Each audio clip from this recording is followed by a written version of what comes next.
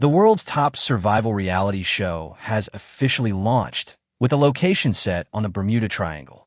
100 top contestants who can survive for a year on the Bermuda Triangle without supplies will receive a prize of $100 million. Sulu, who was originally just an ordinary office worker, had no choice but to take a gamble and participate in this competition in order to treat his mother's illness. As soon as the game started, he was seasick and vomited terribly, and was even ridiculed in public by Lin Shihan, the queen of survival, who was on the same ship. A newbie is a newbie. He can't even sit still on a boat, yet he expects to win a bonus. The viewers in the live stream were laughing hysterically. Ha ha! He can't even sit still on a boat, and he wants to challenge a deserted island. Meanwhile, contestants from other islands also began to land. Wilderness survival officially begins. The popularity of each live stream room soared instantly, and the fastest increase was in Lin Shihan's live stream room. Let's witness Goddess Lin create miracles together. Follow Goddess Lin to conquer Bermuda. Lin Shihan glanced at Sulu and said, "The first step in wilderness survival is to find water and food based on the terrain."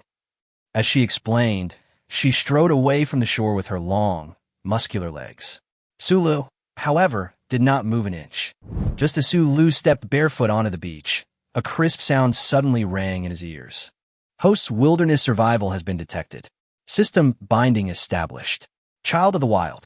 Children of the Wild starter pack. Island South Coast topographic map. Child of the Wild's initial skills. Directional marking LV.1. Animal taming LV.1. Trap making LV.1. The host can unlock more skills by accumulating popularity points in a live stream. Level 1 skill unlock requires 10,000 popularity points, current popularity points, 9,999, in just a short while the irritable viewers in the live stream started cursing. "This isn't a vacation. What are you doing standing on the beach?" Current popularity, 8,777. The popularity score displayed by the system is directly linked to the popularity of the live stream. And in Su Lee's live stream, viewers are rapidly leaving. This survival show on a desert island has a bottom-ranking elimination system. The contestant with the lowest popularity each week will be ruthlessly kicked out. Sulu finally snapped out of his daze. He roared inwardly, then looked at the camera and flashed a bright smile. Are you all getting impatient in the live stream? When it comes to surviving on a desert island, the most important thing is actually to confirm your direction. When I got off the speedboat, Sulu briefly observed the surrounding terrain and confirmed my location. Sulu pointed to a dead branch stuck diagonally in the sand. "See that branch stuck in the ground?" During the few minutes that Sulu observed, the shadow at the top of the tree branch moved a few centimeters to his right from its initial position. With the toes of his left and right feet pointing directly at the starting and ending points respectively, Suli's face is now facing north. As Sulu finished speaking, the system's voice sounded again. Directional marking skill upgraded, current level LV.2. In Su Lee's live stream, the irritable viewers who had been cursing and swearing just moments before suddenly fell silent. What the anchor mentioned is indeed a very common technique for identifying directions, and it's recorded in the Special Forces Manual. 666. No wonder the streamer was standing still. He was trying to find his way. Give the streamer a spicy snack. Current popularity, 11,000. Unlocked skill, danger perception, passive. This skill can significantly increase Su Lee's chances of survival on the deserted island. Lin Shihan, who had already walked some distance away, turned back and glanced at Sulu. "He's hopeless." She raised her delicate eyebrows slightly. Just now, Lin Shihan was thinking that if he caught up, she would help him out since we are all compatriots. In the end, all he did was stand there on the beach and grin like an idiot. Oh well, let him fend for himself. Lin Shihan ignored Sulu. She looked at her camera and said, "Generally speaking, when the terrain and resource distribution are unclear, coconuts are the first choice for water and food on the first day of survival. It tastes good, is highly nutritious, and most importantly, it's clean." She pointed into the distance. "See, Lin Shihan is lucky." Following the direction she pointed, you could see a coconut tree over 10 meters tall. Its feathery leaves spread out a large canopy of shade. Beneath the leaves lay grayish-brown coconuts, which looked incredibly tempting. "Ms. Lin, When you said you were looking for a water source, were these coconuts the one? Lin Shihan casually replied, not bad. But the next second, she turned around abruptly like a startled kitten and took 2 steps back. When did you catch up with me? Her chest heaved violently. She was clearly terrified. Behind her, Su Lu grinned, revealing a set of white teeth. Just when you said you were lucky. Su Lu pointed to the coconut trees. Those coconuts are old, and the coconut water has turned milky white. Drinking it will give you diarrhea. After unlocking the danger perception skill, Su Lu can easily sense this level of potential danger. In a live stream chat, comments flew by, huh? Isn't coconut milk supposed to be milky white? It's true, but to be able to tell that the coconut is old from this distance, the streamer is exaggerating. Upstairs, the kind sold in the market is made from coconut meat, not coconut water. My strange knowledge has increased. Lin Shihan didn't believe Su Li's words at all and turned to leave. Su Li didn't stop her, but just chuckled behind her. The current temperature is about 38 degrees Celsius. If we calculate based on moderate physical labor, an adult's daily water consumption is about 15 liters. Even if you do nothing, you will get dehydrated in less than 3 hours under the scorching sun. Climbing a 10-meter high coconut tree is already considered a medium to high intensity activity. Lin Shihan stopped and turned around. What do you mean? Su Lu met her gaze. If we really can't crack open an edible coconut, then the survival queen will have failed miserably. Ah, you know Lin Shihan is the queen of survival. Lin Shihan glared back. Does she need you to teach her how to survive? In Lin Shihan's live stream, comments like, "Goddess is so cool," and "open a coconut and slap him in the face" were heard. Although the chat was not visible, Lin Shihan herself was thinking the same thing. The distance from the beach to the coconut trees wasn't far. With long legs stepping on the soft sand, they quickly arrived at the coconut trees. Su Lu followed leisurely behind her, ready to watch the excitement. As he walked, he said to the camera, "In wilderness survival, the most important thing is to stay calm." Meanwhile, Lin Shihan had already started climbing the tree. With her rich survival experience and the physical strength she had developed through long-term training, she could handle a 10-meter high coconut tree. Su Lu looked up at Lin Shihan's long legs, which were crossed. The muscles in her legs were perfectly defined, full of power, and covered with a thin layer of sweat, reflecting the sunlight so brightly it made one dizzy. A sudden thud startled Su Lu. He took a few steps back and saw a coconut had fallen not far in front of where he had just been standing. The fact that the danger perception skill didn't react meant that Lin Shihan had also mastered her aim. But that didn't stop Su Lu from shouting at the top of his lungs, "You should have told me before you threw the coconut." Su Lu was answered by 3 consecutive thump, thump, thump sounds. Soon, Lin Shihan had unscrewed all 4 coconuts from the tree and returned to the ground. After all that up and down movement, and under such a blazing sun, Lin Shihan's clothes were completely soaked and water was still dripping from her hair. "Smash it open." Lin Shihan's chest heaved as she pointed at the coconut and commanded Su Lu. Lin Shihan wants to see if there's anything edible inside. No. Su Lu refused without even thinking. Su Lu needs to save her energy to go find water later. At this moment, Lin Shihan even had the urge to hit someone. All right, Lin Shihan will do it herself. She bent down, picked up a coconut, nudged Su Lu, who was watching the commotion with her shoulder, looked around, and found a large rock. She added, "The coconut shell is very hard, so we have to crack it open on these sharp-edged stones so we can eat it." After several muffled thuds, a crack about the width of a finger appeared in the brown coconut in her hand. The coconut water flowing out of the crack was surprisingly milky white. Lin Shihan was completely dumbfounded. Her eyes widened as she looked at the half-eaten coconut in her hand, then at Su Lu. Unconvinced, she smashed open the remaining 3 coconuts. The result was still milky white. "See, you still didn't believe Su Lu said, hands in his pockets, squatting down beside him with a smirk. "Gotcha, huh?" Lin Shihan realized that Su Lu was definitely doing those things on purpose. All she had done was say a few words to him on the speedboat, right? "So, you know where to find water?" Lin Shihan finally caught her breath. "Don't tell Lin Shihan that you're going to distill seawater." She turned the tables, throwing the question back at Su Lu and looking at him with a defiant gaze. "You think you're so capable? Then tell me where we can find water. Su Lu is a man with a system. He now has a topographical map of the South Bank and knows the distribution of water resources like the back of his hand. Su Lu said to the camera, "Generally speaking, water will leave deep trenches on the ground where it flows. As long as you find these ravines and follow them, you will eventually find a fresh water source." As he spoke, Su Lu gestured to indicate the terrain. He then pointed to the northwest of the island. "It's over there. Goddess Lin, this is on page 5 of the Wilderness Survival Guide the production team sent out." Lin Shihan stiffened her neck. How could she possibly waste time on such basic reading material? "Of course Lin Shihan has read it," she said proudly, tilting her head back. Su Lu burst out laughing. "The 5th page of the survival guide talks about the show's rules, not how to find water." "Ha ha ha, I knew you hadn't read it. Come on, Su Lu will take you to find water." "Lin Shihan, you've gone too far." After saying that, she still followed Su Lu. There was no other way. She knew her own physical condition best, and her current state was not optimistic.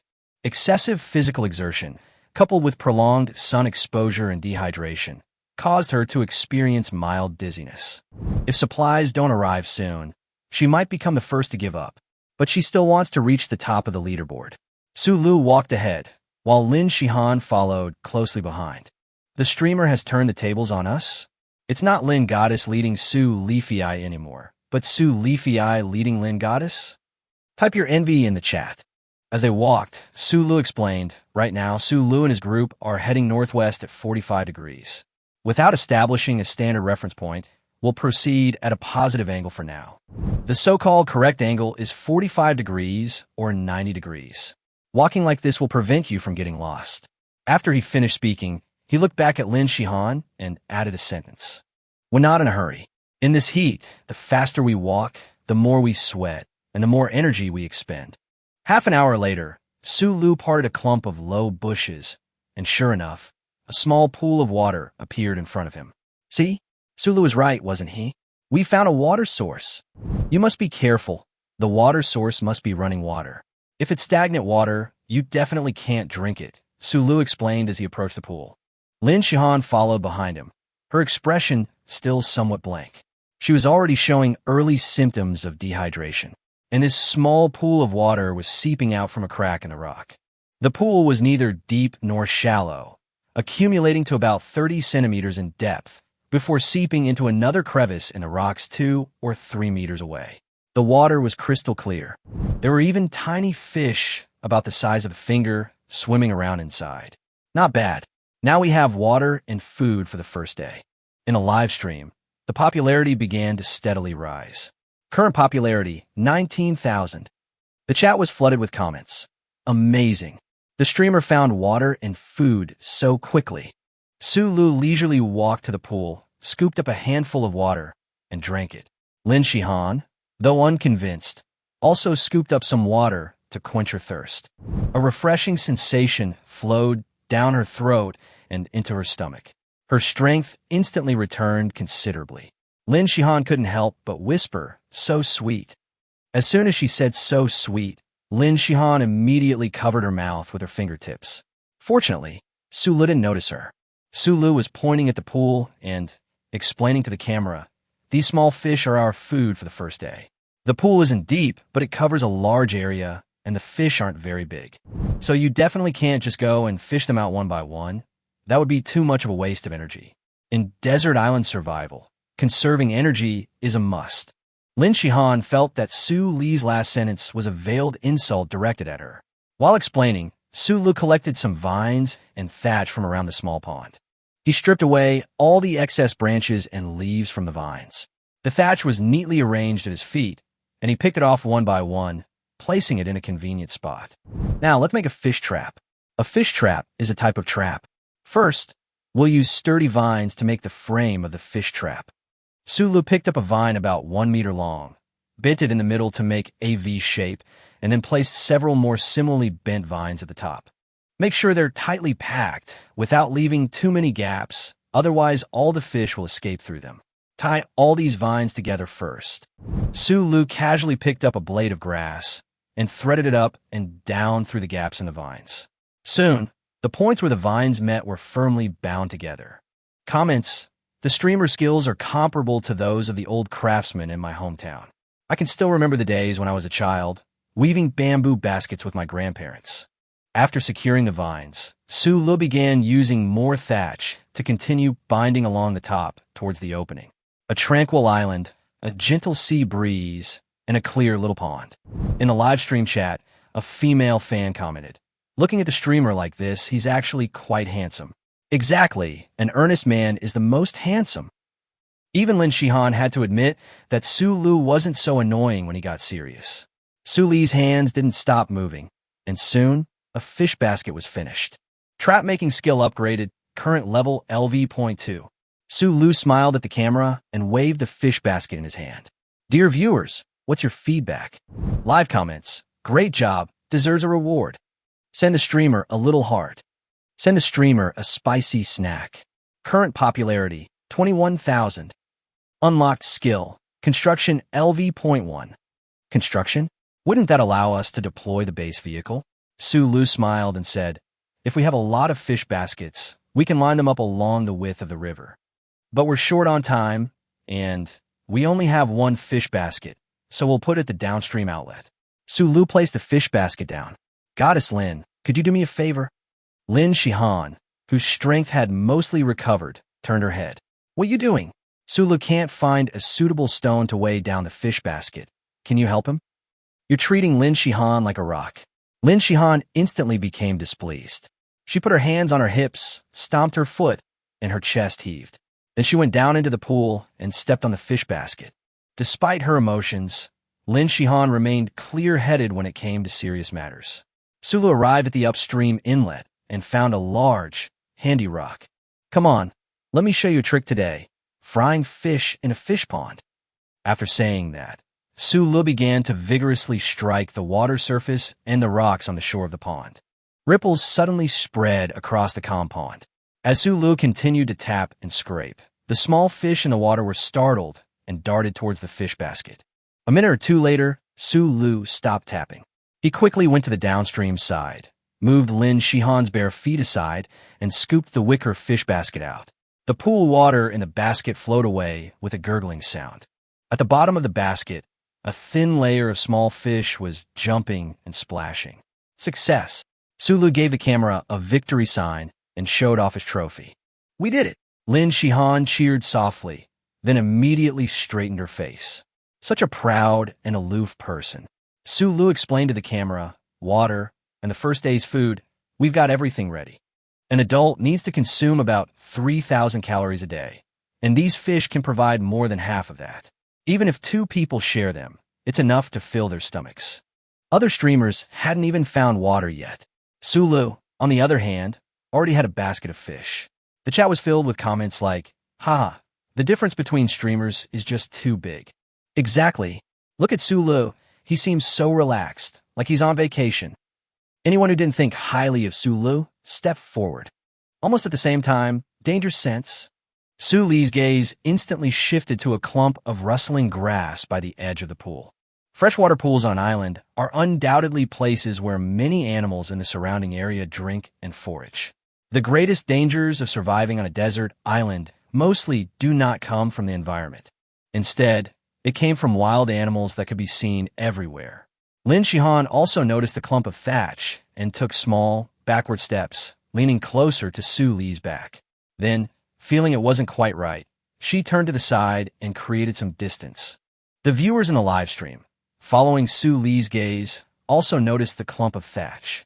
Chat comments included, "Is it a snake?" and "No way, I quite like this streamer, he can't be eliminated so early in the game." Chapter 5, Little Cutie, Meow Meow, is it a snake? Lin Shihan looked at the constantly swaying clump of grass, estimated its height and density, and her voice was obviously a little weak. Sulu chuckled and teased. The queen of survival is afraid of snakes? As he spoke, he held the fish basket in one hand and slowly grabbed a clump of vines beside him with the other. Based on the warning signals from their danger sense, the thing hiding behind the thatch was quite hostile towards them. Sulu lowered his voice and continued explaining to the camera. It's probably because they violated its territory. Wild animals have a strong sense of territory. If you accidentally wander into their water source or hunting grounds, then it's a different story. Lin Shihan frowned and couldn't help but interrupt him. What if it really is a snake? Su Lu held the rattan cane and casually said, Then how about we cook snake meat soup? But we don't have a fire right now, so how about we eat snake meat sashimi? Upon hearing the words snake sashimi, Lin Shihan couldn't help but shudder, feeling that Su Li's personality was truly awful. She instinctively grabbed Su Li's sleeve, but then, realizing what she had done, she disgustedly let go. Su Lu pretended not to see, but he wasn't relaxed at all. The climate on the mysterious island varied too much, and he couldn't guess what was behind the bushes. He lowered his body and slowly backed away, trying not to disturb the other party. After all, in the early stages of survival, humans have no weapons, and if a conflict occurs with wild animals, they are more likely to suffer losses. If a wild animal is injured, it can simply run away. But once a human is injured, the consequences can easily lead to tetanus or infection, essentially meaning a failure to survive. A little bad luck, and it's game over. The number of comments in the live stream suddenly decreased significantly. Many viewers held their breath, staring at the constantly swaying reeds. The anchor is having such bad luck on his first day. The next second, the commotion in the reeds suddenly intensified. With a whoosh, the bushes were parted. Su Li's eyes widened. Lin Shihan's mouth gaped open, and the last remaining comments in the live stream vanished instantly. What emerged swaying from behind the bushes was a black-footed cat. It was less than 20 centimeters tall, about the size of two fists put together, with a tiger-like head and light reddish-brown fur. Its big, round eyes were fixed on Su Lu. Its furry paws trod through the fallen, tangled grass as it approached him step by step, its whiskers twitching. If a lion or tiger were to adopt this hunting posture, an ordinary person would probably be scared half to death. But on such a tiny black-footed cat, it was simply irresistibly cute. Showdown's live stream chat exploded instantly. Ah, so adorable. Such a cute cat. Streamer, compensate me for my heart. A real man should watch Su Li's live stream. Some knowledgeable viewers also began to explain. Black-footed cats are usually nocturnal and like bushes in semi-deserts. So how could they appear on an island in Bermuda? The mysterious island of Bermuda, what's impossible? Don't underestimate the black-footed cat just because it's small. It's not afraid of prey 4 or 5 times its size. It's a truly ferocious predator. Su Lu couldn't help but laugh as he watched the silly little black-footed cat approach him. It seems that it is indeed showing hostility towards Su Lu because he has invaded its hunting grounds. Black-footed cats have a large appetite, consuming about 1/5 to 1/4 of their body weight in food every day. Although fish is not on their main diet, they can eat it as a snack. At this point, Su Lu looked down at the black-footed cat and asked with a smile, "Isn't that right, little cutie?"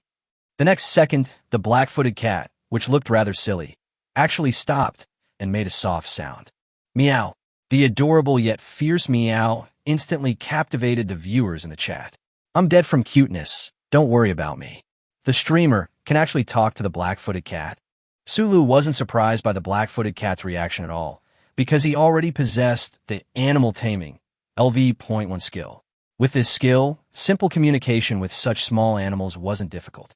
He pointed to the few remaining small fish in the pond, then raised the fish basket in his hand and asked, "Do you want to eat something?" The opening of the fish basket tilted slightly towards the black-footed cat, just enough to reveal the layer of small fish at the bottom of the basket. The meaning was clear. All the fish were with Su Lu. Want some? Beg him.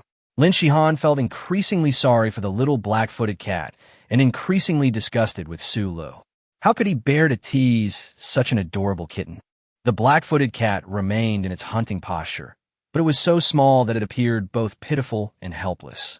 Animal domestication skills told him that this black-footed cat's hunting abilities would be very helpful for his survival on the desert island. So Su Lu took a small fish out of the fish basket, shook it gently, and placed it on the ground in front of him. Eat. The black-footed cat meowed. Chapter 6. Little Black. A typical negative example. The black-footed cat cautiously rubbed against the ground, picked up the small fish, turned around and darted back into the haystack in a few steps, and lay down to lick the fish meat little by little. While eating, it kept a wary eye on the two enormous creatures in front of it, Su Lu and Lin Shihan. The camera captured this scene in its entirety in a live stream, and Su Li's popularity began to soar visibly, with the majority of his fans being female. Wow, the streamer is so kind. I want a black-footed cat too. I really want to pet it. Immediately afterwards, Be Your Cat continued to give rockets as gifts, and the popularity of the live stream room soared to 30,000. Current popularity, 30,000. New skill unlocked. Tool crafting LV.1. Su Lu simply sat by the pond, watching the black-footed cat eat fish.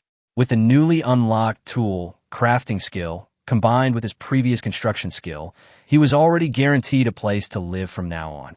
He casually scooped up a handful of water to moisten his throat. After all, Su Lu was originally just an ordinary office worker. Even with the wilderness child template, the physical exertion from finding water, making fish baskets, catching fish, and being exposed to the scorching sun was still considerable. The black-footed cat quickly finished a small fish, then looked at Su Lu with its tiger-like head. Su Lu smiled. Want some more? Lin Shihan immediately felt a surge of affection. Give it another one. Okay. Su Lu took another small fish from the fish basket and placed it not far in front of him. I'll take this one from your food. Lin Shihan glared at him angrily, but Su Lu ignored her completely. After the black-footed cat finished eating the fish, Su Lu stood up, carrying the fish basket. It's getting late. We should hurry and find shelter. The sea breeze is strong tonight, and if we don't find a place to shelter from the wind, we might get sick the next day. Using his construction skill, Su Lu had already made a judgment on the location of the shelter. After all, the location of the camp is the foundation of all construction. Lin Shihan looked at him suspiciously. You haven't even surveyed the terrain. How do you know where to choose a location? Su Lu said calmly. The survival guide provided by the program team explains it on page 23. When choosing a place to hide, it should generally be able to block the wind, avoid snakes, insects, rodents, and ants. The ground should be flat, and the surrounding area should be convenient for obtaining materials, preferably close to firewood, food, and water sources. After saying that, he added, Su Lu already noticed this when we came over. Just follow him. Lin Shihan looked at him with suspicion. Page 23 of the instruction manual? You made that up again, didn't you? Su Lu just chuckled and turned to leave. The live stream chat started discussing. So there's so many things to consider when building a temporary place to stay. You have to live on a deserted island for a year. If you choose the wrong place, you'll have to move again. It's such a waste. After walking a few steps, Su Lu suddenly felt an itch on his ankle. Looking down, he saw that the black-footed cat from before had indeed followed him and was affectionately rubbing against his ankle. Is this little cutie addicted to freeloading? Lin Shihan covered her forehead, having to admit she was indeed a little envious of Su Li's abilities.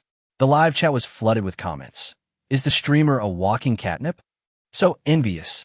Su Lu bent down, and the black-footed cat initially shrank back, but quickly clung to him again. He scratched its chin with his finger, and the little guy immediately squinted its eyes and purred contentedly. Su Lu laughed and said, You can't just freeload. You'll have to hunt for Su Lu from now on. The chat immediately protested. Have some decency, streamer. You're going to exploit such a cute kitten. Unexpectedly, the black-footed cat seemed to understand and meowed a few times. Su Lu immediately laughed. Okay, then you're allowed to freeload from now on. Su Lu pondered for a moment. I'll call you Little Black. Wilderness Survival System. Animal Taming Skill Upgraded. Current level LV.2. The comments section immediately erupted. Little Black is a great name. Little Black Fan Club officially established. Protect the world's cutest Little Black. Xiaohei grabbed Su Li's trouser leg, climbed onto his shoulder in a few quick movements, and then nestled comfortably against his neck. Su Lu looked on helplessly. Are all felines like this by nature? Acting like the master so quickly. He kept walking, and soon a recessed cliff came into view. It was sheltered from the wind, about 700 or 800 meters away from the pool, and there were plenty of trees around that he could use. More importantly, half of the ground here is exposed to sunlight, while the other half is in the shade, making for a good balance of temperature and lighting. Su Lu looked around with satisfaction and gave the camera a thumbs up. I'll stay here for now. He leaned the fish basket against the side, chose a flat stone where the sun could shine directly on it, and laid the small fish out one by one on the stone surface. This is to dry the small fish, improve their taste, and also kill as many parasites as possible. Little Black was clearly still up to its old tricks, eyeing the dried fish with predatory intent. As Sulu dried the fish, it crouched down, wiggling its furry rear end, poised to pounce. I already said, if I give you any more, Sulu won't have any left. Sulu ruffled Xiao Hei's furry head, grabbed it by the scruff of its neck, and shoved it directly into Lin Shihan's arms. Hold it tight. Don't let it steal the dried fish. Lin Shihan was startled when she was suddenly stuffed with a fluffy thing. Upon recognizing Xiao Hei, her gaze softened instantly. Stingy, what's wrong with giving it another fish? Sulu asked without looking up. Is this the kind of thing a survival queen would say? Lin Shihan's eyes widened, and she puffed out her chest. Sulu said to the camera, "Attention everyone in the live stream. Goddess Lin is currently showing typical symptoms of dehydration and electrolyte imbalance, and her judgment is impaired. In wilderness survival, there's nothing more dangerous than this." Chapter 7. Who's on whom? Making stone knives. In Lin Shihan's live stream, viewers could already tell she was getting the short end of the stick. Some felt sorry for the goddess Lin, being overshadowed by the newcomer Sulu. Some people comforted everyone, saying that this was just a bad start. And based on Lin Shihan's experience, as long as she got into the rhythm later, she would definitely be able to stabilize the situation. Some also mentioned that several of Ed Stafford's students are making great strides, with some already finding a stable water source and beginning to explore the island. If they reunite and divide the tasks later, it will be difficult for them to catch up. Therefore, many fans are placing their hopes on Lin Shihan, while also having to admit that Sulu is indeed quite capable. If he could work with Lin Shihan, the two might go even further. However, some people still disagreed. Given Goddess Lin's experience, once she recovers, Sulu will eventually have to follow Goddess Lin. Meanwhile, on the island, in a recessed part of the cliff, Lin Shihan, who had just been shoved in the face by Sulu, was holding Xiao Hei and leaning against a large rock to cool off. It was the hottest time of day, and let alone surviving on a deserted island, no one in civilized society would want to work under the scorching sun. Lin Shihan glared at Sulu angrily, but kept scratching Xiao Hei's chin. If Sulu dared to use her as a negative example, then she would just steal his cat petting and not give it back. Sulu, on the other hand, was happy to have some peace and quiet, and could use this time to sort out the current situation. The system's appearance made the initially difficult start much easier, but he was also well aware that he couldn't afford to be careless. The island's weather was unpredictable, and danger could arise at any moment. Carelessness would mean failure. Currently, the system has given him the following skills: location marking, animal taming, trap making, construction, and tool making, as well as a passive skill, danger perception. However, Sulu understands that skills alone are not enough. The popularity of the live stream is the key to whether he can stay. The survival show on the desert island has been held for several seasons, and Sulu has always been a loyal viewer, so he knows very well that contestants with too little popularity will be eliminated in the first round. In the past, many people with good survival skills have unfortunately been eliminated because they couldn't gain popularity. He lacked a foundation of fame. Those top streamers probably have tens of millions of viewers now, which is incomparable. Although Lin Shihan had a rough start, her fans are all die-hard supporters, and she now has at least 1 million followers. Sulu, on the other hand, only has around 30,000 followers, so he won't be able to survive the first round of eliminations. So next, he had to find a way to continue boosting his popularity. Sulu stretched, and his joints cracked, making him realize that his ordinary office worker body hadn't been exercised in a long time. With the construction and tool making complete, let's start by making the tools. Sulu straightened the camera and began to narrate. In wilderness survival, whether it's building a camp, gathering resources, or hunting and defending, a handy tool is indispensable. Chopping, and slicing. These actions all require stone knives and axes, so the tools must be made as quickly as possible, he said, gesturing with his hands to demonstrate the corresponding actions. Bones and shells can also be used to make knives and axes, but the easiest material to obtain is stone. While drying the small fish, Su Lu had already surveyed the surroundings. There were many shale flakes scattered below the cliff, perfect for processing. He went around and picked up a few pieces of shale with suitable shapes, showing them to the camera. Choosing this kind of flaky stone means it already has a basic shape. With a little trimming, it can be made into a stone knife. After saying that, Su Lu used a large stone as a workbench, placed the shale on it, and then picked up another stone and carefully tapped the edge of the shale. The clanging and clattering sounds continued as fine stone fragments broke off from the shale, gradually transforming the originally irregular stone flakes into thin, elongated knife shapes. Su Lu held the shale in his hand, felt its center of gravity, and swung it a few times at the camera. Look, perfect ergonomics. Immediately, someone spammed the chat. To be able to shape this just by tapping, that's really impressive. This survival experience is no less than that of Goddess Lin next door. Current popularity, 33,000. After repairing the shape, Su Lu began to sharpen the blade of the stone knife. He collected the stone fragments he had just knocked off, crushed them into stone powder with larger stones, and then spread them on the workbench. Powdered stone plus hard, rough stone and a simple whetstone is complete. Then Su Lu gripped the handle with the blade facing him and used his middle and ring fingers to press the blade, pushing it out at an angle and then pulling it back. This action was repeated continuously, the stone rubbing together with a soft, grinding sound, and the edge of the stone knife became thinner and thinner with each stroke. Awakened by the sound, Little Black wriggled out of Lin Shihan's arms. Lin Shihan reached out to hug him, saying, "Don't run away." As a result, Xiaohei twisted its hind legs and darted away. Lin Shihan immediately turned her head. Who cares? But Xiaohei had already climbed onto the big rock, staring wide-eyed at Su Li's pushing and pulling movements. The atmosphere in Su Li's livestream became more relaxed. Humans and nature can coexist so harmoniously. This young man was so focused when he was weaving fish baskets, and now he's so handsome making stone knives. I like him more and more. What am I going to do? I can weave fish baskets too. How about you consider me? Are you as handsome as Su Lu? You can't be so discouraging. Xiaohei is so cute. I really want to pet it. I want to steal the cat. Hey, upstairs, something's not right. Chapter 8. Lemongrass with dried fish.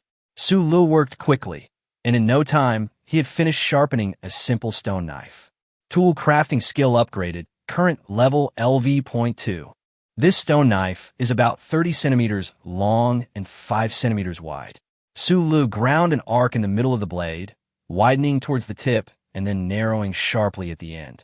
This design is suitable for both chopping and cutting. If danger were to arise, even without time to swing the knife, a horizontal strike with a heavy stone blade would be enough to stun a wild beast. Su Lu gripped the hilt and made a slashing motion. The deep whistling sound sent a chill down one's spine. He laughed and said, "From the primitive era, we have officially entered the Stone Age." Little Black also meowed in perfect unison, full of swagger. Su Lu ruffled its furry head and said, "With your size, just focus on being cute.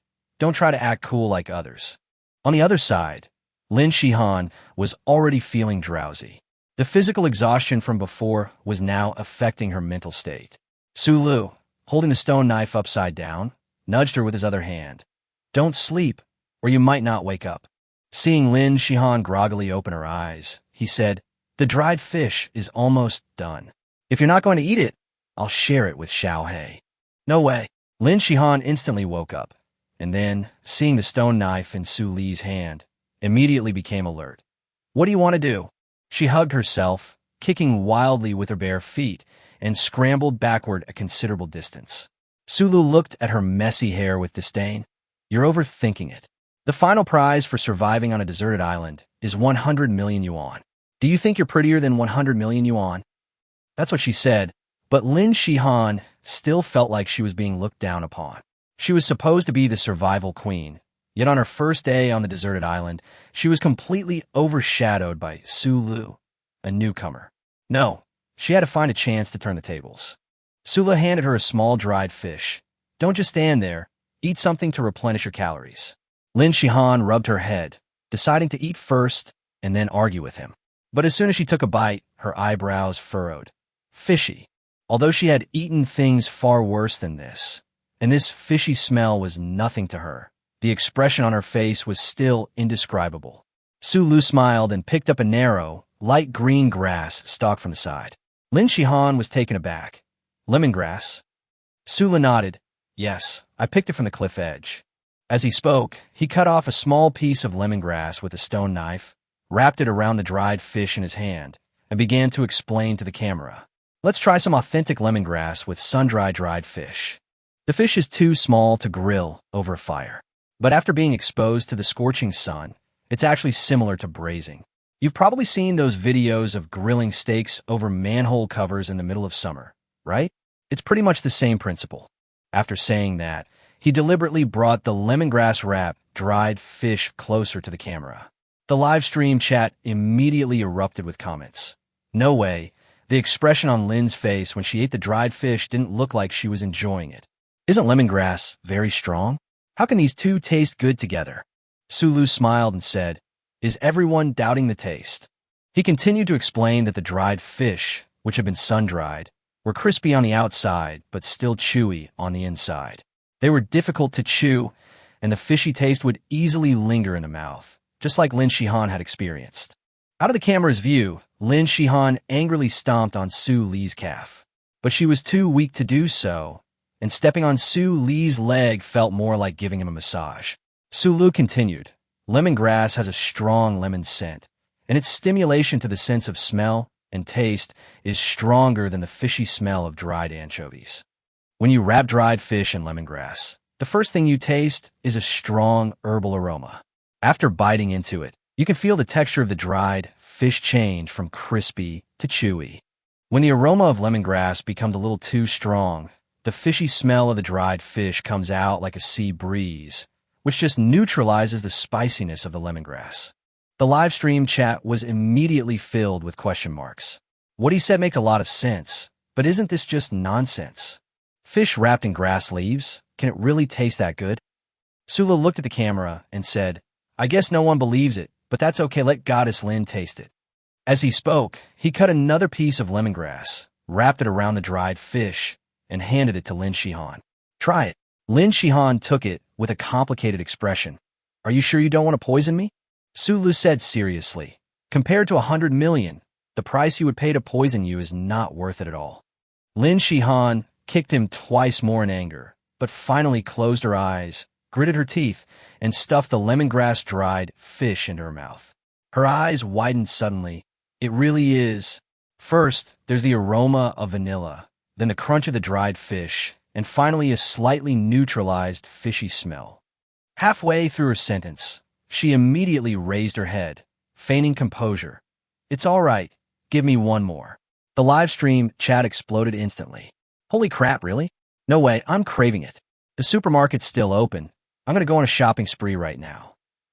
Su Lu smiled helplessly at her stubborn and arrogant expression and wrapped another one for Lin Shihan. The ravenous Lin Shihan quickly wolfed it down, muttering delicious. Smelling the aroma, Xiaohei immediately came over, rubbing against Su Lu with its tail, nudging him with its head, and even rolling around to expose its belly.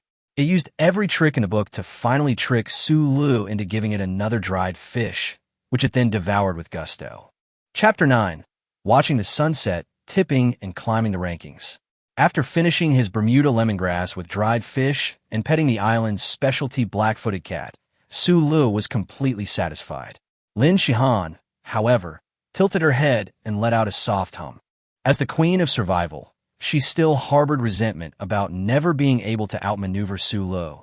What annoyed her even more was that Xiaohei wouldn't let her pet him anymore. This little guy who considered dried fish his father. In the blink of an eye, it had forgotten that it was just nestled in her arms, purring like a tractor, and it was kneading its paws. The wildcat's claws were incredibly sharp, and Lin Shihan still felt a little pain, silently cursing it for being heartless.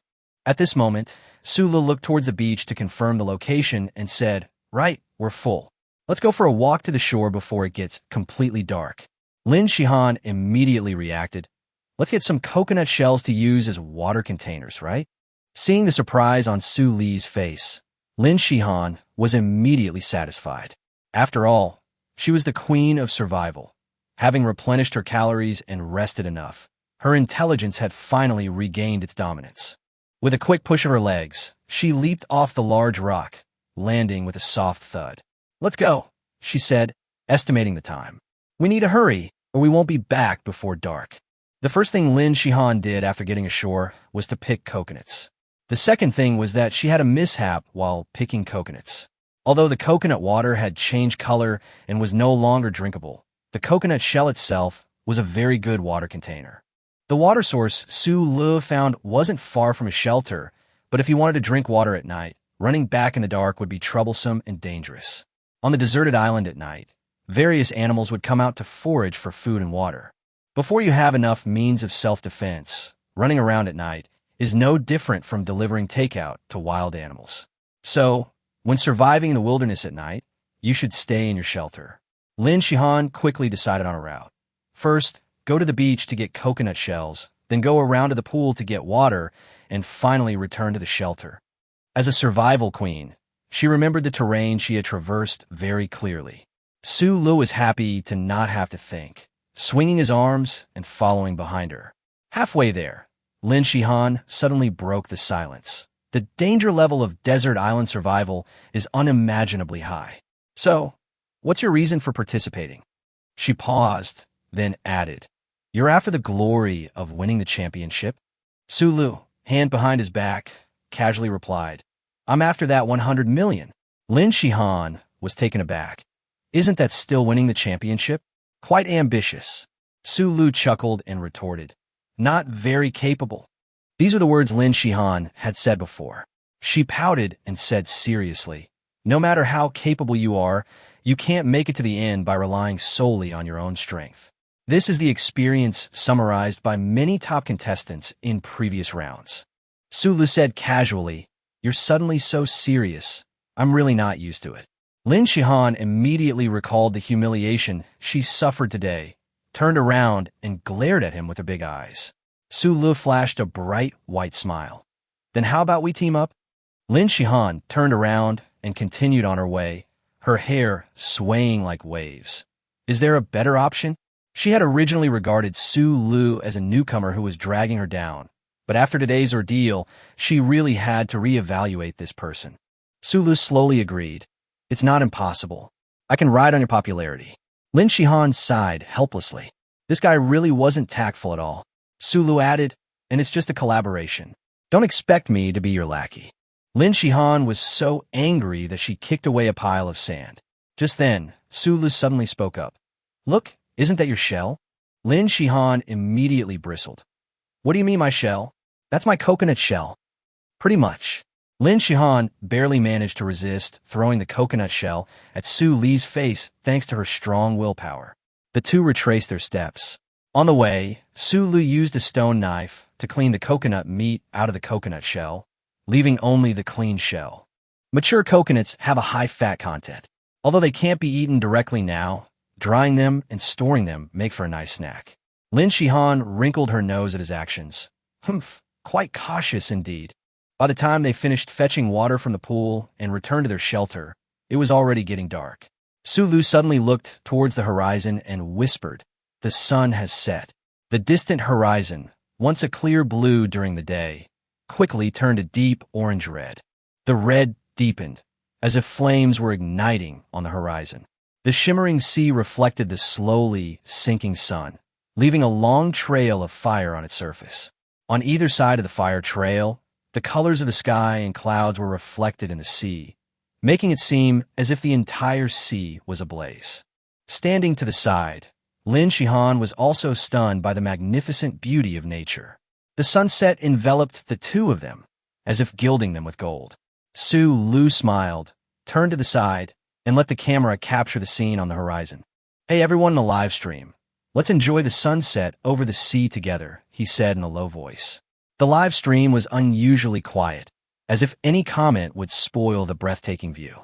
The live stream chat only slowly resumed after the sun had completely sunk below the horizon. "Oh my god, so beautiful. Every scene could be a wallpaper. Thank you so much, streamer." Immediately afterwards, various virtual GIFs started pouring in. Top-tier Dragon Bro, gifted a yacht, Be Your Cat, gifted a rocket, and Big Gold Chain Barbecue, and Gentle Seabreeze also gifted yachts. Current popularity, 40,000. Unlocked skill, Ignite LV.1. This wave of donations even propelled Su Lu into the top 10 of this week's Survival Challenge hourly rankings, catching the attention of the organizers. In a huge live streaming hall, the person in charge projected Su Li's live stream onto the large screen in the center. Mr. Chun, this is contestant number 37's live stream. He's the one who just surged in the rankings. The middle-aged man, addressed as Mr. Chun, watched Su Li's recording of the day at double speed, nodding repeatedly as he watched. His popularity isn't high yet, but his potential is good. And he's even managed to latch onto the coattails of the survival queen, Lin Shihan. This newcomer, Su Lu, is quite interesting. At this point, President Chun looked at a bald man beside him and asked, "By the way, Consultant Ed, what do you think?" Chapter 10. Ed, a student of Ed, observes the stars. The bald man, Ed, is none other than the renowned master of wilderness survival, known as Ed himself. Currently, Ed serves as a special consultant for a survival show on a deserted island and is a regular guest on the live stream. Meanwhile, another equally famous figure, Bear Grylls, was in charge of another time slot. A world-class program like Man vs. Zombies naturally needs these two masters on board. Ed rubbed his bald head and commented, "Su Lu is indeed a newcomer to Man vs. Zombies, but his wilderness survival skills are truly outstanding." He could tell that a lot of fat from the coconut meat had dissolved into the coconut water, and he was able to locate the water source so quickly. To be honest, even Ed couldn't do as well as him back on the island. Mr. Chan was pleased to hear this, but he humbly replied, "Advisor Ed is too kind." Then, Mr. Chan asked, "Do you think Su Lu and Lin Shihan can make it to the end?" Yi habitually touched his bald head and blinked. It's hard to say. However, Ed has a lot of confidence in his students. The students he mentioned were survival masters from 4 different countries, whose skills were no less than his own. Ed continued, "If they successfully team up, the outcome of this episode of Survival on a Desert Island will probably be pretty much a foregone conclusion." After saying that, he had his staff switch to the live streams of 4 students. They were contestant number 3, Isabella, contestant number 11, Smith, contestant number 12, Tuzan, and the last one, a young man with black hair and brown eyes, contestant number 9, Retsu Kojima. On the large screen, 4 live streams played their day's itinerary at 4 times speed. They located water sources, searched for food, selected shelter, and were even preparing tools after sunset. Their progress was in no way inferior to Su Lu and Lin Shihan's. This was the skill of top survival masters. More importantly, although the 4 of them were not on the same island, their pace of action was remarkably synchronized, and they all exuded a sense of ease and composure. Ed's eyes gleamed with pride. Many people have learned wilderness survival from Ed, but these 4 are the real pride. You see, they're minimizing mistakes at every step, even to the point of making no mistakes at all. I dare say, the first person to light the campfire will be one of those 4. Hearing this, Mr. Chin couldn't help but smile wryly. Light the campfire, huh? The island has extremely high humidity, making it almost impossible to find truly dry wood. Starting a fire in such an environment is incredibly difficult. Even when Ed Stafford was surviving on the island, it took him a week to light his first fire and eat his first hot meal. In a survival show, the first person to light a campfire will definitely see their popularity skyrocket, an achievement worthy of a cover feature. Ed smiled and said, "Lin Shihan made a mistake on the first day, and Su Lu is a newcomer. So, Ed admires them, but will continue to observe." The first period of a year of survival is crucial. Even looking up at the stars feels like a luxury. Meanwhile, on the island, Su Lu is leisurely lying on the ground, working at sunrise and resting at sunset, going with the flow and living in harmony with nature. Su Lu pointed the camera at the starry sky and slowly moved the lens. As you can see in a live stream, after sunset, a white band slowly appears in the sky above us. That's the Milky Way. In big cities, due to severe light pollution, it's usually difficult to see such a beautiful night view. Look at the stars on both sides of the Milky Way. They form various constellations, such as Peacock and Sextans. Observing constellations and marking their positions is precisely the ability brought by directional marking LV.2. The live stream chat immediately became lively. The streamer knows so many constellations. I only know the 12 constellations. The 12 constellations are the 12 houses of the zodiac. That's not what the streamer is talking about. Gentlemen, help Su-Lu find out which constellation is Pegasus. Just when the atmosphere in the live stream was relaxed, Lin Shihan couldn't help but burst out. Shuru! She picked up the stone knife in her hand and slammed the back of the blade against the ground. You were really just watching the stars? Su-Lu was startled, his gaze instinctively falling on the stone knife. Huh, what else could I be doing? That was a stone knife he had crafted himself using tool crafting LV.1. He knew best how sharp it was. It had been incredibly efficient at slicing coconut meat before. Now, the stone knife struck the ground with a dull thud, sending chills down Su-Li's spine. He didn't think his head was much tougher than a coconut shell. Chapter 11. Soft rattan mat and bedding. A bed is ready. In front of Lin Shihan, there was a pile of chopped leaves and soft rattan. Beneath these leaves and rattan, the outline of a simple bedding form could be seen. Su-Lu looked at Lin Shihan's sudden outburst with utter bewilderment.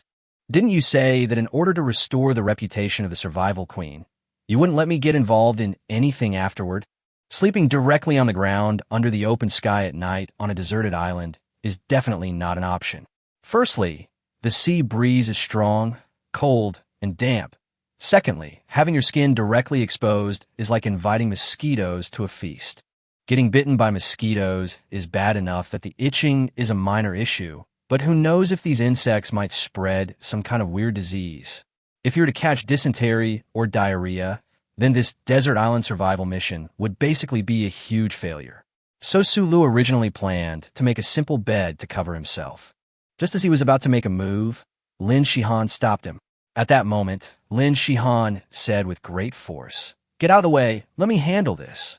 Since she had said that, Su-Li's top priority was, of course, to connect with the viewers in the live stream and boost his popularity.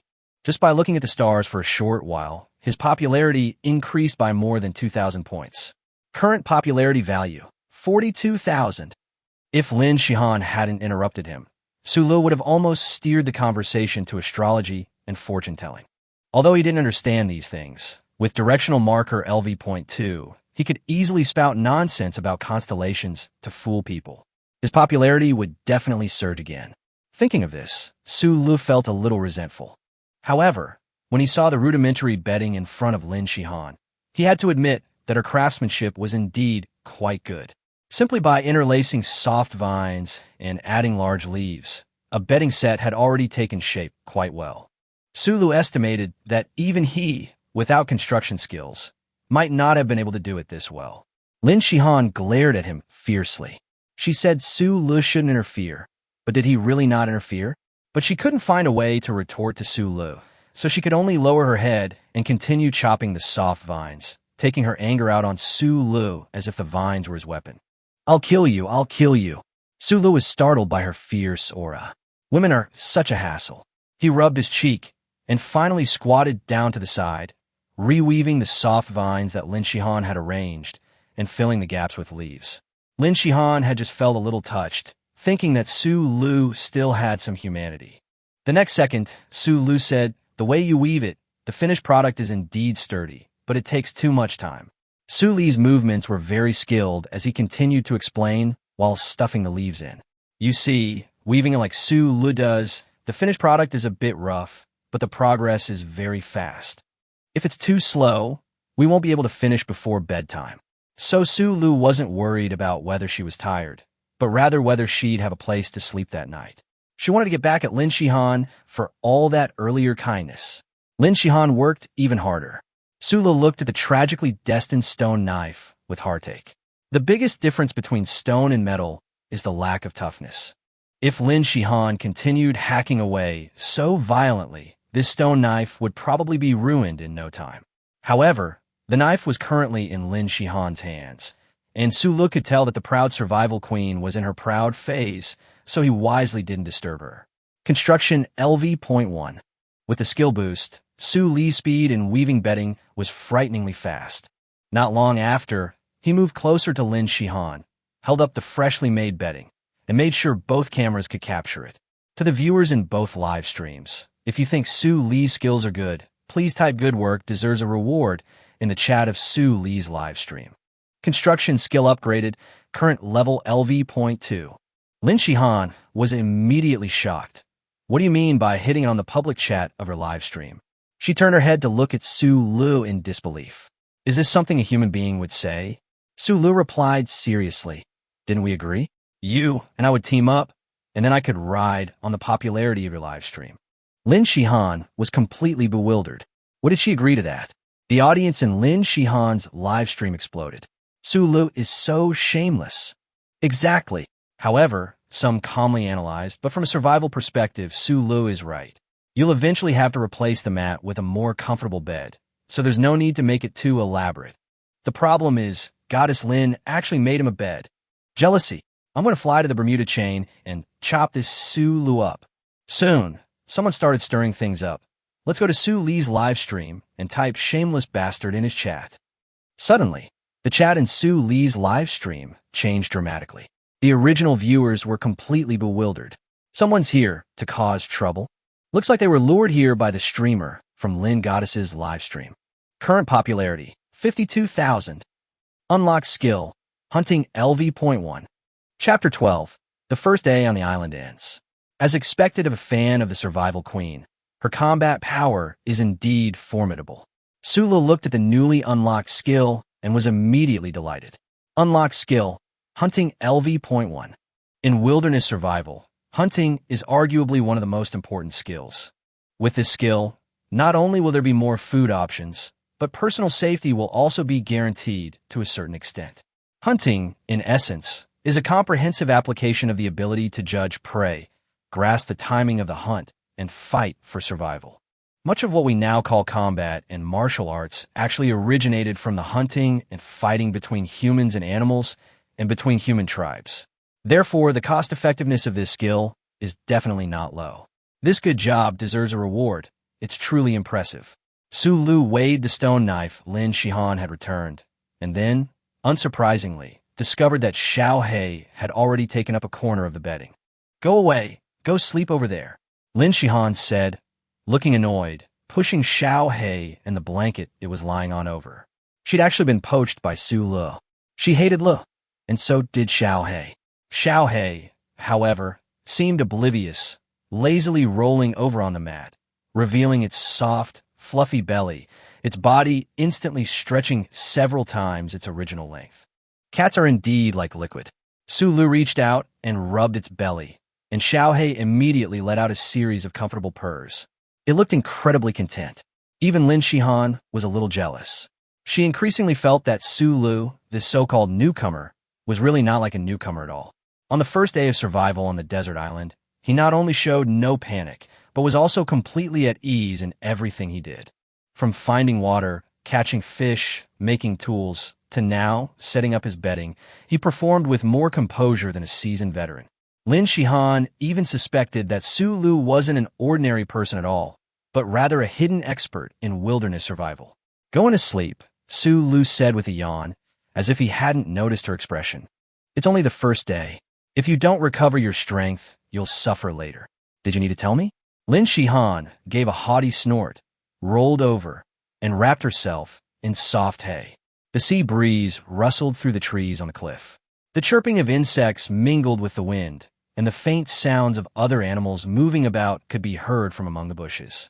The island at night exudes a tranquil and peaceful atmosphere. Just listening to these sounds can calm one's mind. Good night. Lin Shihan was about to reply when Su Lu added to everyone in the live stream. Why is this guy so annoying? The next morning. Damn it, I'm going to be late. Su Lu jumped out of bed, then looked blankly at the horizon where the sea met the sky. There, the sun was slowly rising.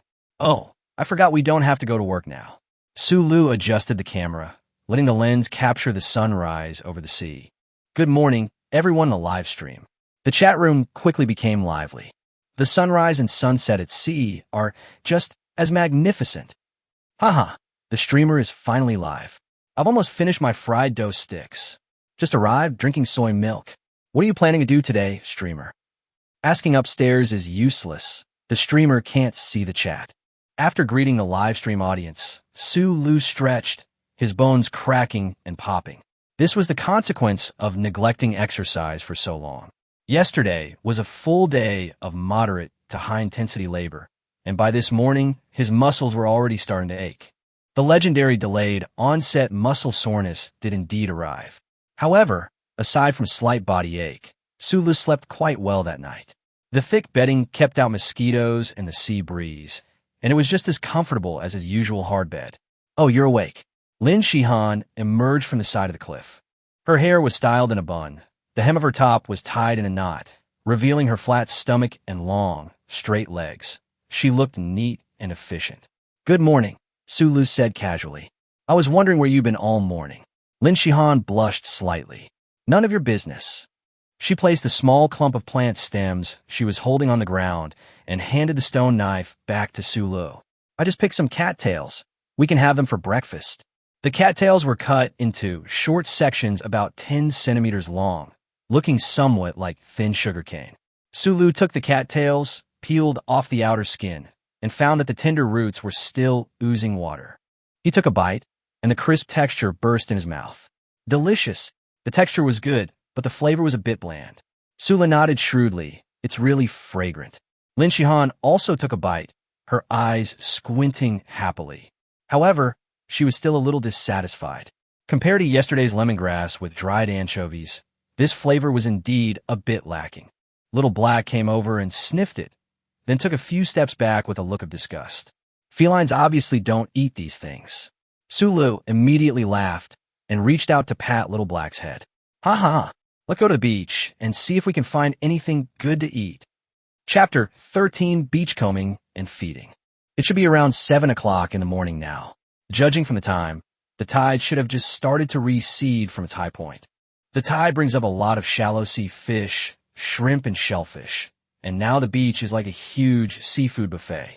Su inserted the stone knife into his lower back and secured it with a soft vine. He held a flexible green branch in his hand, which could be used to dig sand or pry things open. Along with it were several cattails that Lin Shihan had just collected. Little Black seemed to know that this trip was to find food, and it excitedly darted back and forth, kicking up clumps of sand. This looks more and more like a husky, Su thought to himself. About 1 to 2 kilometers down the cliff where the shelter was located, there was a long stretch of rocky shore. The jagged rocks stretch from the beach all the way into the sea. Numerous shells and conches are attached to the rocks. We were lucky. The tide had just receded, and the seabirds hadn't had time to clear the reef area yet. If we had come any later, the seabirds would have all left, leaving us with nothing but scraps. As Su spoke, he pried a sea snail the size of a jujube off the reef. He laid the conch shell flat on the rocks and gently tapped it with the handle of a stone knife. The shell shattered instantly. Generally speaking, sea snails are not suitable for eating raw, mainly because they are quite irritating to the stomach and intestines. However, if it's only a small amount, it's not a big problem.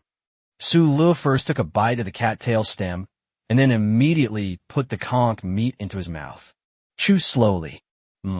The snail meat has a salty, fresh sea flavor, and it's thick, firm, and very chewy. The cattail itself has a light and refreshing flavor, which balances out the greasiness of the snail meat. The combination of these two can be described as just right. Bullet screen. Damn it, should I eat this fried dough stick or not? So early in the morning. This is really early in the morning. Streamer, can't you have any decency? Who does this so early in the morning? Can't you eat the cattail first, and then save the snail meat for lunch? I can tell. The streamer is just trying to entice us. This streamer is really wicked. Then Su continued. However, it's best not to eat too much snail meat. As I just mentioned, eating too much puts a lot of pressure on your stomach and intestines. Just trying it out is fine. Our focus remains on. Su adjusted the position so that the camera was facing the reef in front of him. He used a green branch to pry open a piece the size of his palm from a crevice in the rocks. Oyster. We're really lucky. It's rare to see oysters this big in such shallow water. Lin Shihan was also stunned. How could Su Lu find such high-quality oysters just by taking a casual stroll? Where can I go to seek justice? Little did she know that with the hunting LV.1 skill, Su Lu was quite adept at hunting these seafood products. The best part about oysters is their freshness. As he spoke, Su Lu held the oyster horizontally with one hand and gripped the stone knife with the other, using the tip of the knife to diagonally pierce into the crevices of the oyster shell. The sharp blade easily pried open a small gap, and with a little force, half of the blade tip pierced between the two shells. With a flick of his wrist, Su Lu pried open the oyster shell with a snap. The white oyster meat inside was clear and translucent, trembling slightly, and extremely tempting. Try it. Su Lu brought the oyster to Lin Shihan's lips, and Lin Shihan immediately smelled a fresh and sweet aroma that hit her nostrils. Almost reflexively, she leaned forward and gently inhaled. Slurp. The tender oyster meat was sucked into her mouth. It doesn't taste good. Even the oysters served in the most luxurious hotels have undergone a long transportation process. Even in coastal areas, the oysters you eat still have to go through a process from being caught to being served. But now, these oysters are simply caught and eaten fresh. Nothing could be fresher than this. Seafood, even if it's just a little bit fresher, tastes completely different. It carries a hint of the salty, fishy smell of the sea breeze, yet also a sweet, savory flavor that spreads throughout the mouth. Fresh oyster meat requires almost no chewing and melts in your mouth. The umami flavor permeates the entire mouth, sliding from the tongue all the way down to the throat. The flavor was so delicious that Lin Shihan closed her eyes tightly, a look of ecstasy on her face. Live stream room. This is absolutely unacceptable. Burn them. It's just an oyster. Is it really necessary to eat it with such gusto? Wah, I want to eat such fresh oysters too. Wah, I wish I could be fed such fresh oysters too. The two of you upstairs and upstairs should just get together.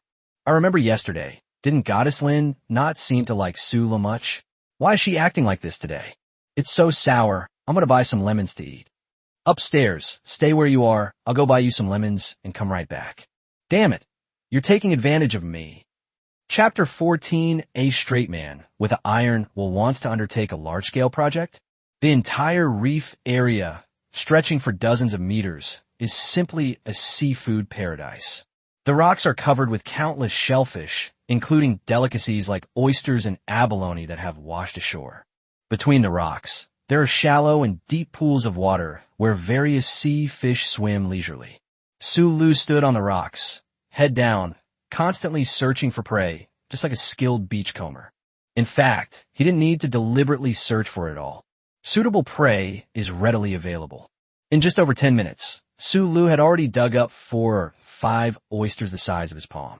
In addition, smaller abalone were also washed to the shallow waters, where they obediently clung to the bottom, waiting to be harvested. Use a stone knife to pry open the shell and shave the meat. Lin Shihan looked completely intoxicated by the food being fed. When she was trying to survive, she carried everything on her own, and time was incredibly tight. These things are just for filling one's stomach. There's no time to savor their deliciousness. She had only been teamed up with Su Lu for a day, but she was already getting a feeling. It seems this man has his own rhythm. The pace isn't fast, but it's very comfortable. It makes you forget that you're surviving on a desert island, not on a beach vacation. Lin Shihan subtly sensed that something seemed off about her mindset. But I can't quite put my finger on what's wrong. Try this. Su Li's voice came from ahead. She obediently brushed aside the hair that had been ruffled by the sea breeze and leaned her head slightly forward. Slurp. Lin Shihan. No. Why should I listen to him like that? Do I still need him to feed me? I don't know how to collect shellfish myself. Snort. It was only then that she suddenly realized what she felt was wrong. She was completely drawn into Su Li's rhythm.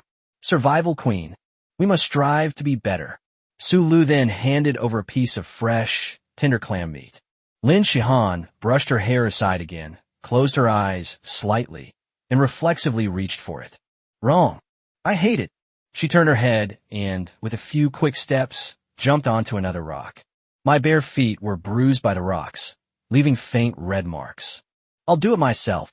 Leaving a lingering sound, Lin Shihan bent down and began digging for sea snails herself. Sulu was completely bewildered. What did I do to her? Why did she turn on me so suddenly? He stuffed the clam meat into his mouth, chewed it, swallowed it, and looked completely absorbed. It's quite delicious. It was infused with a faint, fishy smell of seawater, but the fishy smell was neutralized by the sweetness of the clam meat. A rich and layered flavor that lingers on the palate. Or is it that she doesn't like that kind of thing? Wait a minute, if I don't like it. Why did I eat it so enthusiastically just now? I ate it like a rice weevil. Never mind, let's continue beachcombing. Sulu lowered his head and continued searching for prey. The live stream chat was flooded with comments. Rice weevil? The anchorwoman Guan Lin is called Rice Weevil. Is this something a human being would say? That's Goddess Lin. He's actually feeding Goddess Lin. This streamer is such a straight guy. I'm getting anxious for him. Why did Sister Lin turn around and leave just now? I'm still young and don't understand. Could you please explain to me? I'm waiting online. It's urgent. Listen upstairs, pay attention in class, and don't sneak around on your phones. You dare look down on me? Don't leave after school. The live stream room was already bustling with noise early in the morning. Just as the barrage of comments was flooding the screen, Sulu happened to be preparing a sashimi feast for himself. Fresh, tender oysters, plump abalone, and finely sliced clams used as garnish. The plates were made directly from black reef stones. The cattails, once peeled open, were also cut into thin strips and used as a garnish among the various kinds of seafood. Although it was just breakfast, it was full of ritual. A bite of oyster, a bite of cattail, another bite of abalone, then a bite of cattail. A few clams to savor, followed by a sprig of cattail to cleanse the palate. The waves gently washed over the rocks, where Sulu sat cross-legged. Seagulls and other seabirds circled overhead, cooing. The rising sun shone through the wings of seabirds onto Sulu's shoulder. He appeared extremely relaxed and at ease. Eat your fill. Hunting skill upgraded, current level LV.2. This reef has naturally formed a funnel shape. Sulu, completely satisfied, said to the camera, taking advantage of the terrain, we can build a fish pond for fishing. This way, we'll have a stable source of protein in the future. Bullet screen. A fish pond? Are they making another trap? But the streamer didn't bring any vines to make fish traps. I don't know, but the streamer is very reliable. Let's wait and see. Sulu first stood on a high point on the reef and carefully observed the terrain. From here to here, he was muttering to himself. The viewers in the live stream looked completely bewildered. Bullet screen. Does anyone understand what the streamer is trying to do? I don't know why the streamer circled that area. It was too big, encompassing almost half of the reef area. Is this some kind of massive construction project? Chapter 15A Series of Traps, Long-Term Considerations. As Sulu observed, he pointed out several locations. These locations are distributed in a haphazard and disorderly manner. Some are near the point where the rocks meet the sea, while others extend all the way to the beach on the shore. After confirming the location, Sulu jumped off the reef. He came to the spot closest to the shore, thought for a moment, and then began to use the green branch in his hand to dig out the sand deposited in the small puddle between the rocks. The sand was very soft, and as Sulu moved, a shallow pit appeared at the bottom of the puddle. The fish in the small puddle scattered and fled. But Sulu didn't care about the appearance of the small fish at all, and just kept digging in the sand. Under his care, the shallow pit kept getting bigger and bigger. The side closer to the land is shallower. The side closer to the sea is much deeper. From Sulu's perspective, this shallow pit forms a slope. The dredged sand was piled up by Sulu at the end far from the coastline, forming a dam-like shape together with the reefs. He then gathered some broken rocks and covered the sand dam. In this way, the first point that was previously marked is now processed. He straightened up and wiped away a thin layer of sweat. Then, he explained to the live stream audience, this spot will be one of the future fish ponds, lower-ranked areas for fish. A storm of question marks swept through the live stream. Has anyone figured out what the streamer is trying to do? They must be using the tides to catch the fish and shrimp that are carried ashore. I can understand digging deep pits, but why did he dig so many? Moreover, they even sloped the bottom of the fish pond like this. I don't understand. Amidst the question marks from the viewers in the live stream, Sulu arrived at the location of the second marker. Keep digging. This time, he dug out a pool with a slope and reinforced the sand with broken rocks. The second fish pond is complete. Start the third one. At the third marker, Su Lun not only dug out a pool of water, but also blocked the extra entrances and exits of the pool with gravel. The fourth and fifth. Under the gaze of tens of thousands of bewildered faces in the live stream, Su Lu spent half a morning, about 2 hours. Finally, all the markers have been processed. During this time, Lin Shihan grew impatient and went to collect a lot of wild fruits and plant roots. After she finished all that, she came to the reef and looked at the big project that Su Lu had put together. His face held a faint disdain that said, "Go ahead and try. Let's see what you can come up with." But the sparkling curiosity in his eyes made him look just like a curious child.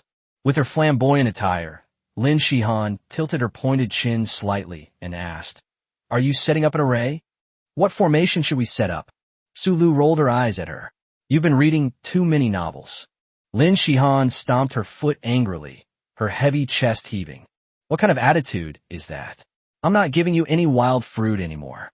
Su Lu continued, "This is a simple chain of fish ponds. When the tide comes in, fish of all sizes swim into the fish pond along the routes I've designed. When the tide goes out, the fish will be trapped layer by layer. The most crucial thing is..."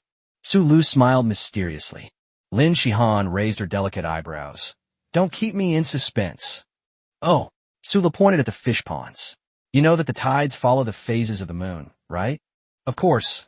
Lin Shihan proudly raised her chin. So Su Lu drawled.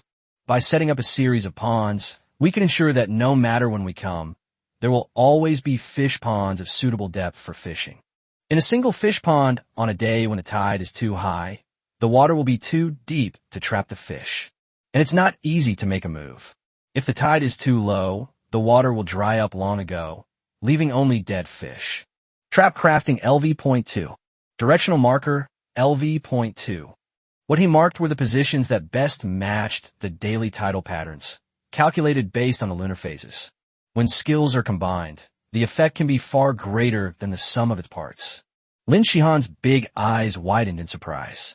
This person may be annoying, but his ideas do have a certain long-term vision. Su Lu is not concerned with a stable supply of food for today or the next few days. He really is preparing for a long period of time ahead. "Not bad at all," Lin Shihan said haughtily, turning her head away. "It's all right. Live stream chat. Holy crap. I'm on the first floor, and the streamer is already on the 5th floor. Not only that, who the hell would have thought that setting up a fish pond would be related to the phases of the moon and the tides?" 666,666. Top tier brother long rewarded with a Yacht X1. Be your cat donate 1 rocket. Su Lu is the best. Love you. Sending you love. Current popularity, 540,000. Lin Shihan pursed her lips and asked again, somewhat unwillingly, "What about the bottom of the fish pond? What's the purpose of making it like this?" Chapter 16 Accommodation on the Island. As soon as the question left her mouth, Lin Shihan regretted it. Asking this question is tantamount to admitting that there are things she doesn't understand. This is an attempt to back down to Su Lu. It's a sign of weakness. No. Throughout my life, I, Lin Shihan, have never been inferior to anyone, unless you're genuinely bursting with curiosity. The part that Su Lu spent the most time on was tidying up the bottom of the fish pond. He chuckled and said, "Actually, there's nothing special about it. Under this blazing sun, a small pool of water simply can't withstand the heat. Plus, there's sand underneath, so the water seeps down and is almost completely dried up by half permeation and half evaporation in less than half a day. By digging this sloping pit, I can create a shady spot right next to the edge of the reef. In this way, the water in the pool will not evaporate so easily." Lin Shihan immediately understood what Su Lu meant. She continued, picking up where Su Lu left off. "So, the fish in the pond won't dehydrate, and we can always eat fresh fish?" Shaw. Why are you talking about us again?" Quite clever, but unfortunately only half right. Su Lu added with a smile, "Whether it's fresh or not is secondary. The dead fish are rotting inside, and the rotten flesh seeps into the sand, so that fish pond is no longer usable. This is also for the long term. After saying that, Su Lu patted Xiaohei's bottom. The black-footed cat, having eaten its fill of seafood, was fast asleep in the shade. Feline sleep for more than 16 hours a day. Little Black let out a howl and rolled over, its pupils shrinking to slits as it looked around. Once it realized there was no danger, its pupils dilated back into a circle. It meowed cutely at Su Lu. Su Lu scratched Xiaohei's chin and said, "Let's go, let's build the house today, and we'll come back to see the harvest tonight." The chat in the live stream. I never expected that Ba Su Lu could even think of ways to preserve food. I'm truly humbled. I thought Ba Su Lu was on the 5th floor, but actually Ba Su Lu is on the 10th floor. So meticulous, so terrifying. Little Black is so cute. Did Ba Su Lu just say he was going to build a house? This is incredible. It's only the 2nd day, and Ba Su Lu has already started building a house. Which other live streaming channel can start building a house the very next day? Huh? I'm asking you, who else? Upstairs, not to discourage you, but Master Ed's 4 apprentices have already started preparing the materials. Then I also believe that Ba Su Lu won't be much slower than them. About 20 minutes later, Su Lu and Lin Shihan returned to the cliff where their shelter was located. The workload of building a house is actually not that large. Su Lu pointed to the recessed mountainside. This depression, which is about 10 square meters in size, can be considered part of our house. So what the house is lacking now is only the outer walls and the roof, which are the basic structures. Let's find some sturdier branches to use as supports. Not far from the location where he chose to take shelter, there was a dense grove of trees. The trees in the grove are generally over 3 meters tall, but not very large, only about 3 centimeters in diameter. However, trying to break it with bare hands is definitely not going to work. Some streamers are trying to cut it with the sharp edge of the clamshell. However, they couldn't get any leverage at all, let alone how painful it was to chop. But Su Lu waved the stone knife in his hand. Stone knives, with their curved blades and broad tips, were meticulously designed to be used for this kind of chopping. Click, click, click. A rhythmic chopping sound rang out as the stone knife easily made a circular cut near the roots of the tree. To save on tool durability, after making the cut, Su Lu hugged the branch and used his body weight to break it completely. Finally, carefully cut with a stone knife to sever the remaining fiber bundles that are still connected. The process of cutting down a tree takes less than 5 minutes. Continue using the stone knife to trim away the slanted branches, and you'll get a straight and flexible wooden beam. It took Su Lu about an hour and a half to cut and chop the 12 wooden beams, which he then dragged back to the shelter in batches and stacked neatly. For the 12 wooden beams were then cut off at a point about 1 meter apart using a stone knife. 8 long wooden beams, each about 3 meters long. 4 short wooden beams, each only 1 meter long, and 4 2-meter-long wooden beams. Next, he chopped down many sprawling vines and scraped off the rough, old bark. Lin Shihan noticed that Su Lu did not simply throw away the old skin after scraping it off. Instead, they were finely chopped and spread out on the stones where the dried small fish had been dried the day before. Also spread out were many thick and thin branches that had been picked up earlier. Drying wood? Lin Shihan asked, puzzled. Under the scorching sun, these drying wooden sticks and old bark quickly began to dry and curl up. Su Lu finally put the stone knife aside, picked up the coconut shell, and drank several mouthfuls of water. Come on, Shihan. Let's build a house together. Chapter 17, Ingenious Structure. Shihan, who gave you permission to call her so affectionately? Lin Shihan wrinkled her small nose. She took long strides and helped Su Lu arrange the 8 long wooden beams into 2 sections. 5 on one side, 3 on the other. The wooden beams are spaced about 30 to 50 centimeters apart. Then place the 1 meter long short wooden beam on top of the combination of 3 long wooden beams. The 2 meter long short wooden beams are laid horizontally on top of the combination of 5 long wooden beams. Su Lu gestured the outline of the recessed area of the cliff, thought for a while, and then made some adjustments to the angle of the wooden beams. It was changed from being horizontal and vertical to being slightly tilted, resembling a trapezoid. Attention everyone in the live stream. To fit the curve of the cliff, I made the frame the way it is now. Once it's all tied up, the wooden beams will naturally bulge outwards due to their own resilience. This way, the interior space will be larger and it can withstand the continuous strong winds outside. The chat was completely silent. Everyone was stunned. On the other hand, it's also because Su Li's movements are fluid and graceful, possessing a pleasing aesthetic appeal. As Su Lu explained, he used a stone knife to carve shallow marks on the horizontal and vertical wooden beams. When binding, align the notches with the notches, and the wooden beam will bend naturally. Lin Shihan initially intended to mock Su Lu. By doing all this, all he's really going to do is produce 2 large door panels.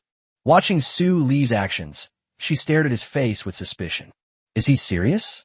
In her previous survival efforts, Lin Shihan had always lived in makeshift shelters with single-sloped roofs. It is easy to complete and quick to finish. The downside is its poor stability. The islands are sometimes affected by storms caused by low-pressure systems over the ocean. A strong wind could blow the roof off a single-slope shack. Once this situation occurs, repairing and tidying it up will take a lot of effort. Su Li's approach, though seemingly simple, possesses a unique style. That has seemed to make some sense. No, how can he know everything? No tools such as rulers and ink lines are needed, and no prior drafts are required. Is it possible to design such an ingenious stress structure simply by thinking about it? The proud and arrogant survival queen refused to believe it. Live stream chat. Did any of you understand what Boss Su Lu just said? I roughly know what Boss Su Lu is going to do, but the process is just fucking outrageous. I don't know, but just keep chanting 666. Holy crap, I'm still reeling from that fish pond scene. The more I think about it, the more I realize that Su Li's mind works differently from ordinary people. Does anyone else think that Su Lu is like a male version of Li Ziki? You know what? It really does look somewhat similar. Also, I'm sure he's got all. Meanwhile, in Lin Shihan's live stream, the chat was constantly flooded with comments. Wah, the goddess has been reduced to a lowly laborer. Is this a sign of the decline of humanity? Or, sure, how dare you treat Goddess Lin like that? I'm not finished with you. Look on the bright side, guys. At least tonight, the 2 of us won't have to sleep outdoors. Yes, we can sleep in houses with walls and roofs now. This is a milestone in wilderness survival. Hey guys, I think this is a bit inappropriate. Is Su Lu going to live under the same roof as Goddess Lin? How could I not have thought of that? Holy crap, absolutely not. Burn Su Lu to death. Burn Su Lu to death. Heading to Su Li's live stream. The comment section was a complete mess. Su Lu heard the system notification. Current popularity rating, 55555. Su Lu, that's great. The house hasn't even started construction yet, and its popularity is already soaring. So it seems that once I finish building the house, the number of visitors should reach 70,000 or 80,000, right? When 2 people work together, the progress is very fast. Su Lu himself didn't say anything. With his construction LV.2 skill, he was very familiar with the process, and it couldn't be easier. At this moment, Lin Shihan also demonstrated her true strength. She skillfully used the vines that Su Lu had cut to wrap around the intersection of the beams. First, I tied a knot, then wrapped the plaster around both sides of the pillar 2 or 3 times. Finally, tie another knot above the intersection. This is a very practical engineering knot, a figure-8 knot that can be bent back. It's easy to play and has a very high intensity. Moreover, once it's tightened and puts pressure on you, it's extremely difficult to untie. It's practically synonymous with sturdiness. Having completed a figure-8 knot that could be bent back, Lin Shihan tossed her hair, slightly raised her chin, and looked proudly at Su Lu. Then they discovered that Su Lu had already secured all the crossbeams of one beam and was working on the second beam. Su Lu looked up when he felt Lin Shihan's gaze. He grinned. It's a bit slow, but the skills are good, to show his encouragement. Keep it up. Lin Shihan. Chapter 18 Little Black, Furious. As the saying goes, men and women working together makes the work less tiring. How could I not be tired? Lin Shihan was puzzled. Why is it that when I work with Su Lu, even though Su Lu takes on most of the work, she still feels emotionally exhausted? And it's the kind of exhaustion that comes from having your self-esteem repeatedly crushed. More than half an hour later, all 5 long beams on one side were completely tied together. Under Su Li's meticulous design, the completed wooden structure presents a shape that is narrow at the top and wide at the bottom. Su Lu gave himself an 80 out of 100 for the exterior wall frame. It's a pity there are no tools like saws or planes. Otherwise, we could have used the mortise and tenon joints to make a sturdier wooden wall. The current wooden slatted wall will do for now, but it will need to be replaced eventually. I've truly learned the lesson today that human civilization is limited by tools. The outward bulge of the wooden slat wall is within the design tolerance. The sturdiness of the figure eight did not disappoint me at all. The survival queen isn't just a pretty face. Her skills are actually quite good. I can't underestimate her because she's shown so brightly in the previous episodes of survival on a desert island. So the reason she seems weak and helpless these past 2 days is because I'm pretty awesome. This system is awesome. I'm awesome too. While thinking, Su Lu said to Lin Shihan, I can fix the rest of the area. Go and help collect some thatch, bundle it together, and use it to cover the wall. Dare to give me orders? Lin Shihan said, but her actions betrayed her words. Oh, I've taken the knife. I remember there's one over by the small pond. I'll go there. She carried the stone knife upside down and stepped into the jungle. His entire demeanor was as if he were about to go to war. Su Lu watched her retreating figure, and for a moment he felt that if anyone provoked Lin Shihan at this time, they're definitely not going to get away with it. Women are terrifying. Xiaohei got up, stretched, and circled around Su Lu a few times. Finding that she couldn't get any dried fish, she opened her round eyes wide and looked at Su Lu, then at Lin Shihan, who hadn't gone far. In the end, I decided to go find the softer one to play with. Meow, meow, meow, meow. Da-da-da-da-da. You heartless little brat. What are you doing here? Meow. Go find Su Lu. Meow. Okay, why are you grabbing my leg? Meow. Oh dear, I have to be carried around. Don't I have 4 legs? Can I walk on my own? Mimi, don't burrow into my arms. And don't step on me.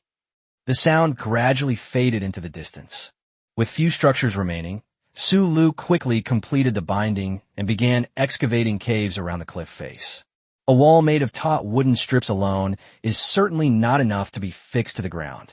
Su Lu explained, these indentations are used to serve as fixing slots.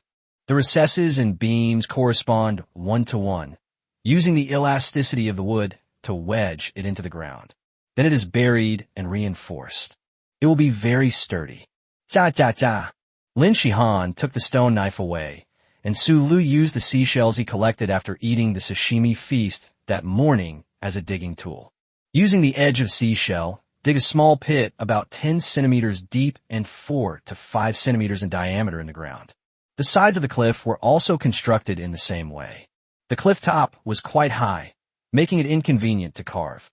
He used a hardwood stick to carve out a groove about 3 centimeters deep in the shape of the Chinese character E. Bullet screen. The Java live streamer may look rough, but it is actually very meticulous. Yes, it feels like Su Lu already had his own blueprints. I have a clear plan in mind for where to bind and excavate, but I have some doubts. Will this kind of construction be sturdy? I still feel more at ease building something on flat ground. Yes, that's true. Those students of Master Ed use the method of building a foundation from scratch. It feels easier to control. Isabella, Ed student, has finished the sloping beam. However, she doesn't have Su Li's tools, so the progress will be slower from here on out. I'm still a little uneasy. I feel like Boss Su Lu is too relaxed. Don't worry. Have you forgotten how Boss Su Lu built his fish pond and used such a devastating attack this morning? While the comment section was buzzing with discussion, Su Lu had already finished carving out the card slot. He gestured with the wooden strip wall, made of 3 beams, and the size was just right. Erect the wall and embed it into the cliff face. Framework complete. We're just waiting for Lin Shihan to bring back the thatch. But why hasn't she come back after so long? After estimating the time, Su Lu realized that Lin Shihan and Xiaohei had been gone for almost half an hour. The straight line distance between the small pool and this side of the cliff is 700 meters. Including the winding mountain road, it only takes about 10 minutes to walk there. Mode, too much lawn? You can't bring it all back anyway. As he thought this, he got up and looked towards a small pond. Swish, swish, swish. A rustling sound came from under the bushes. Little Black suddenly darted out. What happened? Did Lin Shihan lose herself? The little black cat darted out, its ears pressed back against its head, and the fur on its tail bristled like a feathered duster.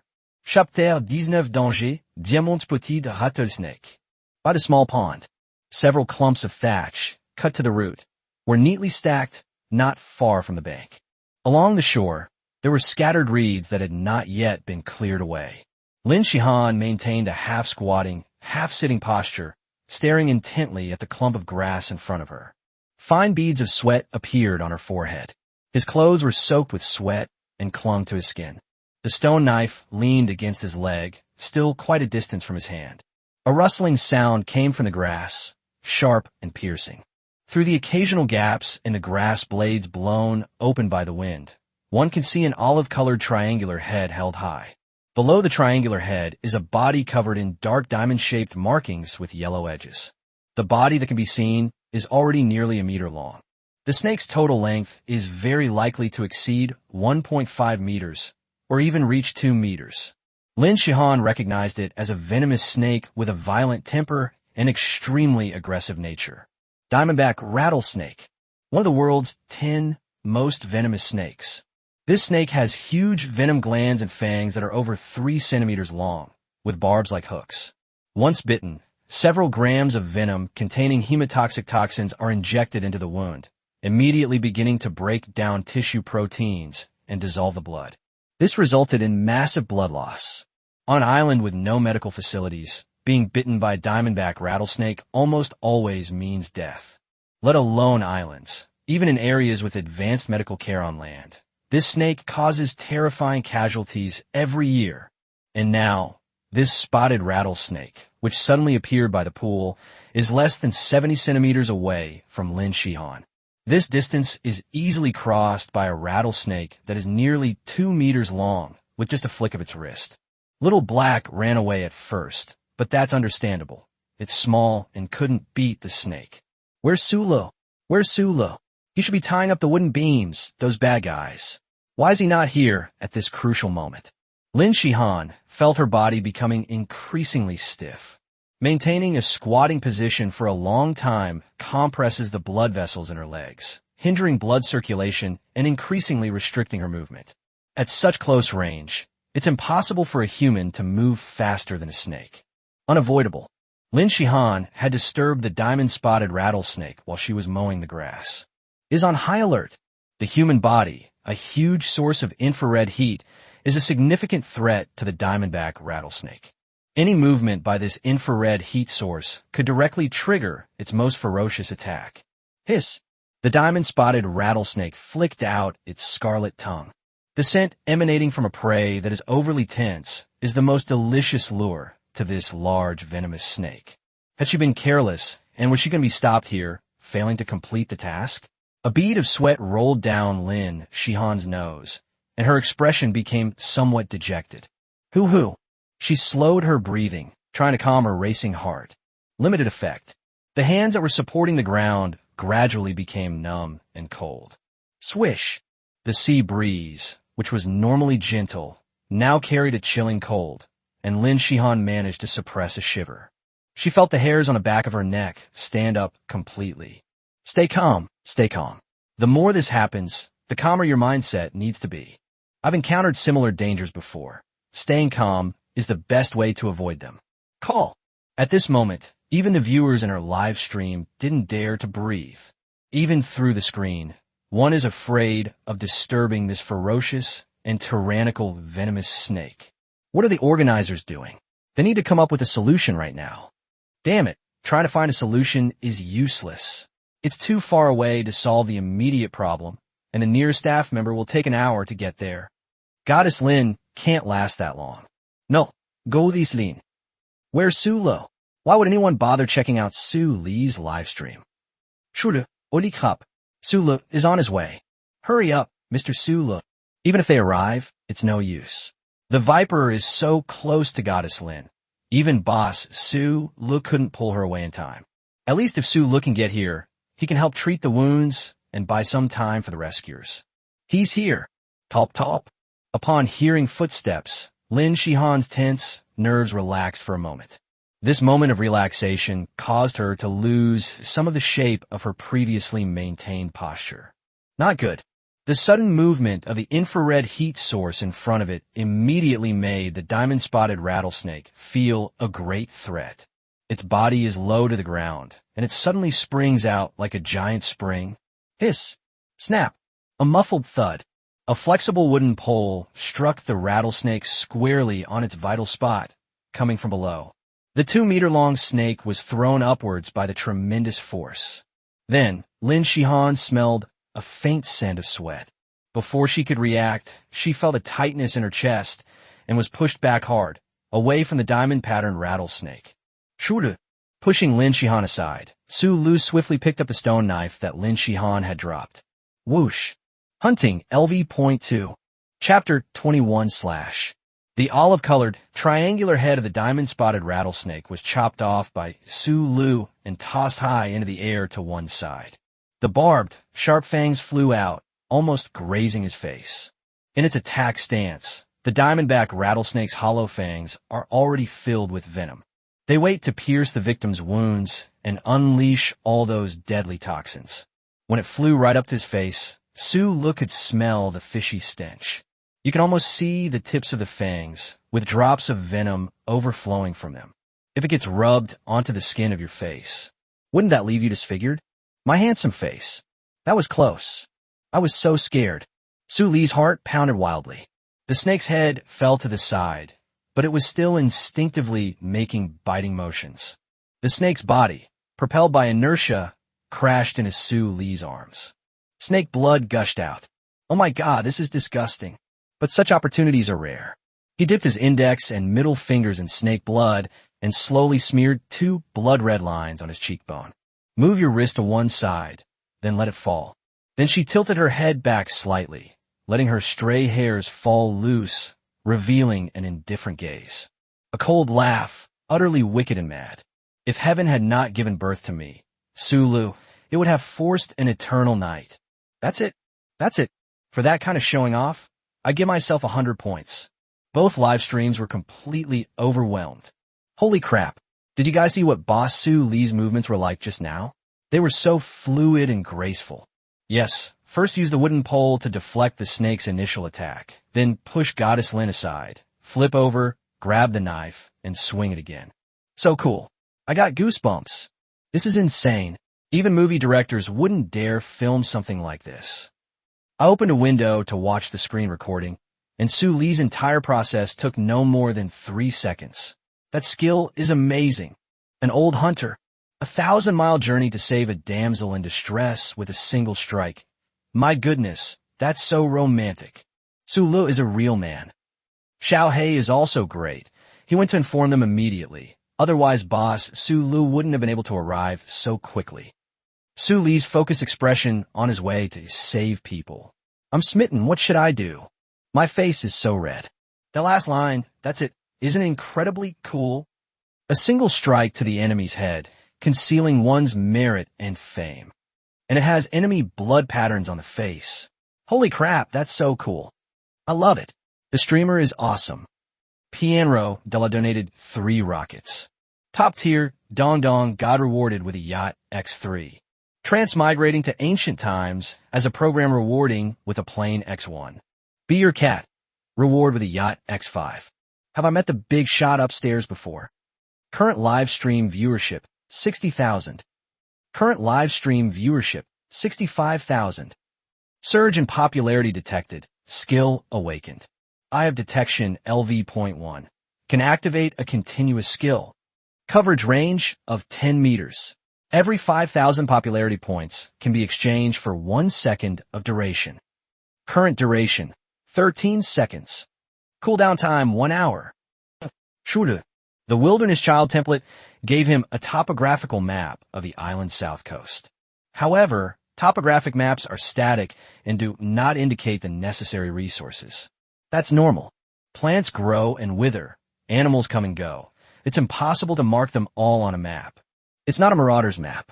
With the Eye of Detection, all available environmental resources within the specified time frame are laid bare before Su Lu. As for the 1 hour cooldown time, according to the skill description, The duration can be shortened after upgrading. It's totally worth it. Su Lu was so excited that he almost couldn't keep his charmingly arrogant face in check. Are you alright? Lin Shihan's slightly hoarse voice sounded behind Su Lu.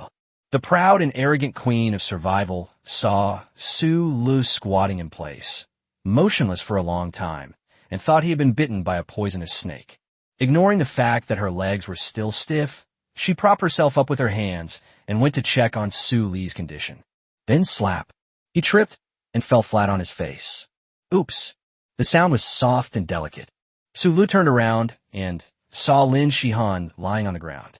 It would be a waste if such a large snake were to break. He tossed the half-snake body he was carrying aside and the knife beside him. I helped Lin Shihan up and felt that she was still trembling slightly. It's all right. Su Lu withdrew from the wicked and wild aura. We were just talking about snake meat yesterday, and here it is delivered right to our door today. Friends in the live stream, please type, the streamer was truly prescient in the chat. Lin Shihan, the atmosphere has reached this point. Is this what a normal person would say at this moment? Couldn't you ask me if I was injured? Were you scared? Are you alright anywhere? Su Lu asked. Lin Shihan's heart softened, and she replied softly, it's alright, we just had a standoff for a while. And then you came. Even if you don't come, I have ways to avoid danger. He's just being stubborn. Oh, so you're not hurt. Su Lu said expressionlessly. Then let's carry the thatch back together. Lin Shihan. Chapter 21, Thatched Walls. Wooden house completed. Su Lu carried a bundle of thatch in one hand and a severed rattlesnake in the other, with a black-footed cat on his head. Little Blackie nestled lazily in his hair.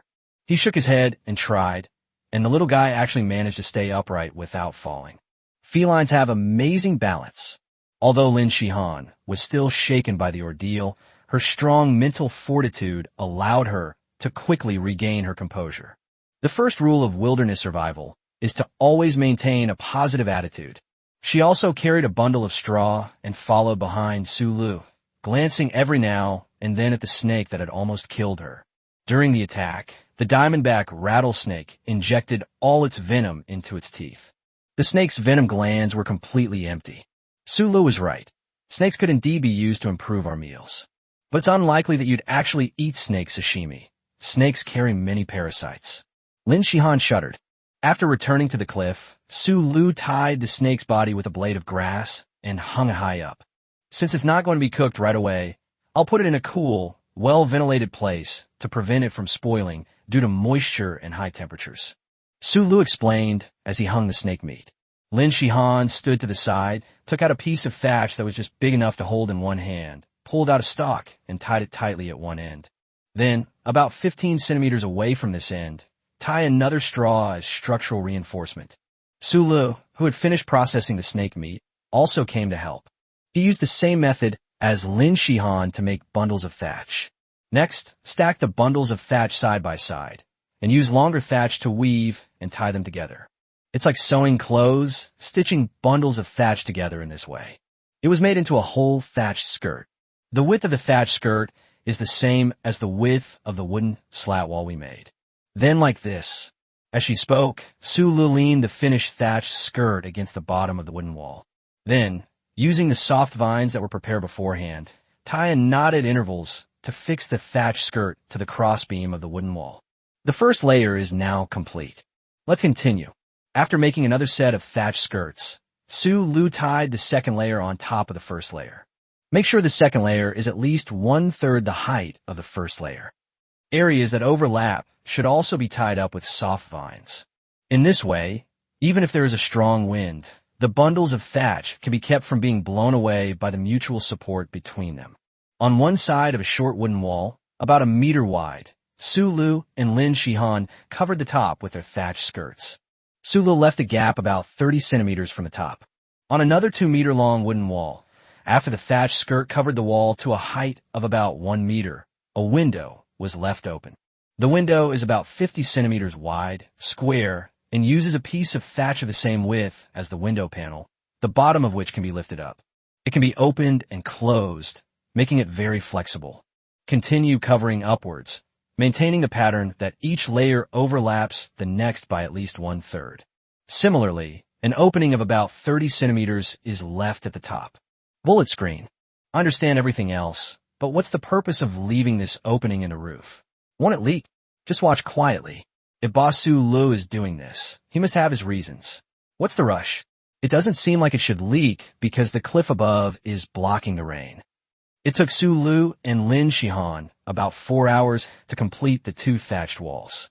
A bundle of thatch, no more than 3 centimeters in diameter, arranged so densely, is a test of patience. During this time, Su Lu also returned to the small pond and cut several more clumps of thatch. The area around the small pond is now bare. Snakes can no longer hide there. Is he going by himself because he's afraid I'll encounter danger again? Lin Shihan guessed. So he decided not to let her go, muttering to himself about how little strength she had. For hours later, the last layer of thatched roof was covered on the wooden slat wall, which was about 2 meters high. All tied up. Knock off. Swish, swish, swish. The tightly bound thatched skirt rustled in the wind, yet remained perfectly in place.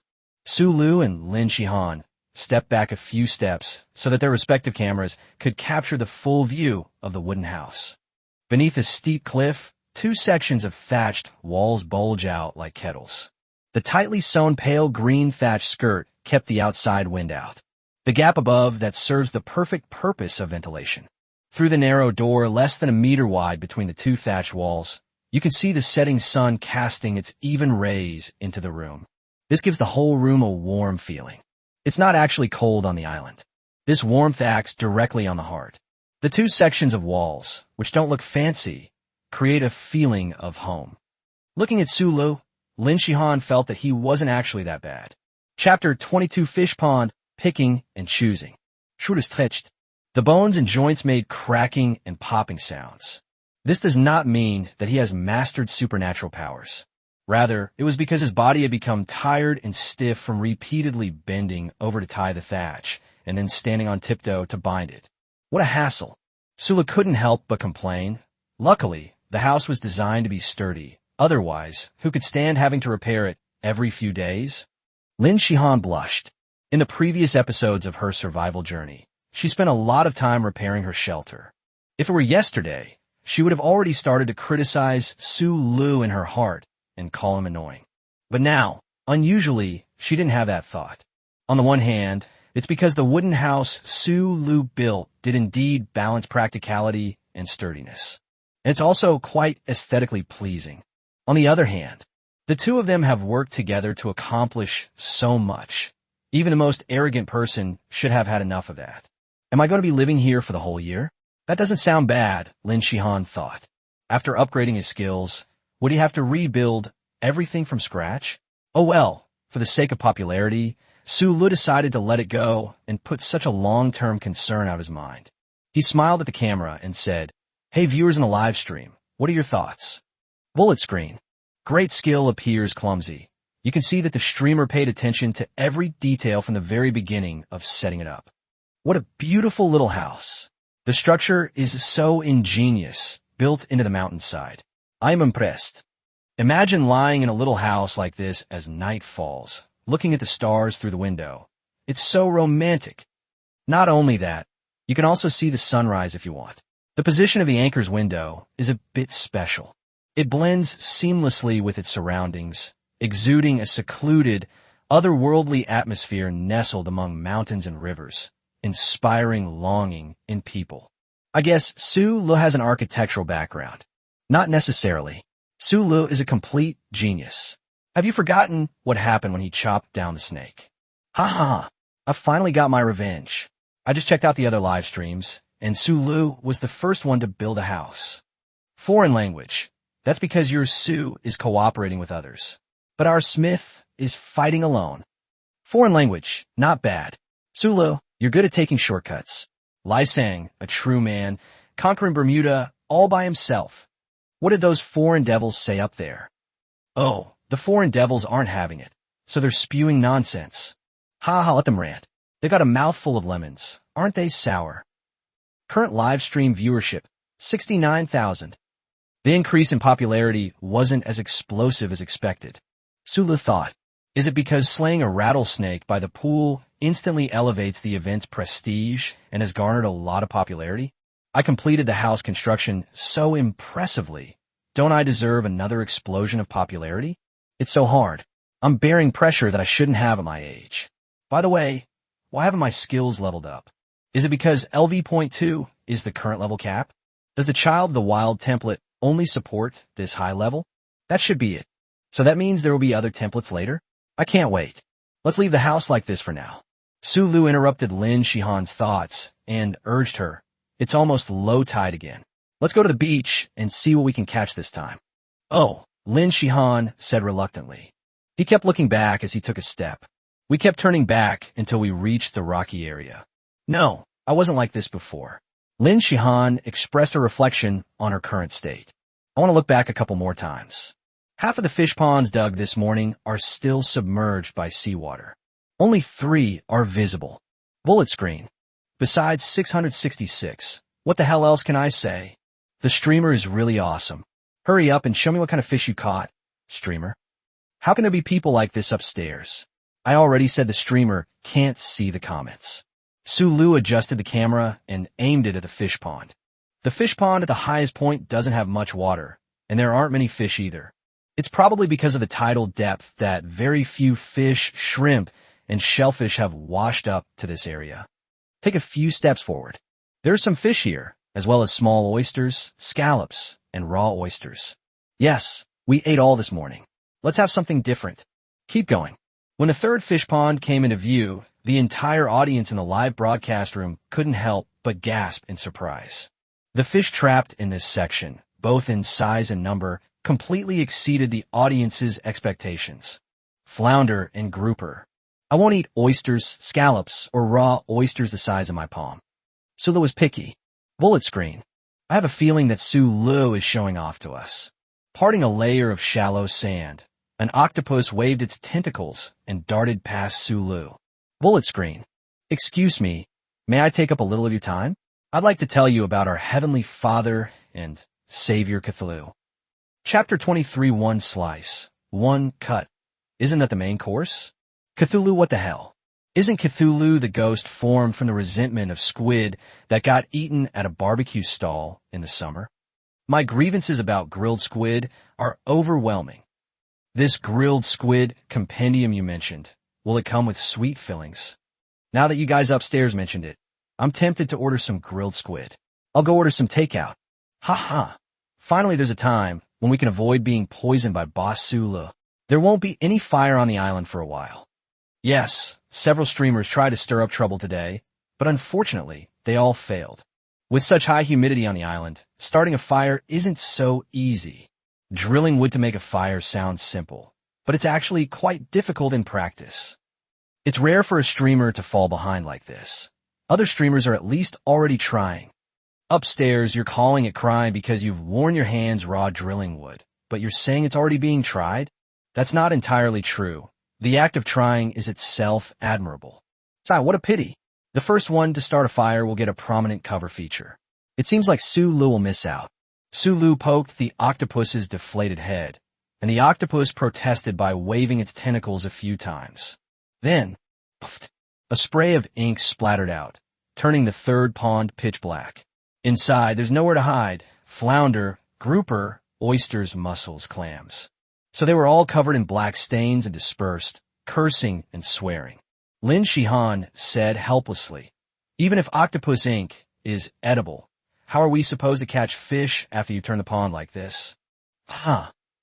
Sulu chuckled and turned his head away. Does dying at black mean you can't catch fish? That's not underestimating me. The deadly mystic eye.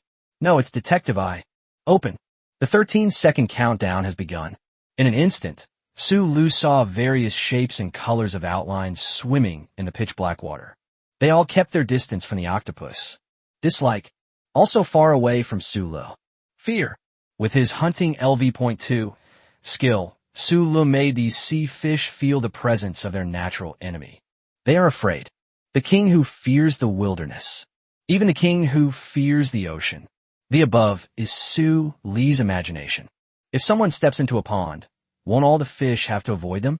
Sulu looked at the camera, flashing a bright white smile, and said, I'll give you all a demonstration of fishing in troubled waters. He held the stone knife upside down, focusing his gaze on a silhouette that was moving about a meter in front of him. He stabbed her with the knife. Fluttering, fluttering, fluttering. A grouper, its gills pierced through by a stone knife, was paddled out by Su Lu as it struggled. Then, with a flick of Su Li's knife, the grouper leaped and flew towards Lin Shihan. Lin Shihan gasped softly, then caught the grouper in midair.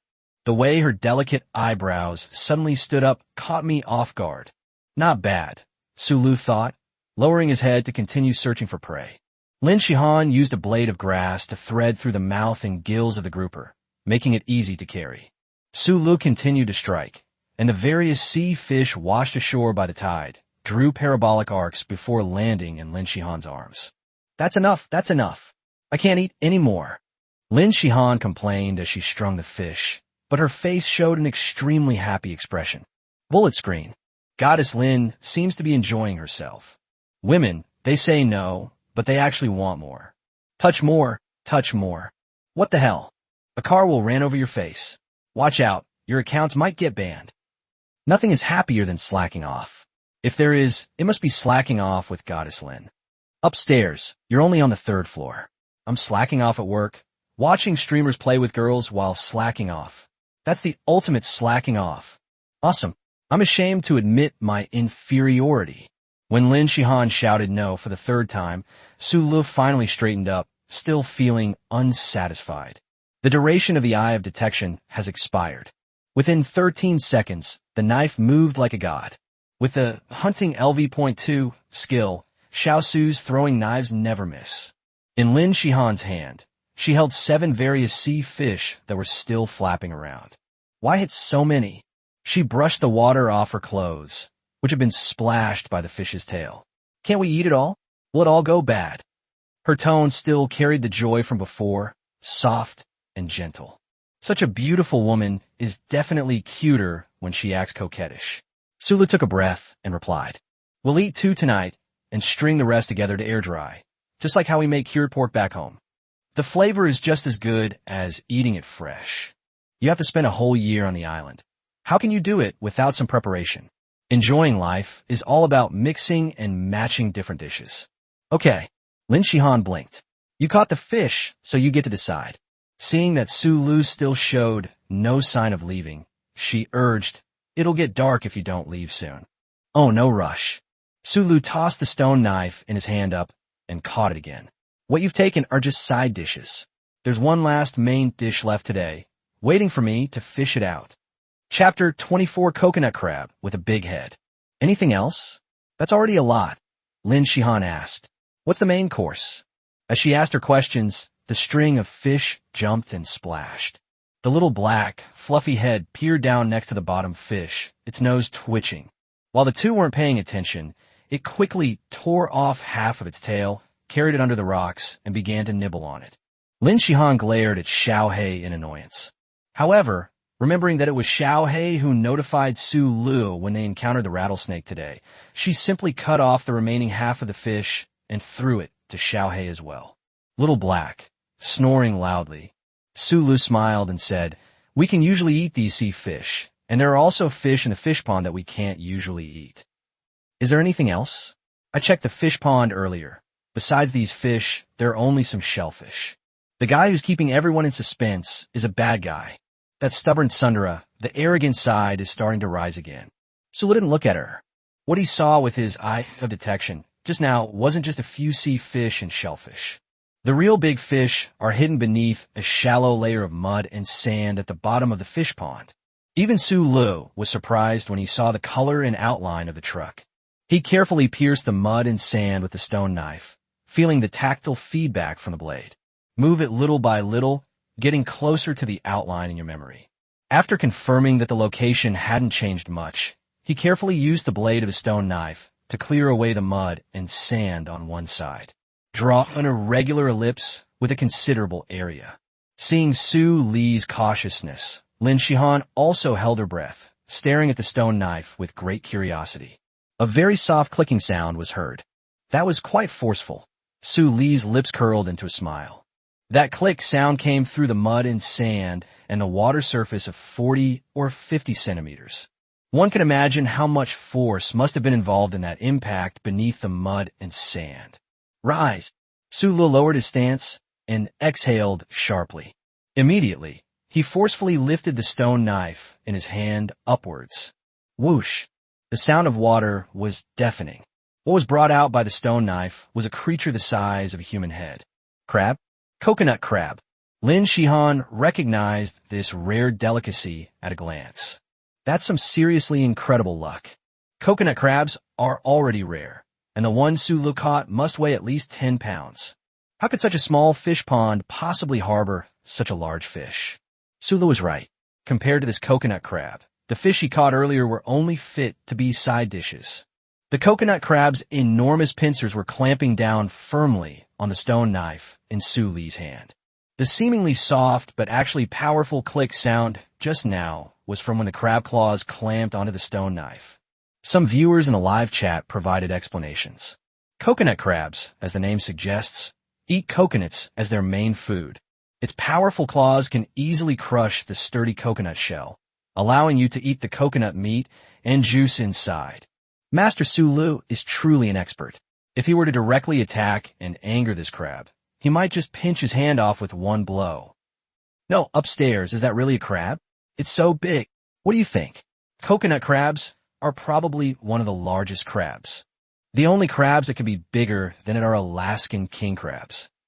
I just checked. Coconut crabs cost over 500 yuan per pound. How much would one that big cost? I don't know. How did it break 10,000?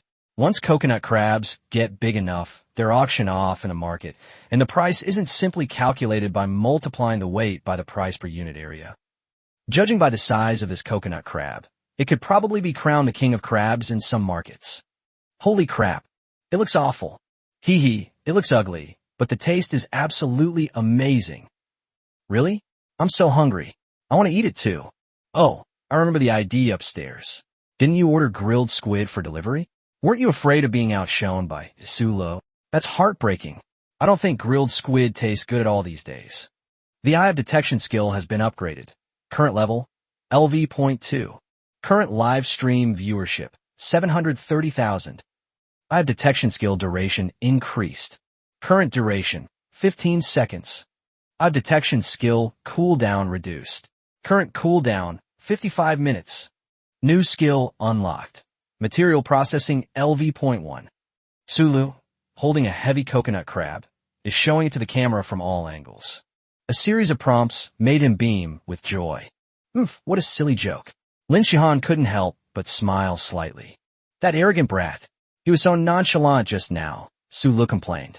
So, how about this coconut crab? It'll make a good main course today, won't it? It's just so. As Lin Shihan said this, the corners of her mouth turned up even more noticeably. She hugged her arms tightly, her heavy arms squeezing her out of shape. Hurry home, I'm hungry. Chapter 25, Fire Plow. He wants to be the first to succeed. All of these fish and coconut crabs should be made into sashimi. Hey. Snake meat contains many parasites and should absolutely not be eaten raw. I must remind you of this. Sure. Don't you dare let me have my way with you. How can you be so annoying? The two walked one after the other. Sulu was carrying a coconut crab, while Lin Shihan was carrying a string of 6 fish. Little Black, carrying the remaining one in its mouth, darted away a short distance, put it down, and took a couple of bites. It darts out a bit more, then puts it down and takes a couple more bites. Wah! It was complaining that the two people were walking too fast. 4 short legs, eating and walking at the same time, are definitely no match for Lin Shihan's long legs. As a child of the wilderness, this kind of path is no problem for Sulu. You have a fish in your mouth. Don't expect me to let you climb on my head. Sulu deliberately ignored Xiaohei, who was pretending to be pitiful. When they saw the wooden house that had been built that afternoon, the two of them and the cat all felt a genuine sense of warmth and coming home. The sun at sea had begun to set in the west, and its lower edge was already touching the horizon. The afterglow bathed the wooden house in a golden red hue, like the fire in a fireplace. The thatch covering the wooden house also exhibits this color, like a cluster of fireflies. Let's hang the fish up first. Sulu gave the order. Meanwhile, he placed the coconut crab in a shady place and tied it up with soaked thatch. What? Aren't you going to eat now? I am hungry. Lin Shihan felt her stomach was about to growl out.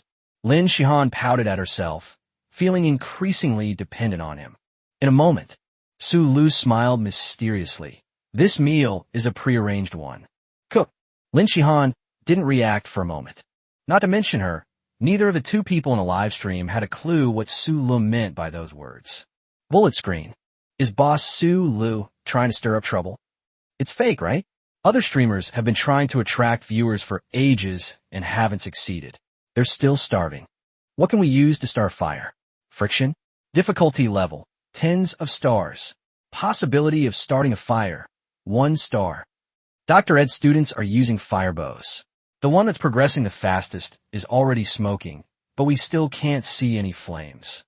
There's no way around it. It's too difficult. That's what caused Ed to suffer losses back then. If Boss Sulu says he wants it cooked, then he's definitely got a plan. Lin Shihan stared blankly at Sulu, finding the joke not funny at all. Stop fooling around. Save your energy. We can start a fire when we have more supplies. Don't you trust me at all? Sulu turned his face to the sky at a 45-degree angle, smiling detachedly from the world. You'll regret it. Let's make a bet. Let's gamble. The proud and aloof survival queen raised an eyebrow. Not to be outdone. What are we betting on? Sulu pondered for a moment. The loser has to finish eating and clean up the mess. It's roughly equivalent to whoever loses having to wash the dishes. This is a big bet. Who's afraid of who? Ling Xian snorted arrogantly. Fine. In the yard of the wooden house, Sulu had already laid out a lot of wood shavings and strips on the stones when he was building the wooden wall frame. After a day of intense sun exposure, the wood shavings had curled up. The wooden strips had also dried and cracked. Lin Shihan already sensed something was wrong when she saw Sulu bringing these things back. She knew she was in trouble. He had this planned all along. I always knew this guy had moral issues. He tricked me into doing the dishes. When it comes to starting a fire, people are probably more familiar with making fire by rubbing sticks together. Sulu explained to the camera, however, today I'm going to use a more convenient, but more skillful method of starting a fire. Fire plow. Bullet screen. Fire plow? What's that? Sulu then used a stone knife to cut a cracked piece of dried wood into a short end about 12 or 13 centimeters long. It's exactly the length of 2 fists. Then he picked up a long wooden strip and used the tip of a stone knife to carve out a groove about 20 centimeters long and about the same width as the short wooden strip. When chiseling the groove, the stone knife does not cut off the wood chips after it reaches the bottom. Instead, the sawdust was allowed to accumulate at the bottom of the groove. Meanwhile, he chopped up the dried wood veneer and piled it aside. By the time the preparations were finished, the sun had already sunk almost halfway down. Sulu gestured to the camera with the prepared long and short wooden strips and piles of wood veneer. If I manage to start a fire, how about everyone flood the chat with comments? Now that the fire has been lit, shouldn't there be a surge in popularity? I don't want to be eliminated by popularity in the first round. Bullet screen. Absolutely. I'm starting to get excited. My gift package is already itching to be delivered. If Sulu really succeeds in starting a fire, then he'll be the first person in this episode to do so. Moreover, this should be the earliest successful fire startup in all the episodes of the Desert Island Survival Show. Absolutely amazing. Chapter 26, The Fire Thief, Sulu. On the other side of the camera, Sulu pressed the short wooden strip into the groove of the long wooden strip, compacted it, and began to push and pull it back and forth rapidly. Cha-cha! The sound of dry wood rubbing together echoed in front of the small wooden house bathed in the golden-red afterglow of the setting sun. The sound is monotonous, but steady and rhythmic. The setting sun shone on Sulu, making him radiant with golden light. As the two pieces of wood rub against each other, even more sawdust is scraped off and accumulates in the groove of the long branch. As the sun slowly sank into the sea, wisps of smoke began to rise from the point where the two pieces of wood met. At this point, even Sulu himself temporarily stopped explaining. Stay focused.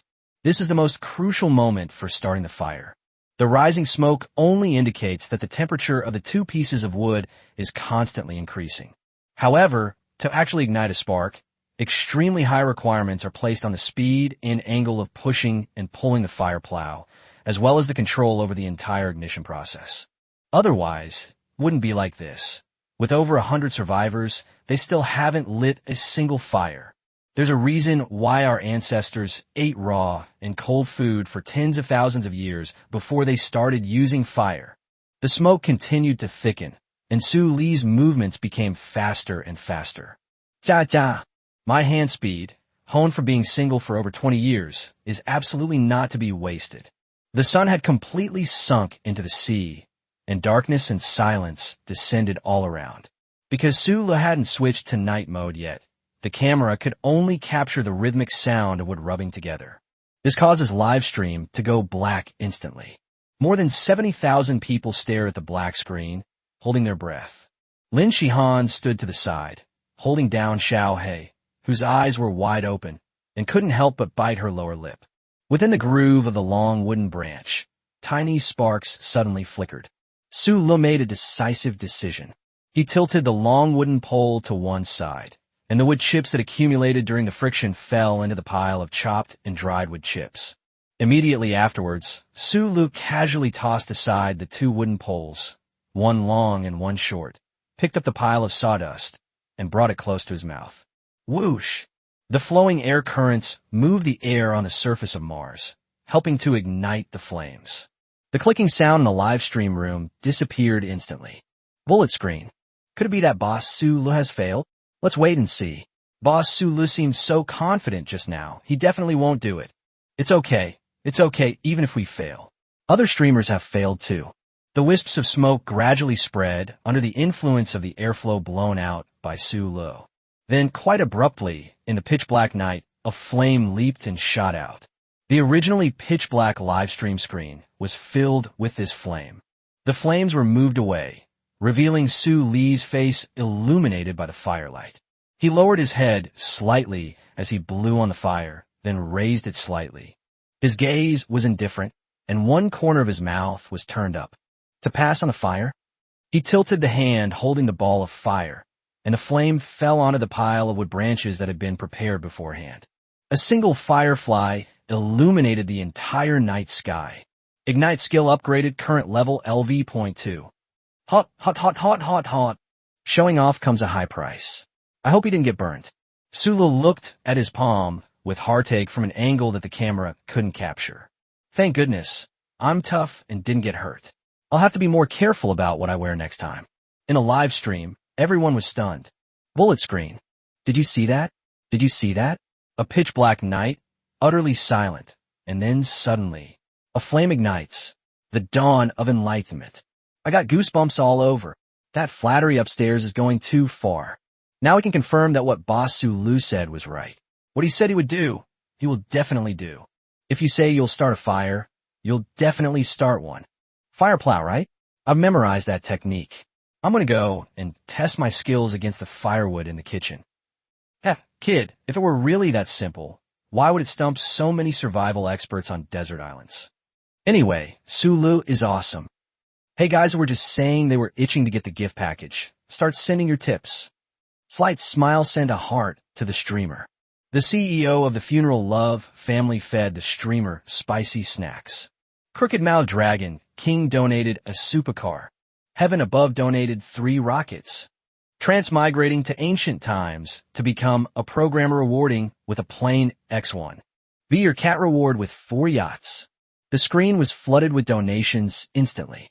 At the same time, a striking message popped up with the highest priority in the entire organizer's live broadcast hall.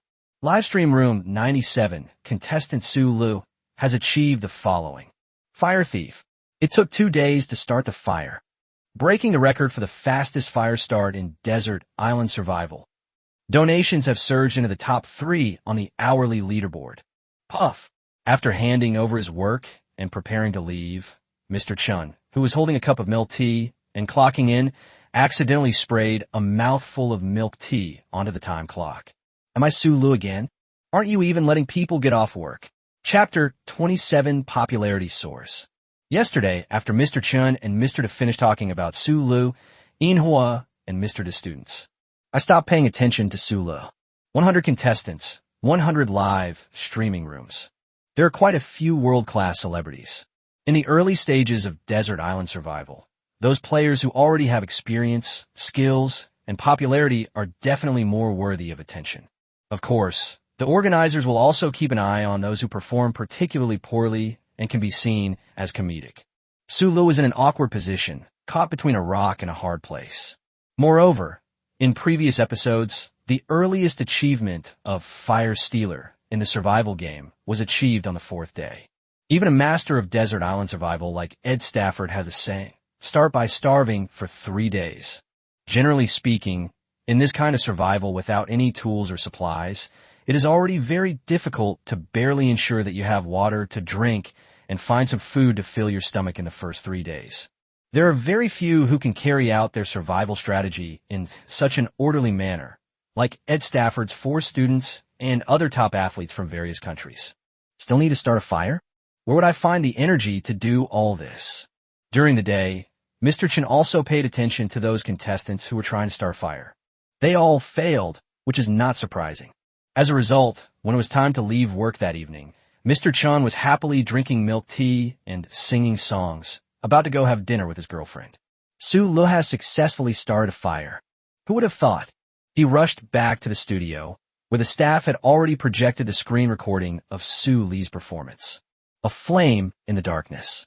Even Mr. Chan was astonished. The atmosphere here is so amazing, there's no need for post-production editing.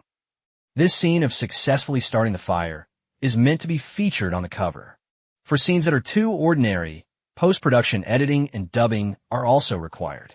But Su Li's act of showing off was so convincing that even President Chun had to admire him. Major.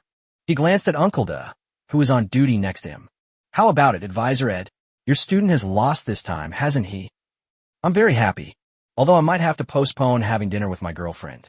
But can we fast forward to what happened after dinner? Could you please give me some tissues? Ed's bald head reflected the color of the flickering flames on the projection screen. Then maybe you can help me get another notepad. The notebook in front of him was splattered with coffee.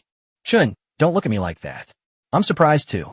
Su Lu had prepared sawdust and branches in advance to make a fire plow. And to prepare these sawdust and branches, one needs a sharp knife. It was a stone knife. That stone knife, the one he finished making on the first day. Having tools and not having tools mean facing completely different environments. Completely different. I mean, when I was trying to survive, I thought more than once that I would give up everything I had for a Swiss Army knife. And that's the point. I have to admit, Chun, I underestimated Su Lu. Ed chuckled self-deprecatingly and shrugged. His comments will also be featured on the cover along with the subsequent video clips of Su Lu. This is praise from a world-class wilderness survival master. Huh. Mr. Chan happily directed his staff. Quickly edit it. We'll use this screen recording. It started when he began making that kind of fire plow that he used to start fire. It will continue until the flames hit the ground and the campfire is lit again. The staff member, without looking up, asked without stopping, Mr. Chun, what kind of music should we use? Su Li's screen recording seems a bit too quiet. Background music? Mr. Chun was taken aback, then waved his hand. Not at all. I want this kind of quiet atmosphere. Think about it. The sea breeze is blowing. Waves crashing on the shore. The sun is about to set. All around was silent. A man in this scene bows his head and rubs the fire plow.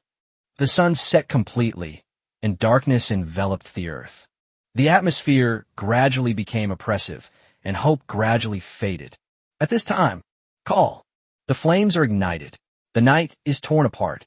Isn't this enough of an atmosphere? The staff nodded repeatedly. Okay, then we can change the cover very soon. The cover images for the Surviving on a Desert Island section on the front pages of major media outlets around the world have suddenly been refreshed. After a burst of flames, a face with one corner of its mouth turned up slightly. Title: The Fire Thief, Su Lu. Comments refreshed rapidly. Are you kidding me? Someone actually started a fire on the second day of this episode. And it even deserves such a pretentious title. Su Lu? I've never heard of him in the wilderness survival community. Damn, this video of starting a fire is pretty high class.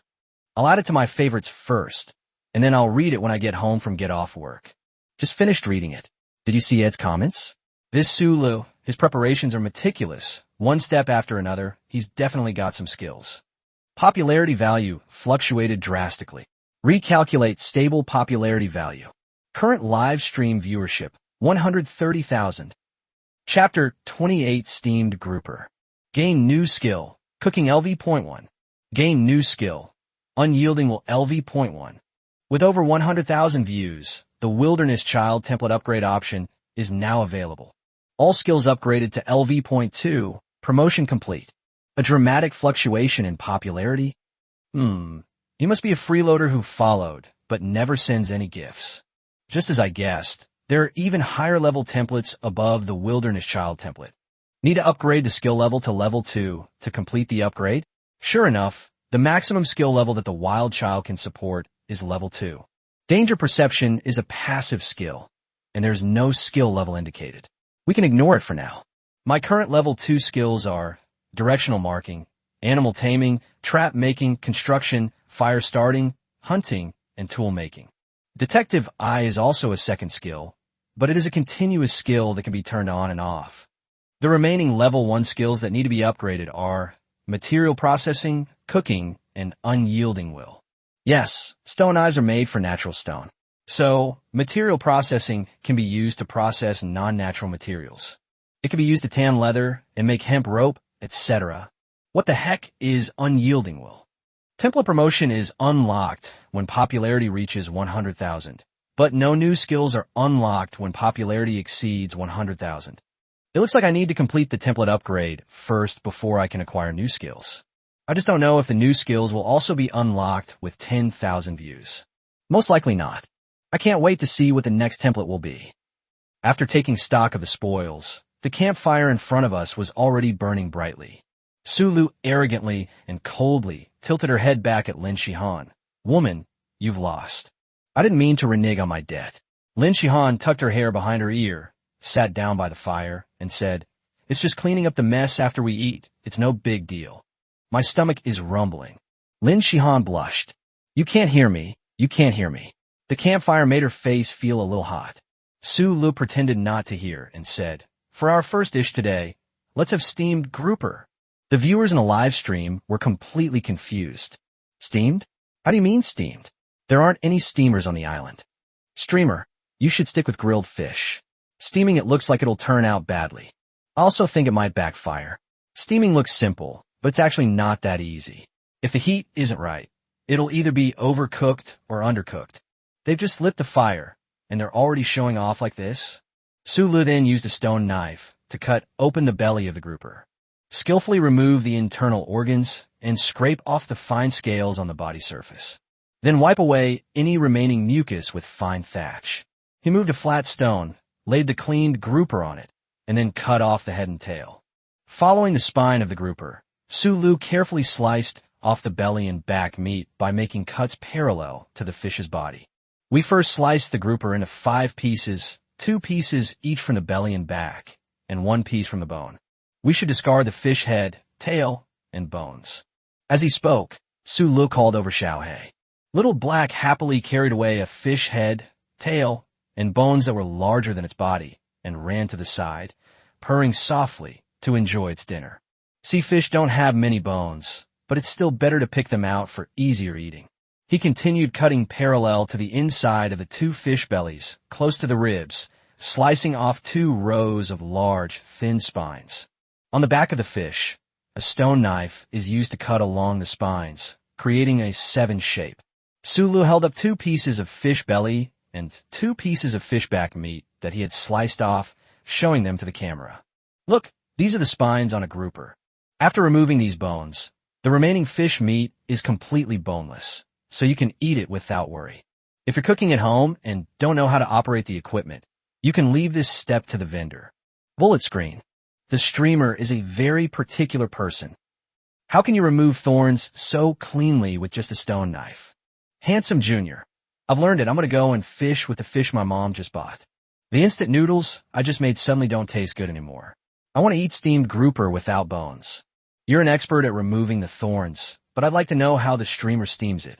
Sulu put the 4 pieces of fish aside and said, let's prepare the steamer. He first moved 4 larger stones and arranged them in a circle. An opening about 10 centimeters wide and high was left on the bottom of the stone stove to be used for adding fuel to the fire later. Above the stove was a large clam shell filled with water. Next, seal the edges with a few smaller stones so that the water vapor can rise upwards. A simple steamer is now ready. Take another clam shell, line the inside with lemongrass and cattail, and then neatly arrange the cleaned grouper meat on top of these spices. Chapter 29 Main Course, Coconut Crab. The neatly arranged grouper, with its tender, white flesh, looks incredibly tempting against the backdrop of emerald green spices. Sulu placed the clam shells on top of the steamer, continued to build up the height with stones, and sealed the opening with a stone slab. The entire steamer and steamer pot are about 50 centimeters tall, and they look a bit crooked. This is what the finished steamer looks like. Due to time constraints, the exterior is a bit rough, but the functionality is perfect. Sulu emphasized in a concluding tone, add firewood, boil water. He moved the fire from the campfire and added it to the bottom of the steamer. The live stream chat displayed perfect, shocking ministry etiquette. No, I have to rewind this part. It felt like Sulu built a steamer so fast. It was like magic. I can't learn it. I'll just stick to using the steamer at home. Handsome Jr. I just came back from arguing with the fish my mom bought, and I lost miserably. What just happened? How come there's suddenly a steamer? Was this the style of the previous episodes of the Desert Island Survival Show? Damn, if you didn't see the website title, who would guess it's about surviving on a desert island? This isn't the director of the survival show I know. Did they get the wrong script? Amidst the laughter and chatter, wisps of steam began to rise from the top of the steamer. Is that all right? Lin Shihan smelled the aroma of steamed fish and swallowed hard. If you make any more, we won't be able to eat it all. No, I think you could eat as much as you wanted.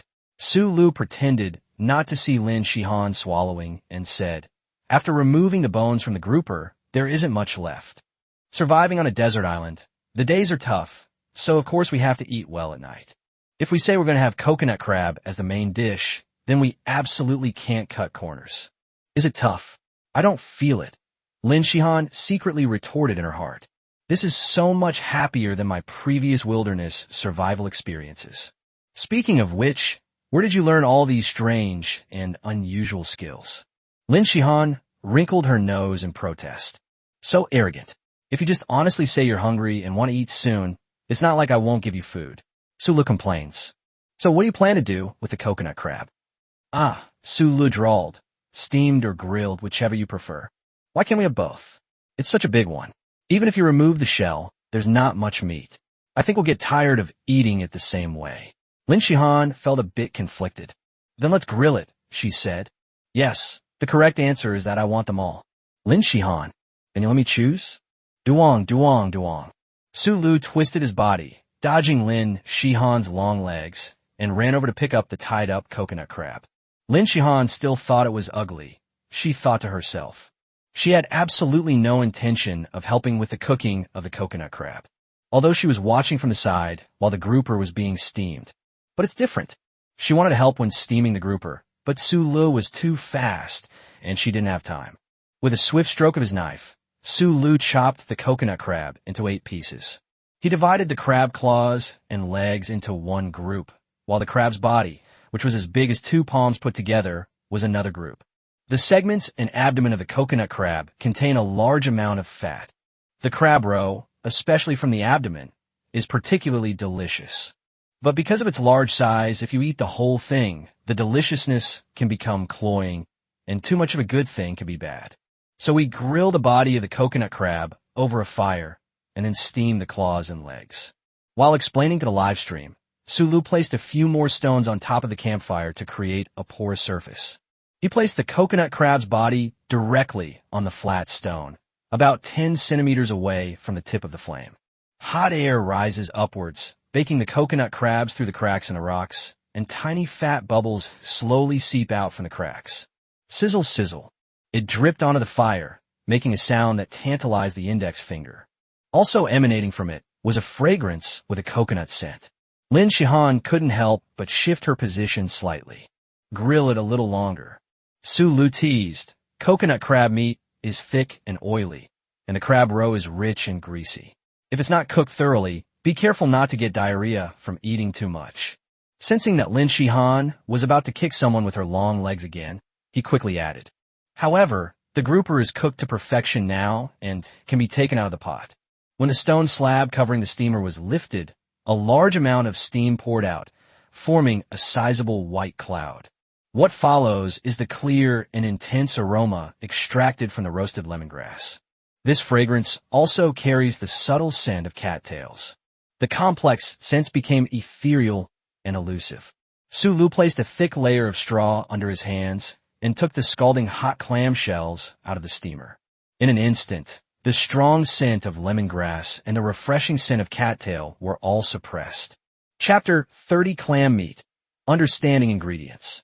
Around the campfire, the only aroma emanating now is the scent of the freshest seafood, forced out by the high-temperature steam. The finest ingredients require only the simplest cooking methods. Freshly caught grouper is simply deboned and then steamed. That makes perfect sense. While lemongrass and cattail each have their own unique aromas, they can only complement the natural freshness of the grouper. It is absolutely impossible for it to overshadow the main event. Cooking skill upgraded, current level LV.2. Gurgle. Lin Shihan was about to go crazy. The arrogant survival queen appears nonchalant on the surface, but her body's uncontrollable reactions have already betrayed her. Saliva was drooling. Su Lu knew that if he tried to flirt with Lin Shihan again at this point, he would definitely be doomed. Try it. He handed the fragrant clam shell plate to Lin Shihan, along with 2 thinned wooden sticks, used to replace chopsticks. Taking the chopsticks, Lin Shihan simply moved the tender white fish meat lightly, and the fish meat peeled off along the texture of the flesh. At the broken edge, wisps of steam rose again. Pick up a piece of steamed fish and put it in your mouth. The steamed fish was still a little hot when it entered my mouth, but along with the steam filling my mouth, there was an even more irresistible sweetness. Its fresh and sweet taste is like an emperor reigning supreme, proclaiming to the taste buds, I have come, I have conquered. And the taste buds, under such intense stimulation, were completely overwhelmed. The emperor's vanguard was accompanied by the heavy, pungent scent of lemongrass. After the initial sweet and refreshing declaration, the lemongrass's pungent aroma continues its assault, carrying the scent of lemon into the nasal cavity and even into the skull. Along with the lemongrass, there is also the clear, lingering scent of cattail. The water-like texture perfectly tempered the emperor's domineering aura and the vanguard's recklessness. Both of their cameras were now pointed at Lin Shihan, who was completely absorbed in the delicious food. Bullet screen. Is Goddess Lin for real? It's just a steamed grouper. Is it really that big of a deal? My family has also made steamed grouper, but it never tasted this bad. If it were Boss Su Lu, there might be an element of acting involved. But as for Goddess Lin, I think she genuinely believes it's that delicious. I really want to try Master Su Li's steamed grouper. After swallowing one bite, Lin Shihan couldn't resist picking up another piece and putting it in her mouth. It seems like there's more to it than just these flavors. She frowned, feeling that beyond the rich flavors, there was something she hadn't grasped. Hidden beneath the sweetness of the fish, the intensity of the lemongrass, and the clarity of the cattail, there is another texture. Did you put anything else in here? That shouldn't be the case. I watched him prepare it. He shouldn't have been able to hide anything from me. Lin Shihan's pretty face scrunched up in a frown. Stare. Just look down. Su Lu, feeling uneasy under their gaze, offered a suggestion. It's not that it doesn't need to be that low. Lin Shihan, raising her head from the heavy gap, threatened angrily, Speak. Su Lu pointed at the clamshell plate in Lin Shihan's hand. The last flavor you can't taste is the flavor of clam meat. Lin Shihan's eyes lit up, and she used her chopsticks to separate the fish meat from the spices underneath. Really? There are still pieces of clam meat left on the clamshell that haven't been cleaned out. Under the direct steaming, the high temperature of the clamshell completely extracts the freshness and aroma of the clam meat. Su Lu explained, this fresh aroma, because it's mixed with the scent of lemongrass and cattail, is almost impossible to discern its original characteristics. However, on the palate of a connoisseur, one can still taste that subtle difference between the freshness of shellfish and the freshness of sea fish. It is this umami flavor that elevates the aroma of grouper to a completely different level. As he spoke, Su Lu took the chopsticks from Lin Shihan's hand, picked up a piece of fish, and ate it. Hee, it's pretty much what I expected. Lin Shihan gently stomped her foot in silent protest. The chopsticks were ones she had used. Bullet screen. What do you mean by almost? Judging from Goddess Lin's appearance, it's already this delicious. Isn't this the perfect steamed grouper in Boss Su Lee's mind? I'm not eating anymore. I've only eaten half of my instant noodles. Put your hand on the upstairs dog's head. I just got off work and haven't even had a hot meal yet. And I'm already feeling terribly poisoned. Who can I complain to? Su Lee's mastery of ingredients is truly incredible. The clam meat is just one part of the seasoning. The seemingly simple method brings out the original flavor of the fish to the maximum extent. I admire it. Handsome Junior. Clamshells and clam meat, cattails and lemongrass. Just steam them directly in the pot. Right? I've learned it. Now I'm going to go and challenge that grouper that I didn't remove all the bones from earlier. Hey bro upstairs, maybe you should just stop messing around? Chapter 31 Perfect Taste. Something in the woods? After finishing the steamed fish, Lin Shihan was still not satisfied and stared intently at Su Lu. There's more, don't rush. Su Lu placed the coconut crab's claws and limbs into the clamshells he had just used, and then refilled the clamshells in the lower part of the steamer with water. New firewood was added to the stove. Steam the crab claws. Lin Shihan picked up Xiao Hei, who had finished gnawing on the scraps of grouper, and held him in her arms, stroking his fur intermittently. Little Blackie found a comfortable spot on his head and started snoring.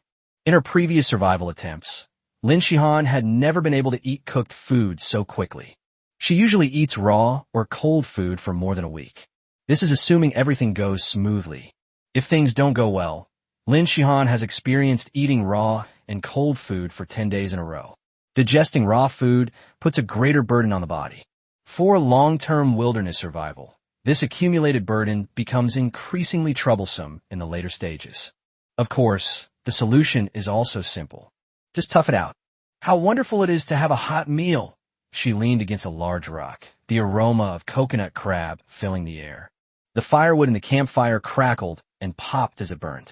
The sea breeze rustled through the tall trees, creating a tranquil atmosphere that spread along with the sound of waves crashing against the shore. Swish, swish, swish. This is probably what a pastoral life looks like. By the way, when you clean up after dinner, Su Lu stood by the fire, saying without turning his head, we can pile the trash at the entrance of the path leading to the beach. That's the downwind chamber over there. You can use it as a trash can. Clean it once a day, and it'll stay pretty clean. Lin Shihan, is this atmosphere appropriate? If Su Lu hadn't mentioned it, she would have almost forgotten about it. She just lost a bet, and now she has to do the dishes. How can this person's thought process be like this? Su Lu used a stone knife to poke at the coconut crab's body on the fire. The oil dripped down and flowed onto the scalding stone, making a sizzling sound that made one's mouth water. It's ready to eat.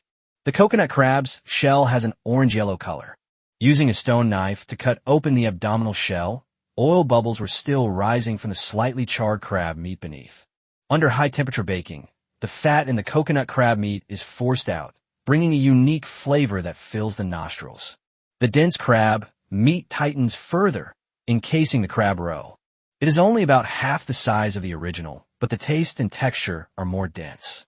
Su Lu cut off a small piece and used a stone knife to hold it up to the camera. Coconut crabs feed on coconuts, and their meat has a strong coconut flavor. After roasting, the coconut aroma is released even more, but unfortunately the camera can't capture the smell. He sighed with regret. The live stream was filled with curses. Please, streamer, have some decency. It's 10 p.m. Is this something a human being would do? I was watching a live stream while jogging at night, and now look what happened. I've ended up at the night market. I can't help but blame the streamer for my failed diet. Current live stream viewership, 142,000. Haha, Looks like everyone really enjoys watching mukbang videos at night. We should definitely do more of this in the future. Su Lu happily ate a bite of grilled crab meat, and then cut a slice for Lin Shihan, who was already impatient. The steamed crab claws are also ready. The crab shell is so tough that it can only be broken open with stones, but the delicious crab meat inside is more than worth the effort. One bite of grilled crab meat, and the aroma of coconut fills your mouth. A steamed crab claw, tender and chewy. Same meat, different taste. When paired together, they create a wonderful duet on the taste buds. After taking another bite of the crisp cattail to cleanse their palates, the two of them quickly devour the entire coconut crab. Su Lu ate with great satisfaction. Lin Shihan, who was willing to accept defeat, reluctantly cleaned up the mess. Time to sleep. Su Lu carried the thatched bedding into the wooden house, then rinsed his mouth and did a set of radio calisthenics to exercise. Lin Shihan. Live broadcast room. The grove of trees rustled by. Little Black lowered its body, letting out a low, whimpering growl. Su Lu squinted slightly, looking into the shadowy depths of the woods. Detective Eye activate. The distance is more than 10 meters, and I can't capture the scene in the woods at all. Skills also have limitations, Su Lu thought. The camera in night mode didn't capture anything. The woods were too dense. However, the black-footed cat's natural alertness is never wrong. The danger perception skill also reacted just now. It was not a misjudgment. Yes, dangers from wild animals are everywhere on the island. The spotted rattlesnake this morning was one. Now that it's evening, it's normal for lighting a campfire here to attract other animals. And the grilled meat smells so good. Cooking skills are awesome. We must not be complacent, and we must not assume that there's little threat in the dense forest just because our danger perception response is weak. It's possible that a large enough conflict hasn't yet occurred. But since we're going to live here, conflict is inevitable. Chapter 32 arrives. The fish meat was stolen. What's wrong? When Lin Shihan returned after throwing away the trash, she found Su Lu frowning and staring at the trees above the cliff. He could be this serious too? The queen of survival, having eaten and drunk her fill, sensed something was wrong and subtly lowered her body. Oh, it's nothing. Su Lu turned his head, grinning to reveal a set of big white teeth. It's possible that there are vengeful spirits on the island. Lin Shihan, do you want to die? Duong. No, no, no. Su Lu took a step and twisted his waist, nimbly dodging Lin Shihan's calf. They were probably small animals attracted by the firelight and aroma, he said. Xiaohei reacted just now, so I observed it for a while. Did you see what it was? Lin Shihan asked. She had just touched Su Li's foot, her rounded toes touching the ground, and the muscle from her ankle to her calf were tense. Huh? Su Lu, who was still a proud and arrogant person, but had undergone systematic combat training, shifted his gaze away from Lin Shihan's perfectly shaped ankles. He replied, No, my eyesight isn't that good. Lin Shihan rolled her eyes at him. When I was surviving on the island, I heard that some people had encountered large wild animals. Her tone was somewhat worried. Going alone without any external tools, these wild animals pose a great threat to humans. We're just the two of us and the cat now, so it's not like we're all alone, Su Lu said, trying to lighten the mood. Lin Shihan rolled her eyes at him again, clearly not impressed with Su Li's flabby physique. 2 or 3 people are no different from one person alone in front of many large animals. In previous episodes of the Desert Island Survival Show, there were quite a few people who died from animal attacks, not to mention those who were injured and had to withdraw. This is indeed true. Su Lu realized this principle as soon as he obtained the Wilderness Child template. Animals get a little injured, they just dust themselves off and run away. If someone gets a broken bone or a piece of flesh torn off, they're definitely going to die. Moreover, wild animals that have survived in the wild for so many generations are not so easy to deal with. Even if he's arrogant and has a fighting background, he still chickens out when he sees a rattlesnake. Su Lu changed the subject. I'll go move the fire. He didn't look at the dark grove of trees again. If I couldn't figure it out even with Detective Eye activated just now, it's even less likely now. Putting a fire at the entrance of the cabin can deter or even drive away most wild animals. Although he has the animal taming LV.2 skill, he can't guard it day and night. Moreover, we can't tame every single one we see. That's so awful. Little Black circled around Su Li's feet. Getting a good night's sleep is now a priority over everything else. In wilderness survival, physical strength is king. The fire crackled outside the cabin door. Amidst the white noise of nature, Su Lu, covered with his bedding, whispered, "Good night." Lin Shihan, evening. To everyone in the live stream. Shude, Lin Shihan.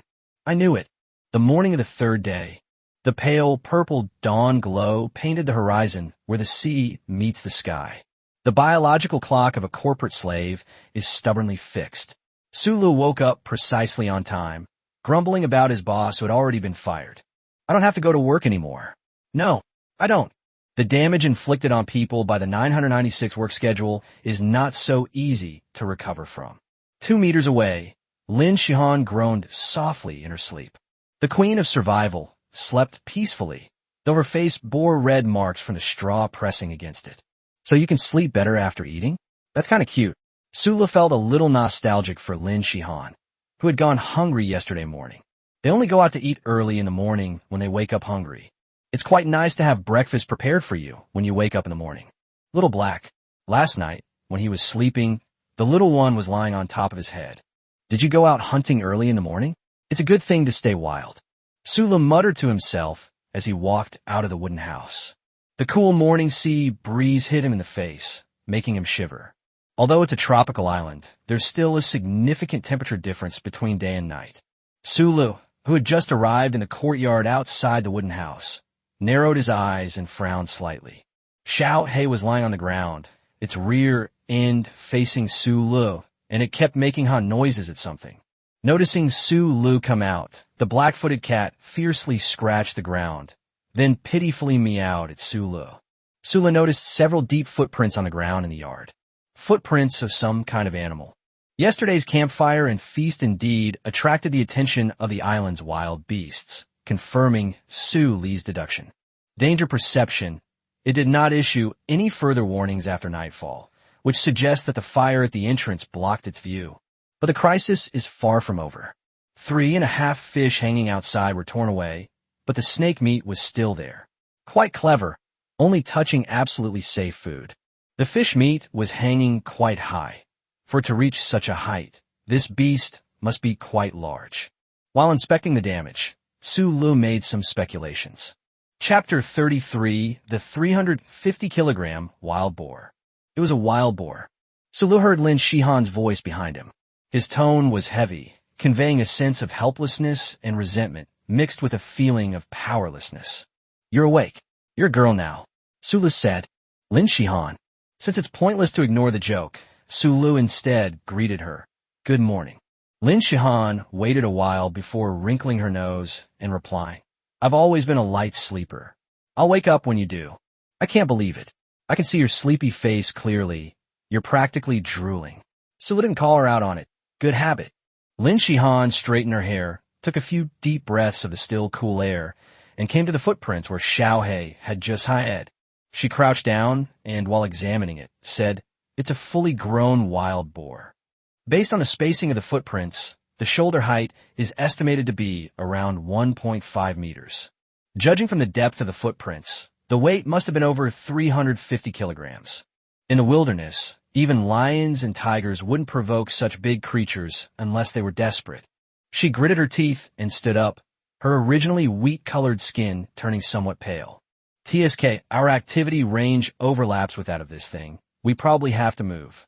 The Queen of Survival kicked away a clump of thatch with some displeasure. You can tell so much just from footprints. You got some skills, Sula thought. He squinted and subtly activated Detection Eye. In the field of vision, the tracks left by the wild boar were tinged with a blackish-red hue. Because this cliff where we live has been marked as the territory by that wild boar. As Sulu asked the question, he plucked a few grayish-brown hairs from a rock on the side. He brought his mane close to the camera and smiled easily. Very stiff bristles. Wild boars mark their territory by leaving their bristles and urine. It seems that after sneaking a meal of fish last night, this pig is planning to turn the area around the cliff into its own hunting ground. There weren't many viewers in the morning's live stream, but some people had already sent worried messages in the chat. A wild boar weighing 350 kilograms is terrifying. I just checked, and given the strength of a wild boar, if it charges, an ordinary person would be instantly knocked to their knees. Don't even mention wooden houses. This thing can push open even brick and stone houses. Wild boars have thick, tough skin. You might not even be able to pierce it with a gun. Boss Sulu only has a stone knife. He'll probably have a hard time even leaving a mark on a wild boar's hide. Boss Sulu is really at a disadvantage. He just finished building the wooden house yesterday, and today it's already been targeted by wild boars. What a bad start. Sigh. The difference in fighting ability between humans and wild boars in the wilderness is too great. If we weren't on an island, we could teach it a lesson in no time. Fortunately, we only lost some food last night. If a wild boar had targeted us, it could have been fatal. I agree with what Goddess Lin said. Before there's any major danger, I advise Boss Sulu to move out as soon as possible. The wooden house can be rebuilt, but if anything goes wrong with him, then he'll have to leave the deserted island to survive. But the treehouse was also the result of a lot of hard work. I feel so sorry for Sulu. Is moving the only option left? Can't we hunt wild boars anymore? Stop messing around upstairs. What are you going to use to hit it? A keyboard. Lin Shihan kept observing Su Li's expression. Why isn't he nervous at all? She clenched her fist. Can't this person tell the situation? Adult wild boars are not kittens or puppies. That was a beast whose impact could be measured in tons. Wild boars in a state of extreme hunger may even attack predators, such as jackals. Sulu always had a smile on his face, whether he was examining the tracks left by the wild boar or explaining things to the livestream audience. It felt as if the crisis brought about by this strong wild boar had nothing to do with him. You don't really think we can defeat something like this, do you? Lin Shihan felt it was necessary to give Su Lu a heads up. If you're in the mid-stages of a desert island survival mission and have enough tools and people, it's not impossible to try hunting wild boars. But if it's time to back down, then back down. There's nothing shameful about it. Oh, it's that powerful. Try hunting or taming it. Wouldn't that earn you a lot of popularity? Sulu quickly calculated in his mind. Lin Shihan came over and straightened Su Li's clothes, saying, "Let's tidy up a bit and go somewhere else." As it turned out, the annoying person didn't move an inch. Xiao Hei lay at Su Li's feet and stretched. After being tamed by Su Lu, the black-footed cat has a natural sensitivity to his emotions. Su Li's emotions remained quite stable. He was so calm that Lin Shihan wanted to slap him unconscious and carry him away. What are you thinking about? Lin Shihan's tone already carried a hint of displeasure. Su Lu turned around as if waking from a dream. I was thinking wild boars are a treasure trove from head to toe. Chapter 34 Defenses. Wooden fence? Pig skin can be used to sew clothes. Pig bones can be used to make tools. And pork is suitable for both braising and pan frying. If we could tame it, wouldn't that be another battle pet? That would be even better. Lin Shihan was completely devastated. This is insane. This is insane. Sulu, are you crazy? Sulu grinned, revealing a set of bright white teeth. Do you think I'm crazy? Yeah, what else? Lin Shihan rolled her eyes at him, annoyed. Who in their right mind would be planning to provoke a wild boar on the third day of surviving on a desert island? Even the top survival masters from other live streams would probably have to take a detour if they encountered the current situation. This isn't about whether to live or not. It's about whether to live or die. Lin Shihan lightly stomped her foot, her bulging chest trembling slightly. You still don't believe me? Sulu wasn't surprised at all. On the contrary, he felt that Lin Shihan's reaction was within his expectations. The difference between humans and animals is that we can use tools. He explained, I'm not going to go up there and fight barehanded. What are you worried about? I can't stand seeing people courting death. Lin Shihan was so angry she couldn't recover. While Lin Shihan was still confused, Sulu added with a smile, besides, it would be a shame to just abandon a house that we worked so hard to build. These words softened Lin Shihan's heart. She contributed a lot to building the wooden house. At the very least, the incident of almost being killed by a rattlesnake while collecting thatch by the pond will stay with her for a long time. Ha ha. See, now that you've said that, you're motivated, aren't you? Sulu said with a smile. Wild boars usually move at dusk, so we have a day to prepare defensive fortifications. It's better to retreat when you can't hold them off than to retreat without a fight, right? Lin Shihan suddenly looked up, her gaze sharp and intense in an instant. Let's eat first, Su Lu said with a beaming smile. After breakfast, Su Lu picked up a large pile of flat rocks from beside the cliff. Unlike the rocks used for the stone knives, this batch of stones was solid and heavy, and several times thicker than the stone knives. From these rocks, Su Lu selected those with suitable shapes and began to persistently hammer, trim, and grind them. The clanging and banging lasted for more than an hour. What you get is an axe head with a thick back, a thin blade, and a trapezoidal shape. The blade of the axe was carefully honed into a rounded shape and then sharpened to a point. Although it was made of stone, it gleamed with a cold light. The axe handle was made from readily available materials, consisting of 3 resilient wooden poles bound together side by side. 3 wooden poles are firmly secured at the bottom with flexible bark, 2 of which clamp the head of the axe for both sides. The last one is used as a reinforcement placed against the lower end of the axe head. Then, using the same flexible bark, tie it together in a figure-8 shape to firmly secure the axe handle and axe head together. Grip the axe handle and swing it gently. The sound of it cutting through the air is deep and resonant, a completely different feel from a stone knife. You're not thinking of using this axe to fight a wild boar head-on, are you? Lin Shihan curled her lips in disdain. No, that won't do. Su Lu said with absolute certainty, an axe is for chopping wood. Chopping wood? Yes. Su Lu said matter-of-factly. We'll need to cut some thick enough logs to make a fence. Stone knives won't work. There is no need to take the initiative to attack before we have a good understanding of the wild boar's habits and range of activity. The most urgent task now is to build up the defenses around the yard. The wild boar's purpose is food, while our short-term purpose is to avoid danger. As long as we can find a way to keep the wild boars out and lure them with food, we can ensure our safety for the time being. On the premise of ensuring safety, we can then adapt to changing circumstances. Lin Shihan looked Su Lu up and down for a long time. I thought you were planning to take care of the wild boar today, she said. Su Lu is ijsflikkerd. It's not impossible. Don't say it casually. Lin Shihan held back her anger. Why is this silly, arrogant survival queen so slow to think? Su Lu sigid. It took Su Lu nearly an hour and a half to make the stone axe. The shaping and polishing of large stones takes a particularly long time.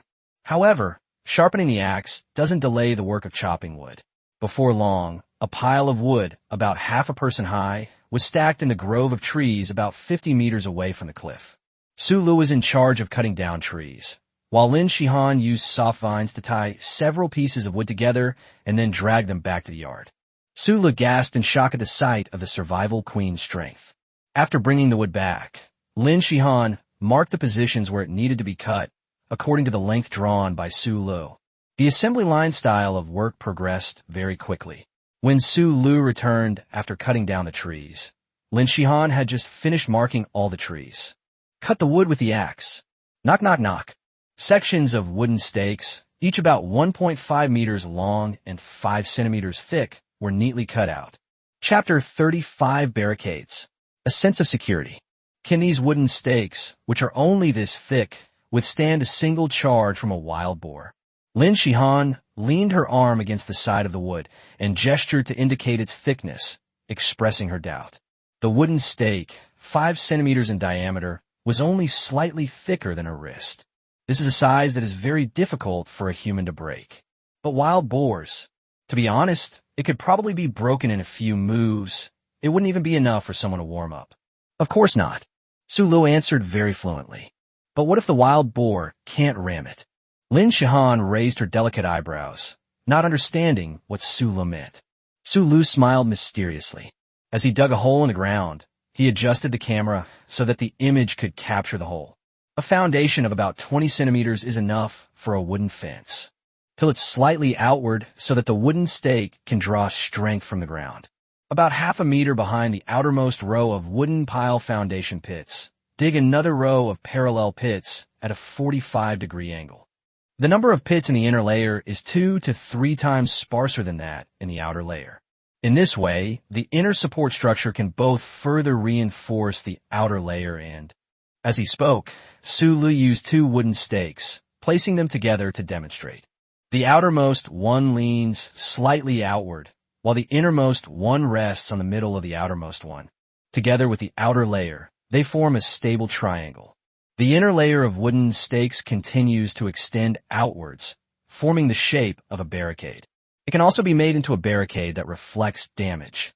The wooden stakes are just a fence to cut off the wild boar's route. Wild animals are generally cautious by nature.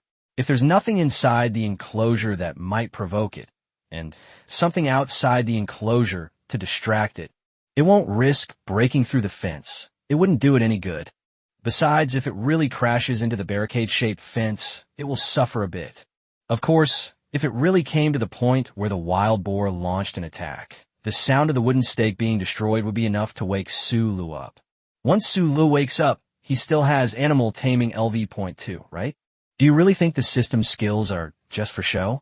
That said, a LV.2 skill should be useful against wild boars, right? Both live in the wilderness, but the difference in strength between the black-footed cat and the wild boar is obvious. LV.1 tame the Blackfoot cat. LV.2 directly confront the wild boar. You can give it a try. Let's not even talk about hunting. Without absolute certainty and without a decisive advantage, the risk of hunting is too great. When you're in the wilderness, the worst thing that can happen isn't encountering a wild beast. Instead, you encountered a wild beast, recklessly entered the battle, launched an attack on the beast, and your attack was extremely effective. Then, unfortunately, the beast was left with only a thin layer of blood. A wounded, extremely enraged wild boar, over 1.5 meters tall at the shoulder and weighing 350 kilograms, was impossible to defeat. That could flip an SUV over. Can't afford to offend. Can't afford to offend. Come lend a hand, Sulu called out. Hearing Su Li's explanation, Lin Shihan came over to help with a strange expression. She held onto the two intersecting wooden stakes, while Sulu filled the pit with soil and then stomped it down firmly. That's not enough. Sulu continued to pile up a thick stack of stones around the base of the wooden stake to further stabilize the foundation. At the intersection of the wooden stakes, thick rattan was tied into a figure-8 knot that could be bent back. Then water was poured on it, and it was tightened and compacted. The vines, soaked in seawater, can remain moist for a long time despite the erosion of sea breezes and scorching sun. Moist rattan is far more resistant to stretching than dry rattan. It's a pity we didn't have hemp rope, otherwise it would have been more secure to tie it up with rope. Sulu patted the set of wooden stakes that had just been completed, and the stakes did not budge under his patting and shaking. Just because you can't break a wooden stake doesn't mean a wild boar can't either. Lin Shihan muttered to herself, not wanting to miss a good opportunity to roast Sulu. Sulu leaned closer to Lin Shihan and took a breath. I sweated so much that my clothes are sore. Lin Shihan, why do you have to bring up something you don't want to talk about? So petty.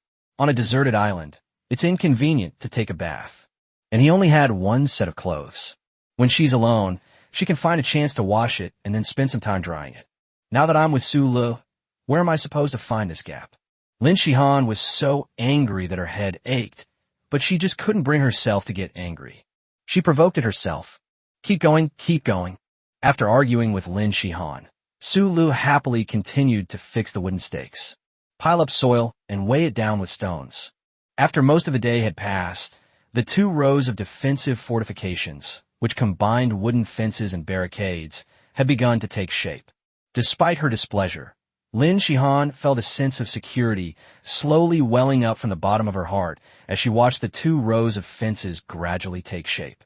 Putting aside her terrible personality, Sulu is actually quite reliable, she sniffed. Chapter 36, Roasting Snake Meat, was handled with great ease. The popularity of the live stream has been steadily increasing over time. Current live stream viewership, 150,000. Current live stream viewership, 160,000. There were also many more comments than in the previous 2 days. The cover of Sulu, the Fire Thief, is highly recommended and very impressive. Even though most of the people attracted were just there to watch the show and get freebies, the number of those who stayed was still quite considerable. Who doesn't love watching live streams featuring girls? And the streamer is so handsome. This old monk has caught the nun. I just clicked into the live stream. What is the streamer doing? Isn't this supposed to be a desert island survival? Why are they even using barricades? A grassland on the head. This streamer style is a bit off. The streamers I followed a couple of days ago were crying and begging for food. Yeah. If it weren't for the fact that you can't cheat in a desert island survival scenario, I would have thought the streamer was using cheats. His progress is even faster than Master Ed's disciple. That's impossible. Ugh, don't even mention it. What's the use of making fast progress? We've been spotted by wild boars. We might have to abandon the place we finally found and start all over again. Holy crap, a wild boar? Ha. I'm happy to see the streamer suffer. This streamer is reckless. He could easily cause someone's death. Be your cat. No way. I believe in Sulu. Let's cheer for him. Be your cat. Reward. Yacht X1. Sulu watched his popularity soar with a bit of a headache, pondering how to quickly upgrade his template before the wild boars attacked. The skills currently at LV.1 are materials processing and unyielding will. It's really hard to bear. He scratched his messy hair. While muttering to himself, he looked Lin Shihan up and down. Will relentlessly confronting the survival queen upgrade my unyielding will skill? The proud Lin Shihan felt her skin crawl under his gaze. What are you going to do? Oh, it's nothing. Let's consider material processing first. Sula laughed it off and got up to take down the hanging rattlesnake body. Lin Shihan frowned even more deeply. Are you trying to scare a wild boar with half a poisonous snake? Wild boars feed on venomous snakes. Sulu lifted the half-snake body in his hand, estimated its weight, and then gave the order.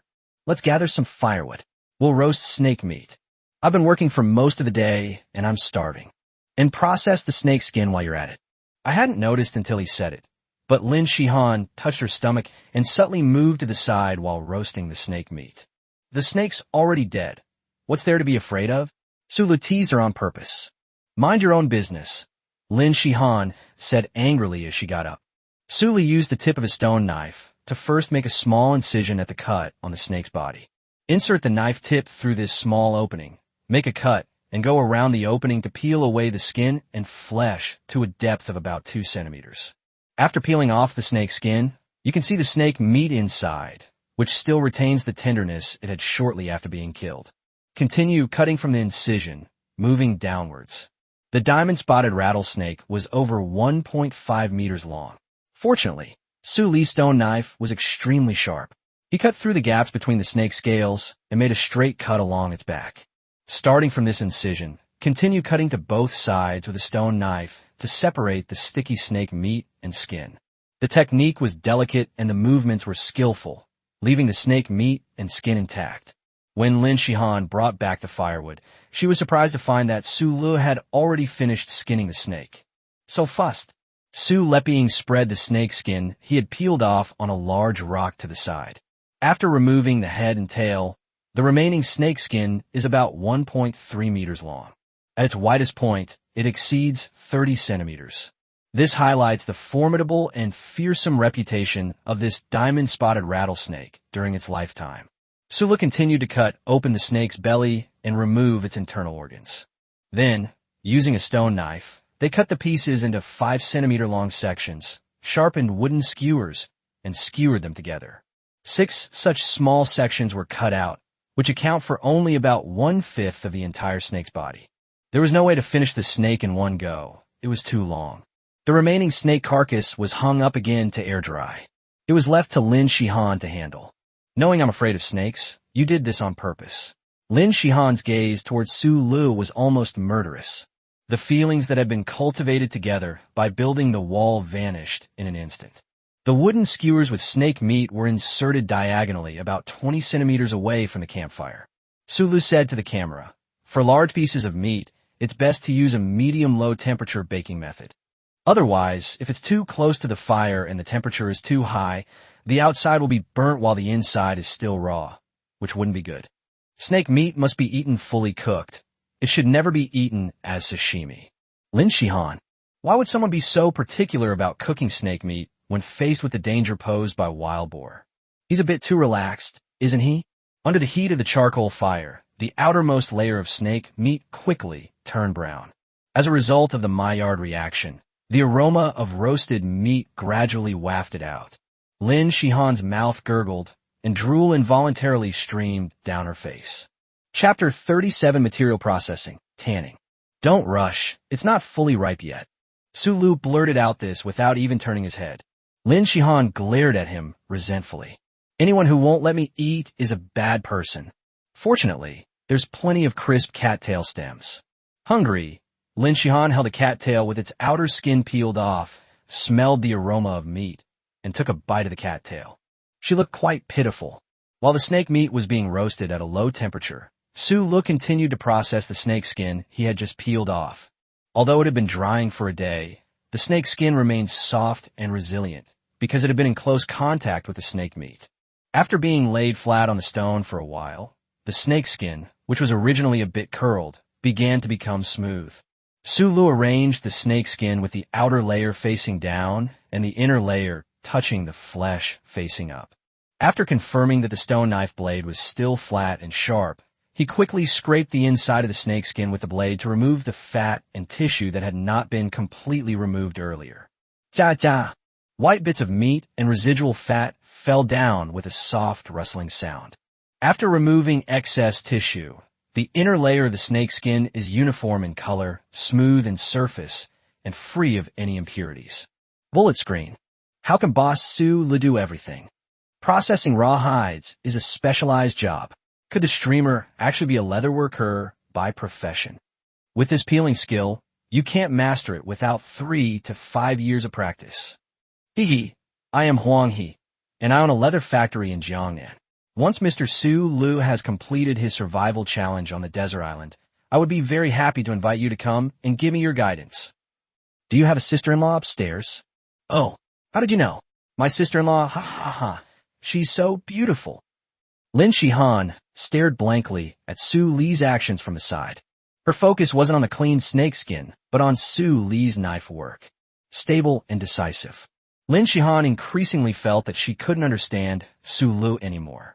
Despite getting seasick on a speedboat, he still has a lot of flabby flesh on his body. However, after only 3 days on the island, they demonstrated incredible survival skills. They searched for water, domesticated black-footed cats, dug fish ponds to catch fish, built wooden houses and walls, and now they process leather. Oh, and he's a good cook. Is there no justice in this world? It feels like Sulu was born for the wilderness. Son of the wilderness? If only her personality wasn't so unpleasant, she would be perfect. While she was lost in thought, Sulu had already finished scraping the last blade. The entire inner layer of the snake skin was completely devoid of any trace of muscle or fat. It was so clean that it didn't look like it had been hand-processed at all. Sulu shook the snake skin, making a crisp sound. I just did some simple processing on the snake skin. Leather is quite rare in the wild. It can be used to make tools, such as quivers, knife sheaths, and so on. It can also be used to make shoes, gloves, wristbands, knee pads, or clothes. As he spoke, Sulu glanced at Lin Shihan. Snake print women look pretty cool. What does this have to do with me? Lin Shihan was completely confused. Then she remembered the unpleasant things Sulu had done earlier. Dare to say my clothes smell sour? Goddesses all smell good. And what can you do with just that little bit of snakeskin? Sulu didn't dwell on the topic any further. Even after the fat has been scraped off, the raw hide is still quite a distance from being fully tanned. Not enough to upgrade skills. After running to the small pond and washing away the remaining dirt on the snakeskin with running water, Sulu returned to the heavily guarded courtyard, unfolded the snakeskin, and hung it in a ventilated place to drain briefly.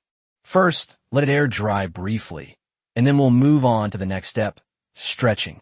Based on the shape of the snakeskin, Sulu used 4 long wooden poles to tie into a rectangle.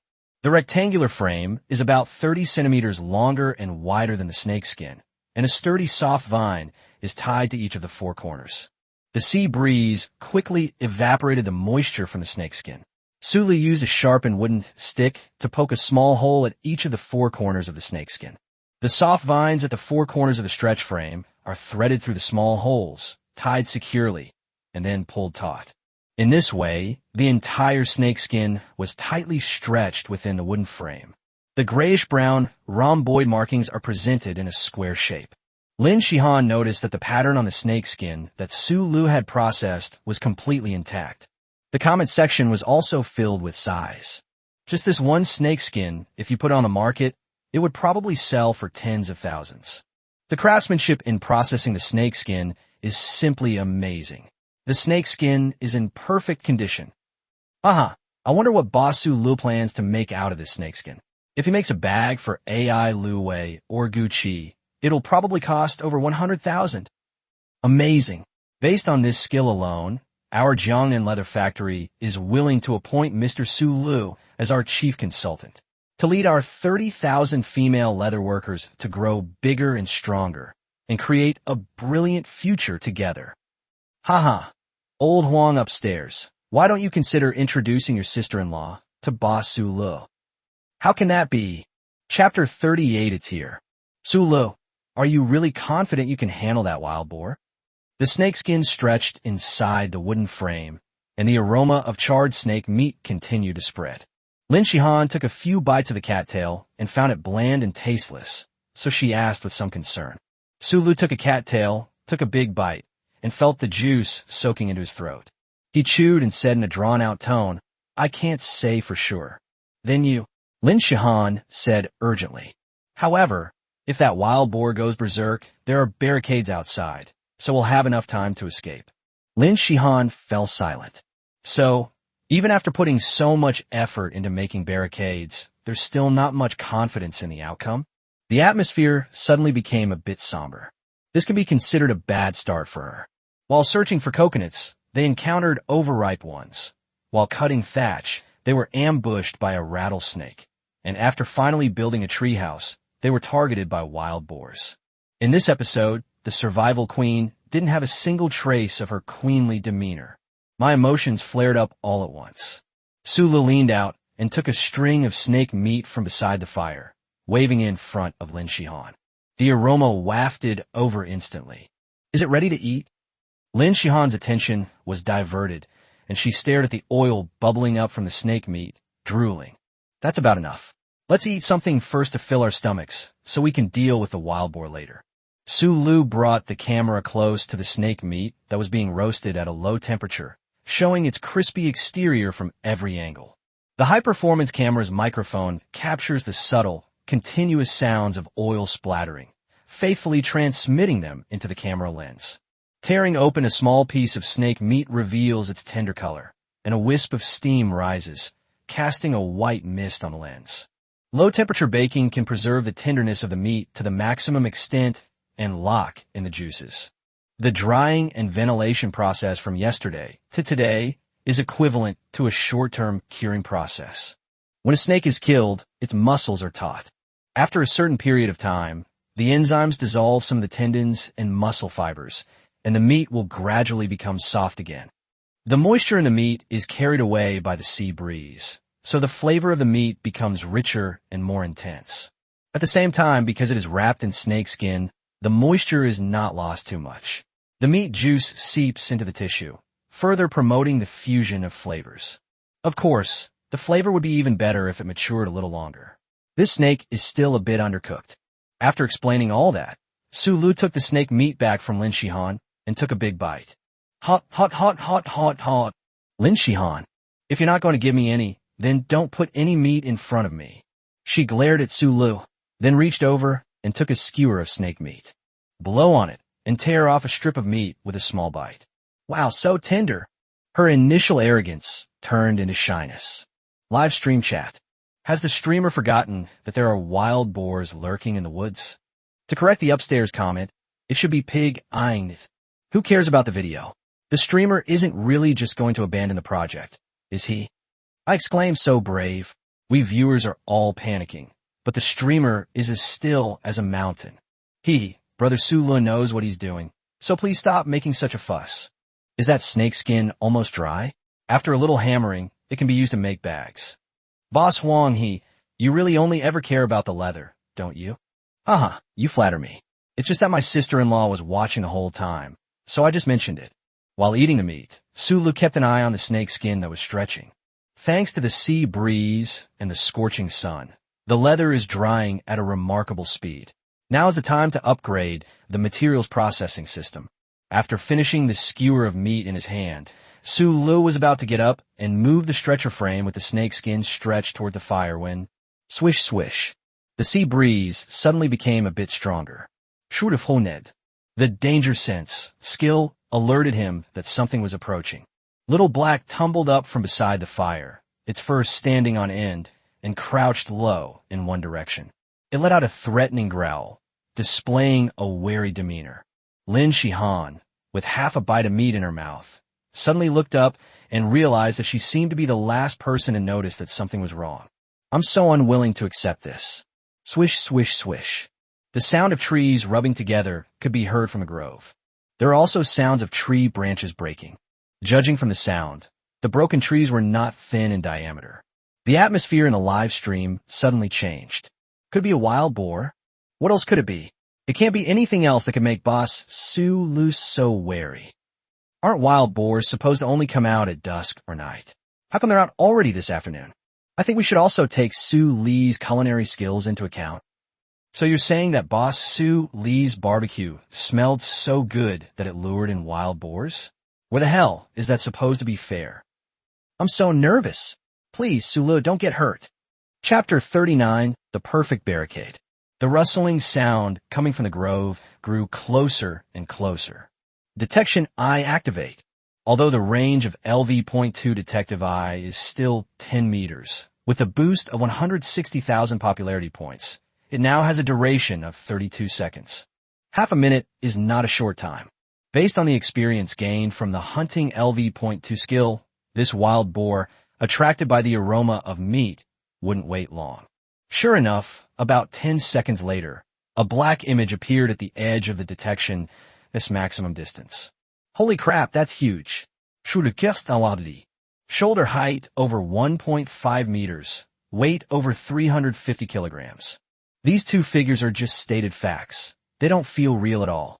But if you actually face them face to face in the wilderness, the sense of oppression is immense. In fact, even though Lin Shihan hadn't seen the wild boar yet, she already sensed an unpleasant aura. It smells awful. She pinched her nose and followed Su Li's gaze. The grove was split apart, and a tree about the thickness of a wrist was easily snapped in half. The first thing you see is two sharp fangs that are over 20 centimeters long. Next to appear was a long, narrow head that wobbled and pushed aside the trees blocking its way. The barbs of the pig bristles, standing on end like a scarf, create an extremely horrifying frontal image. The wild boar twitched its snout, making grunting noises as it constantly scanned the air for scents. Barbecue flavor. I was really drawn here by the barbecue. Lin Shihan didn't know whether to cry or laugh. When Su Lu saw the wild boar's appearance, he was also startled. Second junior brother, you're fucking ugly. Seeing a silhouette through the detection eye and seeing the living creature face to face are completely different kinds of oppressive experiences. This feeling of pressure is roughly equivalent to you being in the last row of the classroom playing on your phone when your homeroom teacher suddenly taps you on the shoulder. Or perhaps you're scrolling through short videos and slacking off at work, and your boss says behind your back, young people aren't working hard enough. It's absolutely terrifying. The wild boar, attracted by the aroma of roasted snake meat, sniffed the air, located the source of the intoxicating and mysterious scent, and grunted heavily a few times. It scratched the ground and happily approached the barbecue area. Then, with a loud bang, it slammed into a row of barricades erected outside the courtyard. Oomph. The flexible would absorb the vast majority of the impact force. The remaining force was dissipated to the ground by the triangular structure. Su Lele chuckled and moved the wooden frame with the snakeskin stretched out to the fire to dry.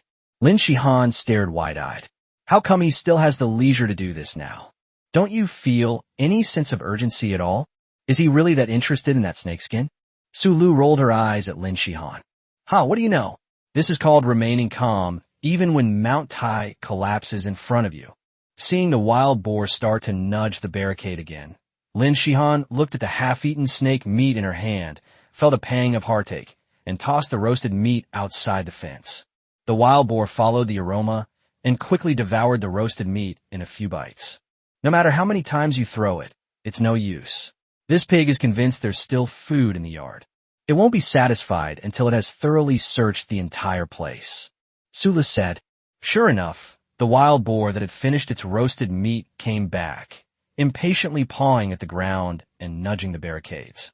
Clong, clong, clong, clong. Behind this row of obstructing wood lies the fragrance it has been longing for. However, the barricades that Su Lu created with construction LV.2 were not so easily overturned. A near-perfect structure and a near-perfect stress distribution. This 350-kilogram behemoth couldn't do anything to a short row of fences for a while. Fool! Su Lu sat cross-legged, laid the snakeskin flat in front of him, and began to pound it with a round stone. Bullet screen. I'm completely dumbfounded, Boss Su Lu. Is this leather tanning done in front of wild boars? That's outrageous. That's outrageous. But I like it. DJ AJ has gifted me 5 iced cola. Lin Shihan was momentarily confused by Su Lu. Wild boars can't break through the barricades, but that doesn't mean they've run out of tricks. Its most lethal move isn't its hard thrusting, bro. It was a savage charge. If it were a wild boar, after pulling away for more than 20 meters, it would suddenly accelerate and run. A weight of 350 kilograms, plus a speed of over 80 kilometers per hour. That would be an absolute nightmare for any kind of enemy. In fact, when 2 wild boars fight in this way, the loser's skull will be shattered with a single collision. That was something that a single barricade couldn't stop. Lin Shihan kept an eye on a wild boar, while also keeping an eye on Su Lu. If this bad guy gets blown up by the wild boar later, we'll have to figure out a way to get rid of him too. 20 meters outside, the Showdown frise for this wild boar.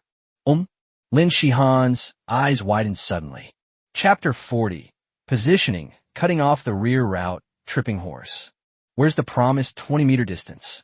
It was only then that she realized the placement of the 2 barricades on either side of the courtyard was ingenious.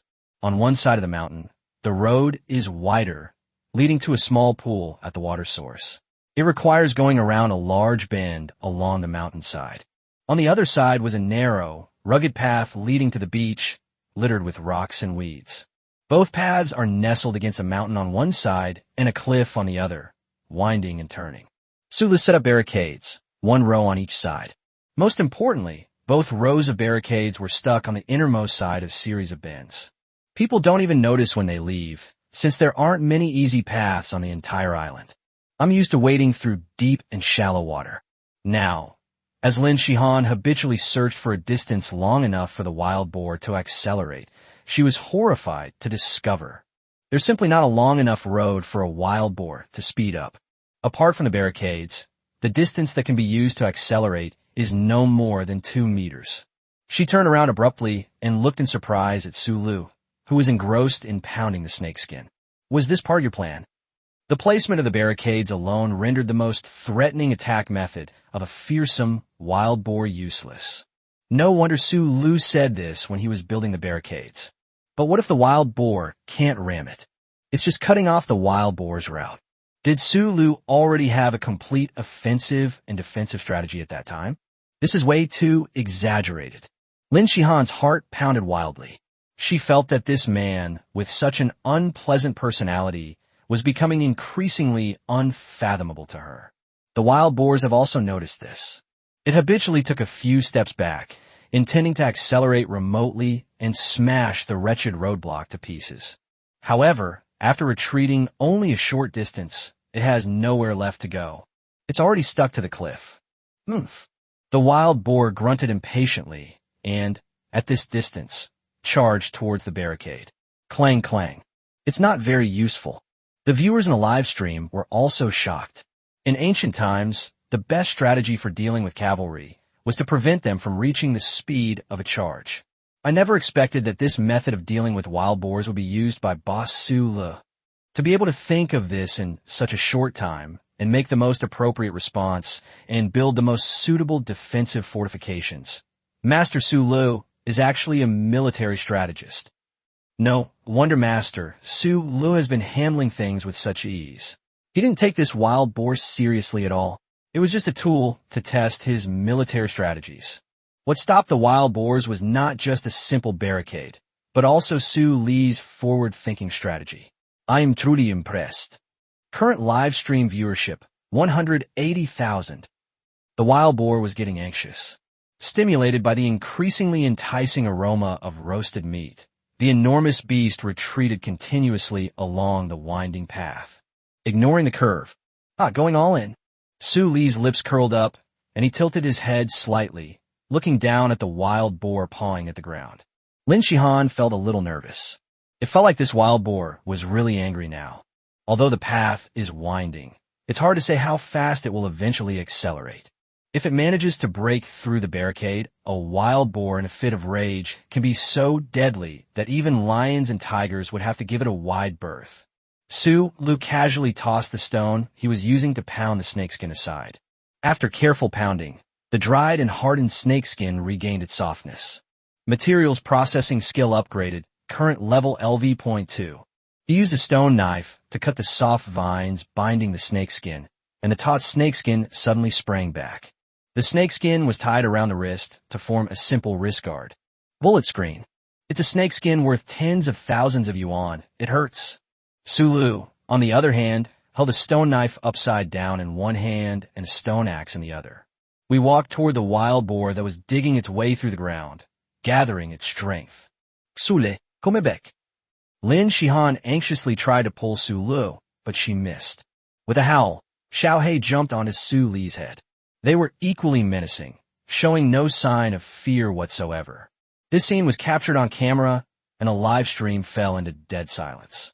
The wild boar suddenly took off running at full speed. Clang, clang, clang. Taking advantage of its tough hide, the wild boar did not slow down at all when going around the bend, and charged straight at the rocks on the cliff. Stone chips flew everywhere, and the pebbles on the ground crackled and popped, scattering all over the place. Lin Shihan watched Su Li's retreating figure with her hands and feet ice cold, feeling that she would never be able to forget this scene. Clang, clang, clang. The wild boar is getting closer and closer to the barricade. Go around the last bend. Lin Shihan instinctively covered her eyes. Thump. A deafening roar, like a muffled thunderclap. But apart from that, Su Li's cry of pain came unexpectedly. Instead, the mournful cries of wild boars could be heard. Lin Shihan moved her hand away and saw the 350-kilogram wild boar, with the enormous force of its charge, trip over the barricade. Since I've set up barricades, would I forget about tripwires? Shooter looked wildly. Chapter 41, They ran away already? Tripping rope. Lin Shihan's big eyes searched the ground. Sure enough, on the rocky ground outside the barricade, two clumps of weeds were twisted together and tied at the ends. This formed a series of concealed but sturdy knots. 1, 2, 3 many. Su Lu, how many tripwires have you created? When did you make this? Lin Shihan felt incredulous once again. The barricades blocked the route, and the curves curbed acceleration. These were still within the scope of what she could think of. With tripwires placed on the ground in front of the barricades, Su Li's strategy has reached its 5th level. Su Lu had already anticipated that even if the curves made it difficult to accelerate, the wild boar would still make a desperate attempt to sprint. Understanding the terrain, controlling one's mindset, and utilizing extremely limited resources. Su Lu, you know so much about pigs. So, in his eyes, my nervousness is just a joke, isn't it? You didn't even tell me, making me worry for nothing. The proud and aloof survival queen had 2 slender eyebrows furrowed together on her beautiful and delicate face. Live stream chat. A tripwire? So that's what Boss Su Lu used to tie the knot with wild grass when he was picking up stones this morning. Boss Su Lu watched the whole thing. This wild boar had already fallen half to its death. This must be the legendary, strategizing and winning 1,000 miles away. I love it. Su Lu is the best. Be your cat. Reward. Yacht X1. DJ AJ has gifted me an iced cola. This old monk has caught the nun-donated 1 rocket. Current live stream viewership, 200,000. Oomph. The wild boar lying on the ground grunted and cursed. Enraged, it accelerated without restraint. The winding path limited its speed and caused it to lose its balance when it hit the cliff. Wild boars have extremely strong motor skills, so this slight imbalance is nothing to worry about. Continue accelerating, and once you're back on flat ground, you'll regain your balance. However, at the end of the road, what awaited him was not delicious roast meat. It's a tripwire. The already precarious balance was completely destroyed. The 360-kilogram weight, along with the impact accumulated from accelerating all the way up, slammed into the rocky ground. It's like it put all its strength into a crash into a solid wall. It was a terrible sight. It's very painful. The wild boar's mentality collapsed. Sulu staggered to the other side of the barricade, looking down at the wild boar struggling on the ground, unable to get up. That size is 5 or 6 times my size. Luckily, I was prepared. Humans use tools to set traps, which is why they are at the top of the food chain. Trap LV.2. Hunting LV.2. Construction LV.2. This is the culmination of the wilderness child templates. With a woof, the black cat's claws snapped out from the tip. With a light leap, it jumped from Su Li's head to the wild boar's head. Sharp fingernails pressed fiercely against the pig's eyes. With just a little force, you can blind this wild boar. With the boost from Animal Taming LV.2, the Blackfoot cat, already an excellent hunter, easily found the wild boar's weakness. The wild boar struggled on the ground, kicking up stones and scattering them everywhere. Clearly, it took a hard fall. If this happened on a battlefield, and a warhorse was tripped by a tripwire while charging, the least serious injury would be a broken bone. Seeing that the wild boar was still struggling, Sulu couldn't help but sigh. The phrase thick-skinned and tough really isn't just a casual remark. Kill them and eat them. Sulu hesitated, looking at the mountain of wild boars. I feel like I'm getting ripped off. A pig weighing over 300 kilograms, with a considerable amount of bones, meat, and offal. But the problem is, he doesn't have a refrigerator on the island. You could slice it and marinate it to make cured meat. Sulu looked him up and down while calculating. The hind leg can be made into ham or pork shoulder, and it can be grilled at night to render lard for stir-fries. Braised pork belly is a great option. The crisp texture is perfect with alcohol, but unfortunately, there's no alcohol on the island. We can't eat fresh meat very often, so we need to plan our diet better. Marinated meat is also quite tasty, but it still can't compare to fresh meat. I need to figure out how to get some salt tomorrow. Oink oink, wild boar. In its eyes, Sulu is now a devil. Having suffered such a great loss, the wild boar, with its limited intelligence, had developed a great fear of Sulu. This is animal nature. Driven by fear, the wild boar struggled violently for a few moments and actually stood up. Shooter. Lin Shihan could hear her heart pounding wildly. Careful. Without a second thought, she immediately ran towards Sulu. Thump, thump, thump, thump. The wild boar galloped away, leaving everyone else in the dust. They ran away. Lin Shihan's thigh muscles were taut, the lines were perfect, and she stood frozen in place. The wild boar escaped. Chapter 42 Promotion, The Old Hunter. The wild boar escaped. Lin Shihan repeated the sentence to herself. She lowered her hand blankly and pinched her firm thigh. Ouch, it hurts. I'm not dreaming. It wasn't a wild boar that was 1.5 meters tall at the shoulder and weighed 350 kilograms that just ran away like that. This world is unreal. Before the arrogant survival queen's eyes, the hardships she had endured in the wilderness flashed by like a slideshow. And all those wild beasts that chased her. Why should I? She was almost in tears. You're a bad person. You made me worry. With her emotions fluctuating wildly, Lin Shihan herself was starting to lose her composure. The live stream was completely silent for a long time before any comments appeared. Tell me, this isn't a desert island survival scenario. It's a movie shoot. That wild boar was actually special effects, right? I was on tenterhooks just now. This turn of events happened so fast. All I can say is Sulu is awesome. But why did the wild boar run away? Don't tell me it's because of Su Li's domineering aura. All I can say is, those who know, know. Those who don't, there's no point in explaining. This is a very complex matter, and there's nothing you can do if you don't understand. I want to hit you upstairs. Don't listen to his nonsense. This wild boar must be injured from being tripped by the tripwire. It's too scared to use its best attack skill. Master Sulu calmly sat in his courtyard and fought off the wild boar. I hereby declare this to be one of the top 10 most awesome scenes in this episode of Survival on a Desert Island. This streamer is so awesome. Looks like I made the right choice in following him. They just ran away like that. Sula took a few seconds to recover his senses. What about my barbecue and braised pork? He had already planned to grill the pork kidneys, but the pork kidneys he was about to put in his mouth just suddenly ran away. If we release the wild boar this time, the next time we encounter it, there won't be such a harmonious scene between people and pigs. Foraging for food and seeking revenge are completely different mindsets. The wild boars will probably have to fight to the death next time. The enormous wild boar was still in sight. You could tell that its legs were trembling as it ran. Strike while the iron is hot and kill it. Sulu placed his hands on the barricade, stepped onto the horizontal bar, and leaped out. Hey, where are you going? Lin Shihan's heart skipped a beat again. What kind of trouble was this person going to cause this time? Press your advantage and strike. Bullet screen. Holy crap. The streamer is amazing. The entertainment value was instantly maximized. Go, Shule.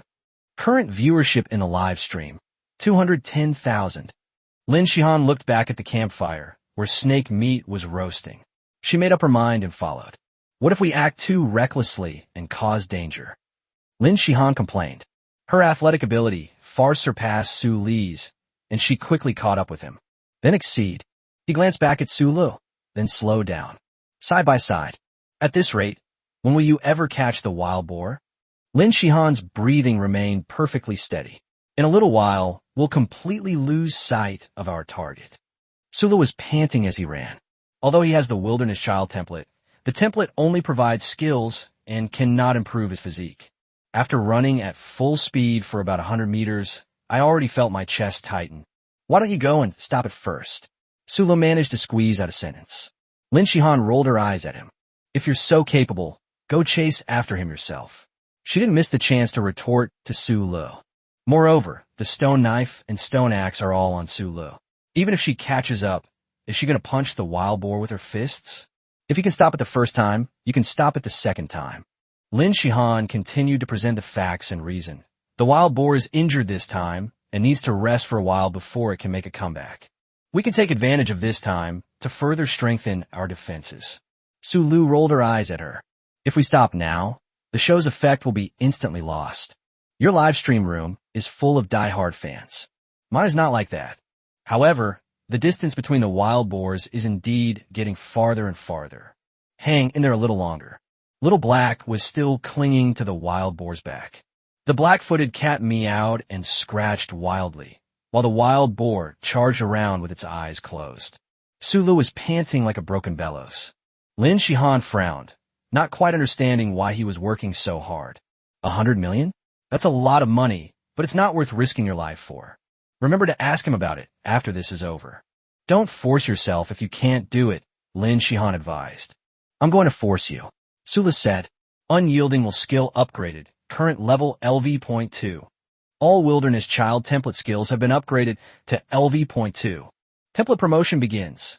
Should I be promoted immediately? Sulu was instantly energized. Lin Shihan suddenly realized that the person who had been panting almost to death just now seemed to have come back to life. Promotion. Sulu confirmed decisively in his mind. Children of the Wild template. Advance to Veteran Hunter. Template already bound. Veteran Hunter template initial gift pack. Hunting mark. Livestream popularity reaches 200,000. Awakening skill. Continuous skill can be toggled on off. Stamina surge LV.1. Chapter 43. The Wild Boar Knelt Down. Beiji. The Old Hunter. Should this old hunter go to a place with kind and honest people for treatment first? It's only natural that the son of the wilderness would be promoted to a veteran hunter. Hunter mark? Energy surge. Sulu quickly confirmed the effects of the two skills. Hunter mark? Mark a single prey and continuously indicate its location. Only after the prey has been hunted can the next prey be marked. This is an amazing survival skill. Prey that has been targeted by an experienced hunter will likely live in perpetual fear of being hunted.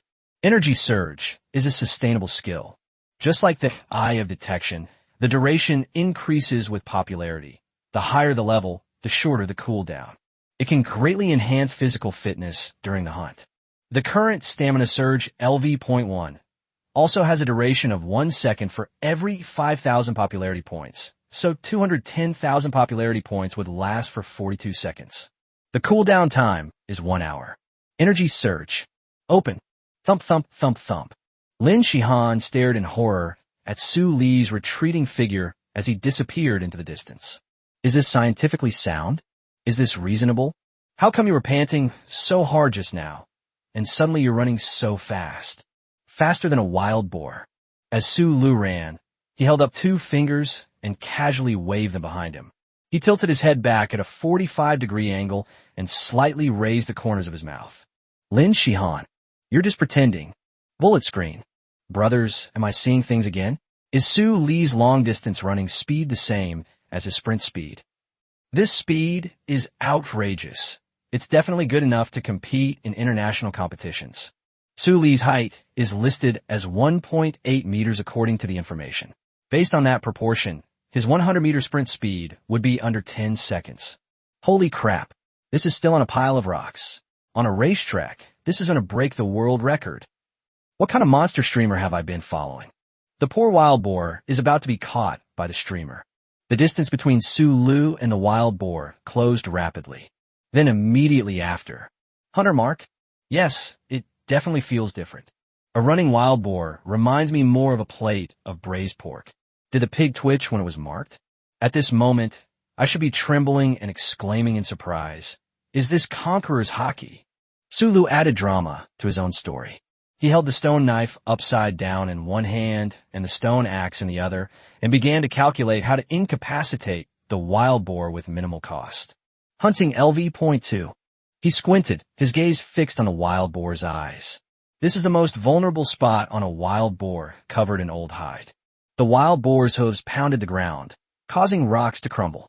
Then, swish. When Su Lu closed the distance to the boar to 15 meters, the wild boar suddenly stopped. Turn around. Its little black cat head was covered in bristling fur, its claws poised to strike. Oh no, the wild boar is desperate and will fight to the death. Lin Shihan stopped, her back soaked with sweat.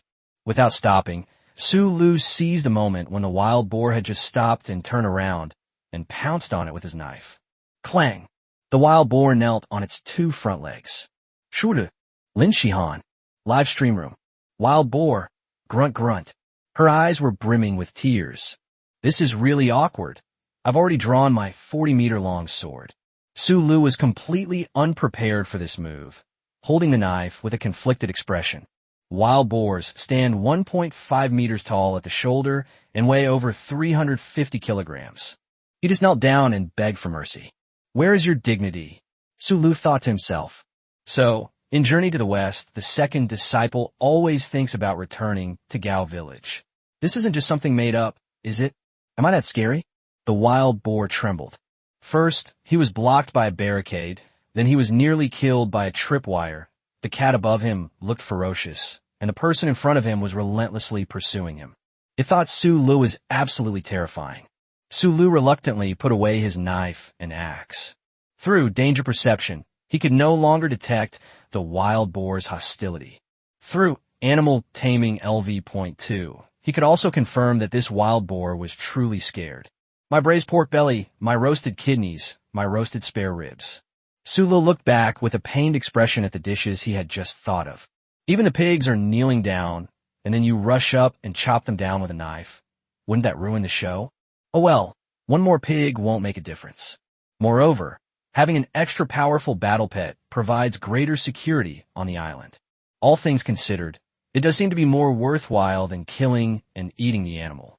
Su Lu squatted down in front of the wild boar and said fiercely, "From now on, I'll call you Pigsy. You'll be in charge of patrolling the area at night, and you'll be my mount when we go out. You'll have to find your own food. I won't provide meals here." The wild boar grunted and squealed, seemingly accepting the conditions reluctantly, judging from the animal taming skill. Why didn't you refuse? Su Lu shook his head with some regret. If I refused, wouldn't I be able to have a better meal tonight? Chapter 44, Transportation Tools. Animal Taming Skill Upgraded, Current Level 3. Ol Hunter Template Derivative Skill Awakening. Hunter's Messenger, LV.1. Prey has been domesticated. Hunting marker reset. The meaning of hunting is not limited to killing. Domestication is also possible. Temple promotion can also generate skills. The hunter's messenger skill is derived from animal domestication and is a skill that allows one to directly control tamed animals. In other words, domesticated animals normally require training to be driven, but with the hunter messenger skill, even the training can be skipped. Beiji, lie down. The newly domesticated wild boar, Beiji, lay prone on the ground with its enormous body.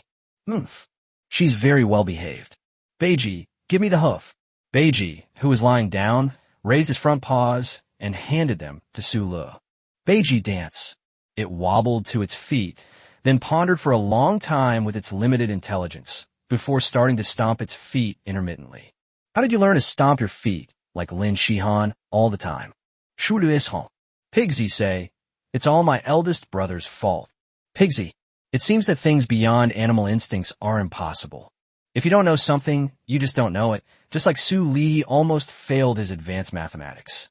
Lin Shihan stared at the scene before her with a distorted expression. One person and one pig, enjoying each other's company. She didn't have Su Li's perspective and spent the whole day in fear. Now, the situation has suddenly changed drastically, and the proud queen of survival's tense nerves and muscles have relaxed completely in an instant. A wave of dizziness and exhaustion washed over her, and she staggered, almost falling. A thin layer of sweat instantly broke out, soaking her clothes. The clothes clung tightly to her skin, highlighting the outline of her full breasts and her captivatingly defined abs. The skin, which had appeared pale from nervousness, now had a flushed red color due to the return of blood from the capillaries. Her sweat-soaked, wheat-colored legs reflected the setting sun, shimmering and dazzling. Get on yourself. Sulu reached out and helped Lin Shihan up. With his other hand, he patted Pigsy on the back. Perfect timing. Now you have a means of transportation. After regaining her footing, the arrogant girl pinched her nose in disgust and turned her head away. No, it smells too bad.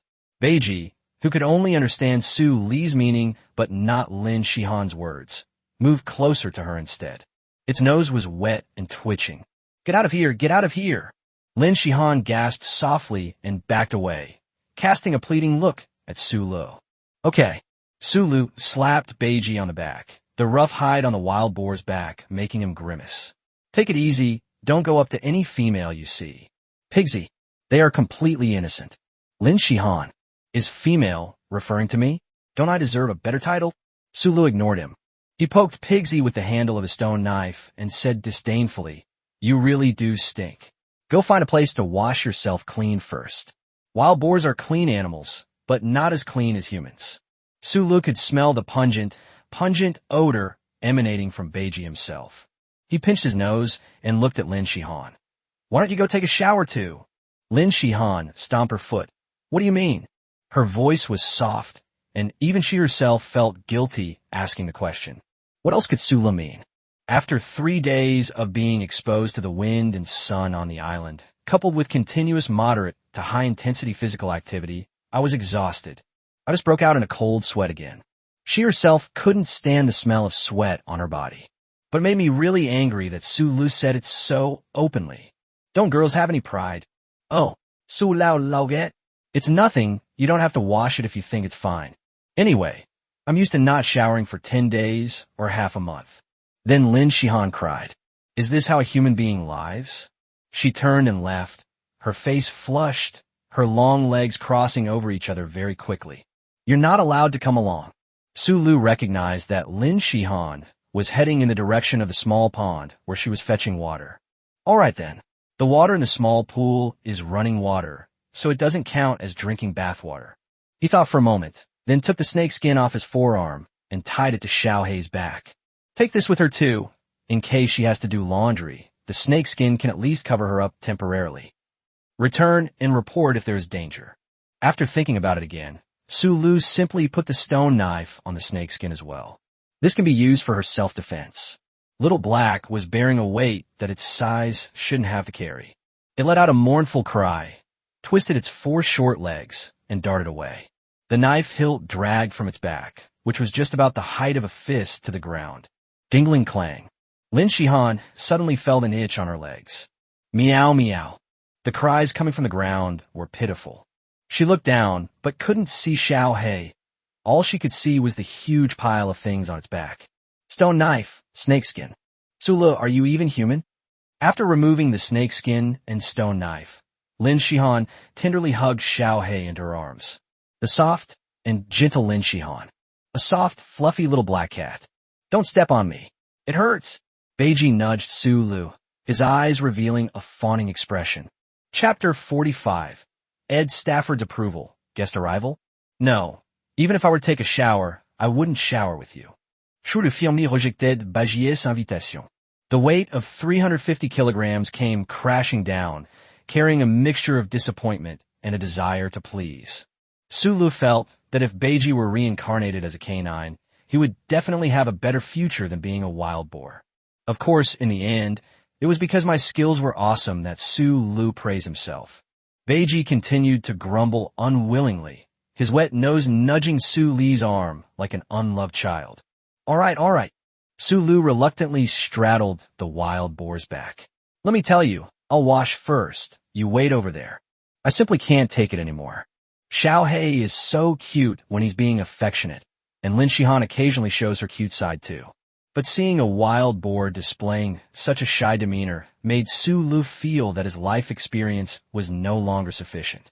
Beiji wasn't carrying his master. He was carrying Sulu. With his 4 hooves outstretched, he rode off into the distance on the island. That's why wild boars are said to have amazing regenerative abilities. In just a short while, the animal carrying a person on its back no longer showed any signs of its previous exhaustion after crashing into the ground at full speed. It's so bumpy, slow down. I just remembered, besides getting motion sickness on speedboats, I also get motion sickness on cars. If I add another one about being a pig, wouldn't my reputation be ruined for life? Sulu clutched his chest, his face pale. The live stream chat exploded again. So, I've sorted out what just happened. Boss Sulu tripped the wild boar with a tripwire, causing it to escape wounded. Boss Sulu chased after it and eventually subdued the boar, making it his mount. Hey, organizer, come out here. Is this supposed to be a survival storyline on a desert island?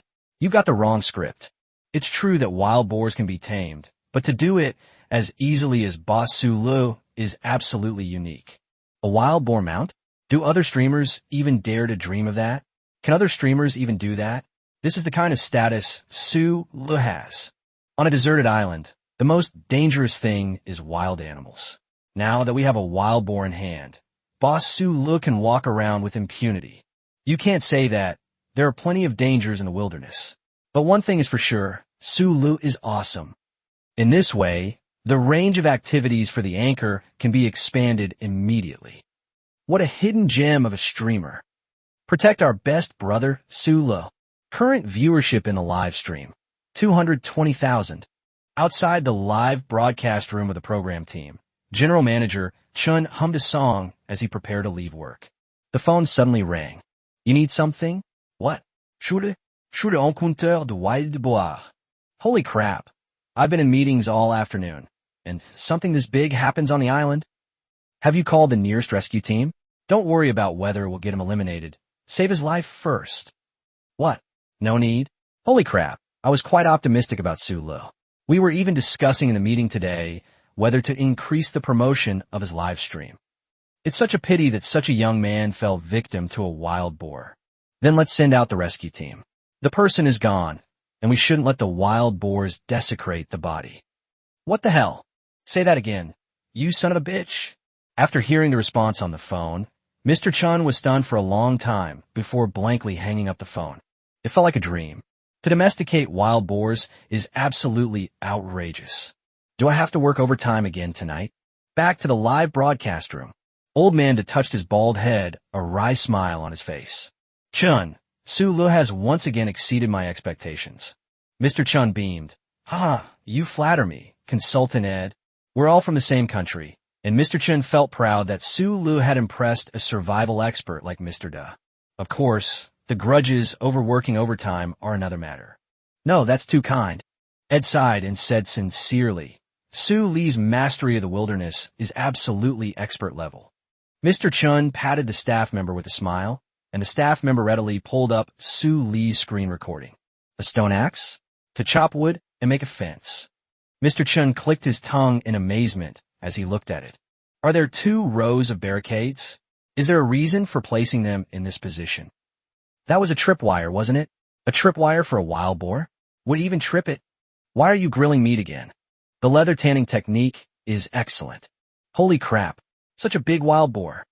Xiao Lu, call the zoology consultant to estimate the wild boar's weight. 367 kilograms, wow. If it were me, I would have peed my pants on the spot. Beiji Su Lee's talent for naming is truly remarkable. I give up. With mixed feelings, Mr. Chun turned off the screen recording. A staff member approached and asked, "What should we do, Mr. Chun? No contestant has ever tamed a wild boar before. Should we give another cover feature?" I feel that just recommending it isn't enough. After a moment of silence, President Chun made up his mind. Call the planners. This time, let's do something different in our Desert Island Survival episode. Tomorrow, I'm going to invite guests to join the live stream. Chapter 46 Pig's East Merit, Top Grade White Truffles. Sulu, riding on Beiji's back, had no idea what was happening in the live broadcast room. He was very pleased to see that his popularity had increased again. Current live stream viewership, 250,000. 250,000 popularity points equals 50 seconds of detection, and 50 seconds of stamina surge. Most importantly, if my popularity continues to grow at this rate, my chances of being eliminated in the first round will be much smaller. But the popularity rating is still too low. If your popularity is low, you can't unlock more skills, and it's even less likely that your template will be promoted. It seems that the Wilderness Child template requires 10,000 popularity points to awaken a skill and 100,000 popularity points to advance. Then the Old Hunter template should be that 100,000 popularity points are needed to awaken a skill, and 1 million popularity points are needed to advance. Subsequent skill acquisition and promotions will most likely be calculated by multiplying by 10. In the past, no one could survive on a deserted island for a year and persevere to the end. So if I want to persevere to the end, get 100 million, and hire the best doctors to consult on my mother's case, I must increase my popularity. Awakening skill, promotion template. Beiji sensed Su Lee's mood and hummed twice in agreement. Then they took off, running even faster. Holy crap, stop! Stop vomiting. In the dense forest, Su Lu leaned against a large tree, panting. Beiji innocently pawed at the ground. His enormous body was an absolute eye-catching presence in the forest. Thankfully, I held back. If I had fainted and vomited here, a lot of people would have stopped following me. Stay calm, Su Lu thought. But this is such a dense forest. Yes, according to the directional marker skill, I should be on the northeast side of the shelter and outside the coverage area of the South Bank topographic map. Having a mount is great. It instantly expands the area we can explore many times over. Judging from Beiji's reaction, we're not far from where it's taking me. Su Lu, having caught his breath, explained to the camera. After riding the pig for a while, let's get off and walk around. Let's explore this forest before the sun completely sets. Our current location is at an angle of about 40 to 50 degrees north of the shelter, more than 5 kilometers away. Although it's a bit far, the scenery will be different. In the dense forest far from human habitation, the trees have a diameter at breast height of up to 50 centimeters. The brown bark is covered with vibrant green moss and climbing vines. The trees were extremely dense. If it weren't for Pigsy leading the way, Su Lu might have taken a very long time to explore this place. Gurgle. At the top of the trees, the calls of unknown birds echoed far and wide. Squeak. The chirping of insects never ceased, only serving to accentuate the deep tranquility of the forest. Su Li's feet crunched over the fallen twigs and leaves, making a soft, sharp sound that seemed particularly jarring in the quiet environment. The trees blocked the view, making visibility extremely poor. The only sounds that could be heard were the occasional rustling of grass and trees a few meters or a dozen meters away. It must have been some kind of small animal passing by in a hurry. With Pigsy around, there's no need to worry about any animals attacking us. Su Lu deliberately lowered his voice, afraid of disturbing the tranquility of the woods. Even in the live stream, The density of comments has decreased. This kind of scenery is rarely seen in big cities.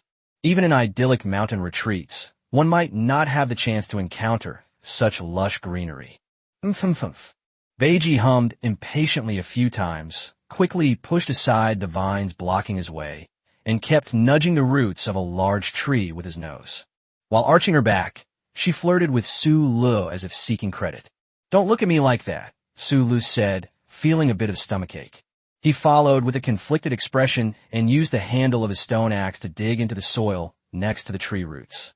After digging about 40 centimeters deep, the handle encountered something with a texture completely different from the soil. "There's something there," Su Lu said to the camera. "Let's dig slowly and carefully clear around this area." Judging by the texture, it seems that the buried object is quite large. After digging out more than 10 centimeters, Su Lu finally regained the familiar feel of the soil. Continued digging down into the soil. A few minutes later, Su Lu dug out a spherical clump of fungi with a diameter of more than 10 centimeters from the soil. Gently brush away the surface dirt, and a smooth, delicate surface is revealed. On its light brown surface, there are milky white patches. "Looks like we're in luck. Pigsy is still pretty effective." Su Lu smiled and gestured to the camera to show the mushroom clump he had dug out. A truffle, and judging from its appearance, it's a relatively rare white truffle. He weighed it in his hand and then added, "It's probably close to 1 kilogram. Live stream chat. Where can you go to reason with this? You just dig in and you find a world record-breaking white truffle. The diamond of the culinary world, the white truffle. It's worth its weight in gold." Chapter 47 Blackcurrants? Another delicacy. The comments continue to scroll by. Truffles are generally divided into 2 types, black and white. Black truffles are relatively more abundant, and their prices aren't particularly outrageous. White truffles, on the other hand, are extremely rare. Seasonally harvested, with a short shelf life, and extremely demanding environmental requirements, it is completely impossible to cultivate artificially. It's only in places like the Bermuda chain that it's possible to harvest white truffles during this season. I heard that when collecting truffles, especially trained truffle pigs are usually used to sniff them. So Pigsy has this skill too? Isn't true incredible. Such a large piece of white truffle. If he could bring it out, it could sell for at least hundreds of thousands. It seems like more than that. Judging by the size of this white truffle, it should be good enough for an auction at the White Truffle Festival. Su Lu brought the white truffle in his hand, close to his nose, and smelled it. You can smell the damp earth even through the outer skin, and there's a hint of humus from tree roots. But what's even stronger is the aroma of fermented milk. Complex and unforgettable. It doesn't feel like you're smelling a food ingredient, but rather the scent of nature itself. I know that the viewers in the live stream must be very curious about what white truffles taste like. He carefully sliced off a thin piece with the stone axe in his hand and stuck it in front of the camera. White truffles taste great when eaten raw. Please, esteemed viewers, try some first. Bullet screen. I felt neither joy nor sorrow, and even felt a little like laughing. This might be the most expensive mukbang I've ever seen, but the viewers are calm about it. I want to eat truffles too, QAQ. Su Lu waited a while, then fed the white truffle slice into his mouth. A very rich flavor. He frowned and chewed carefully, explaining as he chewed. The aroma instantly filled my mouth. It was a rich aroma that was completely disproportionate to its size. A thin slice is enough to dominate all your taste buds, making you feel as if you are in a forest. Although I am the forest right now, the white truffle gives me a feeling of being more closely connected with nature. I highly recommend that everyone watching the live stream try it if they have the chance. There's indeed a reason why it can be considered a top-tier ingredient. Live stream chat. Some viewers in the live stream shed tears because of poverty. The host is right. I'll go order a few boxes of truffles right now. Is the person upstairs bluffing? You think you can just order truffles like that? Oh, I'm in truffle chocolates. Cooking skill upgraded, current level LV.3. Ol Hunter template derivative skill awakening. Botany LV.1. Cooking derived from botany? That makes perfect sense. Su Lu raised his eyebrows and tucked the remaining white truffles into his clothes. Then he patted Pigsy on the head as encouragement. Beiji, weighing over 350 kilograms, nudged Sulu, his massive rear end bumping against a large tree, causing the tree trunk to snap with a sickening crack. All right. It's a good thing that domesticated wild boars are friendly to humans, but their weight of 350 kilograms is really hard to bear. After finding a white truffle and receiving praise, Pigsy seemed to have unlocked some strange mechanism. It ran wildly through the dense forest, crashing and rattling the sturdy trees. Pigsy humph. Good. Sulu dug for a while. The outer skin is scaly and jet black in color. This is a black truffle, smaller than the first white truffle. It's about the size of a fist. He gestured with his hand. The aroma of a truffle is proportional to its size. This black truffle also has a milder aroma than the white truffle. But we can keep it and taste it tonight to see if there's any difference in flavor. Pigsy humph. Sulu, it's another black truffle. Forget it. You can have it, Beiji. I'll save room for something else. Pigsy humph. Live stream chat. I'm crying. Feeding pigs with black truffles. That's just too extravagant. There's nothing we can do. The entire forest's resources now belong to Boss Sulu. What we consider treasures outside are probably just common, readily available goods in Boss Sulu's eyes. Pigsy humph. Sulu, this time it's not truffles. He pried open Pigsy's enormous head. Is this a blackcurrant tree? Haha, it's the kind of blackcurrant we often see in supermarkets, but these are wild. Botany LV.1. Blackcurrants are a good thing, rich in various vitamins, carotene, fiber, and so on. For the first 2 days, our food consisted mainly of meat, with the only vegetables being lemongrass and cattail, which resulted in a very unbalanced diet. With blackcurrants, the shortcomings of our daily diet are made up. Most importantly, what gives blackcurrants their black color is a substance called anthocyanin, which has a very good effect on eliminating inflammation. Chapter 48, Weapon Preparation, A Tranquil Lake. When surviving in the wilderness, the thing you fear most is getting injured and then having your wounds become infected and worsen. Without modern medical facilities, even a minor injury could lead to a failure to survive. With blackcurrants, this potential problem can be mitigated to some extent. Sulu picked a bunch of black fruits and tasted them one by one. Sweet with a hint of sourness. Because it's not an artificially bred variety, it actually has more layers of flavor. It's quite delicious. In addition, the flavonoids in blackcurrants have a good effect on relieving pain and healing bruises. Botany skill has been upgraded. Current skill level, LV.2. Pigsy. Sulu patted Beiji's big head and fed him the bunch of blackcurrants in his hand. Pigsy, being tripped by a tripwire while charging at full speed is no joke. Wild boars have an extremely strong ability to recover, and their resistance to injury is astonishing. But the fact that it could frighten such a huge wild boar means that the damage it suffered on the tripwire was far greater than it appeared on the surface. Supplementing with these nutrients will greatly promote Beiji's recovery. Beiji ate with gusto, splattering juice everywhere, whimpering as he ate.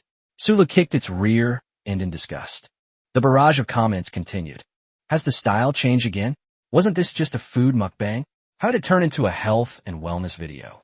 Sulu, this expert, even researches nutrition and medicine. The barrier to entry for wilderness survival is too high. No, I think it's just that Sulu is really awesome. Is there anything Sulu, the master of all trades, can't do? He can make traps, tame animals, set up barricades, understand strategy, and even knows plant nutrition. Got it. I'll go order some blackcurrants right now. I can afford them. While Beiji was gnawing on blackcurrant fruits, Sulu parted the vines growing from the blackcurrant tree. From the dense blackcurrant bushes, Sulu found one about a meter tall with few branches and swiftly chopped it down with a stone axe. Bullet screen. What is Boss Sulu doing? Is he going to take the blackcurrants back and plant them? Impossible. Whether they can even survive is another matter. And what Brother Sulu cut down weren't even the few that would bear fruit. If they were really planted, when would they ever bear fruit? I don't think so. The stone axe that Sulu forged was extremely sharp, and it quickly chopped off more than a dozen blackcurrant stalks that were 1 to 2 fingers thick. Blackcurrant stalks with straight stems. The ones I chose have few knots and a very uniform texture overall. Its thickness is just right for me to grasp in one hand, making it an excellent material for making bows, arrows, or spears. He cut down some soft vines, tied the blackcurrant stalks together, and bound them to Pigsy's back. Having done all that, Pigsy finished the bunch of blackcurrants he had been fed. We can collect more blackcurrants. As long as we can eat them, the more the better. The blackcurrant trees in the dense forest are clustered together, and Sulu only picks the ones with the darkest color and the roundest shape. In just a short time, he easily accumulated 5 or 6 pounds of weight. That's enough for now. We'll come back if we like it. Blackcurrants aren't going to grow legs and run away anyway. After loading the blackcurrants he had picked onto Beiji's back, Sulu truly realized how convenient it was to have a means of transportation. The blackcurrant stalks and fruits together must weigh 10 to 20 kilograms. Pigsy carrying it felt like he wasn't carrying any weight at all. If he had to carry it himself, even with his stamina surge activated, he'd probably be half dead by the time he got back to his shelter. If Lin Shihan were to carry him on her back, it would be much easier. She's so strong. Sulu thought to himself, I wonder how her bath in that little pond went. The water was quite shallow. Just thinking about it makes me doubt how comfortable it must have been. You have to soak your whole body in it to relax. Moreover, the scenery around the small pond is generally perfunctory from all angles. While muttering to himself, Sulu followed closely behind Beiji. Beiji pushed aside clumps of trees, and the ground, which was covered with soil and fallen branches, was gradually replaced by rock layers. On the trees on both sides, vines with aerial roots also increased. Finally, bypassing a layer of trees that obscured his view, Sulu saw a deserted lake in the forest. The lake is about 40 meters in diameter and has an irregular shape. The staggered rock formations create a secluded area, with trees along the edge of the rock formations leaning towards the center of the lake and vines hanging loosely down. The upper reaches of the lake disappear into the depths of the forest, while the lower reaches meander around a sharp bend and vanish behind a pile of rocks.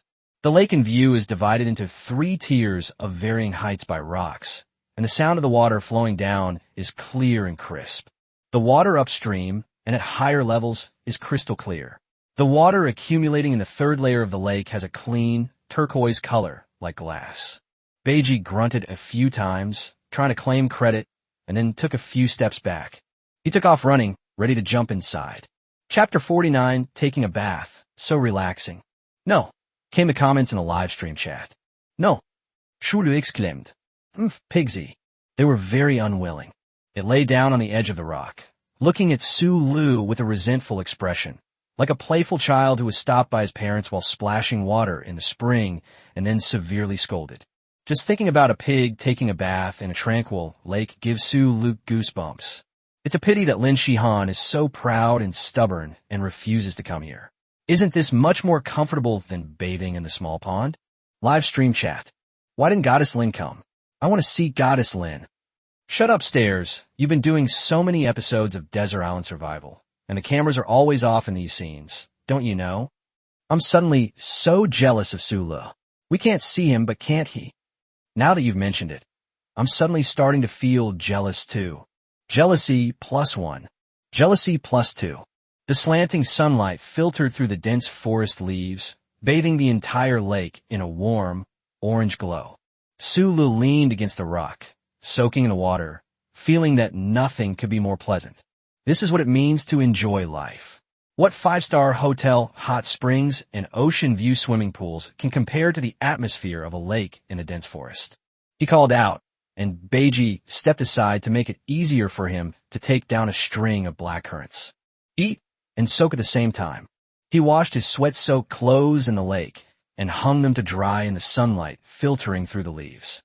In an instant, all the fatigue that had accumulated over the past 3 days vanished. My tense mind gradually relaxed.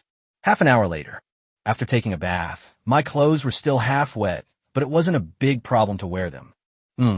There's no soap or anything like that, but the lake water is slightly alkaline, so it cleans very well, Sulu thought as he put on his clothes. It's a bit far from the shelter, otherwise I could come over and soak every night after dinner. Should we tell that Sundara about this place? Sulu unloaded the blackcurrant stalks and fruits and patted Beiji on the back. Hurry up and finish washing. Let's get back before sunset. Beiji grunted a few times, then took a few steps back. Sprint. Bang.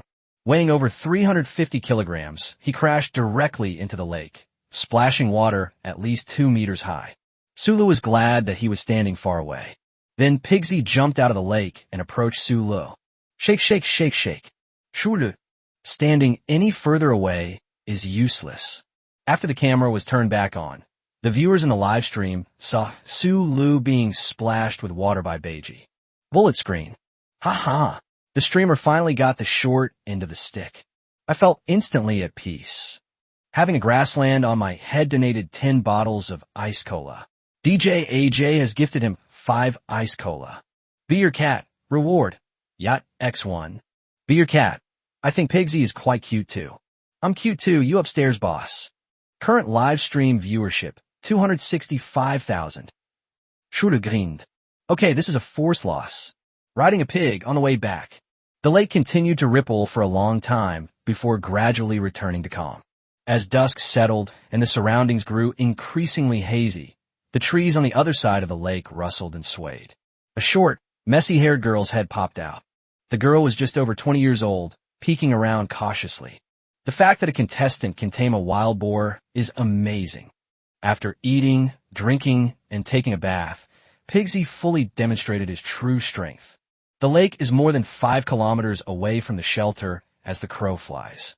When traveling the wilderness, the actual travel distance can be 2 or even 3 times longer depending on factors such as terrain and vegetation cover. However, once Pigsy took off running, none of these factors mattered anymore. Amidst Pigsy's momentum and Sue Lee's agonizing struggle to stay awake, the dense forest receded rapidly. The beach from which they had come was gradually revealed. As the last rays of the setting sun were about to disappear, the camera captured this scene, filling the live stream with a dazzling golden light. Sulu runs through this golden expanse. Riding a pig. Sulu was heartbroken. Riding a pig? That's so uncool. Hopefully, the viewers in a live stream won't give me the nickname Pig Knight. After rounding a cliff and seeing the small courtyard, Beiji decisively reduced his speed. It suffered a setback here because of the tripwire. I was still shaken. Lin Shihan had already returned from the small pond. She saw Sulu from afar and raised her pretty chin. They're only coming back now? Humph, so slow. Her top was draped over the fire to dry, replaced by a snake skin wrapped around it. The snake skin wasn't long enough, so several holes were punched in the end, which was then held in place with flexible thatch. Schule. Even after removing the head and tail, the snake skin was still about 1.2 meters long. This length wasn't even enough for her, something Su Lun never expected. Chapter 50 Lin Aojiao's cooking skills. I'll add some more ingredients. He stopped in a side-by-side position, tugged on Pigsy's tail, and pulled the handbrake. With the support of the hunter's messenger, skill, Su Li's orders were faithfully carried out. Beiji stopped about a meter outside the barricade, lay down on the ground, and groaned, no longer going forward. If only I had this skill when I took my driving test. Part 2, I would have failed the parallel parking test 5 times. When I finally passed the test, the driving school principal treated me to a celebratory meal. Seeing him with tears streaming down his face made me feel quite embarrassed. Su Lu narrated to the camera while lost in thought. It took about half an hour to walk from the lake to the shelter. If you were to hike, it would probably take 2 to 3 days to cover that distance. The premise is that the location must be marked. The orientation of the tree canopy and the direction of the sea breeze can both be used as references. However, I am not inclined to take such a big risk in the early stages of survival on a desert island, as it is easy to encounter accidents. If you go astray, you could get lost inside for 10 days or half a month. Therefore, Pigsy deserves the most credit today. Hey everyone in the live stream, let's send Beiji a bunch of 666. Live stream chat. A salute to Pig Knight Su Lu on his coronation. Ha ha ha. Pig Knight is a very fitting description. 66,666. Current live stream viewership, 270,000. The directional marking skill has been upgraded to LV.3. Old Hunter Template Derivative Skill Awakening. Geology LV.1. Geology? Related to minerals and rock formations. The stone knives and axes we use now are just ordinary shale and they do need to be upgraded to more durable materials. In addition, soil analysis is a skill that is suitable for infrastructure construction. Lin Shihan came out, and Su Lu greeted her. Why is her face so red? But the snakeskin print woman is really amazing. I waited for you for a while. Since you didn't come back, I roasted some snake meat for myself. Lin Shihan took a deep breath as she spoke. Gasping for breath, she muttered softly, "Never mind, you eat first." Then he grabbed the clothes that were almost dry, turned around, and ran into the wooden house. "You're not allowed to come in." Snakeskin Girl 1. After changing her clothes, Lin Shihan sat by the fire and handed Su Lu a skewer of snake meat with a brownish-red surface. She turned her head away from Su Lu and said, "Try what I baked." "Wow." Su Lu took the wooden skewer. "Looks pretty good. It's rare to see someone so afraid of snakes, this arrogant person, actually willing to cook snake meat. The outside is crispy, the inside is a bit chewy, the fire was a bit too strong, and it has a slightly smoky flavor." Su Lu commented as he ate. "Roast it until it's a little dry. Snake meat is mostly lean, and if it's not juicy enough, it will affect the taste. However, after maturing for almost 2 days, it has managed to bring the taste back. Overall, I'd give it an 80. Lin Shihan. I was just worried that you'd come back hungry after a long day. This is how I grill myself when I was trying to survive. You're being picky even when I give you food." Lin Shihan angrily bit off a large piece of snake meat herself. He's right. The proud and stubborn survival queen chewed reluctantly, noticing the obvious difference between this meal and the one she had that morning. Why does Su Lu manage to make so many fancy ways to grill meat? I was very dissatisfied. But I do have some ingredients I can add in, Su Lu said. Ingredients? Lin Shihan turned her head sharply, then turned it back. I'm not expecting anything. Su Lu, ever the arrogant one, rolled his eyes at her and took the black and white truffles and blackcurrants that he had taken off Beiji's back. These are blackcurrant fruits, aren't they? Lin Shihan recognized the cluster-shaped berries, which have extremely high nutritional value. Are there blackcurrant trees along the beach? No. Pigsy carried me into the woods, and we met there. Su Lu picked a few blackcurrants and handed them to Lin Shihan. She leaned forward to take it, and it clumped heavily on her knees. It's a little sour, but also very sweet. Won't there be any danger in the woods? She quickly finished the skewer Su Lu handed her, then took another one, asking with some concern as she ate. Where there's Pigsy, there can be no danger, Su Lu said with a smile. That's true. Lin Shihan frowned. You've taken a shower too? Su Li's hair and body exuded a fresh, moist aura, and even his clothes were starched and clean. Yes, there's a large lake in the woods, and the water is nice. As Su Lu spoke, he gestured to indicate the size. It's over 40 meters in diameter, and the scenery is amazing. It's much more comfortable than the small pond where I draw water. Lin Shihan, are you deliberately trying to annoy me? Dueng. What is that? Exhausted, Lin Shihan noticed 2 black and white lumps next to Su Lu and asked, Is this plant tuber? It needs to be cooked before eating, as raw tubers may contain some toxins. Oh, this one. Su Lu picked them up one in each hand and handed them to Lin Shihan, saying, These are truffles. Chapter 51, A New Dish, The Magic of White Truffles. What? Lin Shihan didn't react immediately. Truffles? Pigsy sniffed it out. The Bermuda chain has pretty good produce. Such a large black truffle is probably not easy to find outside of the local area. As Su Lu spoke, he tossed the object up and down, making Lin Shihan's heart pound with fear. Good and big. The black truffle is huge. Why is it that just by taking a bath with Pigsy, he was able to dig up all these strange and unusual things? Blackcurrants are one thing, but when he talks about black truffles, it sounds like they're just rotting cabbages in the ground. Do you know how much effort it takes to dig out a piece of black truffle the size of your fingertip? Such a big piece, you just want to dig it up like that. Lin Shihan moved closer to Su Lu, staring into his eyes. There was another piece of similar size, which I figure I couldn't finish, so I fed it to Pigsy. Should we tell them? Never mind. After weighing his options, Su Lu handed over the white truffle as well. It's not just black truffles. There's also a white truffle here. Bigger. The white truffle was larger. Lin Shihan, on the contrary, calmed down. Okay, You've dug up white truffles worth hundreds of thousands of dollars, so this episode shouldn't be called Survival on a Desert Island. Let Sulu take you on a tour of the island. She's been participating in wilderness survival for several years now, and she's never seen anyone achieve this level of progress in just 3 days. The snake meat was a bit dry after roasting, so we can use black currants and truffles to adjust the texture. Sulu changed the subject. He first stripped the entire bunch of black currants off the tree. The blackberries were round and glossy. Use a stone slab as a cutting board and another stone to carefully crush the blackcurrants, resulting in a blackcurrant sauce with a uniform texture and color. The stone slab filled with blackcurrant sauce was placed directly over the campfire to heat up, and soon tiny bubbles began to appear. Glug glug. It has a fruity, tangy aroma. Lin Shihan sniffed the air, then blushed and pressed her hand to her stomach. Thank goodness, my stomach didn't growl. Artificially selected blackcurrants are too sweet and lack sufficient acidity, so they cannot produce such a strong aroma when roasted. Sulu said, wild ones are different. Bullet screen. I was just about to go and compete with the blackcurrants my mom bought. Hey bro upstairs, you're the guy who was arguing with Fishbone yesterday, right? How did it go? I refused to answer. Lin Shihan swallowed hard. When can we eat? She asked casually. Sula glanced at Lin Shihan's profile. You arrogant jerk.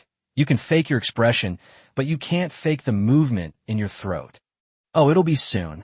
Large chunks of roasted snake meat are sliced thinner with a stone knife and then dipped into a bubbling blackcurrant sauce. The fruity, tangy aroma blends perfectly with the meaty fragrance, neutralizing the smoky, grilled notes. The oil droplets sliding off the snake meat, in turn, bring out even more of the blackcurrant's fruity aroma. The rustic wild barbecue has been transformed into a refined dish with the warmth of a banquet. Is it ready to eat? Lin Shihan was eager to try, her slender fingers moving as she tried to grab the roasted meat from the scorching hot stone slab. Slap. Sulu slapped her hand away. No, why are you being so hasty? Wait a little longer. Snort. On the stone slab, a subtle chemical reaction continued. Sulu took a large piece of white truffle and scraped it horizontally with the blade of a stone knife. Ja. The surface of the fresh white truffle is scraped off into fine fragments, releasing a rich aroma similar to cheese. White truffle shavings fall onto the snake meat soaked in blackcurrant juice. In an instant, the aroma of fruit and meat, aroused by the intense heat, blends with the fragrance of white truffle. At this moment, the two distinct aromas, harmonized by the bold scent of white truffle, reached their final sublimation. Now's the time. Sulu used the tip of his stone knife to pick up a piece of snake meat. The slices of meat, roasted to a deep brown color, are coated with a purplish-black sauce. The surface of the meat slices was also covered with thin, cicada wing-like white truffle shavings. As the heat rose, the white truffle shavings curled up in small waves under the influence of the hot air. The snake meat was precisely placed to Lin Shihan's lips. She barely had time to think before reflexively opening her mouth. It smells so good. Lin Shihan looked blissful. After regaining her senses, she wanted to take advantage of Suli's inattention to pick out another piece to eat. When she turned her head, she saw Sulu looking at her with a half smile. She pursed her lips and twisted her neck. Not rare. Is it really that hard to admit you want to eat this? Sulu thought to himself. He used thatch to support his hands and lifted the stone plate in front of the camera, showing it to everyone from every angle.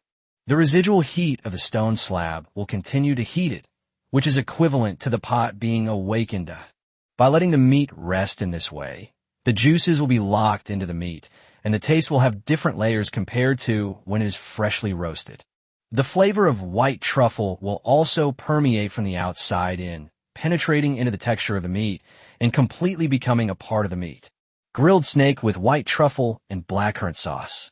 As usual, please enjoy, dear viewers. Chapter 52, The Stars Accompany You. Pigsy's Expectations.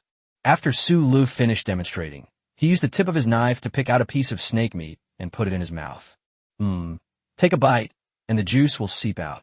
The caramelized aroma of roasted protein, the fruity and sweet notes of heated blackcurrant berries, and the fresh, earthy fragrance of white truffles. Nothing is more blissful than having a bite of grilled meat after a long day. Live stream chat. But I think that stone plate is the essence of the dish. Discard the meat, eat from the plate. I've discovered a pattern. Boss Sulu eats a simple breakfast, a mediocre lunch, but his dinner is always an extreme luxury. Wait a minute. I thought survival on a deserted island was all about watching streamers put on a show of hardship, right? How come in Sue Lee's stream, I'm the one watching a streamer show off, and it's making me look ridiculous? Over 70% of the streamers who do survival on the entire desert island are still starving. Sue Lee's extravagant diet just feels so unreal. Am I the only one who has realized that Master Sue Lee's understanding of ingredients and cooking has reached an extremely profound level? He upstairs. Master Sue Lee's expertise in building wooden houses, setting up fortifications, and taming wild beasts is beyond the reach of ordinary people. What's so surprising about that? Basic operation, no need for six, everyone sit down. Beiji, smelling the aroma, raised his head and began humming into the barricade. How about we feed it some? Lin Shihan, holding the soft little black dog, felt a little soft-hearted and discussed it with Su Lu. Xiaohei stretched in her arms and let out a comfortable purring. Does Little Black also think that we should feed our new friend something delicious? Lin Shihan teased it with her soft voice. It doesn't mean that the idiot didn't do things on his own. Sula didn't correct Lin Shihan.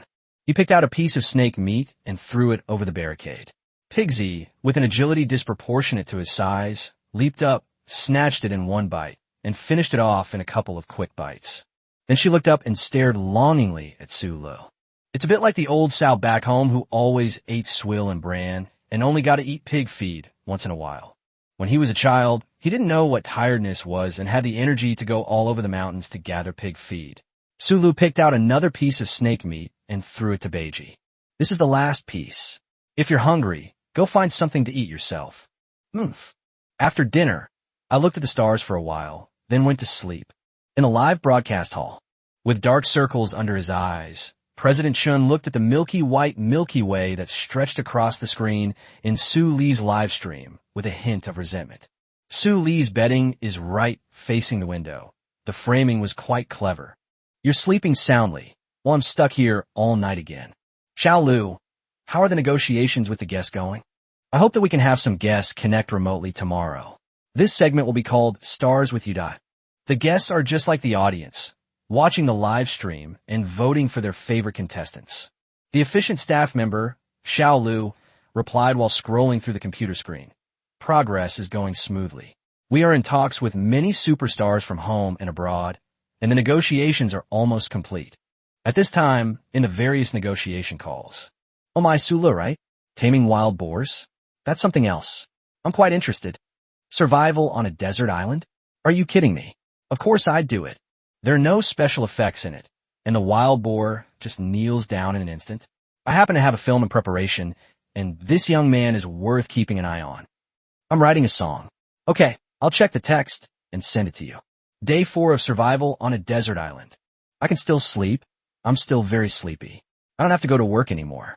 If I don't sleep until midnight today, I'm not Sue. A sharp, mournful cry came from outside the wooden house. Shulu. No, my sleepiness, don't leave me. Su Lu sprang up from his bedding, staring blankly at the stone wall on the inner side of the cliff. Is life always this painful, or is it just like this when I'm sleeping? I think this only happens when I'm sleeping. Xiaohei came over and nudged Su Lu with its head, letting out a cute meow. Little Black is still the cutest. Su Lu reached out to touch the top of its head, and Xiaohei lay down and began. Hoyalu, hoyalu. Then I fell asleep. Shulu. He resignedly got up and left the wooden house, where he saw Lin Shihan, who was pale-faced, in the courtyard. Lin Shihan pointed to one side of the courtyard through gritted teeth.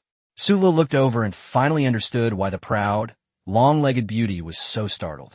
At the top of the barricade, there were 2 giant pythons, each 3 or 4 meters long and over 30 centimeters thick at their thickest points.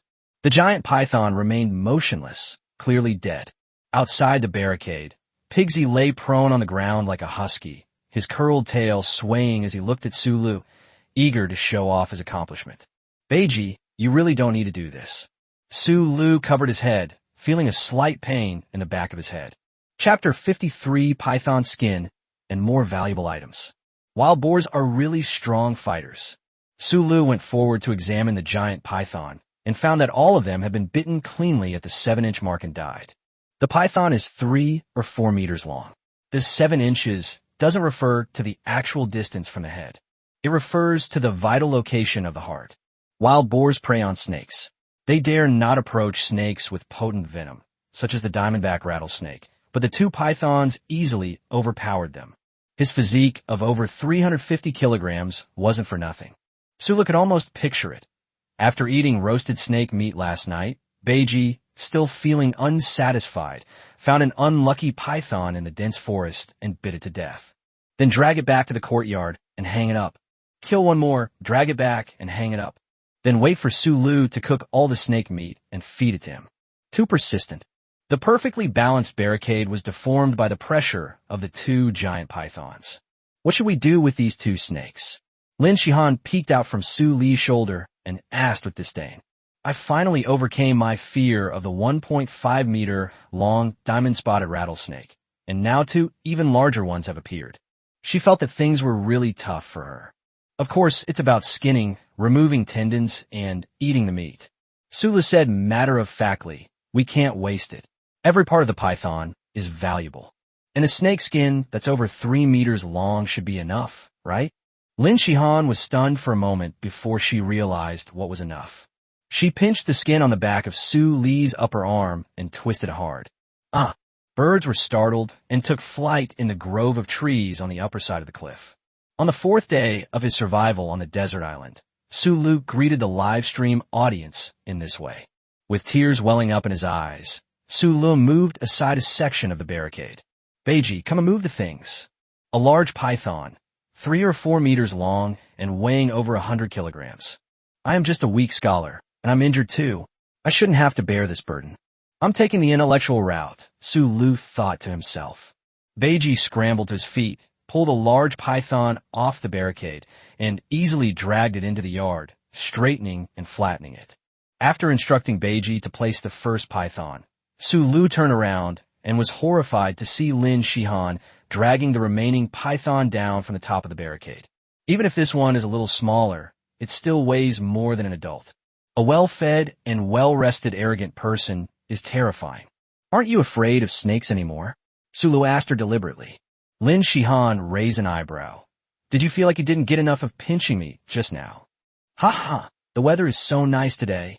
Su Lu laughed it off and got away with it. The 2 giant pythons filled the small courtyard to the brim, and even the campfire had to be moved to the edge of the pile of stones. After eating a string of blackcurrant for breakfast and feeding Beiji and Xiaohei 2 dried fish, Su Lu gripped the stone knife and began to skin the 2 giant pythons. Such a large snake definitely needs to have its meat dried, so there's no need to air dry and cook it with the skin on. Seeing Lin Shihan's expectant expression, Su Lu poured cold water on her hopes. And the texture will definitely be a bit dry. She sniffed. I'm going to get some water and see if I can find any new coconut shells. For coconut shells filled with water are enough for 2 people, which is a bit of a stretch. I have to go to fetch water 3 or 4 times a day. Su Lu handed over this errand-running job to Lin Shihan without any psychological burden. Su Lu, who was quite enjoying himself, looked at Lin Shihan's perfectly curvaceous back and thought about her proud, long legs. The methods of skinning large pythons are actually quite similar. He began to explain as he made his cuts. It's just that it's too big, so it's a bit difficult to operate. As he spoke, he swiftly brought down the knife. Make an incision around the perimeter, then cut along the incision to peel away the skin and flesh. They handled it with great ease. Materials processing LV.2. A python skin was quickly peeled off the huge body. The stripped python skin was nearly 3 meters long and more than half a meter wide. The incision is clean and there is very little residual fat on the inside of the skin. After tanning, you can get a piece of top quality leather. Live stream chat. Does Boss Su Lu call this laborious? Watching Boss Su Lu do these things is indeed a pleasure. This kind of well-made leather without obvious scars is extremely rare on the market. Hey, what happened to that leather factory owner from the other day? I didn't see him shouting 666, a Chinese internet slang term for something impressive. I wonder if he's already run away with his sister-in-law. Ha ha, upstairs. Aren't you being sarcastic? I'm so tired, I'll put my hands on my hips for a bit. Su Lu, having removed the python skin, stood up straight, took a breath, and then said, "The python skin is too big. The methods I used yesterday, such as scraping it with a stone knife and stretching it with a wooden frame, are not very effective. The efficiency is too low. So we use other methods to remove the residual grease from the inside of the leather. You need to find a relatively fast-flowing stream, and then soak the leather in it. Use the force of the water to remove the fat. It will only take about half a day to get a clean and soft piece of leather. Remember the lake we went to yesterday? The water flow downstream of the lake meets the requirements perfectly. But there's no rush now. The most valuable part of such a large python is not its skin. Chapter 54, Python Sinew. The perfect material for bowstrings. Curious viewers in the live stream started flooding the chat with comments. Isn't it skin? Then is it flesh? How could that be? Is boss Su Lu planning to carve out the snake bones to make tools? Bone tools? Aren't you underestimating Master Su Lu? Master Su Lu is already using stone tools. I bet it's snake gall. Isn't it in those martial arts novels that eating snake gall makes you immune to all poisons? I urge the person upstairs to wake up. Novels are novels, but in reality, snake gallbladders often contain many parasites. If not handled properly, they can easily cause health problems. Flesh, skin, and bones. No wonder it's just these three things. Surely boss Su Lu wouldn't consider python meat a treasure. Su Lu paused deliberately, guessing that everyone in the live stream was curious. Then he pointed to the snake's body after it had been skinned and said, "Hey, everyone in the live stream, did you see those band-like tissues between snakes' bellies? This is the costal cutaneous muscle of a snake. The costal cutaneous muscle connects the ventral scales and the ribs and moves the ribs by contracting and relaxing. Then the ventral scales stand upright and rub against the ground. By repeating this process, the snake can move forward. The tendons detached from the costal cuticle muscle have excellent elasticity and can be twisted into ropes. If you're making a bow and arrow, attaching it to the outside of the bow arm can provide enough elasticity. And on the back of a python, on the spine that is covered by muscles, there's a large tendon. The tendon is extremely hard and is the perfect material for making bowstrings, as it can support the body of such a huge python. A longbow is the standard equipment for an old hunter. I am an old hunter who would not engage in close combat with my prey while carrying a stone knife, and I do not want to get too close to overly hospitable wild beasts. Su Lu thought. After facing a wild boar, he put long-range killing methods on the agenda and gave them high priority. Next time we encounter a similar situation, we can use the kite-flying tactic. It can also save a lot of energy when chasing. After all, the stamina surge skill has a limited duration, and there are definitely many beasts on the Bermuda chain whose stamina can outlast the skill's duration. Yesterday, he cut down a lot of blackcurrant branches, intending to twist soft vines into ropes to make bowstrings today, and then quickly make a simple longbow. Now that we have python tendons and python ligaments, both of which are better options than soft rattan ropes. Pigsy is so thoughtful. Continue cutting. In Su Li's hands, the broad stone knife was like a precise surgical scalpel. Bunches of muscle were picked out by the tip of the stone knife and laid flat on one side. After selecting a certain quantity, the tendons on the muscles are peeled off and laid out in the sun to dehydrate. Soon, a thick layer of white fascia accumulated on the stones along the outer edge of the courtyard. The remaining snake meat was not wasted. It was also spread out on a large, shady rock and left to dry in the sea breeze. When Lin Shihan returned carrying a coconut shell filled with water, this was the scene she saw. The snake skin was casually rolled up to one side, while the snake meat and tendons were laid out to dry. The entire yard floor was almost completely covered with various parts of the snake. Su Lu, I'm going to pick coconuts. After leaving those words behind, Lin Shihan, covered in goosebumps, quickly disappeared into the distance. Why are you so sensitive? Didn't you use animal sinews to make tools when you were trying to survive? The sun rose quickly, and with the combined effect of the sea breeze, Su Li's python tendons dried and dehydrated in no time. As Su Lu cut open the python's back and made his cut, he felt a distinctly different sensation compared to the python's belly. The python's belly can be described as flexible, but its back is as solid as a rock. It took Su Lu a lot of effort to pierce down the stone knife by an inch. This is not something that can be solved with brute force. If the knife is cut crookedly and injures the python's tendons, then the loss would outweigh the gain. The sharpness of a stone knife is also limited, Su Lu summarized as he cut.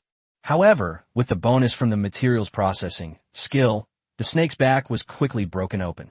A large, pale yellow tendon runs through the entire snake, clinging tightly to its bones. The large tendons are removed along the spine, thus extracting the most valuable parts of the entire python. Python tendons also need to be dried before they can be tanned. Su Lu laid them together with the python tendons. The courtyard was in complete chaos. Su Lu looked around and silently complained to himself. After removing the major tendons and ligaments, a python is almost entirely reduced to a skeleton. It took Su Lu about half an hour to cut up the remaining snake meat, tie it with straw, and hang it outside the wooden house. Once one is finished, start the second one. After about 3 hours of busy work by Su Lu, the two terrifying pythons were transformed into usable raw materials and dried meat that slowly drifted in the wind. Lin Shihan walked over from afar, carrying 4 coconuts and 6 large round balls that swayed back and forth. She cautiously approached the courtyard and found that it had been restored to its original state, at which point she smiled gently. Look, this time, the coconuts we picked are definitely not old ones. Chapter 55, Coconut Juice, Superstar Access. Did you deliberately time it so that I would finish tidying up before coming back? Su Lu thought to himself. Lin Shihan skipped up the gravel path in a few steps, returned to the yard, and showed the coconut in her hand to Su Lu. I specifically chose the green ones. I discarded the ones that were slightly brownish. There shouldn't be any surprises this time, right? She was in a great mood and showed off. The first thing she did upon arriving on the island was to find coconuts, and then the survival queen, who had a seamless mishap, took this opportunity to prove her strength. She slightly raised her chin, her face clearly saying, praise me, 4 coconuts. That's amazing. I was just thirsty. Perfect timing. Su Lu gave an exaggerated show of support. He took a coconut from Lin Shihan, placed it on a rock, and then carefully chopped it with a stone axe. Knock, knock, knock. A neat circular crack was cut open around the green shell. Su Lu pressed down on the top of the shell and twisted it, and an opening about 5 centimeters in diameter appeared on the coconut. Lin Shihan leaned closer, her eyes sparkling. She nudged Su Lu aside with her head and peered into the coconut. It's coconut juice, she exclaimed happily. Su Lu was infected by her joy, picked up the coconut, and tilted his head back. Dun dun dun. Wow, that's delicious. Lin Shihan's beautiful face crumpled up, and she stared at Su Lu with hatred in her eyes. She held the coconut in one hand and clenched her fist in the other. His fist clenched so tightly that his knuckles cracked. Then he glared fiercely at Su Leong. A wise man knows when to yield. Su Lu readily accepted the advice, grabbed a coconut, chopped it open with an axe in a few strokes, and handed it back to the arrogant guy whose face clearly showed his anger. I'll try for you first, Su Lu said. Snort. Lin Shihan brought the coconut to her mouth. The rough coconut shell pressed against her soft lower lip and tilted her head back. A thin layer of sweat covered her neck, and her taut skin revealed a healthy wheat color. Glug glug. As she drank, she leaned back slightly, her clothes taut over her chest, making one worry they might tear at any moment. It was just a coconut, but she drank it with the grandeur of a go-ahead toast. Wow, that's delicious. Lin Shihan squinted her eyes. You're just like an old auntie in an anime, the kind who chugs beer after taking a shower, Su Lu thought to himself. The remaining 2 coconuts were given to each person, and Su Lu naturally opened the coconuts. The coconut water in all 4 coconuts was crystal clear. Lin Shihan proudly puffed out her chest, feeling that she had finally turned the tables. Actually, no one is competing with you, Su Lu thought, looking at her sharply defined profile. After drinking the coconut juice, widen the opening with a stone knife, and then scoop out the coconut meat. This gives us 4 more containers that can be used to store water. Lin Shihan frowned as she looked at the 8 coconut shells in front of her and complained, Do we have to carry all 8 of these things out every time? Isn't that too cumbersome? Carrying 10 balls around is quite tiring. Sulu held a handful of coconut meat, chewed it, and said, "Let's make do with this for now. Once I get some bottles and jars to hold, I won't have to be in this mess anymore." Lin Shihan glanced at Sulu suspiciously from the corner of her eye. "Bottles and jars? How do you do that?" She grabbed a handful of coconut meat from Suli's hand. "You finished eating and then try to take mine." Sulu took a few steps back before asking, "Yes." "Sulu, do you think that just because we're a few meters apart, I can't do anything to you?" Suli's expression changed immediately. Lin Shihan's athletic ability is beyond imagination. With such a short distance between them, he might not be able to avoid her. Sulu raised his chin, realizing he had miscalculated. "Go take a look at the snake skin over there." Sensing Lin Shihan's unfriendly gaze, he quickly explained, "Oh, on the python that Beiji brought back, I found some dried clay in the gaps between the scales." Geology, LV.1. "You know what clay is, right?" Sulu asked. "Okay, it's a clayey soil with low sand content and small particles. It's impermeable and relatively easy to shape, so you can use it to make jars. After that, it can be dried and used directly, or it can be baked in a kiln." Lin Shihan asked in surprise, "You know about these things too?" Sulu nodded modestly. "I know quite a lot. Let's take a break at noon to catch our breath, and then we'll go out again in the afternoon." Live broadcast hall. The staff busily connected the wires and made adjustments. Several superstars confirmed their participation yesterday, and all the top stars in China are already online and preparing. The live broadcast will start syncing the signal, and the superstars will participate in the program remotely. "Mr. Chun, should we send a notification to the players on the island?" Mr. Chun, with panda eyes, shook his head. "No need. Just let them maintain their most natural posture." The staff member confirmed. "Okay, then we'll start connecting all the superstars." Soon, a slightly muffled voice came from the speaker. "Wow, this live stream room is quite big." Chapter 56, Brother Long's Praise, Bao Making. It is the King of Heaven. In a live stream, the guests' names and avatars are highlighted. The official website for Surviving on a Deserted Island updated late last night, saying they'd invited a heavyweight king, but it turned out to be a competition of kings. Another highlighted avatar spoke up. "Are these people in the live streams the 1-in-a-million survival masters?" "Greetings, Master Xing." A profile picture with a dragon icon reads, "Wow, I saw that young man from yesterday who doesn't need any special effects. Isn't that Sulu? I want to check out his live stream." As he spoke, the dragon-shaped avatar opened Su Li's live stream room number 97. "Come on, let's go with Brother Long and take a look." On the island, Su Lu was leaning against the campfire, using the fire to roast a blackcurrant branch. This branch is about 1.2 meters long, and it's one of the longer ones he collected yesterday. Simple baking can dry the outer skin of the bao rod material, making it easier to peel off later. Once the outer skin is dried, we can stop and proceed with further drying later. When the bark on the blackcurrant branch began to crackle, Su Lu moved the branch away. He placed the base of the branch against the ground and stood the branch upright. Then gently grasp the tip of the branch and pull it toward your side. The branches bent and swayed back and forth a few times before settling down. Live stream chat. Is Su Lu going to press his body down like this to fix the bao shape? Isn't that a bit time-consuming? Brother Long. Hello everyone in the live stream room. Wow, it's Brother Long. Brother Long, do you understand what Boss Su Lu is doing? Brother Long. He's looking for the natural curve of the wood, right? Once the natural curve is determined, the arch will be on the side that's currently bent. Brother Long. When I was young, I also had to make my own props. These little details are easy to overlook. Brother Long. This young man is very skilled. With this kind of craftsmanship, he can join my Long family troupe to be in charge of props. Brother Long. The production team asked me to also pay attention to other live streams. See you all next time. Awesome.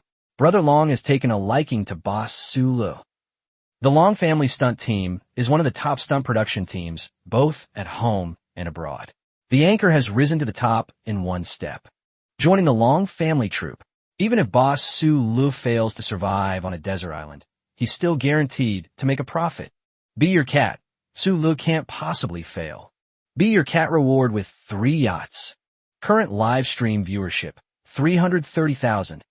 Awakening new skill. Rock climbing LV.1. Sulu almost flicked the blackcurrant branch in his hand away. What happened? I just casually processed a piece of wood. Why did my popularity suddenly increase by over 100,000? Is it because of my charm? An ageless man is like a fine wine, meant to be savored. The bow-making process has only just begun. It's not enough to trigger the shocking news department to go online right now. Perhaps it was due to some recommendation from the show's production team. Sulu quickly adjusted his mindset. Lin Shihan asked with some concern, "What's wrong? Are you too tired this morning?" "Ouch. It's probably because you pinched me. My arm is a little weak," Sulu said casually. "Ah," Lin Shihan said, her face conflicted. "I'm sorry." "Don't be like that. You're so easily fooled. It makes me feel embarrassed." "No, I didn't use any force." Lin Shihan realized what was happening, raised her eyebrows, and glared at Sulu. "Dear viewers in the live stream, now that we've determined the curvature of the bow, we can start refining its shape." Sulu pretended nothing had happened and changed the subject. "First, determine the center point of the bow, which will be the position of the handle. Here." Sulu lightly carved a mark on the lower middle section of the wooden branch.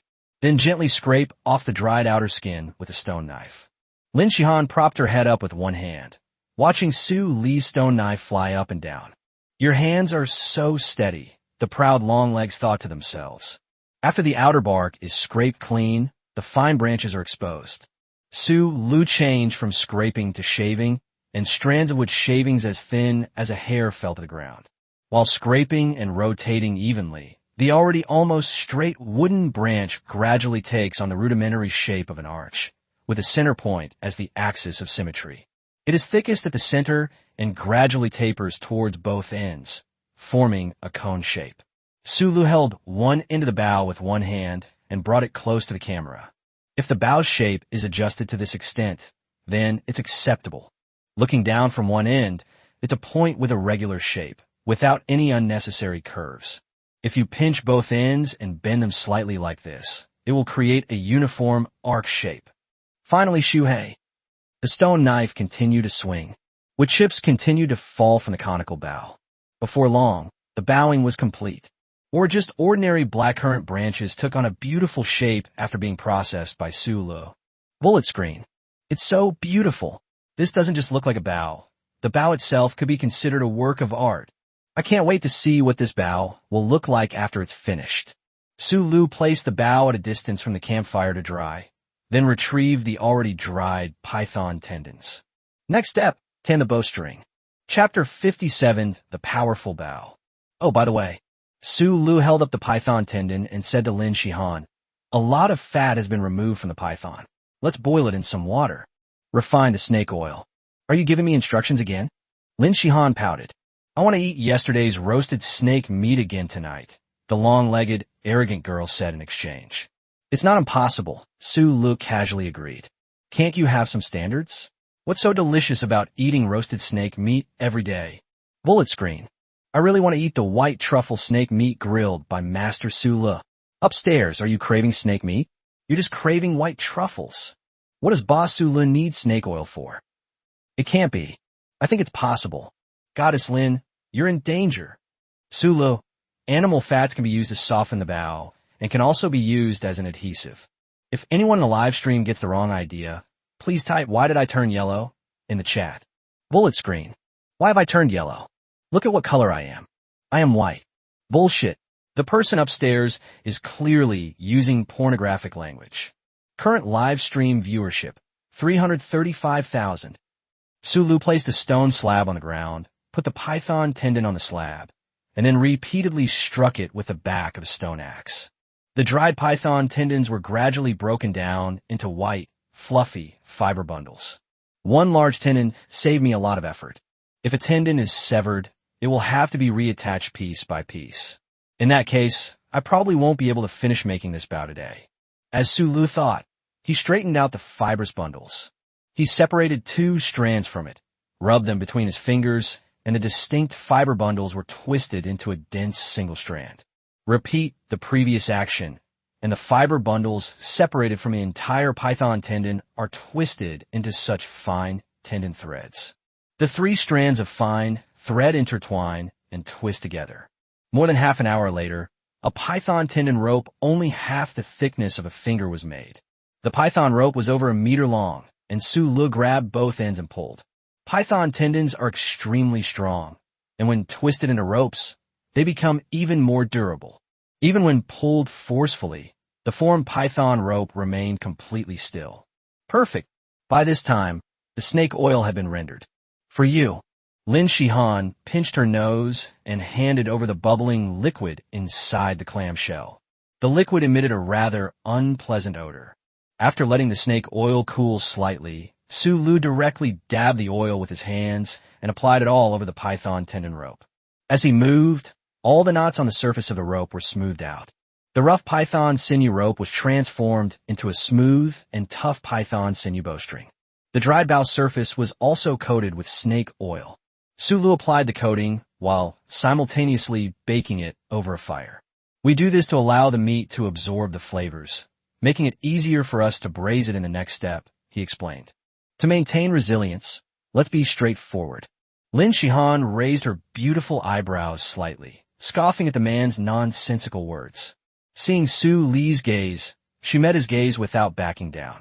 I can do that too, she declared, puffing out her chest. Su Lu remained silent, acknowledging that Su Lu was superior and therefore justified. The bow, soaked in grease, gradually darkened in color and became increasingly smooth. With a gentle press, a unique resilience is felt, completely different from before the oil was applied. Something that can provide about 15 kilograms of pulling force is truly extraordinary, especially considering its Bermuda origins. Blackcurrant branches are only of average toughness. Su Lu clicked his tongue in amazement. The elasticity can be further enhanced. As he spoke, he picked up another python tendon that was drying in the sun. Thin slices of python tendon don't require much processing. Simply heat them slightly until they become sticky, then apply snake oil to the back of the snake. The arched body, neatly covered with python tendons, looks rugged, like the thin limbs of some animal, exuding an eerie beauty. Soak in oil again, then dry. Repeating this process 3 times, the blackcurrant branch, barely as thick as 2 of Su Li's fingers, could now be fully grasped in his hand. Its elasticity has also been greatly improved. The bow now weighs approximately 20 kilograms, or about 50 pounds. That's enough. I'm just a weak scholar. Any heavier and I won't be able to pull it anymore, Su Lu thought. He used a stone knife to cut grooves at both ends of the bow, and then tied the dried python sinew bowstring into the grooves. The bow is 1.2 meters long and bends in the opposite direction under the pull of the bowstring, forming a powerful arc. He flicked the top bowstring with his finger, and the bowstring vibrated, producing a low humming sound. Holding the bow close to the camera, Su Lu showcased the newly made longbow from all angles. Live stream chat. So beautiful. That curve, that angle, so smooth. I'm impressed that Master Su Lu could create such a fine bow in such a short time. I really want to see the streamer use this longbow to hunt prey. However, using a bow still requires a lot of skill. Does Master Su Lu know how to use a bow? Tool crafting skill has been upgraded.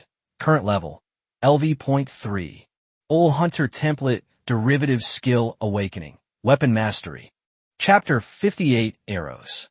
Weapon Proficiency. Well, compared to general-purpose tools, weapon mastery skills focus more on crafting weapons that emphasize hunting performance. Of course, it also allows me to quickly get started and become proficient in using a new weapon. The use of weapons for hunting has also been greatly enhanced. This system is amazing. No, even though I've crafted a bow and advanced to the rank of Old Hunter, I'm still a hero who relies on intelligence. Animal domestication and trap making are my core skills. Follow your heart's choice and avoid violence if possible. Lin Shihan saw Su Lu muttering to himself and waved her hand in front of his face. Possessed by an evil spirit? The bow is finished. Aren't you going to prepare some arrows? I just decided not to resort to violence. Su Lu hesitated for a moment, then realized that Lin Shihan's words made sense. Whether or not he uses it is another matter. The key point is that he carries a bow and arrows. That looks cool. Similarly, use blackcurrant branches, selecting those about the thickness of a finger and relatively light in weight. Peel off the outer skin and roast it over a fire until straight. A longitudinal fissure was made at the tip, and then a triangular shale flake was embedded. The stone flakes were polished to a sharp and regular shape, and after being installed on the arrow shaft, they were secured by binding them with python tendons. Unfortunately, it had no feathers. Sulu sighed as he looked at the bare arrow tail. Without feathers to act as a tail, an arrow shot out will basically just drift aimlessly. However, thatch can be used as a substitute for now. Sulu cut the thatch leaves into square strips, then split the arrowhead as well, carefully inserted the thatch, and adjusted the angle. Let's just make do with it. Sulu knocked a simple arrow next to the longbow and made a drawing motion. Lin Shihan's eyes lit up. You're quite professional, aren't you? That bow drawing motion of yours.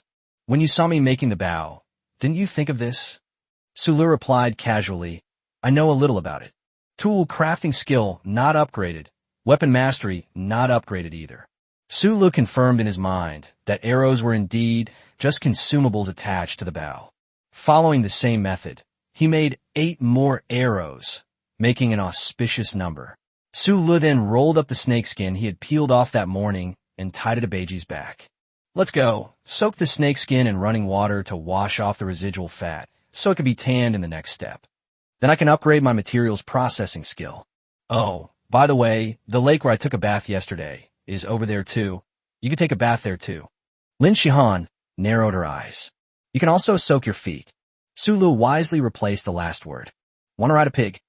Lin Shihan asked, hugging the pig tightly with both arms, squeezing it until it was deformed. Oh, what else? Sulu glanced at her sideways. Why don't you walk over yourself? Forget it. I'll just ride a pig instead. Lin Shihan nodded reluctantly. You go first, I'll follow you. Sulu thought to himself, Tisk so petty. Feed the pig. Little Black, who had been sleeping since morning, transformed into a golden-brown lightning bolt and coiled around Pigsy's head. Sulu could feel that when Xiaohei came up, Beiji trembled all over. The wild boar, weighing over 350 kilograms, was still shaken by the scratching at its eyelids. A faint fragrance carrying a hint of sweat wafted over as Lin Shihan mounted the wild boar's back. Slap! Sulu slapped him. Beiji, let's go. Beiji, why aren't you moving? You took a picture of my leg. Lin Shihan's angry and embarrassed voice came from behind. Sulu felt the hairs on the back of his head stand up one by one. That's why it's so soft. Why didn't you move it quickly? He stroked a handful of coarse pig bristles, and at least managed to dash into the woods before Lin Shihan lost her temper. The trees vanished as after images. Having regained his strength, Beiji carried 2 people on his back and was still incredibly fast. That's where you dig for truffles. Sulu pointed in the direction of the woods and said, the place to collect blackcurrants is just ahead. The lake is just ahead, but we're going downstream to process snakeskins today. If you want to see the lake, we'll come back later. Lin Shihan was about to reflexively say no need, but she opened her mouth and then swallowed the words back. Since she's not going to take a shower anyway, I might as well go and see her. After Pigsy dashed past a clump of trees, a head with disheveled hair peeked out from the bushes. Thighs! Thighs! Her slender wrists stretched out and hung in midair, her small face covered with dirt and leaves, looking lost and forlorn. The big shot is gone. Lin Shihan frowned and patted Sulu on the shoulder. Did you hear anything just now? Huh? Sulu turned his head in confusion. No. Is it the sound of animals in the woods? Lin Shihan thought about it and agreed with Su Li's opinion. Pigsy must have disturbed quite a few animals while running around like this.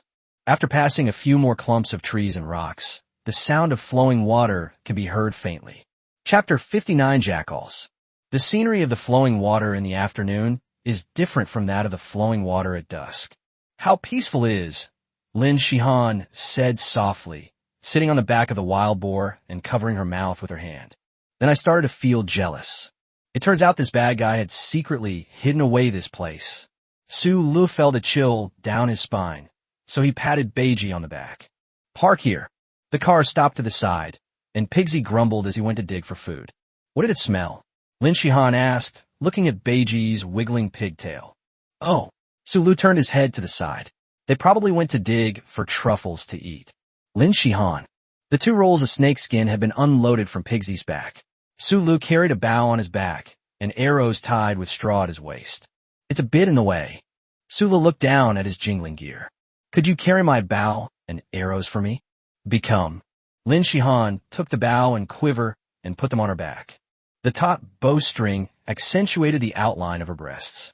After several adjustments, which only made the outline more pronounced, she glared at Sulu with her long, enraged legs. What are you looking at? Didn't you want to wash the leather? I understand the logic, but this is just too big. I must find a time to make her about 2, so she can always carry it. Sulu drawled out, oh. A fresh, raw snakeskin is about 3 meters long and 50 centimeters wide. The other one is shorter, only about 2.5 meters long and 40 centimeters wide. Drill holes at one end of 2 snakeskins and thread soft vines through them to secure them. Sulu found a thick piece of wood protruding into the water along the bank of the swift current. The soft vines were wrapped around the thick wooden branches and secured, and the snakeskin was then submerged in the water. The flowing water washed away the remaining fat and tissue from the inner layer of the snakeskin, and in a short time, some of these loosely attached tissues were peeled off. It was swept away by the water. How long will it take to rinse? Lin Shihan squatted down and asked, splashing water with her hands. It can be done in half a day. Sulu replied, we should be able to go back around this afternoon. Lin Shihan felt that it was nice to be quiet like this, and her body relaxed amidst the sounds of flowing water and birdsong. How about we go get a foot soak later? She looked at her bare feet with a pang of heartache. These past few days I've been running around barefoot, and the soles of my feet are covered in bruises and red marks from the hard work. Flowing water, birds chirping. In the woods behind her, the crunching sound of animals snapping twigs echoed. Lin Shihan. She suddenly tried to turn her head, but heard Sulu say in a low voice, don't move. Danger detection. What is it? She mouthed to Sulu. Does her lip movement mean I won't? The survival queen is so cool. The eye of detection. Open. A popularity score of 330,000 is enough to support the detection eye for more than a minute. In the dense forest, the outline of a brownish-gray wild beast came into view. A pack of jackals. Shurifhoned. Don't jackals mostly inhabit mountainous meadow areas? The Bermuda Triangle really is a place where species just randomly roam around. He became even more wary of this chain of islands. Jackals. Lin Shihan felt a chill run down her spine. This predator is most notorious for eating its prey alive. Many of the unfortunate creatures they prey on, even with most of their bodies gnawed off, are still alive. Jackals are very keen on this cruel hunting. There is no fresher meat than this, and there is nothing more chilling than this. She'd rather fall into the jaws of lions and tigers. At least she'd die a quick and painless death. How many? She mouthed again. Am I not afraid? Sulu felt a surge of admiration for Lin Shihan, thinking to himself that there are no wrong nicknames, only wrong names. The queen of survival is truly domineering. Then I'll slip away. Sulu silently took 2 steps back to the side. Lin Shihan glared at him. You sold me out? Sulu waved his hands repeatedly. He was muttering to himself, but he wasn't really going to run away. After adjusting his posture, he and Lin Shihan were positioned at different angles, and the noise he made attracted the attention of the pack of jackals. There was a rustling sound in the woods, and the detective eyes spotted the pack of dogs cautiously approaching. Didn't you guys notice Pigsy eating truffles over there? Sulu whistled, and the sharp whistling sound echoed through the woods. Hunter's Messenger LV.1. Thump, thump, thump. A 350-kilogram weight stepping on the ground makes a sound like an earthquake. There were no winding routes outside the campus here, so Beiji instantly accelerated to the maximum speed. Bang! A loud bang was followed by a mournful cry. Pigsy used his 2 sharp fangs to lift up a jackal that couldn't escape in time. It twisted its head to one side and threw the jackal against a nearby tree. The jackal's body was bent at an acute angle, and blood and foam splattered from its mouth and nose. At the same time, the other jackals lurking in the woods were startled. To Su Li's surprise, instead of running away, they split into 3 waves. One wave of 4 attacks disrupted Beiji, while another wave of 3 attacks surrounded Su Lu. The last 5, led by their strongest leader, crouched low to the ground and pounced on Lin Shihan, who had her back to them. Chapter 60 Slim Hope, a sentence in my ear. Excellent teamwork and clear division of labor. Are these jackals really that intelligent? The attack on Pigsy was merely a feint intended to distract him. Therefore, the wave of attackers sent out consisted of slender, agile individuals. The strongest and most powerful of the beasts attacked Lin Shihan, determined to win, but also wary of her. Thinking of Lin Shihan's power, Su Lu couldn't help but shudder. She has definitely undergone extremely rigorous training. Does this kind of training actually help people overcome their fear of snakes? Su Lu thought to himself. The group heading toward me all look to be elderly, weak, sick, or disabled. If you can hunt them, you profit. If you can't, you don't lose. Are you targeting me with your weakling mentality? Do you look down on me that much? When the jackal started moving, the chat in the live stream went wild. Jackals. And such a large pack at that. It's over. It's over. There's no way a human can fight against jackals. Even with Pigsy here, he can only hold them off for a while. If so many jackals pounce on them together, Boss Su Lu and Goddess Lin will probably be in trouble. Where are the organizers? Send reinforcements now. The live broadcast room lobby. The sweat on the staff was cold. Quick, this time we really need to call for help. Mr. Chun was trembling all over.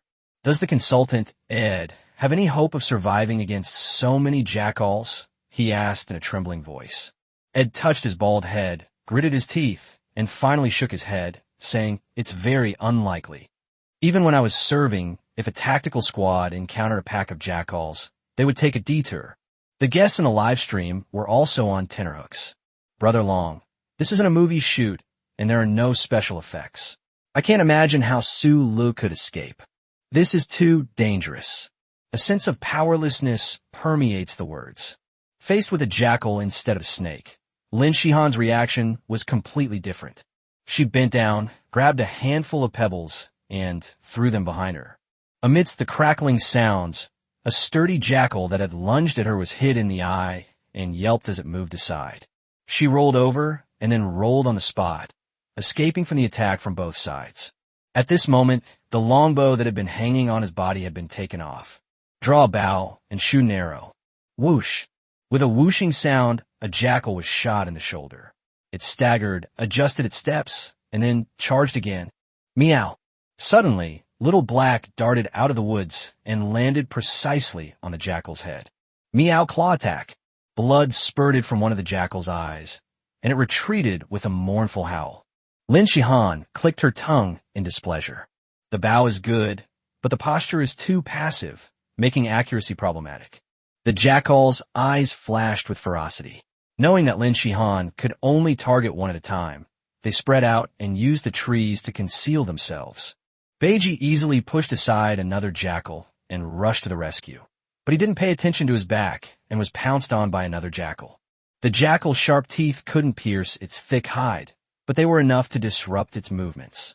Moreover, there were 4 of them interfering with it, biting its front and hind legs from different angles. Unless it runs away at full speed, it will definitely be hurt by these jackals. Beiji charged recklessly, and the jackal, extremely cunning, would let go around, and pounce again, constantly wearing down Beiji's strength in this way. Another sharp whistle rang out. The jackal that was nibbling on Pigsy's back suddenly found its balance disrupted. Pigsy actually rolled on the spot in response to the whistle. The weight of 350 kilograms pressed down on this jackal, and the sickening cracking sound of its joints breaking rang out. Oomph! Pigsy shook his mane, his eyes flashing with murderous intent. With its abilities, after dealing with the jackal behind it, the remaining 3 were no longer a threat. But it was clear that it couldn't come to the rescue anytime soon. Even a good tiger can't beat a pack of wolves, and even a good pig can't beat a pack of dogs. Lin Shihan heard the noise coming from Beiji behind her, but she didn't dare to lose focus. She knew in her heart that the one who first looked away was at a disadvantage. Draw the bow and pull back. The jackals that had been eyeing her scattered in a remarkably human-like manner, hiding behind the trees. She evaded the arrows. How cunning! She cursed inwardly. What about Su Lu? He's just an ordinary person. Is he alright? Lin Shihan's heart suddenly tightened. This momentary hesitation created a flaw in her bow-drawing posture. The cunning jackal leader let out a howl, and immediately 2 jackals darted along the ground from 2 different directions. It's not good to only be able to deal with one. Without hesitation, Lin Shihan adjusted her posture and aimed the bow at the one on her right. Release them. Whoosh. This arrow, which had been poised for a long time, traced a path and pierced directly through the jackal's neck, pinning it to the ground. There's one more that's too late. You can block one attack with a bow, but the rest will immediately pounce. Even I couldn't withstand so many jackals attacking at once. I never imagined that my survival attempt would fail in this way. Lin Shihan gritted her teeth and decided to drag as many as possible down with her.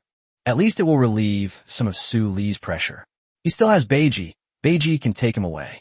As she was thinking this, she felt someone blowing hot air near her ear. What are you thinking about, you brat? Chapter 61. This young man is not simple. Lin Shihan. Shulu. She felt a shiver run through her body. You? She turned around reflexively, only to see Su Lu walking towards her, holding a stone knife upside down. Blood was still dripping from the stone knife. The visual effects are quite exaggerated. Oh, Su Lu shook the blood off his stone knife. I chopped down all 3 jackals. When you bring this up, it's like you've eaten 3 bowls of rice. Lin Shihan was speechless for a moment. This sense of loss left her feeling somewhat drained. Live stream chat. Did anyone see clearly what Boss Su Lu was doing? Before I could see clearly, I felt a figure flash by, followed by a whoosh of wind, and then a jackal was thrown out. Is this a human? This is a god.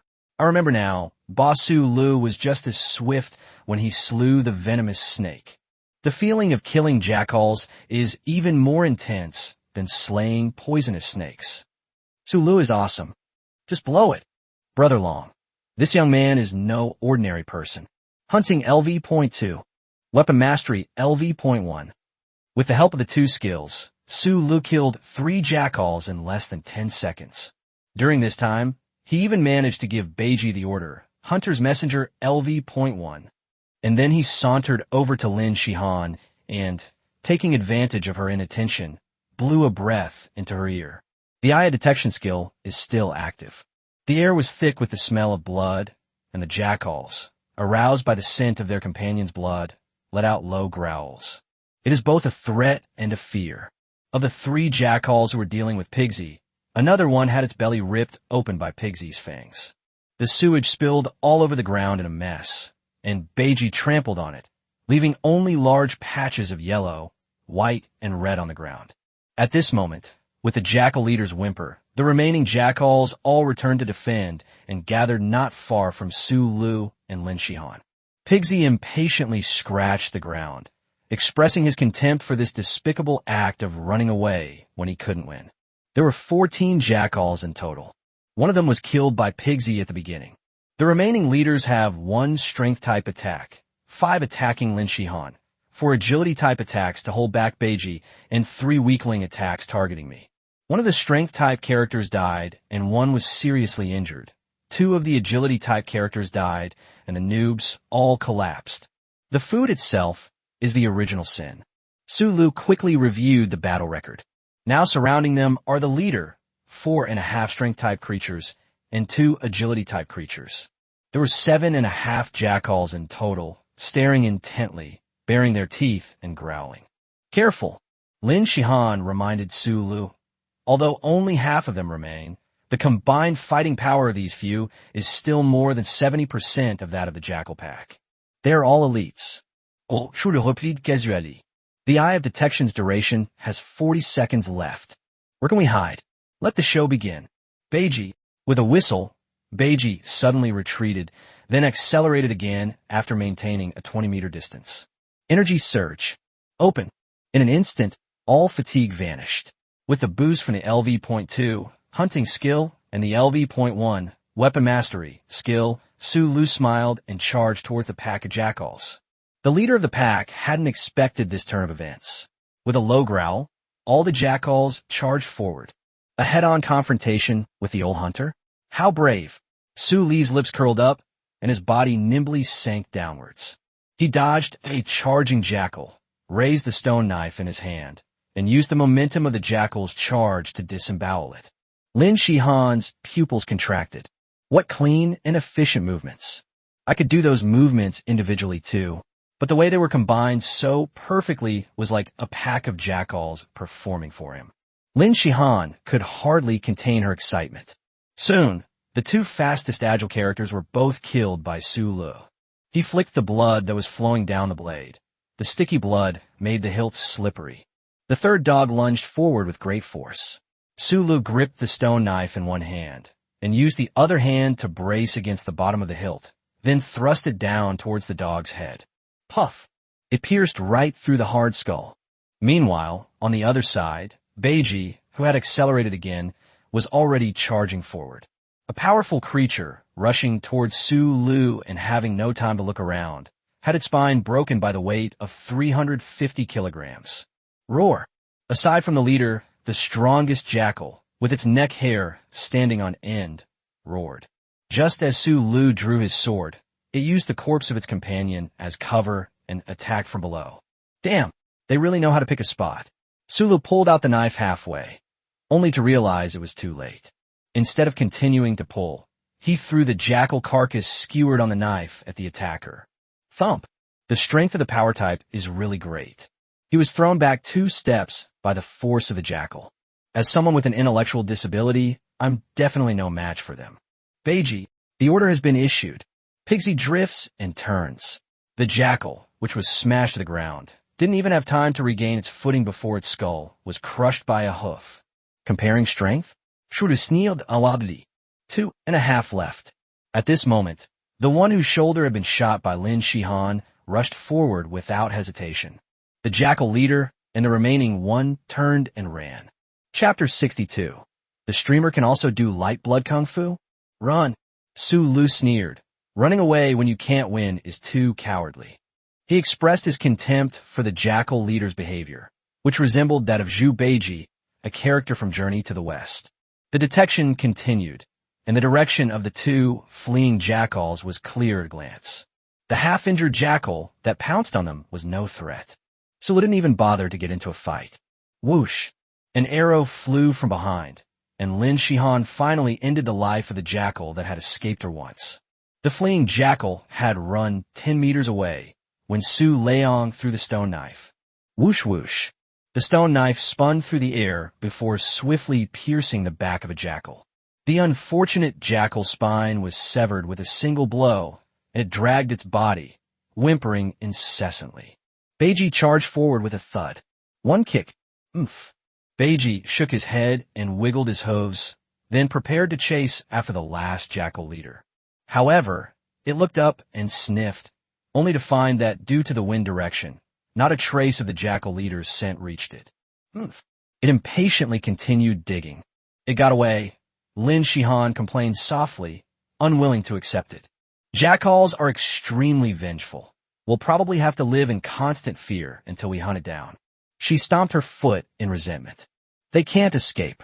Shuru we spelled. Lin Shihan's eyes suddenly widened. Hunter mark. Imprint.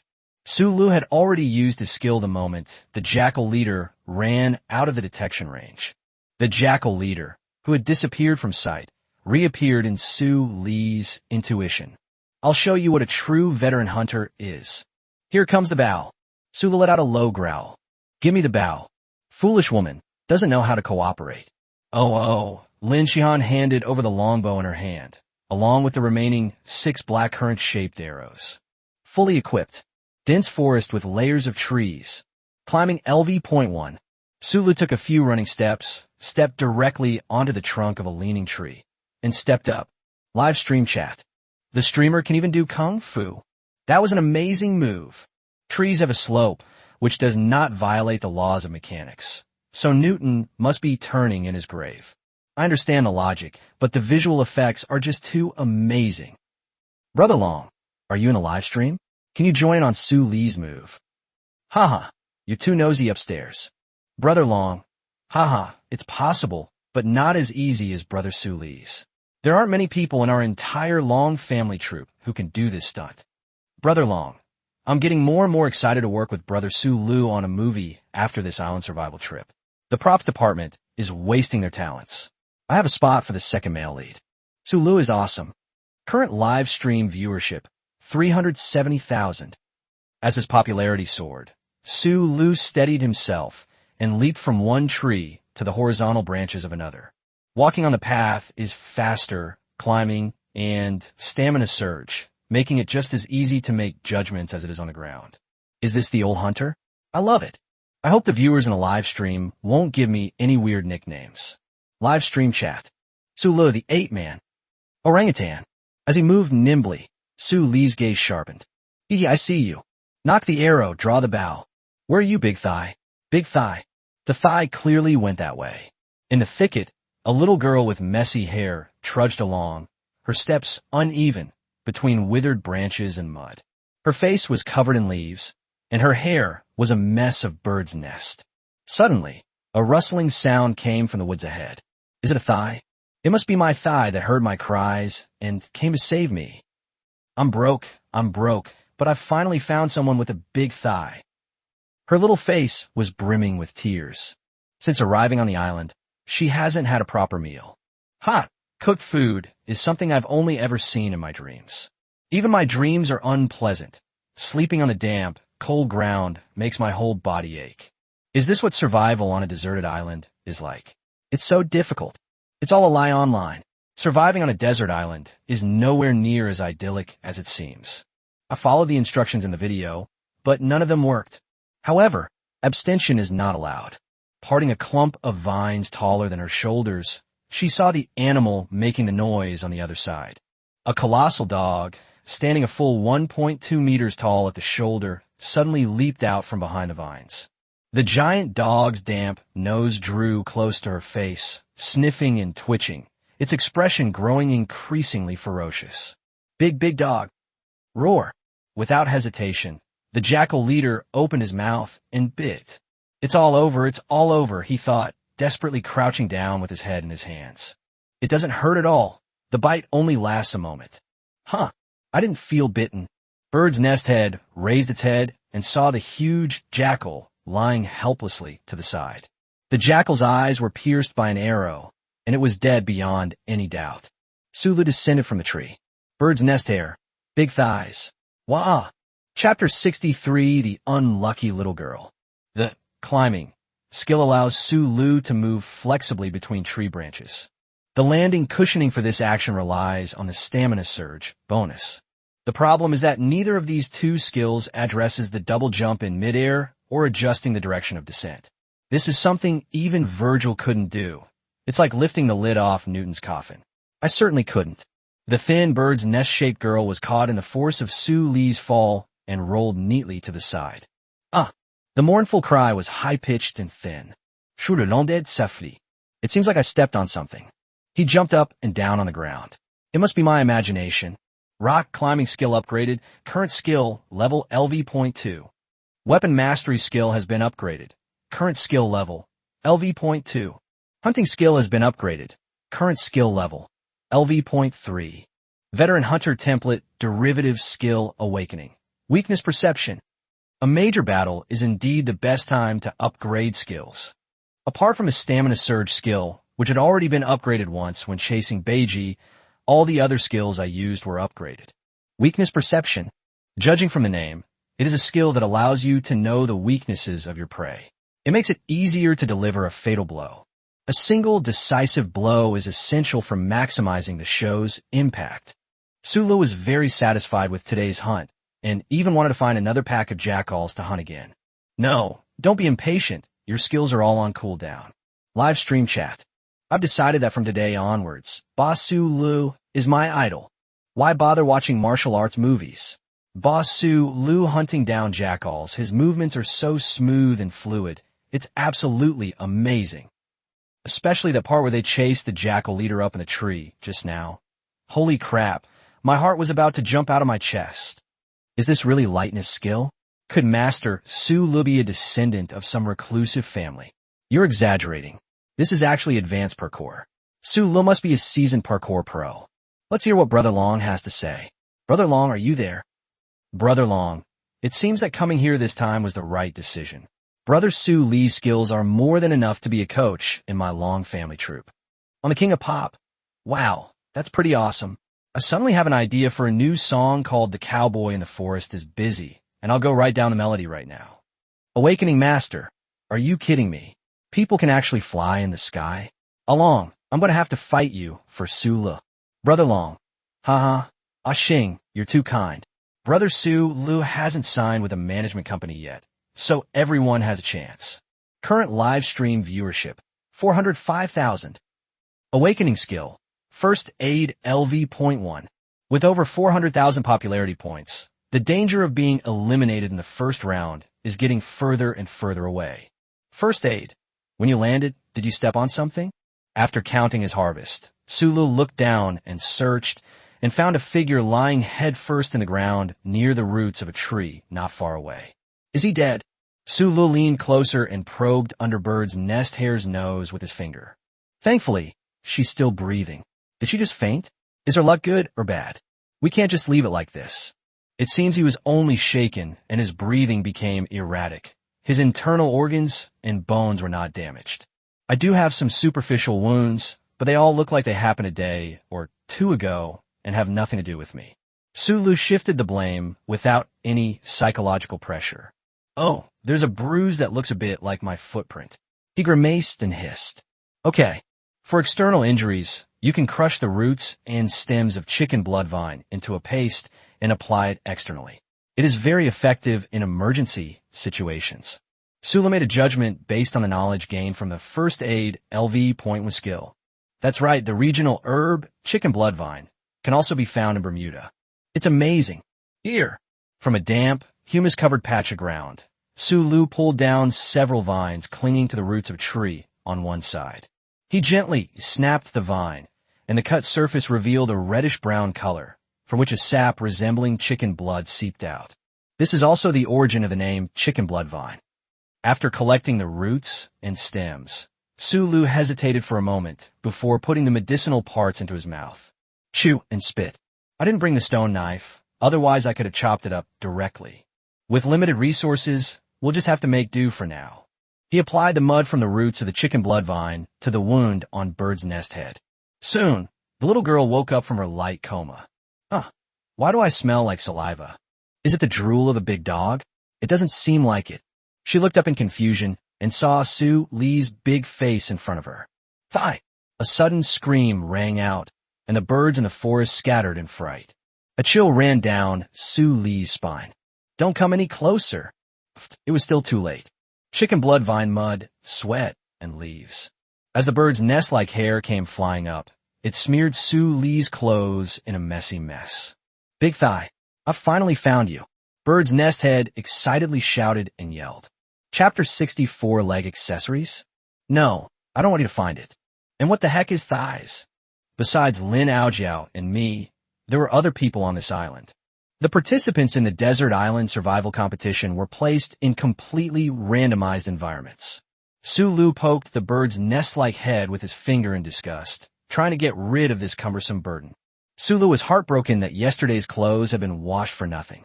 On its messy, bird's nest-haired face, it showed the expression of a puppy seeing its long-lost owner.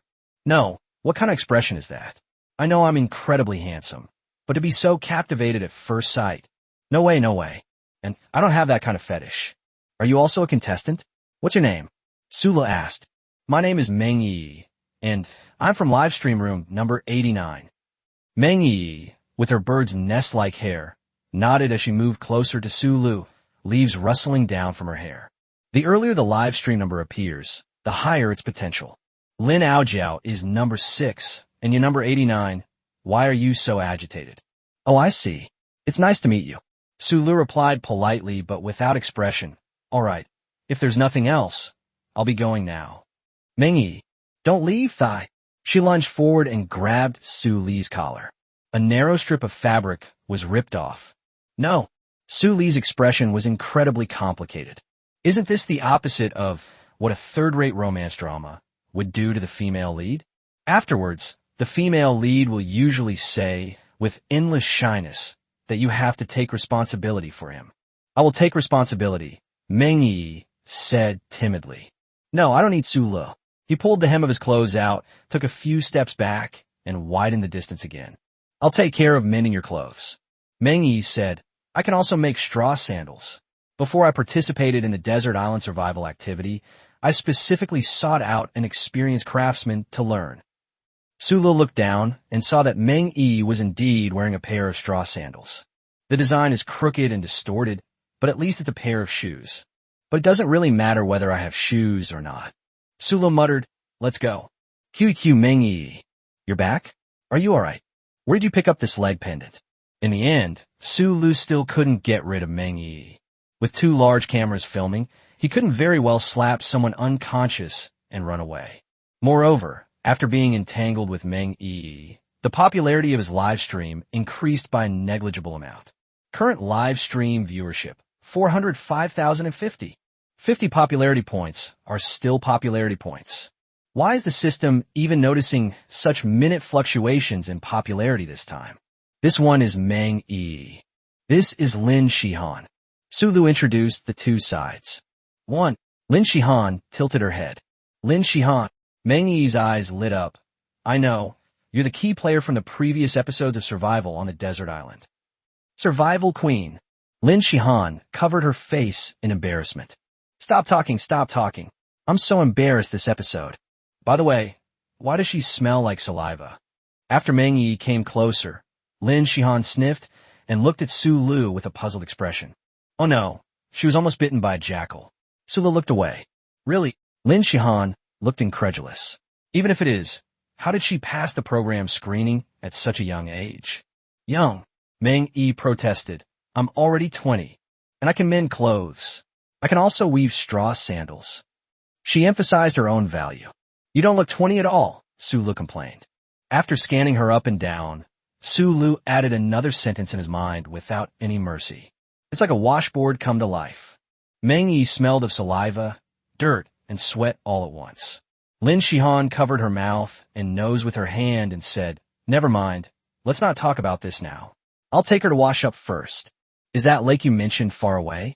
A bit slow on the uptake, Meng Yi cheerfully answered before Sulu could. I know.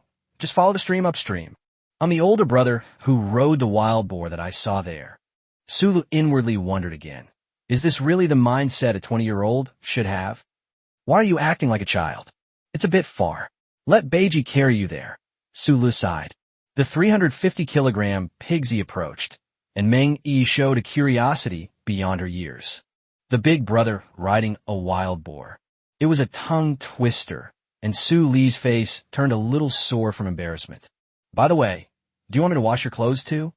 Lin Shihan pointed to the chicken bloodvine mud stain on Su Li's clothes and asked him about it. Fine, Su Lu said without hesitation, taking off his shirt and tossing it over. He looked flabby on the surface, but surprisingly he had a pretty good figure. Lin Shihan blushed. Meng Yi was full of confidence because her thighs looked reliable. After the 2 girls left, Su Lu looked around. The ground was littered with the carcasses of jackals. These are all top-quality raw materials. Chapter 65, Tanning Leather, The Runaway Heiress. Domestic dogs are man's best friend. Their ancestors were wolves. The jackals are another kind, brutal and untamed, the kind that can't be friends. They all have the word dog in their names, but please don't get them confused. Su Lu pulled the stone knife from the head of the jackal he had killed with his slash. We will skin the jackals, just as we did the pythons. The meat is not worth keeping. It doesn't taste good. Even though we're surviving in the wilderness, we still need to maintain our basic needs for survival. Bullet screen. Maintaining a pursuit of life in the wilderness. Only someone like Su Lu would dare to say that. Hasn't it become apparent that Boss Su Li's resources are now extremely abundant? +1, +2, +1,024. As Su Lu spoke, he dragged the carcasses of the jackals to the shore. Aside from those whose deaths were too gruesome or whose bodies were too far away to be retrieved, Su Lu had 10 jackal corpses in front of him. Make the cut. Soon, 10 complete jackal skins were peeled off. It's different from python skin. Python skin has no hair, so you can shave off the remaining flesh and run it directly through running water. The jackal skin has fur, so we need to process the fur carefully. Otherwise, after tanning, all the fur will fall off, which will not look good. Su Lu used local materials to dig a canal at a bend in the rushing stream. The other end of the canal connects to a natural depression. The stream filled the depression, forming a small pond of about 4 or 5 square meters. The viewers in the live stream were amazed. Adapting to the circumstances, Master Su Lu is truly in harmony with nature. After drinking the water, Su Lu collected withered and dried wild grass from the surrounding dense forest and piled it up. Next, we'll burn wood ash. Su Lu explained, soak the fur-bearing hide in water with wood ash. This will soften the hide and help the fur stay in place so it won't be easily pulled off. But it didn't become popular. Su Lu hesitated for a moment, then made a simple fire plow. Friction, friction, friction on the rough wooden trough. Boom! A bright flame ignites the haystack. Easy peasy, Su Lu said to the camera with a smile. Bullet screen. According to the organizers, only 6 contestants successfully started a fire on the 4th day after arriving on the island, while Su Lu, the master, was already proficient in starting a fire using various methods. Why is the streamer so skilled? Su Lu is awesome. Waiting for boss Su Lu to crush all those survival masters from abroad. What the person upstairs said is wrong. Boss Su Lu has already completely crushed us in every aspect. The wood ash was quickly burned, and Su Lu crushed it into a fine powder by hand and threw it into the small pond. Then soaked the jackal skin directly in it. While soaking, he gently rubbed the fur on the jackal's skin with his hands, trying to make the water seep into the gaps between the fur. Soaking usually takes a whole day. However, this is freshly peeled skin. If you keep rubbing it like this, you can save 2 to 3 hours. In the dense forest, Su Lu kept his head down and kept busy. This scene was broadcast live via camera, and the people in the live stream watched quietly. In a luxurious office in Shanghai, Mr. Meng, the young lady, has been found. Did she admit her mistake? She didn't participate in the Desert Island Survival Show, and she's already made it to the 4th day. Behind the large rosewood desk, a middle-aged man with a resolute face and an imposing presence that comes from long-held high positions slammed his hand on the desk. Snap! Survival on a desert island? Yes. The refined secretary replied, without changing her expression. It's that global survival show.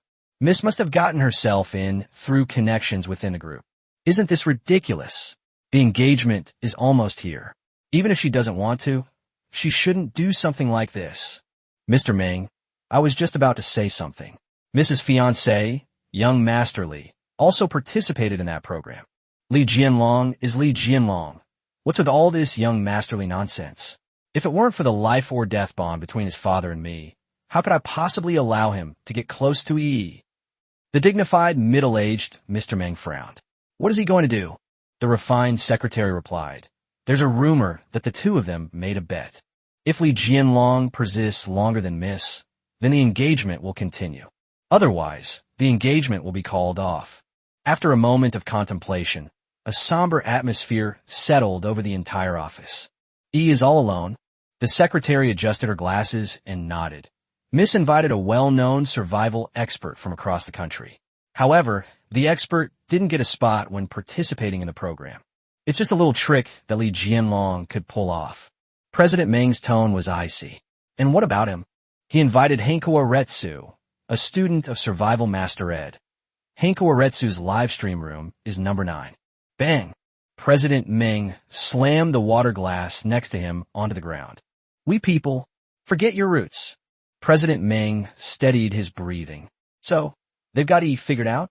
Not really, the refined secretary said in a gentle voice. The latest news is that Miss has just met up with 2 other contestants from China. Who? L'Inxion, Shulu. Chapter 66 Ingredients. Why are they all vegetarian? I know Lin Shihan, but who is Su Lu? President Meng asked. He's a newcomer. The polite secretary answered all questions. This is a new addition to the survival show on the desert island. The live stream number is 97. 97? President Meng frowned. Lin Shihan can manage E, but if there's another Su Lu, she might not be able to manage him. What are the chances that Su Lu will be eliminated in the first round? The secretary's eyes flickered behind her glasses. Most likely not, because Lin Shihan is taking care of him? No, Mr. Meng. The secretary seemed hesitant to speak, but finally said, it seems that Su Lu is the one taking care of Lin Shihan. President Meng, do women take this long to shower? My 10 jackal pelts have been processed and are ready to be dried. Does taking a shower really take this long? While internally complaining, Su Lu estimated the time. It's so slow. The sunlight is tilted at a 30-degree angle, and about 2 hours have passed. He explained in his habit. Bullet screen. We take a lot of time to take a shower, right, brother Sulu? No way, really? You understand, Sule. We single guys generally have no idea about these things. I only realized today how long it takes women to take a bath. Therefore, women will only slow down my progress to the top. Whispering sound. Sulu put away the jackal skin and hung it on a horizontal branch to air dry temporarily. The remaining flesh inside the python skin had been almost entirely washed away by the rushing stream. Similarly, put them away and hang them up. It took him almost an hour to finish all of this. The 2 girls who had been taking a bath finally returned. Beiji grumbled and paced back and forth, with Lin Shihan sitting on his back and Meng Yi sitting in front, holding Xiaohei in his arms. Xiaohei was a little unhappy. Meng Yi's arms weren't soft at all. Lin Shihan, with her excellent balance, wrapped her arms around the adorable and somewhat dazed Meng Yi to prevent her from falling. The situation is very favorable. The dirty little girl actually looks quite pretty after being washed. It's not that he hasn't grown out, it's just that his face is covered in mud and leaves, so you can't see his features. My hair is still a mess. Naturally curly hair is so hard to manage. In just 4 days, she managed to get herself into this state. With such poor self-care skills, how dare she come to the wilderness to survive? Su Lu waved his hand inwardly. It's about time to go back. Meng Yi exclaimed excitedly, thighs. Don't call me that. Su Lu thought awkwardly, covering her face with her hands. I call him Su Lu, you can just call him by his name. Lin Shihan patted Meng Yi's messy hair. If he bullies you, I'll stand up for you. Shulu, where did you learn that tone of voice from, the so-called first wife? How did you two become so familiar in such a short time? Su Lu expressed his shock at the world he had never experienced before. Lin Shihan looked down at the pig, then at Su Lu, and then at Pigsy. How are we going to get back? Pigsy can't fit 3 people, can he? 2-seater supercars are most vulnerable to this kind of chaotic situation. You and Meng Yi go back first, and get familiar with the coastal environment. Then have Beiji come to me again. By then, these hides will be almost dry. Je le confesse. With the combined use of the skills animal taming and hunter's messenger, Pigsy becomes docile and obedient. Okay. Lin Shihan tossed the clean clothes to Su Lu and happily got back on the pig. Thump, thump, thump. His figure receded into the distance. Let's use this time to gather some more ingredients for dinner. Bullet screen. What's meant to happen will happen. Welcome to today's episode, where Boss Su Lu shows off his dinner to you. I wonder what kind of ingredients Boss Su Lu will prepare today. The Eye of Detection. Open. With the skills enhancement, all the plants within a 10-meter radius appeared with outlines of different colors. Su Lu confirmed in his mind that the duration of the detective eye was 80 seconds. He walked briskly among the trees, looking around as he went.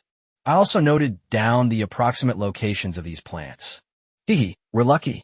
There's a good supply of all kinds of ingredients around here. The duration of the detection eye ended, and Su Lu had also memorized most of the necessary ingredients in the vicinity. He walked behind a dense clump of trees and crouched down near a patch of tangled bamboo roots, digging with a stone knife. Fresh bamboo shoots, this is our first dish. Then, from a patch of low, creeping green plants, a series of fist-sized tubers were dug out. Taro. This bunch of taro is uniform in size and looks quite large, but it is actually very light. This means it's very moist and will be very crispy and delicious. The live stream chat was filled with lines of questions. Has Su Lu changed his ways? Why is he gathering such vegetarian ingredients today? Eating too much meat can get boring, so I probably just want to try something different. Roasted bamboo shoots and roasted taro. Suddenly they don't seem so appealing anymore. Su Lu continued searching on the ground and eventually came to the edge of a patch of exposed rock. Finally, there are the seasonings. Chapter 67 Rock Salt, Black Panther, Old Jackal. Rock salt.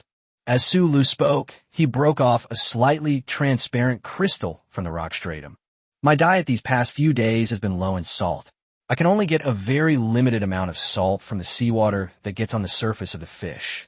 With such a large piece of rock salt, we can crush it and store it, which will supply our salt needs for a long time. Bamboo shoots, taro, rock salt. He tied the 3 items together with a bundle of straw and put them aside. Bullet screen. I don't understand. There's a high chance the streamer won't be showing off today. Salt is indeed hard to come by when it comes to surviving on a desert island. But when it comes to Sulu, the prospect of him having it isn't that exciting. Showing off every day is tiring, but I can accept taking a day off. Let's look forward to what kind of delicious food the host will bring tomorrow. Sulu continued with his own business. The still somewhat damp python and jackal skins were rolled up and tied up. Then he picked out the carcass of a slender jackal and removed the large bone from its hind leg. The ingredients and leather were piled up thickly. With so much stuff, could Pigsy carry it all back in one trip? Sulu gritted his teeth and gasped, feeling it was unlikely. Throw some away? What a waste. I was careless. I didn't expect so many leather goods to be delivered to my door today. It's painful, but also quite satisfying. How about making more round trips? That's not impossible, but it's too much of a hassle. He muttered to himself as he sat by the stream, soaking his feet in the water while waiting for Pigsy to return. At that moment, out of the corner of his eye, he saw the carcass of a jackal on the outermost side suddenly move. I participated in a desert island survival competition, not a post-apocalyptic survival competition. It's illogical that it can still move after its skin has been peeled off. He turned around and saw, with a complicated expression, a jet-black tail standing upright behind the naked jackal carcass. The tail swayed back and forth, showing how much effort its owner had put into dragging the jackal's carcass. It seemed to be just a small predator attracted by the smell of blood, so Sulu simply ignored it. Anyway, he didn't plan to take the jackal meat with him. There was python meat hanging outside the wooden house, enough to eat for a while. He can make cured meat, but when you want to eat it, why not just buy fresh meat? It's so much better that way. The danger perception failed to deliver a warning. The little creature stealing the corpse seemed too busy to bother with me. The small animals in the jungle generally won't bother people unless they are bothered by them. Even if it could smell Su Li's scent, for a small predator like this, with ready-made meat right there, there is no need to provoke a living, large creature. It's better to avoid trouble. However, danger détection. Sulu grimaced and covered his face. You can't just randomly throw up a flag, he thought. He'd only just said that. I don't cause trouble, so why do trouble come after me? You're so young. What good is it for you to be hostile towards me? I'm not going to steal your food. Sulu sighed as he stood up, holding the stone knife, whose blade was already showing signs of chipping, upside down in his hand. The small predator dragging the jackal carcass was now fully visible to Sulu. A black cat? Judging by its size, it looks like a leopard. A black panther cub? Didn't it notice that my danger perception warning wasn't coming from it? Sulu was half talking to himself and half commentating to the live stream audience. Generally speaking, where black panther cubs are, adult black panthers are likely nearby. However, if they get too close to an adult black panther cub and exhibit behaviors that could threaten its cubs, then we'll be facing Black Panther's relentless attacks. Live stream chat. So you mean there's an adult Black Panther nearby? Doesn't that mean the streamer's career is definitely over? Did the person upstairs forget that Boss Sulu just tore apart a bunch of jackals? That's because little Black Pigsy and Goddess Lin are helping out. Right now, the streamer is all alone. Boss Sulu, you're in danger. Sulu cautiously shifted his gaze. His eye of detection was still on cooldown, but that didn't stop him from roughly discerning the possible routes the adult Black Panther might take using his danger warning and hunting skills. He held the longbow in his left hand and picked up a blackcurrant arrow with his right hand, knocking onto the bow. He slightly arched his back, gathering his strength. Rustle. It is the light and graceful gait characteristic of felines. Sulu shifted his gaze to the left. Shuru. The camera simultaneously transmitted the scene in front to the live broadcast room. Bullet screen. Such a huge Black Panther. It must be over 2 meters long, not counting its tail. It's over. I think Boss Sulu is finished. The Black Panther lowered its body, a preparatory stance before launching an attack. Its eyes were fixed on Sulu, clearly regarding this human who was too close to its cub as its most wary target. Russell. Sulu raised an eyebrow upon hearing this. Wait, why is there another footsteps sound? Much lighter, acting furtively. He looked like he was taking advantage of the situation. They weren't Black Panther's accomplices, otherwise they wouldn't have been so sneaky. The footsteps were coming from downwind. Were they trying to avoid me? Or are they hiding from the Black Panther? The little black leopard, dragging the jackal's carcass, let out a soft howl. The female leopard, over 2 meters long, had a slightly gentle gaze. Suddenly, a brown shadow darted out from the dense forest and snatched the little black leopard in its mouth. Chapter 68, How About You Become My Battle Pet? Jackals. Sulu got a clear look at the brown shadow. Were the old jackals, and these dead ones from the same pack? The old jackal with the little black leopard in its mouth did not go far, but instead lowered its head and nudged the jackal carcass on the ground. It seems to be a group. The strong members of the jackal pack went out hunting, leaving the older ones to guard the house. After the scheduled return time had passed, the old jackal followed the scent and came looking for them. Shuru. Social predators have this division of labor within their groups, but that doesn't mean Sulu would have any sympathy for this old jackal. It was this pack of jackals who provoked him first. The black leopard, its cubs held in the mouth of a jackal, crouched even lower. She made a low guttural sound. This guttural sound is produced by airflow being forced out of the narrow lungs and then directly through the larynx. It is deep and powerful, signifying that she is ready for a direct confrontation at any moment. TSK, of all people to mess with, you had to go for a short sprint. Do you think an old jackal can compare to a fully grown Black Panther? Sulu pressed down on the longbow and loosened the taut bowstring. After giving your fingers a short rest, tighten them again. Although the enraged female leopard growled in an attempt to intimidate the jackal, she did not make any further moves since her cubs were in the jackal's mouth. Moreover, this old, cunning jackal doesn't seem to be afraid. It slowly increased the pressure with its upper and lower teeth, and the leopard cub in its mouth let out a sharp, mournful cry. You think these jackals were hunted down by the Black Panther? You old fox, you don't seem very smart. Sulu watched and complained. I'll take care of this jackal for you. How about you become my battle pet? Animal domestication, LV.3. Sulu smiled and extended an olive branch to the enraged Black Panther. Live stream chat. Shouldn't the correct course of action at this point be to play dead and wait for Pigsy? Sulu is indeed a master. His composure is something that not just anyone can learn. If you talk to Black Panther, will Black Panther understand? Exactly. What if the jackal dies and Black Panther makes Sulu his dinner? That would be a complete idiot. If Boss Sulu can really tame this Black Panther, I will call him the Beast King. Sulu, Pig Knight, Ape Tyrell, Beast King. I think we can add more titles or appellations later. Sulu easily raised his head towards the female leopard, a smile playing on his lips. Think about it. Roar. The black female leopard let out a short, low growl. In her fury, she lowered her head slightly, influenced by her animal taming skills. Hee, clever. Raise your bow. Experienced cunning jackals have a natural sensitivity to danger. In fact, the fact that a predator can live to old age and not be abandoned by its pack in the harsh environment of the wilderness speaks volumes. The moment Sulu raised his bow, the jackal decisively shook its head. The Black Panther cub in its mouth was tossed high into the air and thrown towards Sulu. Ha! Clever of you to block the panther cubs in the middle of the attack path. This way, I'm hesitant to attack, and you have enough time to escape.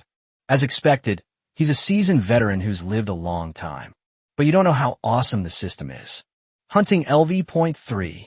Weapon Mastery LV.2. Have you ever heard of bullets curving? Sulu flicked his wrist, and the longbow was fired. Buzz.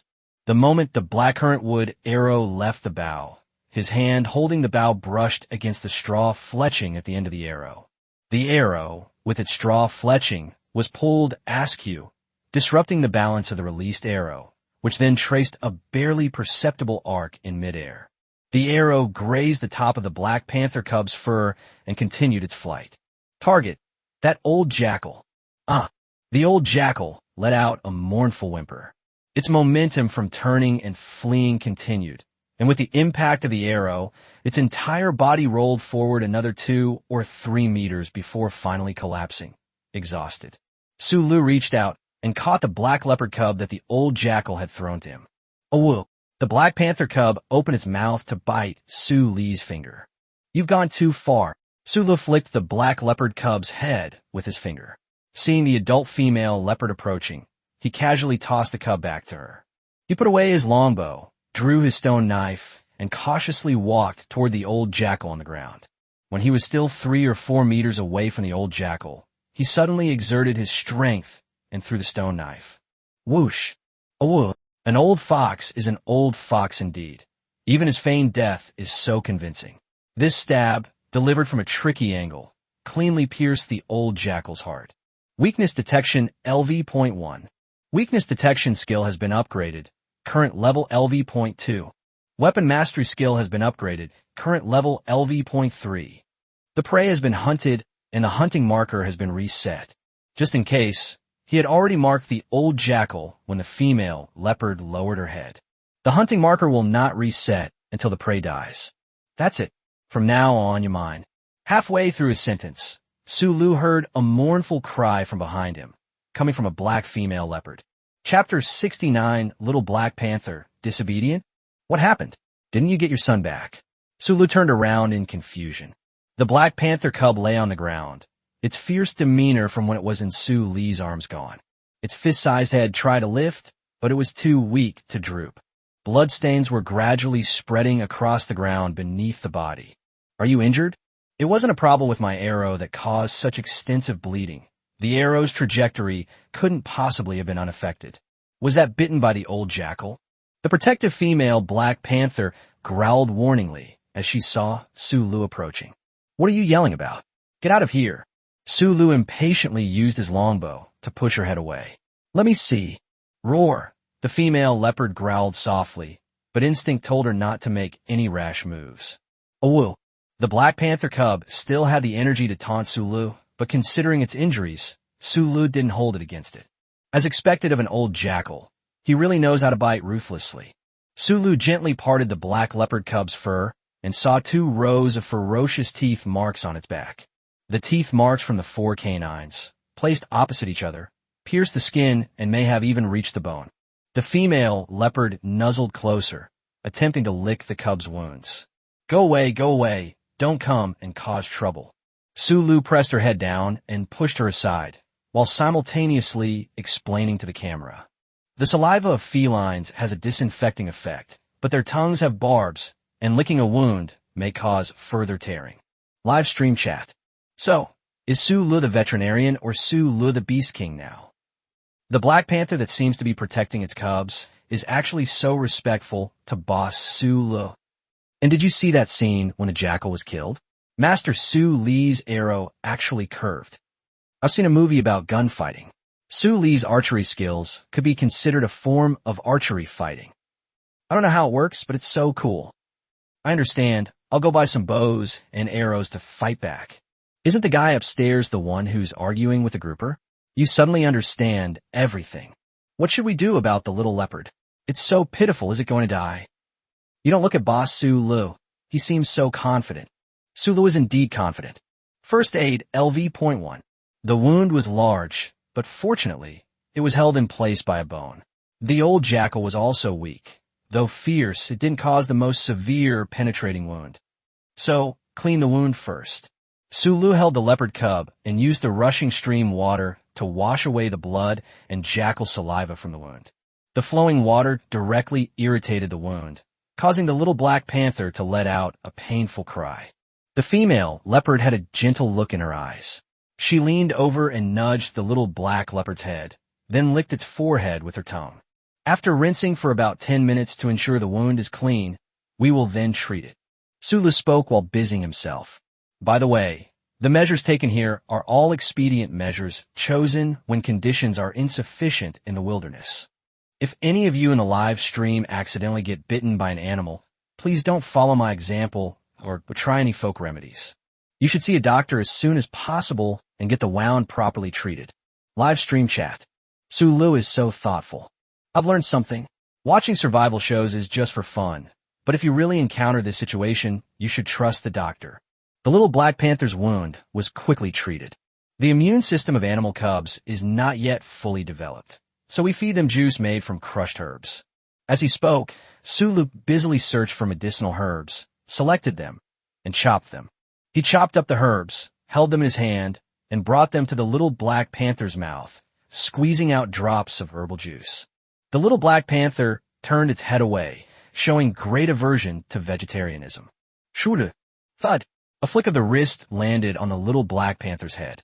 After its wounds were treated, the little black panther was noticeably in better spirits. After being flicked on the head, it bared its tiny sharp teeth in a cute but fierce manner. Boom! Another one. Awoo! The little black leopard turned its head to complain to the female leopard who was standing nearby. The female leopard lowered its head and then turned its head back to normal. So does love disappear? It smacked its lips and reluctantly swallowed the bitter medicine. First aid skill upgraded, current level LV.2. After a series of emergency treatments, the little black panther has regained some of its energy. The female leopard tore off small pieces of meat from the carcass of a jackal nearby, which the little black leopard devoured in a flash. While eating, he kept glancing warily at Sulu. It's good that he can support himself, and I don't have to worry about him. Sulu was very relieved. Is Pigsy lost since he hasn't arrived yet? As he was thinking this, he heard the familiar sound of hooves getting closer and closer from the dense forest. Beiji shook his head and groaned as he crawled out. A wild boar weighing 350 kilograms and a black female leopard over 2 meters long stared at each other. The scene became extremely awkward. Chapter 70, Riding a Leopard. Awoo! The little black leopard, with a strip of meat in its mouth, grinned and bluffed at Pigsy. Oomph! Beiji wondered, where did this little thing that could be crushed with one hoof get the courage to bar its teeth and claws? Roar! The female leopard cautiously lowered her body again, circling around to stand between the black leopard cub and the wild boar. Even she couldn't guarantee she could win against such a large wild boar. Smack, thud, thud. Black leopard cub, Pigsy, Zhu Beiji, female leopard. A sharp, hunched headbutt. Pigsy's eyes were filled with resentment. I am innocent. Keep quiet, everyone. From now on, we're all on the same side. Sulu put away the bow and piled all the already bound jackal skin, jackal tendons, python skin, and ingredients on a Beiji's back. Then secure it with soft rattan, 10 jackal skins, and 2 python skins, piled up like a small mountain, filled Pigsy's back to the brim. Materials processing skill has been upgraded, current level LV.3. Ol Hunter template derivative skill awakening, metallurgy. Oh, I underestimated the amount of this stuff. Sulu was both happy and distressed. There was no other way but to ride the Black Panther. The female leopard, whose body is already 2 meters long excluding her tail, reaches an astonishing 3 meters in length when her tail is fully extended. His shoulder height is also over 1.2 meters. Her fur was jet black and glossy, and her body had a perfectly streamlined appearance. The well-defined muscle lines showcase a perfect blend of agility and strength. This is much more impressive than riding a pig. Compared to the Black Panther, the wild boar is like a family-sized pickup truck compared to a limited edition supercar. Sulu patted the female leopard's rump, and the female leopard obediently adjusted her position to make it easier for Sulu to get on. The little black leopard refused to be held by Sulu, so it lay on the female leopard's neck, its eyes half closed as if it were about to fall asleep. Lichtning fast. So fast. This wasn't even her sprint speed, just normal running. A short sprint can only be faster. Of course, sprint speed cannot be sustained. The female leopard is amazing, and she's not even afraid of motion sickness. Sulu gently scratched the female leopard's back, and the female leopard made a low purring sound. Have some water first. Lin Shihan handed Meng Yi a coconut shell filled with water, which Meng Yi sipped slowly. After finishing her drink, Meng Yi handed the coconut shell back and then took a bunch of blackcurrants, eating them without any regard for appearances. She was lucky. She found a stream with flowing water. But she was completely inept at something as specialized as finding food. If we can endure this for just 2 more days, we'll have to leave early with regret. Luckily, I found a strong backer. she muttered as she ate. The snake meat was skewered again beside the fire and roasted at a distance from it. This time it can't be worse than his, right?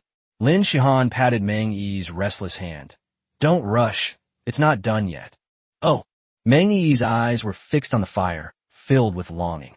Now that the thigh is back, can we eat it? A rumbling sound came from her stomach. Just call him Sulu. Have they been starving for a long time? This is the daily life of most desert island survival contestants. Lin Shihan went through the list of desert island survival contestants in her mind. Those who watch live streams after number 20 are likely to have very few who actually get a decent meal. Even among the top 20 contestants, probably no more than 10 are currently getting a hot meal. Shuruta. Su Li's thigh is back. Meng Yi suddenly stood up and waved to the forest on one side.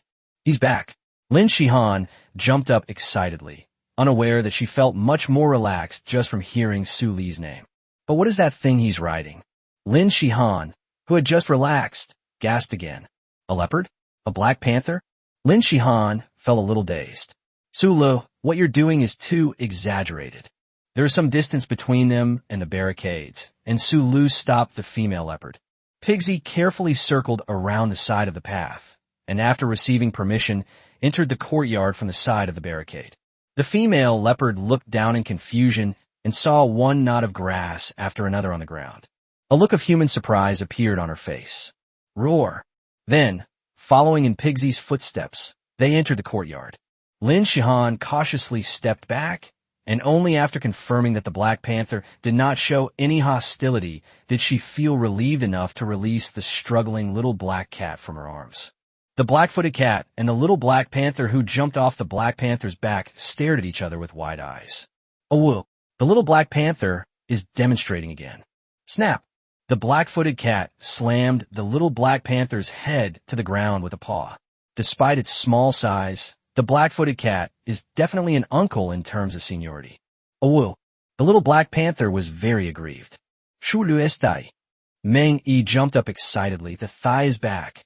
Can we eat now? The roasted snake, meat beside the fire, emitted waves of aroma. Pigsy lay on the ground, using his hind legs to push against the earth, inching his way toward the fire. Did you bake this? Sula looked at Lin Shihan with a half-smile and asked. She raised her pretty chin, crossed her arms over her chest, and showed a proud expression. It's not like I can't. Oh, thank goodness I haven't eaten yet, otherwise something bad would have happened. Lin Shihan's eyes widened. Meng Yi looked at the two of them with a confused expression. Why won't you let me eat it? Chapter 71, A Bowl of Hot Soup. How many meals have you missed having a proper meal? Sulu asked Meng Yi. The girl with the bird's nest-shaped hair counted on her fingers and answered crisply. If it's 3 meals a day, then it's 12 meals. If you include afternoon tea and snacks, that's 20 meals. These past few days, I've only dared to eat wild fruits that look familiar. Meng Yi felt more and more aggrieved as she spoke. Lin Shihan's eyebrow twitched slightly. How can someone maintain such a slim figure with 5 meals a day, including main meals and snacks? What kind of magical physique is this? Su Li's lips curled into an almost imperceptible smile. 5 meals a day, and you've produced a washboard-like creature? You've been on the island for 4 days, which means you haven't had a single proper meal. Sulu calmed down. Her eating habits have been disrupted for quite some time. Snake meat is high in fat, and Meng Yi's current condition is not suitable for eating it. Have you forgotten the coconuts I didn't let you eat when you came to the island? Lin Shihan, can you please not bring this up? What should we do then? Just feed her cattails and black currants. It's not that bad. Sulu took out bamboo shoots, taro, and large jackal bones that he had collected earlier from the supplies he had unloaded from Beiji's back. Roasted bamboo shoots and roasted taro. Lin Shihan crossed her arms defiantly, and then grilled the thigh bone. Sulu shook his head and instructed her. Bring me one of the coconut shells you collected at noon. There should still be some coconut meat left. After saying that, he didn't even look at Lin Shihan's expression. Anyway, the proud and arrogant survival queen will definitely find suitable supplies while frowning. Meng Yi sidled up to Sulu, staring expectantly at the object in his hand. What shall we eat? Sulu said without looking up. You'll find out soon enough. Meng Yi obediently squatted down to the side, focusing on watching Su Lu prepare the ingredients. So good. Su Lu explained to the camera, bamboo shoots are a common ingredient, so I won't go into too much detail. Peel and remove the roots. The freshly harvested bamboo shoots were very crisp and tender.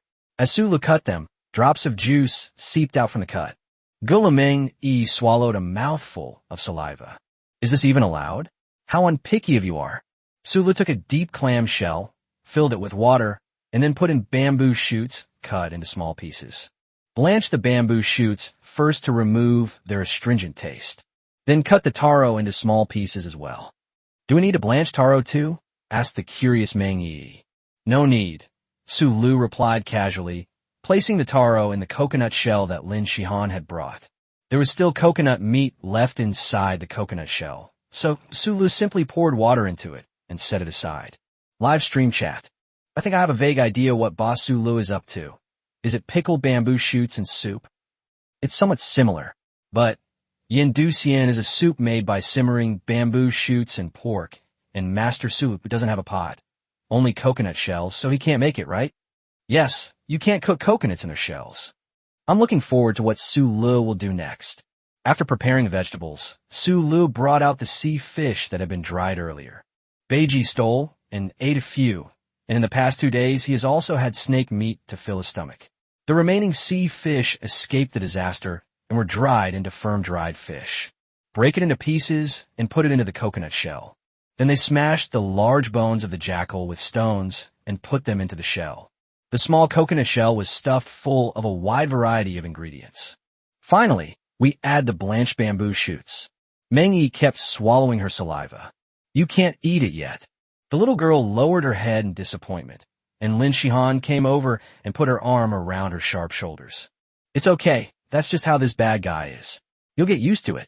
If you continue to tarnish my reputation to my face, I'll have Pigsy stuff snakes into your bedding tonight. You believe me? Pigsy humph. Beiji, you don't need to take this seriously. I was just kidding in my head. But it seems like something to look forward to. Pigsy angered Lin Shihan. Does that mean I'll be eating braised pork from now on? Pigsy, humph. Su Lu opened the top of the steamer used for steaming grouper and placed 2 layers of clam shells filled with water and coconut shells filled with ingredients inside. Ignition. Throughout the entire process, Meng Yi kept her eyes glued to Su Li's movements. Tisich, it's just steamed vegetables, Lin Shihan thought calmly on the surface. Even the way your thighs look while cooking is so majestic. Meng Yi murmured as if in her sleep. Don't stop. Su Lu was very pleased. Soon, a fragrance mixed with the scent of rain-soaked earth and sea breeze wafted out from the cracks in the walls of the steamer. This tastes interesting, Lin Shihan said casually. She glanced at Su Lu out of the corner of her eye and noticed that he was looking back at her with a half-smile. You. Oh, Su Lu explained before Lin Shihan could explode. It's just that the original flavor of the ingredients has been forced out. Bamboo shoots provide a fresh aroma, while taro provides a sweet aroma. Jack bones provide the flavor of the soil, while the aroma of the sea breeze comes from dried fish. Got it. Su Lu glanced sideways at Lin Shihan and raised the corners of his mouth. Chapter 72, The Braised Pork Belly on the Island. Lin Shihan, seemingly not quite understanding, raised an eyebrow at Su Lu and calmly said, just as I estimated. Meng Yi, who was practically drooling and didn't understand, turned around to look at Su Lu with a blank expression. My child, you will definitely be a qualified straight man in a comedy duo. Su Lu adjusted the camera so that the entire steamer could be captured on camera. The ingredients are all fairly common, except for jackal bones. He began to explain. As I said before, the most important thing about ingredients on a deserted island is freshness. Once bamboo shoots and taro are removed from the soil, they begin to become fibrous. The longer the transportation process, the more severe the loss of texture. Besides the loss of texture, the biggest problem is the loss of flavor. Only the freshest ingredients will release their perfect aroma when steamed. Of course, a purely vegan diet would be too bland, so I added jackal bones. The most important thing about jackal bones is that they provide marrow. Actually, if you're cooking at home, Su Lu glanced at Beiji, pork bones are a better choice. Pigsy oomph. Shivering. The oil from bone marrow has a unique aroma that can complement the aroma of vegetarian ingredients, making the flavor even richer. Hey, I even saw you putting dried fish in there. Meng Yi wiped her mouth and asked. Even Master Chinner is nothing special, Su Lu thought to himself, giving Meng Yi a thumbs up. The salty and savory flavor of the ham is the finishing touch in Yen Du Xian, a type of Sichuan hot pot. It's not pigsy this time. You don't need to shrink back, Su Lu said calmly, shifting his gaze back. The production cycle of ham is too long, so sea fish that is dried in seawater has become the best substitute. It also has a salty and savory flavor, but it's more suitable for islands. The key technical points of the seafood and meat stew have been summarized. It was getting more and more complicated. Lin Shihan gave up thinking and modestly praised with 2 words, not bad. Su Lu pouted, feeling quite arrogant. Great! You seem even better than my family's chef. Meng Yi exclaimed in praise. Naive and innocent. Did you just say something outrageous? Can we eat now? Meng Yi asked. Su Lu estimated the time and nodded. It's ready. Using thatch as a pad, remove the stone slab covering the top of the steamer. In an instant, thick steam billowed out, accompanied by an aroma that was many times stronger. Lin Shihan's eyes flickered. The scene before her seemed familiar, causing her to momentarily lose her composure. Meng Yi peeked out, but Su Lu pressed her back down. Beware of burns from hot steam. A 20-year-old, doesn't he have this much common sense? Hungry, Meng Yi argued softly. Even the Black Panther and its cub couldn't resist raising their heads when they smelled the fragrance. Roar! The little Black Panther let out a soft roar. Meow! Little Black calmly wagged its tail, looking down on the little black leopard's unusual behavior. Black leopard cubs are easy to mix up with. After dinner, we need to name the mother and cub. As Su Lu pondered, he took out the coconut shell containing the pickled bamboo shoots and pork soup. The soup inside the coconut shell is clear and bright. The broth contains white bamboo shoots and taro chunks.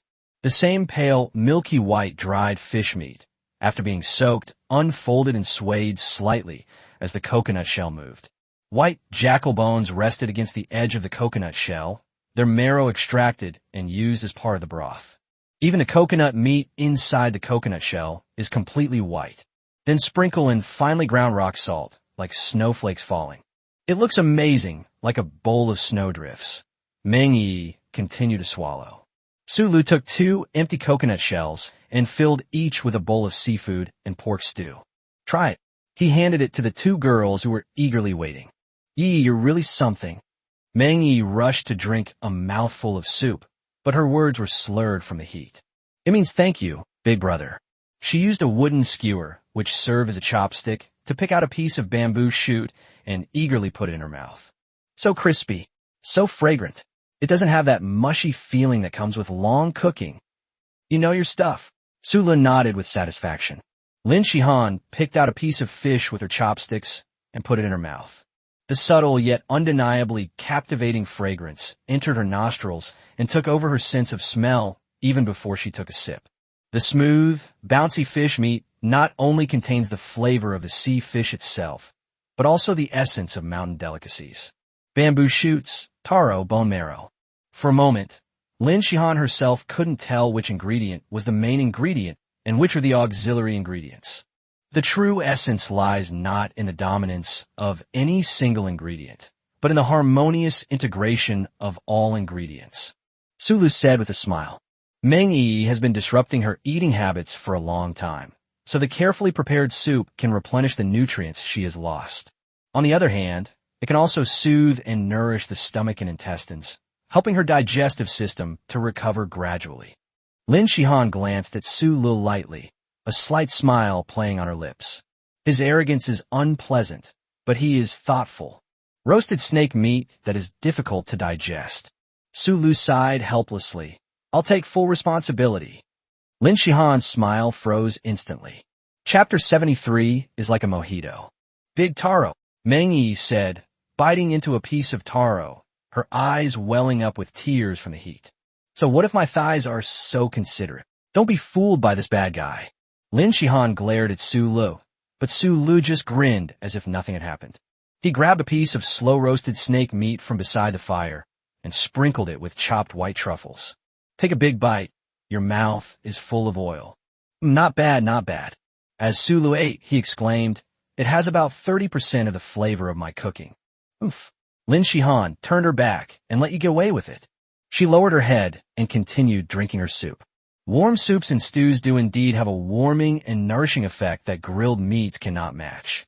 Once it enters the mouth, the rich aroma unfolds, spreading from the lips and teeth all the way to the stomach. It continues to transform into a warm current in the stomach, then permeates the whole body. Meng Yi didn't understand, but Lin Shihan, who had been through many wildernesses, knew very well that this bowl of soup was far more valuable than roasted snake meat in this situation, especially for girls. Shuruni, the grilled snake meat, is amazing. The white truffles are fantastic too. Pigsy, come and have some too. Sulu, you're so annoying. Beiji grumbled as he chewed on the roasted snake meat, while the little black panther huddled close to the ground, cautiously approaching the fire. You can't see me. You can't see me. We're about to steal the barbecue. Lin Shihan wrinkled her nose and scoffed. How old are you to still be doing voice acting for a little leopard? I'd like to. Sulu rolled her eyes at her. Taking advantage of the moment, the little black leopard grabbed a piece of snake meat, ran back to the female leopard, and hid under her tail. It dropped the snake meat, its little pink tongue dangling outside its mouth as it panted. It got burned. The female leopard emitted a low growl, her tail gently swaying from side to side, revealing her cubs that were stealing food. She bowed slightly to Sulu, expressing her gratitude and submission. Good boy/girl. From now on, your name will be Infinite. Sulu then pointed to the little black leopard. Your son's name is Heishio. Lin Shihan, what kind of nonsense is this? Live stream chat. Sulu is living such a comfortable life. It doesn't seem like he's surviving on a desert island. Breaking news. The guy in livestream room number 99 has forfeited. The difference between people is just too big. Black Panther is so cool. I'm so envious of Sulu for being able to ride Black Panther. A feeling of wanting to criticize endlessly, but not knowing where to begin. The little Black Panther Heishio is cute, and the black-footed cat Xiaohei is also adorable. It's hard to choose which one I like better. Be your cat. So, I want them all. Be your cat reward with a yacht X10. Upstairs. You've only been here 4 days. How much have you already tipped me? Is it too late for me to curry favor with you? On the King of Pop. I just finished writing a melody for a new song. Sulu is eating. This soup looks pretty good. It looks like a mojito. The Heavenly King is good. On the King of Pop. Hello everyone. It's quite interesting to watch Sulu while he plays the piano. Wow. The Heavenly King is playing the piano so late. Won't the neighbors complain? Grinning face, grinning face. On the Heavenly King. No, I don't have any neighbors around here. I'm so envious. Current live stream viewership. 435,000. Let's harvest some popularity.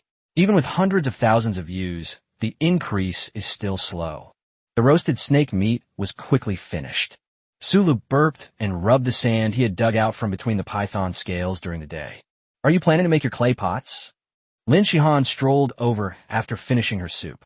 The hot soup, hot dishes, and campfire warmed her up, and her face flushed slightly. Okay, Shurunuded. Tomorrow, let Beiji lead the way to the place where it caught those 2 giant pythons. If we're lucky, we won't have to eat from coconut shells anymore. Metallurgy. Essentially, it involves using flames to refine and process materials. Pottery making is also within the scope of this skill. Thighs.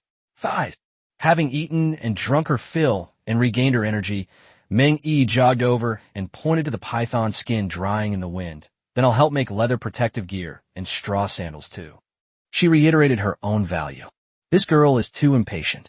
Straw sandals are normal, but what's with the leather protective gear? Sulu picked at his ears, wondering if he had misheard. Leather protective gear? Lin Shihan asked, raising her delicate eyebrows. Yes, my dad taught me. It's a skill passed down from the older generation in our family.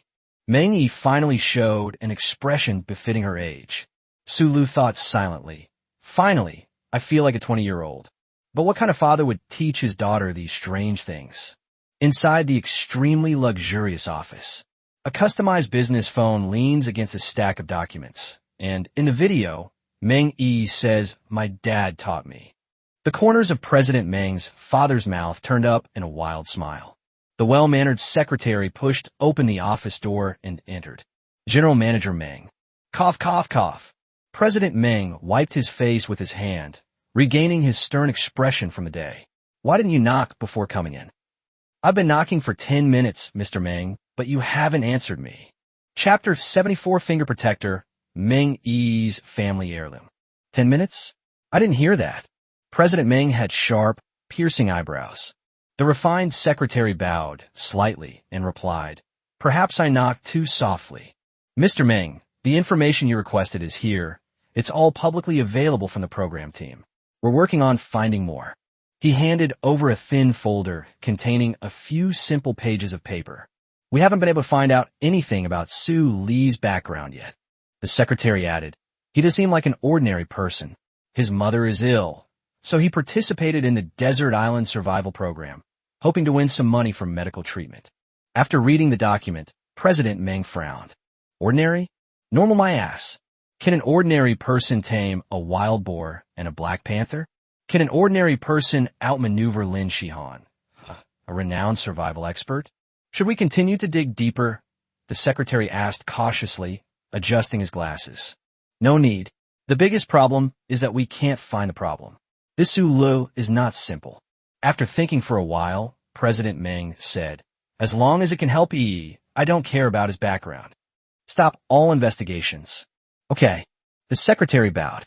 In addition, as the secretary was about to turn and leave, President Meng stopped him and asked again, "Are the company's board members and regional presidents all enthusiasts of desert island survival?"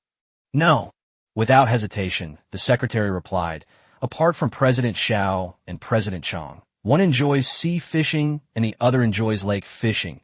The hobbies of the other presidents have nothing to do with the outdoors." "Then there now." The secretary paused for a moment, then bowed again. "Understood. I'll arrange it right away. Let them boost the girl's popularity. It's not for Yi." President Meng's eyes flickered. "It's for Su Lu. Look at that thigh." Meng Yi held up a protective gear that resembled a glove and handed it to Su Lu. The glove only covered the first 2 knuckles of the index, middle, and ring fingers. 3 leather strips extend from the back of the knuckles and are then sewn together at the wrist onto a leather bandage that wraps around the wrist. Drill holes in the stone, then sew them up with tendon sutures from the thigh. She proudly puffed out her non-existent chest to claim credit. "This is an exquisitely crafted finger guard for bows and arrows. An extremely stiff bowstring paired with a powerful bow. When drawing a bow, the fingers resting on the bowstring, whether preparing for a strike or releasing it, will bear tremendous pressure. The moment the bowstring is released, it rubs against the fingertips, and repeated exposure can easily cause subcutaneous bruising." "Not bad." Su Lu patted Meng Yi's head. "Also, what you used to sew the leather was the tendon of a giant python, not the tendon of a thigh." Su Lu silently corrected himself in his heart. "I can make other protective gear too," Meng Yi said eagerly. Su Lu turned to look at Lin Shihan and said, "Look at her. With her arrogant long legs and furrowed brows, why didn't you say anything when you were ordering me around to do this or that?" The stars and the moon rise again. Sleep. There weren't enough blankets for the 3 of them, so Meng Yi and Lin Shihan squeezed onto one blanket. She was so thin that she didn't take up much space, so Lin Shihan moved aside to make room for her bedding. "QAQ, finally, I have a sheltered place to sleep," Meng Yi happily whispered, so soft. The situation was great. Having 2 beautiful girls was fantastic. Su Lu pushed Xiao Hei's Harry butt to the side and snatched back his pillow. Beiji and the female leopard kept watch over the night endlessly, while the little black leopard Haishio continued to learn survival skills from its mother. Thanks to Su Li's medicinal treatment, its injuries have completely stabilized. With a roasted snake for dinner, the little guy was full of energy and kept sharpening his claws on the barricade outside the courtyard. Live broadcast hall. Mr. Chun, holding a cup of coffee, sat down next to Mr. Da. "A black panther." Mr. Chun pinched the bridge of his nose and sighed helplessly. "I'll have to work overtime again tonight to come up with promotional copy." "The problem isn't that anyone can actually tame a black panther. Grassroots trough exercise. Mr. Chun, who had been working overtime continuously, had a mental breakdown. Ignoring the large number of people in the live broadcast room and of various recording devices, he started swearing. Xiao Lu, remember to delete what I said later. Staff member Xiao Lu nodded. These are all minor, harmless matters. The key point is that Mr. Chin's string of profanities largely represents the sentiments of these staff members. A Black Panther, still taking care of the baby, and so he became his mount. If they weren't certain that their own production team would never cheat, the staff would have thought that Su Li's actions involved some kind of shady dealing. Ed was reviewing his student's screen recording, touching his bald head. Chun, it seems that if my students don't get together soon, the outcome of this round of wilderness survival competition may not be much of a surprise. Mr. Chun regained his composure and took a sip of coffee.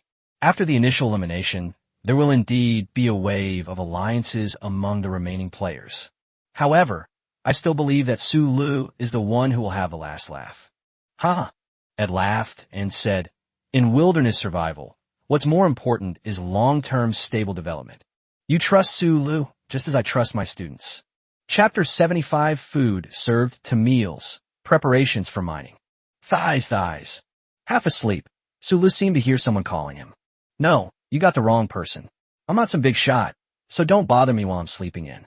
But it's so stuffy. Is it because of my best friend pressing on my bed? Su Lu opened his empty eyes and looked down to see the little black leopard He Xiao and the black-footed cat Xiao He lying lazily on his chest, one above the other. Why don't you go lie down where there are softer spots? Su Lu slapped one of the cats on the head, and the two felines howled and darted out of the wooden house. Thai, you're awake. Meng Yi greeted them cheerfully. I'm destined to be a corporate slave, Su Lu replied listlessly, his eyes vacant. Then, Meng Yi conjured up a pair of straw sandals from behind her back. Su Lu was still not fully awake. Hearing the noise from inside the wooden house, Lin Shihan came in and said, You were sleeping so well, that's why I only woke you up now. I don't have a watch, but judging from the angle of the sun, it's almost 10 o'clock. He woke up a long time ago and even made straw sandals for you. Is it 10 o'clock? But I feel like it's only 6 o'clock. I think I can still sleep. Sleeping in before midnight doesn't count as a lazy sleep. Su Lu got up reluctantly. He took the straw sandals and put them on. Although I've been running barefoot for 4 days and have gotten used to it, having a pair of shoes to protect my feet is still much more comfortable. He is so great. Su Lu patted her bird's nest-like hair. The one with strange skills might be a naive and innocent girl from a wealthy family. Su Lu gave her an initial assessment. So naive and innocent. She's been protected way too much. The world is so treacherous. Fortunately, it was me who encountered it, not someone else. Su Lu was worried about her. I steamed some vegetables and fish that I caught from the series of ponds by the sea. Lin Shihan said, If we don't get up now, Yi will eat us all. I'm so touched to have breakfast when I wake up early. The more days like this, the better. Who wouldn't want to be a freeloader, having their food cooked and clothes handed to them? Soft rice has no chewiness, but it's easy to digest. Su Lu quickly brought his thoughts back to the present. If someone tries to survive on a desert island like this, their popularity will definitely plummet. He rolled over in one go, and the feel of his straw sandals on the ground was wonderful. It's much better than any trendy brand. Su Lu gave Meng Yi a thumbs up. The naive and innocent bird's nest head chuckled. Live stream chat. I admit I'm jealous. They really do have everything done for them. I wish I could be like that. Su Li's life is simply a case of being outclassed. Comparing yourself to others will only make you miserable. Why didn't you mention what happened when Basu Lu was busy during the day? It's the 5th day. 2 more contestants withdrew last night. Out of 100 contestants, there are now 97 left. Su Lu will definitely lead Miss to victory. Gu Shu Lu. Go Miss. Not just those comments above. Isn't the style of the discussion a bit too abrupt? Current live stream viewership, 439,000. Why is it so lively so early in the morning? Doesn't everyone have to go to work? Such a great audience member is truly amazing. Su Lu muttered to himself as he ate, politely complimenting Lin Shihan's cooking skills. He never complains about the food he doesn't have to cook. Finish eating. As we discussed yesterday, We're going to investigate the place where Pigsy caught the giant python today. Shulu explained. Before that, let's do some preparatory work. Lin Shihan and Meng Yi exchanged a puzzled look. Prepare what? Bows and arrows? Are you worried there are more giant pythons there? Don't worry about the bow and arrows. They'll definitely be provided to you, but not now. Su Lu said casually. With Beiji around, the giant python is nothing to worry about. I found clay residue in the gaps between the python scales, which means that there should be a good quality of mud and sand deposits where they are found. Let's prepare some baskets first. If the distance is far, we'll have to rely on baskets to transport the mud and sand back. As he spoke, Su Lu had already picked up a stone axe and started chopping the wood he needed. The bark of the wood is peeled off, and the core is discarded. Just like on the first day of making the fish basket, we use wood veneer to wrap and weave it. But this time, the purpose is different. If we're transporting mud and sand, the baskets need to be woven more tightly. Tool, crafting LV.3, this kind of thing is a piece of cake. More than half an hour later, Su Lu had woven 2 flat baskets with openings of about 40 centimeters and depths of more than 30 centimeters. The basket has very small holes, and 2 ears are woven out along the edge. Tie the soft vines to the basket's handles, then call over Pigsy and have him ride on its back. One on each side. A 350-kilogram wild boar perfectly fulfills the function of a small family pickup truck. It was absolutely the right decision not to kill it and eat it. The brilliant straight man, a comedian, Meng Yi's eyes lit up. I want to learn this too. What's there to learn? Su Lu looked down at the straw sandals on his feet. Aren't straw sandals more technologically advanced than broken baskets? The naive and innocent girl from a wealthy family. You've completely misled her interests. Chapter 76, White Mud Mine. Preparations are complete. E and I stayed in the cabin. Lin Shihan said to Su Lu in a consultative tone, 2 python skins can be used to sew some spare clothes. And while you're at it, we'll also knit her a bedding for sleeping at night. Su Lu thought to himself, it's fine if you 2 share a bedding set. Pigsy was carrying a basket on his back, and there was nowhere for anyone to sit. Although the female leopard Wuxian was 3 meters long, she was not a chubby pig like Pigsy. She could only carry 1 person on her back. Okay, Su Lu agreed without hesitation. The stone knife and stone axe are for you. These 2 things are both tools and weapons.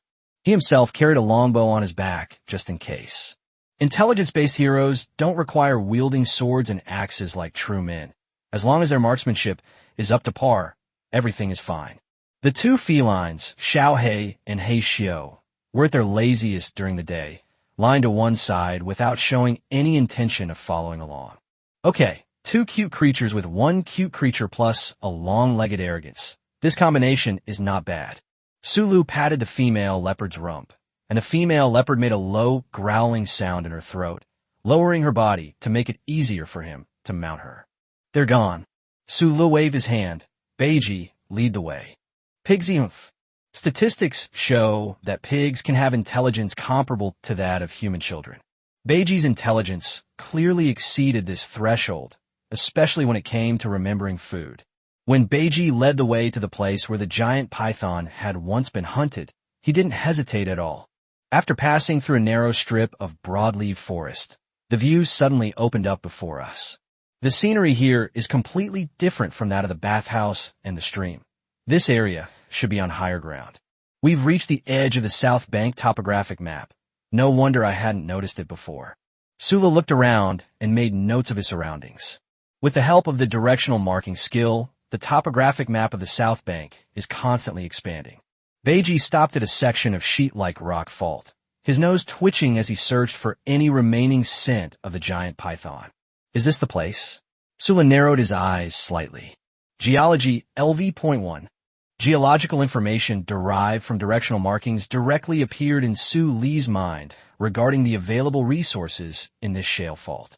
It looks like a white clay deposit that was deposited and then pushed to the surface. He adjusted the camera and aimed it at the mineral deposit. It is a mineral vein composed of a mixture of mica, kaolinite, quartz, and other minerals.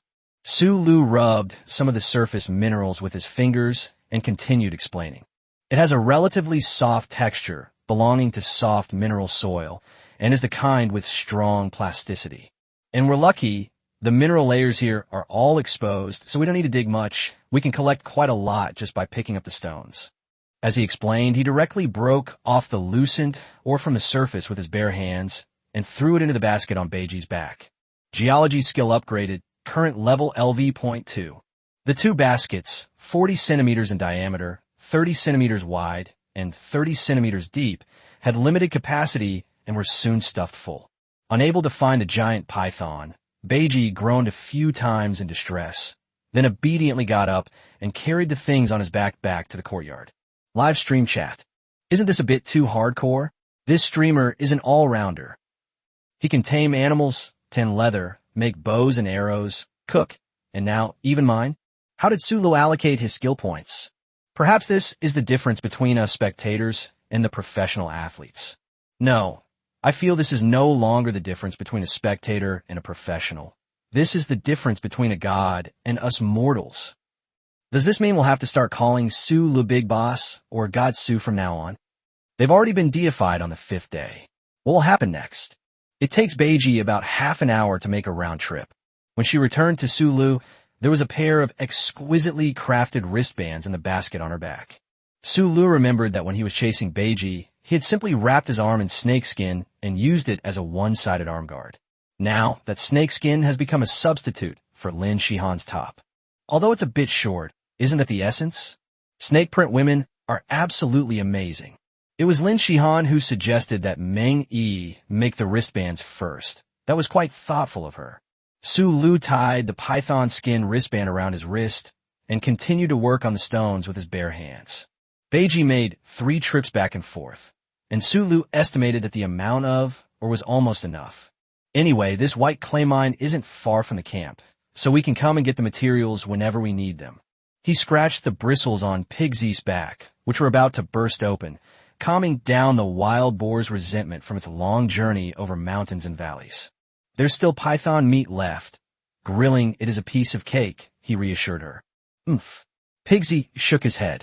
The black leopard, Wuxian, who had been lying nearby with its eyes closed, suddenly stood up and growled in a low voice at the junction of a rock wall and a thicket of trees. Chapter 77, Yellow Sheep. 5 arrows missed? Another pack of jackals, or something? Sulu looked in the direction Wuxian was looking without any concern. He now has a giant wild boar and a black panther in its prime beside him. Their combat power can be described as terrifying. He doesn't need to lift a finger when encountering ordinary dangers. His 2 battle pets can handle 90% of them. At the boundary between the rock face and the bushes, a yellow sheep nearly 2 meters tall stared wide-eyed at this side with curiosity. The poor child, Su Lu, saw that Wuxian was already poised to strike. His muscles were taut, and his skin, as smooth as brocade, shone with a dazzling luster. Therefore, truly beautiful muscles are those with a strong, defined physique. Whoosh! The sound of the black leopard's 4 paws pounding on the rocks suddenly came, and Su Lu felt as if the female leopard had transformed into a black lightning bolt. This is her full speed. Compared to yesterday's long-distance run, the leopard is actually best at short-distance chases. A few tens of seconds of rapid movement is enough for a leopard to overwhelm most of its prey with its speed. The gazelle quickly recovered from its initial confusion and fled towards the rocky area on one side. Yes, the right choice. Should calmly explained. The terrain in the woods behind is more complex, which should be a good way to escape pursuit. However, the horns on the head of the gazelle are too large, making it very easy for them to get caught on some horizontal branches. If your horn gets tangled in vines or something, you're doomed. In comparison, although the rocky area is open and convenient for the black panther to accelerate, the yellow sheep is also a speed-oriented player. In its area of expertise, it is actually no less capable than Black Panther. Live stream chat. I've learned a lot. But since Boss Su Lu has already seen through this, does that mean that this gazelle has no chance of escaping? The yellow sheep and infinite speed seem about the same. Boss Su Lu couldn't stand it any longer, so he drew his bow. Holy crap. Holy crap. Are they going to replicate yesterday's arrow kill on the jackal leader? Wear finger cots and wrist guards to protect the inside of the forearm of the hand holding the bow. As Su Lu observed the gazelle leaping, he slowly drew back the bowstring. Whoosh! An arrow pierces the sky. The arrow landed 3 or 4 meters in front of the gazelle, which deftly flicked its hoof and swerved to avoid it. Live stream chat. Oh, it missed. This isn't like Boss Su Lee's style. That's understandable. It's normal for a fast-running gazelle to have trouble aiming, isn't it? Whoosh! The second arrow. The arrow still only struck the rocky ground, and the gazelle nimbly leaped with its 4 hooves, changing direction once again. Live stream chat. Another missed shot. What a pity, it was just a little short this time. It's a bit rare for Boss Su Lu to fail twice in a row. Haha, Boss Su Lu has finally messed up this time. Foreign language, TSK. I clicked on this recommendation and thought it was someone amazing. This streamer is just so. Foreign language, yes, number 97. It was wrong of us to have expectations of him. Ha ha ha. What are those foreigners upstairs talking about? Get lost. There are over 90 live streams, and you're looking for one that's more awesome than Su Lu. Foreign language.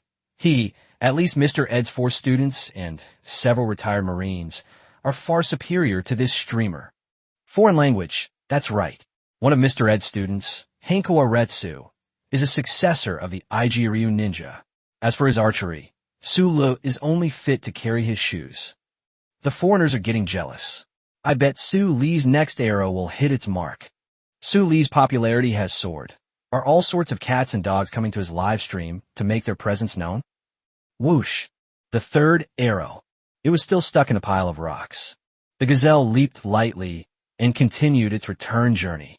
The live stream went silent. This string of mishaps doesn't seem like something a big shot like Su Lu would do. Foreign language. Seeking fame and fortune. Ha ha ha. Foreign language. This is Su Lu. I originally thought he could cause some trouble for you, Chuan Lai sang. Now it seems I was overthinking it. Be your cat. Go Su Lu. Make sure your next arrow hits the target. Whoosh. The 4th arrow missed. Whoosh. 5th arrow miss. The yellow sheep nimbly leaped through a small pile of rocks, while Wuxian stopped his pursuit, lying prone to the side, his sharpness concealed within his vertical pupils. Bullet screen. Foreign language. Ha ha ha. Wait a minute, brothers. Why doesn't Boss Su Lu have any anxious expression on his face? Even the Black Panther stopped chasing. Besides, logically speaking, this area is so big, the gazelle should have run far away by now. Have you noticed that ever since Boss Su Lu fired his first arrow, the yellow sheep has been circling around this small area? Yes. I also discovered that the yellow sheep couldn't even get down the hillside.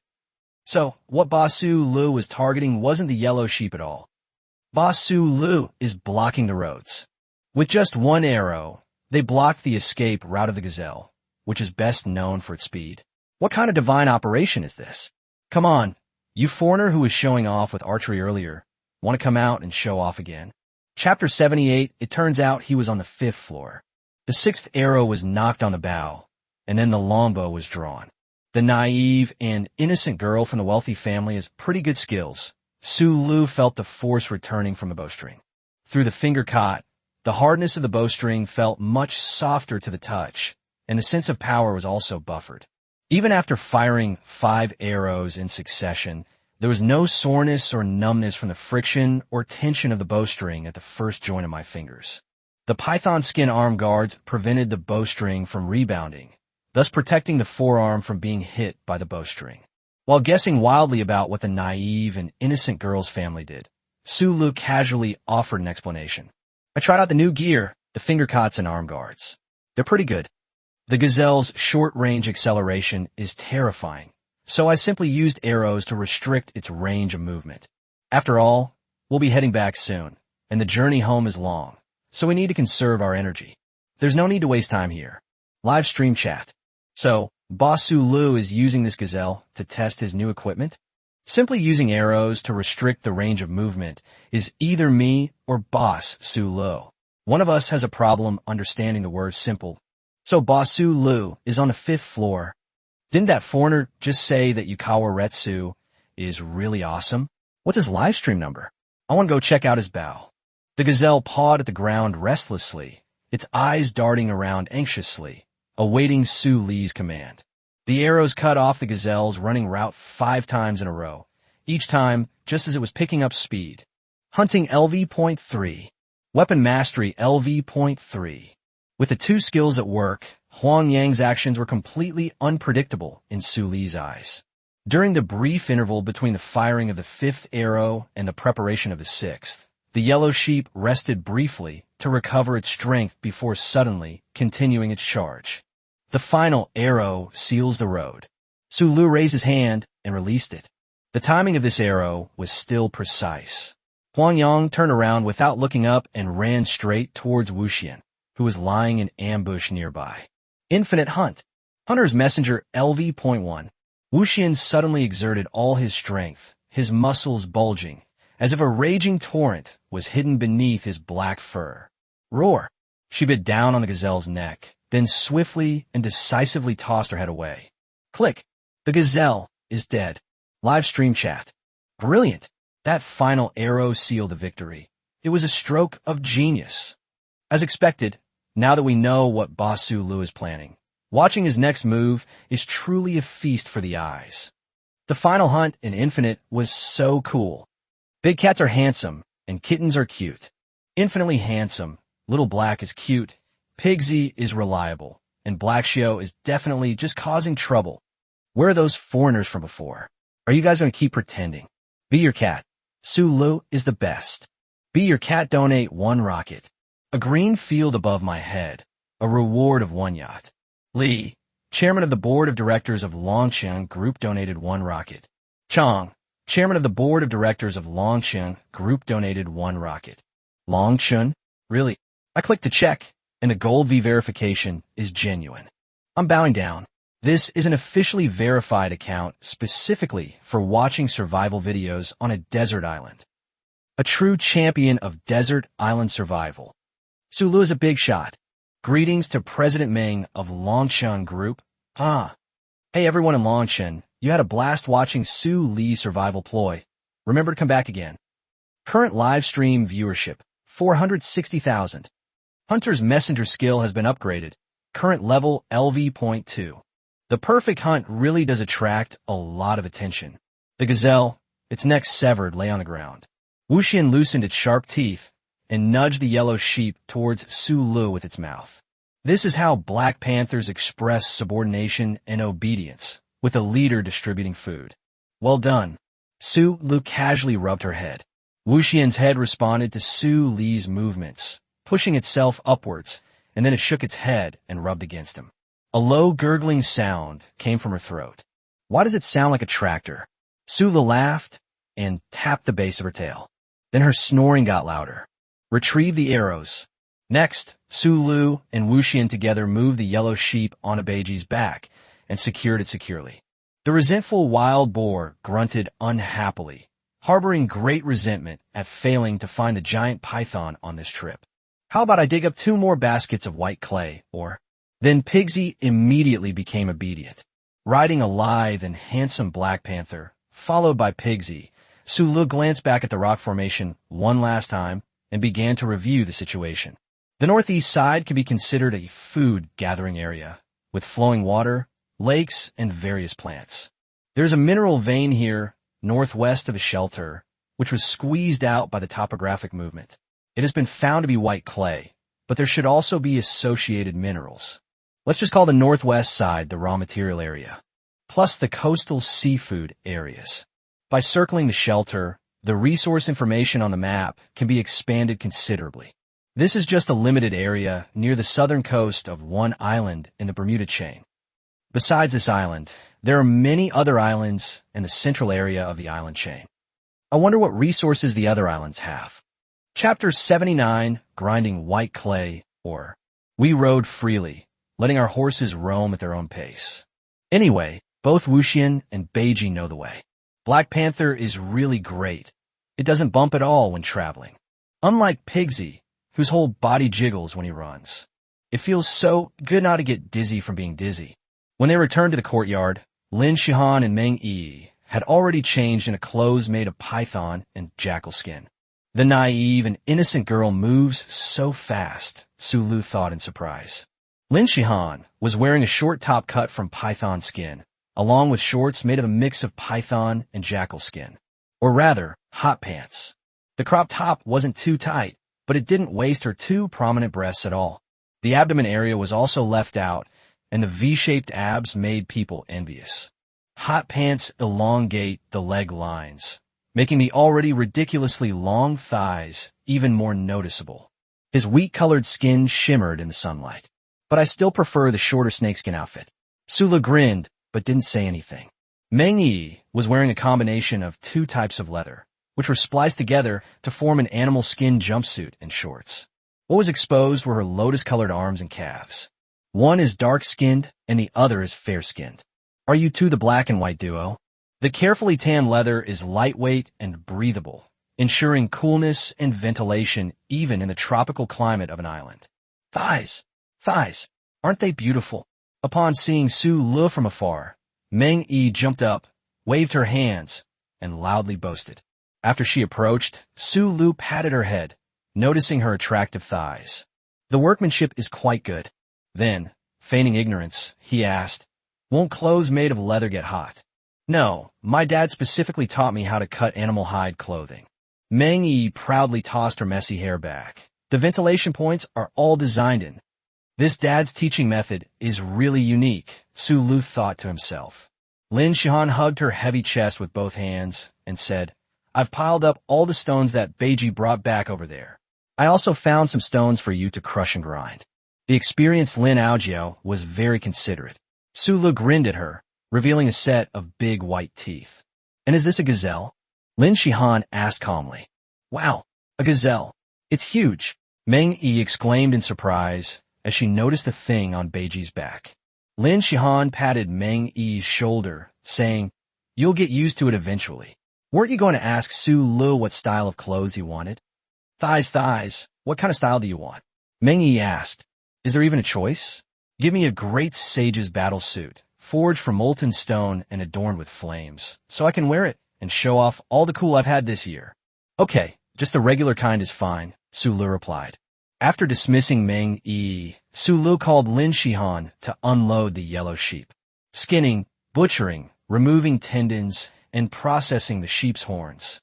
Su Lu sighed. There's still quite a lot to do. Lin Shihan weighed the stone knife in her hand, raised her thin eyebrows, and said with a half-smile, "How about I deal with the yellow sheep, and you go and work on your..." She was pleased to see the surprised look on Su Li's face. "Bad guy. Do you really think I can't do anything?" She raised her eyebrows even higher in a defiant manner. "I don't want to touch snakes, but I might not be any worse at handling other prey than you." "Don't underestimate the queen of survival," Lin Shihan shouted in her heart. "Is this the majesty of the queen of survival?" Su Lu turned around without hesitation, waved her sleeves, and left without taking away any chore she didn't want to do. Lin Shihan. A large pile of white clay ore was stacked in a shady place. The processing of white clay ore is relatively simple. After crushing and grinding, it is mixed with water and becomes the raw material for making coarse pottery. Let's start with the first step of kneading the clay, crushing it. As Su Lu spoke, he picked out two stones of suitable shape from the ones Lin Shihan had found. A larger piece, with a flat surface and grooves, was used as a mortar and pestle. The other piece, shaped like a short rod with one end larger than the other, was used as a stone mortar. He placed a fist-sized piece of white clay ore in the center of the mortar's groove, then crushed it with a stone pestle. The soft white clay ore was quickly crushed into small pieces the size of a fingernail by the pounding of the rock, which was not weak. Continue grinding until it becomes powder, then take it out and put in a basket for later use. After the crushed white clay powder filled more than half the basket, Su Lu picked up the basket and shook it continuously to sift out the fine powder and pour the coarse particles back into the stone mortar. Repeat the grinding and sieving process. A thick layer of grayish-white stone powder quickly accumulated on the ground, fine and uniform in texture. Live stream chat. I'm stunned. The streamer's skill set is so broad.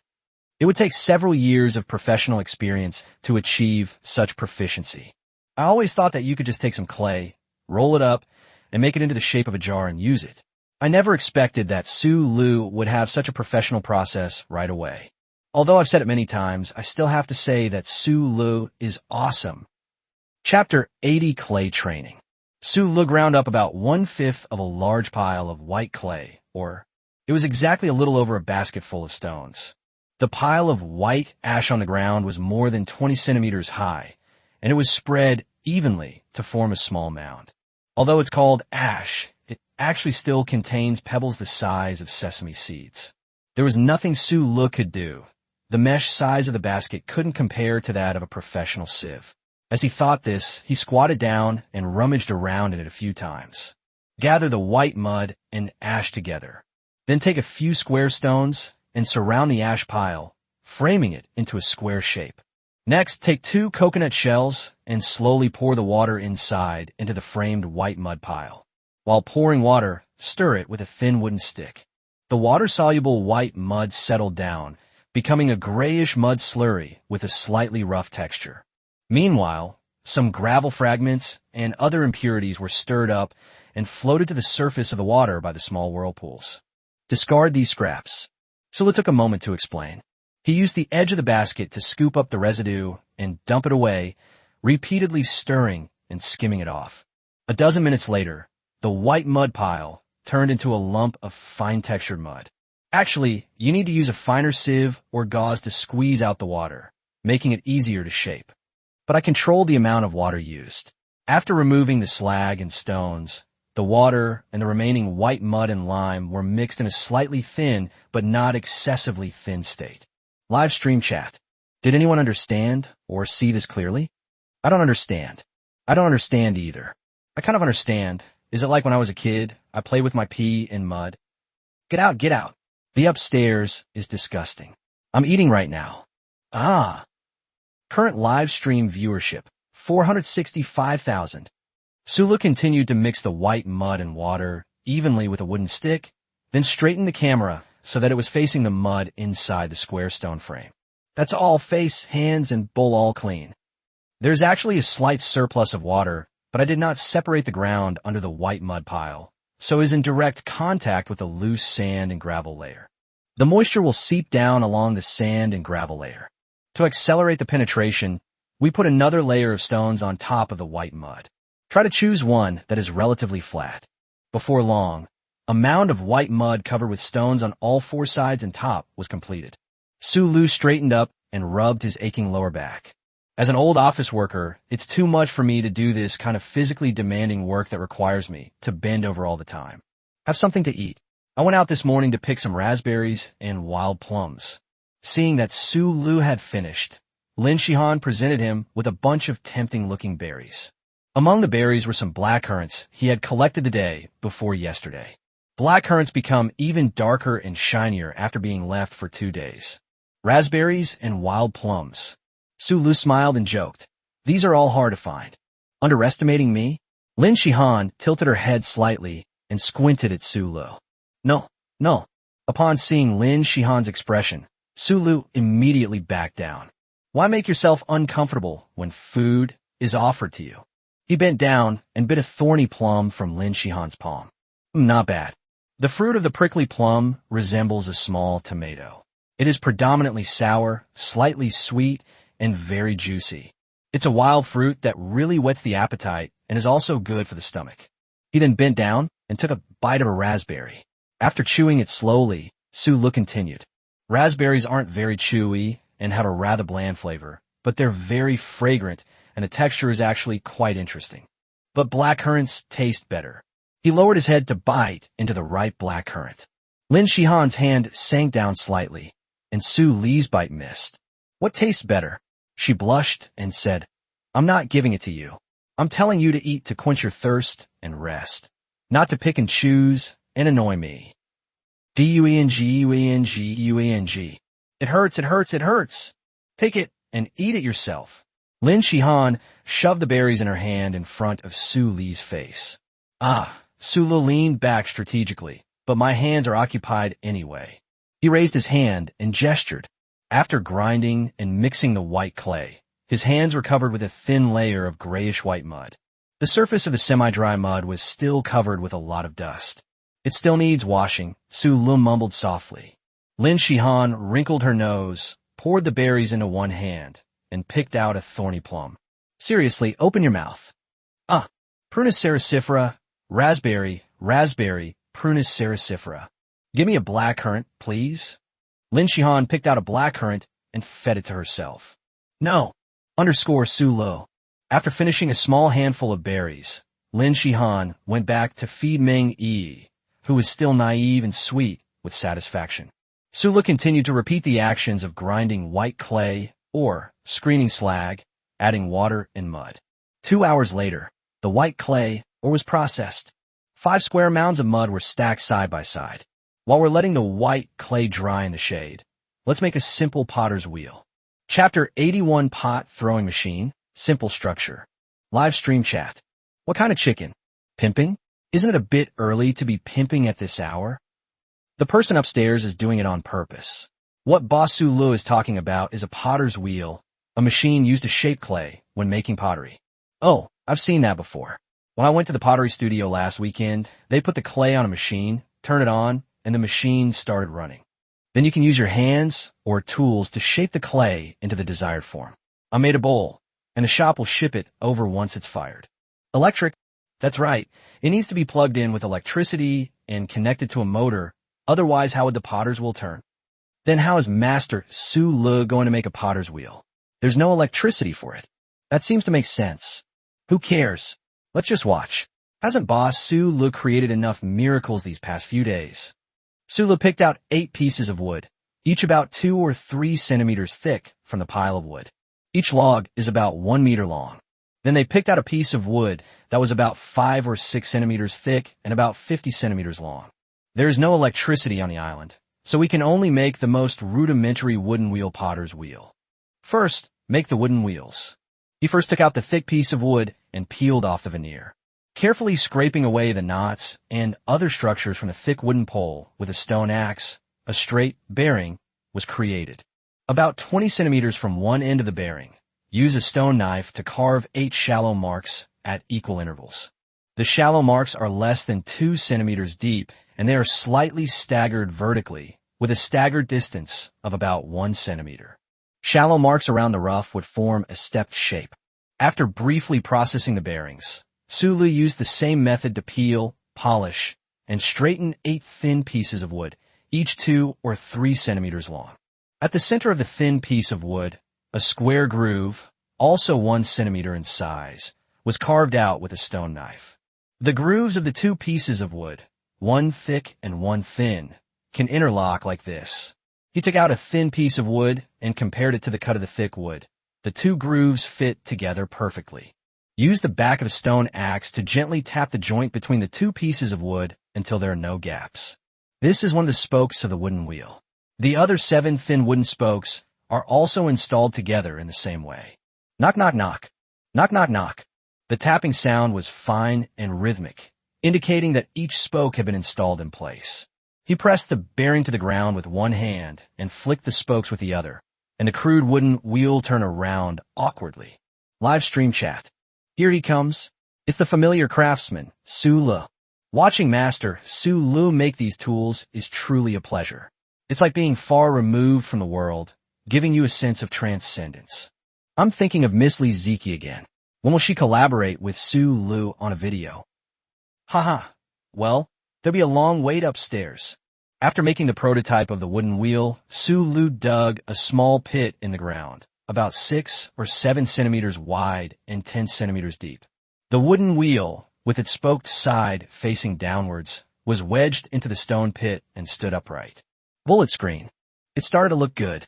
He then found a wooden pole, about 70 or 80 centimeters long, with a Y-shaped branch at one end. Sharpen the end without branches, then tilt it at a 45-degree angle and smash it into the ground with the back of an axe, embedding it about 7 or 8 centimeters deep. The end with the branch rests the notch against the top of the wooden wheel bearing. Use soft vines to seal the end of the Y-shaped opening to ensure that the wooden wheel bearing does not come out. Kick the side spokes with your foot, and the wooden wheel will start turning again with stiffness. Squeak, squeak. Bullet screen. It's really spinning. It looks very simple, but watching Su Lee's production process is inexplicably stress-relieving. Oh, Back in ancient times, before electric motors existed, were pottery wheels made in the same way? Definitely. But with ample tools and materials, the potter's wheel of ancient times was certainly more sophisticated. It had both human, animal, and water power. It feels a bit like time travel, and with Master Sulu making pottery, it's like returning to simplicity. Sulu stepped back and examined the simple wooden wheel structure, then said, if it's supported on one side, it's easy to tip over. So let's add 2 more supports, following the same method we used to make the supports. As he spoke, he selected 2 identical straight wooden poles, sharpened them, and hammered them into the ground. The end with the Y-shaped branch also has a notch that abuts against the wooden wheel bearing and is sealed with soft vines. The 3 supports are at a 120-degree angle to each other, like stars surrounding the moon, fixing the wooden wheel bearing in the middle. On the side of the wooden wheel bearing furthest from the spokes, Sulu used a stone knife to carve out a shallow groove about 3 centimeters wide, and the notches of the 3 supports fell right into the groove. Triangles are the most stable, and this structure is simple, easy to make, and easy to maintain. At the joint at the top, the friction of the wood can cause the rotation to be difficult, and there's also a lot of friction at the bottom part that is in contact with the ground. We use python oil that has been dried to lubricate it. Chapter 82. The Pottery Jar with an Antique Charm. The grease scraped from the 2 giant pythons had dried and hardened after being left to dry. Sulu directly used a stone knife to cut the hardened python fat into small pieces and smeared it on the mating surfaces of the wooden wheel bearing. He forcefully turned the spokes again, and the wooden wheel began to spin rapidly, continuing for about half a minute before slowly coming to a stop. The spokes are relatively light, so there's no problem when they're idle. But if you put a clay blank on top and pull it, the wooden wheel won't spin for as long as it did before. Sulu smiled at the camera and explained, so we'll add some counterweight to the wooden wheels. Adding weight is simple. You just need to tie large stones to the ends of the spokes. The spokes are made of 8 thin pieces of wood, each of which is wedged into the wooden wheel bearing at the center point and extends to both sides. In this way, there are 16 spokes surrounding the bearing. 2 adjacent spokes form a group. Sulu took a long strip of rock and placed it on the end of the spokes, binding them securely in a triangle. Completed, Sulu let out a long sigh of relief and took a few steps back. 3 supports secure a wooden wheel, which is counterweighted by stones weighing over 40 kilograms. At the top of the wooden wheel bearing, Sulu also fixed a flat stone slab to support the clay brick. After a few vigorous rotations, the wooden wheel, lubricated by the python oil, continued to spin creakingly for over 3 minutes before slowing down. The wooden wheel had been spinning for more than 5 minutes before it finally stopped completely. Live stream chat. What do you mean awesome? When Boss Sulu said he was going to make a potter's wheel, I had absolutely no idea what that was. In just a short while, a simple hand-operated potter's wheel was produced. Brothers, this is only the 5th day of our survival on a desert island. If we already have a potter's wheel on the 5th day, I wouldn't be surprised if Sulu comes up with something else later. After watching so many of Suli's live streams, it feels like the other players are just playing house. Apart from the top 10 or so, who are barely passable, the other contestants are miles behind Sulu. Can't wait to see Boss Sulu pimp, isn't he? He's already throwing pottery. The high temperatures on the island, combined with a carefully proportioned water-to-powder ratio, greatly accelerate the drying speed of the white clay. Sulu dismantled a stone on the side of a pile of white clay and took out the clay brick that had been pressed and solidified under the weight of the stone slab. When you cut open the clay, the cut surface reveals a dark, shiny surface. The smooth cross-section indicates that the air inside has been largely eliminated. The resulting utensils will not have pinholes or air bubbles, making them more durable. Take a piece of clay, place it on a flat stone slab, and knead it further to make the moisture more even and remove the last bit of residual air. Place the clay blank on the potter's wheel. With your hands, rotate it, and let the clay flow. The grayish-white clay blanks quickly stood up under Suli's hands. Continue to scoop, lift, and pull. Before long, a water jar shape with a solid bottom, bulging belly, narrow neck, and wide mouth emerged from the clay. The whole process was completed in one go. As the speed of the potter's wheel decreased, Su Li's movements became increasingly gentle and slow. He began to make more detailed adjustments to the clay model. At this stage, it's better to slow down than to rush, otherwise the clay bricks might be thrown off. When the potter's wheel came to a complete stop, a beautifully shaped and uniformly formed clay pot appeared on the screen of the live broadcast. The surface of the clay still retains the patterns left from the hand-throwing process, presenting a rough and primitive beauty. The first attempt at throwing the potters will turn out pretty good. Su Li nodded in satisfaction. Slowly rotate the potter's wheel, allowing the clay model to fall into the camera's view from every angle. Live stream chat. This is less than 3 minutes, and a clay figure is already out? I don't believe that Master Su Li doesn't have at least 10 or 8 years of pottery making experience. I think I've seen a similar shaped pottery piece in a museum, like a water jug from an ancient pottery excavation. Did Mr. Su Li replicate the water jug based on archaeological excavations? It immediately gives it a sense of historical weight. It's so beautiful, simple, and elegant. Although the shape is simple, it really gives you the feeling of seeing our ancestors clearing thorns and brambles and fighting against the wilderness. What else can I say, my buddies? Let's start giving rewards. Little Angel Amon rewarded with 1 ice cream. Master, please accept my offer, donated 10 bottles of ice cola. A grassland on my head reward with 30 hearts. Longshan Group, Southeast Region, tipped with 5 rockets. Xiao, Chairman of the Board of Directors of Longshan Group, donated 5 rockets. Lin, Chairman of the Board of Directors of Longshan Group, donated 5 rockets. The bigwigs at Longshan Group are so generous. Be Your Cat reward with a Yacht X6. Be Your Cat. I'm bowing down to the rich people upstairs. Once the first clay model was completed, Su Li used a stone knife to cut it horizontally, removed the clay model, and placed it in a cool, shaded place to dry. Continue making the remaining clay pieces in the same way. Chapter 83, Ventilation Furnace, Full Power. The 5 piles of white clay were stacked and cut into more than 10 pieces of varying sizes. Apart from the first one being made into a bulging belly jar, the rest were made into similar-shaped water storage jars, deep basins, bowls that could be held in one hand, and wide-mouthed urns. There were even spoons of different sizes. One of the clay blanks was slightly coarse, and Su Li turned it into an earthen pot with walls a full centimeter thick and 2 layers of lids, inside and out. The leftover material is shaped by the potter's wheel. Using wooden tools for pressing and skewering, 3 wine cups with a capacity of about 200 milliliters each were made, each with 3 short, thick feet at the bottom and an opening at the top extending to both sides. After all the white clay blanks were used up, what was left was a complete set of pottery utensils lined up along the base of the wooden house. They are of varying heights and builds, arranged in a pleasing and unique way. Wow, those thighs are amazing. The naive and innocent Meng Yi skipped over and reached out to grab the most appealing-looking wine cup. It's not completely dry yet. Lin Shihan pressed down on the naive and innocent-looking hand that was itching to move and asked Su Li with a hint of uncertainty, "Do we still need to fire it?" "I only cut the gazelle apart. Why was he moving so fast? It's only been 2 or 3 hours." The wooden wheel structure was simple, but to manufacture it so perfectly in such a short time was no easy feat. He made all these bottles and jars.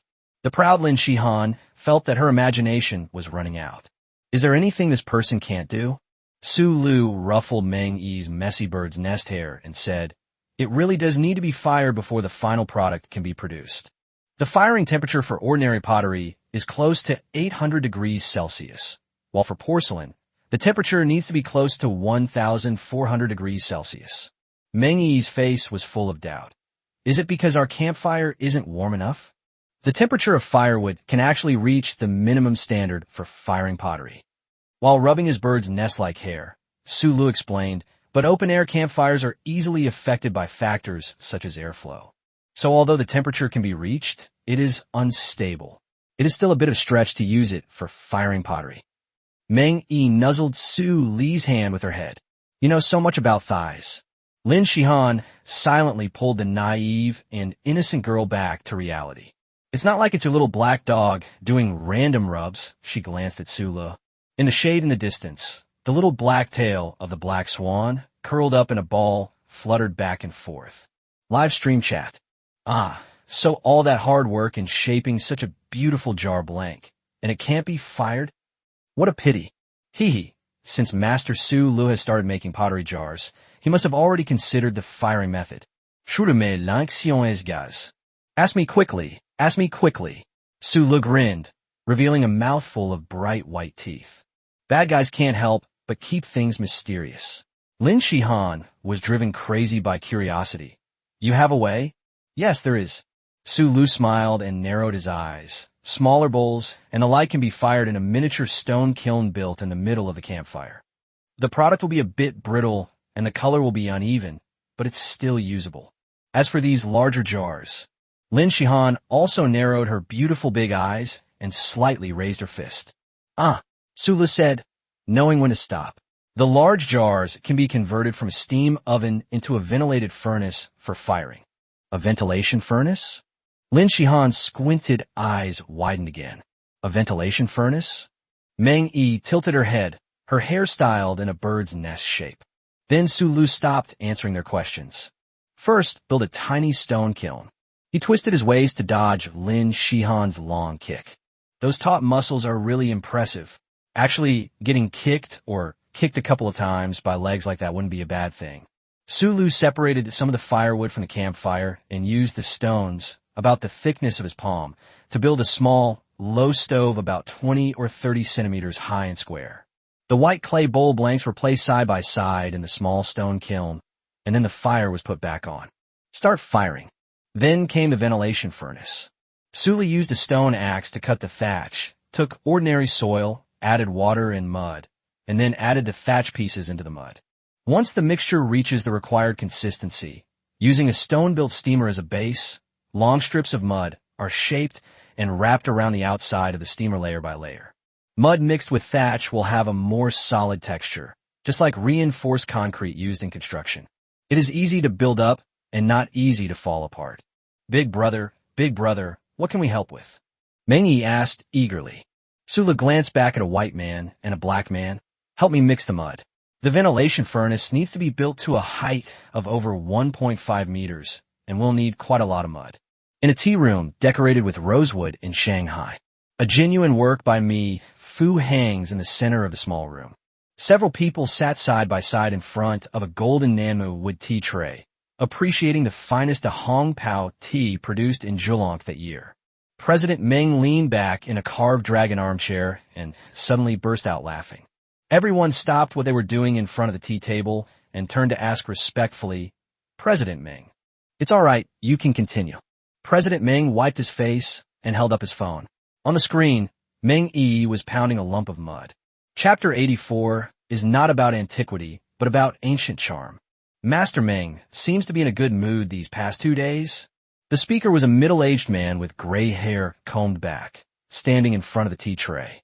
It's something to celebrate that Master Meng is in a good mood. Another gaunt middle-aged man chuckled. How about I loosen the reins a bit and let those families in Southeast Asia live a little longer, adding a bit more fun to the day? No need. Next to the gaunt middle-aged man, a smiling, thin old man said, he's brainless and has chosen the wrong side, aiding and abetting evil, helping Tajikistan block the chips being transported north. You're only going to bankrupt them now? Isn't that considered showing mercy? Third Master Shao.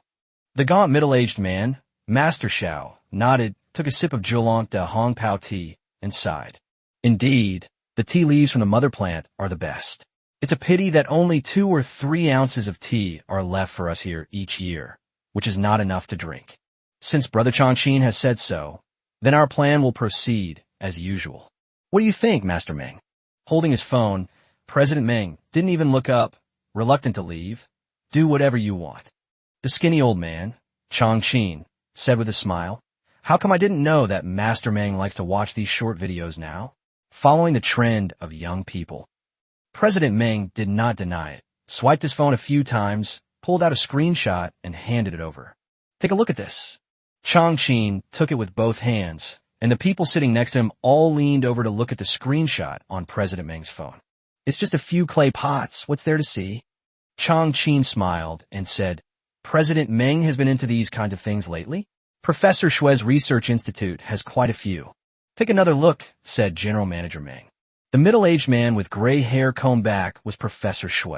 He simply took out his phone and zoomed in to take a screenshot. Aren't these just a few jars from Yangshao? They're not on public display. How did Master Meng get the photos? Professor Shue paused, then frowned. It's not the original. It's a new piece. Who has the skill to restore it so perfectly? Master Xiao took a sip of tea and said, why is Brother Shue making such a fuss about making a jar that's just copying a cat's behavior? Professor Shue frowned even more deeply. It's easy to draw the skin of a tiger, but difficult to draw its bones. It's easy to imitate the form of these antiques, but difficult to capture their spirit. These jars are no ordinary objects. Where did Mr. Meng see them? President Meng's lips curled up slightly. Survival on a desert island. Survival on a desert island? This jar couldn't have been dug out of the Bermuda Triangle. President Meng said slowly, you said it yourself, it's a new work. The one who does this is Su Lu, live stream room number 97. He is with him. Professor Shue zoomed in on the screenshot and said urgently, in recent years, the archaeological team has unearthed several batches of ancient pottery, but the damage to them is very high. The existing experts are encountering many difficulties in repairing it. If Su Lu were willing to participate in the restoration work, it would be of great help in filling this gap in the field of archaeology. Third Master Xiao questioned, is it really necessary to be so concerned about a research institute that has the resources of the entire nation and so many outstanding scholars? Professor Shue shook his head. You don't understand. The essence of ancient pottery is so subtle that a slight difference can lead to a completely different result. This Su Lu is incredibly talented. To put it bluntly, Master Meng, with this skill level, you're already far superior to your prospective son-in-law, the one surnamed Li. Isn't he with Yi right now? They're beginning to know each other. President Meng spat out a mouthful of tea, sending it flying far away. Achoo! Who's talking behind my back about the mud strip that I, Su Lu, broke off and stacked crookedly with heartache? Please replace it for me. He tore off the broken mud strip and threw it aside, then took a new one from Lin Shihan and placed it at the gap at the top. The height of the ventilation walls built around the steam oven is already close to Su Li's design value. The furnace, which is 1.5 meters tall, almost reached his chest. The stove is wider at the bottom and narrower at the top, with the bottom being expanded to a width of over 50 centimeters, while the top narrows to about 30 centimeters wide. About 10 centimeters above the base, a wide opening with a diameter of 20 centimeters is left, through which you can see the pile of burning firewood inside. The orange-yellow flames flickered continuously. After building the top, Su Lu used clay strips to form a ventilation pipe with the same diameter as the bottom opening. The ventilation duct is 25 to 30 centimeters long and is installed vertically into the bottom opening of the ventilation furnace, leaving half of its length inside and out. The joint is sealed with soft mud. Through the ventilation duct, you can see that the original orange-yellow flames gradually lighten in color until they become a high-temperature state that is close to orange-white. In this way, the temperature inside the ventilation furnace can be raised to over 1,000 degrees Celsius and remain stable at that temperature. This is just with fuel.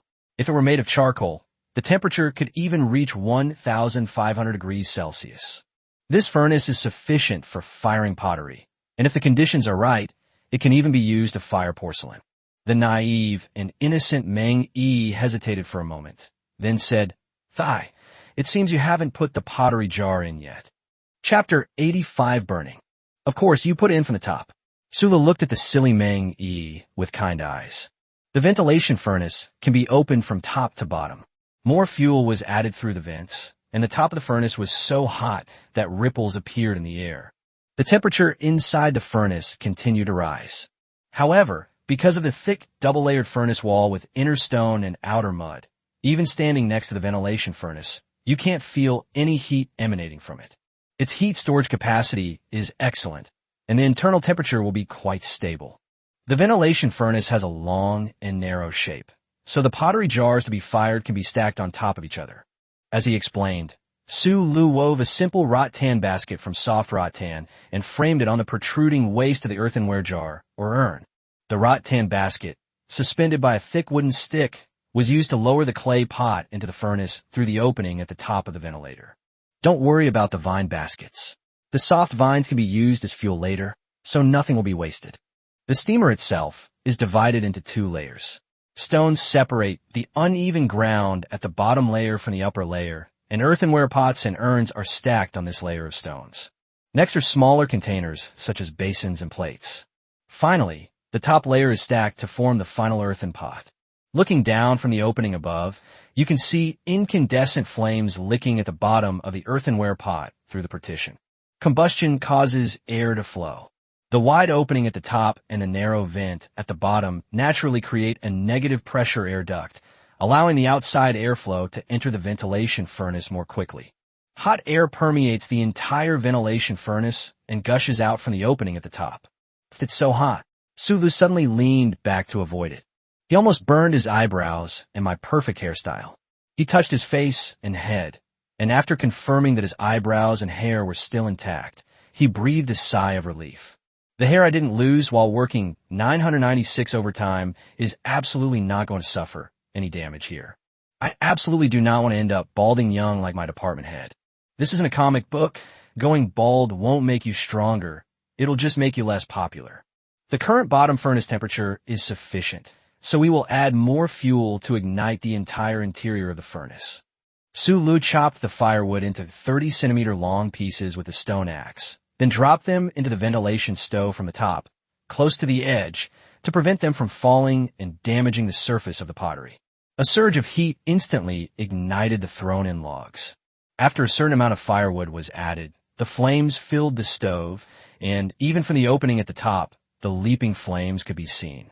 Looking through the bottom vents, the flames at the bottom even appeared to be a pure white. Flames roared and thick smoke billowed into the air.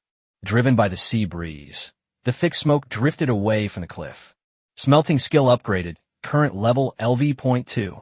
Ignite skill upgraded, current level LV.3. Veteran hunter template, derivative skill, awakening fuel refinement. Did they upgrade the ignition skill at this point? That's true. Making a fire normally isn't challenging. The skill upgrade is because I gained a more concentrated and hotter flame. Fuel refining? The charcoal I mentioned earlier can be obtained through this skill. If I combine this with geology, could I start mining coal? Fancy fire playing is the driving force of human civilization. Construction skill has been upgraded, current level LV.3. Old hunter template, derivative skill awakening. Precision machining. Ventilators are also part of the camp construction and can be reused. Precision machining? Stone-on-stone machining is ultimately just rough machining.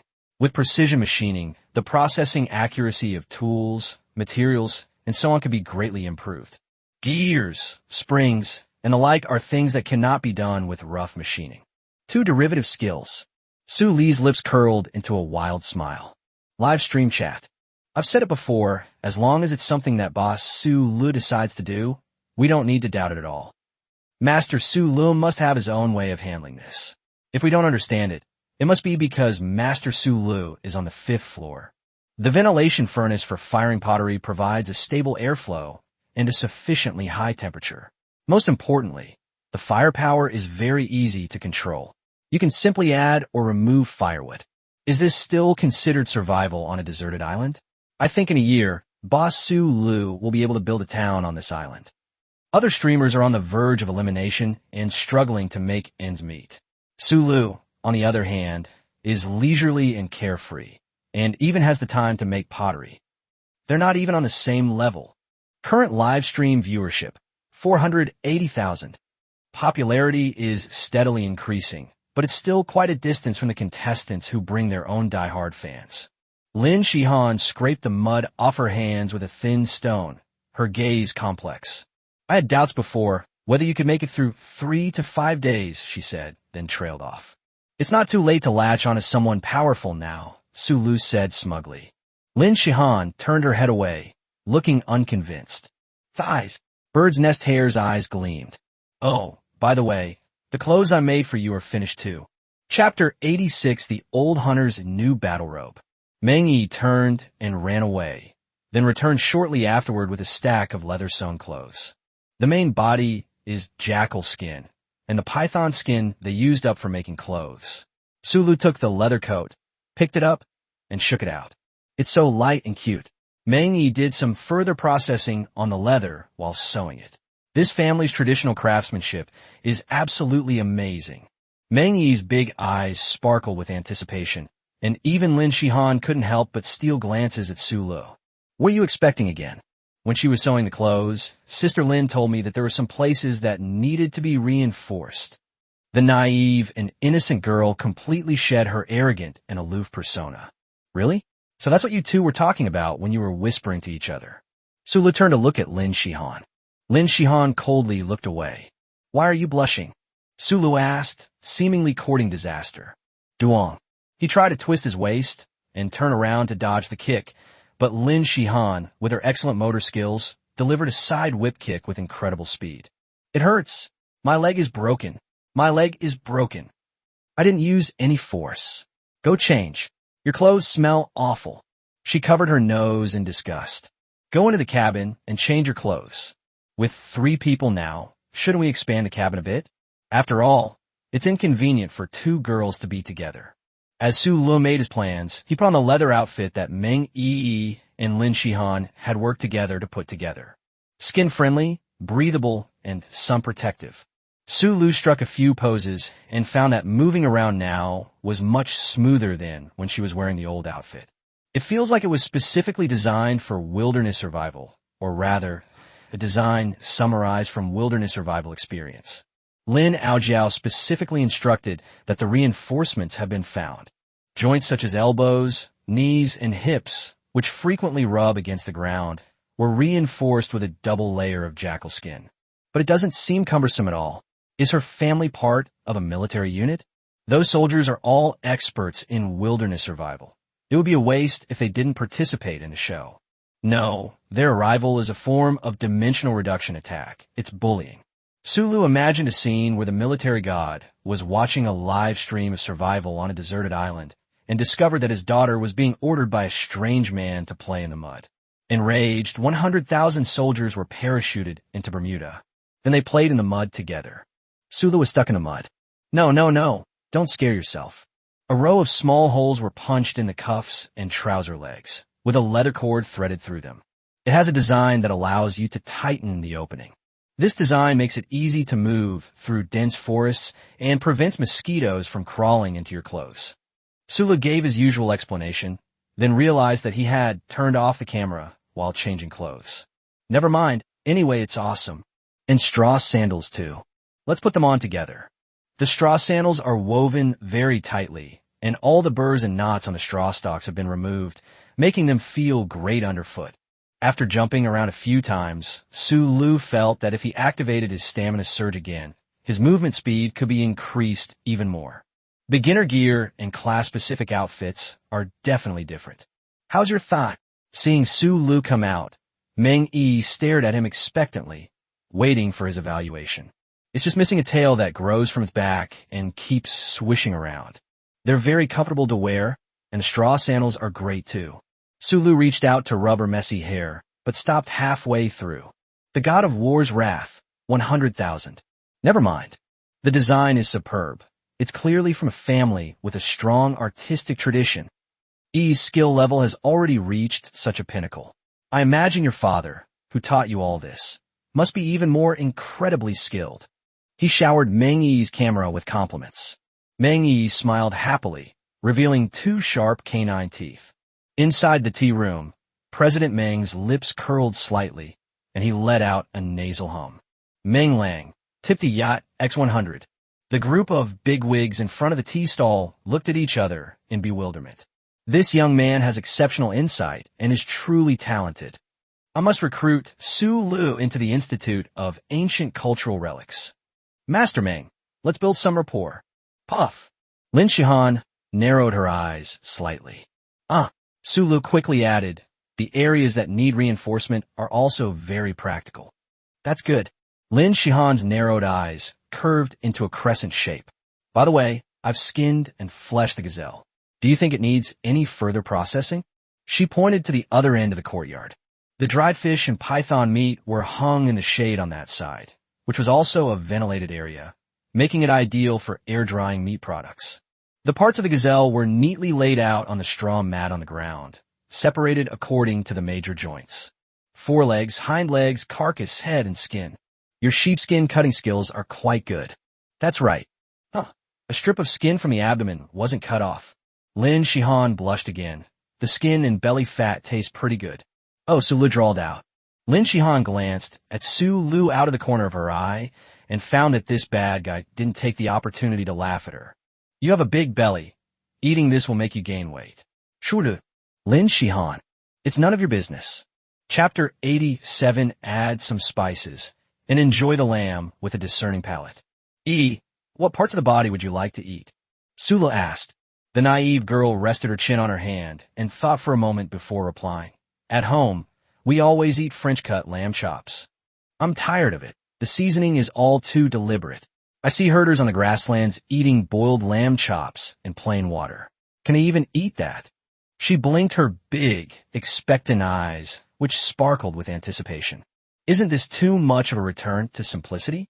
The seasoning is so deliberate. The terminology is so professional. Are you a culinary master? Sula thought for a moment and said, that works too. It's rare to find anyone willing to order lamb belly or boiled lamb chops. In the live stream, viewers with tears streaming down their faces sent comments expressing their frustration. Wow, they've really turned survival into a vacation, complete with ordering food. I've ordered some lamb.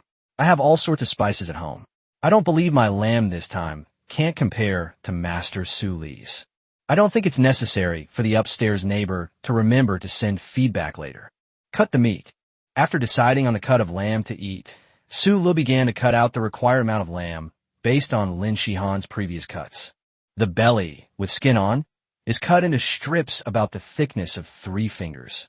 The lamb chops are removed from the spine and chopped into pieces about 7 or 8 centimeters long with a stone axe. Wrap the sliced pork belly strips and lamb chops with skin in cattail bark. Shihan. Su Lu handed over 2 large bags. Put them at the inlet of the small pool where you draw water and let them soak to remove the blood. Okay. Since she needed a favor, Lin Shihan readily agreed. Me too. Meng Yi took the wrapped lamb chop and followed behind Lin Shihan. Is this the power of delicious food? That Sunderet didn't complain at all. Sula looked at the black woman in shorts and the white woman in a short dress.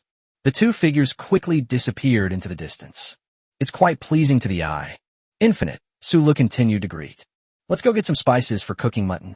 The graceful female leopard leaped down from a tree branch high on the cliff, letting out a pleasant growl. She shook her body, and her satin-like fur emitted a metallic sheen. The black panther on the ground rolled over, belly up, its hind paws landing on Lil Black's head. The 2 adorable creatures continued sleeping. Beiji was patrolling around the courtyard. Riding on a female leopard that never gets carsick, Su Lu re-entered the forest. According to the topographic map, the low shrub forest is also located in the northwest, not far from the mining area. He patted the female leopard's rump, and she growled and began to accelerate. Passing through the intertwined branches, the trees gradually become shorter. Su Lu crouched behind the female leopard, supporting her neck with one hand to steady himself, and using the other hand to shade his eyes from the sun while looking around. The current popularity value is 480,000, which translates to almost 1.5 minutes of eye of detection duration. Judging from the topographic map, where there was dense bushes, Su Lu. Detection eyes activate. It still has a coverage range of 10 meters. Infinity accelerate. A powerful pulling sensation emanated from the Black Panther's body, causing the muscles extending down its spine to contract and relax violently, almost throwing Su Lu off. The oncoming wind pressure suddenly became so strong that it was almost impossible to breathe. Even the scenery on both sides was stretched into color bands that the human eye could not capture in time. Wow, that's fast. Is this all you've got, Infinite? Energy surges, open. Su Li's hand, which was supporting the Black Panther's neck, became a hook, which barely helped him stabilize his body. Damn, after almost crashing, I should have activated Stamina Surge first, then let Infinite go full speed. Su Lu endured the dizziness and tried to cover as many bushes as possible with his detection eye. It's over in 1.5 minutes. The Black Panther stopped and began to breathe heavily. Her acceleration is a vigorous exercise involving all the muscles in her body, and the animal's own heat dissipation ability is insufficient to immediately dissipate the heat from the muscles. If she doesn't rest, the accumulated heat will directly damage her central nervous system, leading to her death. But it's already much better than the leopard in the documentary. In the documentary, the leopard was just a 30-second real man. Sulu recalled the narration in the program he watched when he was a child. He patted Black Panther's head, signaling her to rest where she was. The 1.5-minute high-speed sprint covered a straight-line distance of nearly 3 kilometers, covering a very wide area. There are quite a few spices around here. Sulu parted a clump of bushes, revealing a cluster of long, sword-shaped leaves hidden behind it. This is galangal. Sulu dug down the ground along the sword-shaped leaves, revealing a network of ring-shaped roots spreading through the soil. We don't need to take too much. Taking just one root system is enough. He continued his explanation. At the same time, cut it off near the plant and take out a bunch of rhizomes about 20 centimeters long. Shake it in front of the camera, and the dirt falls off, revealing the scale-like structure on the surface of the rootstock. Alpinia galanga is both a medicine and a food. Its effects are similar to those of ginger. Its pungent aroma is used to remove the muddiny smell. Besides galangal, there are other spices here, and we've collected them all. Chapter 88, Processing the Lamb, the first batch of pottery. Galangal, dogwood, mint leaves, wild onion. Along the narrow 2-kilometer-long strip of shrubs, all sorts of strange and exotic spices grow lushly. Sulu also found clusters of small, reddish-brown fruits on the sunny side. The small fruit is only about 5 millimeters in diameter, making it very tiny and cute. These are Sichuan peppercorns. I plucked a handful and fed one to my mouth. Good Sichuan peppercorns are also the key seasoning for removing the gamey smell of mutton. Let's gather these for now. It's not much, but it'll be enough for a while. Sulu showed his harvest to the camera. The small basket woven from thatch was filled to the brim with these spices. Live stream room. That's not a lot. I don't even have that many seasonings in my kitchen. Hey, buddy who bought the mutton earlier, I think you're going to lose to Boss Sulu again. When they returned to the courtyard, Lin Shihan and Meng Yi were already waiting for them. Where did you go? The haughty, long-legged woman asked. She wasn't worried. After spending the last few days with Sulu, she no longer felt that Sulu could encounter any threatening trouble. Besides, Wu Xin was with him. Lin Shihan, who was alone with the leopard, was more worried about the safety of the other animals in the forest. Sulu opened the thatch basket containing spices, and a strong, mixed aroma wafted out. Lin Shihan covered her nose and took 2 steps back. The taste is very pungent. You want to get the spices just now? Although she was frowning, her eyes were shining brightly. The food I've been eating these past few days has been delicious and flavorful, but it's lacking in seasoning. Suli's cooking skills are indeed high, but in the hot and humid weather of the island during the day and the cold and damp weather at night, stronger spices are still needed to awaken the taste buds. Yes, je le replied. Lin Shihan pouted and stepped aside. First, blanch the mutton to remove the blood and impurities, then we'll process these spices. As he explained, Sulu sorted out the spices mixed together in the thatch basket. Remove the scaly skin from the galangal to remove the dirt, cut it into sections, and store it. Besides what we're going to eat today, we'll put the extra food out in the sun to dry. Peel and slice the parts we'll be eating today and set them aside. Mint leaves are best kept fresh. By the way, he took a coconut shell filled with water, placed some mint leaves in his palm, patted them open, and sprinkled them into the coconut shell. Lin Shihan took the coconut shell and tilted her head back to drink a big gulp. The refreshing taste made her drink half a coconut shell before reluctantly stopping. Have some too. She offered some to the naive and innocent girl next to her. Sulu continued to explain, the processing method for Sichuan peppercorns is the same as that for galangal. Remove the stem and then spread them out to dry. What about this one and this one? After finishing her mint water, Meng Yi pointed to the remaining wild onions and dogwood and asked. You'll find out soon enough, Sulu said, keeping everyone in suspense. Lin Shihan wrinkled her nose again. Oh, Meng Yi nodded obediently.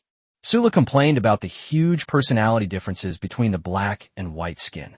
Looking at the time, the mutton had been soaking in the running water for almost 2 hours. He ordered Lin Shihan to bring back the mutton one more time. Peeling back the cattail bark reveals the mutton to be a pinkish color. The mutton's gamey smell comes from its blood, and freshly slaughtered wild yellow sheep have an even stronger gamey smell. After we soak it in water, we remove the blood, leaving only the original flavor of the mutton. Gently press the lamb. The meat is soft and springy. Thighs, how do we cook them? Meng Yi asked. Good question, silly and sweet. The straight man is just too great.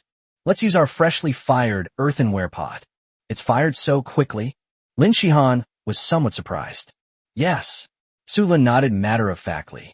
I adjusted the water-to-powder ratio when preparing the white clay, and this time has been sufficient. The coordination between fire and furnace is crucial. Materials processing, metallurgy. The synergy between the two skills is actually more important, Sulu added to himself. Turn off the fire and open the kiln. The color of the incandescent bulb inside the furnace gradually dimmed, turning orange-yellow, yellow, and red. The temperature is also constantly decreasing.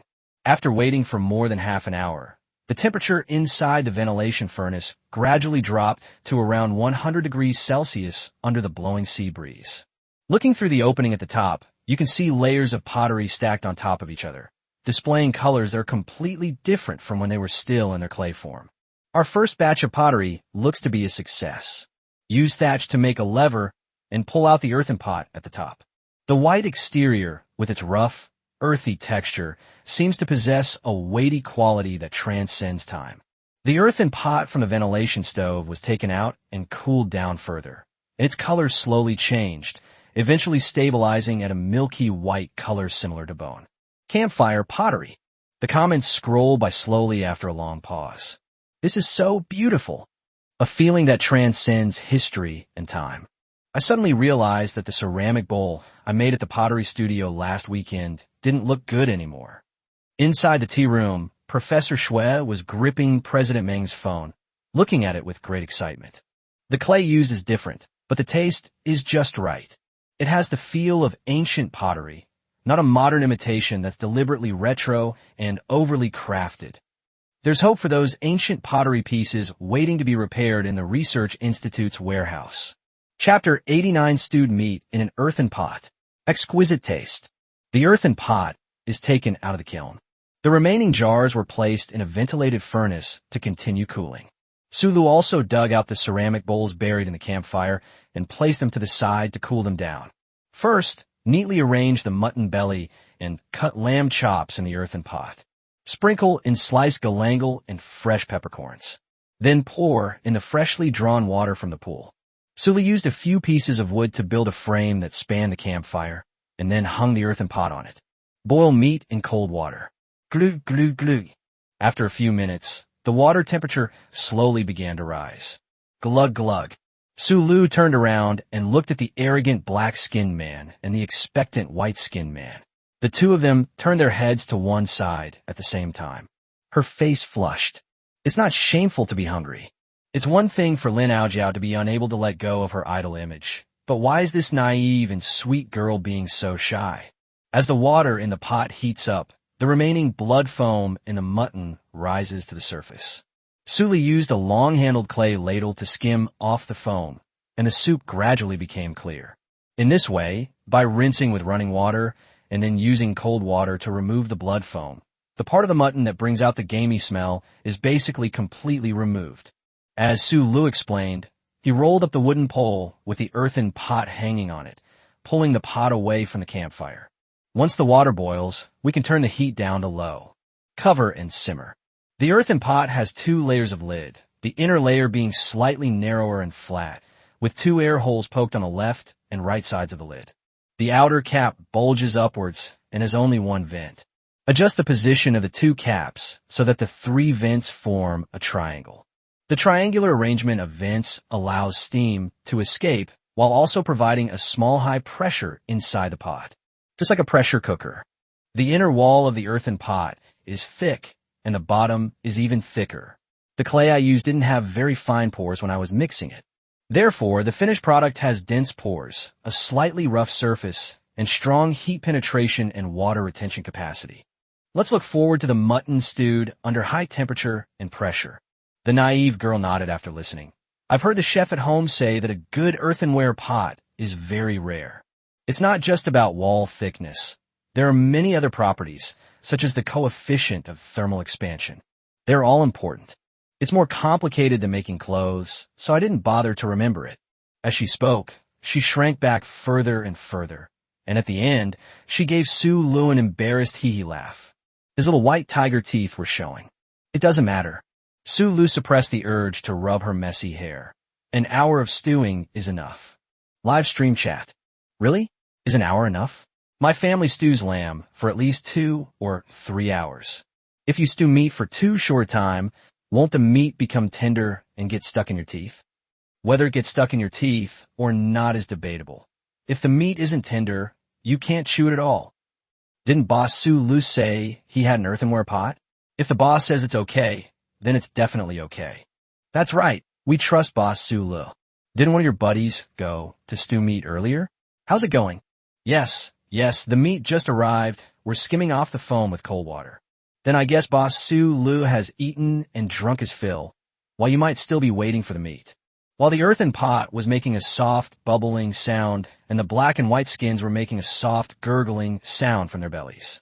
Su Lu retrieved the dogwood and wild onion that he had just set aside. Eat the red, lantern-shaped fruits of the dogwood. Chop and crush them. Wild onions are processed in the same way. Hey, why are you crying, Big Thigh? Meng Yi asked curiously as she leaned closer. Thinking back on these past few days, enduring wind and rain, sleeping under the open sky, it's been so tough. Su Lu wiped away her tears with the back of her hand. Yi, why are you crying again? Wah, I haven't eaten or drunk anything for the past few days, and I can't sleep well either. It's making my life even harder, wah. What are you two playing? Lin Shihan frowned and leaned closer. Ugh, wild onions are so spicy. Do they really sting your eyes that much? She wiped away her tears. Are you two being funny or not?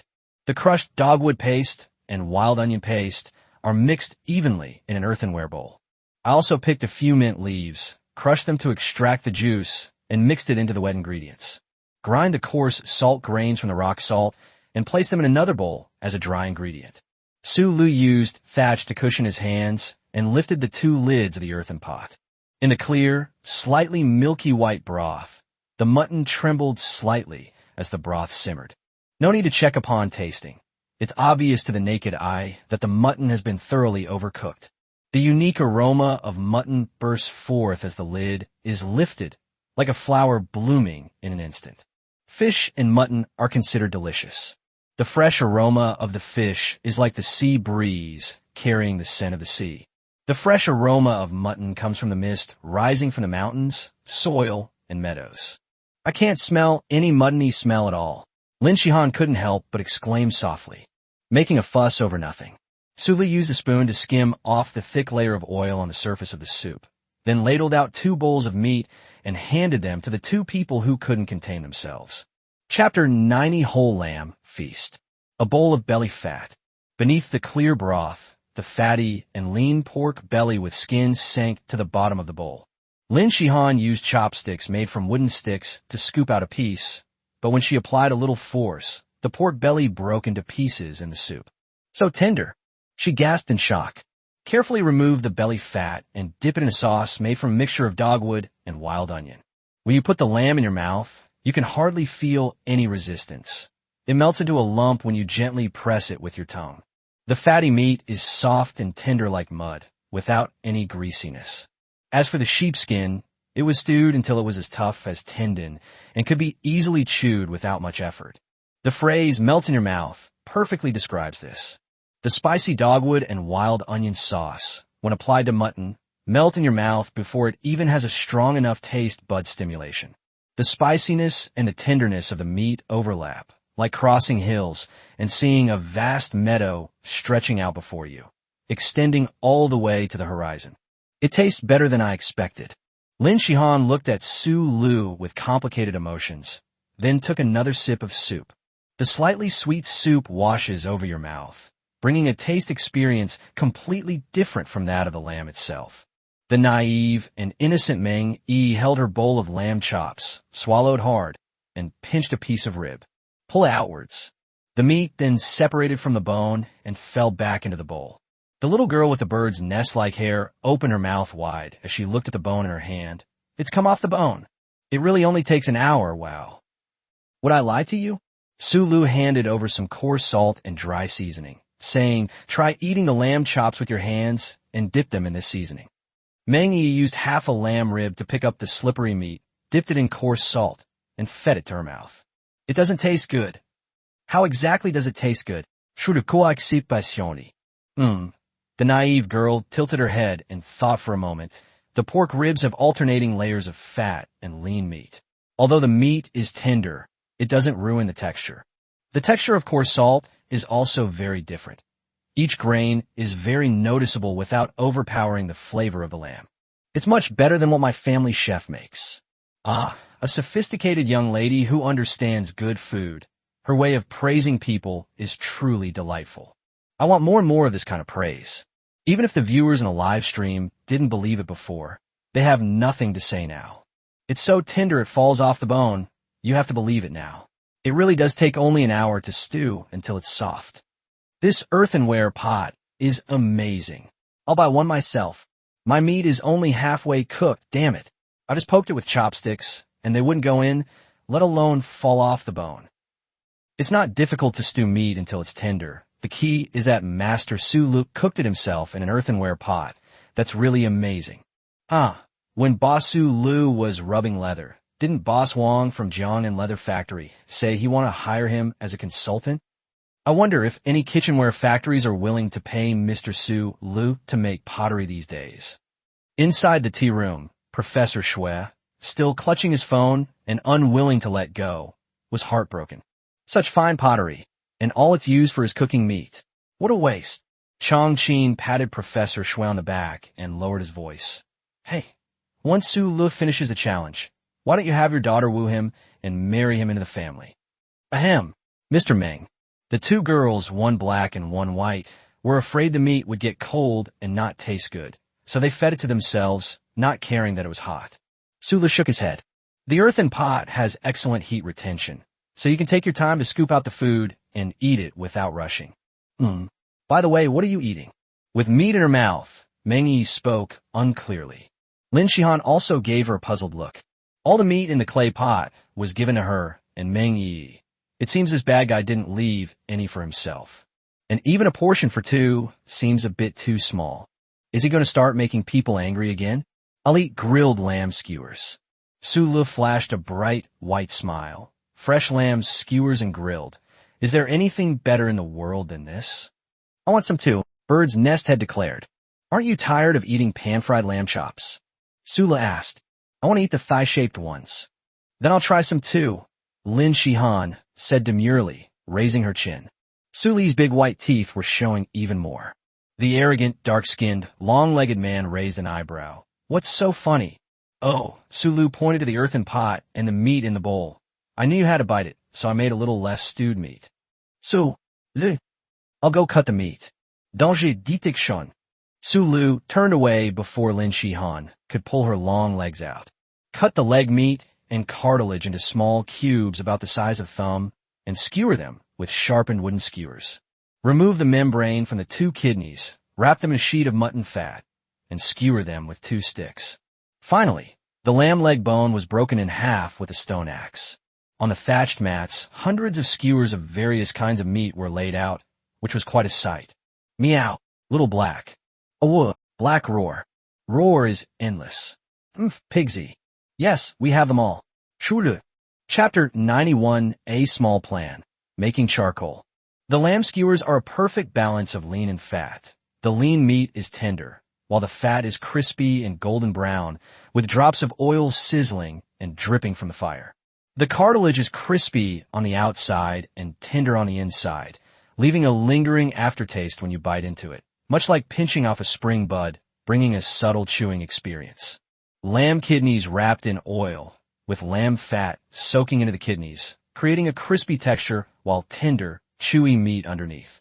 Take a bite and the heat spreads in your mouth, bringing out the full flavor of the mutton. Lin Shihan and Meng Yi each held a skewer of grilled mutton in their left hand, placing it near the campfire to keep it warm. He kept taking the juicy meat skewers from his left hand with his right and devoured them one by one. Sulu grabbed handfuls of meat with both hands and turned them over the campfire to roast. While baking, sprinkle finely crushed salt on top. Lamb skewers, fragrant lamb skewers. They grill while shouting out their wares, capturing the essence of night market vendors. I want more thighs. Me too. Can you two talk normally for once? Anyone who didn't know better would think this is some kind of live stream of weird nonsense. Your live stream room got banned, so you two need to chip in and get my mother a doctor. Su Lum mentally complained as he handed over 2 freshly grilled meat skewers. Then bring in new meat skewers and continue grilling. He cut the rest of the gazelle's meat into 15-centimeter strips. Some are salted and hung up. Other fresh meat was given out in unlimited quantities. The glossy black female leopard gave a strip of meat to the little black leopard and the black-footed cat, and then held the rest in front of her with her front paws, chewing it heartily. Even Pigsy received a special roasted python meat from Su Lu as a reward for his diligent guarding of the courtyard. My current role isn't that of an old hunter. I'm a zookeeper now. Looking at the yard full of people, pigs, leopards, and cats eating heartily, Su Lu gained a new understanding of his own position. With Beiji and Wuxian, hunting and guarding the house will be no problem. The adorable creatures Xiao He and He Xiu greatly alleviate the loneliness of being on the island. When surviving on a desert island, mental health is very important. In terms of food, there are now stable fish ponds providing seafood, including cured python meat and mutton. If you still want to eat meat, you can go into the forest to hunt at any time or set traps to catch small animals. Protein intake is not a problem at all. The vegetarian dishes were rather limited, consisting only of cattails and various wild fruits. The intake of fiber and vitamins needs to be increased. An unbalanced diet can easily lead to various diseases, which is the biggest fear in wilderness survival. While carbohydrate sources are currently scarce, root vegetables like taro can serve as a temporary solution. The seasonings include Sichuan peppercorns, dogwood, and galangal. The materials also include 7 jackal skins, sheep tendons, sheep shanks, and sheep bones. It has a stable source of white clay, pottery throwing machines, and kilns for firing pottery. Yes, there should be other associated minerals near the white clay mine, and the ventilation furnaces weren't just used for firing pottery. However, to truly utilize the skills of metallurgy, the temperature provided by firewood is limited. Furthermore, if you stay in one place and hide away, the show won't be entertaining, your popularity won't rise, and you'll easily be eliminated. However, exploring the Bermuda Triangle is fraught with danger, and relying solely on Infinite and Pigsy for protection, along with the existing template skills, cannot guarantee absolute safety.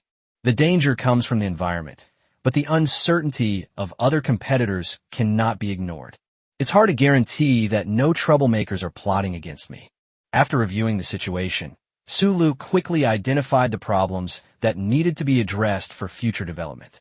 The first step is to address the issue of fiber and vitamins, which means finding stable plant-based food sources. Then, we need to produce charcoal with higher calorific value as soon as possible, and further explore for minerals. If we can enter the Iron Age, that would be even better. The possibilities offered by these 2 skills are enormous. Updating tools and replacing weapons are essential for self-defense and exploration. Let's just stick with these 2 for now. I'm carrying a burden that shouldn't be on my shoulders for someone in this rank. Sula gave a final summary of the review. What do you mean by 2 passes? Mengyi asked, a piece of meat still in her mouth. Do you want to ask 2 questions? You can wait until you swallow what's in your mouth before speaking. Oh, it's nothing. Sula continued to flip the meat skewers in his hands. I've made 2 small plans. He then divided a handful of roasted cartilage into 3 portions and handed them out, thus feeding all the mutton. Hiccup. Lin Shihan was about to reach for it when she hiccuped and covered her mouth with her fingertips. You didn't hear it. You didn't hear it. I didn't hear it. I didn't hear it. Sulu combined the 3 portions of meat skewers into 2 bundles, giving one to Meng Yi and keeping the other for himself. Lin Shihan's nose wrinkled. What little plan? She finished the last skewer of meat in her hand and stared at the meat in Su Li's hand. How about we make 100 million from him first? Su Li moved the meat skewers in his hand closer to himself. Trying to sneak a bite? No way. T-Seach, Lin Shihan said with an exaggerated smirk. Still scoffing? You know nothing about 30 years of that stuff. 30 years of that stuff, don't be so naive. I read it too early to remember exactly what it said. First, burn charcoal. Chapter 92 alarmed the Institute of Ancient Culture. After finishing the roasted lamb, we left the wooden skewers and other utensils to the proud, long-legged woman to clean up. I'll help too. Bird's nest hair stood up and helped clean up the mess. Su Li himself called over Beiji, who was gnawing on the python's meat and bones. Place a basket on its back. Go collect some mud to build a mud kiln. We've used up the mud we collected during the day to build a ventilation furnace. Pigsy grunted. Su Li plucked a handful of pig bristles and added, It's not white clay mine. Perhaps we shouldn't call it Pigsy, Beiji, and should change its name to Sandy, Xiaowujing. Maybe that will make it more diligent. Su Li explained while making sarcastic remarks. Next, we'll burn some charcoal. Burning charcoal requires building an air-isolated furnace, so the ventilated furnace built this afternoon cannot be used. The chat in the live stream started to help explain. Understand charcoal making. It's a product of the incomplete combustion of firewood, and its performance is superior to that of ordinary firewood. After bringing back 4 baskets of mud, Su Li marked out a spot a little distance from the wooden house to build the mud kiln. When charcoal is made, a relatively large amount of carbon monoxide is released. Therefore, the location of the mud kiln should be downwind, away from areas where people are active. As he spoke, he used mud to build a base with an inner diameter of 60 centimeters and a wall thickness of about 10 centimeters. After the base is built up to about 10 centimeters high, firewood is piled up inside and lit. This step is to dry the inner wall while building the kiln. The walls of the mud kiln were further raised, stacked vertically upwards to a height of about 50 centimeters. Su Li used a wooden stick to carve out 8 small holes, each about 5 centimeters wide and evenly spaced at the bottom of the kiln wall. Then they began filling the mud kiln with firewood. The firewood inside the vertical kiln wall is stacked vertically, and after reaching the top edge of the kiln wall, it is stacked upwards to form a raised pointed top. Then continue to apply mud to the pointed top, leaving only an opening of about 10 centimeters at the very top. You can light it now. Light the exposed firewood at the top and fan it with a dry broadleaf to keep the fire burning brightly. White smoke began to slowly seep out from the small holes at the bottom of the clay kiln. Once the flames could be seen through the small holes, Su Li used the remaining mud to fill the ventilation holes. Finally, the top of the clay kiln was sealed off. Fuel refinement, LV.1. Okay, shooters to end up. It will take about half a day to burn this amount of firewood into charcoal. We can open the kiln tomorrow. The barrage of comments flew by. This might be the most down-to-earth thing that Boss Su Li has done in the past few days. Yes, when I was a child, people in my rural hometown would burn charcoal, and I would help my family by collecting firewood. It feels like I'm back in my childhood. Now that I'm grown up, I'm always working overtime, and I don't have time to go back and help my family with chores. I came home for the long holiday, just finished working in the fields, and now I'm lying in bed watching live streams. I'm so tired. As dusk settled, stars hung low over the fields. Looking at the Milky Way outside the wooden window, I go to sleep. Inside the organizer's live broadcast room, Mr. Chin frowned and hung up the phone. Although it was well past closing time, he remained in the lobby. I'm used to it. And sure enough, late at night, a call was made directly to his cell phone. Why are you asking me for Su Li's information when all of it is publicly available on the official website? The phone number is marked as belonging to the National Institute of Ancient Culture. Holy crap, what did Su Li do? Pottery firing? Firing pottery could alarm the Ancient Culture Research Institute. Although he didn't understand it very well, General Manager Chun decided to still edit this scene of Su Li making pottery into a promotional video. Wow, Su Li is something else. It's only been 5 days, and we see him on the homepage cover almost every day. Hey, Advisor Ed, why are you frowning? Holding his coffee, Mr. De continued watching his students' debriefing sessions. Upon hearing Mr. Chen's question, He touched his bald head and said, "It seems that Yuchuan has not prepared the infrastructure in the way they agreed. He seems to be preparing for a cross-island operation. It's dangerous. I mean, it's very risky to go across the islands before other preparations are adequate. I hope Hankoa knows what she's doing. An experienced survival expert shouldn't make such a mistake." Inside an office in Shanghai, Li Jianlong has spent a lot of money. This Yu Chuanlai is actually willing to give up his cooperation with his fellow disciples and actively join forces with him. The refined secretary sighed as she looked at the live stream footage projected onto the wall. President Meng sneered. If he really succeeds and marries Yi, then most of Longshan will be in his hands. 100 million or two. It's no problem to use it to pay this person's salary. The refined-looking secretary adjusted his glasses. "Mr. Meng, aren't you worried at all?" "Worry." President Meng smiled and said, "Yi is very lucky." The secretary was astonished. "Because you ran into Su Lu?" It's very rare for President Meng to give such high praise to a young man. The night passed quickly. Survival on a desert island. Day 6. Chapter 93, A Light Breakfast, Charcoal, Oven Ready. Wow, the weather doesn't seem too good. Su Lu rarely woke up naturally, meaning he slept until 8 o'clock and stretched. The sea, which had been a clear blue a few days ago, was now covered with sparse, low-hanging clouds. There's a high probability of a tropical depression forming in the next day or two. Luckily, the shelter I chose is some distance from the coast. And look at the extent of the beach's extension and the vegetation on this cliff face. Even if there is a torrential downpour, the waves will not reach this place. There were shocking news anchors on duty in the live stream early in the morning. Master Su Lu can even predict tropical depressions? Su Lu is awesome.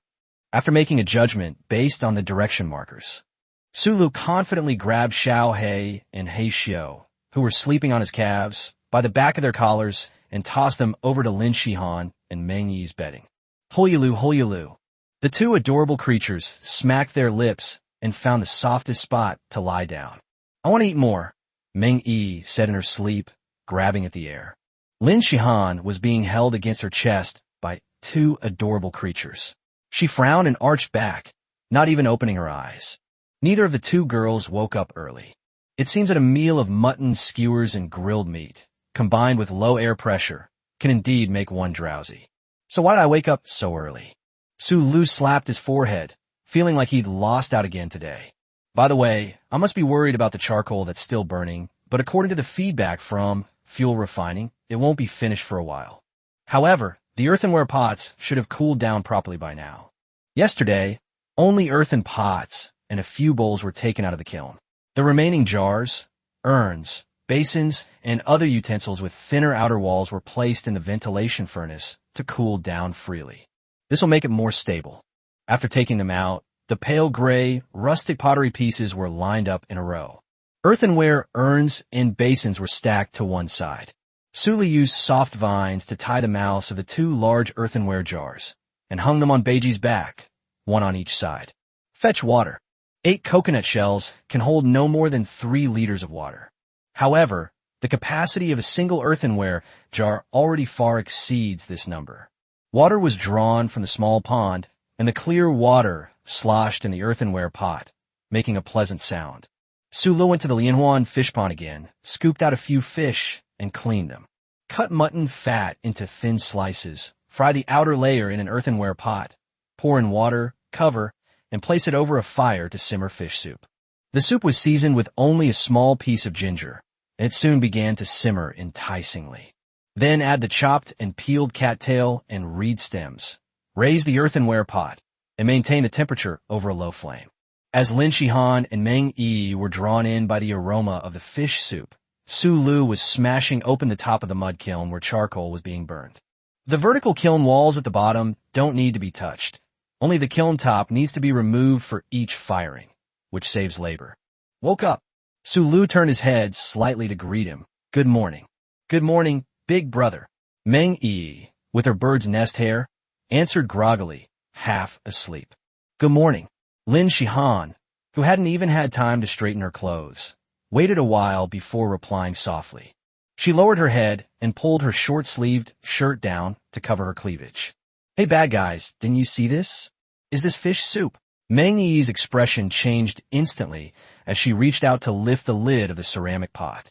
It's so hot, QEQ. Why are you in such a hurry? Lin Shihan pulled her hand over and blew on it, then used the thatch as a pad to lift the lid. Oh, you even added cattail and reed stems? Well, I wanted something light this morning, so I made some fish soup. Cattail and reed stems absorb oil.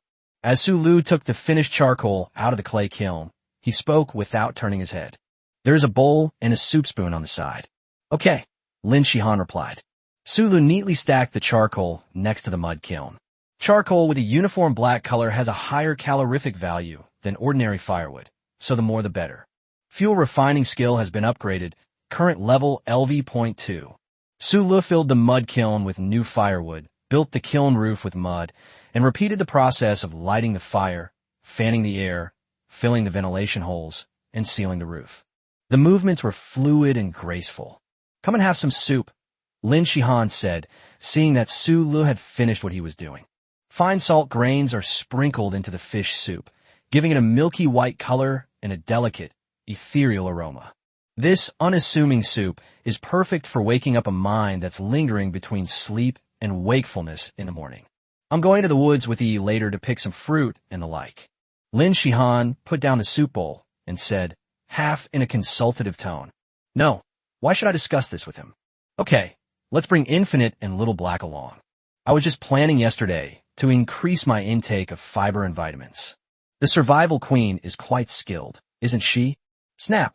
Wu Xian, perched on a tree branch high on the cliff, leaped down and landed lightly. Including its tail, its 3-meter-long jet-black body creates a very impressive visual impact. Okay. Lin Shihan replied with a conflicted expression. The bad guys aren't around, so the Black Panther won't bite us, right? Chapter 94, How Could Emeralds Be Found While Mining Iron Ore? Don't worry, Wu Xian is very well-behaved and won't bite. As Su Lu spoke, he stroked the female Black Panther's fur. Started from the base of the tail, run backwards to the top of the head. It lazily shook its body, and the stubble of fur lay flat again. See, I told you so. Damaku, shocking department. Su Lu is too fierce. Even my cat won't let me rub its fur like that. Huh, what will happen if I rub against the fur? My cat is lying next to me right now. I want to try it. Try it, warrior. My cat hit me. Ah. Meng Yi timidly reached out her hand. But you don't bite. Bird's nest hair protested softly. Lin Shihan looked at Su Lu expressionlessly. He only bared his teeth briefly, didn't he? I was just kidding you. He patted the ruffled female leopard's rump. You're talking nonsense. Lin Shihan ruffled Meng Yi's hair to comfort the little girl, while also giving Su Lu a sidelong glance. They're gone. Su Lu, meanwhile, took Beiji back and headed towards the mining area. I wasn't riding the Black Panther today, so I had to slow down. Running too fast will make you dizzy. It's still the female leopard stick. He directed Beiji's advance according to the markings on the topographic map. He continued doing his old job of providing commentary. According to the plan, we will now go to look for iron ore. Island environments are generally more likely to contain marine volcanic deposits and marine sedimentary deposits. According to geological data, there are records of volcanic eruptions in Bermuda. Therefore, iron ore from the center of a volcanic eruption would be carried to the island by water movement and exposed on the ground, where it would be deposited. For example, in front. Su Lu smiled as he turned the camera toward where he was pointing. In front of us are layers of broken rock, which look somewhat similar to a white mud mine. However, the difference lies in the fact that white clay is lighter in color. The broken rocks in front of us are layered with black and red. Interspersed among the dark red rock layers are other colored rock layers, though they are much thinner. This red layer, about 7 or 8 centimeters thick, is hematite that has been deposited and then uplifted. We were lucky, partly because the rock strata were clearly separated. On the other hand, due to sea wind erosion, the surface veins have become loose, making them easier to mine. If we encounter a solid, continuous expanse, we probably won't be able to mine it. Geology skill level has been upgraded, current level LV.3. As he spoke, Su Lu told Beiji to wait aside, took down a basket and began to chisel and pry open the reddish-brown hematite layer with a stone axe. Live stream chat. So, Sulu is just a human-shaped surveying machine. Let's talk about the machine, not the other way around. Let's all be civilized. That's incredible. I feel like I just let my imagination run wild, and they found an iron ore deposit. What's even more frightening is that on the 6th day of his survival on the deserted island, Boss Sulu is going to start challenging himself to forge iron. What I'm watching isn't desert island survival. It's one-on-one desert island survival. A one-on-one fight is too mild a description. Boss Sulu is aiming to conquer this deserted island. On the other side, Sulu had already pried off quite a few stones. Pick out the hematite ore with a relatively dense color distribution and put it into the basket. A rough estimate suggests that the iron content of these iron ores should qualify them as rich ore.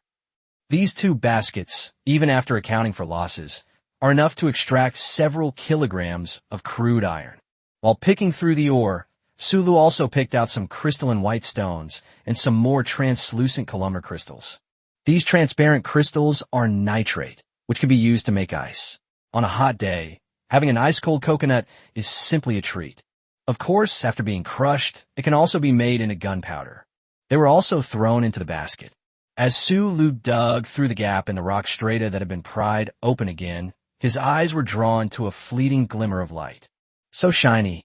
Hee, it seems we got an unexpected bonus this time. Sulu smiled mysteriously at the camera. The curiosity of the viewers in the live stream was immediately piqued. What unexpected find? Is it some kind of, or can any top students explain this? Sulu's live streams are sometimes so confusing. It's probably something like magnetite or mica quartz, right? Magnetite is quite useful. However, it seems that Boss Sulu is currently unavailable. No, when the camera was pointed at the rock strata just now, I think I saw a flash of light. A flash? I wouldn't know. Quartz can also refract light. At this moment, Sulu had already pried open the surrounding rock layers and taken out the ore that shimmered with a mysterious luster. It was a deep, clear green, or like a still lake in a deep forest. Friends in a live stream. Emerald. Chapter 95 Top Grade Emerald? Don't bother me while I'm forging iron. The live stream chat went silent for about 10 seconds, then exploded with comments. No way. Emeralds are the finest gemstones. Is this something you can just dig up from ground? I don't think Sulu would talk nonsense. If you find something valuable while surviving on a desert island, isn't it normal to bring it out?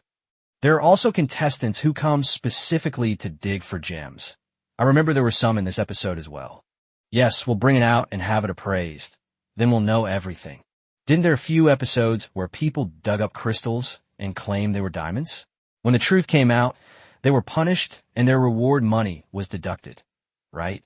I remember it was a contestant from Tajikistan, right?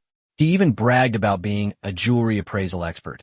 If this is a real emerald, judging by its size, it must be about the size of a quail egg, right? How much would it cost? It also varies in quality. The difference in appearance, oil filling, and color can be tens or even hundreds of times greater per carat. Holy crap. Sulu shoved an emerald right in the camera. It's so beautiful. This green is so pure, and I feel like I can't see any obvious inclusions. Is the person upstairs a gemologist? The inclusions are not visible to the naked eye, but the camera zoomed in a bit, so the clarity is at least F1 grade. Hey gem expert upstairs, how much can this emerald that Sulu dug up sell for? Hee, I wouldn't dare to arbitrarily price this piece in Mr. Sulu's hands. It's of the quality to be sold at the world's top auction houses. If you really insist on setting a price, it should start at tens of millions with no upper limit. Foreign language. Our queen's crown is still missing a gemstone. This emerald, our country of Geely is determined to have it. Foreign language. The most perfect emerald should be set in the pharaoh's scepter. Foreign language. Such a gem is destined to be an adornment on the scabbard of the Viking king's scimitar. TSK. The foreigners are spouting nonsense again. Starting at tens of millions with no upper limit. I'm at a loss for words. Word count exhausted +1. Word count exhausted +2. Even if Sulu is eliminated now, this trip would still be worth it. Current live stream viewership, 500,000. Awaken the passive skill, sound of nature. It seems that these unexpected gains are more likely to boost popularity. The sound of nature skill? The sounds of mountains, forests, flowing water, and wind. This is actually an affinity for nature. Danger perception can only detect crises that are directly aimed at oneself. But if it is a potential danger, it can be detected in advance through the sounds of nature. Holy crap, this guy's practically a prophet. Alternatively, we can use human physiological structures to produce sounds of nature. Sulu smacked his lips and whistled. The clear and melodious sound carried far and wide, and bird song echoed from the distant woods. The bird flapped its wings, the leaves rustled, and it seemed as if a small animal was curiously approaching. It feels a lot like the enhanced perception abilities in fantasy novels. Is the old hunter template really that awesome? I can still hear Pigsy making noises. Damn it, that Lazybones is farting and grinding his teeth at the same time. Toot. My ears are not clean. Let's put aside the emeralds and other byproducts for now. Today we're mainly here to mine iron ore. The live stream, Chow, is flooded with ellipses. What the hell is this side effect? If I found an emerald, I wouldn't be interested in mining anymore. Sula put away the irregularly shaped, quail egg-sized emerald and continued to pry open the ore. To Su Li's surprise, as he continued digging, he unearthed a second emerald more than 10 centimeters behind the first one. It's smaller, about half the size of the first piece. However, the color is equally deep and clear, indicating extremely high quality. What you don't want, you get. Su Li muttered something casually and put the stone into the storage pocket of his new clothes. The storm of ellipses in the live stream continues. What incredible luck. Is it really like there are gems everywhere? I'm so jealous. You don't want it? Give it to me. The iron ore was quickly dug up into 2 baskets. The reddish-brown iron ore covered with a layer of clear, bright saltpeter. Today's harvest was pretty good. Sulu held a piece of iron ore and brought it close to his eyes to examine it. Look, everyone, the metallic luster on the surface of the ore is obvious, which means that the iron content is very high. We should be able to extract very high purity iron. For iron smelting, we can use the ventilation furnace we built yesterday. Back in the courtyard. Haven't Lin Aojiao and the naive girl returned yet? They can't be lost. There's always someone around. That probably means they went crazy with fun.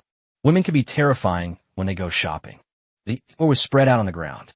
Then light the ventilation furnace. This time, however, they used charcoal that Su Lixin had just made. Soon, you can see incandescent flames leaping continuously inside the ventilation openings below the furnace. Continue adding charcoal and increase the heat. From the top of the ventilation furnace, you can see clusters of flames shooting out. The calorific value of charcoal is indeed much higher. The temperature inside the furnace should be close to 1,600 or 1,700 degrees Celsius now. Add iron ore. Chapter 96 being fed? Coming soon. The furnace was ablaze with white light, engulfing the iron ore that had been thrown in.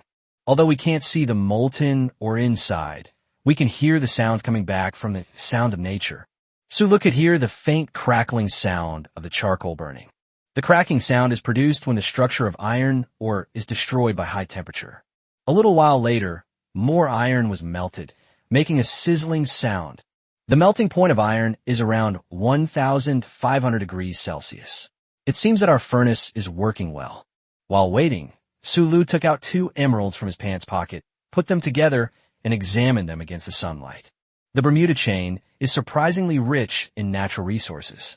It should sell for a good amount of money, but it still can't compare to the prize money after completing the Desert Island Survival Challenge. Moreover, it is very dangerous for a private individual to sell such a gemstone. Who knows if we'll be targeted by criminal gangs. Therefore, building up popularity, completing challenges, and winning prizes is the safest approach. I'm so smart. Gemstones are nothing more than ordinary minerals. Nature has given us so many gifts.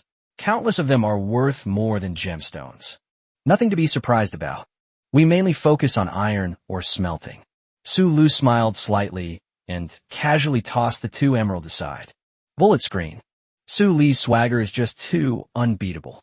No matter what kind of gemstone you are, you can't disrupt Boss Su Lee's pace of conquering the island. What does it mean to be awesome? This is awesome. A focused man is so attractive. I think I'm about to fall in love with Su Lu.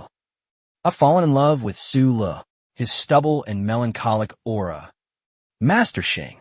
I think I heard someone calling me. Foreign language. This Su Lu is such a waste. He has absolutely no idea of the value of gemstones. Those foreigners are spouting nonsense again. Boss Su Lu is right. Nature's gifts are truly priceless. We foreigners will never understand the principle of following the natural way in our traditional culture. Current live stream viewership, 540,000.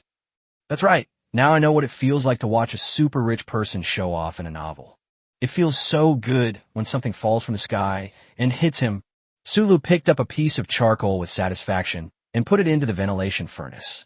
Judging from the sounds coming from the furnace, this batch of iron ore has been almost completely melted. Suddenly, Meng Yi's clear voice rang out from outside the courtyard. Wow, we've gathered so many things. Turning my head, I could see Lin Shihan on Wu Xin's back and Meng Yi in front. Another day with a great situation? How much stuff did you gather? Around Meng Yi's neck hung a fruit wreath made of various wild fruit vines. Lin Shihan had something on her back, and her chest was accentuated by soft vines. The short leather jacket was stretched taut, as if it could be torn apart at any moment. When Meng Yi was shouting, she bumped into Lin Shihan's chest from behind, squeezing the two balls of flesh until they kept deforming. Try the thigh. Meng Yi slid down Wu Xin's back, picked a wild fruit from the berries around her neck, and offered it to Su Li's mouth. I picked these black currants myself. That's amazing. Sula couldn't resist giving the silly, innocent-looking bird's nest hair a good rub, and then took the dark red fruit. It's a little sour. Sulu encouraged her. It's really sweet. Meng Yi, Lin Shihan has also taken off the various plant roots and stems that she was carrying on her back. Taro, lettuce, wild buckwheat, purslane. The taut leather jacket softened again.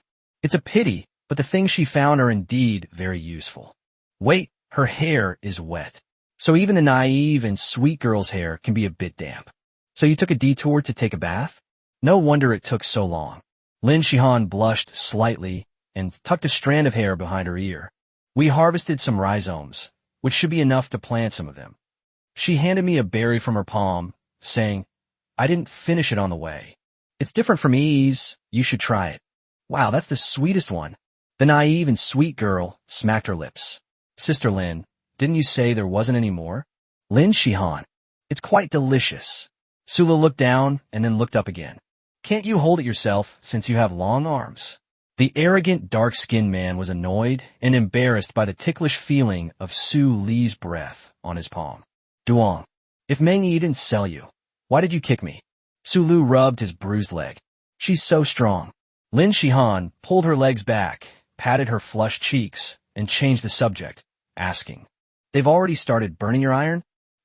Su Lu pointed to the ventilation furnace and the pile of ore. The first batch is about to come out. I just asked him casually, and he actually found iron ore. Lin Shihan's expression was complicated. This is iron ore. Meng Yi excitedly rummaged through the pile of stones and picked out the emerald that Su Lu had tossed aside. Wow, it's pure Wharton green. Chapter 97, Iron Blade Blank. The Iron Age officially begins. What kind of green? Sulu looked completely bewildered after hearing Meng Yi's words. Wharton green? This guy named Wharton sounds pretty pathetic. Meng Yi covered her mouth with her fingers. Wharton green is the highest grade of emerald color. Impurity means that there are no inclusions or cracks inside. It's extremely valuable.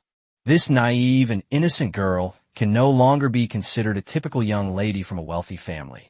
Even if you haven't eaten pork, you've seen pigs run. Sula had heard about gem identification when he was a keyboard warrior. Identifying jewelry with the naked eye without any tools? That would require an incredibly broad range of knowledge. Furthermore, how did the skills of crafting survival gear and gem identification both appear in one person at the same time? I'm not sure if she's really the daughter of some military god. I was just making a joke. Sulu calmly put on a poker face. Oh, really? Wow, you're amazing. You even managed to find an emerald of this quality. Yeah, I just picked it up randomly. Su Lu smiled faintly. If you're interested, take it and play with it first. The high-class persona cannot be compromised. Anyway, gems aren't of much use on the island right now. Meng Yi's big eyes widened in surprise. Lin Shihan didn't know much about these things, but she could still guess some clues from Meng Yi's expression. This person must be joking, right? These 2 emeralds are enough to earn Yi's praise. Does he even have a concept of the value of gemstones? Aren't you afraid it might get lost or broken? Su Lu waved his hand. Shihan, pick one too, just to keep it for me temporarily. I'm busy climbing up and down all day long. I don't have time to worry about them. Lin Shihan, Meng Yi, live stream chat. Su Lu, the heating and smelting time in the furnace is almost up. Let's take a look at the results of this iron-making operation. Lin Shihan didn't react for a moment. Oh, but it's an emerald. What's more important than smelting iron than emeralds? Su Lu rolled her eyes at her. He's a total straight man with a cancerous sexist mentality. Open the ventilation opening at the bottom of the furnace and turn off the fire. The scorching furnace temperature slowly decreased. The part I've dug out now can be reused next time by simply sealing it with thatch and mud. Su Lu scraped out all the carbon slag and other debris that had accumulated at the bottom of the furnace. In the ash-like pile of carbon slag, you can see black iron slag, which is solidified into the form of a fluid wrapped in ash. Carefully pick out the iron slag from the sand and pile it up into a mound about 10 centimeters square and about 10 centimeters high. Smelting skill upgraded, current level LV.3. Live stream chat. So, Su Lu really did manage to forge iron? This is God-level speed.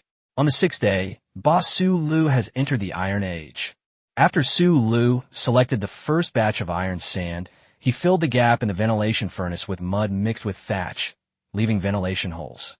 Fill with charcoal and iron ore and ignite. The smelted iron sand was poured into a fired earthenware urn.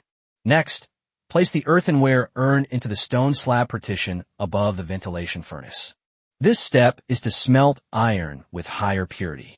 We prepare the molds during the smelting of molten iron. Su Lu used several stone slabs to wedge into the ground and then covered them with a thick layer of mud to fix them in place. Then fill it with dry, fine sand that has been sifted in a basket. When the fine sand is halfway filled, bury the stone knife vertically. Continue filling with soil. As you fill, tamp it down with stones until the stone shovel is completely covered by fine sand. Finally, the stone knife was carefully removed. In the compacted fine sand, a notch in the shape of a knife blade was left. Carefully dig away some of the fine sand, and then place 2 thin wooden strips horizontally at the handle of the knife. Finally, the excavated gap was filled back in.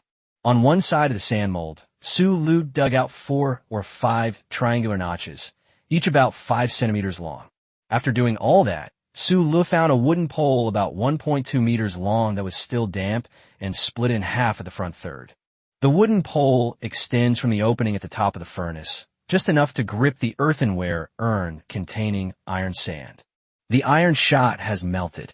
Su Lu, cautiously peering through the furnace opening, explained, "Now we have a sufficient amount of molten iron." Carefully remove the earthenware urn. Through the camera lens, you can see the molten, white-hot liquid emitting a dazzling white light inside the ceramic pot. Pour molten iron into the mold. Sizzle. Wait for it to cool down.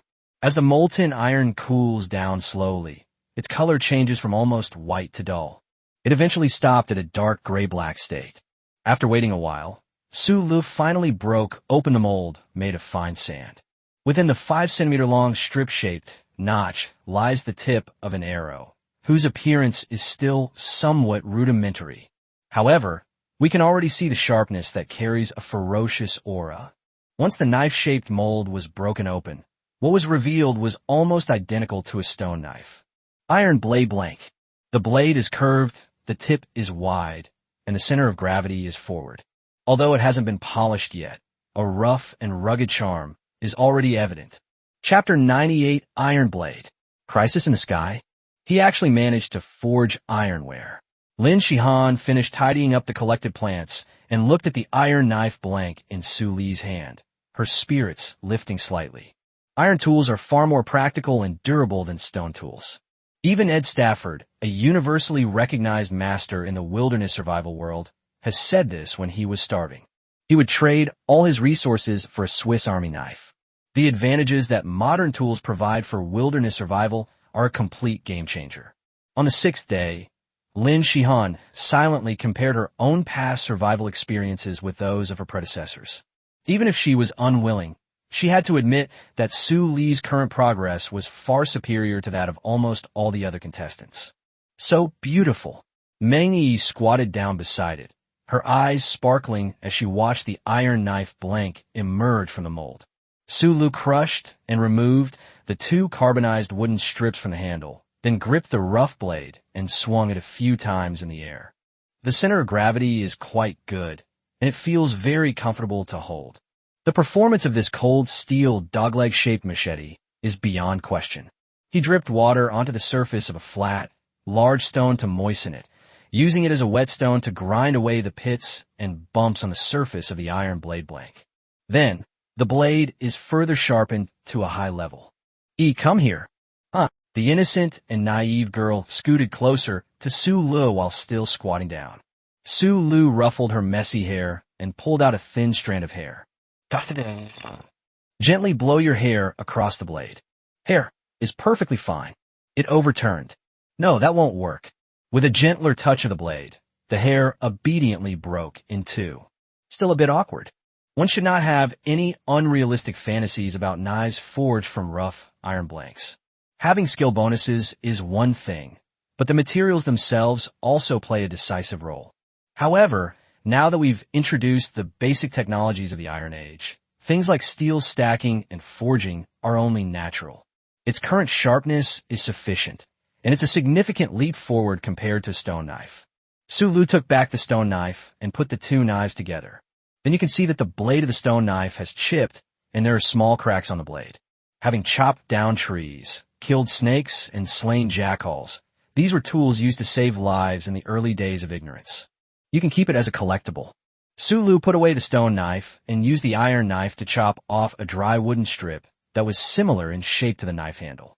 The dry wood strip was split in two, and after being heated red hot with an iron arrowhead that had been forged along with the iron knife, two small holes were drilled out. Make it into a knife handle. When a handle is attached to the iron knife handle from both sides, the small holes in the wood coincide with the small holes in the handle. Wedge in a thick wooden stick to secure it, and grind away any splinters on the handle. Next, cut the jackal skin into long, thin strips and tie a cross-shaped rope around the handle of the knife. Wrapping the rope around your hand not only improves the feel of the grip, but also prevents slipping. When hunting jackals, Su Lu suffered a similar loss due to the stone knife. Holding the iron knife in my hand again, it felt more solid, and the center of gravity had been slightly adjusted. The blade, after being sharpened, is almost reflective, while the body still retains the texture of a rough grind. Iron knife complete. Su Lu pulled the camera over and showed off the island's first iron knife. Please judge for yourselves, everyone in the live stream. The blade gleamed coldly. The viewers in the live stream were captivated. A handmade iron knife, so beautiful. The curve of the blade spine, the angle of the tip, the craftsmanship of the rope wrapping. I really want to ask Mr. Su Lu, are you selling this knife? Although it's just a very basic piece of ironware, it's a revolutionary piece of technology for surviving on a deserted island. Come on, guys, let's spam the chat with Su Lu is awesome. Su Lu is awesome. Su Lu is awesome. Current live stream viewership, 570,000. Meng Yi picked up the iron knife and examined it from head to toe for a long time. Hee, I'll make a scabbard. She ran away, holding the iron knife upside down. Su Lu originally wanted to warn her to be careful, but then realized that this naive girl's knife-wielding posture was more professional than his own.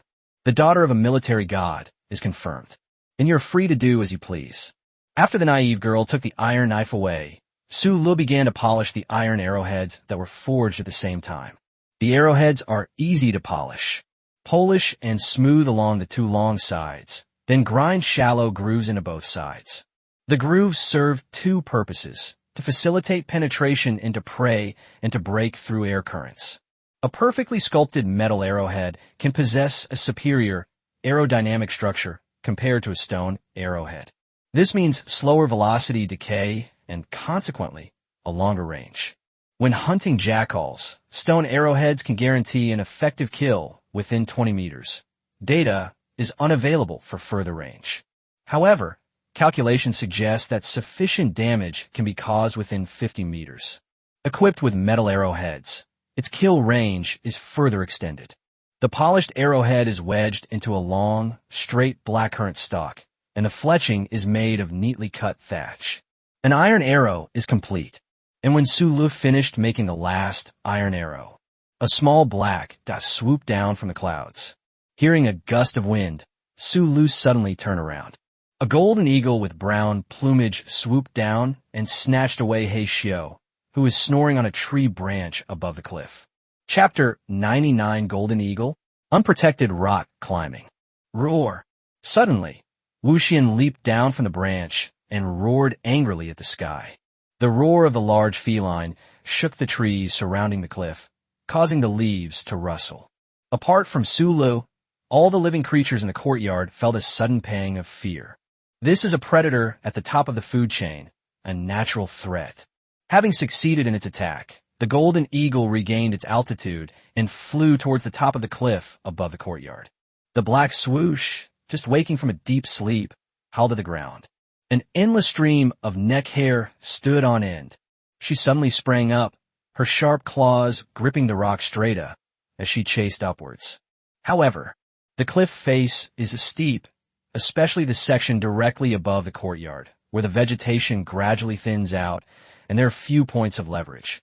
He climbed more than 10 meters using the momentum of his bounces, but when he ran out of strength, he fell back down, powerless. Roar. With another roar, birds in the forest took flight. I'm not reconciled. When she tried to charge again, a hand pressed down on her head. Roar. Wuxian turned his head, his eyes revealing a look of grief. Are you going to chase after them? Lin Shihan saw Su Lu comforting Wuxian, carrying the longbow on his back, and asked anxiously, Is that even a question? Su Lu raised an eyebrow. By the way, do you still use the iron knife? He first tucked the stone knife into his waistband, and then asked, Wait a minute. Meng Yi held up an iron knife with a jackal skin sheath and handed it to Su Lu. Give me your thigh. The scabbard is made of jackal skin and is attached to a leather cord for securing it. The iron knife was neatly concealed inside. After tying the leather rope around his waist, Su Lu tried to draw and sheath his sword. It's so convenient. Was it designed specifically to take my movement habits into account? Meng Yi blinked, waiting for Su Li's evaluation.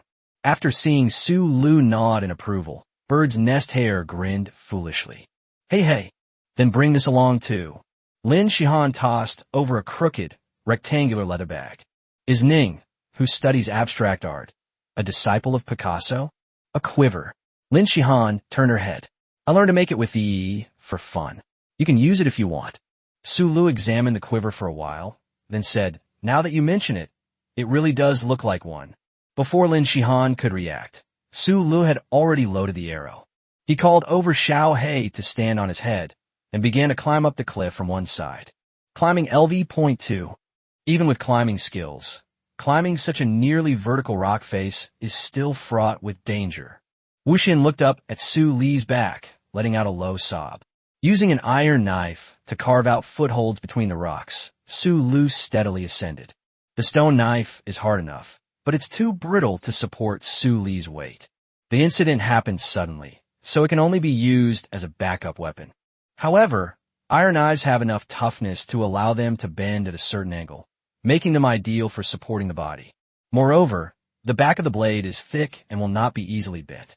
The soil and rocks that Su Lu had dug up kept falling down, and Lin Shihan and Meng Yi also looked up nervously.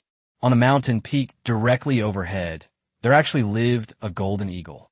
At first glance, the creature that just swooped down was a colossal behemoth with a wingspan of nearly 3 meters. The black eagle, its belly exposed, lay asleep on the branch, practically beckoning the golden eagle. Come and catch me.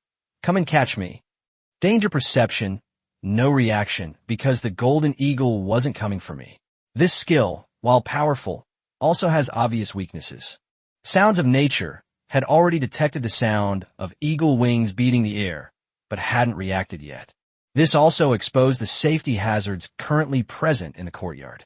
Wilderness survival is most threatened by wild animals, so I can't let my guard down just because I have these skills. Heishio was just captured outside the range of my skill. Su Lu reflected on his actions. This sudden scene in the live stream startled the viewers. It was so sudden, I didn't even have time to react before Su Lu started climbing the mountain. I went back and watched the screen recording. It was a large golden eagle with a wingspan of about 3 meters. Boss Su Lu was clearly facing away from the golden eagle, but felt like he had some kind of premonition. He just turned around. The golden eagle's aerial advantage is too great. Even Boss Su Lu wouldn't have been able to react in time. Poor thing. Poor thing. Will Heishio be alright? It's hard to say. Do you think the eagle caught the leopard cub to raise as its own? It must either be eaten by itself or fed to the eaglets. Speaking of which, is Boss Su Lu alright on such a steep cliff? This is practically free solo climbing. Even Alex wouldn't dare attempt this kind of cliff climbing. Alex might dare, but he would never do what Boss Su Lu did, rushing in without any preparation time. Swoosh! Another string of rocks fell. Bullet screen. Holy crap, that was close. Su Lu has probably climbed almost 200 meters already, right? Fortunately, this cliff isn't very high. According to the information I've read, it's only about 600 meters. 600 meters is terrifying. Okay, that's a vertical cliff face. Imagine you're standing outside a 100-story building without any railings. Besides, Boss Su Lu is in a hurry to save Heishio. Chapter 100 Reaching the Summit. Use an iron knife to clear out a stone pit for footing. Su Lu gripped the back of the knife with his mouth and was about to continue climbing when he suddenly curled up and pressed himself against the cliff face. Hoo-hoo! A gust of wind suddenly blew past him, making his clothes flutter loudly. The sounds of nature.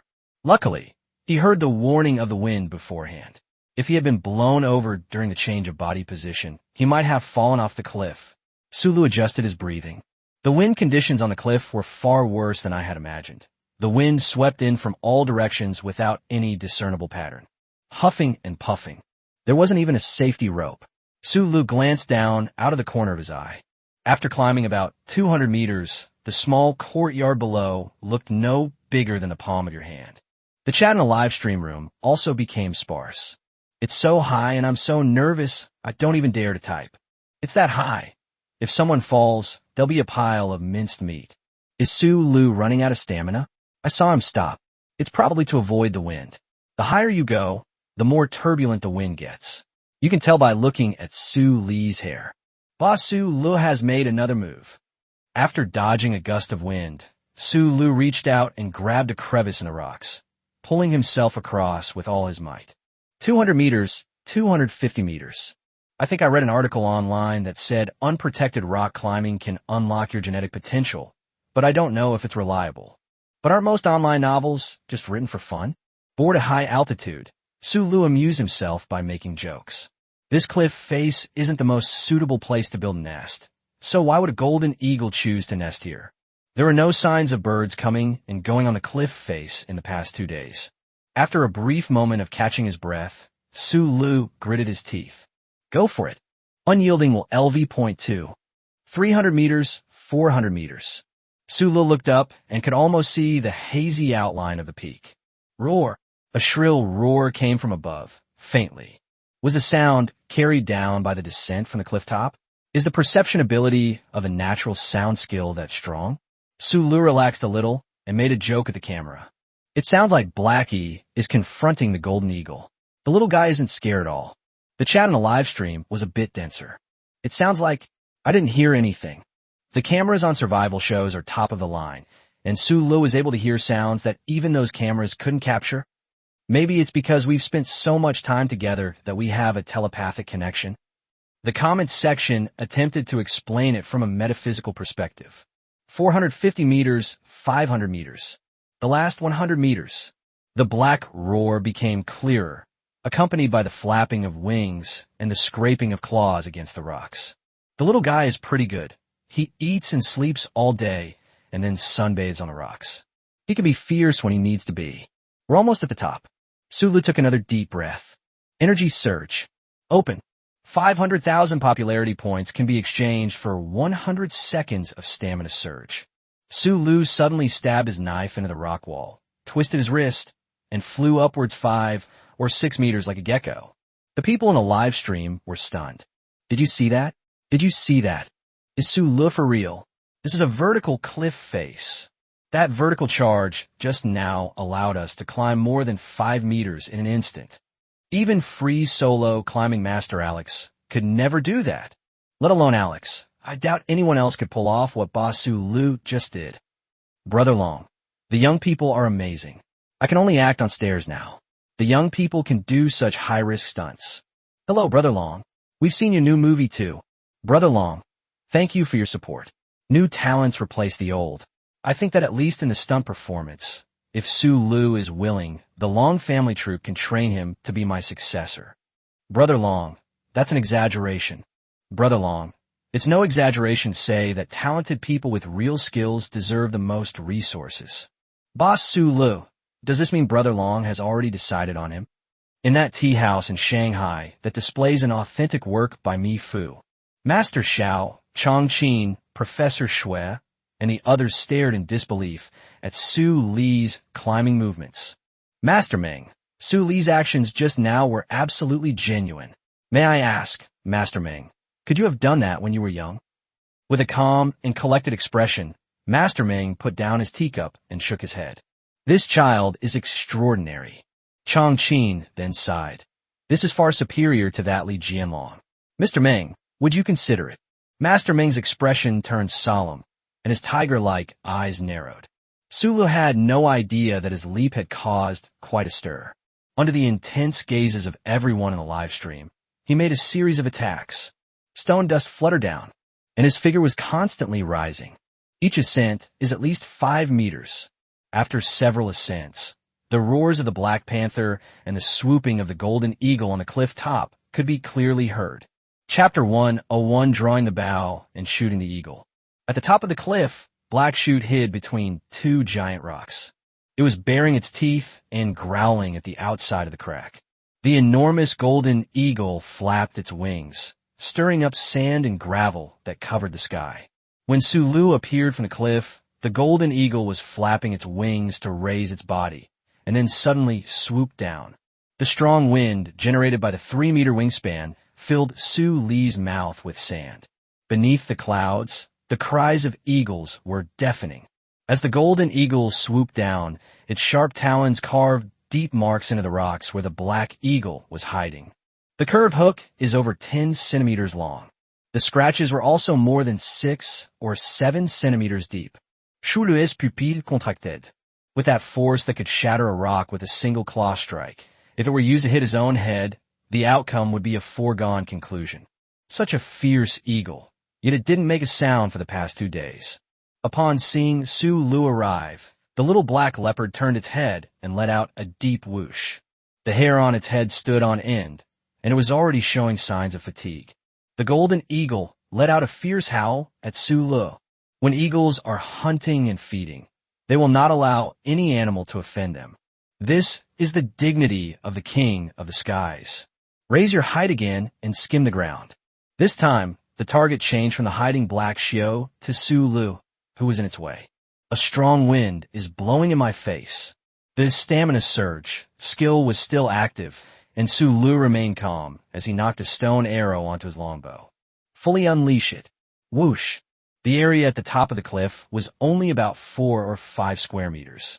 Sulu shot an arrow and, without checking the result, rolled diagonally to the side. Firstly, it keeps them away from the steep cliffs, and secondly, it avoids the direct direction from which the Golden Eagles would strike. The wind was so strong it almost blew my hair off. The wind pressure was comparable to a train entering a station. After rolling to his feet, Sulu squatted on the ground, knocked another stone arrow, and drew his bow to its full extent. That arrow was blown aside by the wind pressure. It didn't even touch the feathers. The arrow was aimed at the Golden Eagle's left eye and shot out again. The golden eagle flapped one of its wings, actually knocking the arrow shaft away. In windy and unstable weather conditions, eagles possess exceptional dynamic vision. Sulu analyzed his surroundings while remaining cautious and on guard. The golden eagle persisted and launched a third attack. The third attack didn't land directly on Sulu, but instead swiftly swept past his side, attempting to knock him off the cliff. With a surge of physical strength, Sulu drew his iron knife and stabbed it into the rocks, regaining his footing. There are still 30 seconds left in the fight. If the battle isn't resolved within those 30 seconds, we might very well be wiped out here. Sulu turned around and drew his spare stone knife from his waist, slashing at the golden eagle that was swooping down again. It points directly to the blind spot where the plane will land. The golden eagle neither dodged nor yielded, its sharp claws reaching out and gripping the stone knife, instantly transmitting a tremendous force to Sulu's wrist. A wingspan of 3 meters, a weight of nearly 20 kilograms, combined with such a high-speed dive. Sulu wisely refrained from wrestling with the golden eagle and instead abandoned the stone knife. Kerala. The stone knife was crushed into small pieces by the sharp claws. The sound of friction was so loud it made your teeth ache. The energy surge duration has 20 seconds remaining. Taking advantage of the golden eagle's momentary dive to adjust its posture, Sulu knocked the arrow. This time, an iron arrow was knocked on the bow. Release. Whoosh. The golden eagle tried again to disrupt the arrow's trajectory with wind pressure, but the iron arrow, with its superior aerodynamics, was only slightly deflected. Then it pierced through its wings.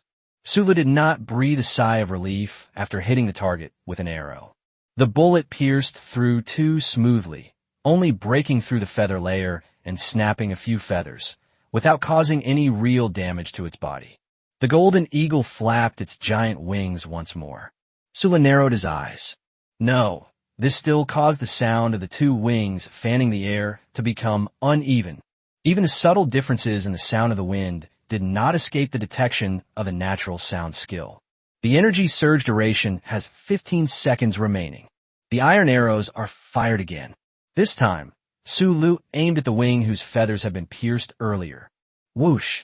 One bow, 2 arrows. The iron arrows flew out in a crisscross pattern, like a giant pair of scissors, tearing a palm-sized hole in the feathers of the golden eagle's left wing. Although the flesh wasn't injured, the broken feather directly affected its balance. This attack has clearly gone astray.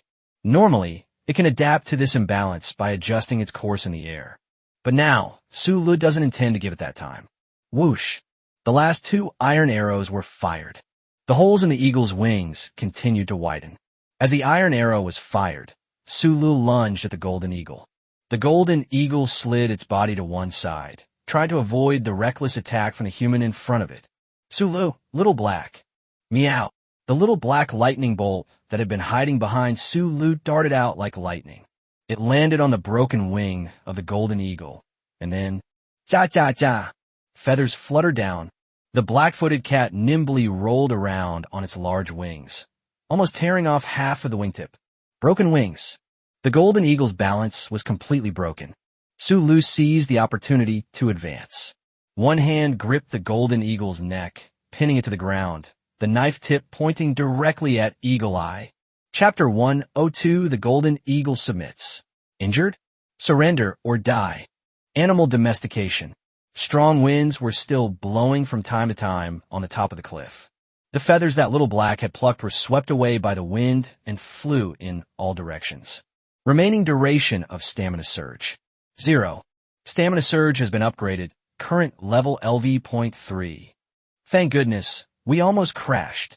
Sulu kept a straight face and used his body weight to press down on the golden eagle. The tip of the iron blade was almost touching the golden eagle's eyeball. The coldness of the metal made the eagle, which had just been soaring through the sky, dare not struggle at all. Sulu repeated what he had just said, submit or die. Full of momentum. I wanted to say this cringe-worthy thing for a long time. Shouting it out in front of so many people in a live stream was a little embarrassing, but it felt fucking awesome. Answer me. The defeated golden eagle made a cooing sound from its throat. Great, very energetic. The golden eagle, pinned to the ground, had a mournful look in its eyes. How could it be that it lacked spirit? When Su Lu pinned it down, the animal domestication skills had already been completed. I'm doing my best to cooperate with your performance. Blackie, looking fierce yet adorable, burst out to avenge the clawing attack, only to be lifted up by the back of his neck. Su Lu grabbed the little black leopard, who had regained his spirits, and examined him thoroughly from head to toe. Fortunately, he was just frightened, but there were no external injuries. As he spoke, Su Lu got up and released the golden eagle. An eagle and a leopard stared at each other, wide-eyed.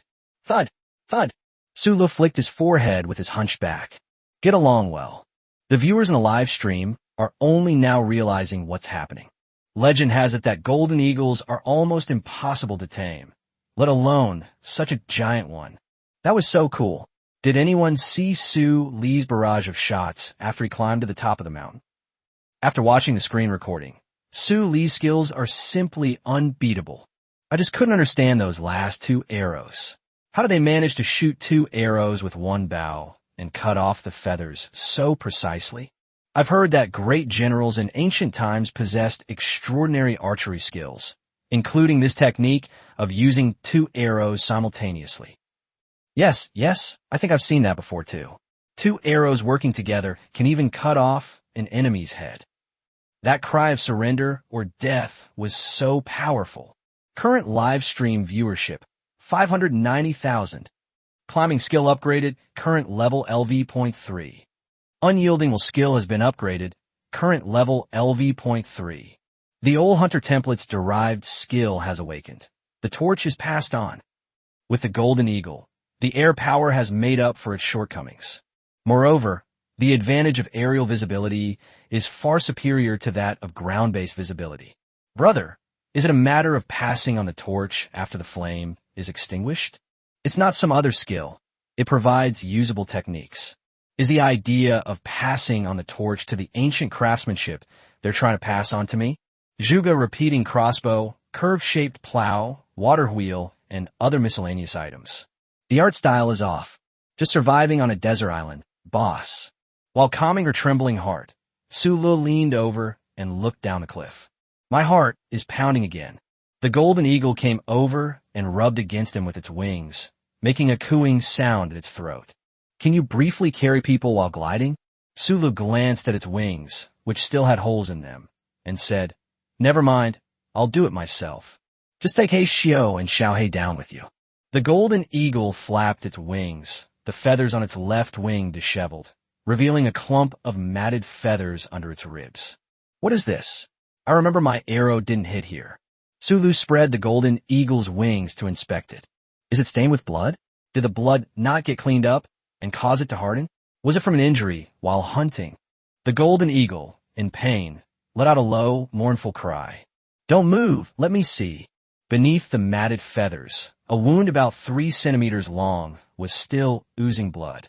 Inside the wound, half of a stone arrowhead remained broken off. No, it's not that the arrow is longer or wider than the arrowhead. It feels like some kind of throwing weapon. Did a contestant in a survival competition on a desert island do this? Su Lu had just fought a golden eagle. His stone-tipped arrows were easily deflected. For stone-throwing weapons to hit a golden eagle was a different story. This athlete who attacked the golden eagle is quite skilled. Since there were no medicinal herbs on the mountaintop, Su Lu didn't touch the half-stone blade on the golden eagle's body for the time being.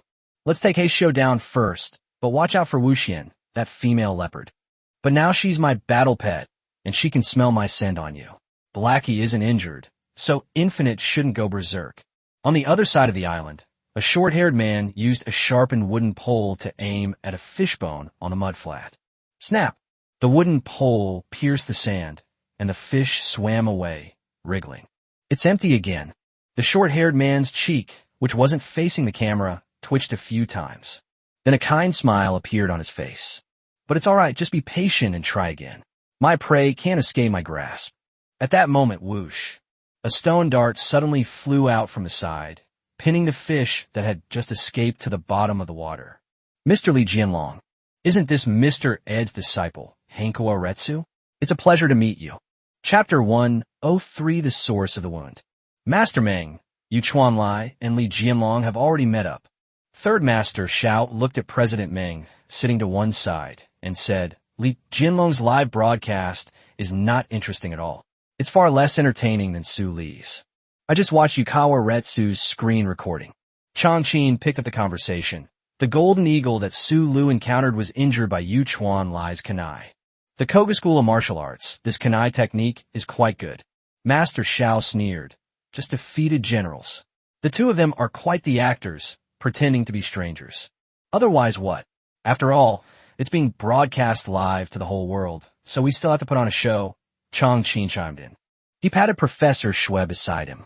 Stop repeatedly picking out those jars Su Lu made. Just take Su Lu as your son-in-law before Master Meng does, and you won't have to worry about him not helping you collect some antique pottery. Professor Xue slammed his hand on the table. How can matters concerning cultured people be so superficial? I should at least ask my daughter first. Ahem. President Meng, who had been silent all along, coughed twice.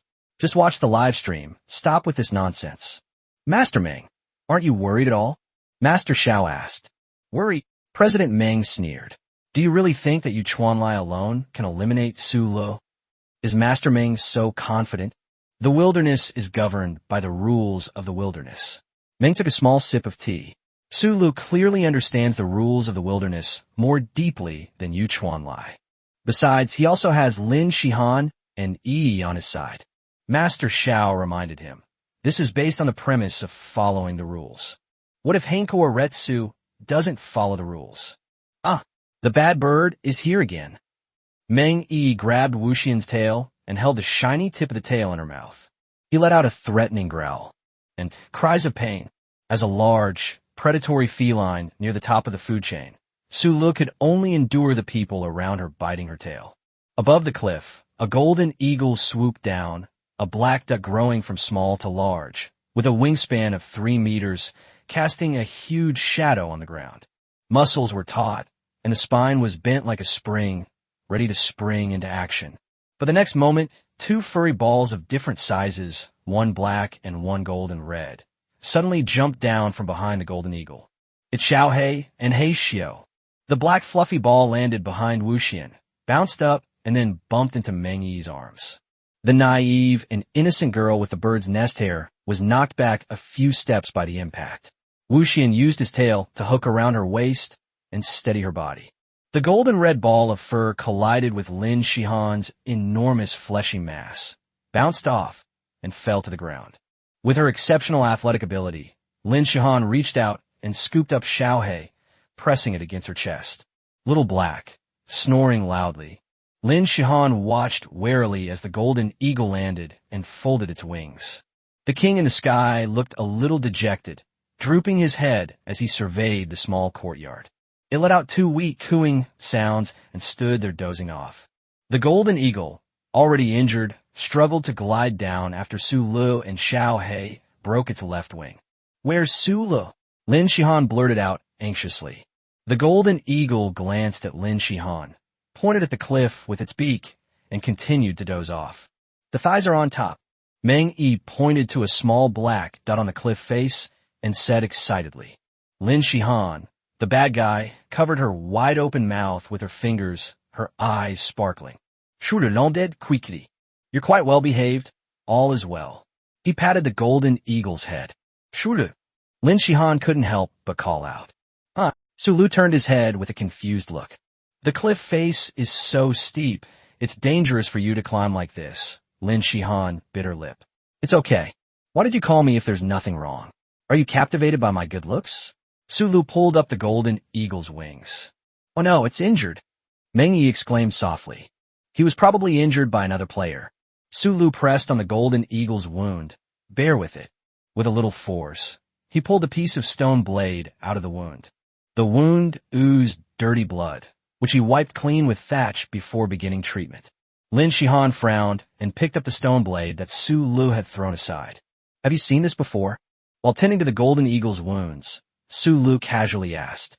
It looks like a Koga-style kunai, Lin Shihan replied. What the hell? Black eye with a question mark face, .jpg. Koga-style? Isn't that something from manga? I shouldn't let it slip. It seems I've revealed something that could lead to social death. I heard it from a friend, Sulu quickly added. Is this the friend you're talking about, the one you wanted to complain about? But she suppressed the thought. He should be a favorite to win this desert island survival competition. It's all thanks to Retsu Hankawa, she said. Hankawa Retsu? I think I've seen him on the contestant list, but his introduction didn't mention him. This Tsundere even knows this? Chapter 104, Coming to Cause Trouble. Is this Hankawa Retsu you mentioned really strong? Sulu applied a layer of crushed herbs to the golden eagle's wound and turned his head to ask in a serious tone. It's not about whether he's strong or not. It's that kind of person. Why should I play along with his jokes? Lin Shihan suddenly realized he's a very special kind of player. After finishing the joke, Lin Shihan pinched two small crescent moons facing each other between her eyebrows. Hanakawa Retsu's profile only states that he is an ordinary employee who likes wilderness survival and is an apprentice of Survival Master Ed. Actually, he came from the Koga school. Don't look at me like that. It's not as exaggerated as in the anime. He was actually more like a special forces soldier. You seem to know a lot. Sula nodded. Ninjas, and then what? Hanakawa Retsu is obsessive and will stop at nothing to achieve his goals. In the previous episodes of the survival show, some people teamed up with Yukawa Retsu, but they were all unexpectedly eliminated in the middle of the episodes. However, after reviewing the screen recordings, we discovered that Hankawa Retsu was behind all these accidents. Wait a minute, Sulu interrupted Lin Shihan. They've already paired up. Why would he cause an accident and eliminate them? Lin Shihan crossed her arms, raised her pointed chin, and said, to shield someone from harm, to refuse to obey him absolutely, or simply because of shortage of resources. She paused, then added, not every player can have such a dream start as you. In reality, 90% of the contestants may not even be able to eat a full meal until they are eliminated. Unlike them now, they eat until they're stuffed every day. Hee, it's nothing special. Sulu grinned, revealing a set of big white teeth, and scratched the back of his head. By the way, how'd he cause the accident? Don't play dumb. Lin Shihan took a deep breath, her breasts squeezing out of shape in her arms. She brandished the broken stone blade in her hand and replied, naturally, we use the Koga school's signature skill, the kanai. The golden eagle is an example. The golden eagle was injured by Yu Chuanlai. Whether he wanted to use the golden eagle as food or try to tame it, in his eyes the golden eagle should be his property. In other words, now that you've tamed the golden eagle, he'll immediately see you as an enemy who's stealing his prey. Sulu stared at the golden eagle, then reached out and plucked a stubble feather, wedging it into an arrow shaft to make an arrow fletching. He came to the island too. Lin Shihan shook her head. It can't be confirmed. Golden eagles have always had a very wide range of activity. Golden eagle. Roar. Oh, so they've already arrived on the island. Sulu said thoughtfully. Lin Shihan solemnly reminded Sulu, I feel like I've been outshone by a silly bird. What if I were on the same island as Yu Chuanlai? Either become his lackey, or you have to get ahead of him and eliminate him. Why even bother choosing? Let's just go for it. Sulu stroked the golden eagle's crest feathers. The wound is bandaged up. Rest for a couple of days, and you'll be able to move around freely in a few days. First aid skill upgraded, current level LV.3. From now on, your name will be Xiao Sha, meaning sand sculpture. The golden eagle tilted its neck, indicating that it readily accepted the name. Lin Shihan, is this really a name? What's wrong, Yi? Are you scared? Sulu ruffled Meng Yi's messy hair. Hearing the name Yu Chuanlai made the naive and innocent girl feel a little down. Were you scared? Don't be afraid. It's just Yukawa Retsu. Sulu tried to comfort her. Meng Yi nodded blankly. Ugh, I'm terrible at comforting little girls. This is a problem. Live stream chat. Isn't Hankawa Retsu with the young master of the Li group right now? It seems that Li Jianlong is also in danger. They are both Chinese. I hope Li Jianlong won't be tricked by Yu Chuanlai. It's a bit strange that the two of them seem to get along so well. Who cares? Let's just wait and see how Sulu eliminates Yu Chuanlai. The person upstairs is so confident. Yukawa Retsu's live stream room number is number 9. What's wrong with number 9? Sulu was just unknown before. After this survival show on a desert island, Sulu will definitely become a household name in the wilderness survival world. That's right, when the time comes, Sulu will probably be in the top 3, let alone the top 10. Su Lu pushed the uncoaxed Meng Yi to Lin Shihan and then asked, by the way, what do you mean by the Koguryu Kanai technique? How powerful is it? Lin Shihan immediately replied, unarmed throw, maximum range of 50 meters with a landing deviation of within 10 centimeters. Within 20 meters, the landing point deviation is 3 centimeters. There is no statistical data on the landing point deviation within 10 meters, so it can be regarded as no deviation. The wounds on sand sculpture Little Sand were probably caused at a distance of about 40 meters. Is that all you're saying? My wooden bow has about the same range. I'm not afraid of him in a shooting contest. However, the bow and arrow had a very slow firing rate. I'm not the kind of man who gets impotent after just one ejaculation. As Su Lu pondered this, he turned to check the ventilation furnace. The second batch of iron hadn't been taken out yet. What? You have a way to deal with Yu Chuan Lai? Lin Shihan asked. Chapter 105 Zhuge, repeating crossbow. It's not necessary to deal with it. Su Lu looked at the stone knife, now shattered into pieces, with a pang of heartache. When he came down from the cliff, he also brought down the remains of the stone knife. It will make a nice souvenir. Whether or not one intends to harm others is another matter, but one must not lose the ability to guard against others. Besides, you said that Yu Chuan Lai is not a kind person. Therefore, we cannot lack the necessary self-defense weapons. What weapon? Lin Shihan asked, used to Su Lu leaving things unsaid. Have you ever heard of Zhuge Lianshi? The Flame of Succession LV.1. Lin Shihan was puzzled. In a tea house in Shanghai, Professor Shui sprayed a mouthful of De Hong Pao tea onto the face of Master Shao across from him. Old Shui, slow down. Do you know how difficult it is to get De Hong Pao tea from Zhejiang? But Professor Shui just stared at Su Li's live stream screen, repeating 4 words. Zhuge Lianshi is actually Zhuge Lianshi? Master Meng. I know. The lost ancient craft. President Meng's expression was serious, and his voice was low. The fact that Su Lu dared to say that means he is confident. He actually knew the craftsmanship of Zhuge Lianji, a type of arrow. Professor Shui said, just as seriously, if this craft can be continued, it will be a significant addition to the archaeology of that era. Live stream chat. Is it true? Boss Su Lu is going to create Zhuge Lianshi. It is said that the Zhuge Lianshi technique was lost long ago because of its complex craftsmanship and the need for specially made arrows. There are quite a few people in the public and academia who have tried to replicate this technique. Is Mr. Su Lu serious? Su Lu, shouldn't you consider being more practical?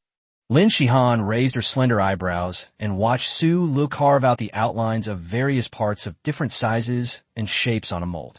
Tool crafting LV.3. The parts seemed to fit together and could be assembled, but she was quickly overwhelmed by the sheer number of them. He pinched his brow, and 2 small marks appeared between his delicate yet heroic eyebrows. That's pretty pragmatic, I think. Su Li's hands kept moving, sculpting the outline of a part that resembled a gear and connecting rod. I originally wanted to make a musket, but now we don't have the materials to make gunpowder. We're short of sulfur. As she spoke, she became more and more exaggerated. Lin Shihan tightened her arms, and her short shirt was pulled up. From Su Li's angle, he could just see the lower edge of the southern hemisphere. He couldn't be distracted. Women would only affect the stability of his hands. He suppressed his curiosity about Antarctica. Half an hour later, the drawing was complete. Cut out the flow channels and pores. Mold assembly. The furnace was opened to collect the iron slag, which was then poured into an earthenware urn and melted. Pouring. Molten iron flows in the mold, and excess molten iron overflows from the pores. While waiting for it to cool, Su Lu cut the blackcurrant stems into short sections of about 30 centimeters. Cut and polish it. Attach dried python tendons to one side, and insert twisted python tendons. Continue cutting out the outer shell of Zhuge Lianshi and other wooden connectors with an iron knife. Another hour passed, and the parts in the mold had begun to cool. Smash the wooden frame. Pick up your package. The intricately crafted parts were scattered all over the ground. Lin Shihan looked at the various components scattered on the floor with a headache, then glanced at Su Lu. Why are some people able to understand the purpose of these parts? Is there some difference in the brain circuits of different people? Su Lu picked up the various parts, divided them into small piles according to their functions, and then began to polish the sprue and parting lines. Precision machining. Jia. Sweat dripped down his forehead. Lin Shihan couldn't bear to watch and wiped it away for him, but soon more sweat dripped down. There's saltpeter over there. You can add it to the water to make ice water, and then chill 2 coconuts. Su Lu wiped the sweat that had trickled down to the tip of her nose from her palm and said, "Fine, I'll forgive you for ordering me around again. Does adding water to saltpeter take a while to cool it down?" Lin Shihan prepared the basic materials for making ice with saltpeter in a ceramic jar, and then called over Meng Yi, who was still in a bad mood. "Yi, let's go pick some coconuts together. I'll teach you how to tell which ones are drinkable and which ones are overripe." The innocent-looking girl stared wide-eyed. Okay. That's it. You've appeased them now." Su Lu watched as the arrogant black-haired man led the white-haired man with the bird's nest hairstyle away. "Why can't I learn how to coax girls?" Professor Xue held the phone as if it were a priceless treasure, not wanting to blink. "So that's how it is. It has such an ingenious structure. The ancient pottery, Zhuge Lianshi, and Su Lu are truly invaluable treasures in our field of literature and history. No matter what, I'm going to bring him to my research institute. All right, I need to call my daughter Wan Wan. I want Su Lu to be my son-in-law." President Meng. The last component has been ground and assembled. Su Lu held up a delicate bow, an arrow in the shape of a cross, with a box-shaped body in the center. The bow's 2 wings are fully drawn, while the bowstring is swallowed into the box-shaped fuselage. A row of arrowheads, polished to be almost identical, peeked out from the front of the fuselage. Zhuge Lianshi, complete. Chapter 106 Fear of Insufficient Firepower. Precision machining skill has been upgraded to LV.2. The skill passing on the torch has been upgraded to LV.2. Su Lu aimed the Zhuge Lianji arrow at a piece of yellow mutton hanging at the other end of the courtyard and pulled the trigger. Swish, swish, swish. A faint sound of wind breaking came from inside. On the mutton, holes about 3 millimeters in size appeared one after another. The specially made arrow pierced through the skin of the mutton, with the shaft even embedded in the meat. Then half a finger's length appears from the other side. The power of the rapid-fire arrows is not bad. Su Lu retrieved the arrow shafts before Lin Shihan and the others returned. If she knew I was experimenting with food like this, she'd tear me apart. The most important features of the rapid-fire arrow are continuous fire suppression and portability. Therefore, its power is greatly reduced compared to the wooden bow. When I fired just now, I was about 10 meters away from the target, which is this piece of flesh. As viewers in the live stream can see, all 10 of our arrows only pierced through one side and did not go straight through. If the distance is too far, it may only be able to pierce but not penetrate. After explaining, Su Lu put the arrows back into the arrow box, walked a distance away, and tried shooting again. Swish, swish, swish. The trigger spring causes the arrow magazine to automatically push and pull back and forth. The arrows in the quiver were emptied in an instant. This time, the arrow pierced the mutton skin to a depth of about 5 centimeters. The distance just now was 20 meters. An arrow could penetrate 5 centimeters. Actually, it's an acceptable distance. Based on our estimation, the effective kill radius should be around 50 meters. We can't guarantee the effectiveness beyond that distance. Load the arrow and test fire again. 5 meters away. Swoosh, swoosh, swoosh. This time, Su Lu pulled the trigger, and arrows shot out one after another. 10 arrows pierced through the meat one after another and lodged in the thatched wall behind the mutton. The penetration distance for close-range shooting is about 5 to 6 meters. Su Lu gave a summary. Retrieve the arrows. The Zhuge Lianshi, a type of crossbow, and arrows were spread out on a rock, and the entire crossbow set was captured by camera. This is our Lianya. Close-range shooting can penetrate up to 6 meters. The maximum lethal range exceeds 50 meters. Improving the materials used for the bow arm and bowstring can further enhance this performance indicator. The magazine can hold 10 rounds, and it takes about 20 seconds to reload it. You can also prepare fully loaded arrow magazines in advance. In this way, if you replace the arrow magazine directly, the reloading time will be reduced to less than 3 seconds. Short action spring for single shot bursts. long-action spring for continuous full-shot bursts. I use lanolin as a lubricant between the springs, which has two advantages. Firstly, mutton fat has a good lubricating effect and a high freezing point, so there is no need to worry about liquefaction and seepage contaminating the mechanism.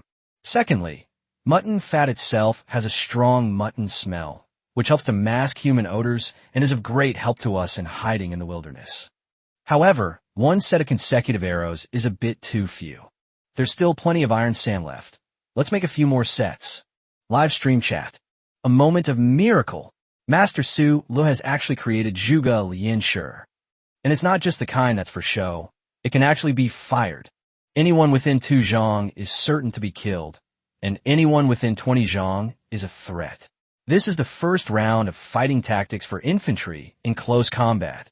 Furthermore, it can fire in bursts or in rapid succession, and the magazine can be replaced. I've said this many times, but I still want to say it. Su Lu is awesome. Boss Su Lu said he wants to make a few more sets.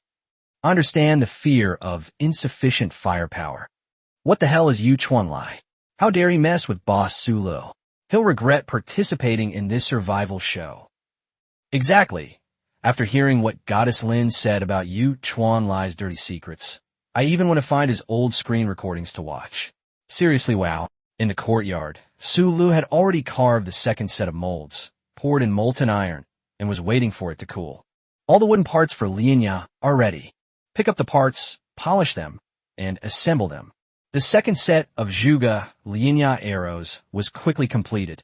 Bullet screen. Did you guys notice? The mold for Boss Su Li's second set of parts is almost exactly the same as the first set of molds. His hand is so steady, I'd call Su Lu invincible. Dual-wielding Zhuge Lianji. I've got the vibe. Current live stream viewership, 610,000. Specialized skill branches are now available. Host weapon specialization detected. Specialization skill awakened. Gunfighting. Specialized skill, gunfighting. Hunting and weapon mastery are skills specific to animals and skills specific to the use of a single weapon, respectively. Gunfu is a complete set of fighting techniques, so it belongs to specialized skills. It's essentially a targeted enhancement of close-quarters combat ability, or the ability to fight multiple enemies in the wild when encountering a herd of beasts. Continue. Soon, 4 sets of Zhuge Lian Shi were completed. Precision machining skill upgraded to LV.3. Su Lu, we're back from picking coconuts? Lin Shihan and Meng Yi chatted and laughed as they returned to the courtyard with green coconuts, only to find arrow boxes scattered all over the ground. And between the arrow caskets, 4 sets of consecutive arrows were neatly stacked. Chapter 107 Test Shot.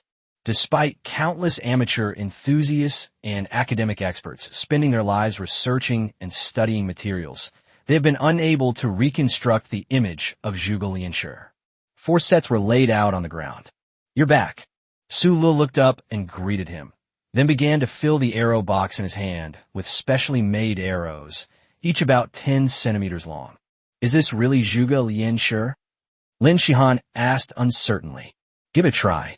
Su Lekong didn't make a move, so he gestured with his chin towards the 4 sets of consecutive arrows on the ground and said, It's very simple to operate.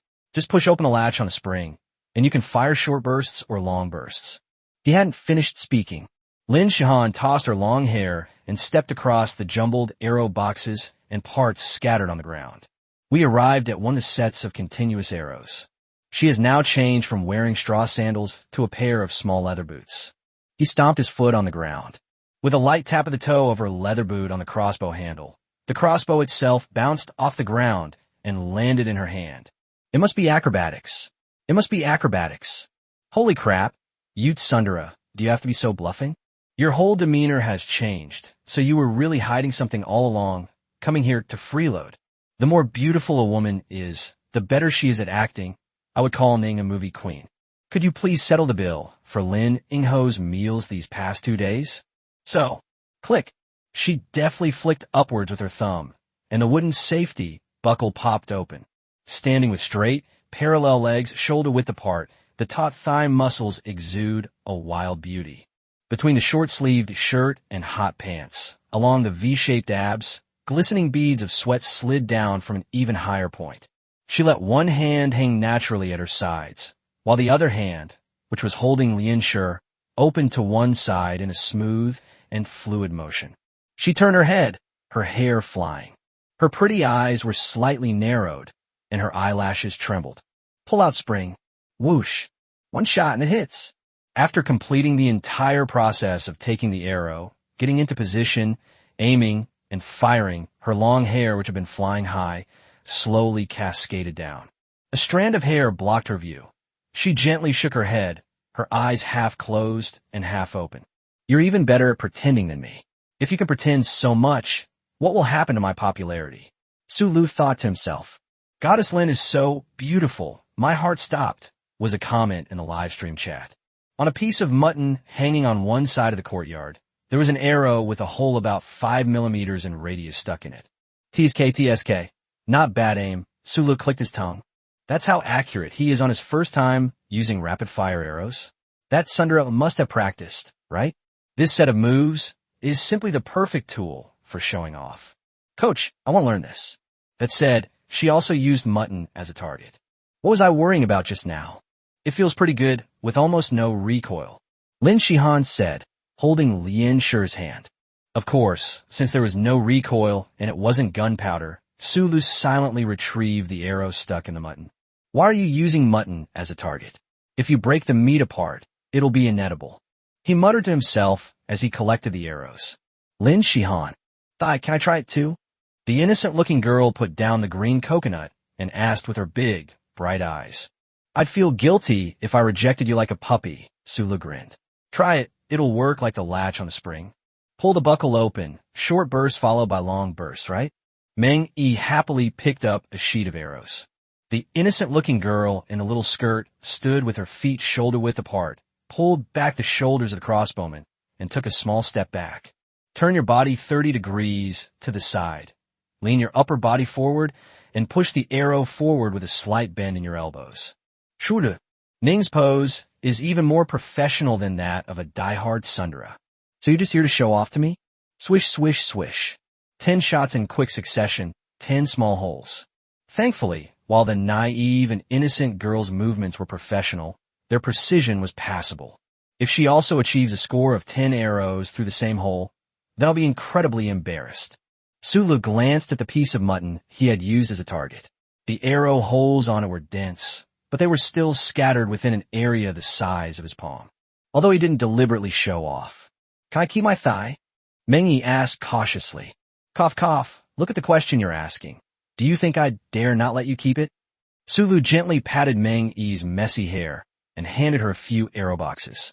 The extra ones are made for you to keep for self-defense. The arrow magazine is replaceable, and the crossbow string will be automatically drawn after the magazine is loaded.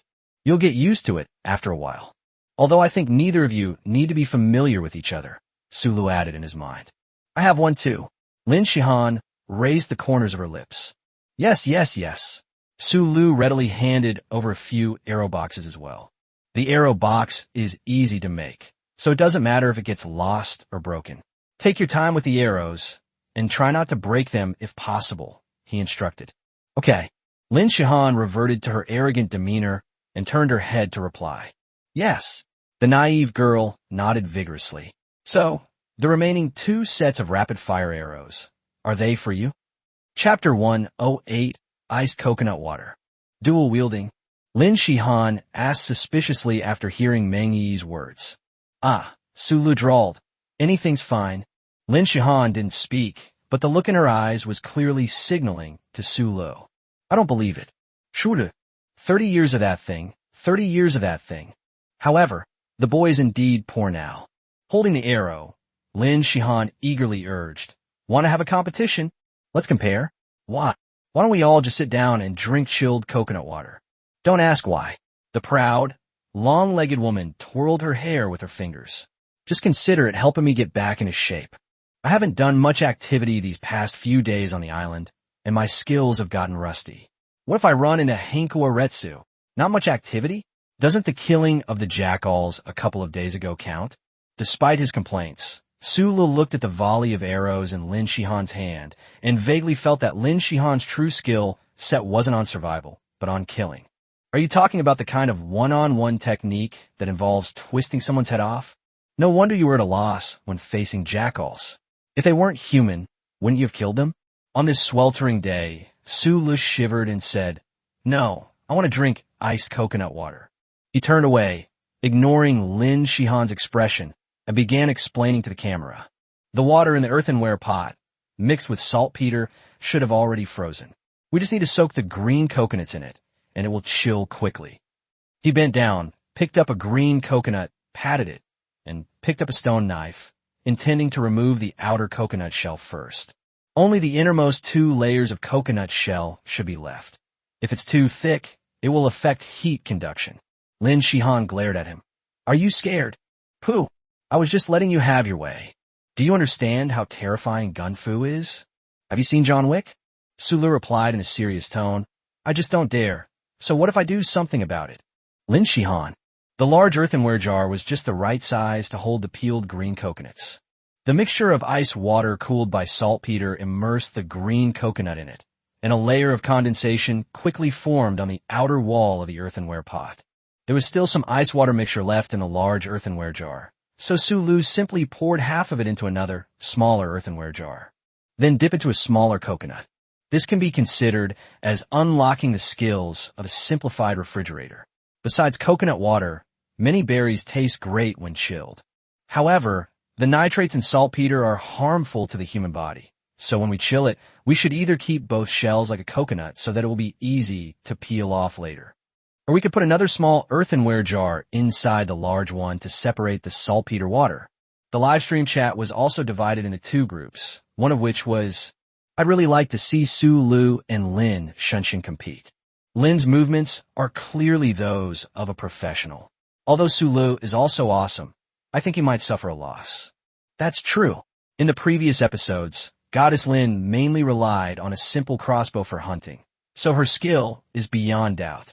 Have you forgotten how Boss Sulu dealt with the pack of jackals and tamed the golden eagle? I don't think Boss Sulu would necessarily be at a disadvantage in a real comparison. The other group is iced coconut water. I'm so craving it. Iced coconut water isn't hard to make, is it? You just buy a coconut from the supermarket and put in the fridge. What's the big deal? You upstairs don't understand, do you? Freshly picked coconuts from the island, peeled and iced right away. Imagine lying in a courtyard, looking at the sea, feeling the sea breeze, and drinking coconut water. Can that compare to you sitting inside in front of the computer? Now that you mention it, it makes me want to go on a beach vacation too. Watching other people's live streams to pass the time, but watching Sue Lee's live stream feels like it might break my wallet. Forget it. Let's just watch Sulu enjoy himself. I still have to discuss requirements with the client tonight. The people upstairs are really pitiful. Maybe they should buy a coconut to keep in the fridge. Facepalm, facepalm. Feeling the sea breeze and listening to the waves. Watching the clouds slowly gather and cast shadows on the sea and beach. Everywhere you look, there's a blue sky, white clouds, clear seawater, and various green trees. Sulu leaned against a large rock, took out the chilled coconut, peeled off the last layer of husk, and made a small hole. Menyi, oh. Yours, Sulu said, handing over the peeled coconut. Menyi, thank you so much. Tons. Do you want some? Sulu asked Lin Shihan, who was still sulking as he held up the second coconut. Why are you being so stingy with your clothes? If a fight breaks out, they'll all be exposed. Is he that competitive? I won't drink. Lin Shihan refused haughtily. Shuru, asterisk, burp asterisk. This. After working up a sweat on the island, nothing feels better than a sip of ice-cold coconut water. I finally found one that's just the right ripeness. It would be such a waste not to drink it. Hey, where's my coconut? Oomph. Lin Shihan rolled her eyes at Sulu, then held the coconut she had snatched and brought it to her lips. Tons. That's where I drank. Chapter 109 Taro Balls and Buckwheat Porridge Base. Lin Shihan continued to drink heartily. While tilting her head back to drink coconut water, she rolled her eyes at Sulu from the side. Tons. Meng Yi blinked her big eyes, looked at Lin Shihan, and then at Sulu. Go drink your coconut water. I've finished drinking. Meng Yi handed over the empty coconut shell, with only a layer of white coconut meat inside. The naive and innocent girl is so fast. Hey, what are we having for dinner tonight? Sulu looked at the sky with a questioning attitude. The position of the sun indicated that it should be around 4 o'clock in the afternoon. Do we fast forward to dinner? You're so skinny. How come you can eat so much? You know, if my former colleagues knew about your constitution, they'd be green with envy. I'm hungry too. I had soup this morning and some wild fruit for lunch. It's almost time for dinner. Lin Shihan put down the empty coconut shell in her hand and said, now that you're asking me for food, you don't feel any pressure anymore? To be honest, I still miss that shy and sassy girl from a couple days ago. As Sulu was internally complaining, Lin Shihan pointed to one side of the courtyard and said, I put the things I gathered over there. Lin Shihan brought back taro, purple sweet potato, lettuce, wild buckwheat, and purslane. They were sorted and arranged into categories, then piled up on a shady side of the courtyard.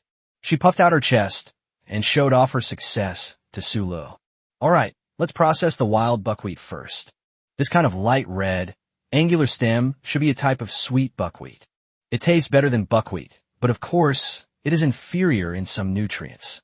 However, when it comes to wilderness survival, one is not so picky.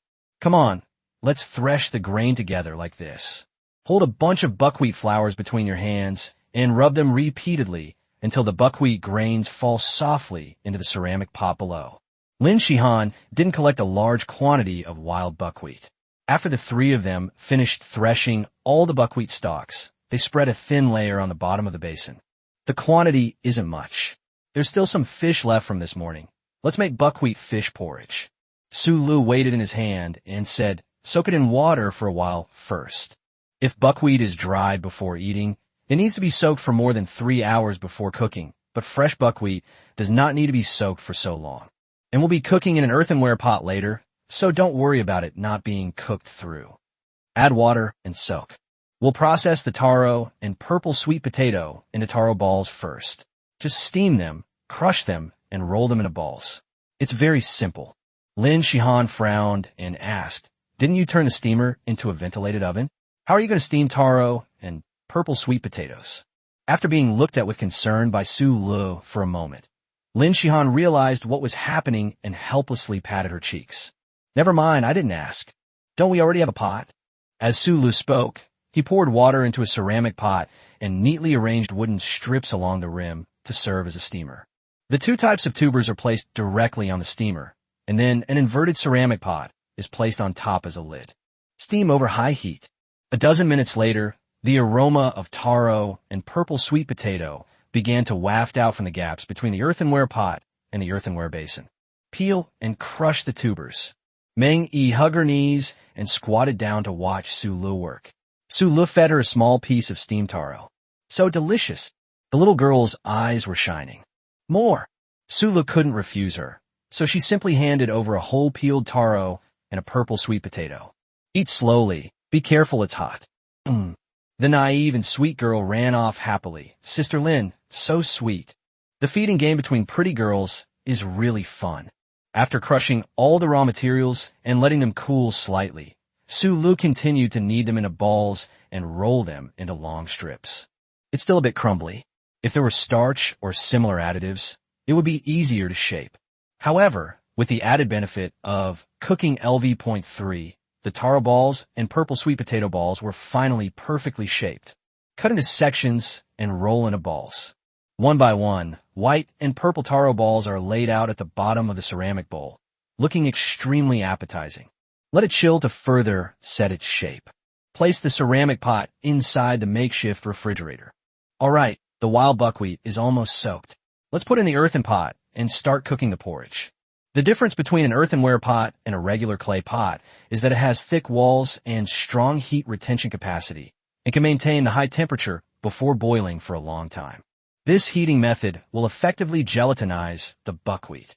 While explaining, Sulu set up an earthenware pot, poured in buckwheat and water, covered it, and simmered it. Glug, glug, glug.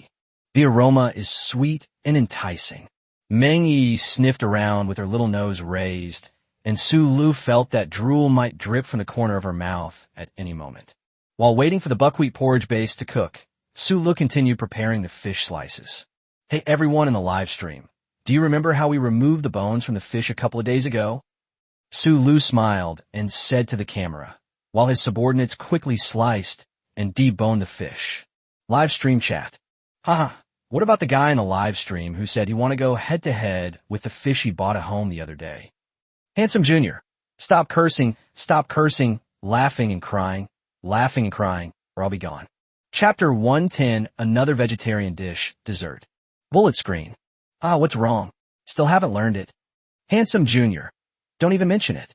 Su Li's techniques are so easy to understand, but so difficult to execute. My mom has been forcing me to clean the kitchen these past few days. Holy crap. Did you blow up your kitchen or something? Handsome Jr., no, it's a long story, laughing and crying emojis.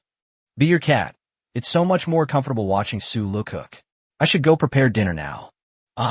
It's rare to see that the big shot upstairs hasn't given any tips. It feels so strange. Be your cat. Oh? Well, I'm going to disappoint you. Be your cat. Tipped with 100 bottles of iced Coke. Is this even allowed? I'm begging you. Lay the sliced fish flat and arrange them at the bottom of a ceramic bowl. Peel and shred fresh galangal. Then insert it into the gaps between the fish slices. Grind the rock salt into small pieces and sprinkle the coarse grains on the surface of the fish fillets. Gently press the fish fillets to allow the flavor of the rock salt to penetrate them. Cut a few cattail leaves to absorb excess salt and ensure the fish fillets remain moist. Meng Yi rummaged at the rim of the basin. Thigh. When are the fish slices going to be added? No rush. Fish fillets cook very quickly, especially this kind of sea fish. The meat is tender and hardly needs to be cooked for long. Meng Yi, Xiaohei, and Hei Xiu want to eat. Can I feed them some?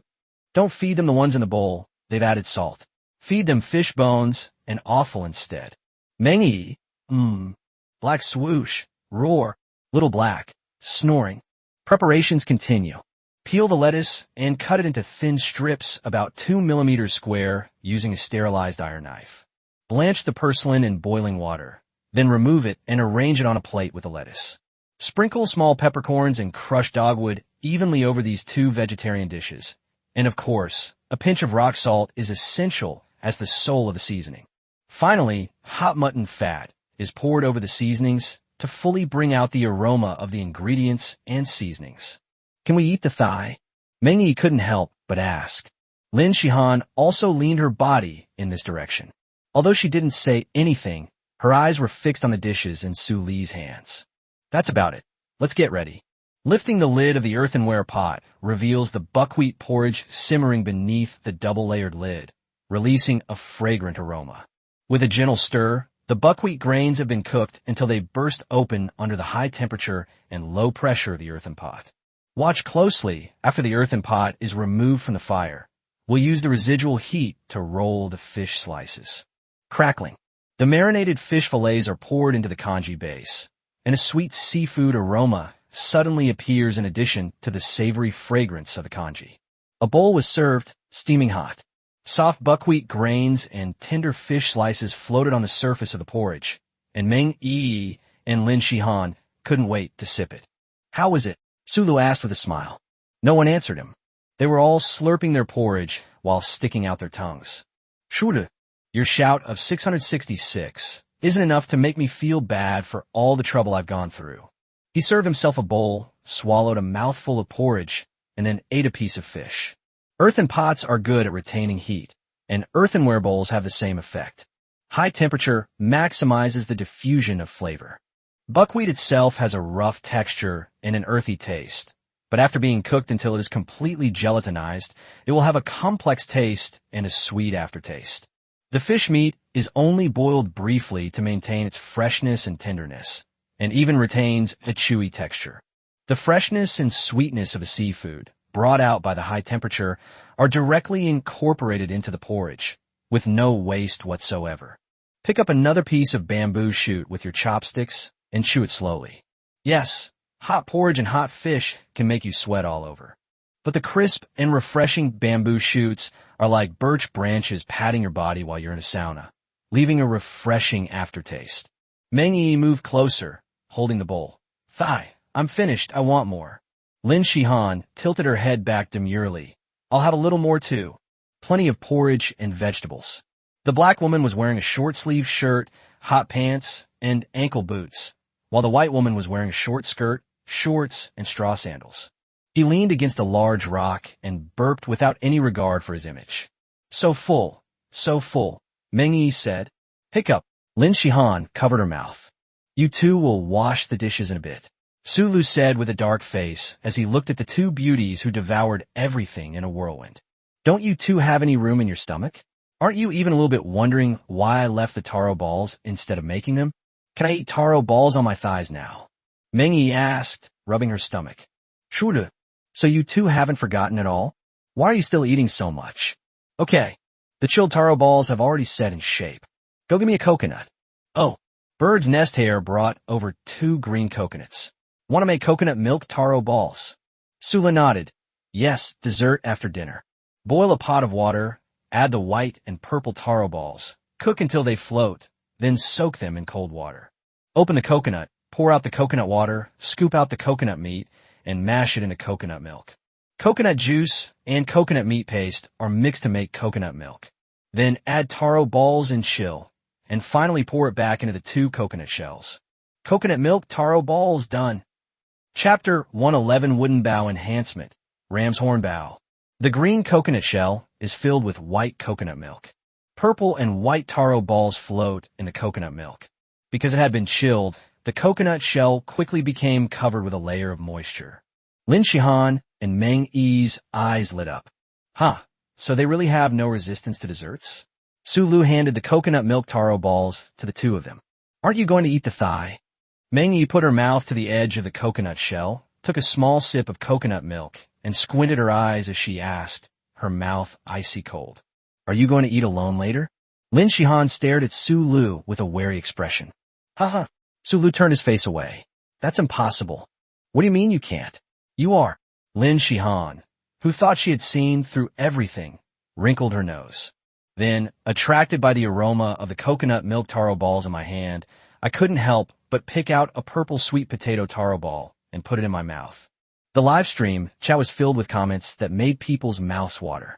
I'm not watching anymore. I'm going to order takeout. This lousy live stream is making me fail at everything I do to lose weight.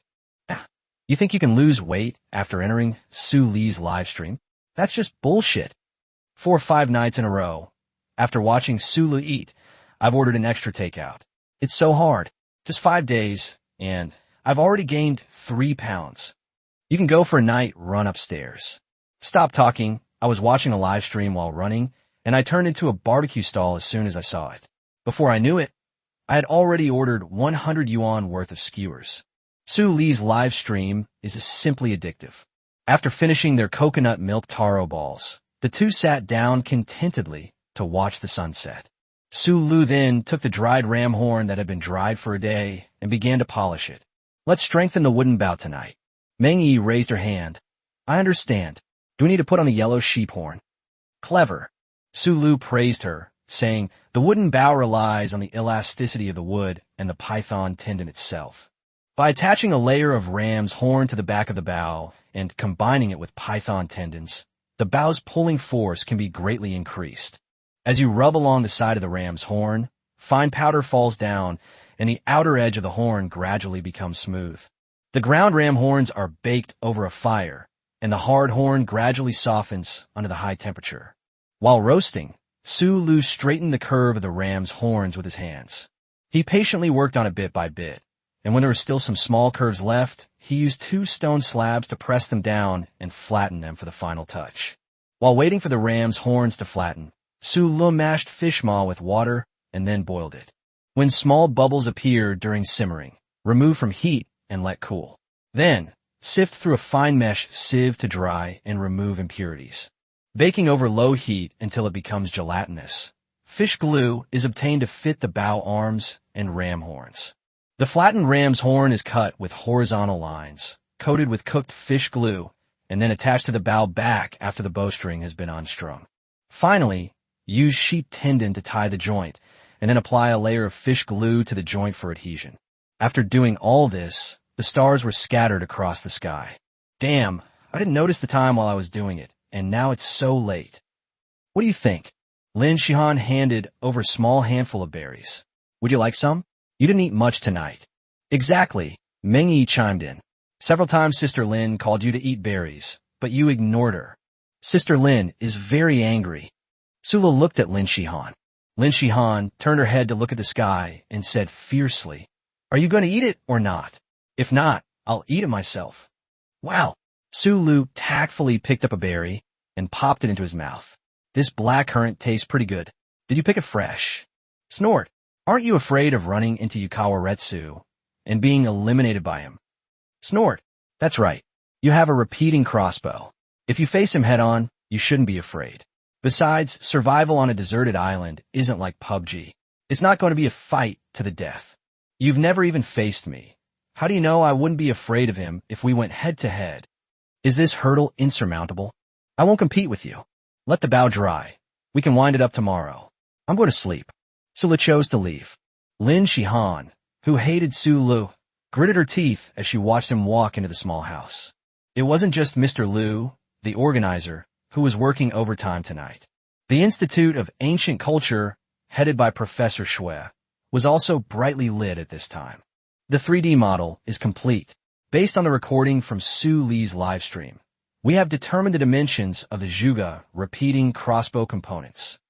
We've created a model using a computer, and the tolerances have been determined. We can now proceed with mold making. Notify the mold making team immediately. Also, let's sculpt the prototype out of wax and try assembling it. I've also compared it with the relevant records. The functionality and appearance match the records by more than 80%. Why is there still a 20% difference? It is speculated that the errors or interpretations were made during the transcription of historical materials, as well as some fabrications by later generations. Who exactly is this Sulu? Based on his pottery, the ancient pottery experts have also supplemented some previously incomplete records. That evening, he also remade a ram's horn bow. A ram's horn bow? A variant of a bull's horn bow? That's nothing special, is it? Indeed, but it's truly unbelievable that all these ancient craftsmanship techniques could appear on one person at the same time. Chapter 112, they've arrived. Mr. Yukawa, can you find any other contestants on the island? Inside a cave on the north side of the island, Li Jianlong was roasting a fish over a fire. No wonder he's Mr. Ed's student. I'm so sick of eating raw root vegetables and sea snails. This is the first time I've seen fire in 6 days. The thin man sitting cross-legged opposite him was none other than Retsu Hankawa, a disciple of the survival master Ed and a successor of the Koga school. Hankawa Retsu looked at the flames with a mocking expression and said, Why not? Finding traces of human activity is not difficult for me. I'd seen smoke rising from campfires before I came to this island. Smoke? Li Jianlong narrowed his eyes. I didn't expect there to be such a powerful survivor on the island. I'm completely stumped when it comes to starting a fire. On the south shore of the island, Hankawa Retsu looked up at Li Jianlong. Mr. Li, should we join them? He emphasized the word they. Li Jianlong smiled, tore off a piece of charred fish, stuffed it into his mouth, and chewed it with a crunching sound. It's been a long time since I've had cooked food. Fish doesn't taste good if it's overcooked. Of course we should meet up. If they run into trouble after we reunite, we can lend a hand. Consider it a pleasant surprise. Don't you agree, Mr. Hankawa? Hankawa Retsu swallowed a round dumpling of unknown ingredients and gave a cold laugh. I'm going out for a walk. Mr. Li, please take your time eating. Ah, a clear eagle's cry echoed beneath the clouds on the south bank. The golden eagle shot darted back and forth among the clouds, its wings spread wide, displaying extraordinary power and majesty. Roar! Wu Xian, who was lying on a thick wooden branch, raised his head and growled at the golden eagle. Her voice wasn't loud, but it was deep and resonant, exuding an unquestionable air of authority befitting a land-based ruler. Xiao He and He Xiao, one of the adorable creatures, looked up and barked weakly a few times, expressing their dissatisfaction at being disturbed from their peaceful sleep so early in the morning. Only Pigsy, after his night patrol, slept soundly, nudging the ground with his nose and humming.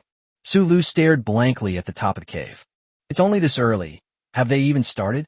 Don't they have any sense of public decency? Reluctantly, I rolled over and got out of bed. The number of bedding items in the cabin increased from 2 to 3, and Meng Yi now had her own belongings, which were placed side by side with Lin Shihan's. Between the two girls' bedding and Su Li's bedding, a screen, barely functional, was erected. This was also caused by Su Lu. There was no way around it.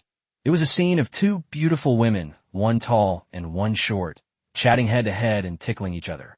It's really bad for sleep. Su Lu glanced outside and muttered softly, "Looks like it's going to rain." The clouds hung low, with ample food and water supplies. Su Lu could ensure he wouldn't go hungry for 2 or 3 days, even in the face of strong winds and torrential rain.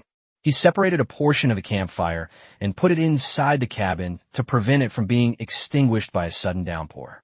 The ram's horn bow, which was reinforced yesterday, has been completely shaped, and the ram's sinew attached to the bow body is now perfectly integrated with the bow itself. He knocked the arrow, drew the bow, and fired it horizontally toward the beach. Buzz! With a deep, resonant bow beat, the long arrow, tipped with the tail feathers of the iron-tipped eagle, flew out in an almost straight arc. After traveling about 100 meters, the speed slowed down and it began to show signs of falling. It's pretty good. After attaching the ram's horn, the effective killing range exceeds 130 meters. If it's a projectile, it should be able to reach a distance of over 200 meters. The ram's horn bow can be used for ranged attacks, and when close to ground, it can be used as a dual-wielding Zhuge repeating crossbow. The leather outfit made by the naive and innocent girl can also provide some protection. As Su Lu was assessing his combat strength, Lin Shihan's voice came from behind him. "Can a new bow be used? Let me try it. Why do you always appear and disappear so mysteriously?"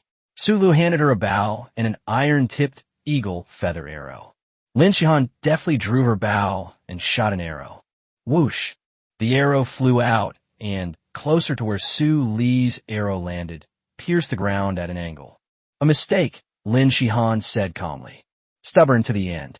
I've never lost a competition," Su Li said with a chuckle. The loser retrieves the arrows.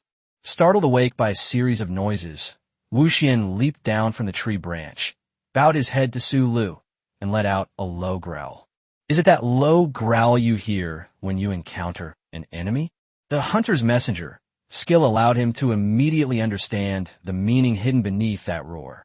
Black Panther's daily range exceeds tens of kilometers, so it's highly likely that Wu Xian wandered to the other side of the island at night and then saw Yukawa Retsu.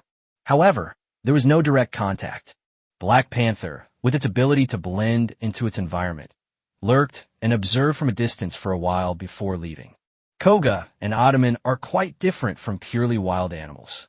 However, having traveled such a long distance to this island, we must be on guard, and it's time for the first round of eliminations. The contestants' low popularity, unexpected events, and other miscellaneous reasons.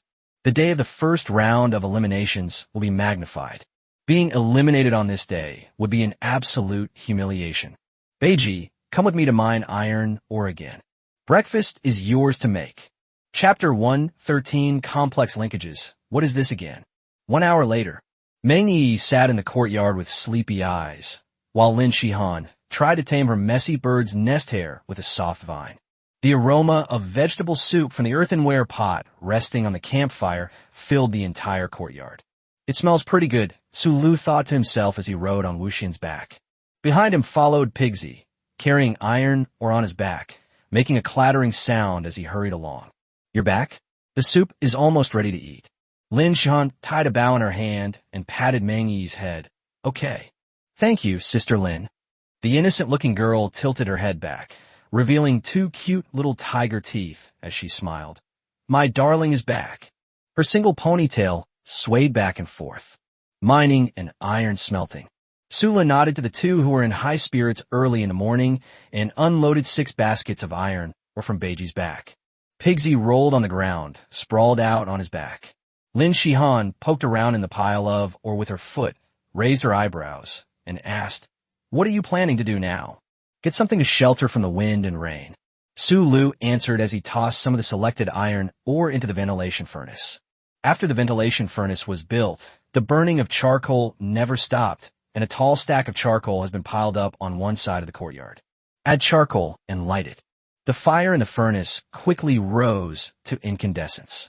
Under the gloomy sky, thick smoke and hot air billowed from the ventilation openings of the furnace, shooting into the sky and reaching the clouds. "It's quite eye-catching," Sulu said, squinting at the billowing smoke. "Come eat when you're done." Lin Shihan served out 3 bowls of soup, 1 for each person. The north side of the island. Hanko Aretsu moved the wild boar that had fallen into the trap out of his sight and looked up at the column of smoke in the sky. "Hee, it seems we don't need to search anymore. The people on the island have already shown us the way." Li Jianlong looked in the direction Yu Chuanlai pointed, smiled, and said, "That's good. The sooner we meet up, the sooner we can cooperate." To be fair, Mr. Yu Chuan's method of taming animals is indeed brilliant. By combining kindness and severity, even a large wild boar like this has to bow down to Mr. Yu Chuan. The wild boar in the trap had already stood up again. It was about 1.23 meters tall at the shoulder, with a lean build, and when it pawed the ground, gravel flew everywhere. It demonstrates its extraordinary power. Mr. Li has good taste. Yu Chuanlai put a vine-bound noose around the wild boar. "I specifically chose this wild boar. It should be the king of this island. He is 1.2 meters tall at the shoulder and weighs over 200 kilograms. He is definitely the best footwork for long-distance travel across islands. If danger arises, they will be the first to step forward, acting as a fearless and valiant warrior.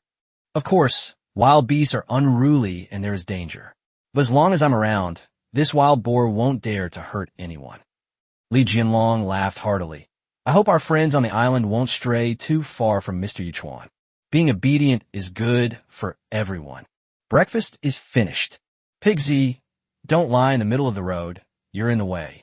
Sula kicked Beiji in the butt. The 350-kilogram wild boar grunted twice and climbed to a corner of the cliff to continue sleeping. Sula could sense its emotions. They had to keep watch at night and also transport stones. "I feel so wronged. Why don't we go back to Gao village?" he muttered with a laugh, tossing over a piece of dried snake meat. Pigsy immediately began to fawn. The first batch of iron was quickly smelted. The furnace was opened, the slag was removed, and the iron was melted in a ceramic pot. This time, the mold was long and narrow, and Sulu carved out various strip-shaped connecting rod outlines on it.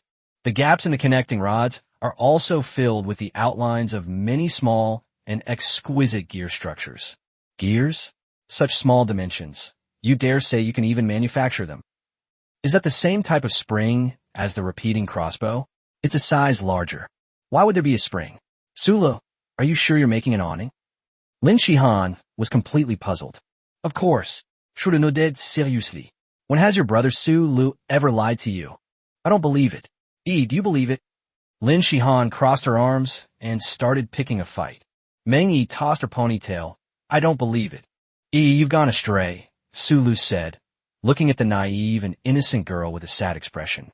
Let's go fishing. Xiaohei will help too. The black-haired woman with loose hair led the white-haired woman in a single ponytail, their hair swaying in the narrow beams of sunlight filtering through the clouds. A sea breeze blew by, and the clouds quickly obscured the sunlight again.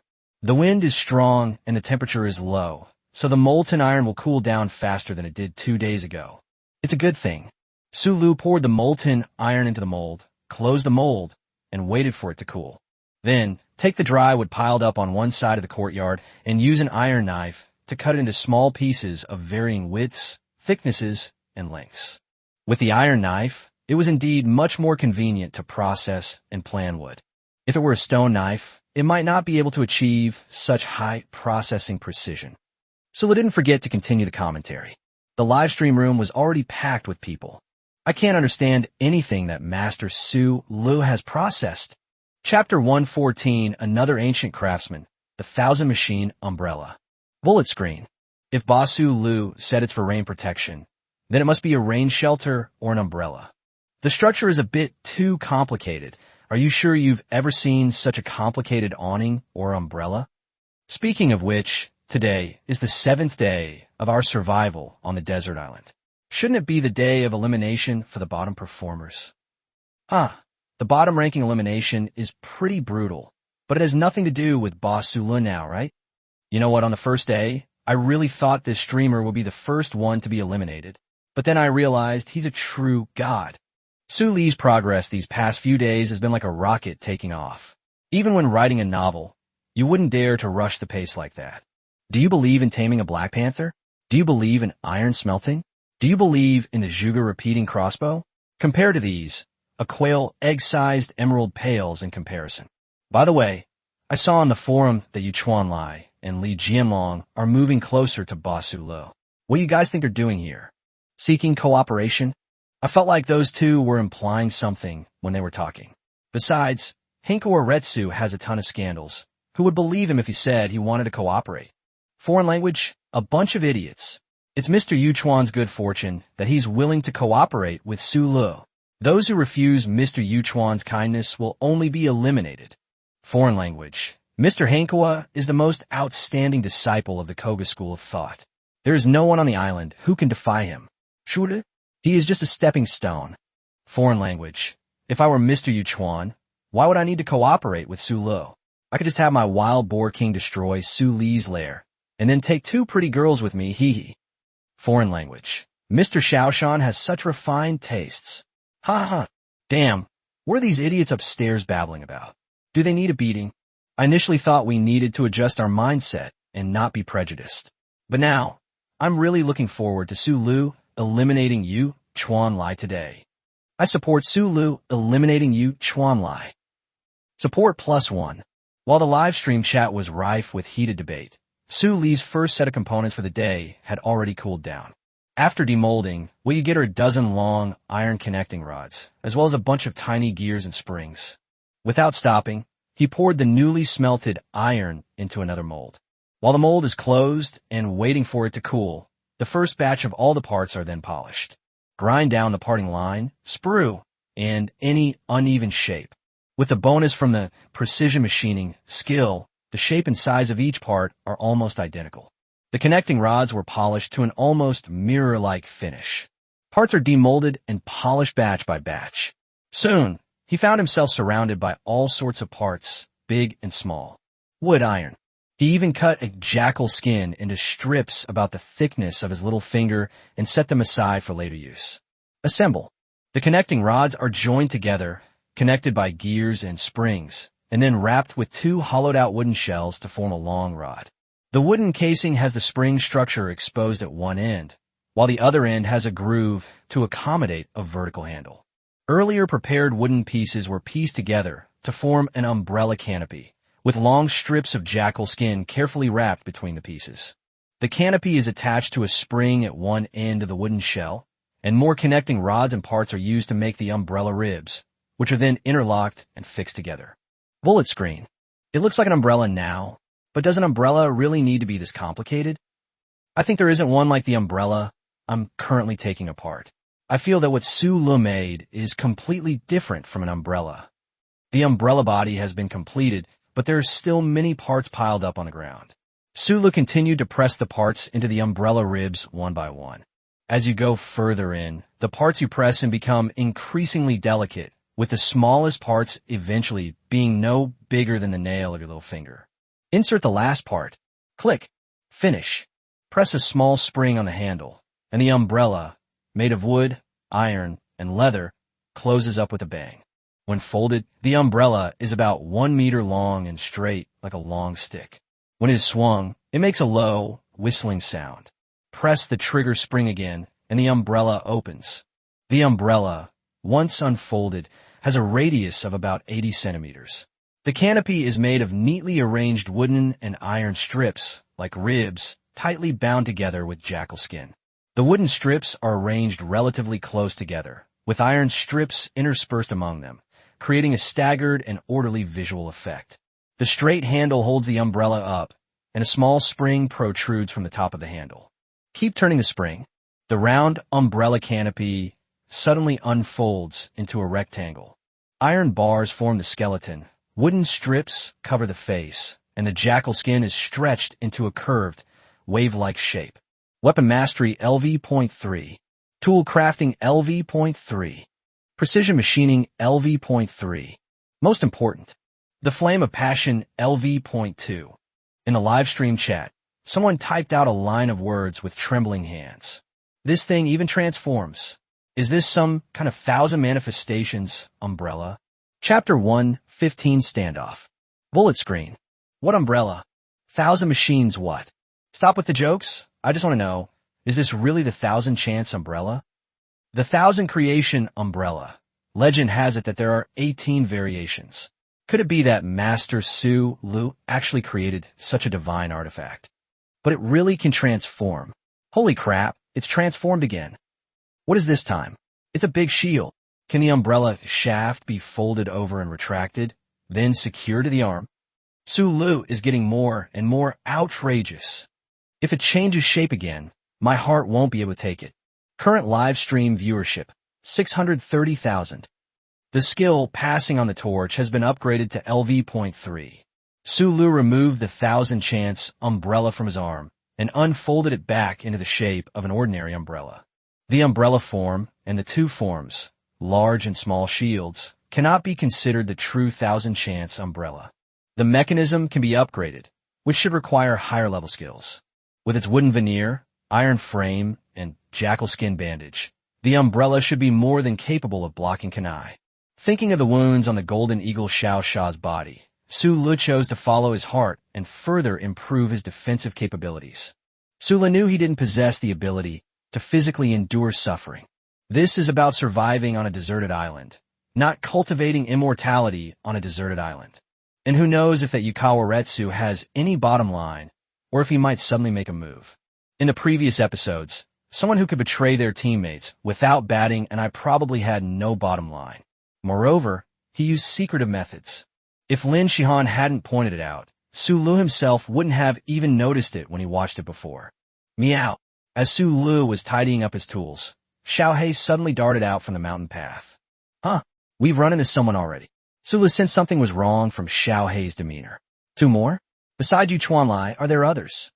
They arrived pretty quickly. Do they have mounts or something? This Hankor Retsu is quite impressive. Let's go take a look. Su Lu wrapped 2 repeating crossbows in jackal skin, then tucked them and the iron knife into his waistband, and picked up the newly made 1,000 machine umbrella. Little Black, lead the way.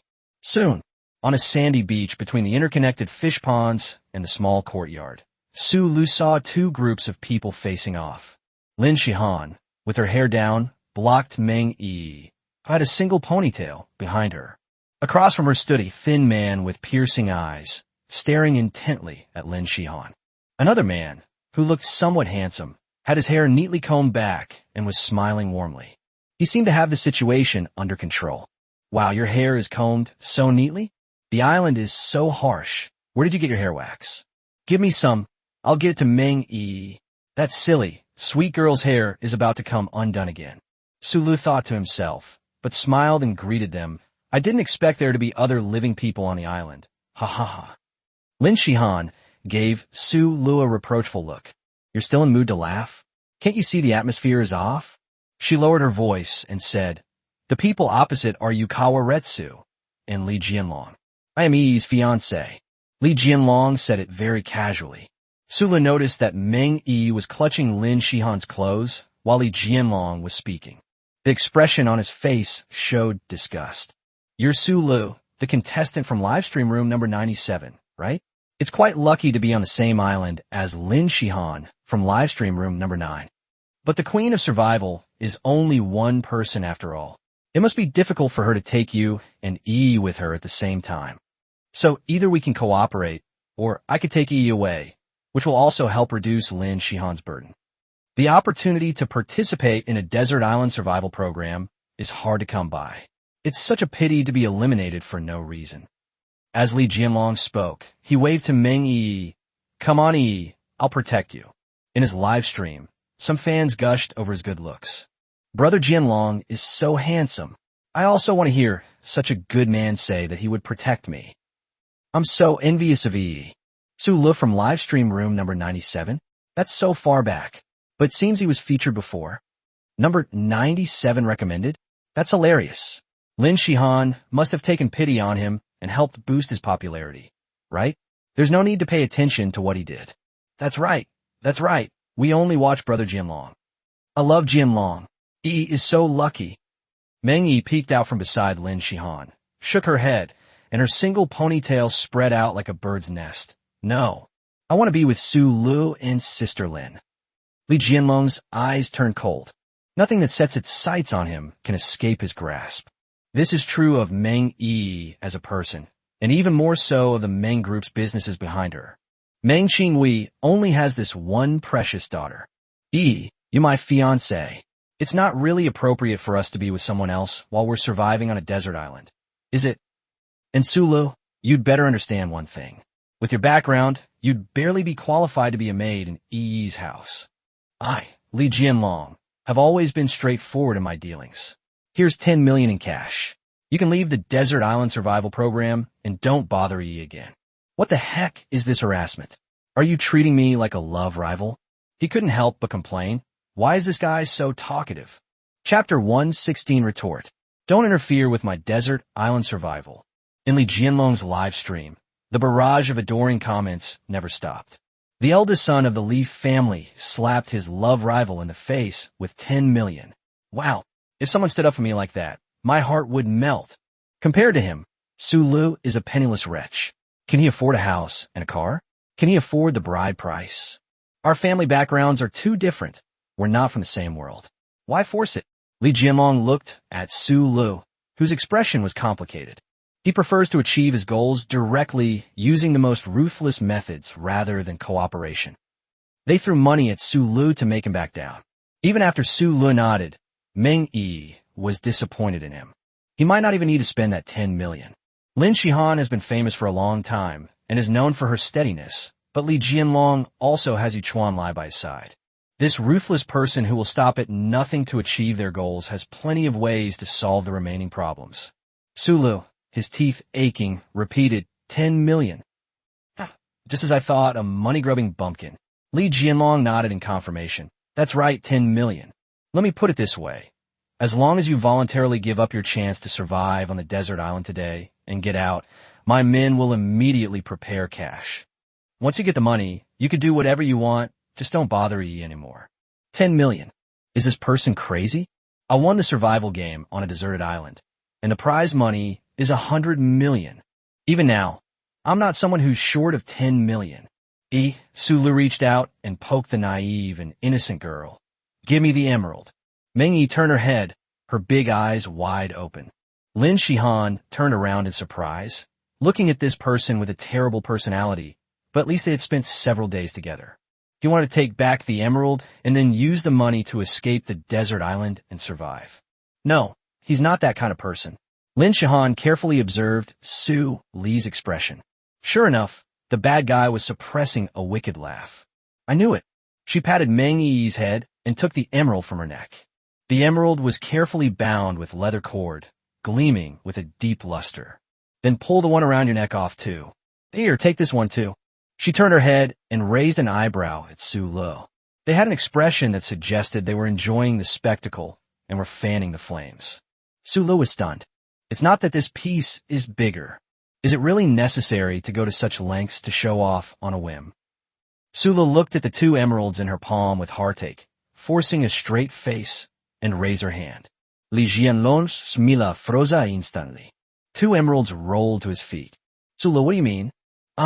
Su Lu ruffled Meng Yi's perky head. These 2 emeralds are worth 20 million. I might as well put it this way. If you give up your right to survive on a desert island, the 2 emeralds are yours. Once we're out, the staff will immediately prepare the testing equipment. Once you've sold it, you can do whatever you want, just don't come and interfere with my survival on the island. Lin Shihan, Meng Yi, those thighs are so cool. Li Jianlong. Su Lu, are you kidding me? Don't say that. I'm not playing with you. I'm not interested in you, you're a guy. Su Lu spread his hands. If you're not happy, I can add some more. Once I win the desert island survival game, I'll give you a couple 100,000 from the prize money. Meng Yi glanced at Su Lu, then mustered her courage and added, sticking her neck out. If you're not happy, I can add some more. Whatever Su Lu gave you, I'll double it. Snap. Su Lu seemed to see a giant hand reaching out from the clouds. Then he slapped it hard on Li Jianlong's face. This is being broadcast live globally. It's alright that Su Lu criticized me. Li Jianlong had just been professing his loyalty to his fiancée with deep affection when she slapped him across the face. Well done, naive sweetie, Sulu thought to himself. People who inexplicably change their expressions and show off their superiority are really annoying. Live stream chat. Boss Sulu is ruthless. He didn't give Li Jianlong any face at all. Who exactly is Meng Yi? The information says she's just an ordinary enthusiast. How did she suddenly become so amazing? Haha, is this just a little girl talking in anger? Li Jianlong is truly wealthy. But where does this little girl get such confidence? She probably got her courage from Boss Sulu and then made her stance clear. If it's a desert island survival situation, then it's a desert island survival situation. Bringing personal grudges in is just asking for trouble. Can't we settle things off-site? This Li Jianlong is too annoying. He's still relying on our power? Boss Sulu, keep attacking him. Current live stream viewership, 640,000. Li Jianlong's face was ashen. He was halfway through his sentence when Henkwa Retsu patted him on the shoulder. Mr. Li, it seems we're not welcome here, he said with a forced smile. Anyway, your goal is simply to stay on the island longer than your fiancé. It's not difficult at all. Chapter 117, Underhanded Tactics. Mr. Yuchuan is right. Li Jianlong smoothed his hair with his hands, tidying up a strand that had been blown away by the sea breeze. Sulu, I hope you remember what you just said. I may not be able to do anything to you on the island, but once we leave the island, I have many ways to prevent you from bothering E again. We got along well for the rest of the time. Turn around and leave. Xiao Hei poked its head out from behind Sulu, baring its teeth and bristling. Then she jumped off his shoulder and retrieved the 2 emeralds that had been left on the beach. Sulu took it and smiled calmly. I got it without thinking. I never expected it would come in handy. Lin Shihan rolled her eyes at Sulu and reached out her hand. Give me the piece I was keeping for you. The emerald was too valuable, so both of them insisted on simply keeping it in safekeeping. Why weren't you so self-righteous when you were stirring up trouble? I'm not giving it to you anymore. By the way, judging from what Yuchuanlai said, are they planning to stay and not leave? Sulu changed the subject. Lin Shihan gave a soft nasal sound and said, Isn't it obvious? He wants to team up with Li Jianlong to complete the challenge together. Isn't it annoying to have things on the same island? She frowned. Meng Yi lowered her head and whispered, Sulu. A few minutes later. Sulu ruffled the silly, innocent girl's messy hair. So, that means that because of your parents' generation, your dad didn't stop Li Jianlong from pursuing you. But actually, your family doesn't like him? If he's eliminated first in a desert island survival challenge, and you're eliminated first, would you marry him? No wonder Yukawa Retsu sounded like he was implying something. Is he planning to use dirty tricks to eliminate us first? Sorry, Thai. Meng Yi apologized. I haven't told you before. Fine. The rewards for surviving on a deserted island are so generous that almost everyone is certain that in the mid to late game, people will sabotage each other in order to get the rewards. But to his surprise, on the 6th day, Sulu saw a live sample. So everything else is secondary. The most important thing is to boost popularity. Popularity is the foundation for skill upgrades and template advancements. Skills and templates are the foundation for dealing with any crisis and winning the survival game on a desert island. 10 million seems like a huge sum, and the value of the emeralds is even more considerable. But it's worlds apart from the reward of surviving on a deserted island. Lin Shihan squinted at Sulu and asked him, 10 million. You really weren't tempted just now? Sulu shrugged indifferently and replied, 10 million or 100 million? Which would you choose? That's true, Lin Shihan said with amusement, raising her long neck and looking in the direction where Yuchuanlai and the others had left. I will not attack unless attacked. What did you say? Sulu leaned closer and asked her. I'm not thinking about what to eat tonight. Sulu gave her a deep look. A parasite. Lin Shihan. A pile of rocks on the beach. While climbing a section of rock wall, a strong wind blew in, and Li Jianlong lost his footing and slid down 2 or 3 meters. Then Henkwa Retsu grabbed him. The 2 cameras collided and fell to the ground, breaking. Mr. Li, was this intentional? Yuchuanlai said in a calm tone. Li Jianlong shrugged. When surviving on a deserted island, Unexpected things always happen. A damaged camera isn't a big deal. Staff will come to replace it in a few hours. This period is a good time for Mr. Yuchuan to put his skills to good use. Yuchuan Lai smirked. That's true. A interrupted live stream signal will reduce the number of viewers in a live stream. Other streamers might be reluctant to do that, but Mr. Lee doesn't seem to care. Once you eliminate your lovely fiancé first, the popularity of the desert island survival game will be meaningless to you. Li Jianlong's handsome face darkened. It's not just Meng Yi. It would be best if Su Lu and Lin Shihan were also eliminated. Eliminating Lin Shihan also means one less formidable rival for Mr. Yuchuan, doesn't it? Su Lu, you think no one can control you after only 7 days on this deserted island?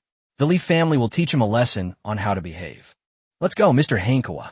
Let's start with water, food, and any other resources for survival. With your Koguryu skills, you should be able to easily put them in a desperate situation. As long as we don't leave direct evidence, no one can do anything to us. A small courtyard. If they want to eliminate us, they'll target things like water and food. Sulu squatted in the courtyard and, based on the topographic map of the South Bank, drew a rough map of the resource distribution on the sand. Our courtyard is easy to find, and the surrounding resources are naturally clear. He drew several circles on the sand, representing a small pond, a series of fish ponds, and several nearby places where plant roots and fruits could be collected. Surrounding the small courtyard, it feels very safe at first glance. Water sources should be of paramount importance. Lin Shihan drew a range with her slender fingers. Meng Yi nodded like a chick pecking at rice. Su Lu shook his head. The water source should actually be relatively safe. Lin Shihan, why? Chapter 118, such a crude trap? Destroying water sources usually involves things like poisoning. Su Lu explained, there aren't many toxins that can be used in the wild, and even fewer that can pollute a large area of water. The water we draw from is flowing water, and its self-purification ability is very reliable. Even if Yuchuan Lai throws animal carcasses into the small pond, as long as it is cleaned up and the water is allowed to flow in a short time, there will be no problem. That makes sense. Lin Shihan raised her slender eyebrows and asked, then what do you think? Su Li's lips curled up in a smile. If you keep me in suspense any longer, believe me, I'll strangle you, Lin Shihan threatened fiercely. No, Soleritortif. Destroying water sources is difficult and slow to produce results. Li Jianlong's eagerness to come to this island clearly indicates he is not a patient person. What works relatively quickly is a trap. Meng Yi tilted her head, a big question mark above her eyes. A trap? Understand. Lin Shihan's eyes lit up. If they also choose this beach to survive, setting traps to hunt their prey, then it's only natural. Once we figure out the terrain, we can place the traps on our inevitable path. If we step on a trap and get injured, we'll have no choice but to retreat immediately. Su Lu patted Lin Shihan's head. Simple, quick results, and you can clean up the mess afterwards. In the wilderness, humans are more dangerous than wild animals. Why are you looking at me like that? Su Lu guiltily withdrew his hand. Lin Shihan wrinkled her nose. I'll let it go for now. She clutched her heavy chest and asked, so what are you planning to do? Do you know where they're going to set the traps? You've come to the right person. Su Lu grinned. Then I absolutely have to know. Trap technique LV.2, plus the South Bank topographic map and Golden Eagle sandbar. Set traps on this coastline. Su Lu was able to point out hundreds of different places to Yuchuan Lai. Little Black, come with me for a bit.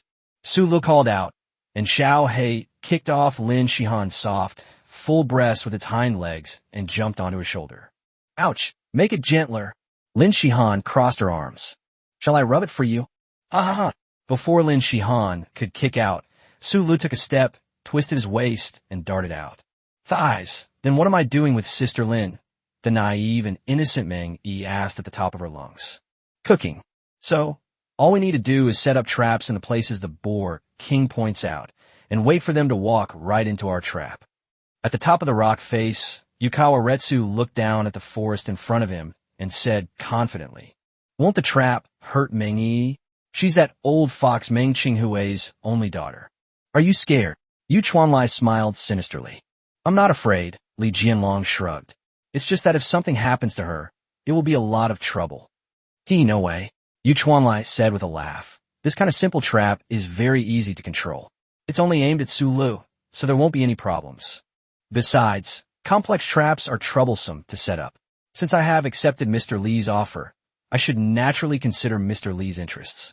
Let's go. Together we'll set a trap. If things go well, we might get good news today. Snoring. Little Blackie nestled on Su Li's head, snoring. Su Lu gave a whistle, and the golden eagle Xiao Sha, whose injuries had almost fully recovered, glided in at low altitude. The animals on the Bermuda Triangle have pretty good recovery abilities. Blackie is already lively and energetic, and Little Sand can fly on its own. Su Lu reached out and let Xiao Sha land on his arm. Holy shit, this is really heavy. You'd better stand on the ground yourself. Su Lu slumped his shoulders and disgustedly shook Xiao Sha off. The golden eagle, standing on the ground, looked aggrieved. Cuckoo, you're not a mother hen.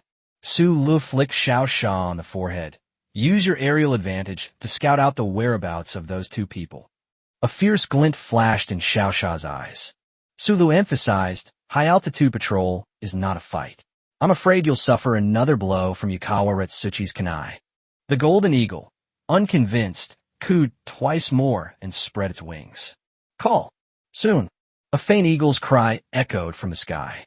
The Little Sand glides at an extremely high altitude, and the cries of eagles coming from the sky are almost imperceptible, masked by the rustling of the trees. Amidst the cacophony of sounds, Su Lu discerned Xiao Sha's warning. The sounds of nature. An experienced hunter knows how to make good use of his skills. I'm practically a human radar. Hunter's messenger skill has been upgraded, current level LV.3. Su Lu slowed his pace, following the terrain map he knew by heart, choosing the shortest path, and approached the direction Xiao Sha had indicated. Hinkawa Retsu pulled a vine closer and secured it with a wooden stake. Then sprinkled chopped leaves on top as a cover. Mr. Yuchuan's trap techniques are indeed impressive. You can't see them at all if you don't look closely, Li Jianlong said with a smile. Hinkawa Retsu stood up expressionlessly. Let's go. Next place. Su Lu parted a clump of weeds. This trap is set up so crudely. He couldn't help but complain. Isn't this a huge insult to me? Chapter 119, Where's My Trap? It's no wonder that Hinkawa Retsu is not good at his job. Trap technique LV.2 is pretty bullying. Viewers in the live stream, look, this is a very simple yet practical cable trap. Su Lu brushed aside the broken leaves on the surface of the trap and the taut vines underneath, along with the long, taut catapult cable connected to the vines, were immediately revealed in front of the camera. But the trap we're facing is set up very hastily. If you ever have a chance to play survival games in the wild, please don't try to copy it.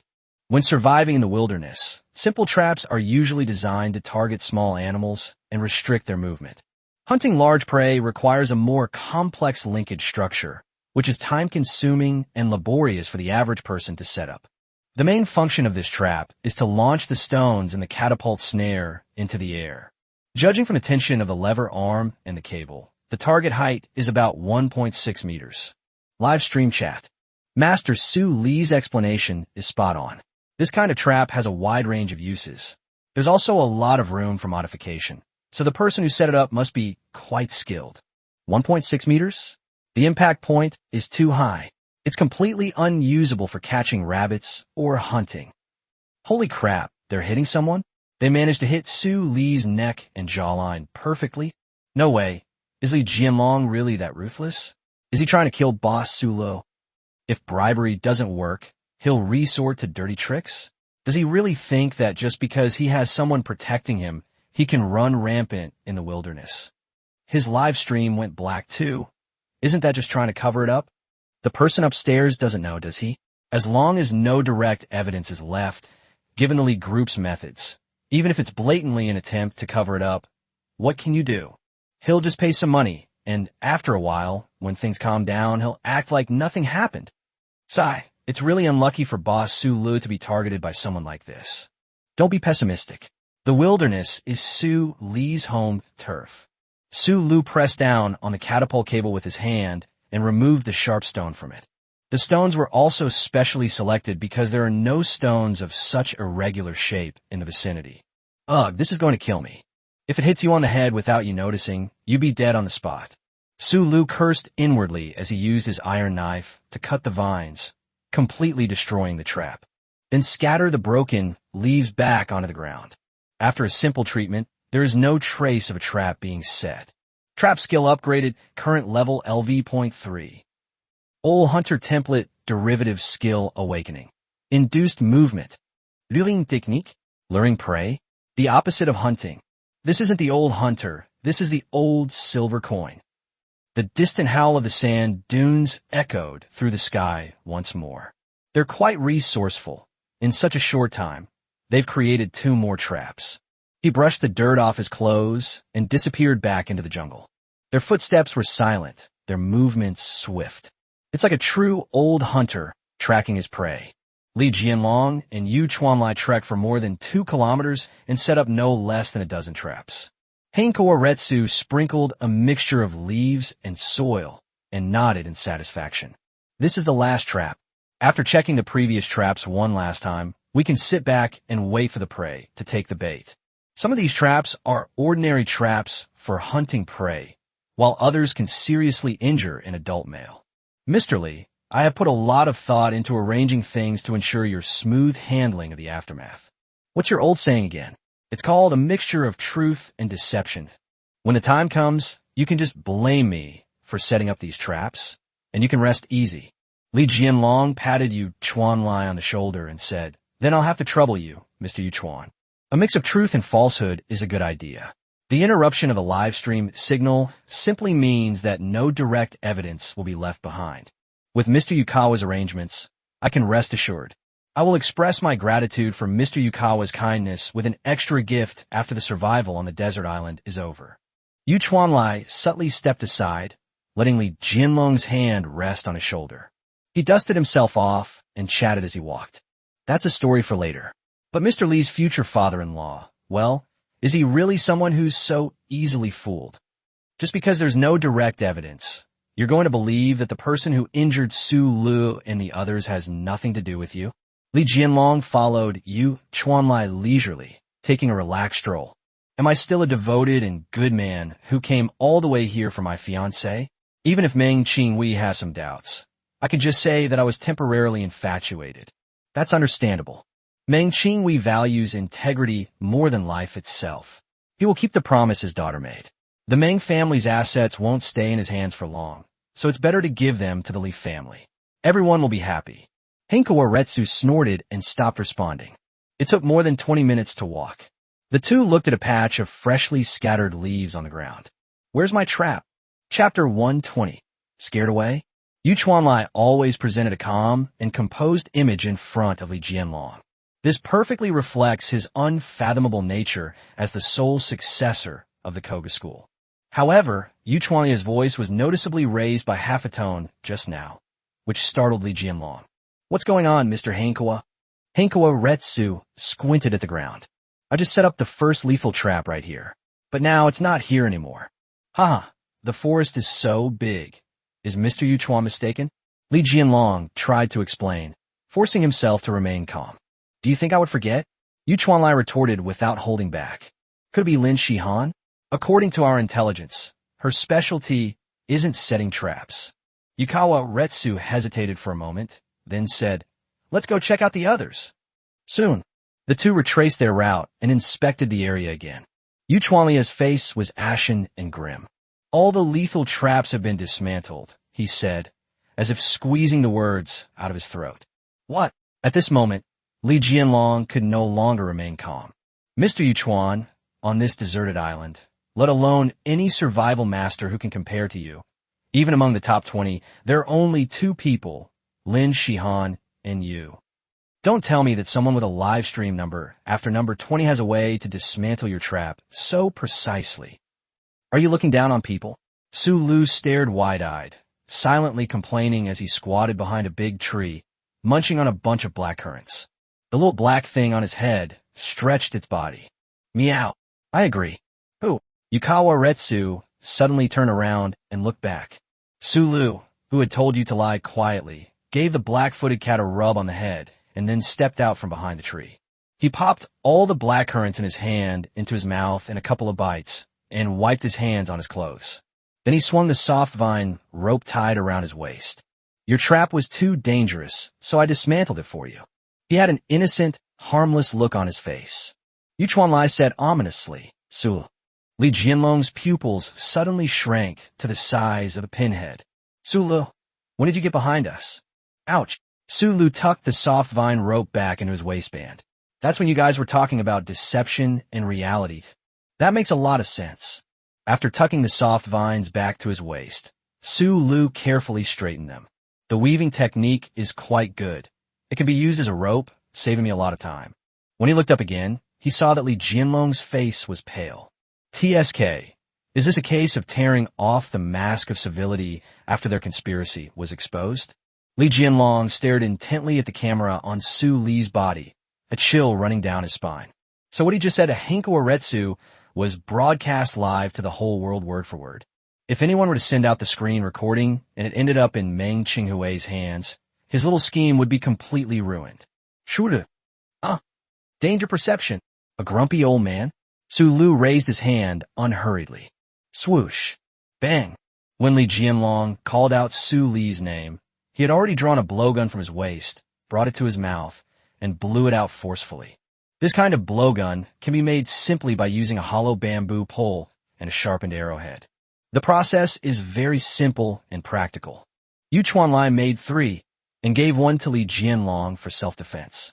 Within 20 meters, these blowguns can exert tremendous destructive power. Su Lu and Li Jianlong were only about 7 or 8 meters apart.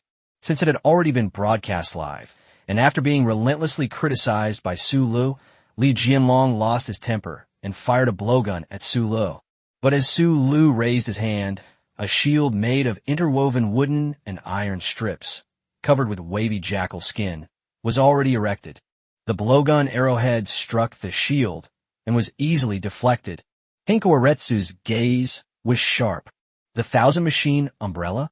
This thing has been lost for thousands of years. His shoulders were lowered, half in vigilance and half in preparation for action. Did you do this? He asked. At the same time, Su Lu, danger perception. Are you two about to have a mental breakdown? If you don't even have this much mental fortitude, how are you going to survive on a desert island?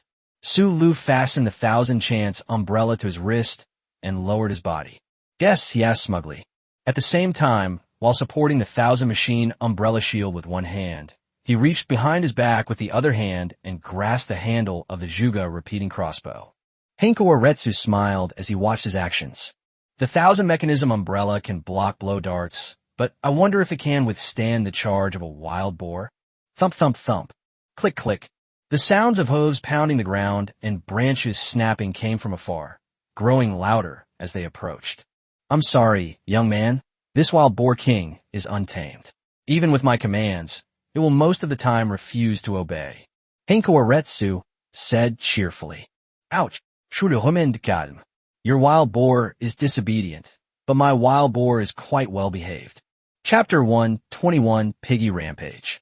Can't you tell that those running wild in the woods right now are 2 wild boars?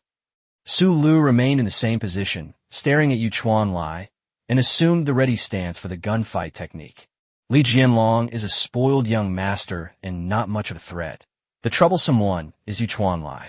Why don't we sit down, hunt, and compete to find food when we're all surviving on a desert island? Why insist on starting a conflict? Am I, a handsome man, destined to be caught in the center of all sorts of whirlpools? As Su Lu complained, the sound of nature faithfully relayed the sounds of the 2 wild boars trampling over broken branches and rubbing against trees to his ears.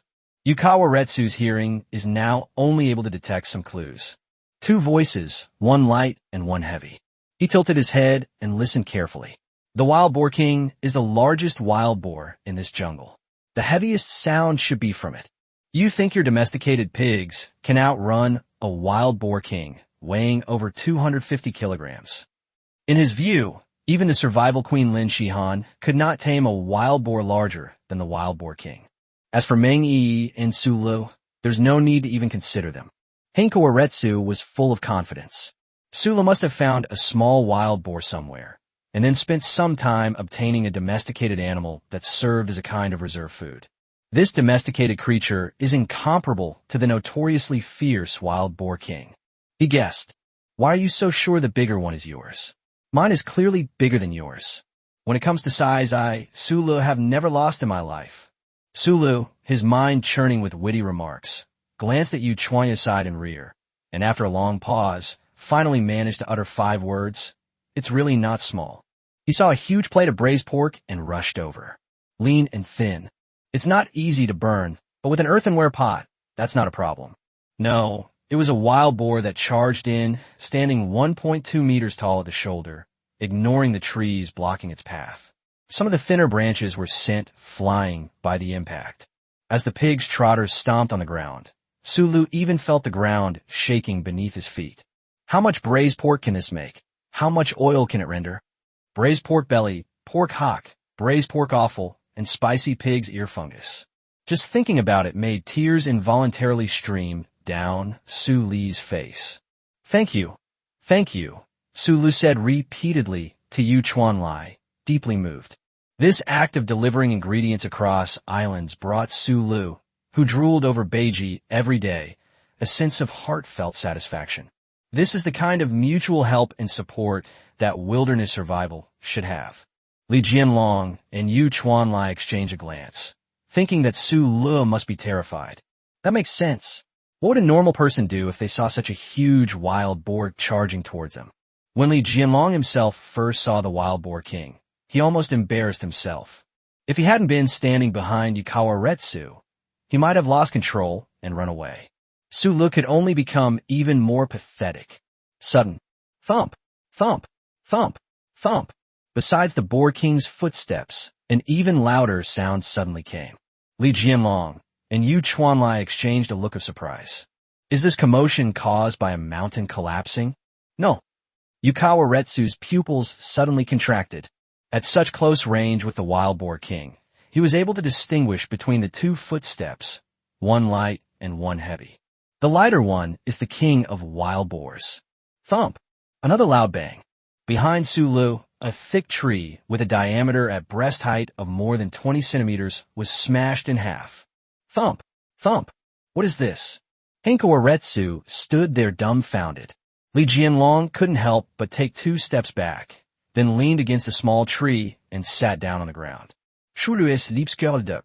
He raised his chin, looking down at the person opposite him at a 45-degree angle, and swept his hand holding the 1000 chance umbrella forward. Beiji, flatten it. Live stream chat. You didn't expect that, did you? Suli's battle pet is a full half-size bigger than your wild boar king. When wild boars charge and collide, if they are of similar size, the fight is still quite intense. But when the size difference is so large, it's hopeless, just wait to die. Goodbye. Boss Sulu, are you gonna have a nice meal tonight? I'll drink in advance as a sign of my respect. 2 enormous wild boars charged at each other from 2 directions. However, Yukawa Retsu could sense that his boar king's charging speed had begun to decrease. Wild boar king, are you afraid? My men can only perish, they cannot retreat. Whoosh! A stone kunai was thrown by Hankawa Retsu. Bite! Sulu raised his hand at the same time, and then withdrew it in a flash. Gunfu technique LV.1. Arrows and kunai collided in midair. Gunfu skill upgraded, current level LV.2. What kind of weapon is this? Before Yukawa Retsu could react, the 2 wild boars had already collided with each other with a loud crash. Amidst the deafening roar, which was almost like a mountain collapsing, there was also the sound of bones shattering. One of the wild boar king's tusks spun and flew off to one side. Immediately afterwards, Pigsy lowered his huge head, then suddenly jerked it upwards. It lifted the wild boar king into the air and then slammed it to the ground on one side. Chapter 122, It's getting cold. You should forfeit. Beiji raised his front hooves, his body almost standing upright, and sent the wild boar king flying nearly 2 meters into the air. Then it slammed down again. The weight of over 200 kilograms landed without any cushioning. Fragments of leaves were scattered all over the sky. The wild boar king's skull and spine were broken by the impact, and it died instantly. Without hesitation, Yukawa Retsu took a step back while the leaves were still falling. He was already short in stature, and with the skills he inherited from the Koga school, he quickly disappeared into the messy bushes. Try to run away? Sulu squinted and hesitated for a moment, then did not use the hunter's mark.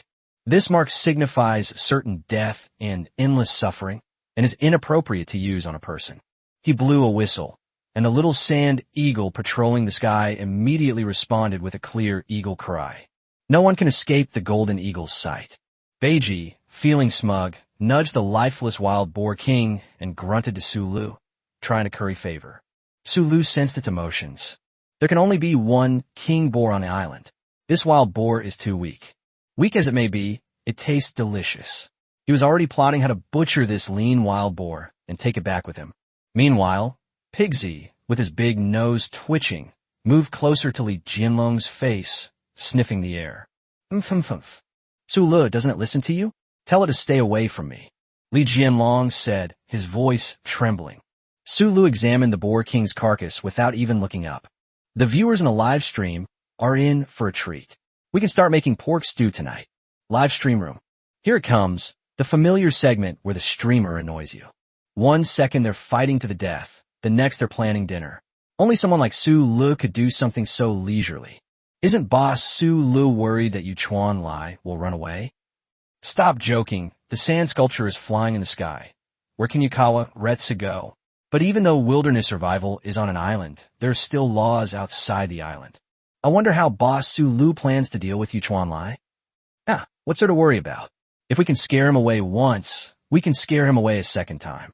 In front of boss Sulu, Yuchuan Lai is nothing to fear.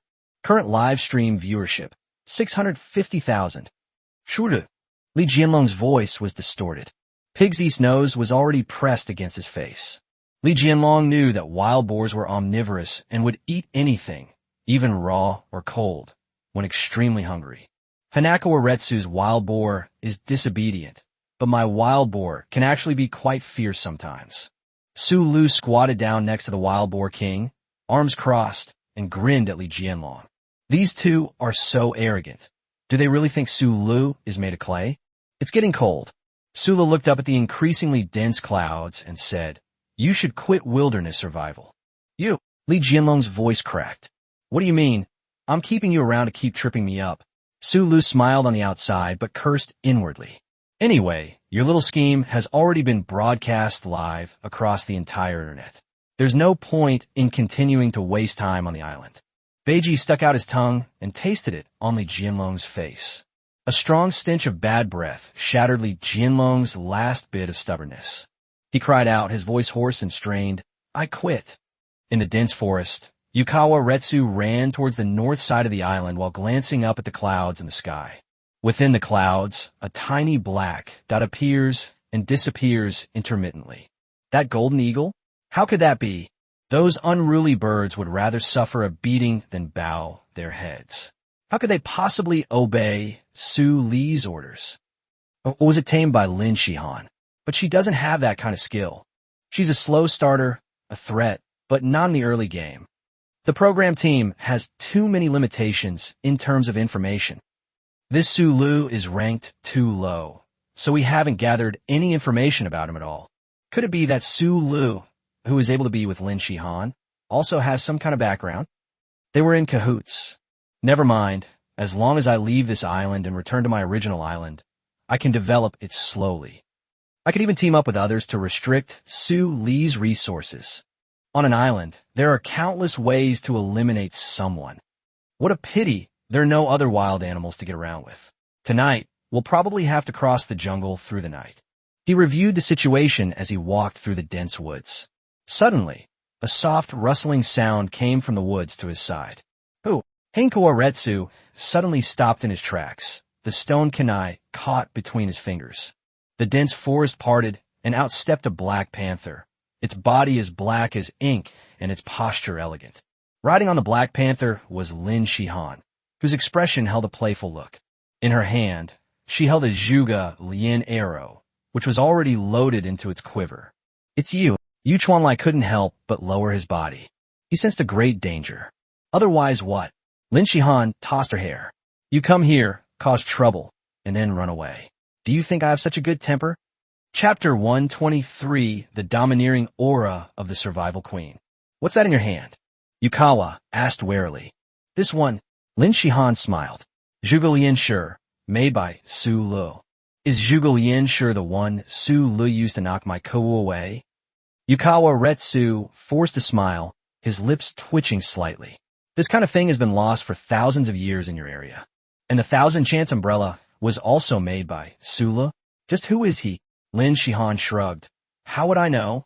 He always has some whimsical ideas. Her eyes curved into two beautiful crescent shapes. Henko Aretsu glanced around discreetly. What? Looking for a way out? Lin Shihan said sarcastically. Why do you think I forced you to stop here? There's no way out here. Miss Lin, are you really going to stand up for Su Lu? Yu Chuanlai gave up looking for a way out and instead stared at the crossbow in Lin Shihan's hand. Let's just say that. Lin Shihan replied casually. Who exactly is this Su Lu? It's not that he's dependent on Lin Shihan. It's very likely the other way around. Yu Chuanlia's surprised expression was hard to hide. And the Black Panther you rode? Su Lu tamed him too. Lin Shihan smiled and gently patted Wuxian's head. Wuxian let out a low growl, his pupils narrowing into slits. With a low growl, Lin Shihan raised the arrows in her hand. You should abstain. The voice carried a menacing tone. It wasn't a suggestion, but a command. You didn't bring a camera, Henkoa Retsa noticed. Girls, when something happens, they can always find a way to get by temporarily turning off the camera. Lin Shihan answered as a matter of course. Henkoa Retsu said ominously, so what if I refuse? Call. With a flick of his wrist, the 3 kunai in his hand were about to fly out. However, swish, swish, swish. A series of whooshing sounds like a torrential downpour came from the wind. 10 rounds at once. Zhuge Lianshi's arrow flew past his arm with lightning speed. Unload and reload the arrow magazine. 1 second. Lin Shihan completed this action in just 1 second. Fire all bullets again. The arrows rained down like a torrential downpour. A streak of blood seeped from the back of Henkoa Retsu's hand. You don't think I didn't bring a camera so that you could escape, do you? She asked rhetorically, pursing her lips. Henkoa Retsu looked at the kunai in his hand, which he hadn't had time to throw out yet. She gave a bitter smile. The survival queen had a close call with the show last time she participated. Based on the information I've gathered, the word to describe you is stable. It now appears that the data is still incomplete. Enough with the nonsense.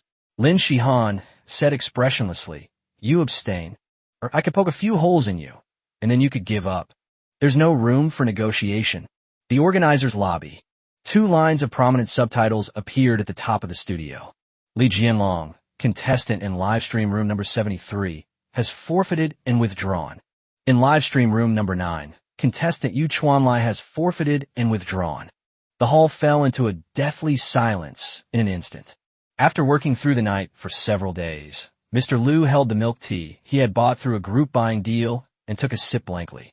Cough, cough, cough, he gasped for breath. These pearls are way too big. There's a screen recording of user number 73 exiting, but what about user number 9 exiting? He stole a glance at advisor Ed sitting next to him. In other words, he was the teacher who taught Henkoa Retsu wilderness survival skills. Ed's expression was somewhat complicated. He had been watching the conflict between Yu Chuanlai and Li Jinlong's group and Su Li's group. I was also very upset when my student withdrew and failed. But they provoked other contestants first, especially Su Lu. I could have guessed this result, so it's not surprising at all.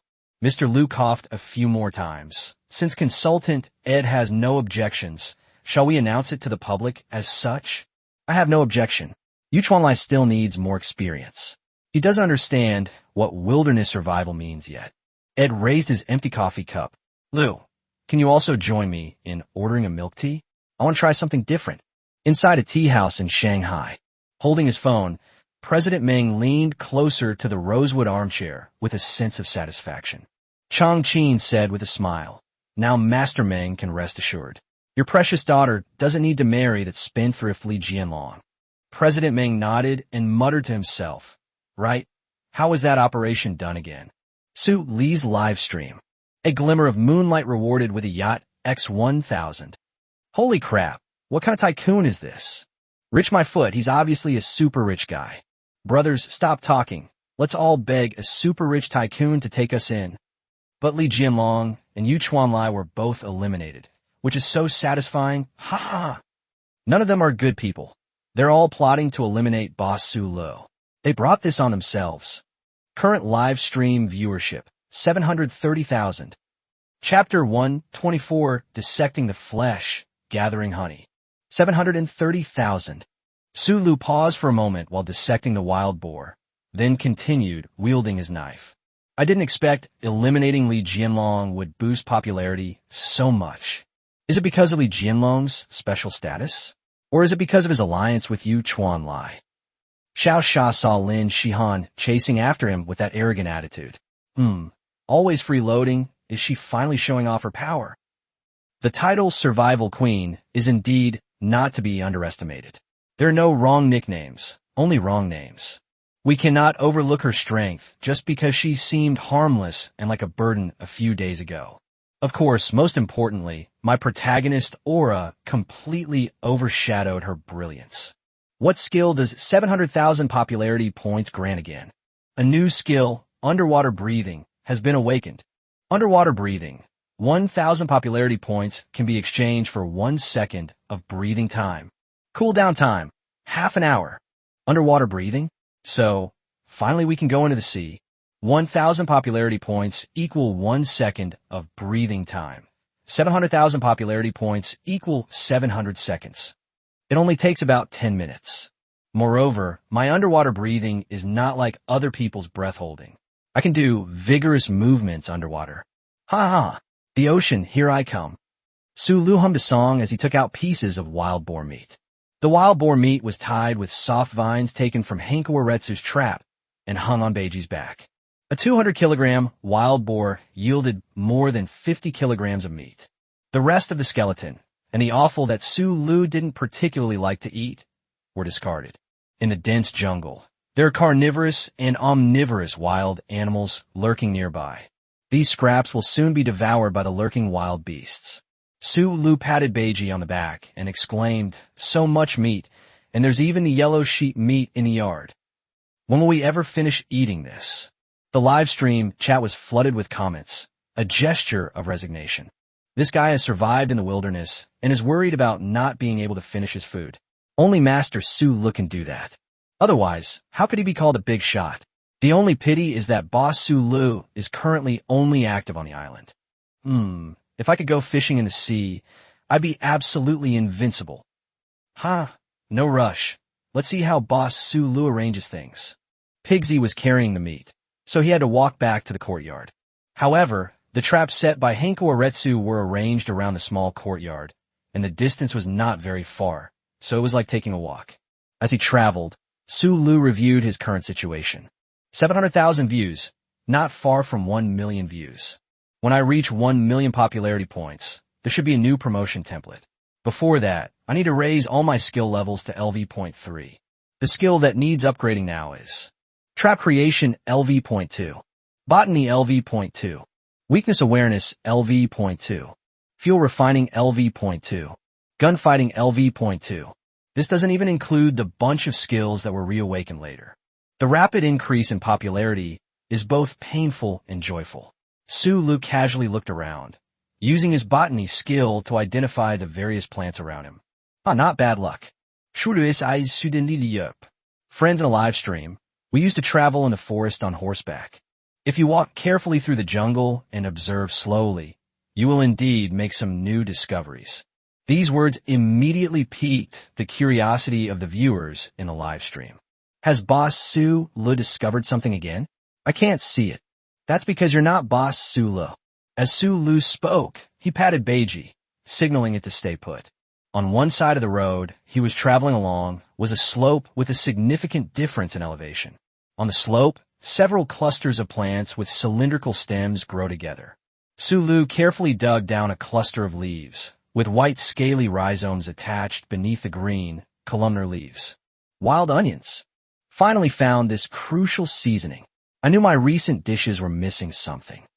He shook off the soil clinging to the roots, tied the wild onions into a bundle and draped it over Pigsy's back. We'll dig up some more wild onion rhizomes and transplant them around the yard, so we won't have to worry about running out of onions when we cook in the future. And then there's even more Pigsy underscore. Its curled tail flapped, chasing away some insects that were circling around its rear. When several insects flew in front of its nose, it exhaled several heavy breaths, then raised its nose to sniff the air. It grumbled impatiently a few times and looked pitifully in Su Li's direction. Is it not over yet? Is it not over yet? It sent flirtatious glances through its big, bright eyes. No, your kind isn't suited for the cute route. Su Lu piled another bundle of wild scallions on its back. Okay, that's enough for now. Then I saw an insect flying around the tip of Pigsy's nose. Bee? Since we've seen bees, it means there's a beehive nearby. Perfect timing. The braised pork is just missing one last ingredient. Let's go collect honey. Chapter 125, Wild Bees, Impotent Rage. Wild boars have an extremely keen sense of smell. Following the trace of honey on the bee's body, Pigsy quickly found his way. Wild honey, also known as native honey, generally has a sweeter taste and is more nutritious. However, the environment in the wild is different from that in artificial breeding, so the yield is generally very low. Moreover, the collection process is also very risky. They're like mad bees and butterflies, they're very fierce. As Su Lu spoke, he casually chopped off some soft thatch grass from beside him. He tied the cuffs with thatch and then continued wrapping it down his wrists. A simple glove was made from thatch, which looks somewhat like the bandages wrapped around the hands during boxing. Next, collect a few broadleaves, tie them together along the veins, and make a helmet. The helmet is green. Luckily, I'm single, so I don't have to worry. If Meng Yi were here, she could definitely come up with more suitable gloves and helmets. Having a member in the team who can craft armor is extremely important. Wearing this kind of helmet doesn't look fierce at all. I want the monkey's phoenix-winged purple gold crown, the kind that's covered in gemstones. More and more wild bees began to swarm around him, and through the sounds of nature, Su Lu could hear a dense buzzing sound all around him, rising and falling. We're almost there. Wild bees gathered on a shady hillside not far ahead. The hillside was covered with a thick layer of thatch, interspersed with colorful wildflowers. Not only wild bees are flying around, but also butterflies of all kinds of bright colors. Vast expanses of green in various shades blend with the blue tinged with clouds above. The scenery is quite beautiful, Su Lu remarked sincerely. Parting the thatch covering the hillside, Su Lu, wearing a broadleaf helmet on his head and thatch gloves wrapped around his hands, pointed to a crevice in the rocks and said, "This is it." The wild bees were busy flying in and out, but were disturbed by the noise of Su Lu parting the haystack, and launched a series of attacks on him. The live stream chat was flooded with comments. I always thought beehives hung in trees. That's not entirely true. Wild bees build their nests wherever the environment is suitable. There are quite a lot of wild bees here. I reckon this will be another big harvest. Su Li's luck is simply unbelievable. He just picks an onion and finds honey on the way. Survival resources are getting more and more abundant. If the other contestants knew this, they would be so jealous. Su Lu first moved away the stones piled up in the outer layer of the stone crevices, revealing an irregular stone crack about 20 centimeters wide behind the crevices. Boom! A swarm of wild bees rushed out and bumped into Su Lu, who was wrapped up tightly. You're scared, aren't you? I was prepared. He lowered the camera so that the lens could capture the scene inside the crevice, while also crouching down to observe. The entire crevice in the rock was used as a hive by wild bees, with 7 or 8 flat honeycomb frames hanging vertically to the ground. The combs are about 2 centimeters thick, parallel to each other, and spaced about the same thickness. Inside the honeycomb, wild bees are busily going in and out. The crevice was only wide enough for one arm to reach in. After confirming the location, Su Lu carefully removed a nest comb from inside. When the honeycomb is placed in the sunlight, it appears as a clean, golden color. Inside the hexagonal honeycomb cells made of beeswax, a thick layer of wild honey can be seen. A good haul. A single honeycomb like this can yield a considerable amount of honey. Try it first. Su Lu flattened the piece of nest in his hand and used an iron knife to cut off a section about a finger's thickness from one corner. The moment the knife is cut, honey flows out from the cut honeycomb cells. The honey is golden and has a natural floral fragrance. Sulu directly put the small piece of honeycomb that had been cut off into his mouth and chewed it carefully. It tastes completely different from the honey sold in our supermarket. It's not that sweet and even has a slightly sour taste. But it's not the kind of sourness that you'd want to hate. It's the natural acidity of the fruit. The sweetness is also very clear, not cloying at all, and very easy to drink. Beeswax has almost no taste, but it's very chewy. Every time you bite into it, some honey squeezes out, creating a wonderfully unique texture. Glug. When swallowing, it goes down the throat smoothly without any stickiness. Overall, just like the meadow in front of us, it brings the pure freshness of flowers and water. I need a little more. Bullet screen. I was so stupid. I really thought I'd only be poisoned by Boss Sulu at night. I never expected to be caught off guard and given a lemon in the middle of the afternoon. I'm going to place an order for wild honey. Hee upstairs, these are purely wild, almost 1,000 per pound, go buy them. Excuse me, goodbye. A large swarm of wild bees flew around Sulu, grumbling and cursing. However, Su Li's combo of removing the helmet, taking a bite of the honeycomb, and then putting the helmet back on was incredibly fast. Even the wild bees couldn't do anything to him. All they could do was keep hitting his head. Da-da-da-da-da. Chapter 126 Braised Pork and one additional ingredient. With a series of clattering sounds, Sulu, carrying his harvested honey, trudged through the thick meadow and made a large circle. We returned to the courtyard. With a clear whistle, the golden eagle Shao swooped down from the sky. Blackie instinctively tried to burrow into the house, but after realizing that the golden eagle was no longer an enemy, it turned its head and bared its teeth at the eagle. Anyway, you won't dare touch me. Thump. Sulu flicked it on the head.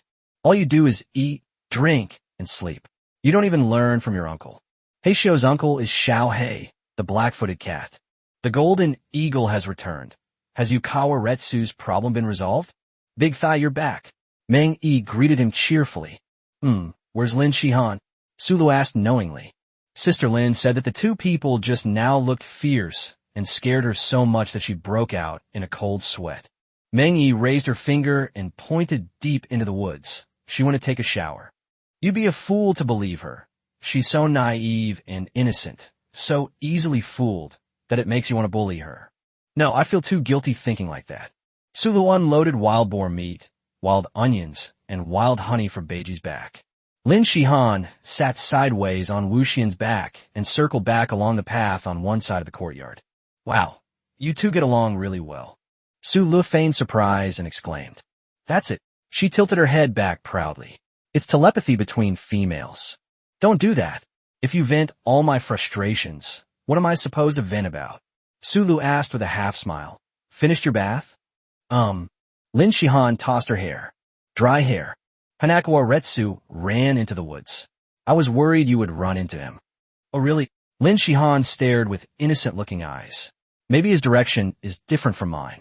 You stubborn, arrogant brat didn't even look up at the sky, while this idiot saw everything. If you don't want to say, then don't say. Sulu continued to sort through the wild boar meat.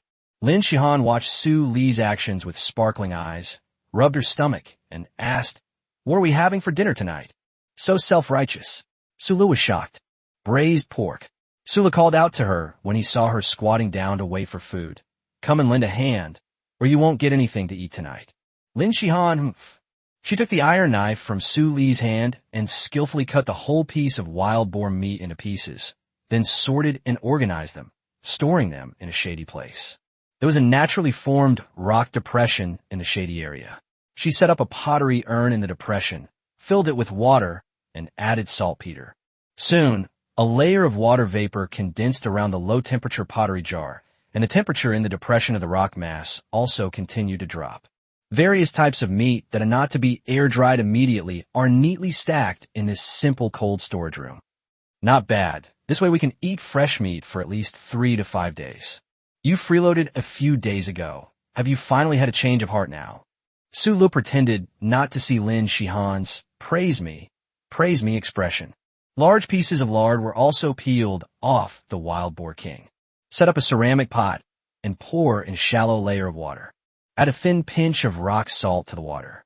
Finally, put the lard in to render the oil. Once the water boils, elevate the earthenware pot and simmer it over a low flame. A faint aroma of oil rose slowly. Mutton fat has a distinctive gamey smell, so using it in cooking will always affect the taste of the dishes. I used a common home-style method to render the lard, which viewers in the live stream should be very familiar with. It takes a bit longer, more than an hour. While the lard is rendering, we'll prepare some of the ingredients for braised pork. The live stream chat was flooded with lemon-flavored comments. Isn't braised pork just a matter of having meat and sugar to make? At most, you can add galangal and wild scallions when blanching it. What else is Master Sulu looking for? And why wait to render the oil? You might think that Boss Sulu is going to cook some normal home-style dishes, but the next moment he's going to show you how to cook them. Haha, I was wise enough not to rush into ordering pork belly.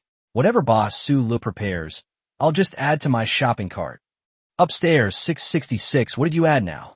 Pork belly and scallions and ginger. Huh, then there's no difference, is there? The end of the chain of fish ponds. Sulu squinted at the churning seawater in front of him. The final ingredient in braised pork, the very essence of it. He pointed forward. Right in the ocean. A storm of question marks erupted in the live chat. What? Should we add a fish and cook it together? Amidst the storm of question marks, Sulu suddenly ran forward a few steps and plunged into the sea. Underwater breathing. Open. The seawater enveloped his body in an instant, but his breathing was not hindered in any way. What an amazing experience. Is this similar to being immersed in LCL? At this point, can I just smile? The sandy beach in the shallow water area extends downwards. The eye of detection. Open. Chapter 127, Underwater. How could he hold his breath for so long? The reefs continue to extend deeper into the continental shelf. The shallow water has a clear and transparent glass-like texture, and as you continue to dive deeper, the color gradually becomes more profound. From crystal clear, it has been tinged with even deeper and more intense blue. The ripples and waves on the sea surface refract sunlight, casting it into the water and creating diamond-shaped patterns. This checkered pattern extends to a depth of 6 or 7 meters before gradually fading and being replaced by the purest blue. When Sulu stirred the water, a string of tiny white bubbles rose upwards.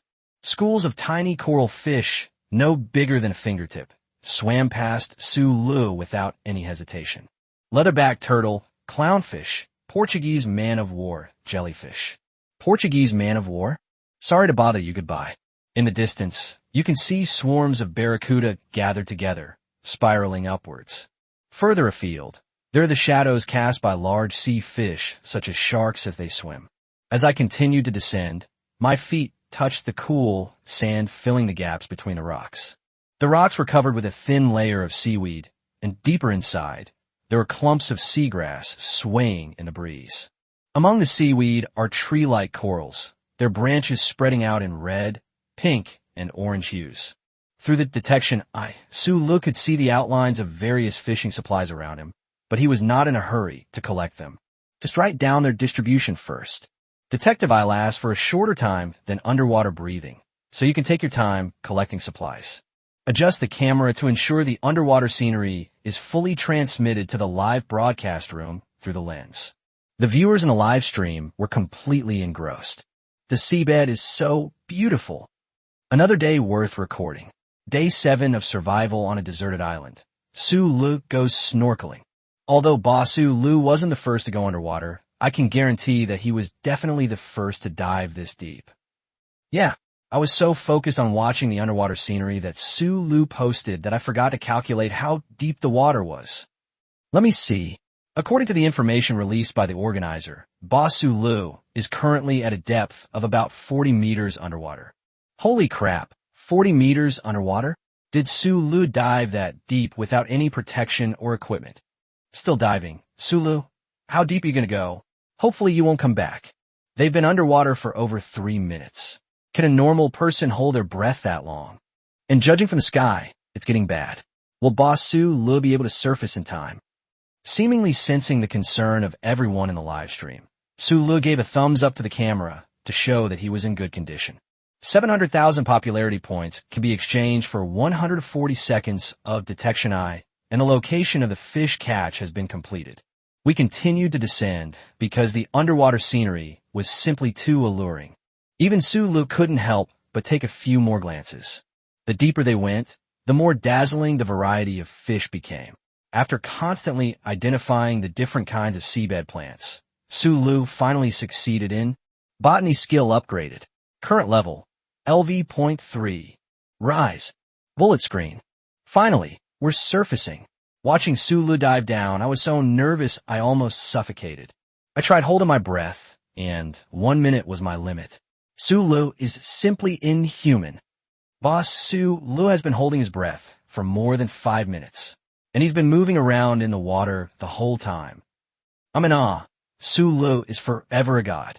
Current live stream viewership, 740,000. When passing through the designated fishing areas along the way, Sulu stopped and picked clumps of seaweed. Seaweed, simply tied up, tastes excellent whether eaten fresh or dried. Not only does it taste exceptional, but it is also rich in nutritional value. Keep rising. Sulu's gaze finally settled on the underside of a cliff that branched off to one side. He slapped the seawater behind him, creating a series of bubbles. Bullet screen. Is Sulu finally getting down to business? Go find that ingredient for braised pork? Startled by him, a large school of sea fish swam out from the reef, revealing the dark and shadowy surface of the rocks. He suddenly accelerated and grabbed a palm-sized, oval-shaped, rough-textured brown rock. Live stream chat. Wait, this isn't a rock. This is abalone? Judging from the patterns, it should be the finest netted abalone. And look at this abalone. It's almost as big as a human head. How many heads does it have? 2. It can't be just one head. A whole abalone in a net. How much is that worth? Using such a huge net to cook braised pork? I'm speechless. Hey bro, what were you planning to do, Sulu? What did you put in your shopping cart? Come on, say something. Put away the net. Rise. The final stretch. Just then, the clouds above the sea churned and a fierce wind suddenly arose. Chapter 1:28 Storm.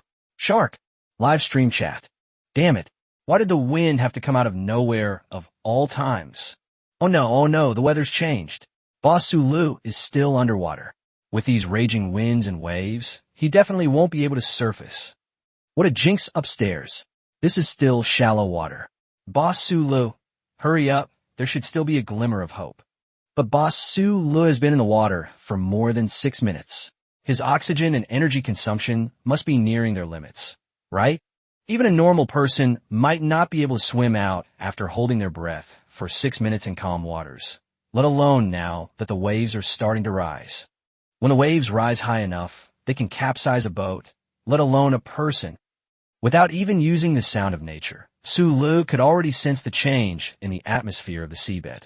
The shimmering light that used to ripple through the sea no longer shines through. Even the shallow water has become increasingly dark in color. The deep blue was mixed with a muddy gray, a sign that the light was being blocked. If the waves continue to rise, the remaining blue will turn completely gray. The duration of underwater breathing is still 4 minutes, which should be enough. From now on, all you need to do is float upwards. There's nothing else to worry about. Sulu quickly assessed his situation, carefully gathered the seaweed and abalone, and then stirred the water to rise to the surface. At this time, the wind and waves on the sea became even more violent. Waves exceeding 1 meter in height began to form, violently crashing against the coastline. Lin Shihan, inside the courtyard, suddenly turned around and looked at the raging sea in the distance. Sulu is still in the sea, she exclaimed, and without thinking, she ran towards the beach. Hoo-hoo! Boom! Boom! Boom! The sky near the sea is covered with low-hanging clouds. The waves crashed against the rocks, creating a series of booming sounds. The turbid waves crashed against the rocks, sending foam flying several meters into the air. Sulu stabilized his body in the water. In deeper water, the impact of strong winds is relatively weaker. The water remains stable, and the body can maintain a relatively good balance. However, the deeper you rise into the shallower waters, the greater the impact of the waves on your balance. Once you reach a depth of about 5 meters, even if you activate Stamina Surge, your body will probably be overturned by the waves. TSK. This isn't a question of whether it's a disaster or not. It's a question of whether it's going to fail miserably. Fine. Su Lu pressed the iron knife at his waist, then turned and swam away from the coastline. The viewers in the live stream were completely dumbfounded. Bullet screen. What is the anchor doing? Why isn't he swimming towards the shore, but instead heading towards the deep sea? The hairs on the back of my neck stood on end. My palms are sweaty too. In the sea. Underwater breathing. Duration. 3 minutes remaining. Su Lu stared intently at the water, a streamlined shadow slowly passing by more than 10 meters away from him. Bullet screen. What's that? A shark? Don't do anything rash, streamer. Getting eaten by a shark won't make things any easier. Don't give up your will to survive. Has Basu Lu gone mad? To be honest, if I were in that predicament, I would probably be completely flustered. Moreover, holding your breath for more than 7 minutes will cause a sharp decline in your judgment due to oxygen deprivation. I guess Su Li's current thought is purely to avoid the dangers of the storm. He probably hasn't thought about anything else at all. Even if we say it here, it won't get back to Boss Su Lu. It's so frustrating. Even more frustrating than when Boss Su Lu first landed on the island. Upon seeing the streamlined shadow, Su Lu slightly twitched the corners of his mouth. A smile appeared on his face. A streamlined shadow, a massive body slapping the water. Such a storm is nothing more than a tiny ripple to it. Spindle-shaped torso, broad and flat head, short snout, round eyes. The tips of the lower row of inverted cone-shaped teeth were exposed from the split mouth. Its back is gray, and its belly is white. It is over 5 meters long. Tiger shark. Su Lu quickly identified the shark's characteristics.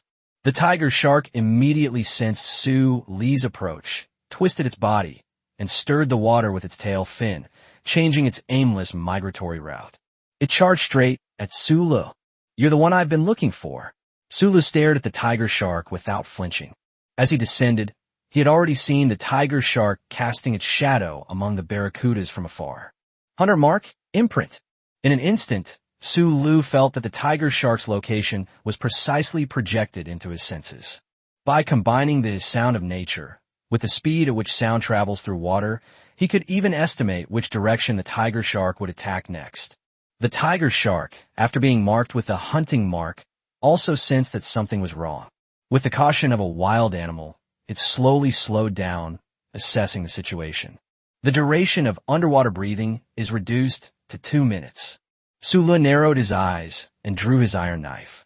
A small cut was made on the fingertip. Induction technique. Blood seeps into seawater, and the tiger shark instantly becomes agitated. Chapter 129. He's gone. Swish swish. The sound of the huge tail fin slapping the water reached Su Li's ears before the tiger shark moved. Are you here? Energy surge. Open. 148 seconds of stamina surge. And the remaining duration of underwater breathing is roughly the same. Su Lu suddenly treaded water and swam to one side. It looked as if it had foreseen the attack and avoided the tiger shark's path. Live stream chat. Did I see that right? Su Lu was underwater for almost 8 minutes, and then he still had the energy to fight a shark? I've never seen anything like this before. If Boss Su Lu can defeat the shark today, I'm willing to worship him as the Dragon King. Having dodged the tiger shark attack, Su Lu quickly adjusted his posture. The sounds of nature continued to echo the churning of the water around the tiger shark. Meanwhile, the hunter marker continued to report the tiger shark's exact location to Su Lu. In addition, the continuous surge of stamina from Stamina Surge. He was able to easily dodge all of the tiger shark's initial attacks.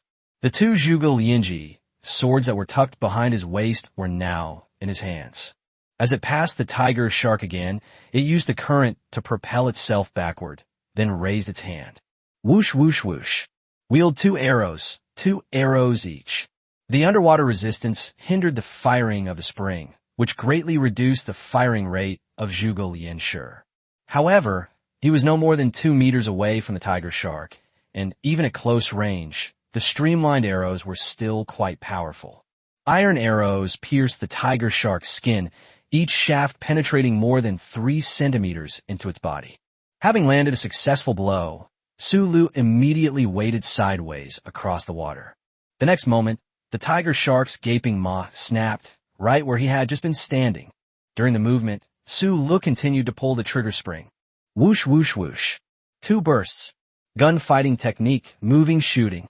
The pain was clearly transmitted to the tiger shark's not-so-bright brain, and the smell of blood in its nose further aroused its ferocity.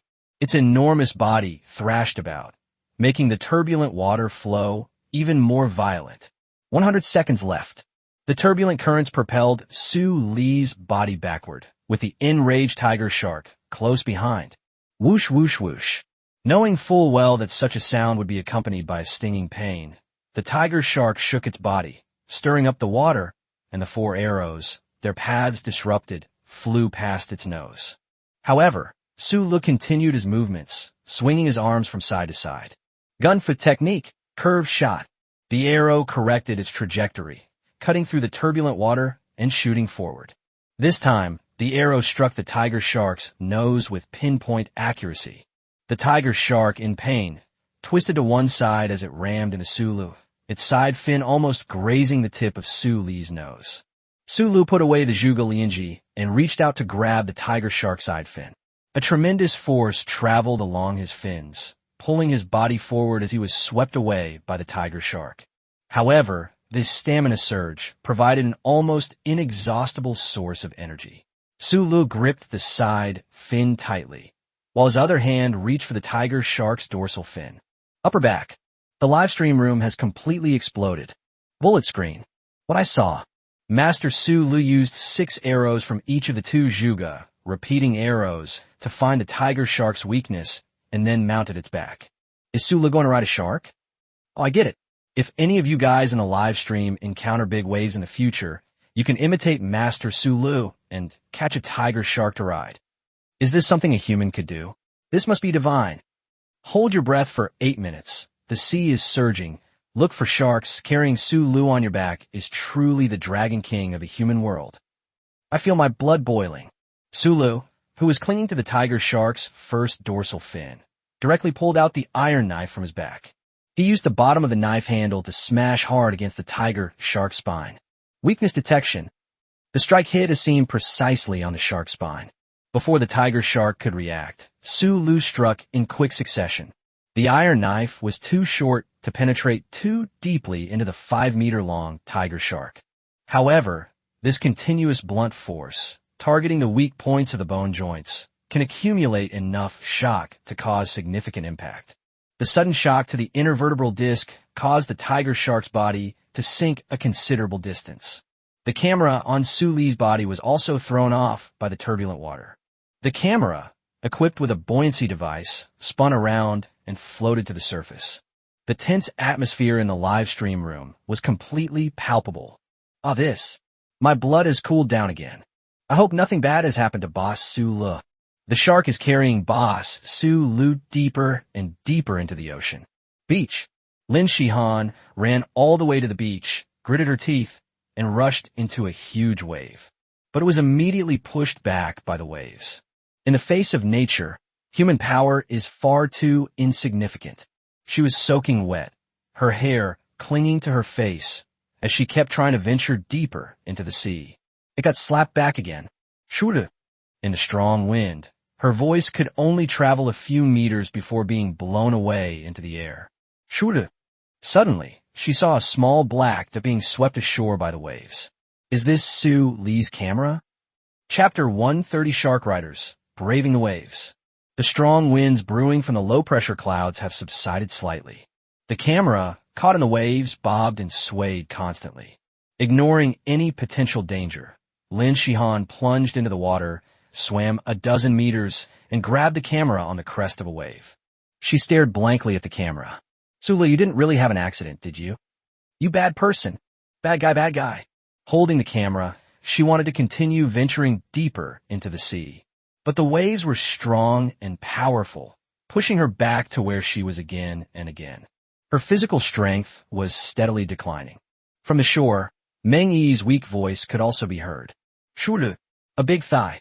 Meng Yi lifted her leather skirt, her calves, half lotus-colored, treading in the water, her body unsteady as the waves crashed against her. Regardless of whether she had to find him, Lin Shihan gritted her teeth and wiped away the long hair that was covering her eyes. Keep trying to get deeper into the waves. In the organizer's live broadcast room, a group of staff members were dumbfounded. Mr. Liu, what do you think we should do? What else can we do? Deploy water rescue. There might still be hope. After loudly issuing the order, General Manager Liu muttered nervously to himself. Su Liu, I'm calling you big brother now. Please, whatever you do, don't let anything happen to you. Beside him, Mr. Da, holding a cup of milk tea, was also staring seriously at the screen. The survival skills you displayed are truly moving. A master-level survivor like you, I believe, will not be defeated by a single storm. Tea houses in Shanghai. Professor Shui covered his face and sat down in front of the golden Nama coffee table.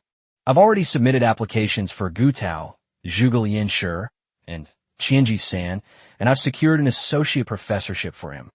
Why is this young man so foolish as to go and fight against the wind and waves? Chang Qin, unusually seated, said in a low voice, if a man doesn't fight against the storms, what will he fight against? Hey, this kid's a real man. Third Master Shao rolled his eyes at him and said, look at what you're saying. What, if he survives this ordeal, you, Boss Chang, want to be his brother? Chang Qin's gaze sharpened. Why not? The business in the Southwest is in dire need of a brother who dares to fight. Standing to the side was President Meng Qingwei, holding a teacup, his gaze deep and thoughtful. A very good young man. He is skillful, intelligent, decisive, and courageous. I finally found someone I can stand. In the sea, beneath the raging, turbulent waves, a dark figure rapidly rises to the surface. The next moment, boom! The sound of waves breaking was deafening. A giant tiger shark, over 5 meters long, leaped out of the water, creating towering waves. On its back stood a short-haired young man with clear eyes, his clothes soaked through. Grab its dorsal fin with one hand and spread the other hand to one side to control its balance. Underwater breathing duration, 10 seconds remaining. Stamina surge duration, 12 seconds remaining. Weakness detection skill has been upgraded, current level LV.3. Gunfa skill has been upgraded, current level LV.3. The induction skill has been upgraded to LV.2. We made it. Shuru. It's such a pity the camera got washed away by the water. I'm heartbroken that such a big show couldn't be staged. The tiger shark briefly hovered in the air, crashed through a wall of waves, and plunged back into the sea. Then it rises to the surface, its dorsal fin cutting through the water. From a distance, Su Lu looked as if he were riding the waves. The dull pain caused by the constant bombardment of the spinal joints finally made the tiger shark give up the fight. Su Lu, on the other hand, completed the taming process naturally. He turned this sea monster into his battle pet. At this moment, tiger shark like Blackie, Pigsy, Infinite, and Sandy is absolutely loyal to Su Lu. From now on, your name will be A.O. Wu. Tiger Shark Yao. The location where A.O. Wu breaks through the waves is more than 2 kilometers away from the coastline. But for a shark, those 2 kilometers are a distance it can cover with a flick of its tail. Soon, Su Lu saw Lin Shihan anxiously plunging into the sea again and again along the coastline, and Meng Yi, who was being pushed around by the waves and could not stand steadily. Don't you trust me? Shuru grinned. From Lin Shihan's perspective, she suddenly saw a black line rapidly approaching. Dorsal fin? Is it a shark? No, that's not right. It's Su Lu. Just as she was finally able to breathe a sigh of relief, she was almost knocked into the water by an oncoming wave. As for why Su Lu was riding on the back of a shark, with a yard full of black-footed cats, black leopards, wild boars, and golden eagles in front of you, thinking about this kind of thing is just asking for trouble. He's fine. Steadying herself, Lin Shihan went to greet Su Lu as the wave subsided slightly. A.O. Wu stopped about 10 meters away from her. Stamina surge. Duration has ended. I'm so tired. I'm so tired. Su Lu slid off A.O. Wu's back and then crashed into 2 piles of cotton. I'm so glad you're all right, Lin Shihan said, her voice trembling as she supported him. I have something to do. Are you injured? Lin Shihan asked anxiously. It's too big. It's making it hard for me to breathe, Sulu said, struggling. Lin Shihan. Chapter 131, Colin Dragon King? The waters near the shore are shallow, preventing the tiger shark Aowu from getting any closer. With her face flushed, Lin Shihan half-carried and half-supported Su Lu as they waded through the last few dozen meters of seawater. The low pressure at sea has temporarily subsided. Su Lu looked at the sky and explained to the camera that had been retrieved, but I estimate that there will be another major outbreak soon. Lin Shihan's lips were slightly pale from being washed by the waves, and she kept her head down. What's wrong? Are you feeling unwell? Su Lu asked curiously. Lin Shihan gritted her teeth and turned to glare at him. You made me worry, and you said something inappropriate again. What does it mean to be so overwhelmed that you can't breathe? Angry. Su Lu chuckled and reached for his lower back. Fortunately, Zhuge Lianshi and the iron knife were still intact, and the seaweed and the most crucial abalone were also safe and sound. There's still a guarantee of braised pork for dinner. He instantly felt that the trip had been worthwhile. On the coastline, the anxious Meng Yi finally smiled. She ran a few steps forward and helped Su Lu up from the other side. You scare me to death with your thighs. Even a naive and innocent girl can get this excited. Su Letting rubbed her wet hair. The three of them were soaked to the bone. To Su Li's left was a flat helipad, and to his right were steep, rugged mountain peaks with continuous ravines. Oh, right? He exclaimed in surprise. Lin Shihan and Meng Yi turned around worriedly. What's wrong? They both asked in unison. You two are both out. Shuruis eyes we didn't. Is no one going to watch over the lard I've been rendering? Lin Shihan. Meng Yi. Lin Shihan lowered her head. The fist is hardened. The organizer's studio. Mr. Liu wiped his sweat and muttered, Holy crap, Sulu, from now on you're my brother. Amidst raging winds and raging waves, it went head-to-head with a tiger shark and actually won. Staff, edit the footage. A bunch of damn foreigners daring to laugh at us at the weekly debriefing meeting for not being able to conquer the sea. You guys have slapped my face so hard it's swollen. Tea room. Associate Professor Su. Associate Professor Su. Ha ha. Uncle Shui, holding his phone, threw down the words, I'm going to apply for the documents, and ran out of the tea room. Master Xiao smiled and looked at Chongqing. So, brother, what about the business in the southwest that you mentioned? Chongqing downed the bowl of tea in one gulp. You keep your word. As long as Brother Su nods, I'll send people to assist with the business in the southwest. Meng Qingwei. Ahem. Broder Shule. Chongqing was stunned. Holy crap. Did I just emote myself? Live stream chat. Shule survived. Not only did he survive, he also tamed a tiger shark. Tiger sharks are among the most ferocious and brutal predators in the ocean, and one of the 3 most threatening sharks to humans. Used as a mount by boss Su Lu. What did someone in the live stream just say? What's Su Li's nickname if he can beat shark? Dragon King. From now on, we can't call Su Lu Big Boss anymore. We have to call him Dragon King Su Lu. Amazing. Black Panther, Wild Boar, Golden Eagle, Tiger Shark. They've got it all, land, sea, and air. Isn't Su Lu here to survive on a deserted island? He's here to recruit followers, isn't he? I'm so jealous. Current live stream viewership, 770,000. 770,000 popularity points. So I really pulled off a great show. Su Lu felt a great sense of accomplishment. Unfortunately, such opportunities are few and far between, and he couldn't replicate every single one. He glanced back at the rolling clouds, expressing his deep regret. Back in the courtyard, change into dry clothes. Thank goodness, the fat hasn't rendered completely, yet, as it's been simmering over low heat. Su Lu rushed to the campfire immediately, and only after confirming that the pot on the fire was all right did he breathe a sigh of relief. Lin Shihan looked at Su Lu in horror. You really went to such lengths for a bite of braised pork? Absolutely, Su Lu replied without hesitation. Braised pork is the best in the world. Live stream room. Well, I have something to say about that. Twice-cooked pork is the best in the world, okay. He, with the hand-pulled mutton in front, all you muttons, get out of the way. Crispy skinned roast duck is the only way to go. When it comes to cooking duck, I'm an expert. My braised duck is unparalleled in the world. Who agrees? Who disagrees? I agree. I object. I vote for savory tofu pudding. Upstairs, are you trying to start a war? Savory tofu pudding +1. Can you eat tofu pudding if it's not sweet? Tofu pudding must have taro balls. Holy crap, heretic. Brothers, kill him. The livestream room was in complete chaos.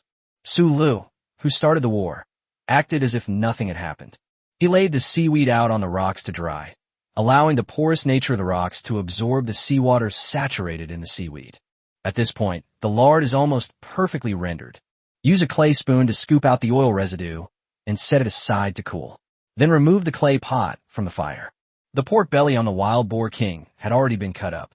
A piece of meat, each over 20 centimeters long and wide, with alternating layers of fat and lean meat distributed extremely evenly. The hair on the skin is removed by scalding with boiling water. The whole piece of meat exudes a rich aroma that whets the appetite. Pigsy trembled with fear on the side. What a coward, Su Lu chuckled and cursed. Let's start cooking. Chapter 132, the most urgent task, is, of course, stewing meat. Don't you want to take a rest first? Lin Shihan looked at Su Li's fluid movements and asked worriedly. No rest, sur le replay decisibly. Braised pork belly must be simmered over low heat. Nothing can stop me from making my braised pork. Fine. Lin Shihan shook her head helplessly. I'll go help you gather firewood. Okay. Su Lele explained with a smile. Braised pork is a common dish, but we'll make a slight change to how we make it today. First is the pan frying process that many foodies are familiar with. We don't have an iron pot here, so we grill it directly over a fire. Sizzle. In this way, the hair and sweat glands will be completely removed, and the remaining meat will not have any extra flavor. Blanch the whole piece of wild boar pork belly in cold water. He explained while demonstrating. Add water to an earthenware pot and put in the pork belly. Next, add galangal slices and Sichuan peppercorns. Wild scallions are tied into knots and thrown into the pot. After heating with the lid off for a few minutes, blood foam will start to rise to the surface. After skimming off the foam, continue cooking for another half hour until the meat is fully cooked.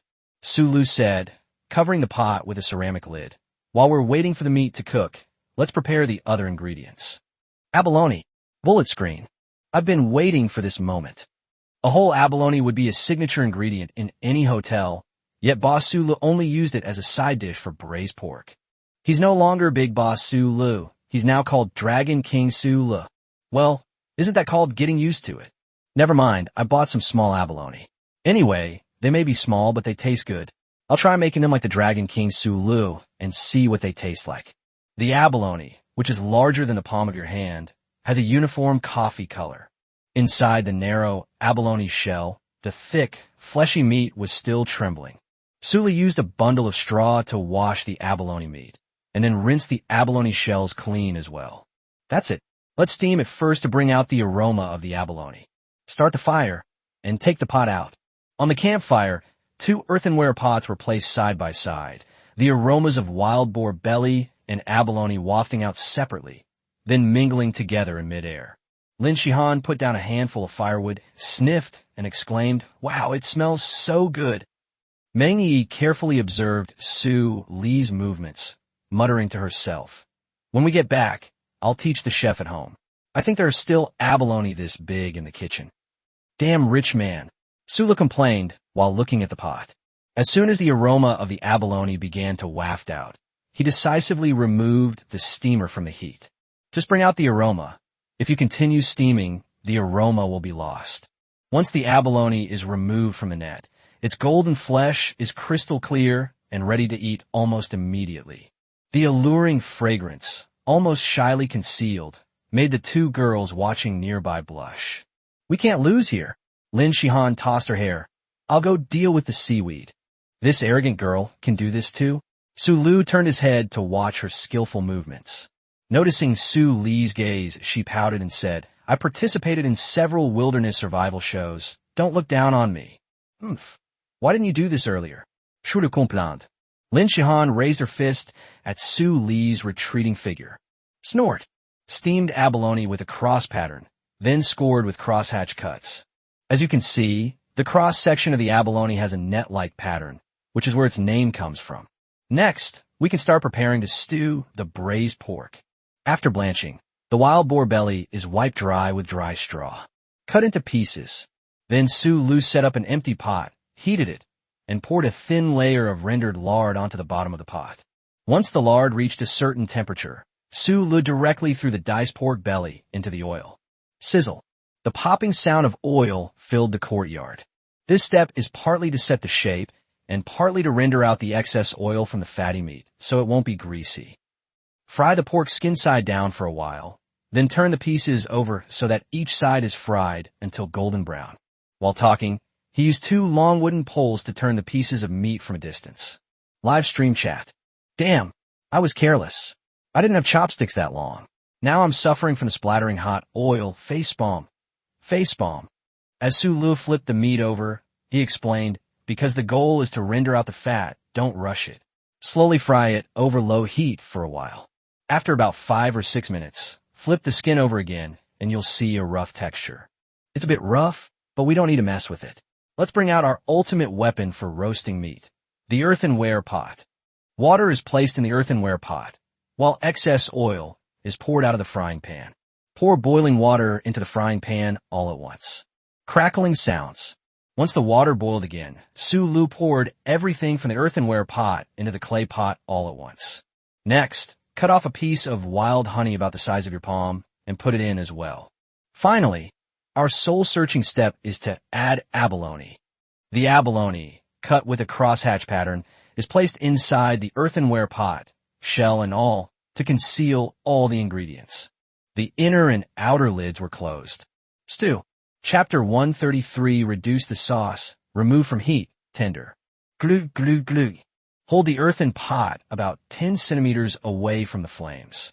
A pot with excellent heat retention can transfer heat throughout the entire pot without needing to keep it close to the flame. All the ingredients are weighed down by the abalone shell, so there is absolutely no risk of them losing water. The 2 lids, with their vents perpendicular to each other, create a small high pressure inside the pot. The temperature inside the pot rose further. Steam bursts out from the vents in the pot lid, carrying with it the enticing aroma of the ingredients inside. Su Lu squatted contentedly by the campfire. Watching the earthen pot, he had made himself stew the braised pork he had been longing for. This is what it means to enjoy life. A trip to sea in exchange for a pot of meat like this is worth it. Lin Shihan wrinkled her nose indignantly. Don't you get tired of eating only meat? She soaked the seaweed that had been filtered of seawater in clean water to remove excess salt. The rich, fatty braised pork belly is perfectly balanced by the refreshing seaweed. Then they brought over the dried clothes. When they returned to the courtyard, all 3 of them were soaked. So they changed back into the clothes provided by the production team. After all that fuss and cooking, Su Li's clothes were completely dry. I'll keep an eye on the fire and have you change your clothes. Lin Shihan patted Su Lu on the shoulder. The wind is getting stronger, and a single layer of clothing won't keep out the wind. Oh, Su Lu looked at the earthen pot with reluctance, then reluctantly picked up her clothes and returned to the little wooden house. After quickly changing, he rushed out and squatted down by the fire again. Lin Shihan covered her forehead. How much an obsession do you have? Ha, woman, you have no idea how wonderful braised pork is. Su Lu leaned closer to the earthen pot, listening to the sound of the broth bubbling inside. The skill sounds of nature is so useful. You can tell how much soup is left inside without even opening the lid. Opening the lid would disrupt the small pressure inside, which would also disrupt the temperature during the cooking process. Su Lu was full of anticipation for this pot of braised pork. Soon, the broth level has dropped to a point where it can be reduced to a thicker consistency. Lifting the double-layered pot lid, white steam rises up. If this were a food animation, there would definitely be a beam of light at this moment. Su Lu imagined this scene and took a deep breath. The aroma has already come out, and the aromas of the 2 ingredients blend together perfectly. The program's cameras are of excellent quality and are unaffected by steam, capturing the bubbling broth seeping through the edges of the abalone shells. Bullet screen. I was hungry, but luckily I was prepared and ordered braised pork for delivery. Ah, how naive. Can take out braised pork compare to braised pork cooked by Master Sulu himself. A product made by the Dragon King is guaranteed to be top-notch. I'm already drooling. My braised pork is almost ready to be served. Upstairs 666. Remove the abalone from the broth. The golden red abalone meat is as soft and bouncy as jelly. When it is taken out, it keeps trembling, making it hard to resist the urge to take a bite. The abalone was placed in a preheated earthenware pot and kept near the campfire to maintain its temperature. The earthen pot, being lowered in height, comes into contact with more of the flames, causing the broth inside to boil more violently. We're starting to reduce the sauce. While reducing it, we'll add some more honey to enhance the color. Gurgle. Sulu used the back of a ceramic spoon to gently push the ingredients in the pot to prevent them from sticking to the bottom. As the broth receded, the sauce thickened and became more viscous. It also exhibits a rich texture. The texture of the soup we see now is due to the collagen from the abalone meat being incorporated into the soup. Sulu added a sentence. Reduce sauce until thickened. Remove from heat. Carefully scoop out all the meat pieces and arrange them neatly on top of the abalone meat in the earthenware bowl. The skin is facing upwards and the color is reddish. Finally, pour the reduced broth over the top. The braised pork belly is ready. Gentlemen, please have a taste first. Live stream chat. Sure, I bought lemons, just waiting for Mr. Sulu to say that. Lemons are so delicious, so sour, but I'm not craving them, really drooling. It's coming off the heat. Following Su Lee's recipe, the meat is incredibly tender. I'll plate it up and share the taste with you guys later. On the 7th day after my failed weight loss attempt, Boss Sulu is my friend of fat and my lifelong enemy of weight. This is a dish that Sulu, the master chef, managed to make on a deserted island. I can't even make it in my own kitchen. It's amazing. Meanwhile, in the courtyard, Lin Shihan had already finished cooking the seaweed. A plate of shredded seaweed, drizzled with hot oil and sprinkled with chopped wild onions and edible dogwood powder. It becomes a simple, refreshing dish. The main dish was 3 steamed taro roots. Meng Yi eagerly stretched out her chopsticks made of wooden sticks to pick up the braised pork from a plate. Wow! With her chopsticks, she cut the braised pork in half. Why is even the lean meat so tender? Chapter 134 Next Steps. Why? Actually, it works on the same principle as a pressure cooker. Sulu proudly raised his head, a slight smile playing on his lips. This is a secret that has been passed down through my family for generations. Bird's nest hare's eyes widened in surprise. That's amazing. Don't listen to his nonsense, Lin Shihan said weakly, pressing her temples. Sulu used chopsticks to half pick up a piece of meat, brought it close to the camera, and shook his wrist. The whole piece of meat trembled continuously. If you cut the meat lengthwise with chopsticks, you can see that the color of the broth has seeped into the meat. The fat had a faint reddish hue, unlike the white texture of typical braised pork. The lean meat absorbs the flavor better and doesn't have that fibrous texture from being stewed until dry. The fatty meat melts in your mouth, and the lean meat also melts in your mouth. Let me, the audience, make the assessment. Bullet screen. Is this human language? Sulu put a whole piece of braised pork in his mouth, closed his mouth, and chewed it slowly. Tears dampened his eyelashes. I was careless. The meat was too hot right out of the pot. He hissed as he inhaled sharply through his lips, trying to cool the meat down. But so delicious. Finally, I gotta eat braised pork. Once the meat enters your mouth, you can crush it with your tongue, almost without using your teeth.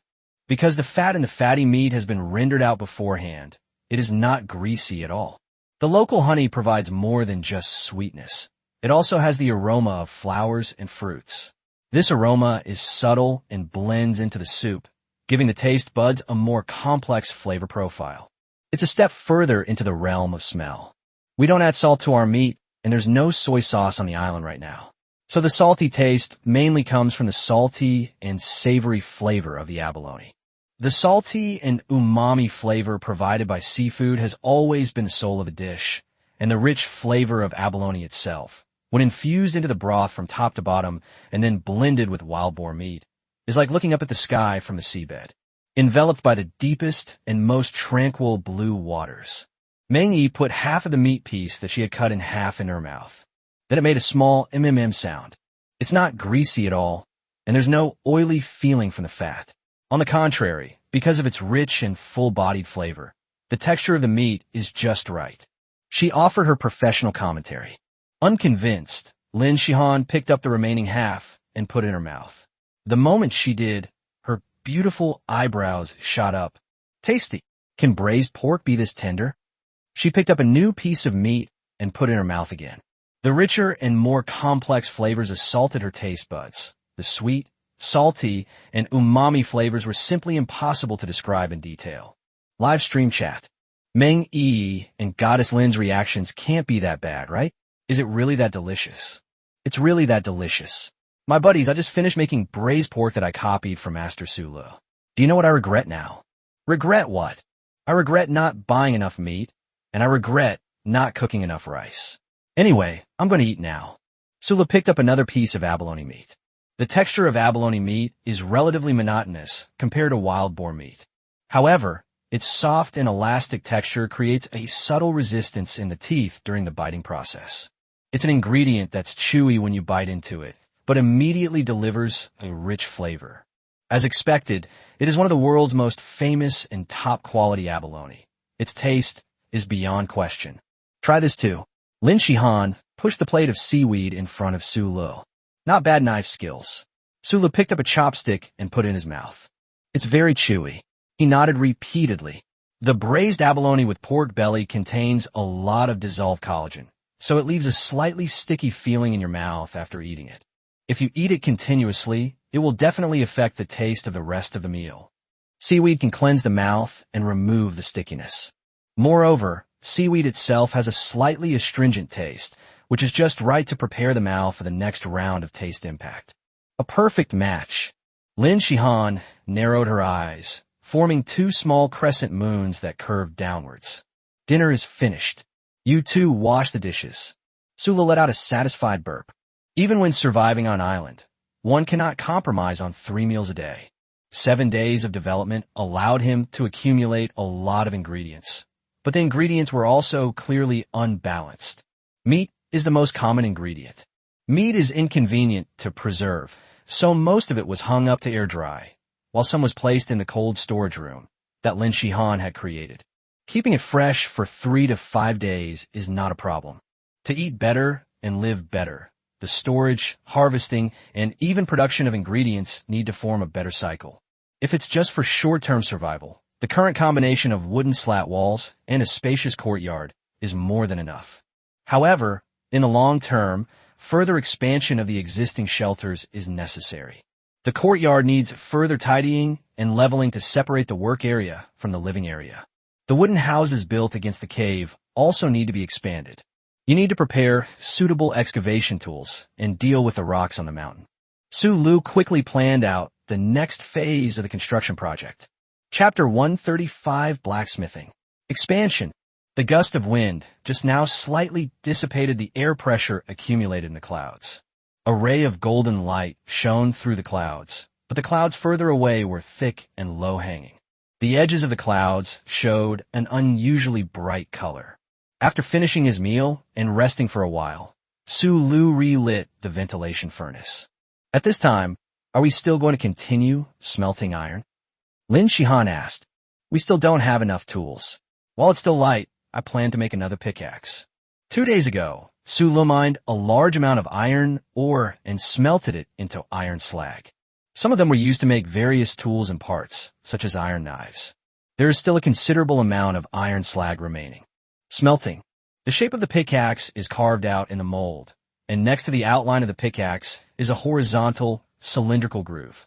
The cylindrical groove is slightly thicker in the middle and narrows at both ends, giving it a trapezoidal cross-section.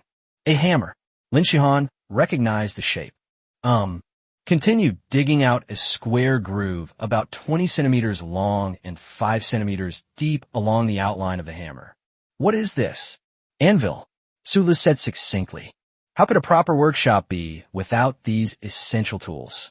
A thick piece of wood was inserted vertically into the middle of the outline of the pickaxe and hammer to serve as a pre-drilled hole for the grip. Once the molten iron has been melted, it is poured into the prepared mold all at once. Sizzle. The molten iron instantly overflowed from the flow channel, emitting intense heat. Cool, and open the mold. These things were already second nature to Sulu. With his LV.3 tool-making ability, these tasks were effortless for him. Soon, 3 components made of pure cast iron were laid out on the ground. The pickaxe head is flat at one end, pointed at the other, and bulges in the middle. The hammerhead is short and stout, with a weight just right for swinging with one hand. The final anvil is actually a solid iron plate. One side of the iron plate is flat, while the other side has a groove that is recessed inward. By placing the iron plate on a thick wooden stake, a simple blacksmith's workbench is completed. Sulu inserted a rough wooden stick with its surface polished into the handle hole of the hammer, and then used a triangular wooden wedge to drive it in from the other end with a stone. The rough-looking iron hammer made a deep, whistling sound when swung. In the same way, a makeshift crude grip was also made for the pickaxe. Then, grip the handle and reheat it in the ventilation furnace until it is red-hot. Ding, ding, ding, ding. A red-hot iron pickaxe is placed on an anvil and continuously hammered and forged. Sparks flew everywhere. He was just like any other ordinary young blacksmith in the village. But unlike ordinary blacksmiths, he forged a path on a deserted island with no traditions. After the temporary grip carbonizes at high temperatures, a new one is installed, and the process of heating and forging continues. The monotonous sound of blacksmithing echoed continuously above the courtyard. Live stream chat. The sound of blacksmithing is just so pleasant to hear. Things that are commonplace in civilized society become incredibly impressive on an island. 7 days, forging begins. Sulu is already miles ahead of the other contestants. Dragon King Sulu, are we going to add another title, Craftsman Sulu, to our list now? I think it's a good idea.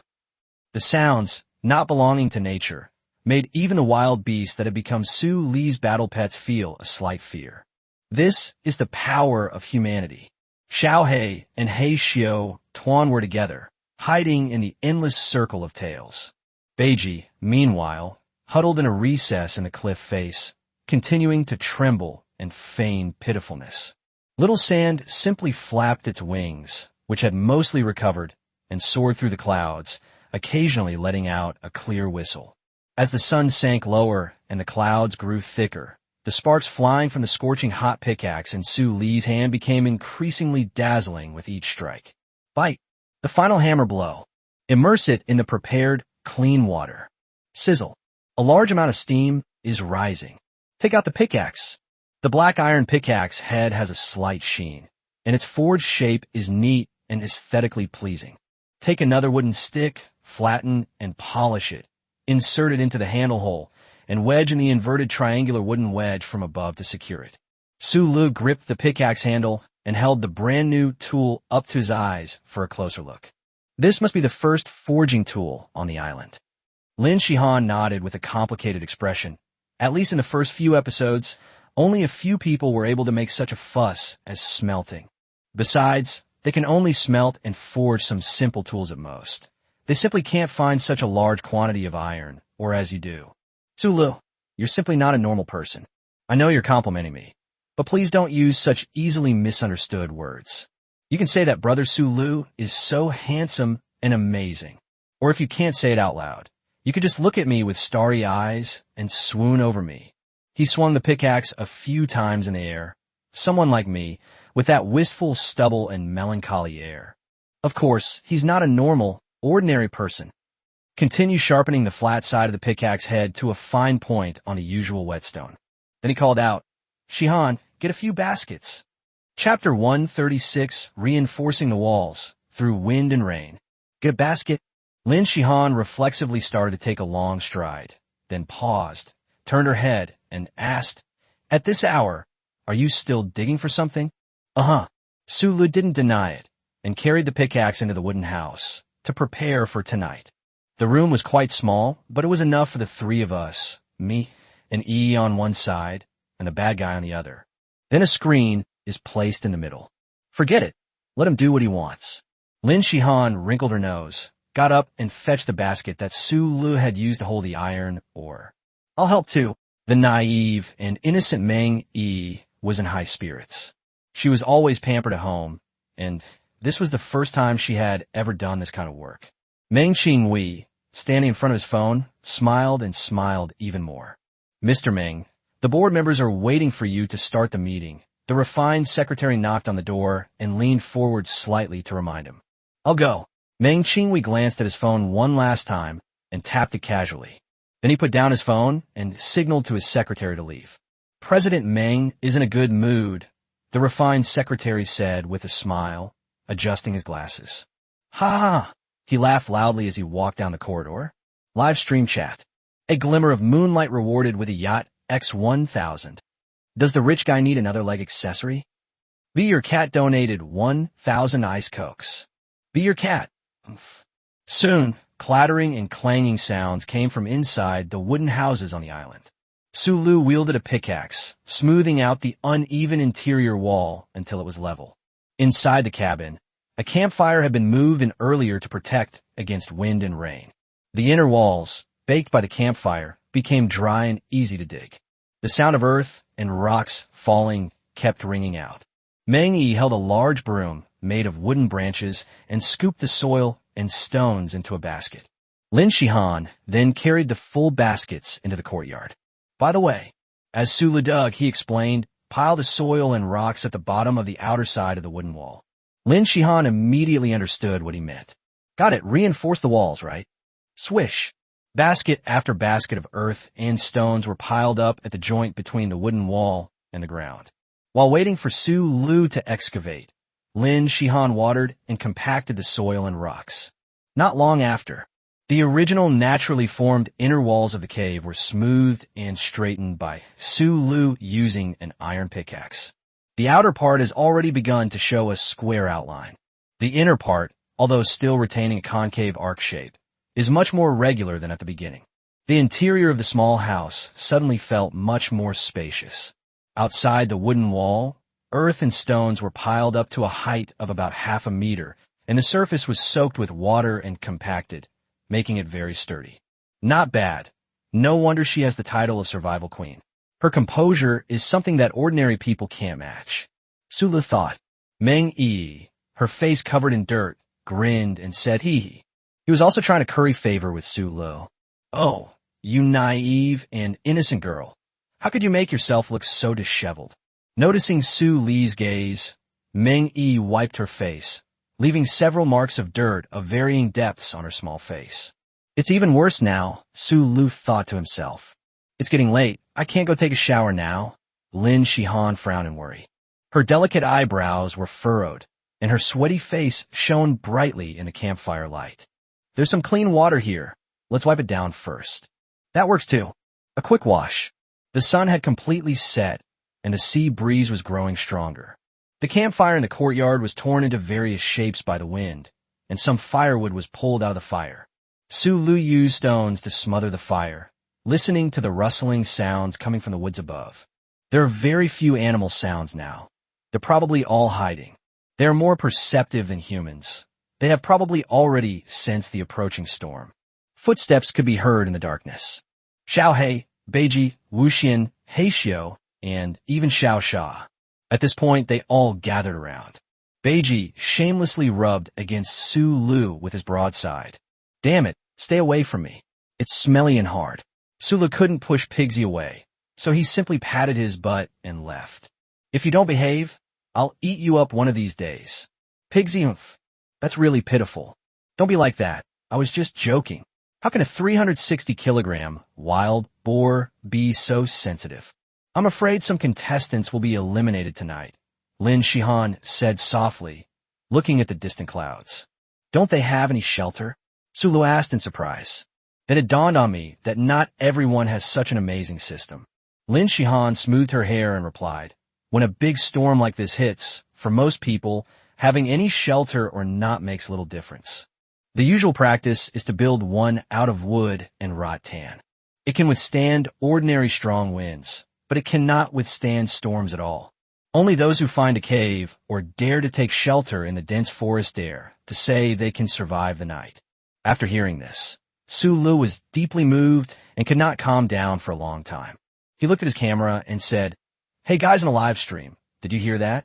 With a streamer as awesome as me, aren't you going to give me a 666, a Chinese internet slang for awesome?" Chapter 137, Eating Grilled Skewers While Watching the Storm. As darkness fell completely, the stars and Milky Way that had filled the sky a few nights earlier did not appear as expected. Thick clouds completely obscured the view.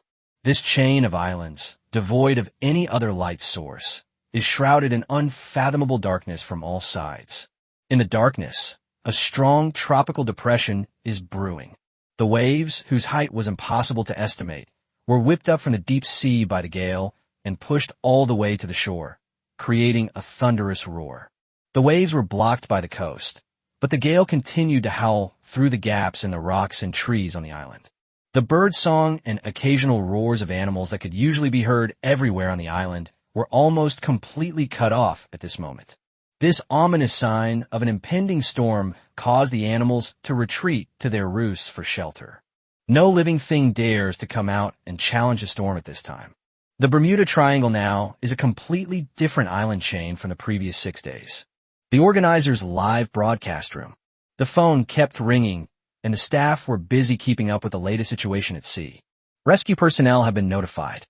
So far, we have received more than 10 distress signals, 3 of which have indicated they are abandoning the mission. The strong winds destroyed many athletes' shelters. The risk control team anticipates that further rescue efforts may be needed in the coming days. The fleet has been deployed, but the hydrological conditions near the island are complex, making it difficult for rescue boats to get close. We can only wait for the wind and waves to subside. The disaster level is still rising and may exceed that of all storms in previous years.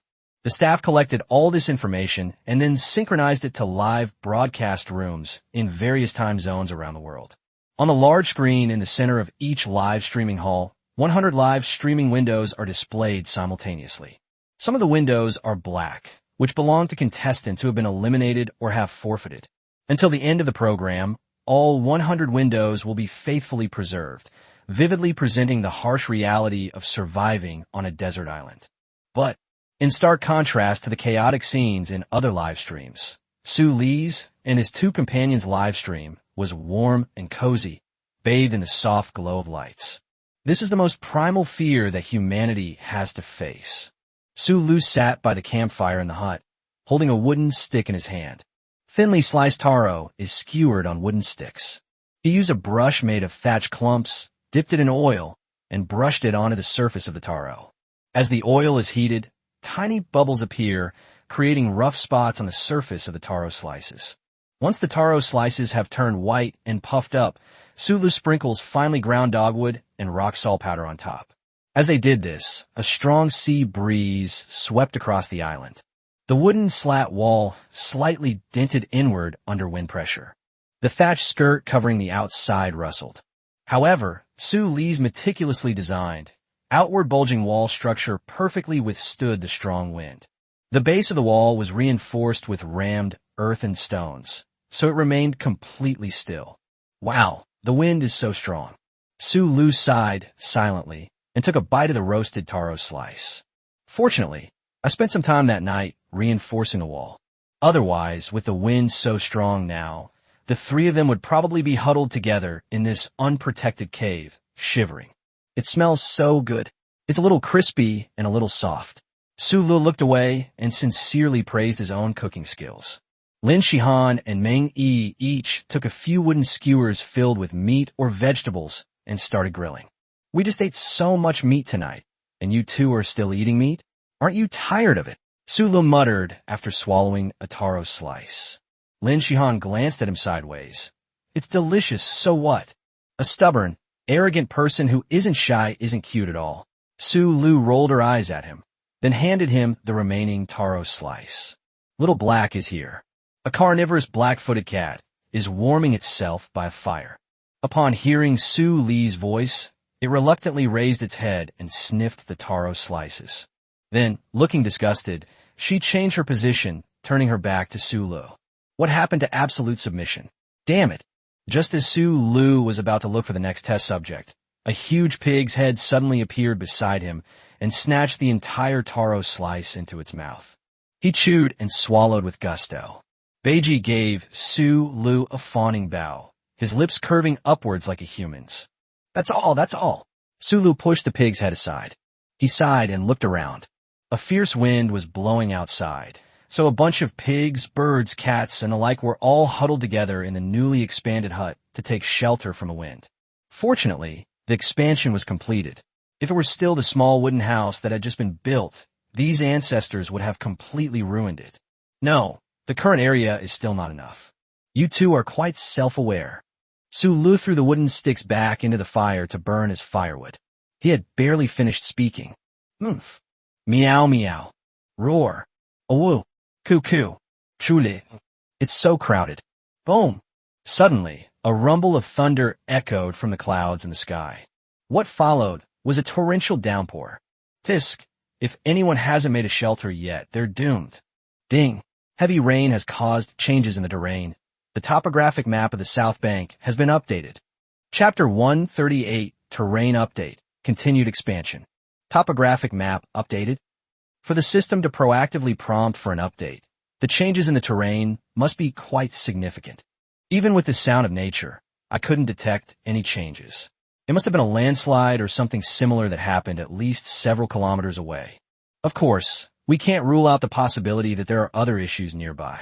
The rain and wind are so strong that the high decibel noise across the entire frequency range is enough to drown out other sounds. But who cares? Nothing is more important than sleep. After 7 days, Su Lu was finally able to change his work-life balance as a corporate slave so that he wasn't heading straight for sudden death. Working at sunrise and resting at sunset is the perfect daily routine. 996 is inhumane. Live stream chat. I wholeheartedly agree with Dragon King Su Lu. With such a huge storm, only Boss Su Li's place can provide a place to sleep peacefully. Nature's wrath is indiscriminate until it encountered Boss Su Lu. The storm retreated outside by itself and closed the door behind it.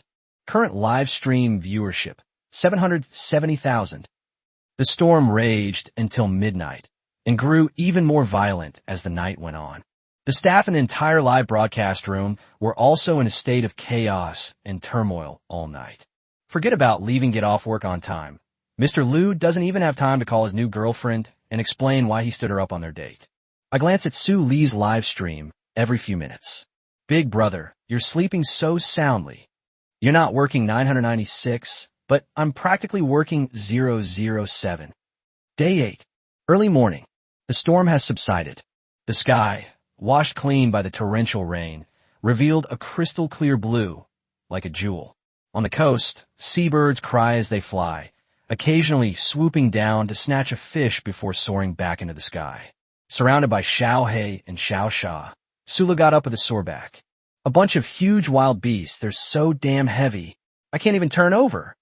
Fortunately, Ao Wu couldn't get ashore. Su Lu felt like he had survived a catastrophe. This isn't how I want to get up. An 800 square meter bed, surrounded by 500 maids or something. He noticed the camera was still running nearby. Oh, I was just saying that casually. Bullet screen. Don't try to read my mind, Mr. Su Lu. With his index and middle fingers bent, Su Lu flicked each of the group of battle pets lying around him on the head. Get up. Where are Lin Shihan and Meng Yi? Seriously? Are there really people who can get up this early all the time? It's not that we got up early, Lin Shihan said as she came in from outside the cabin. We let you rest a little longer. Did you rest a little longer? Was it because I went for a swim in the sea yesterday? Seeing that Su Lu was in good spirits, Lin Shihan's breath, which had been held back, calmed down slightly, and her full chest began to rise and fall rhythmically again. Some areas around here have collapsed, but there is no danger to us yet. I went out this morning and caught a seabird. And I made some soup together. Come out and have some later. Su Lu then noticed that there was a vertical mark on Lin Shihan's clothes, indicating that they had been tightened and loosened. It must have been caused by the bowstring of the ram's hornbow. Amidst some truly breathtaking scenery. No, why does she seem noticeably more diligent now? Who cares? If there's food to eat, might as well eat it. Lin Shihan, Inside the courtyard, the campfire, preserve in the hut, was rekindled. A deep earthenware jar was placed on the fire, and it was making a bubbling sound. Mang-yi lifted her little face from beside the fire. "Good morning, big sister. You didn't see it just now. Sister Lin is amazing." With a swift motion, he shot down the seabird in the sky. "Huh, that's because my ram's hornbow is awesome." Sulu took the soup bowl she handed him and praised. "It looks pretty good." The soup contained only rock salt and wild onions, along with a perfectly stewed bird leg and a few pieces of taro floating on the surface. "We need to get some other vegetables.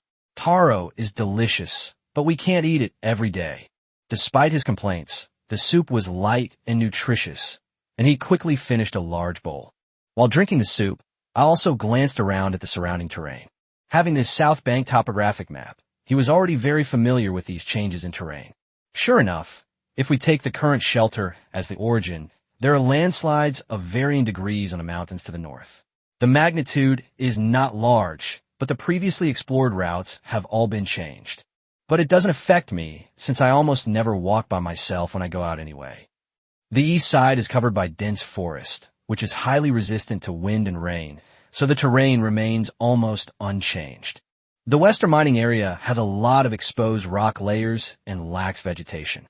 Heavy rain washed away a lot of surface soil and rocks, exposing the underlying rock layers. This is a good thing. Surface mines will be much easier to mine with a pickaxe. And this has even happened? Hee, I bet Lin Shihan and Meng Yi are going to be ecstatic. Well, mining isn't a high priority right now. The highest priority is still upgrading the shelters. After finishing our meal, we swung our pickaxes. Let's continue to expand our shelter. Chapter 139, what a great place. Just tell me if you want to go or not. Ding, ding, ding. Having eaten and drunk his fill, Sulu picked up his pickaxe again and began digging further into the cliff face. Construction LV.3. With his LV.3 building skill, Sulu easily identified the conditions required for a comfortable and safe campsite. Geology LV.3. The LV.3 geology skill allows Sulu to easily identify the angle and direction from which to place his pickaxe in the soil in front of him. While removing as much debris as possible, the absolute stability of the cave must be ensured to prevent collapse. A forged iron pickaxe can cut through a cliff face as easily as slicing tofu, requiring almost no effort. As soon as we entered, we found a simple, square living room that had been carved out. I planned to carve out a larger bedroom on the left side of the living room and separate it with a screen. Because we're digging into the mountain, we need to ensure a certain level of lighting. If there are 2 rooms, the inner one will have almost no lighting. The terrain on the right side slopes down, and I plan to follow the slope and excavate a storage room. When I was a child, there was a cellar in the courtyard of my ancestral home in the countryside. This storage room served a similar purpose. Lin Shihan and Meng Yi took turns transporting the soil and rocks that Sulu had dug out to the outside. "Oh, right, don't throw away the pile of soil and rocks. I still have a use for them." "Oh," Lin Shihan replied, wiping the sweat from Meng Yi's face. The living room, which was already in its initial stages, was carved out into a square area. The 4 walls are square, and the top is left to form an arched ceiling, which is a symbol of the round heaven and the square earth. That's the end of the depth. If we crouch down against the wall at the very back of the living room and look out through the crack in the door, we can see the sun at its highest point. This ensures that the sun will shine on the floor of our house all day long as it is daytime, and that the house will not be cold and damp. Next, on the vertical wall to the left, use the sharp end of a pickaxe to carve out the outline of the door frame. It is approximately 2 meters wide and 2 meters high. Sulu took 2 steps back, glanced back at Beiji, and then reduced the width of the door frame to about 1.2 meters. Pigsy, humph. Wide doors are more convenient for ventilation, but we can make up for it with open windows. After determining the extent of the door frame, we began to excavate further into the bedroom. Live stream chat. This structure looks a lot like a cave dwelling, doesn't it? Yes, indeed. It has the appearance of a manor house built against the mountainside. It is warm in winter and cool in summer, and its windproof performance is much better than that of a mud and stone house built on flat ground. The lighting is also very important. I just calculated this depth, and it's the same as what Mr. Sula said. It's the limit of how much sunlight can get in. Isn't that amazing? It looks like he's just casually digging with a pickaxe, but he actually knows exactly what he's doing. The outline of the bedroom door frame was carved out. Looking back at the two panting girls, Su Lu smiled and said, "That's all for now. Let's rest for a while." The naive and innocent Meng Yi, completely lacking any ladylike demeanor, plopped down on the ground, leaning back and supporting herself with her hands. He was panting, taking only intermittent breaths. "I'm so tired" sounds so pitiful. Lin Shihan also let out a long sigh. Compared to digging and filling baskets, carrying baskets full of soil and stones back and forth, and then neatly piling the soil and stones in the yard, is much more physically demanding. Even though her athletic ability and physical fitness far surpass those of Su Lu and Meng Yi, she is now covered in sweat from exhaustion. A thin layer of sweat rose to the surface, and a drop of sweat was about to fall from the tip of his nose. The dust that rose up clung to her exposed skin, but didn't make her look dirty at all. Instead, it added a touch of wild beauty to her appearance. Su Lu dusted himself off and placed the pickaxe to one side. "Take a breath, then I'll take you to a nice place." Lin Shihan raised an eyebrow. What good place? She didn't have the energy to go to any nice places. What she wants to do most right now is lie down and drink an ice-cold beer or an ice-cold cola. If I could take a hot bath, that would be perfect. You'll find out when you get there. Su Lu brought over 3 coconuts, strung them together with soft vines, and casually tucked the iron knife into his waistband. Call over Pigsy and Infinite. The coconut strings were hanging on Beiji's back, along with Lin Shihan and Meng Yi, who were both feeling weak all over. He himself rode on a lithe black panther, leading the way. Going west of mine? Su Lu, you're so cruel. Lin Shihan rested her chin on Meng Yi's head and offered her opinion listlessly. Meng Yi responded, "It's fine if you don't want to go." Su Lu turned his head and said with a forced smile, "When we get there, if you still want to go back, have Beiji or Wuxian take you." As Lin Shihan passed over a collapsed rock face, she half raised her head and sniffed the air. "Huh, what a strange smell, like something's burning." She frowned. Su Lu pointed one finger to a spot not far ahead. "We're here." Chapter 140 Hot Springs, Sulfur.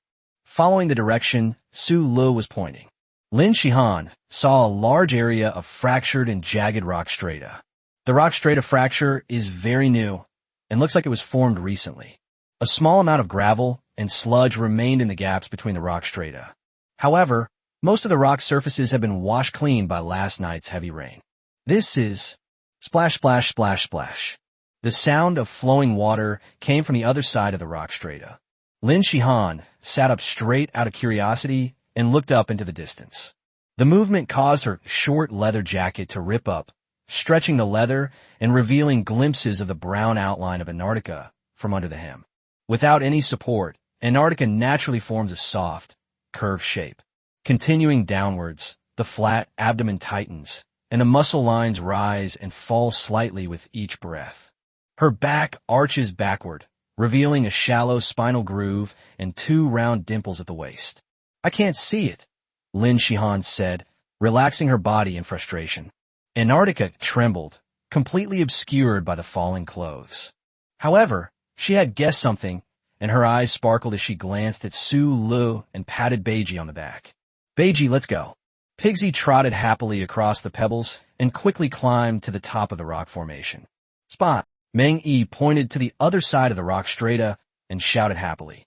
Su Lu urged the female leopard along and followed leisurely, looking down at the well-arranged pool in front of him. Early in the morning, the temperature was still low, and thin wisps of water vapor rose from these pools. Bermuda is a chain of islands formed by volcanoes, and there is still active lava underground. The island we're on should be located on such a lava zone.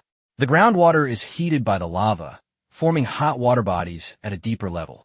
But because of the islands pressing down on it, the pressure of the steam can only accumulate continuously, until last night's torrential rain washed away some of the surface rock layers. The remaining rock layers could no longer hold back the water below. Perhaps it was after one or several eruptions that the underground water gushed out, forming this large, scattered hot spring area. The rubble beneath our feet was also brought up by the eruption. After Su Lu finished explaining, Lin Shihan and Meng Yi's eyes lit up. For the past few days, the two of them have been taking cold showers. A hot bath is something everyone desires. Not to mention, he was already covered in dirt and sweat from expanding the shelter yesterday. Today was another busy day, and the sweat on their bodies was already unbearable for them. Spa, who was it that said they didn't want to come? Su Lu deliberately dragged out his question. Lin Shihan glanced at him sideways. I don't know. Is that Yu Yi? The bird's nest-like head of hair, bewildered, lifted up and knocked Antarctica aside. I didn't. Ah, fickle woman. Su Lu returned the glance with a playful look. You're quite lucky. The hot springs here must be sulfur springs, good for your skin. You two soak first, I'll wander around. Is it because there's no shelter here that he deliberately left so that he and I could shower without worry? Even a bad guy can be gentle sometimes. Lin Shihan smiled and patted Meng Yi's shoulder. Let him shop. Let's go downstairs first. The hot spring looks very stable. There's no rush to soak in it. Su Lu made this judgment based on geology. I have important business to attend to. The air is thick with the smell of sulfur.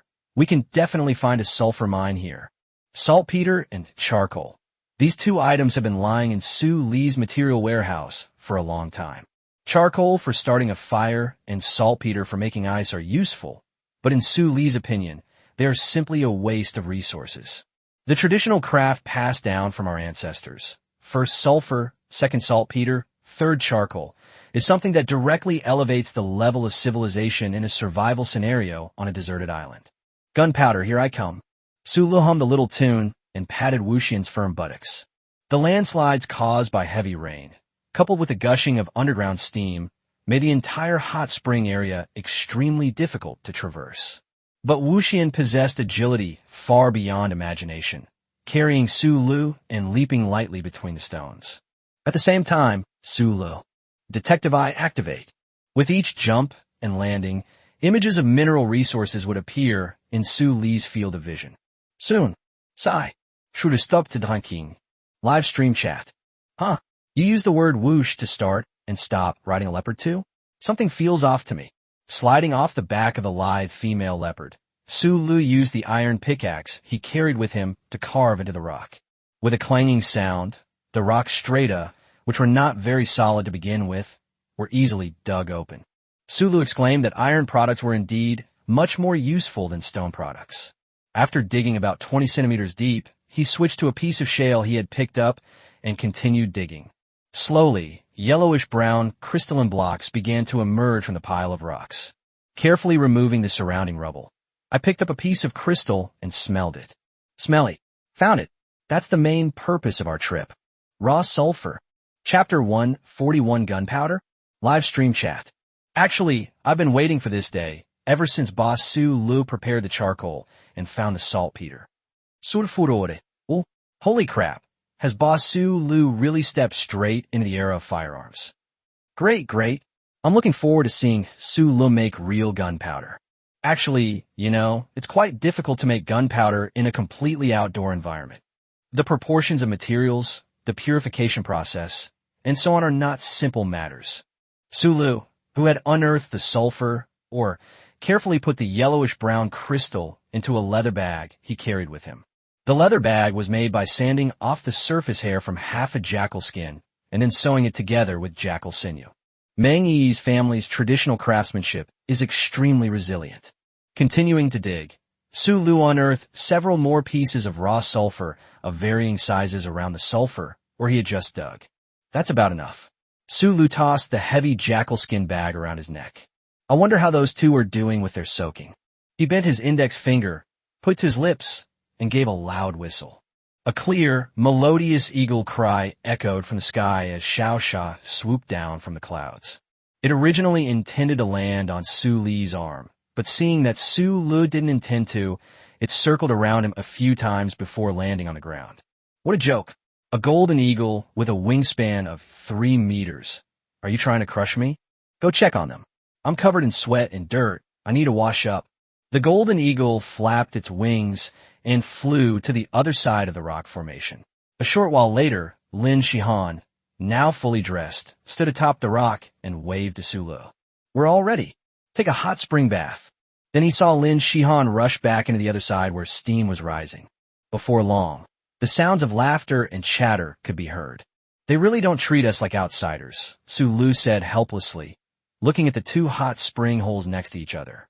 Beiji, Wuxian, a pig and a black leopard were also rolling around in the water without any hesitation. Is the water body flowing? Su Lu realized this through the sounds of nature. Judging from the direction of the flow, it seems to be extending towards the shelter. Does that mean it's possible that a private hot spring could be created directly from the dwelling? Not a needle prick, not a needle prick. He held the coconut he had brought, took a sip of coconut water, and splashed a handful of hot water on himself. About muscle definition now. Wilderness survival skills are really helpful for sculpting your physique. My stunningly beautiful face wasn't wasted. More than half an hour passed. Let's go call Sula. Meng Yi's face was flushed, and she was a little drowsy from soaking in the hot water. With her eyes lowered, she agreed. Okay. Passing through the mist, they saw Su Lu, who had already heard of their arrival, preparing to put on his last piece of clothing. The muscles are well proportioned, without overemphasizing size, but with just the right proportions. Water was still dripping from her hair, and it slid down her cheeks. Su Li's gaze also fell on them, and he raised an eyebrow. What peeking? You'll have to pay. Lin Shihan. I just thought he was quite handsome. How can you ruin the atmosphere like that? Go back to the shelter. Has the damage assessment from last night been completed? With dark circles under his eyes, Mr. Liu pinched the space between his eyebrows with his fingers and asked the staff. The staff member, holding a stack of documents, answered while flipping through them. The entire island chain was affected, with the southern islands suffering the most damage. The terrain of 4 of the islands has changed to varying degrees, and the contestants on the islands have also suffered injuries of varying degrees. However, no new players withdrew. The vast majority of athletes are currently assessing their losses and reorganizing their supplies. Mr. Liu nodded. Okay, the contestants in this round are all quite strong, and they should have a good chance of lasting at least 6 months. By the way, you said the storm made landfall on the south side of the island? What about Su Lu? The staff member hesitated for a moment, then finally answered honestly. Su Lu just came back from soaking in the hot springs. Mr. Liu. After returning from the hot springs, Su Lu stacked the raw sulfur or he had collected in the courtyard. Aren't you going to continue digging for the bedroom? Lin Shihan looked at Su Lu, who was squatting in front of the oar, and asked, Didn't you just make a door frame? No ruse. Su Lu said, fiddling with the oar without looking up. He used stones to grind the raw sulfur or into particles the size of a thumb, then took an empty earthenware jar and stuffed all the ore particles into it. Heat over flame. Raw sulfur contains a lot of impurities, which we remove by smelting. When heated to about 400 degrees Celsius, you can see the sulfur liquefy. As he spoke, he stirred the sulfur with a stick, gradually softening it. When an even more pungent smell began to emerge, he got up, removed the earthenware pot from the fire, and placed a basket on top of another pot. Filter. A thin layer of impurities was filtered out from the top of the basket, while what remained in the earthenware jar below was a relatively pure sulfur with a clear color. Done. Once it cools down, we'll start processing the gunpowder. Chapter 142, Blast a Mountain. Dry sulfur appears as fine granules. Next to the sulfur were prepared saltpeter and charcoal. Su Lu ground the 3 ingredients into powder using different stone mortars, and then mixed them evenly according to the ratio of 1 part sulfur, 2 parts nitrate, and 3 parts charcoal. The mixed powder appears as a grayish-black color, forming a small, pointed mound. For the first preparation, Su Lu didn't rush to produce too many. The materials on the island are not very pure, and these are flammable and explosive, so they could cause danger if handled carelessly. Better safe than sorry. Besides, if my face gets hurt, wouldn't that be a loss for me? Su Lu used a straw stalk to scoop up some of the mixed black powder and placed it on a stone slab. Light the other end of the thatch stalk with a flame. The flames slowly spread and burned to the other side. Finally, sizzle. The black powder began to burn fiercely, emitting dazzling sparks. At the same time, a plume of white smoke rose, and a pungent smell of saltpeter and sulfur filled the air. Success. Fuel refining skill upgraded. Current level, LV.3. Is the preparation of gunpowder considered fuel refining? So as long as it can be ignited, it's fine, right? Sulu complained to the system. Mass production of gunpowder begins. Live stream chat. Here he comes. Boss Sulu has once again proven that there's nothing Boss Sulu can't do. Only things we haven't thought of. Furthermore, my brothers, after the gunpowder burned, there was practically no residue left on the surface of the stone. This shows that Master Su Li's gunpowder formula was almost perfect. Guess what? I'm not surprised at all. If they can make Zhuge Lian Shi and Qinji umbrella, then configuring gunpowder is a piece of cake. The gunpowder is finished, but what is Boss Su Lu going to do with it next? Amidst the puzzled gazes of the viewers in the live stream, Su Lu had already ground all the prepared sulfur, saltpeter, and charcoal into powder. The raw materials were mixed in proportion, and the prepared gunpowder was placed in a ceramic jar and set aside for later use. Then take some dry thatch and tie it to a wooden stick about 2 centimeters in diameter. After binding the straw tightly, remove the wooden stick to obtain a hollow straw roll. Water it, mix it with mud, seal one end of the thatch roll, and at the same time, paste a thin layer of mud onto the surface of the thatch roll.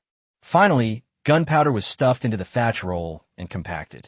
A halved thatch stem was inserted into the gunpowder as a fuse. The finished product is about 10 centimeters long and 3 or 4 centimeters thick. Su Lu gestured with a rolled-up straw containing gunpowder in front of the camera lens and warned, "Please, everyone in the live stream, don't imitate this." The simple firecrackers we make in this way are very powerful, but extremely unsafe. It's fine to use in the wild, but you should never do these things in your own living area. On the one hand, the entire production process is not easy to control and is very easy to cause fires and endanger lives. On the other hand, even if you do it, you'll still get arrested by the police. We can't do anything illegal or disorderly. If you're really itching to do it, just watch my live stream. Kind comments appeared in the live stream chat.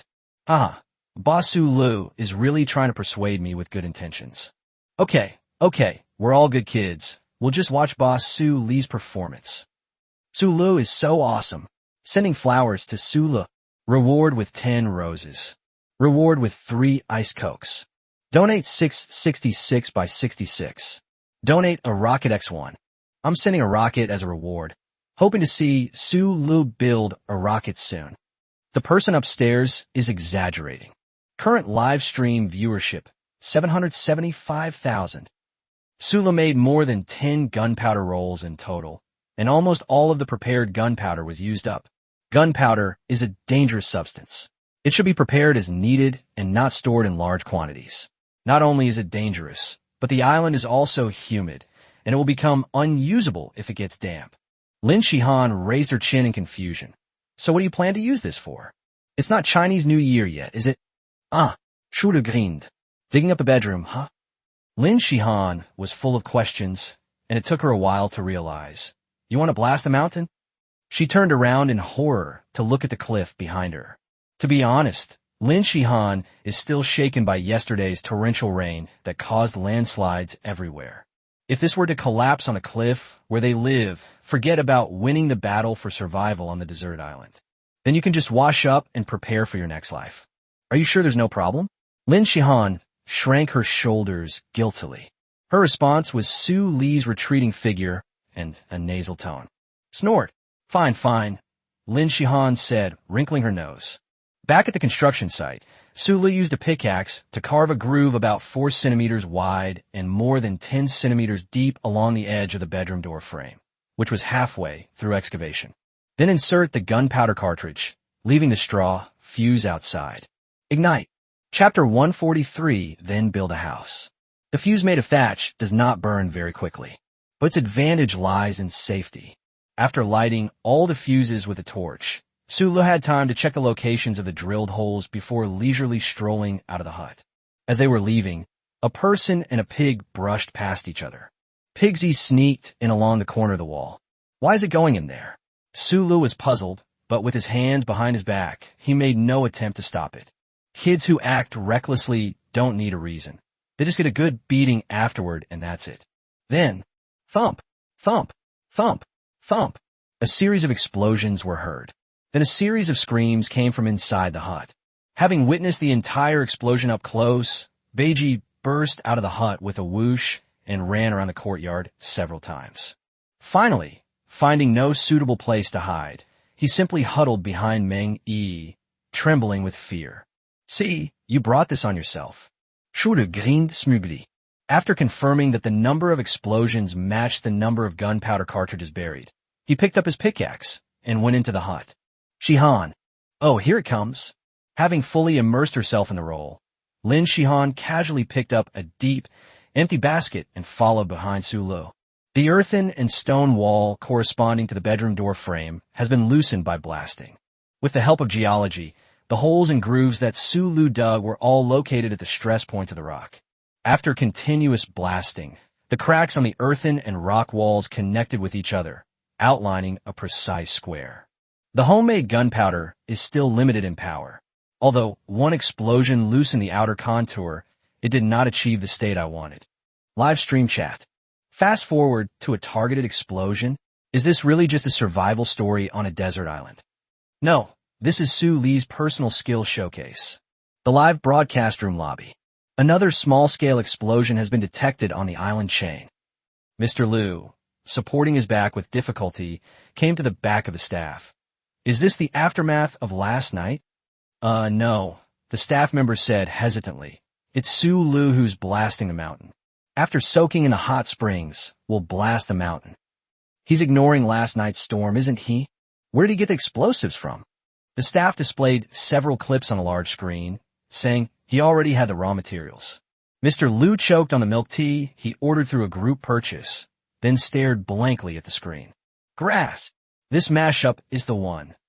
While everyone else is struggling to survive, Su Lu is conquering nature and developing infrastructure through his own strength. Staff, what question mark?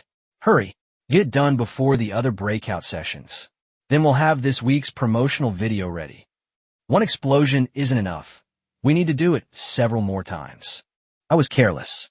I actually thought that the gunpowder we used earlier was enough. There is never enough firepower, and there's a reason why old traditions are passed down through generations. They then ground out some sulfur, saltpeter, and charcoal powder, mixed them to form black powder, and rolled it into gunpowder rolls. This time, Su Lu drilled new holes and grooves in the rock wall. The holes and grooves were densely packed and staggered, and each one landed exactly on the stress point of the rock wall. The 350-kilogram wild boar, hiding under Meng Yi's skirt, timidly watched Su Li carry in batch after batch of gunpowder cartridges. Why don't you come in again? Su Lu glanced at it casually. Meng Yi covered her ears with her hands, her eyes shining brightly.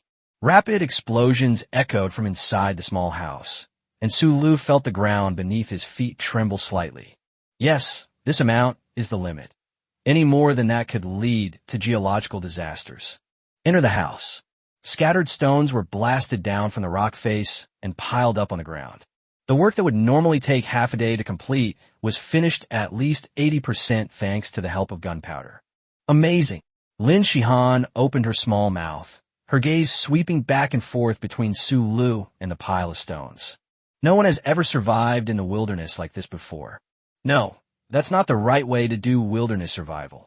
For a normal person on the island, by the 8th day, being able to eat cooked food is already quite an achievement. Who can blast mountains to build houses? Isn't blasting a mountain much faster than digging with a pickaxe? Su Li used a pickaxe to move the pile of stones aside, clearing away the fallen rubble. Put all of these outside.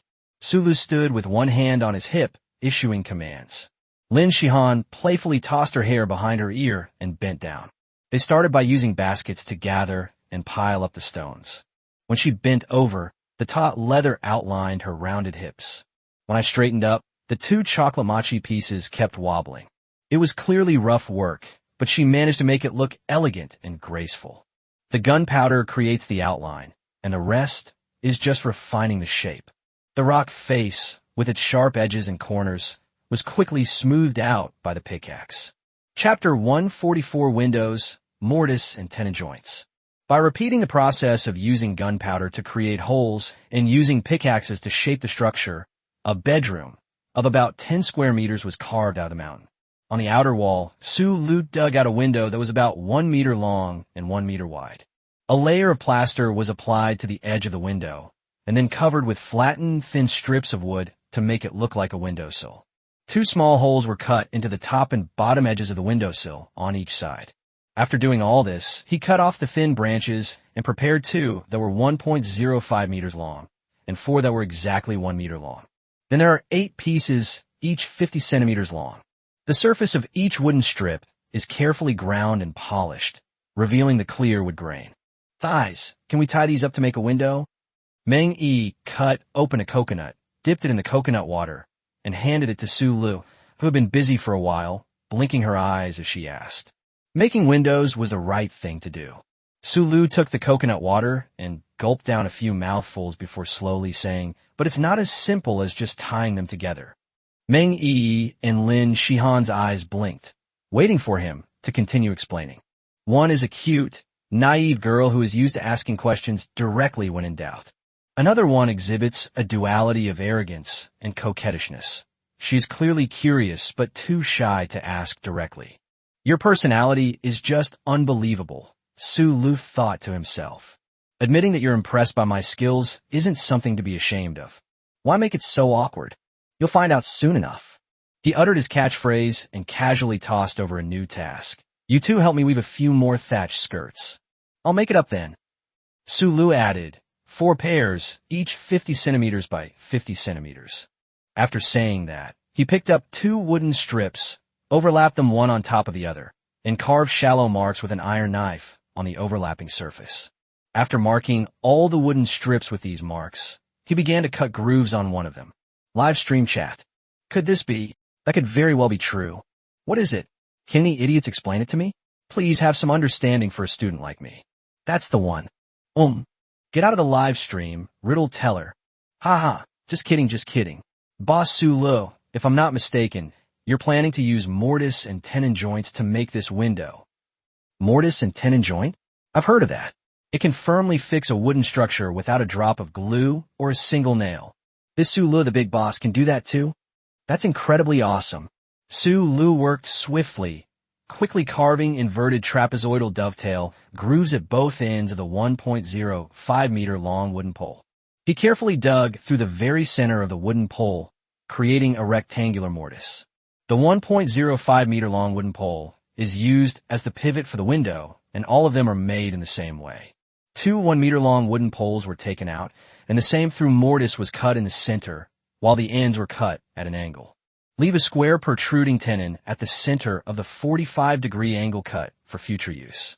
The remaining 2 wooden poles were cut open at an angle in the center, with hemispherical grooves cut at both ends. The center of the hemispherical groove has a flat top, which, when viewed from the side, looks like a mountain character with a rounded bottom. The 8 short wooden poles, each 50 centimeters long, were also divided into 2 groups. One end of the set has a rounded mountain-shaped groove cut out at the bottom, and the other end has a tenon with a square protrusion at a 45-degree angle cut out. The other set of wooden poles has mountain-shaped grooves at both ends, with half of the middle cut out at an angle. Ready. The torch is passed on. Precision machining. The processing of mortise and tenon joints is a meticulous task. When Su Lu finished, a thin layer of sweat appeared on his forehead, which was unusual for him. He pointed the camera at the neatly arranged wooden poles and explained, "We're only dealing with the simplest mortise and tenon joints here. The window frame has a simple structure, so this kind of direct interlocking mortise and tenon joint is sufficient. For more complex wooden items, such as tables and chairs, intricate mortise and tenon joints will be involved. Now, let's assemble it." Live stream chat. This looks pretty simple. I feel like I could make it at home. Hee, it looks easy, but you'll fail as soon as you try to learn it. My eyes said they understood, but my brain said sorry, I'm off work. Hey buddy who's always arguing with kitchen ingredients, how about you consider adding carpentry to your skills? No, just dealing with the ingredients almost killed me. If I keep doing this at home, my viewers will never see me again. The connecting rod of the pivot is placed on the outermost side, and the 2 sides of the window frame are placed at the top and bottom ends. Inside the window frame is a single 1-meter-long wooden rod. Finally, stack the remaining 2 wooden poles, one horizontal and one vertical, together to form a cross shape. All the mortise and tenon joints were just lightly put together, without being rushed to be wedged in. The beauty of mortise and tenon joints lies in the fact that they are structures where a single change affects the whole structure, and certain procedures are required during assembly. Like this. As Su Lu explained, he held onto the two opposite corners of one side of the window frame and pressed them inward forcefully. Click. Chapter 145, The New Bed. With a few crisp wooden clanging sounds, 6 wooden rods with 9 joints on one side of the window frame were joined together seamlessly. Then gently tap each end with a hammer a few times to completely secure the mortise and tenon. If it weren't for the different wood grain patterns on the joint surfaces, it would be impossible to tell any signs of processing from the appearance alone. The window frame on the other side was also assembled in the same way. Bullet screen. Smooth and fluid. This final stitch truly showcases Su Li's masterful skill. I've seen the mortise and tenon technique of veteran craftsmen many times in videos. I never expected to see Su Lu, a master craftsman, recreate this technique on a desert island survival show. Therefore, this mortise and tenon technique is unique in this episode of the survival show. Current live stream viewership, 780,000. Su Lu propped himself up against the window frame with one hand, raised his chin to look at the 2 people who were still tying up the thatched skirts, and asked with a smile, "How's it going?" All right. Lin Shihan stood up abruptly, spreading her arms wide. She wore a straw skirt draped over each of her forearms. The straw was neatly woven, and even the edges were carefully trimmed. Meng Yi also raised both hands, propping up the remaining 2 thatched skirts. She waved her arms happily, like a fledgling bird flapping its wings. So cute. Install. The window frame pivot extends beyond the window rim. With a gentle bend, both ends of the pivot wedge into pre-drilled slots. Inside the slot, a wooden block with a central depression is fixed, and the concave surface is moistened with grease to reduce friction. The wedged window frame opens easily outwards with a gentle push. So smooth. Meng Yi clapped her hands in delight. It's not finished yet. Come on, this is your bedroom. Put the window screen on yourself. The window screen that Su Lu mentioned was naturally the thatched skirt woven by Lin Shihan and Meng Yi. Lin Shihan draped the thatched skirt over the top and bottom edges of the window frame, while Meng Yi stood on tiptoe and used soft vines to tie the window screen tightly to the 2 horizontal ribs of the window frame. When a sea breeze blows, the window screen makes a soft, rustling sound. Meng Yi's eyes were drooping as she said, "I'm sleepy." "Don't get so into character, you silly sweetheart." Su Lu ruffled her messy hair. Now, although her hair still retains the abstract style it had at the beginning, the strands of hair feel much smoother to the touch. "It's mainly because I fed them well," Su Lu boasted. Lin Shihan pushed and pulled the window a few times. When you push the door open, warm sunlight floods the room. When a window is closed, thin slivers of light still seep through the gaps in the window frame, but the noisy sea breeze is completely shut out. Lin Shihan's gaze momentarily drifted as she realized it had become a home. Now that we have a bedroom, we can't sleep on the floor anymore. She patted her cheeks with both palms, then turned around with a radiant smile. "I'm going to gather someone to set up 3 beds. Huh? Su Lu looked over with a surprised expression. That arrogant jerk has even learned to steal jobs now? Go ahead and borrow it if you want.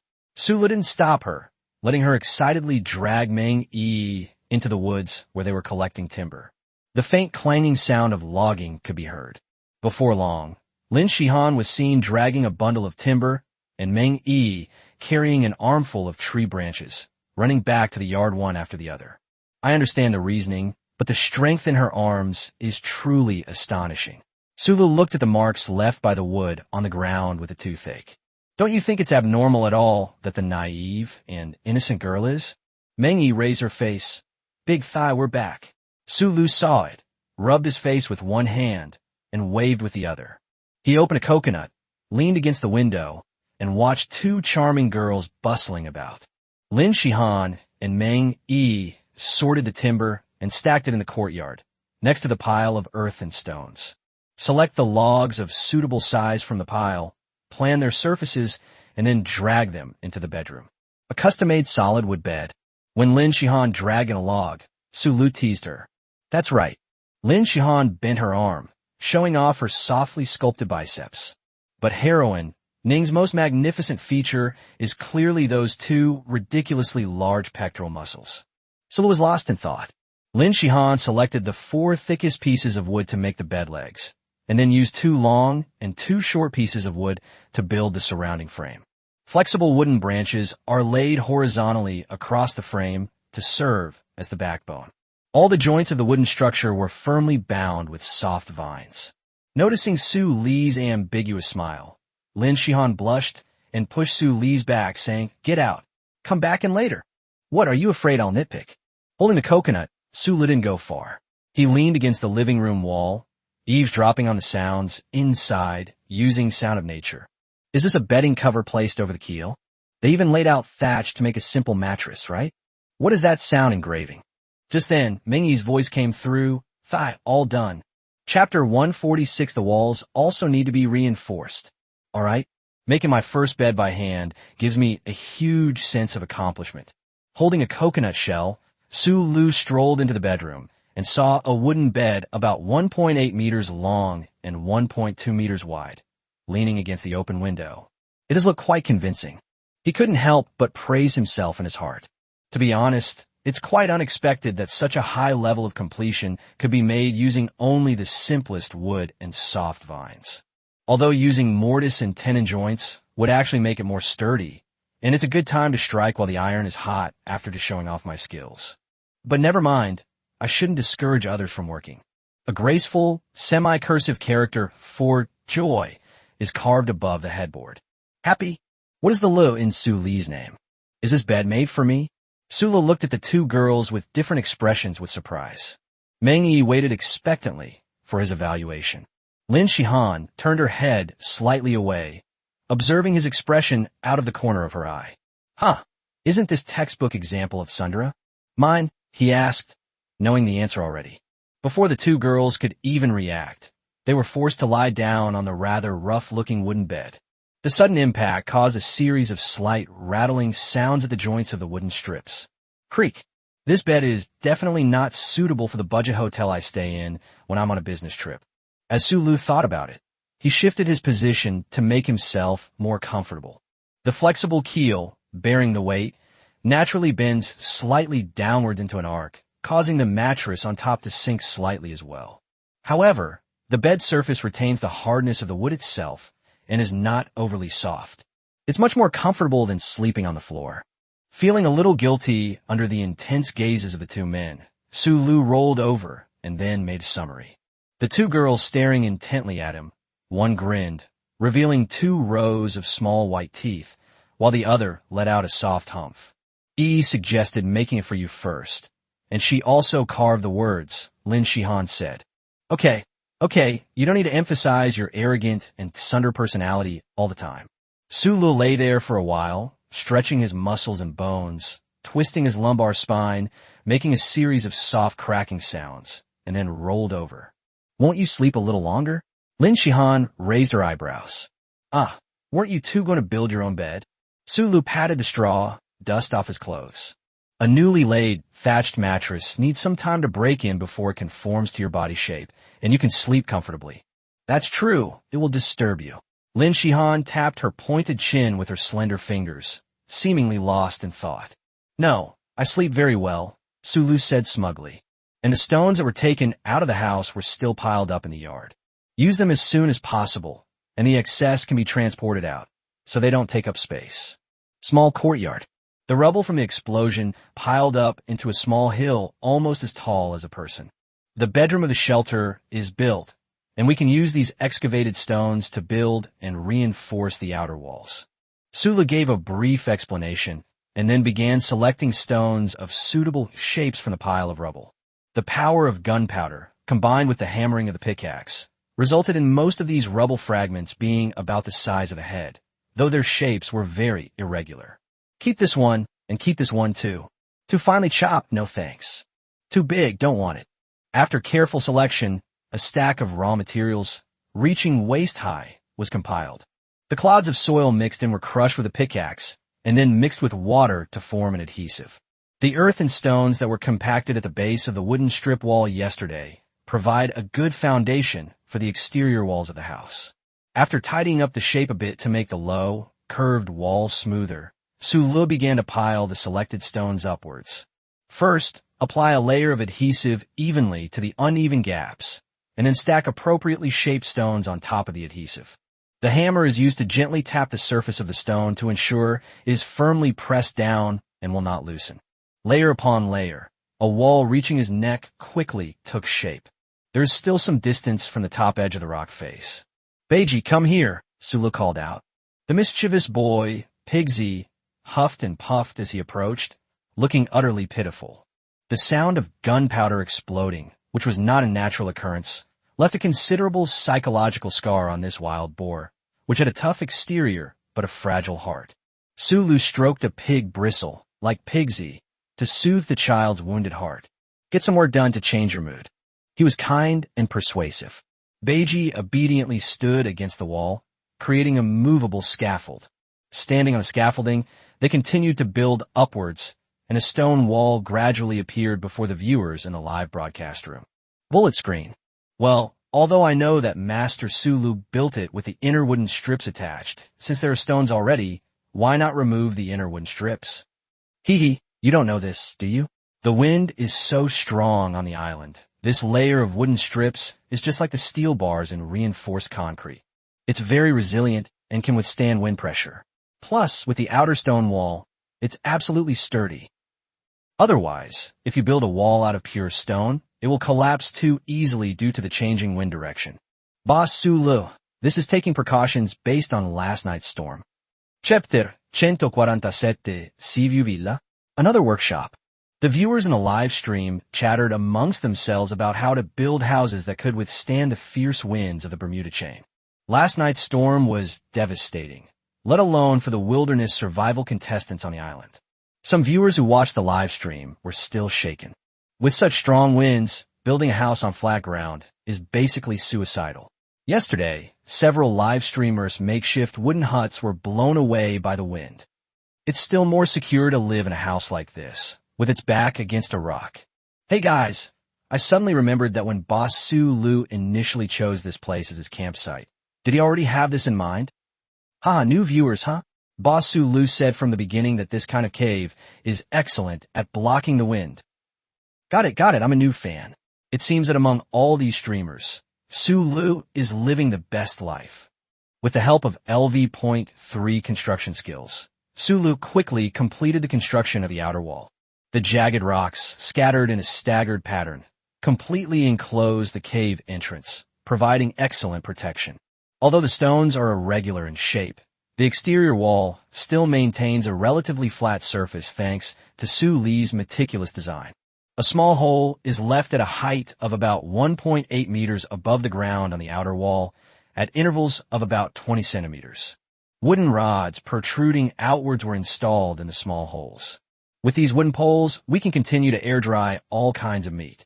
As he explained, Sulu hung up the leftover mutton and wild boar meat from the past few days. The python meat and fish meat had long been eaten. The main problem is Pigsy, who sneaks a bite every now and then, which is really frustrating. Of course, Sulu's indulgence also played a role. With the hunter's messenger skill, Pigsy wouldn't have done something so outrageous without his approval. Lin Shihan has complained several times already. The fish she scooped up from the chain of fish ponds would be gone the next day, leaving not even bones.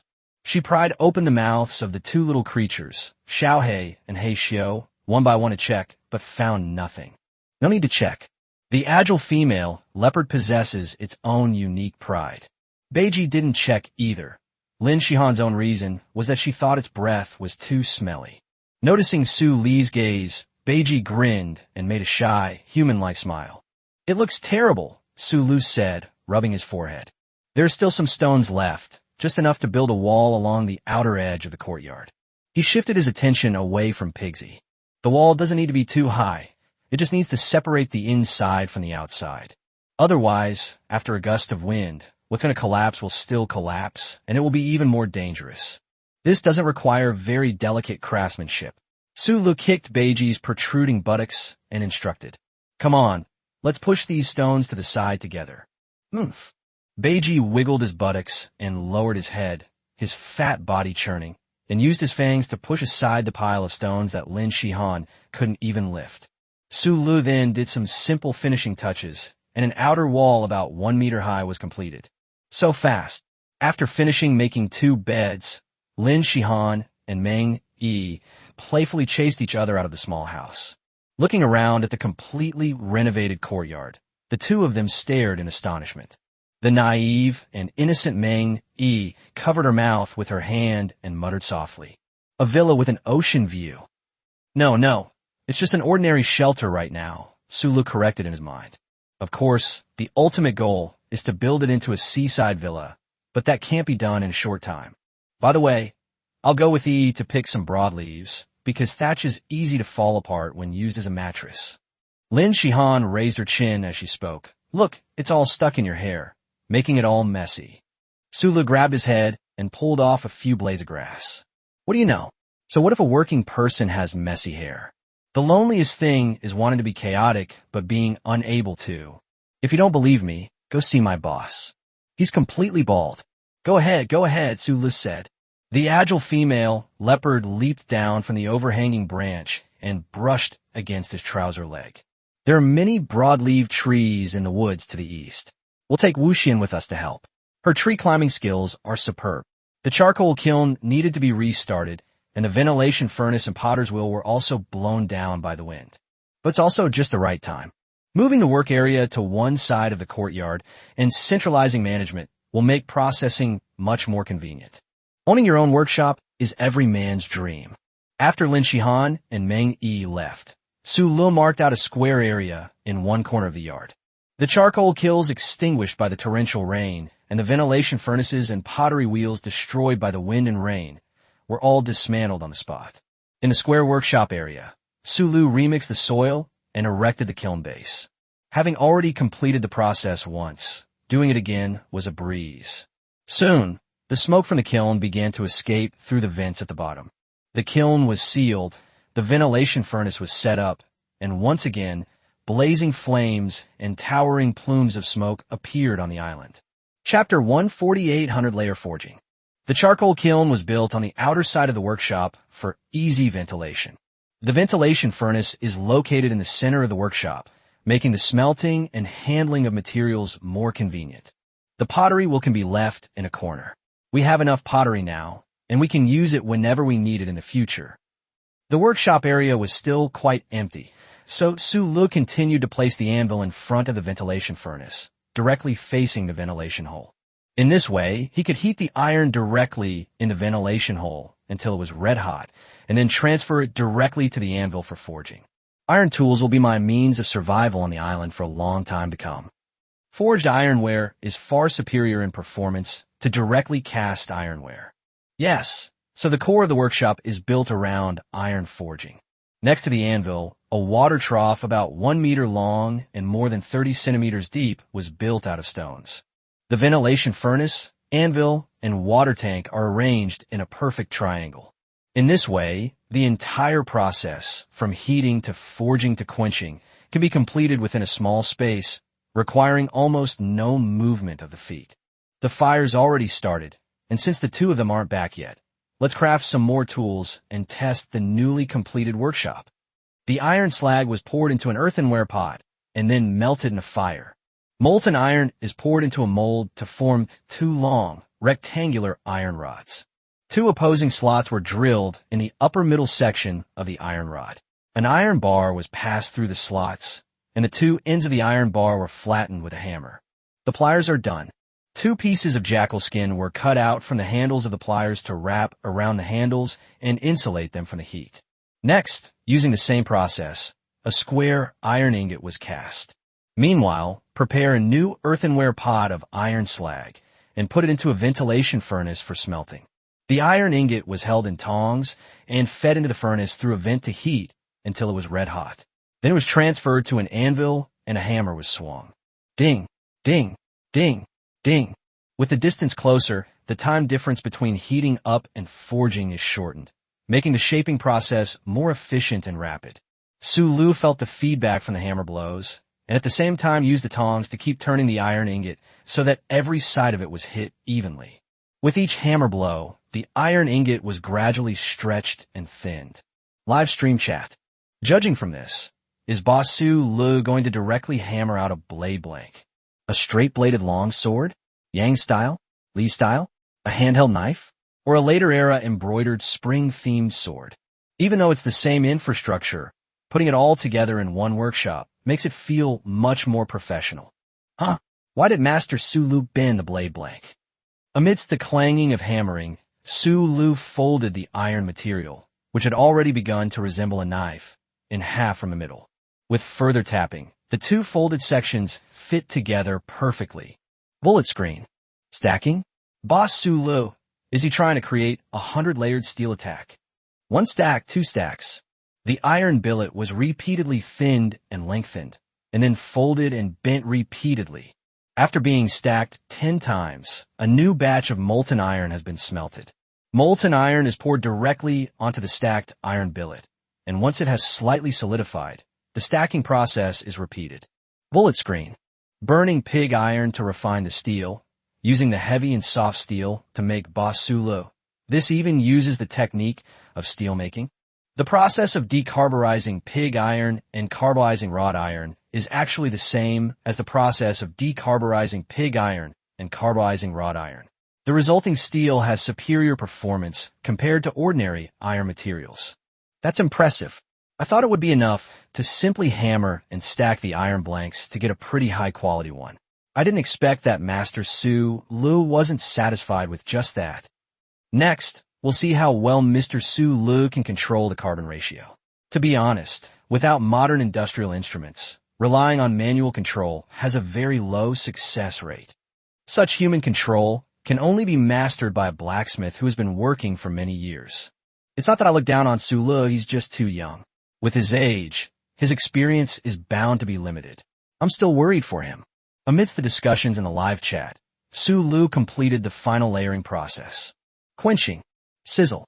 Water vapor is rising violently. When Su Lu took out the iron blade blank again, the entire blade gleamed with a cold light. Although it had not yet been polished, it already showed its sharpness. Immediately afterwards, he put the iron blade blank back into the ventilation furnace.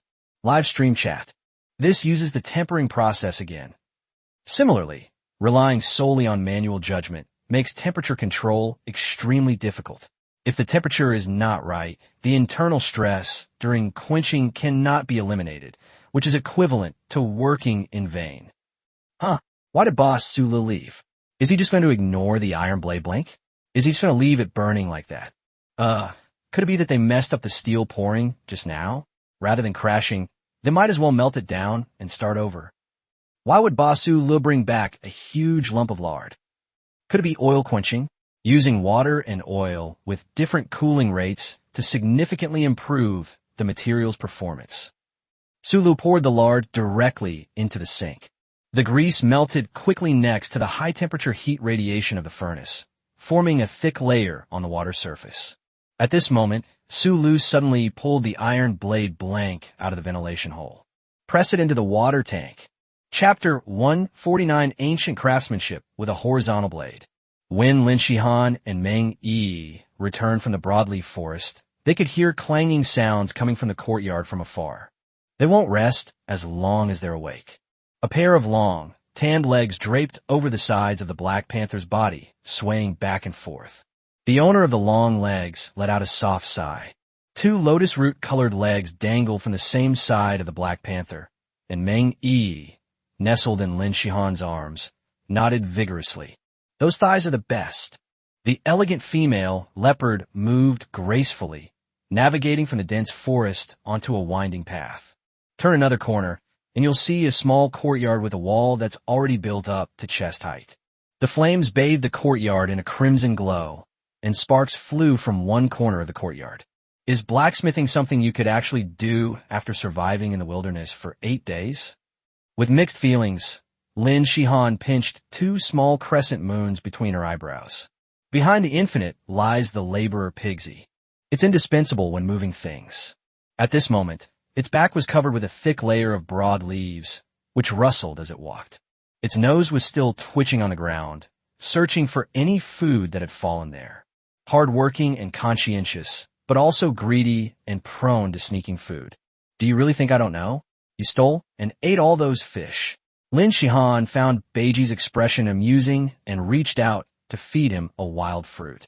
A 350-kilogram, ferocious-looking wild boar came up to eat, its saliva flying everywhere. Meng Yi said with a pained expression, "Sister Lin, that's mine." "Huh, you forget." Lin Shihan gave an awkward, dry laugh to cover her embarrassment. Then he pulled another bunch of wild berries out of his clothes. "The ones I left for Su Lu are for you." "So sweet." After taking a bite, Meng Yi's eyes narrowed.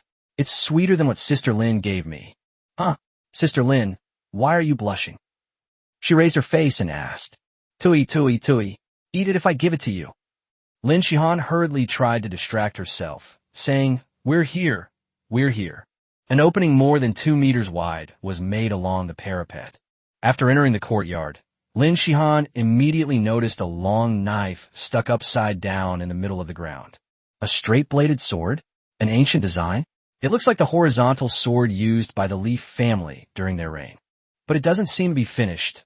Meng Yi, whose equipment skills were maxed out, blurted out, "The handle is just pieces of wood joined together, and there's no sheath." The blade of the horizontal sword is forged to be tough and has a sharp edge, but the handle is extremely rough. A long sword? The kind used to break through cavalry? Lin Shihan looked around in confusion. Around the horizontal blade, several pieces of wood were scattered haphazardly. Su Lu, who cut the whole piece of wood in half, was here testing his knife. The cut is so flat, and it looks like it was made by cutting through so many parts in one continuous stroke. Lin Shihan seemed to be able to see a person standing in the courtyard at that time, holding a horizontal knife. As logs fell from all directions, he suddenly drew his knife. Sen! The knife traced a winding circle around the area, and the pieces of wood snapped and fell to the ground. Such a fast knife. How could someone who isn't a bad person have this ability? Lin Shihan felt a slight warmth in her chest. Half an hour ago. Sizzle.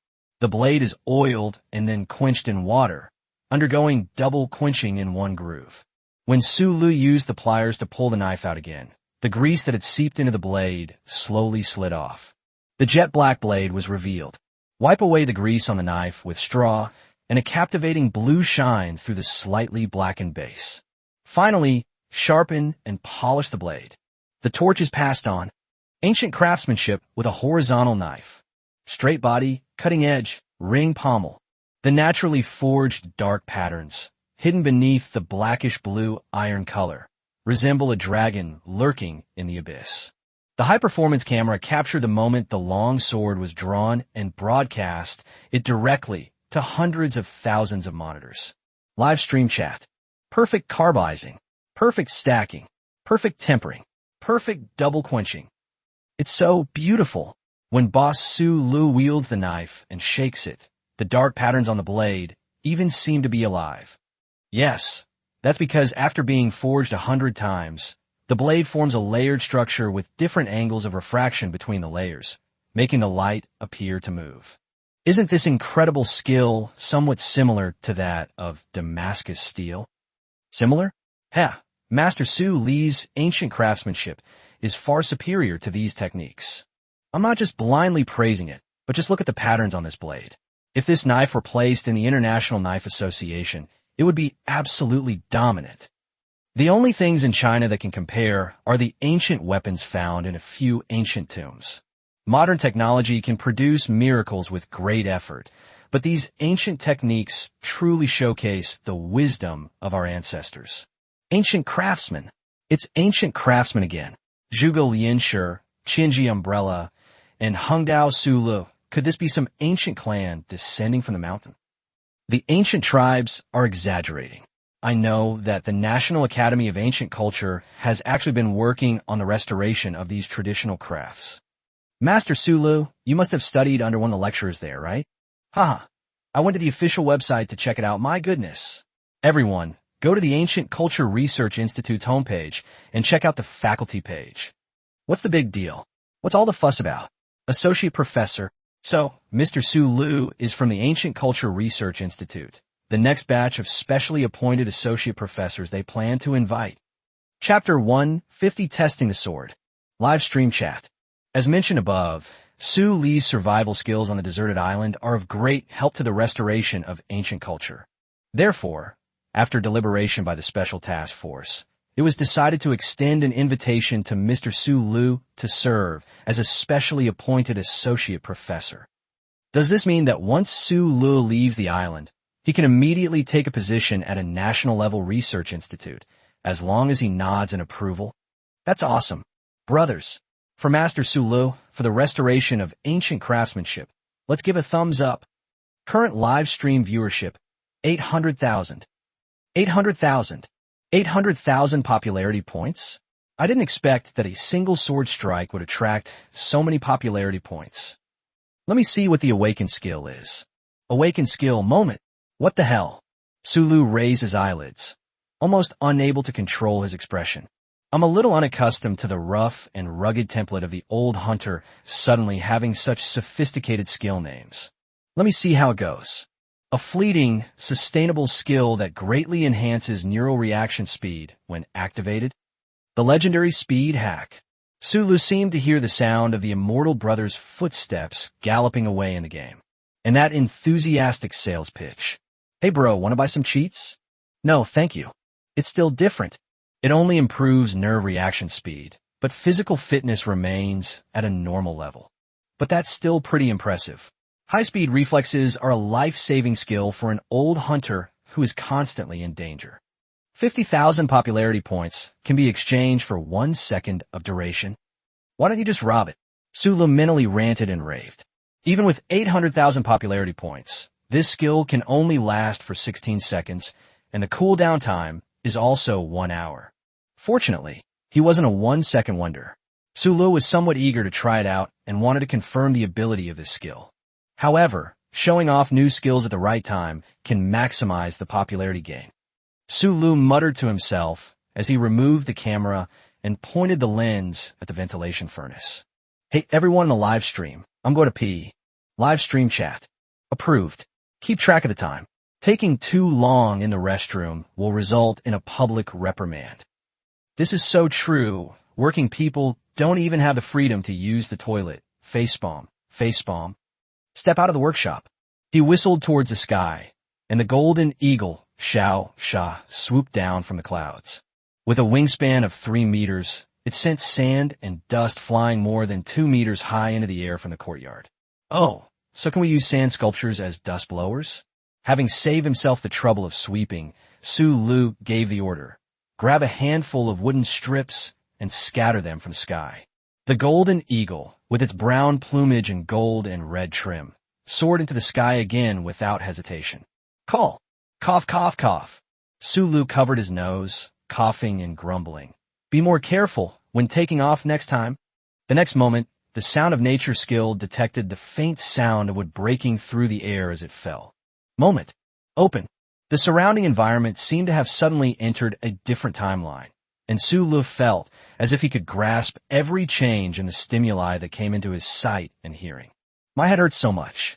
Overclocking a computer requires using a cooler to reduce the pressure, and I was careless during manual overclocking. Despite the discomfort, he swept his sword in an arc, precisely striking the midpoint of each piece of wood. After stopping and starting, Su Lu immediately ended moment after the sword technique came to an end. The wooden strips fell to the ground with a clattering sound. Huffing and puffing, he planted his sword upside down in the ground, propping himself up and panting heavily. It put a bit too much strain on the body. I understand why this skill requires 50,000 popularity points to exchange for 1 second of duration. I can't stand this for long. Fortunately, there's the skill Stamina Surge, but it can probably only alleviate, not completely eliminate, the side effects. It's a great skill for showing off, but you can't just throw it around carelessly, and luckily I tested it beforehand. Otherwise, if I use it rashly in case of danger, and it fails to solve the problem, then it will be my turn to solve the problem. Brutal hand-to-hand combat is not suitable for someone like me who relies on intellect. While catching his breath, Su Lu did a brief recap. The final conclusion is that long-range strikes still have the highest priority. The gunpowder has been produced, but the castings are not suitable for making the gun barrels, so preliminary preparations are still needed. After a short rest, they returned to the workshop, where the clanging of metal was heard once again. Live stream chat. Why does Boss Sulu seem a little unsteady on his feet? Before Sulu participated in the show, he was just a working-class guy. He should take care of his health. To nourish the kidneys, winking emoji. Kto kiskiviko smit, said. Who's cursing me behind my back? He rubbed his nose. When Lin Shihan and Meng Yi returned, they saw Sulu hammering the anvil and processing components. Meng Yi, who had slid off Wuxian's back, ran over and handed Sulu a handful of berries. Sister Lin saved the sweetest one for you. Lin Shihan couldn't stop her. She puffed out her cheeks and stomped her feet arrogantly on the spot. Chapter 151, The Golden Eagle Hunt. The proud Lin Shihan wouldn't let Sulu eat the berries she had saved for him. Sulu insisted on eating the berries that the haughty Lin Shihan had left for him. In the end, Meng Yi, who had been uninvolved, watched the whole thing while holding the berries, and said that the berries were very sweet and delicious, and she wanted more. We'll collect more tomorrow. Lin Shihan angrily crossed her arms. Sulu suspected that, if possible, she could even crush him to death with her muscular pectoral muscles. Glug! The two girls looked at each other in confusion, and after realizing that they both had the same expression, they focused their attention on Sulu. Without expending any energy, Sulu, despite the immense strain, asked expressionlessly, "What's wrong?" When things get awkward, as long as you don't show it and calmly look back at her. It's others who feel awkward. Lin Shihan, just say you're hungry. It's not like we don't cook. Sulu, D-U-E-N-G-U-E-N-G. She made a show of kicking him, but Sulu easily slapped it back. I've been busy all day and haven't had a chance to gather ingredients. Dried and stored meat is fine to cook, but fresh meat is always better. Sulu was talking to himself when Lin Shihan overheard him. She reached out and took off the ram's horn bow. The bowstring dug a deep cleavage into her blouse. I'll go and hunt another bird. She took the initiative to shoulder this important responsibility. Seabirds were circling above the sea on the beach, and Sulu estimated the time it would take for her to come and go. Even if you ride an unlimited vehicle there, by the time you arrive, the seabirds will have already returned to their nests. Let Xiao Xia be more reliable. Am I not even as good as a bird? Lin Shihan tiptoed on the ground, making a duong gesture. Sulu ignored her, his gaze sweeping over the flying seabirds until he locked onto the one that looked the biggest and fattest. He pointed at the target and shouted, "Little Sha, go." An eagle soars through the sky. Little sand spread its wings, just like a dark cloud streaking across the sky, pressing down on the flock of birds flying erratically on the beach. Sensing the approaching predator, the flock of birds scattered in all directions. The one that Sulu had specifically pointed out flapped its wings and fled into the depths of the sea. It seems that these seabirds do not inhabit our island. Sulu paused the workshop's operations, leisurely watching the golden eagle hunt, while simultaneously pointing the camera at the sky and adjusting the focus. The unobstructed sky was captured entirely by the camera. Live stream chat. Golden eagle hunt. We've been waiting for this moment for so long. It's a pity we can only see a small dot, but the golden eagle's aerial maneuverability is indeed impressive. That seabird is no match for it at all. The golden eagle's wings almost completely covered the sky above its prey. All escape routes were blocked, and the white seabirds fled in vain. With a clear whistle, the golden eagle suddenly descended, spread its wings to control the wind direction, and extended its two sharp talons straight down. Sensing danger, the seabirds also folded their wings and descended. The seabird, its body almost shaped like a shuttle, swooped into the sea, trying to escape the golden eagle's lock. But the golden eagle, relentlessly pursuing it, had no intention of giving it a chance to escape. Call! When the seabird was still about 10 meters above the sea, the golden eagle flapped its wings and suddenly accelerated. Its outstretched claws wedged into the seabird's wing with no way to avoid it. Succeed.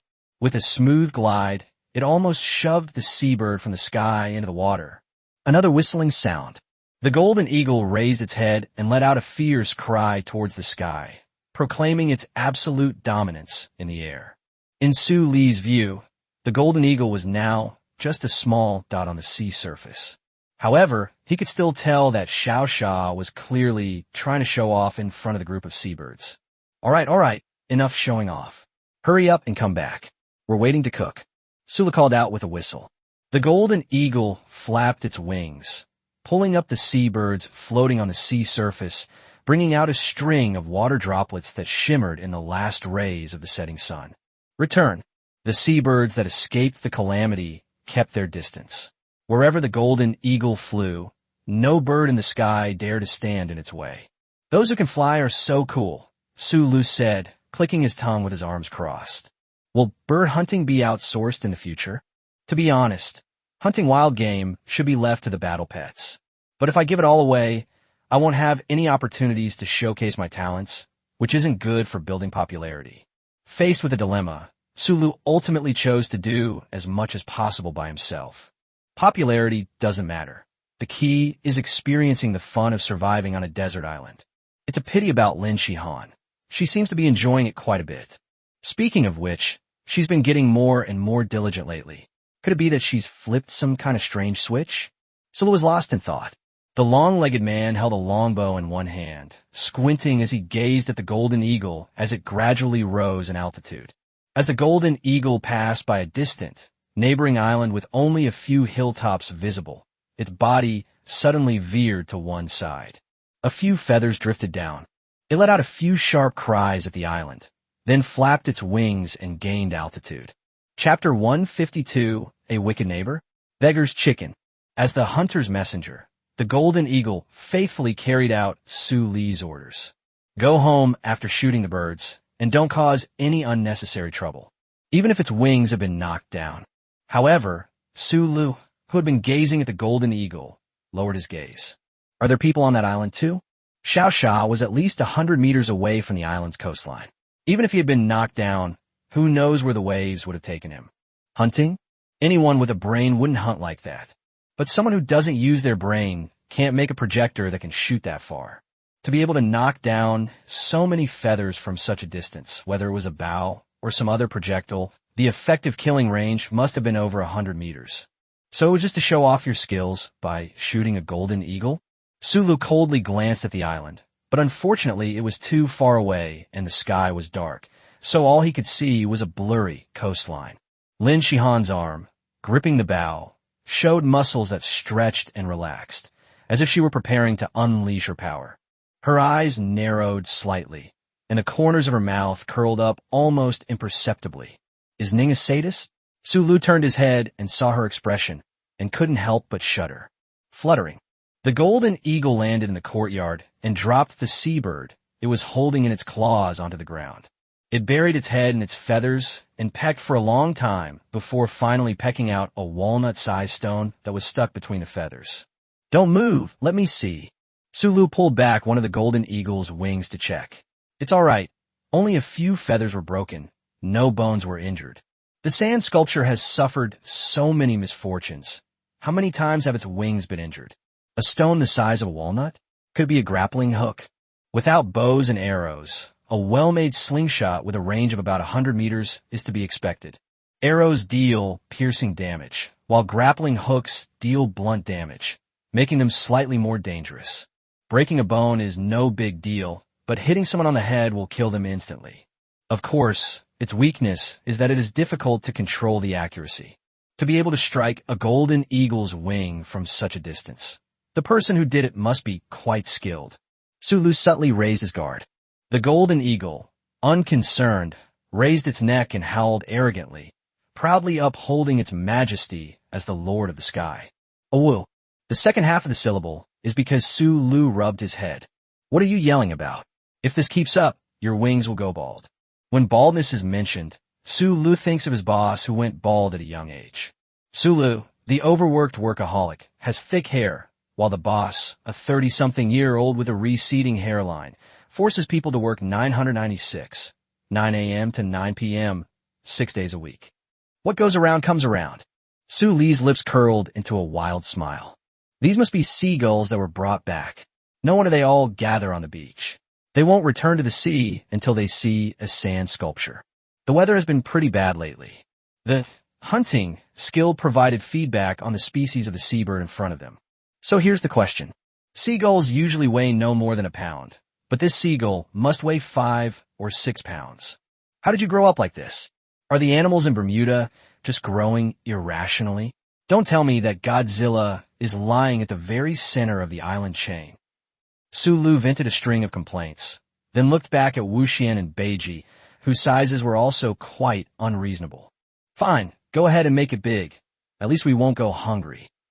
After muttering to himself, he picked up the giant seagull from the ground. The golden eagle's sharp talons snapped its neck cleanly and decisively, and with its swooping descent into the seawater, most of the seagull's enormous feathers had already fallen out. The feathers on the tail and wings can be used to make arrow fletching. After plucking these feathers, Sulu boiled a pot of water and scalded the feathers from head to tail to remove them. Then make a small incision at the buttocks, remove the internal organs, and clean the cavity. Blackie sneaked over from the side, grabbed a large bunch of fish, and ran off into the water. What about your dignity as Black Panther? Can't you learn from your mother? If all else fails, you can learn from your Uncle Blackfeet cat. As a result, the little black leopard dragged the body all the way to the little black cat, and the two felines from different species started smacking their lips together, head to head.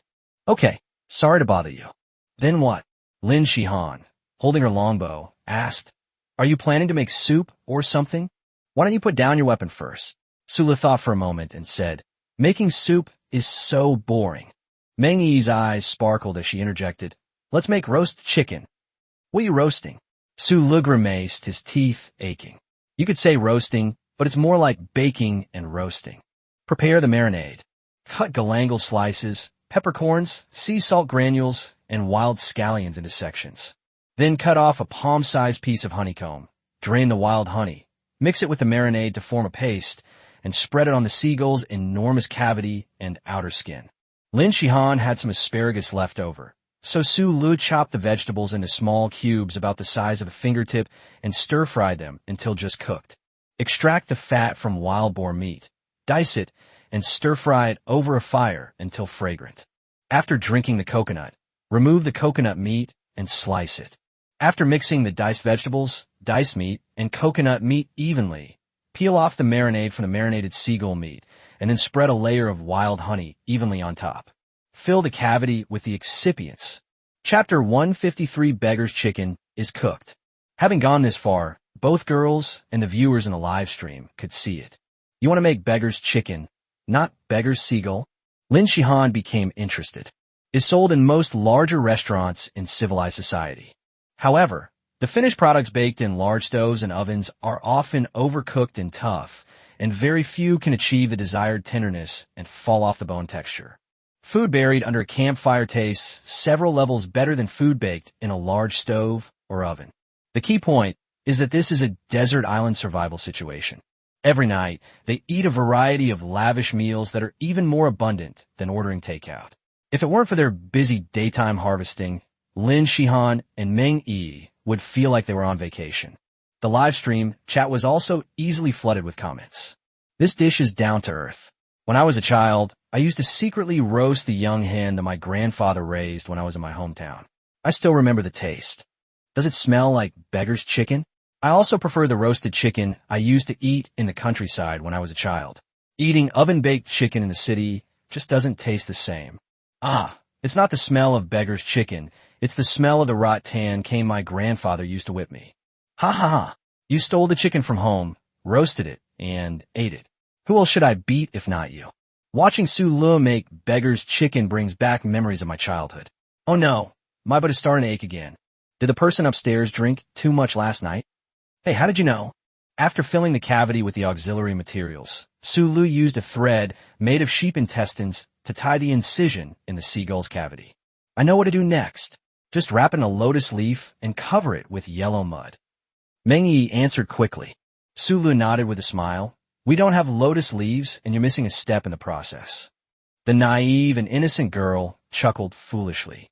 Seagulls get more exercise than chickens every day, and their meat is tougher, so we wrap them in a layer of wild boar caul fat and soak them in it. Lotus leaves mainly provide a refreshing fragrance, which we don't have on our island. But today Shihan and Yi happened to pick some broad-leaved forest leaves. These leaves also have a strong and unique herbal aroma, which can provide a different flavor than lotus leaves. During the explanation, Sulu had already taken the wild boar caul fat that had been previously separated and wrapped it around the skin of the marinated and stuffed seagull meat. Wrap it with another layer of leaves, then coat it with the prepared yellow mud and pat it firmly. The finished clay figure was the size of a basketball.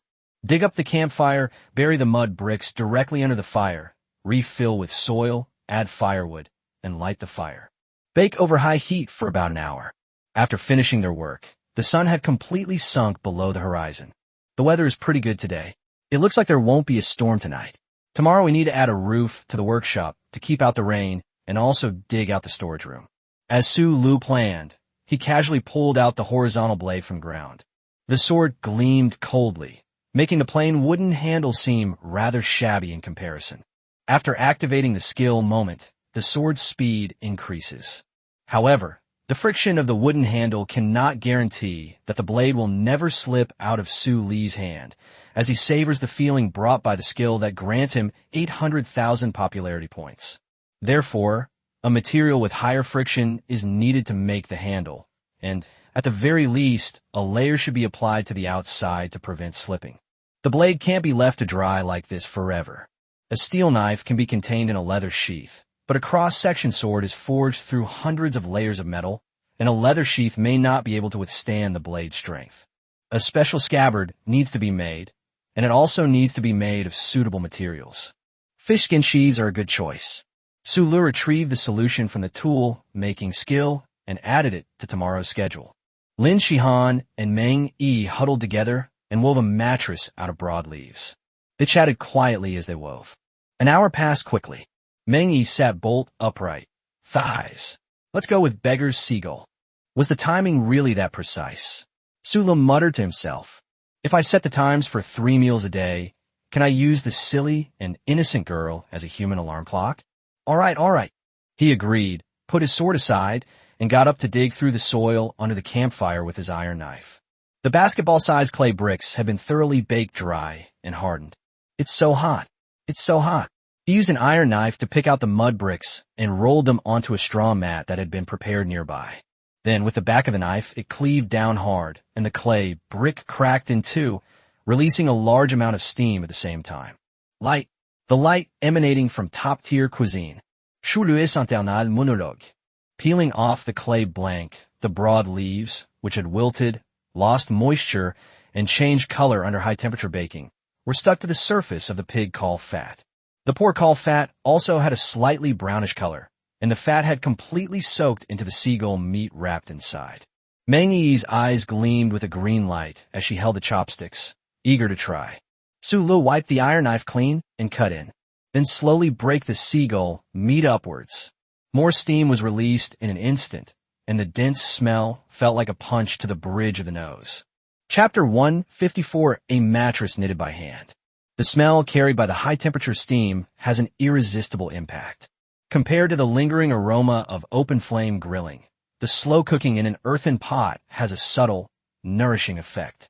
This rich aroma, which had been sealed inside the yellow clay for a long time and was finally released after a long period of brewing, is now fully released.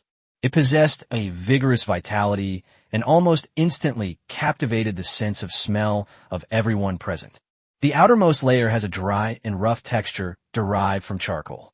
The vast land suddenly unfolds before your eyes, its dry surface revealing a desolate landscape and a restless heart. The moisture from the tropical rainforest followed closely behind, and the earth seemed to begin to sprout life, which, once sprouted, became unstoppable. The oil layer and a meat layer were cut together. The diced meat, vegetables, and coconut meat inside, sealed in layers, release an irrepressible aroma that lingers in the tropical rainforest. The initial, most explosive smell gradually spread throughout the courtyard, and the raging torrent slowly transformed into a gentle stream. Gulu Lin Shihan. Gulu Mengyi. Sula looked up expressionlessly. You too? Making such a big fuss? Is it really necessary? It was clearly your stomach that started growling first, Lin Shihan protested weakly. Sulu plucked off 2 seagull wings and handed one to each of the 2 people. The wings are tender, well-seasoned, and the portion is just right. Lin Shihan took it and took a small bite, chewing while sucking in cool air. The aroma of the ingredients and broad leaves has permeated the entire product, and it doesn't feel dry at all. Meng Yi remained silent, focusing solely on gnawing on her meat. He gnawed away at the bird's nest-shaped bun with the same huff and puff as Pigsy from Journey to the West. Where do you eat the thigh? Sula looked at the 2 of them with the eyes of an old father, and said with a smile, I'm the big brother, so naturally I'll eat the remaining 2 seagull legs. Huh? Lin Shihan looked up alertly. You've gone too far, you bad guy. I saved the best part of the meat soup for you this morning. Sizzle. She moved with lightning speed, quickly tearing off one of her thighs and starting to gnaw on it with gusto. Just kidding. Sula grinned and then used his chopsticks to pick up the vegetables from the seagull's belly. Eating too much meat puts a lot of strain on the body. The ingredients inside the beggar's chicken are the essence of this dish. The bamboo shoots have absorbed the oil from the seagull and wild boar meat, resulting in a crisp texture and rich flavor. Although it is a vegetarian dish, its taste is no less than that of meat. The pork cracklings are soft and tender. After being braised, the loose structure is infused with oil again, giving them a unique, chewy texture. The coconut flakes have almost melted, and their flavor has been transferred to the bamboo shoot pieces and pork cracklings, giving these 2 ingredients a unique milky aroma and sweetness. Come on, everyone in the live stream. Let's all take a look and give it a try. Sulu handed the vegetarian dish on his chopsticks to the camera and said, live stream chat. Bullshit. I can't even get any. Being constantly shown off by Sulu is just too much. I'm different. Every day, I figure out when Boss Sulu is about to start making dinner, so I just order takeout. With food in my mouth, I'm not worried. Can your takeout food compare to the delicious food of Master Sulu? Damn it. Why did you have to say such a cruel reality? Breaking through the defenses in a second, it's a sight to behold. TSK. By the way, wasn't Xiao injured on another island when he came back from hunting? But it doesn't seem too serious, does it? It's just lost some fur. I just checked the live stream. On the island next door, that foreigner is a violent maniac. He eliminated another guy on the island not long after he arrived. Holy crap, the production team allows this to happen.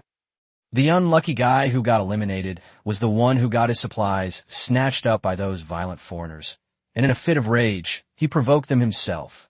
That just means the person who was eliminated wasn't good enough. Nonsense. Such a big island, with only 2 people. Every time that unlucky guy finds resources, the violent foreigner will definitely follow and try to steal them in some way. And they always take it all at once. It's definitely intentional. Usually it's all about cooperation, right? No matter how amazing someone is, there's no guarantee everything will go smoothly. Having teammates is always a safer bet. What was this foreigner thinking? I don't know. There's a bunch of lunatics in that foreigner's live stream. They keep shouting that Deckard is #1 or something. That foreigner's name is Deckard. Luckily, this Daiku is on the island next to Bosulu. Sharing an island with someone like that is terrifying. The entire beggar seagull was quickly devoured by the 3 people. After eating and drinking his fill, Sulu held the horizontal knife and scraped the surface of the handle, cutting out fine grooves ring by ring. Lin Shihan and Meng Yi continued their work of weaving the mattress. The 2 people overlapped the broad leaves, interlacing them like knitting a sweater. The rough underside of the leaves provides sufficient friction to ensure that the interlocking leaves do not slip off. As the leaves overlapped, the basic shape of a square mattress quickly emerged. Chapter 155, Our Smelting Plant Also Wants. Between the dense leaves, there are almost no obvious gaps. The veins are straight, and the tip of each leaf is carefully pressed under the leaf base. When viewed from above, the mattress has a smooth surface without any burrs. Slap, slap. Lin Shihan stood up, lifted the mattress over her head, and shook it gently. Some leaf veins that broke off during the weaving process fell off with a rustling sound, but the overall structure of the mattress remained perfectly intact. It can be used now, and it won't deform after the leaves dry. She raised her pretty chin at Sulu and asked, "Want to give it a try?" "Wow." Sulu raised an eyebrow in surprise. "You gave me the first one?" "No way." Lin Shihan turned her head away. "I just wanted you to experiment first." The proud Sulu put down his sword and carried the mattress back to his bedroom. The mattress was the perfect size, resting perfectly on the wooden bed with a carved Lu character on the headboard, its four corners nestling into the gaps in the bed frame. It fits perfectly. When we first started making beds, we had already planned to make mattresses. Sulu tucked the corner of the mattress in to make sure that even if something went wrong and the wooden bed collapsed first, the mattress wouldn't shift. I started feeling sleepy as soon as I made the bed. In that case, today's workload is indeed higher than the previous few days. Without gunpowder, the physical exertion would be even more unpredictable. Most importantly, since it's all done by hand, the project's progress can't be guaranteed, and we might not even be able to sleep in our bedrooms today. Forget about workshops and sword-wielding equipment. Meng Yi ran in carrying her own mattress and spread it on a bed on the other side of the bedroom. The bed was shorter than Su Li's own. It was also custom-made. The longer bed opposite Meng Yi's is Lin Shihan's. Two beds, one long and one short, were placed head-to-head, parallel to Su Li's bed. After setting up the bed, Meng Yi grinned at Su Lu and skipped away. "I'll go help Sister Lin." A while later, Lin Shihan returned carrying her mattress. The three beds had been made. The shelter, carved directly from the rock face, was expanded into a room and a hall, and the outer walls were sealed with stones. The bedroom is separated by a screen, with three beds on either side. Live stream chat. This feels like home. It provides shelter from the wind and rain, and the impact of the wild environment on Boss Su Lu will become negligible from now on. Yeah, lying in bed, you can see the starry sky when you look up and hear the waves when you close your eyes. Boss Su Li's ocean view room is so enviable. Building such a well-rounded residence in just 2 days, Su Lu is truly amazing. Judging from what Boss Su Lu said, this house will be expanded later. Boss Su Lu, is he planning to carve a villa out of the rock? Anyway, they live better than me. I'm so jealous.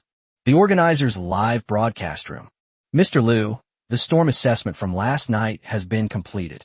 The staff member reported with a wry smile. Basically, all the athletes suffered losses to varying degrees, and some simply lost a week's worth of hard work. There are a few particularly unlucky ones whose island environment is no longer suitable for long-term survival. They are preparing to build rafts and drift across the shallow sea to find another island.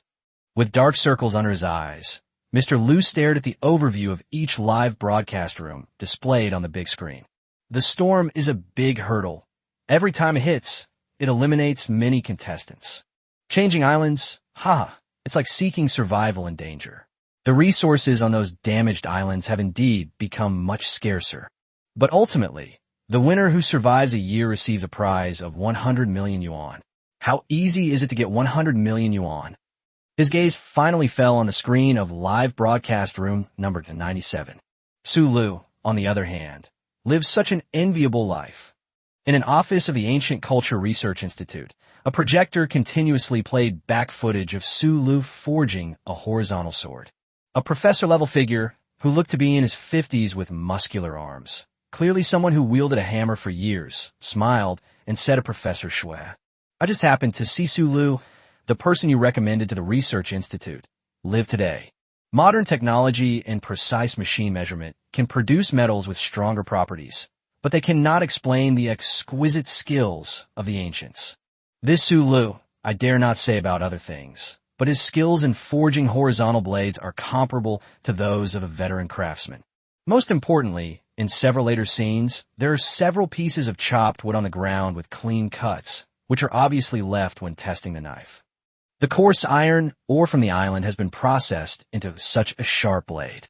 And this is only the 8th day. This kid is extraordinary. Professor Shui, sitting behind the desk, sighed. "Old Li, You're here on behalf of your ancient metallurgical technology research institute, surely not just to offer a few dry words of praise for Sulu? Haha, Lao Shui is so generous. Professor Li laughed loudly. Let me be frank, our smelting institute also wants Sulu. Chapter 156. The cellar is full. Professor Shui sat calmly like an old Buddha. He looked down at the few pages of documents on the table, which were reports on the process of recreating Zhuge Lian's Shi and the 1,000-machine umbrella based on the live screen recording. Old Li, it's no use asking me about this kind of thing. Professor Shui said dryly. The institute only plans to issue a special appointment invitation to Su Lu. Whether he comes or not ultimately depends on his own will. If your smelter wants people, why don't you just talk to Su Lu directly after he wins and comes out? Bullshit. Professor Li flexed his arm muscles. Now half the people in the research institute are watching Su Li's live stream during work hours. Once he wins, the line of people vying for his associate professor position will stretch all the way to the institute's gate. Professor Shui raised his eyes, looking at Professor Li with a half smile. So? Professor Li grinned, his full beard bristling. Ancient engineering urgently needs revival. With the joint efforts of the two institutes, plus our combined prestige in the academic world, it shouldn't be too difficult to produce a specially appointed full professor, right? Compared to the associate professors you guys cobbled together before, a full professorship is nowhere near as attractive. Day 9. Wooden slat beds are so comfortable. Su Lu stretched and got up from the creaking bed. It's just that this sound can easily make people overthink things. Fortunately, it doesn't make much noise when it turns over, but it's still not suitable for the hotel where I stay on business trips. Lin Shihan and Meng Yi, who were sleeping head-to-head, were no longer in bed. The sound of soup bubbling could be heard coming from the courtyard. Sounds of nature. You can also hear rustling voices.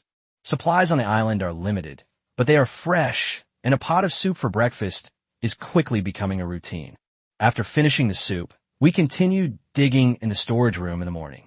Using the same method of blasting open rocks with gunpowder, Su Lu dug out a cellar of about 4 or 5 square meters on the opposite side from the bedroom, which was sunken about half a meter down. The cellar, located in a shady spot, was already much cooler than the outside. By placing ice made from saltpeter in the 4 corners of the cellar to lower the temperature, Su Lu could feel the surrounding temperature steadily decreasing. Staying a little longer on this tropical island, he even felt a bit cold in the cellar. The storage period for meat, vegetables, and other foods could be extended to more than 10 days, allowing for the collection of large quantities of food at once for future use. After clearing the cellar, Su Lu collected some wood, split it into planks, and used mortise and tenon joints to build a frame about the height of a person. The shelf leaned against the cellar wall, with some taro and root vegetables collected a couple of days ago on the bottom shelf. These ingredients are readily available and easy to process. Lin Shihan and Meng Yi would dig some up every time they went into the jungle these past few days. However, fearing they wouldn't be able to keep it, the two of them didn't dig up a large amount. It has accumulated to about 3 or 4 pounds, which is piled on a pile of straw at the bottom of the shelf. The upper part of the shelf has wooden hooks extending out, and a row of fresh wild boar meat is hung directly on these hooks. As for the dried meat strips, they're still hung outside in a shady and well-ventilated place. This is an important food reserve on the island with its unpredictable climate. We don't have to worry about the taste of the grain reserves, Su Lu complained, touching the dry, tough outer skin of the meat. With current food reserves, if we don't prioritize quality of life, we can probably eat for about 10 days. The forest on the east side was not greatly damaged in the storm, and fresh ingredients can still be easily obtained. When gathering ingredients, you no longer need to worry about them spoiling over time. After all, Beiji's carrying ability has never been fully utilized. Su Lu estimated the carrying capacity of this 350-kilogram wild boar. So that's why my boss complains that I'm not working enough. He's treating me like a pig. Tui. Once I win and take 100 million, I'll use it to pay for my mother's medical treatment, and then I'll use the rest to buy the company and hire someone to send messages to the boss every day. Are you not working enough? I'm thinking too far ahead.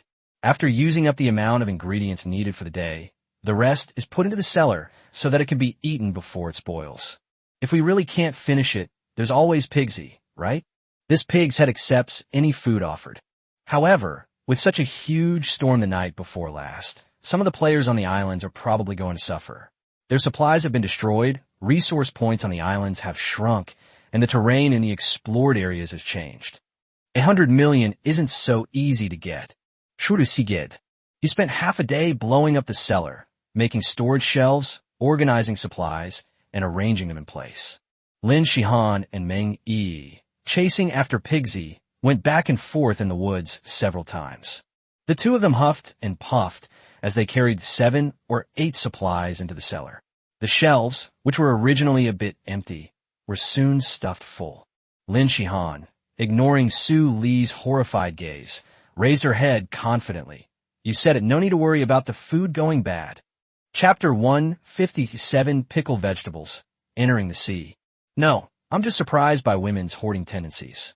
When Su Lu inspected the vegetables the two had collected, he was surprised to find that the variety of vegetables they included was surprisingly large.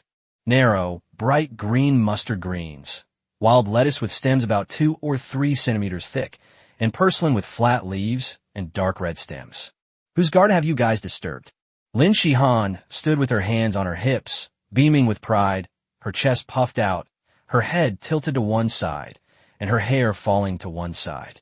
Tiny beads of sweat still clung to the tip of her nose, and her wheat-colored skin had darkened somewhat under the sun. The innocent and naive Meng Yi's skin tone remains eternally pale and white. You can eat whatever you want and not gain weight, and you can tan however you want. Your physique is exactly what every young woman dreams of. You could earn more by doing a live stream to sell slimming tea and sunscreen than you would from winning a survival game on a desert island. Su Lu muttered to himself as he picked out the green vegetables that looked better. Even with a cellar, leafy greens will still wilt if they want to. They're incredibly stubborn. It's such a waste to feed all these green vegetables to Pigsy. Carrying a large bunch of leafy greens back to the yard, Lin Shihan stared at Su Lu with a look of utter exasperation. I finally managed to arrange them neatly. Su Lu piled a large bunch of vegetables on the ground. I didn't mess up the inside. I need these vegetables.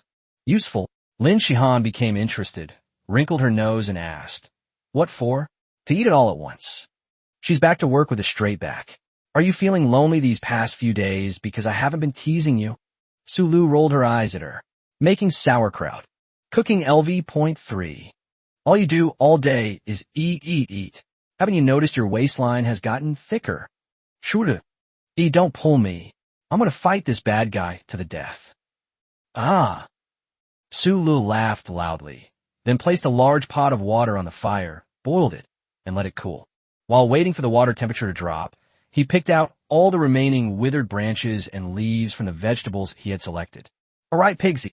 Su Lu used his foot to stop Beiji's big head, which had been shoving forward since he was called over, and said, these leaves that have been picked are all edible. Pigsy, huffing and puffing. After the vegetables have been picked, wash them with cooled boiled water and then dry them in the sun. After grinding the rock salt, sprinkle it into the vegetables and rub it in evenly. Finally, layer by layer, the evenly kneaded vegetables are placed in the earthenware pot where the water was boiled. The vegetables are pressed down with clean stones and finally covered with broad leaves and sealed with a layer of mud. Place the earthenware jar in a dark but not cold place for fermentation. The temperature on the island is high, so the fermentation time will be shorter. I estimate it will take 3 to 5 days before we can open the jar and eat it. Su Lu patted the earthenware jar, making a bang-bang sound. Beiji sniffed around the earthenware jar, while Su Lu said calmly, when I was on a business trip before, I ate a famous dish called pickled cabbage and pork belly. After returning from my business trip, I couldn't forget the taste of the dishes and wanted to make them myself. But unfortunately, I was too busy with work to have the chance. With so much time on the island, and the pickled cabbage already being pickled, I'm thinking about whether I can try to recreate the taste from back then. Before the words were even finished, the 360-kilogram wild boar, without even having time to lift its head, kicked its hooves and scurried back into the woods.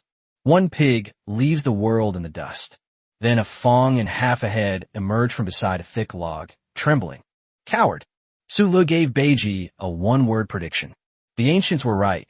The author of Journey to the West must have had rich life experience, at the very least having raised pigs for a long time. The second senior brother's personality is definitely realistic. The sword that was forged yesterday was still hanging outside the house, making a group of researchers at the Smelting Institute who studied ancient forging techniques twitch with disbelief. In an office of the Research Institute, such good samples.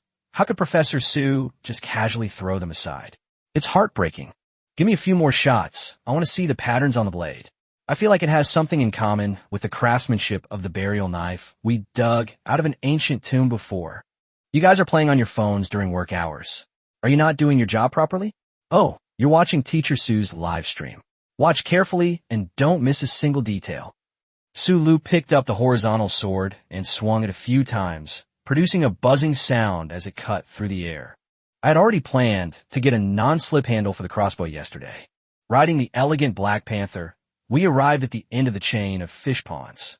The seawater crashed against the rocks, breaking into a series of white foam. He was holding a horizontal sword, striking the junction of the reef and the seawater with the hilt. Ao Wu, a tiger shark swimming in the nearshore waters, answered the call and came running. The Black Panther lowered its head, displaying undisguised hostility towards the tiger shark not far away. Sulu gently patted her head to comfort her, saying, "Don't be nervous, we're on the same side." A deep growl escaped from Wuxian's throat as it lazily shook off the water droplets that had splashed onto its fur. Then he nudged Sulu with his head and laid down in the shade of a tree not far from the fish pond to wait. Sulu stepped into the sea, his body instantly swallowed by the waves. The next moment, tiger shark Ao Wu broke through the sea with its dorsal fin and carried Sulu on its back. Chapter 158 Devilfish. A tiger shark, its dorsal fin cutting through the waves, leaves a long trail of white foam on the sea surface. Tiger sharks swim extremely fast on the surface of the water. A sea breeze carrying a faint salty smell blows in your face. Sulu calmly stands on one side of its dorsal fin, holding onto the fin with his hand to maintain his balance. Her clothes fluttered in the wind, and her hair danced in the air, extremely romantic and unrestrained. He thought to himself, "Holy crap, the car's going so fast. The wind's so strong, it's going to blow my head bald." But the persona of a reclusive master cannot be broken. He faced the wind, his head tilted up at a 45-degree angle, and the corners of his mouth slightly upturned. Live stream chat. If lighting the first fire, forging the first iron, and taming the Black Panther are all things I can accept, then riding a shark and breaking through the waves would definitely make me kneel down and sing Conquer. Boss Sulu is terrifyingly powerful. Upstairs in the sea, we should call Boss Sulu the Dragon King. A shark, a tiger shark, one of the 3 most dangerous sharks to humans. I never imagined in my life that someone could actually ride on the back of a tiger shark. When Sulu was sent back by Tiger Shark a couple of days ago, it wasn't from first-person perspective, so it didn't really feel like anything in the live stream. Now, from a first-person perspective, it's incredibly shocking. Yeah, it's nothing compared to racing cars or speedboats. It's like riding on the back of a shark. A green field above my head, a reward of 1 yacht. Be your cat, reward, yacht X1. He cat, long time no see. A glimmer of moonlight rewarded a yacht X100. Qingwei, do you still need leg hair? Current live stream viewership, 810,000. 810,000 popularity points? Showing off is fun for a moment, and it's even more fun if you keep showing off. Found you. Sulu glanced sideways at the water. Underwater, a manta ray over 4 meters long flapped its large fins and whipped its tail as it brushed past the tiger shark, Ao Wu. Manta rays, also known as devil rays in the sea. The large fins that spread out to both sides are like wings, powerful and strong. Although manta rays feed on plankton and small fish, the force of their large fin flaps is enough to capsize small fishing boats. As they passed each other, the water stirred up by the manta ray even pushed the larger tiger shark, Ao Wu, diagonally 4 or 5 meters away. Manta rays don't usually grow this big. 4 meters in length is more than twice the size of a typical manta ray. Sulu suppressed the churning sensation in his stomach without changing his expression. The jolting in the sea is way more extreme than riding in a car on land. A drift of 4 or 5 meters in an instant. Could Pigsy do that? Can 86 achieve this? The manta ray, noticing the tiger shark flying overhead, nonchalantly swung its large fins, continuing to churn the water. With its enormous size, it has no fear of a lone shark. Moreover, manta rays are generally not that aggressive, Sulu added in his mind. He gently patted A.O. Wu's dorsal fin. Dive. Underwater breathing. Open. Energy surge. Open. A.O. Wu's body gradually sank into the water, and the seawater surged onto its iron blue back, submerging its dorsal fin and gradually swallowing Sulu. Sulu stood upright, and with the stamina surge skill, he could completely withstand this level of seawater impact. Calf, thigh, waist and abdomen, chest and shoulders, mouth, nose, eyes. He was completely submerged in the water. It stood proudly the entire time, like a sculpture. Live stream chat. Dragon King Sulu entered sea. You fucking believe that? If there's anything more awe-inspiring than riding a shark, it's like Dragon King Sulu, riding a shark into the sea without changing his expression. With another gentle pat on A.O. Wu's dorsal fin, the tiger shark's tail swayed, drawing a huge arc in the sea. Meanwhile, the manta ray, now displaying its ferocity, swung its large fins and charged at A.O. Wu without flinching. Manta rays don't swim very fast, but each time they slap the water, they create huge undercurrents. Live stream chat. Boss Sulu, should we charge at this manta ray head on? Should we have A.O. Wu hunt it down? After all, tiger sharks are stronger in the water. Have you all forgotten how Boss Sulu subdued A.O. Wu? We didn't forget, but the camera footage for the second half was lost, right? We don't know the details. Amidst the discussions in the live stream, the tiger shark and the manta ray rapidly closed the distance. Sulu, who had been standing silently on A.O. Wu's back, suddenly opened his eyes. Moment. Open. 50,000 popularity points can be exchanged for 1 second of duration, for a total duration of 16 seconds. A significant increase in neural reaction speed, combined with sound of nature and eye of detection. An undercurrent of emotion surged into his mind in an instant, down to the smallest detail. Hunting LV.3. Weapon Mastery LV.3. Sulu drew his sword from his waist with seemingly slow movements, but in reality, with incredible speed.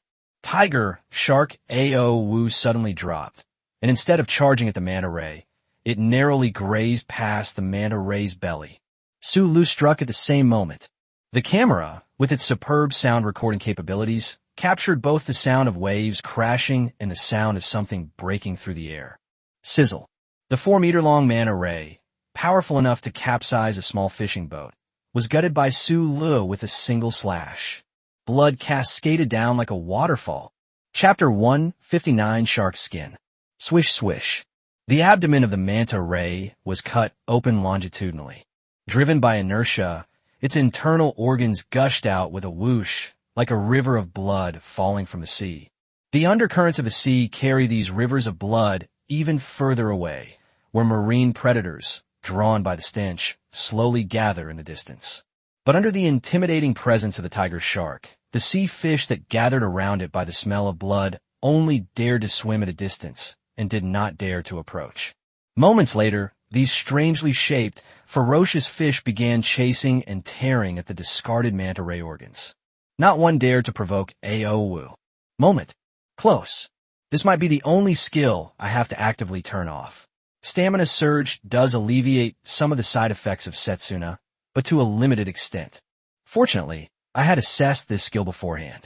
Sulu sheathed his sword into the simple wooden sheath at his waist. He patted A.O. Wu's dorsal fin. Tiger Shark A.O. Wu responded to the command and slowly rose to the surface. A shadow rose on the sea. The waves suddenly parted, and Sulu, who stood proudly with his sword sheathed, slowly appeared. Live stream chat. What did I see? Slide tackle. It's a slide tackle in the sea. A sliding tackle, and he was ripped open from the abdomen. It really happened. In the hands of Dragon King Sulu, There is only whether he wants to or not whether it's real or not, and certainly not what he can't do.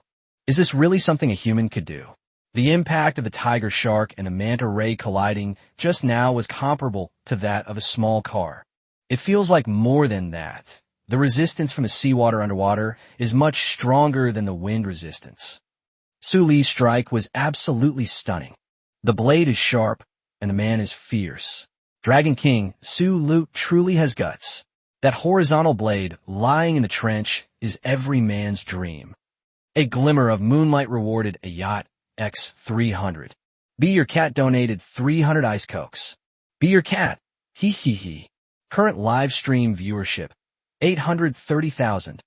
At the same time, the office of the Smelting Institute of the Institute of Ancient Culture. Did you see that? Did you see that? One slice through the manta ray's belly. Can modern steel really have that kind of performance? Feng don't be biased towards the past and belittle the present. But it's true, a knife that is purely handmade, selected, forged, and polished has performance that is truly terrifying. The skin of this type of sea fish is generally hard and tough to withstand the pressure of seawater. It's unimaginable how sharp the knife is when you cut it open. We meticulously replicate the process according to the video, but the finished product always falls short. There may be some small details that we didn't notice when teacher Su Lu was making it. It's not entirely a problem with the process. The raw materials and other factors are very complex. But there's no denying that Professor Su Lu is definitely a first-rate master. The manta ray's tail whip was caught in the jaws of the tiger shark Ao Wu, and its 4-meter-long body was dragged through the water. Su Lu sat cross-legged next to Ao Wu's dorsal fin, closing his eyes to rest. He has the air of a master. His wrist was so sore, so he clenched his fist and moved his wrist around without making a sound. The surge of energy had subsided, and the residual side effects were still considerable, but he was in much better shape than yesterday. He assessed his condition. Back to the beach. The shore was a relatively flat, shallow beach. After all, the rocky area of the interconnected fish ponds has such a large difference in elevation. The manta ray that lives in the sea weighs hundreds of pounds, and there is absolutely no way Su Lu could drag it up. The agile black panther was already waiting on the beach. She plunged into the water and, using her powerful neck muscles and the current flowing towards the shore, dragged the manta ray onto the beach. Hoo-hoo! The slender chest cavity rose and fell continuously.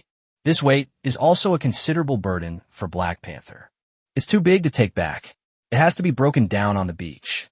Su Lu kicked the stone-like manta ray, then whistled towards the sky. The golden eagle circled once, and after seeing Su Li's hand gesture, it swooped down towards the courtyard. Before long, Pigsy came running over full of joy. Lin Shihan also rode on its back, with a rope made of soft vines draped over her shoulders. Beiji bounced up and down, while Lin Shihan's bulging chest was pressed under the soft vines, constantly deforming and bouncing with each bounce. Upon getting closer, she tossed the vine bundle to the side of the manta ray, jumped off Pigsy, and then took out an iron knife from behind her back and handed it to Su Lu. "I knew you'd caught a big game again," she said. "You didn't guess it. You learned it from my past performance." Su Lu tossed her the sword. "Hold this for me for now." To dissect a 4-meter-long manta ray, carrying a knife across your back is in the way. Lin Shihan frowned after taking the knife and touched the blade with her finger. I brought it close to my nose and smelled it. Then, with a look of disdain, he asked, "Why does this knife smell like that? It's so pungent." Then she saw that the manta ray's tail whip was dyed with all sorts of messy colors, including red, black, and yellow. "You?" Chapter 160 Sword Belt, Sheath, and Handle. "What's wrong with me?" "It's nothing," Lin Shihan said disdainfully, taking a few steps away from the manta ray. "Come help out whenever you have free time." After Su Lu waited for her to regain her footing, he grinned and said. Lin Shihan felt targeted, thinking, this bad guy's definitely doing this on purpose. She took 2 steps forward, indignant, and asked warily, "What do you need me to do?" "Clean this fish." Even she had never handled such a large manta ray. She had survived on a deserted island before and had fished in shallow waters quite a bit. But where in shallow waters can you find such a huge creature? On several occasions, due to the scarcity of resources on the island, she made a raft to cross the island and briefly traveled away from the coastline.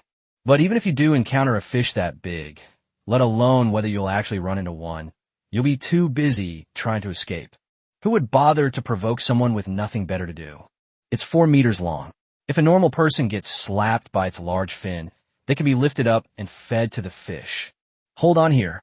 Sulu pointed succinctly to a large fin. It would be better if it could be raised a little, making it easier for me to cut. Alas, after mentally preparing herself for a while, Lin Shihan forced a smile and then, as Sulu had instructed, pulled up the edge of the large fin and lifted it upwards. The manta ray's back was completely flattened, and Sulu took the opportunity to cut open a corner of its large fin and thrust the iron knife horizontally into it. When a knife enters the flesh, the resistance is very obvious. It also has a feel similar to cutting into a rock. The strength of knives made by casting and forging is indeed much lower. Sulu half explained and half muttered, gripping the knife handle with both hands and forcefully cutting forward along the manta ray's skin. With a whooshing sound, the bluish-black hard skin on the manta ray's back was peeled off bit by bit. The skin of the manta ray is actually what we called shark skin in ancient times. It has a rough, grainy surface and a very beautiful appearance. Rawhide, once cleaned and polished, becomes an excellent material for wrapping knife sheaths and handles. Sulu threw the entire manta ray back skin, also known as shark skin, which he cut off, directly into the sea. Then, under the wash of seawater, the skin was stood upright on the spot with an iron knife to further scrape away the fat and meat scraps attached to the inside. Swish! With the help of LV.3 material processing, the attached substances inside the leather were quickly scraped off, and with a firm rub, the inside was smooth and full of toughness. When the whole piece of leather was first cut off, it was as thick as a finger, but after Su Li's processing, it is now less than 2 millimeters thick. The thin layer of shark skin is a clean, bluish-black color, and you can see reflective particles about the size of half a little fingernail like pearls. Live stream chat. With such a large piece of leather, how does Boss Sulu plan to tan it? Didn't Boss Sulu just say that he wants rawhide, the untanned kind, to wrap the scabbard and handle? Exquisite. Fish skin scabbards have always been the finest decoration for knives, and shark skin is something only famous swordsmen of ancient times or high-ranking generals in the court could use. Ordinary people simply cannot afford to enjoy it. Putting aside who uses it, the technical difficulty of processing raw hides is also unparalleled. Master Sulu, you're going to directly challenge the highest level of difficulty. Hee, ordinary swords are fine, but the broadsword in Boss Su Li's hand is an absolute weapon, so it naturally deserves to be the best accessory. Dota 2 enthusiasts come to pay homage. The clean shark skins are spread out on the ground to dry. Sulu continued to wield his knife, slicing off thick strips of meat from the manta ray's large fins and chest. The strips of meat were tied into bundles with soft vines and draped over Pigsy's back. Inside the manta ray's abdominal cavity, which he had cleanly and swiftly cleaved open, some internal organs remained. We collect the livers. Manta livers are rich in fat. After cleaning off the blood, we simply fry them and they taste great. That's all. Let's go back and continue processing shark skin. A small courtyard. Meng Yi, who was squatting in the corner with her back to the gate, turned around. Look at her thighs. The naive girl waved the object in her hand. The jackal skin was carefully cut into strips about the thickness of a finger, connected horizontally and vertically, and tied together to form a rope-like structure. The lasso was fixed diagonally to another leather strip about 3 fingers wide. Sula guessed. Is a knife belt? Meng Yi grinned, revealing a set of small white teeth, and demonstrated by wrapping the knife belt around her waist. Her waist was slender, her belt drooped diagonally, and her messy hair gave an embarrassed hee-hee laugh. Simply tying a rope around your waist isn't a long-term solution. Sulu patted Meng Yi's head. I'll give it a try. The diameter of the lasso was just enough to wrap around the simple wooden scabbard of the horizontal sword, and the length of the sword belt was almost the same as Su Li's waist. The skill of the naive and innocent girl is always so trustworthy. Su Lu thought to himself as he adjusted the position and angle of the knife belt, finding the right spot to easily draw the knife. There's even a slot on the belt to hold Zhuge Lianji's arrows. You're such a naive girl. You've basically made a weapon out of nothing. Showdown. Lin Shihan pouted, unconvinced. It does look quite presentable, though. That's just jealousy. Su Lu glared back mercilessly. After a short break, let's continue assembling the cross blades.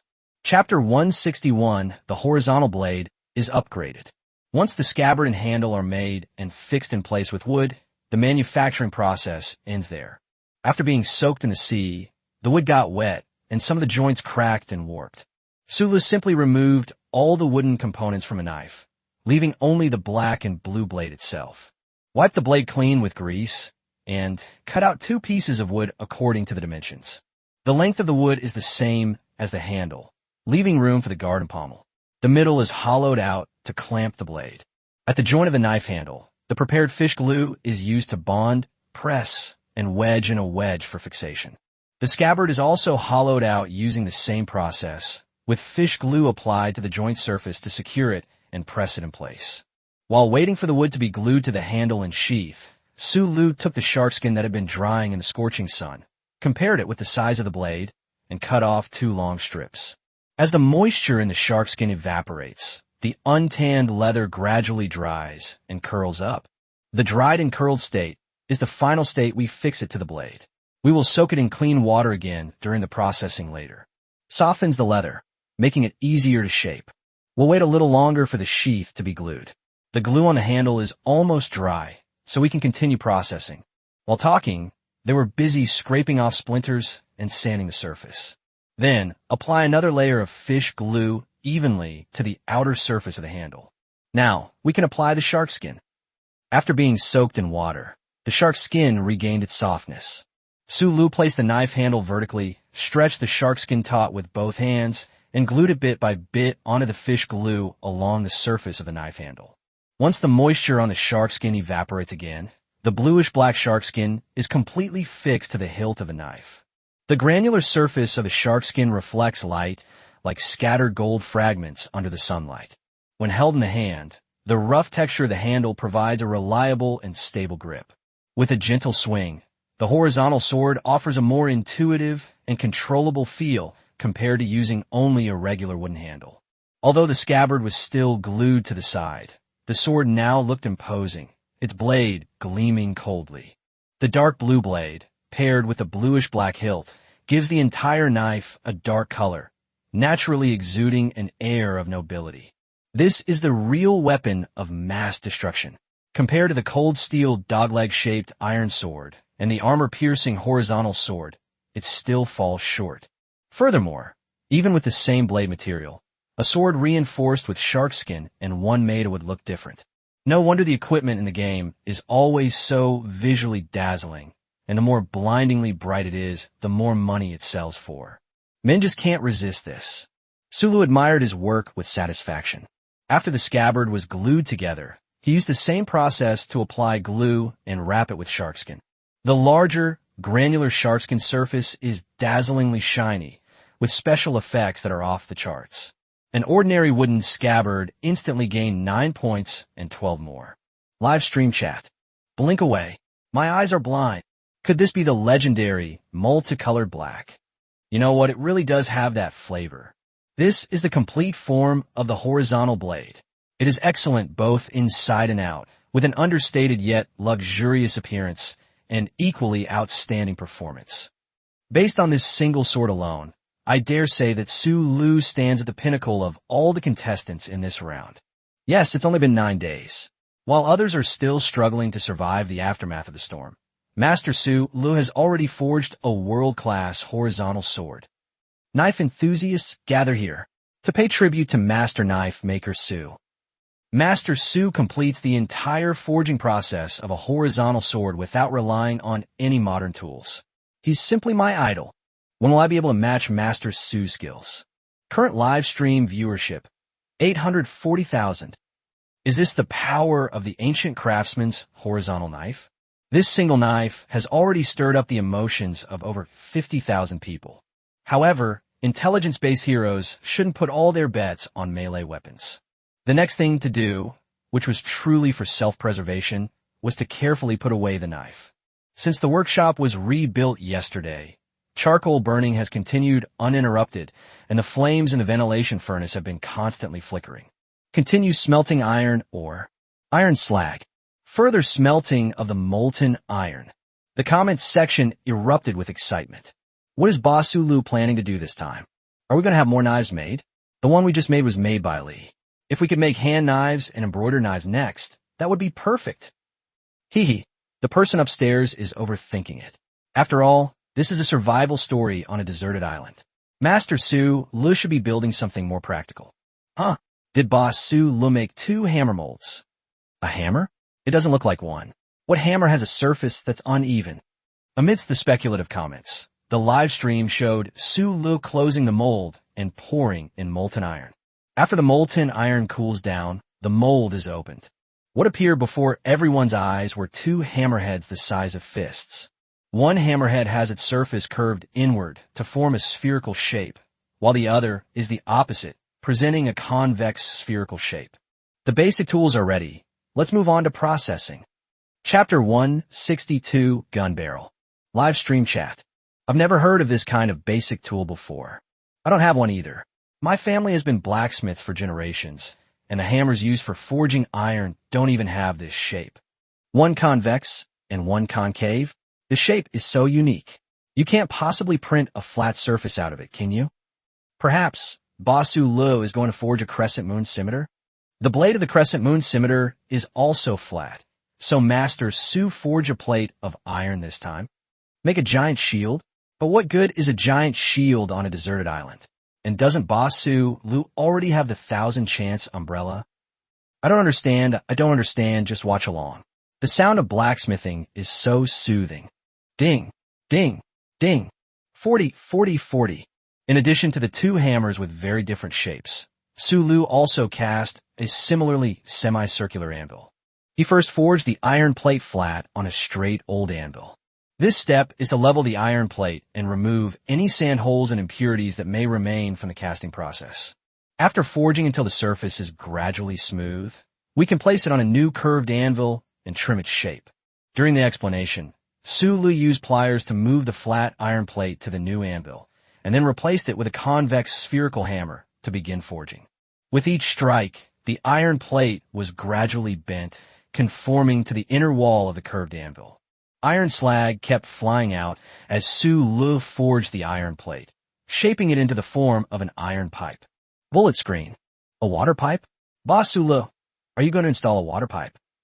It looks like it, but all this trouble just for such a small section of water pipe? This is using a sledgehammer to crack a nut. How much effort would it take to pave this path from the courtyard to the pond? You can't expect me to use a 5 elements 8 trigram staff, can you? Boss Su Lee's iron pipe isn't that long. Lin Shihan leaned closer, her ears turning red from the heat. Are you going to hit someone with that stick? It's so short. Huh, believe me or not, I'll turn off the camera and show you what real length looks like. Get out, you're in the way. Shulu. While the comment section was still speculating about the purpose of the iron pipe, after driving away Lin Shihan, Su Lu forged and mended the 2 ends of the iron pipe, shaping it into its final form. Repeating the process of heating and forging, the shape of the entire iron pipe becomes more and more regular. Next, he took out the 1,000 machine umbrella and removed the central shaft from it, which was also made of cast iron. The straight umbrella shaft was inserted into the center of the iron pipe, and then a concave hammer was used to continue forging. Ding, ding, ding. Amidst the monotonous clanging of metal, the iron pipe narrowed further, its inner wall gradually adhering to the surface of the umbrella shaft. However, when heating the umbrella, Su Lu would remove the umbrella shaft to avoid unnecessary sticking. When viewed from the side, the iron pipe, forged from an iron plate, shows no trace of seams on its surface. Office of the Smelting Research Institute. Is it recorded clearly now? Don't miss a single detail of Teacher Su's blacksmithing process. The forging technique used by Teacher Su this time is different from the technique used when making the horizontal blade. A tall, thin boy with glasses, who looked very polite, sighed helplessly. Just how many forging techniques does teacher Su know? Behind a large table piled high with ironware and teetering on the verge of collapse at the far end of the office, Professor Lee, his hair and beard bristling, said, "When you see someone virtuous, think of emulating them. Look at Su Lu. He's about the same age, but his craftsmanship is far more exquisite than yours. This is the technique of hand-hammering gun barrels. Learn it well." "Handmade what?" The tall, thin man, adjusting his glasses, exclaimed in surprise. "This works? Isn't this something only a master craftsman with decades of experience could do?" No wonder he was specially appointed as an associate professor. "Enough with the talk," Professor Lee said authoritatively. "Let's look at the details carefully." As the hammer continued to fall, an iron pipe with an outer diameter of about 3 centimeters and an inner diameter of less than 1 centimeter was finally formed. At this moment, some viewers in the live stream had already recognized what Su Lu was making. Bullet screen. Is this some kind of gun barrel? The precision required for hand forging, it is simply incredible. Using the crudest workshops to process the most precise components. Have you all forgotten about Master Su, Lee's Zhuge Yanshi, and Shinji umbrella? Indeed, if they can even tinker with such intricate ancient components, then manufacturing a gun barrel would be a piece of cake. Military enthusiasts come to pay homage to Master Su Lu, building a gun on a deserted island, absolutely first of its kind. We await Master Su Lee's mighty gun to shoot down all directions. Wait a minute. It looks like Boss Su Lu needs to have this gun barrel modified. Could they be adding rifling? Foreign language, oh my gosh. Look what I found. I swear on my aunt's apple pie next door, this is the most amazing contestant I've seen this season. Foreign language, Tom, Jerry, look at this Su Lu. He'll definitely surprise you. If he can't, I'd rather you kick my ass. Chapter 163, The Waiting Interval, 1. At this moment, the 1,000-chance umbrella had been disassembled by Su Lu and fixed on the workshop's workbench. The gears and connecting rods were modified into a reciprocating push-pull structure. A longitudinal gear allows the connecting rod to rotate slowly around the central axis as it extends and retracts. Su Lu heated the connecting rod that was originally inserted in the center of the gun barrel to fix the diameter and shape of the barrel, and made a tiny protrusion at one end. The protrusions are sharp and hardened through quenching. The gun barrel was fixed on the other side of the workshop workbench, coaxial with the push-pull structure. Now, we're moving on to the most crucial step. Su Lu adjusted his breathing and made his move. Sizzle, sizzle, sizzle. The harsh, scraping sound of metal scraping against metal rang out instantly. But no one in the live stream switched away from the camera. After dozens of push-pull cuts, Su Lu carefully rotated the barrel and continued cutting from another angle. This somewhat tedious and monotonous work continued for about an hour before Su Lu finally managed to turn the gun barrel around once. At this point, looking through the hole in the barrel, you can see shallow spiral lines running through the entire barrel. Live stream chat. Pretty. Rifling allows the fired bullet to spin around its center. Only the most advanced firearms in the world use a manual rifling process. I'm really looking forward to the final assembly of Boss Su Lee's big gun. I wonder how long its range will be. Oh my goose. Oh my goose. From today onwards, I'm Mr. Su Lee's fan. Tom, Jerry, what are you waiting for? Following the mysterious Eastern custom, let's express our sincerest respect with the consecutive number 6. 666, 6666. Wow, these foreigners adapt to local customs pretty quickly. Come on guys, type awesome in the chat. Su Lu is awesome. Gun barrel, spring. Su Lu buried himself in his work, crafting one component after another. Whether it's making guns or playing with guns, a man's focus can be terrifying. So Lin Shihan sneaked into the workshop 3 times, only to be kicked out by Su Lu without any expression each time. She went back into the workshop when she saw Su Lu replace the original shaft of the 1,000-machine umbrella with a gun barrel and begin assembling it. Su Lu slowly raised her head. Why do you, a woman, like to come and go so much? Lin Shihan paused for a moment, then pouted and said, I just picked a few bunches of wild grapes. I was just asking if you want some. If you don't want to eat it, then forget it. She tossed her hair and turned around with a series of quick movements. He took a few steps, then stopped and turned back. You really don't want to eat? Da. Really not going to eat? Why are you so resentful? You must be trying to trick me with sour grapes. Sulu finished piecing the last piece of the spring together, picked up a grape, and popped it into his mouth. It really is sour, and the skin is quite thick. Sulu didn't hold back in his criticism. Pick them, Lin Shihan said, puffing out her cheeks. But it has a good chewy texture, and the grape's acidity is well balanced. Pull the spring of the 1000 machine umbrella to close it up. Seeing Su Li's actions, Lin Shihan asked in confusion, Aren't you going to test it first? No rush, Su Lu said, pointing with the tip of his umbrella in the direction of the workshop. There is a small pile of iron beads on the workbench, which he had just melted down. Let these cast ammunition cool down naturally, and then make some gunpowder and oil-soaked tinder later. While the arrogant guy is reliable most of the time, he can be quite silly when he wants to be. Are you shooting at air without ammunition? Even a typical shut-in wouldn't do that. While complaining, Sulu popped a few more wild grapes into his mouth. The grapes are quite juicy. Since we're just waiting anyway, we might as well process the sour grapes. Take an empty earthenware pot, fill it with water, and boil it. Meng Yi's round eyes widened, and she tilted her head, her messy bird's nest hair falling to one side. Grape soup? Wine sure collected. I didn't forget to add a bird's nest head to RUA, which has a great feel. My hair is so healthy, Su Lu thought to himself. Having seen many colleagues and bosses who are prematurely bald, I, an old office worker, have a deep obsession with hair.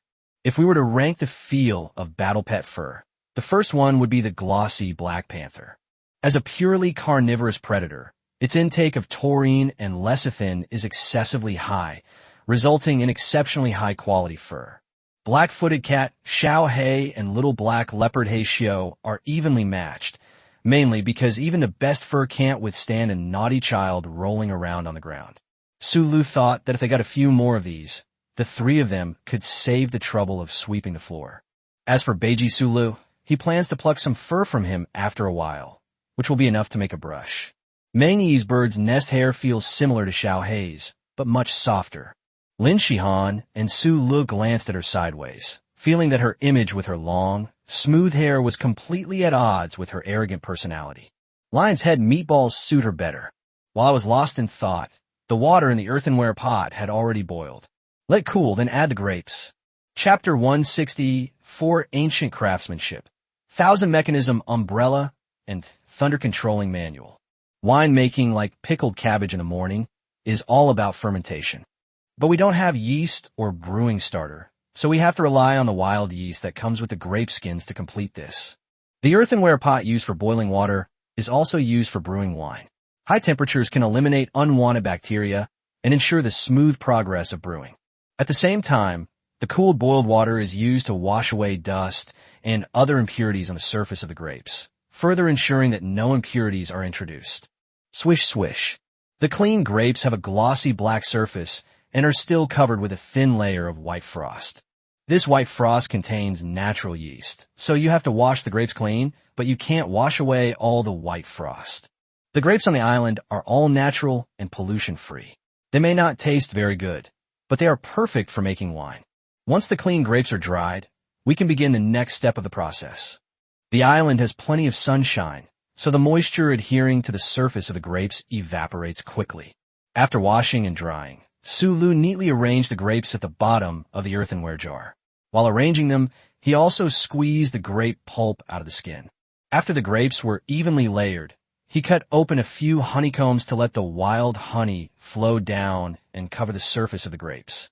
The ratio of honey to grapes is about 80/20, mainly to balance the flavor of the wine. Wild grapes are high in tannins and have astringency, which sugar can effectively neutralize. At the same time, sugar can further increase the alcohol content, ensuring that what we make is not a pot of grape soup.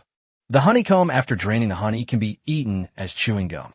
As Su Lu spoke, he took a bite, and while chewing, he continued to spread layers of grapes and honey evenly on top. All the grapes were packed into the earthenware jar, covering less than half of its volume. That's all. Next, just seal it and let it ferment. After about half a month, our wine will be ready to drink. Using the same process as sealing sauerkraut jars, Su Lu first covered the jars with a layer of broad leaves, and then applied mud to the surface of the broad leaves. In this way, external bacteria will not enter the earthenware jar, and the grapes can ferment safely. Su Lu moved the jar containing the grapes outside to a shady spot, next to the sauerkraut jar. However, the weather has been bad these past few days, so remember to move them back to the cellar before going to bed at night, lest the jars get washed away and all our efforts be wasted. The live stream chat was slowly scrolling by at this moment. The sudden change in Su Li's style after he finished forging iron and then brewed wine was so unexpected that it caught everyone off guard. This is really enjoying life on an island. I can already picture boss Su Lu holding a glass of wine, enjoying the sea breeze and sunshine half a month from now. With Goddess Lin and adorable Meng by my side, this is truly a winner in life. Not only that, little black and black swoosh are also adorable. I would call Infinite the pinnacle of beauty, and there's a majestic and powerful golden eagle, and the king of the sea, the tiger shark. Did you miss one upstairs? No, I'm sure. You forgot Pigsy. Ah, the weather is nice today. It's so sour. Suddenly the cola in my hand doesn't taste sweet anymore. The life-size body pillow in her arms wasn't soft anymore. Foreign language. Wow, Sulu really knows how to enjoy life. Even on an island, he still pays attention to the quality of life. Foreign language. Sulu is amazing. Look at his strong arms and melancholy face. He's just like my David. Foreign language. Power and mystery from the East. This is a sexy man. Now, what's wrong with the foreigner today? Didn't he come to the live stream earlier with a provocative attitude? The way that foreign woman spoke gave me goosebumps. Whoever is stronger submits. If it weren't for Su Lu being so amazing, taming wild beasts one after another and turning survival into a vacation, do you think these foreigners would still be so supportive? Ha ha ha. It seems that Boss Su Li's survival on this deserted island will eventually lead to all nations paying tribute. How exhilarating. As the earthenware jars for brewing wine were sealed, the pile of iron beads inside the workshop had already cooled down naturally. Su Lu pulled a straw from a bundle of dried thatch and peeled off a thin layer of thatch skin. After soaking the outer layer of thatch in wild boar fat, it was wrapped around the surface of an iron bead. The 1000-machine umbrella's trigger spring closes, the canopy retracts, and the tip of the canopy opens to reveal the black gun barrel. 1000-machine umbrella gun form. According to the information from the Passing on the Flame skill, the true name of this form is Ancient Craftsmanship, the 1000-mechanism umbrella, the Thunder-Slaying Manual. Su Lu opened the gunpowder box of the handle, poured black powder into the popped-out iron sheath, and pressed in an iron ball wrapped with grease-soaked straw. Lock the iron sheath back in and refill the gunpowder tank. Bullet screen.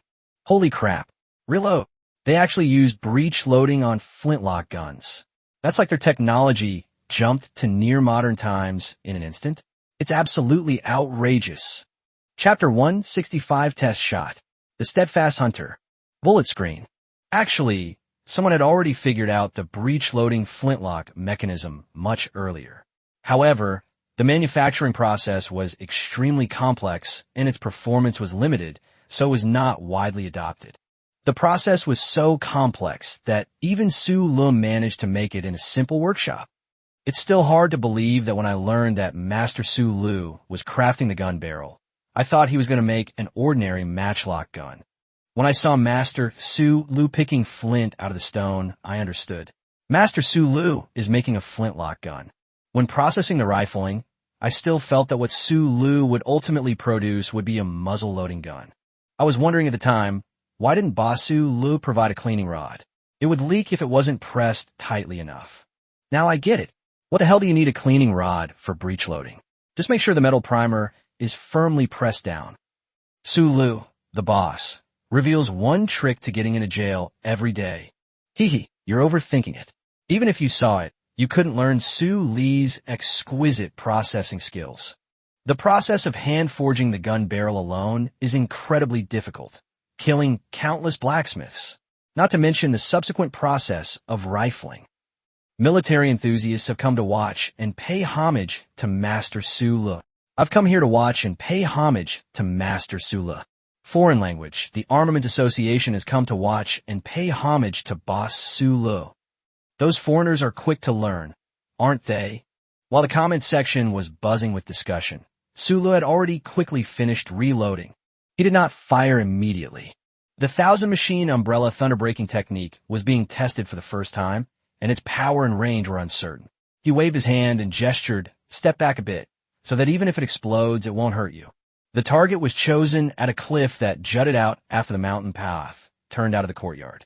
Several jagged boulders stood out conspicuously, and there was no vegetation on them. The landing point can be seen very clearly. Raise a gun. Fire. The trigger spring was pulled, and flint scraped against the iron plate, sending out a string of sparks that struck the medicine pool. The gunpowder ignites and falls through the small hole into the primer, instantly creating a large amount of white smoke. Bang! Almost simultaneously, a cloud of dust began to disperse from the nearest target. After the dust settled, a tiny hole appeared in the stone. The range of this test firing was 200 meters, but that is clearly not the limit of the 1,000-machine umbrella thunder-controlling scripture. Su Lu summed it up in one sentence. Live stream chat. If this isn't the limit, then how far is the limit? 200 meters? 300 meters? The thunder-slaying cannon? That's such a powerful name. Is it derived from the ancient lightning-shooting gun? Most likely, and the craftsmanship of Su Li's creations is clearly more exquisite. I'm truly impressed, Mr. Su Lu. You're gradually showcasing the grandeur of our ancient nation and its craftsmanship to the world. For this alone, I'm a loyal fan of Mr. Su Lu. Let's all support Su Lu and show the world how awesome our ancient engineering is. Current live stream viewership, 850,000. Close the umbrella. The Thunder Controlling Manual? Not a bad name. But that's it. Lin Shihan was still unsatisfied. How about a few more times? Or should I try? Now that you're saying that, I'm not sleepy anymore. Su Lu thought of a line often used by female protagonists in art house films on his computer. Then he refused her, saying, "There's only one firebox with medicine in it. If you don't mind the heat, you can do it yourself." As he spoke, he opened the medicine pool next to the mechanism, and the smoking firebox fell to the ground with a thud. Sizzle. A small black mark appeared on the ground after it was scorched. Lin Shihan wrinkled her nose and took a few steps back. No. Seeing that she had retreated all the way back to Meng Yi's side, Su Lu bent down to pick up the bottom firebox on the ground and knocked out the embers inside. The formula for black powder is not perfect. There are always some impurities remaining in the raw materials. If the residue from incomplete combustion is not cleaned up, it will affect each firing. The worst-case scenario is that it completely shuts down, which is not just a problem of being troublesome to clean up. At a critical moment, if something goes wrong, it could mean the end of your life. Now, our basic self-defense capabilities are sufficient. With Zhuge Lianshi, Yang Xiaogong, Qin Ji San, and Hung Dao, firepower barely enough. Temporary. In case we encounter wild beasts or even competitors with malicious intent, at least we won't be so passive. The wild animals on the island are frighteningly large. Judging from the contestants like Yu Chuanlai and the one from the neighboring island who injured Xiao Sha, the competition among the contestants in this desert island survival show is fierce. Not everyone is like me, a refined and easygoing gentleman. Eliminating others means you have a greater chance of success. After all, the reward for lasting a full year is a considerable 100 million, but the one who stays until the end will not go home empty-handed. A meticulous old hunter always prepares several alternative plans for himself. Only when you have a strong fist can you talk about development. Ideally, he would play defensively and develop his character to reach the late game. Su Lu was quite satisfied with his current progress. There's still a little iron left. Chapter 166 Banfrei Stingray Liver. There's only a little iron left, so we won't make weapons or anything like that. Su Lu slowly walked back to the workshop, picked up the hammer, and poked at the basket containing iron slag. The iron slag inside the basket made a clanging, metallic sound. Bullet screen. What else can we do besides make weapons? Iron products are for making tools, right? I wonder what kind of tools Boss Su Lu is going to make this time. Whatever. I'll just quietly watch Su Li's show. The iron slag was put into a ceramic pot, and then into a ventilated furnace for smelting. Su Lu explained, these past few days, we've been cooking in earthenware pots or directly over a fire. So today I'll make another iron pot. Frying, stir-frying, boiling, deep frying, steaming, braising, baking, stewing. Since we're going to live on an island for a year, our diet definitely needs to be varied. The island has no shortage of raw materials, but without the corresponding cookware, the cooking methods cannot be diversified. Good ingredients, although they only require the simplest cooking methods, can bring out their flavor better with good cooking techniques. As he spoke, Sulu had already carved out the outline of a very ordinary household wok on the fine sand mold. It has a flat bottom and concave sides. It looks familiar to everyone who sees it. Next, on another mold, a relatively convex outline is stacked and compacted. When the two molds are put together, the space in the middle is exactly the outline of the iron pot. Let's just use a simple cast iron pot. A thick-walled cast iron pot has excellent heat retention, which is the best way to bring out the aroma of the food. Gurgling. The molten iron is poured directly into the mold in one go, and then left to cool before the mold is opened. A heavy, black cast iron pot. When it was taken out of the mold, Sulu wiped the sand off the surface, revealing the rough surface of the iron pot. Then used two wooden boards to clamp the cast iron pot handle and round its shape. A very versatile iron wok is now complete. Live stream chat. We can start eating from the iron pot now. Coated in batter and deep fried. Even the neighbor's kid is drooling with envy. Sulu quickly cleaned the iron pot and then used a piece of lard to evenly coat the inside of the pot. We still follow the old methods for seasoning the pot. A pot seasoned this way is non-stick and easy to clean. Sizzle. As the cooking fumes rose, Lin Shihan felt that the scene was very unreal. Surviving on a deserted island, they even have pots to use. She suspected that, given enough time, Sulu might actually be able to build a resort on the island. That being said, it's only been 9 days, a year already. How far can Sulu go? Following this bad guy, she lost all sense of urgency and painfully recalled her previous experiences of surviving on deserted islands. My stomach started to hurt. The difference between people is unbelievable, Lin Shihan said with a resentful pout. Meng Yi remained very calm, naively believing that everything Sulu, the big shot, did was perfectly reasonable. Thighs are all around amazing. Beneath her bird's nest-like hair, her starry eyes twinkled as she made a blind judgment based on her rather unusual common sense about life. Then, smelling the aroma of oil in the air, I couldn't help but, glug. That silly girl ate quite a lot for breakfast. Sulu followed the sound and saw Meng Yi's bulging cheeks. I get it must be from eating too many sour grapes. Meng Yi, who eats 5 meals a day, has the ability to eat anything that is edible without stopping. I was careless. I only knew she ate sweet fruits, but I didn't expect her to eat sour grapes without hesitation. And despite eating so many sour grapes, she didn't experience any stomach acid. She is indeed the daughter of a suspected military genius, exceptionally talented. I admire her. Sulu continued to spread the lard evenly on the inside of the pot and heated it over low heat. Once the inside of the cast iron pot had developed a glossy sheen, he removed the pot and washed it clean with warm water. The pot is ready. I am so froth.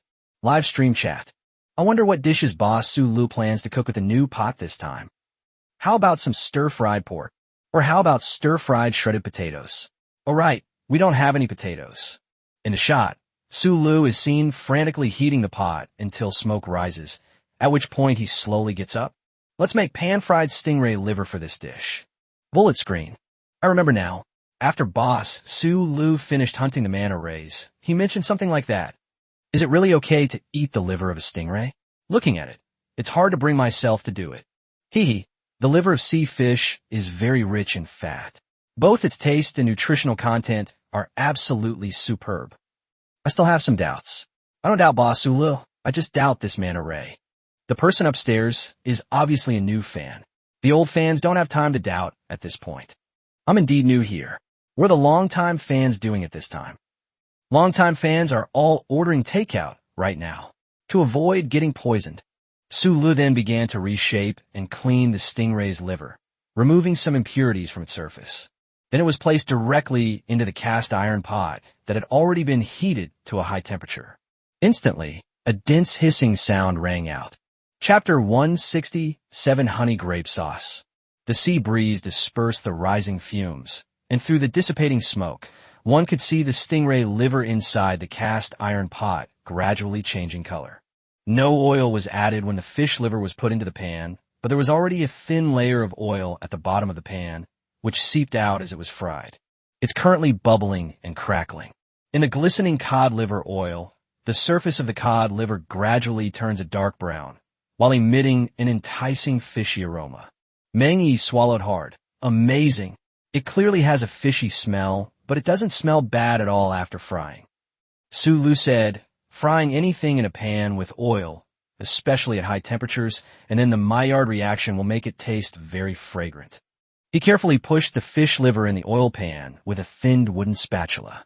Be gentle to avoid breaking the delicate fish liver with the spatula. Once one side is almost done, fry the other side. He held the spatula in one hand and the pot handle in the other, then suddenly lifted the pot, pushing it forward and pulling it back in.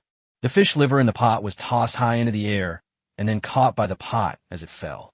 The bubbling fish oil provided lubrication, allowing the fish liver to slide safely back to the bottom of the pot. Sizzle, sizzle. Bullet screen. Wow, Sulu is showing off his pot flipping skills again. That's the most tender fish liver. You flipped it like that and still managed to keep the skin intact. That's impressive. Continue frying.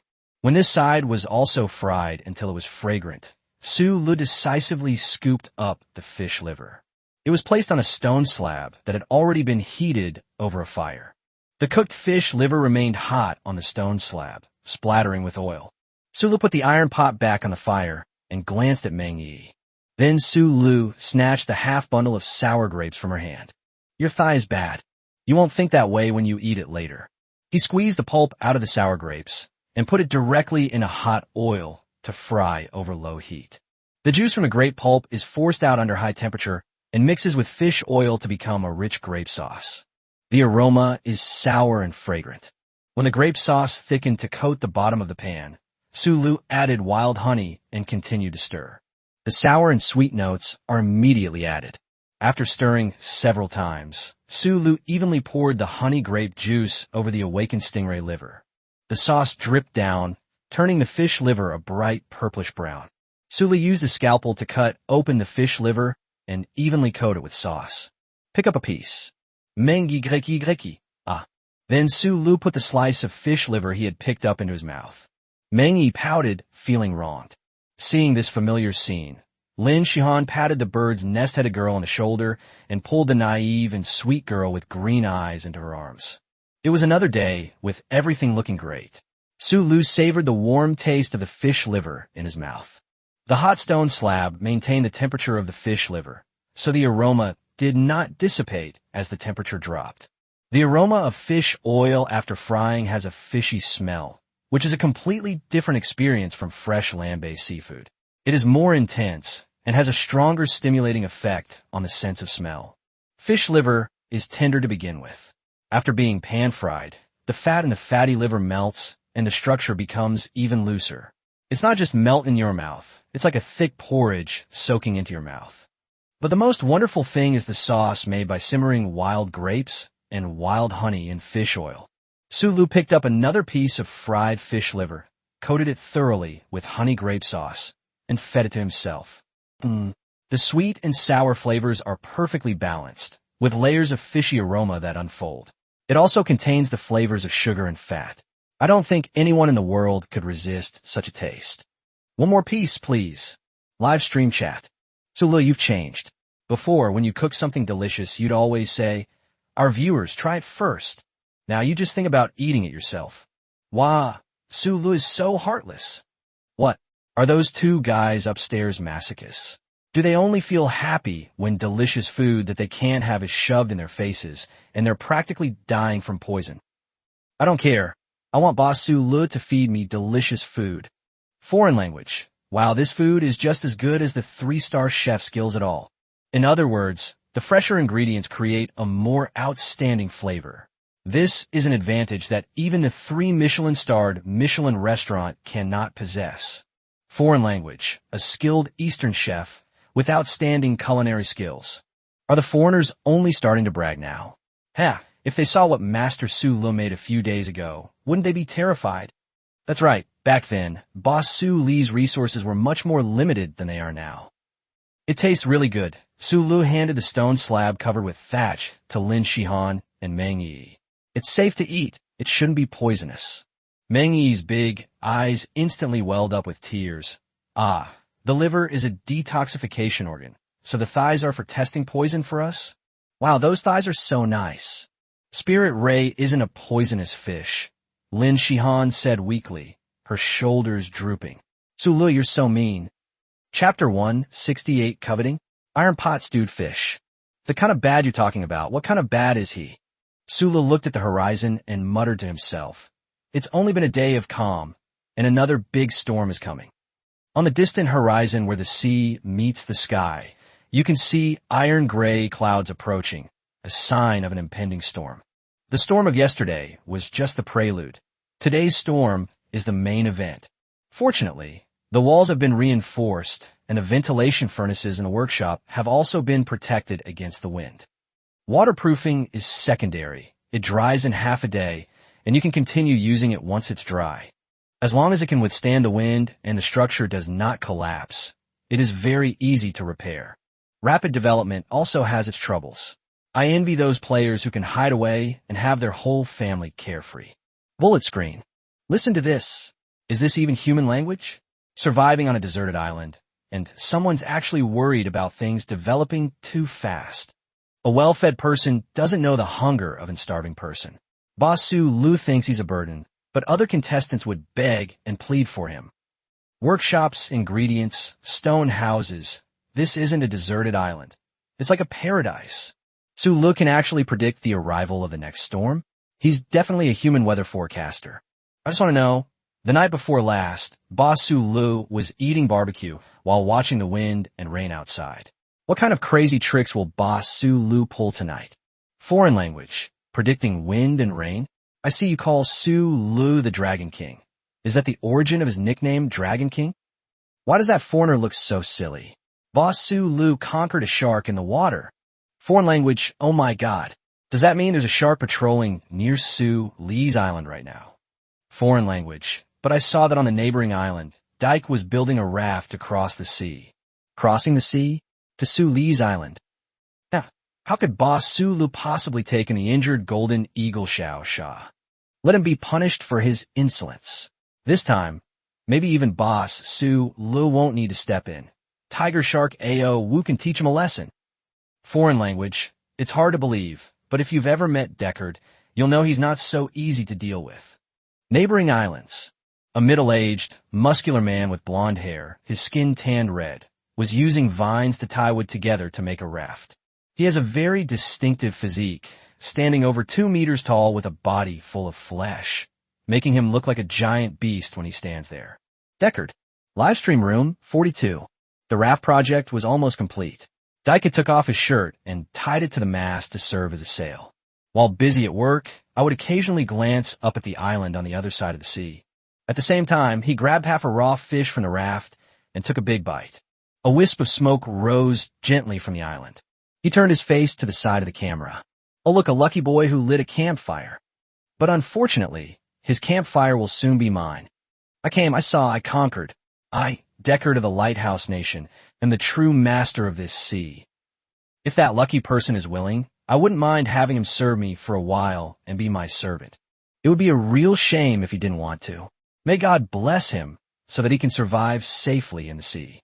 Of course, we also hope he can call for help in time. The chat in the live stream was buzzing with activity. To the surprise of the new foreigners, the vast majority of them were convinced that Tajikistan's Deke could not have any effect on Su Lu. The two groups of people were so enraged they were practically bursting with rage. Su Lu, at the center of the vortex. The workshop was covered with thatch. Move the campfire inside the house. I also brought back the iron pot. He glanced at the sky outside, which was quickly turning gloomy, and said, "We'll simmer some soup while watching the downpour today." The viewers in the live stream were stunned. That's incredibly calm. The weather forecast says tonight's downpour will be even stronger than the one the day before yesterday. Once a tropical depression forms at sea, it can blow up any building. That's true. But if Su Li's stone house is to be engulfed in a storm, wouldn't half a mountain have to be torn apart first? That's right, that was foresight. In 2 days, we can dig out the bedroom and cellar, move all the living supplies into the stone house, and reinforce the outer walls at the same time. Master Su Lu, you've perfectly inherited the strengths of the infrastructure building maniac. It's here. The wind is picking up. Phew, phew. The gales of the tropical depression appeared at an absurd speed. The entire island was trembling in the fierce wind. The sky turned as dark as night, and the campfire in front of Su Lu became the brightest light source in the live broadcast room. Above the campfire, in an iron pot, lard was bubbling and gurgling. Su Lu cut the stingray meat he had hunted that morning into pieces about 4 or 5 centimeters in size, washed them briefly, and then pan-fried them. At the same time, it was pouring rain.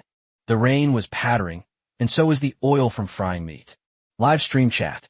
When it's pouring rain outside, the streamer is showing off to the audience. What's the streamer's mentality? I'm waiting for an answer urgently. Pan-fry the stingray meat until golden brown on both sides. Then Su Lu grabbed a handful of peppercorns and threw them into the pan to release their aroma with the oil. A slightly numbing aroma slowly permeated the stone house, mingling with the moisture outside. Continue pouring half a pot of water into the pot. Then a loud hissing sound was heard, instantly drowning out the sound of the rain outside. The fish was submerged in water and brought to a boil. Su Lu then cut wild scallions into sections, sliced galangal, and added them to the pot along with dogwood. Fish stewed in an iron pot. Su Lu smiled and explained to the camera. Usually when stewing fish in an iron pot, families usually use large carp, but here we've changed it to stingray. The flesh of the stingray is much firmer than that of the carp and does not fall apart even after long cooking. It also has its own unique flavor that slowly infuses into the soup. Just like brewing tea, a layer of white foam rose up.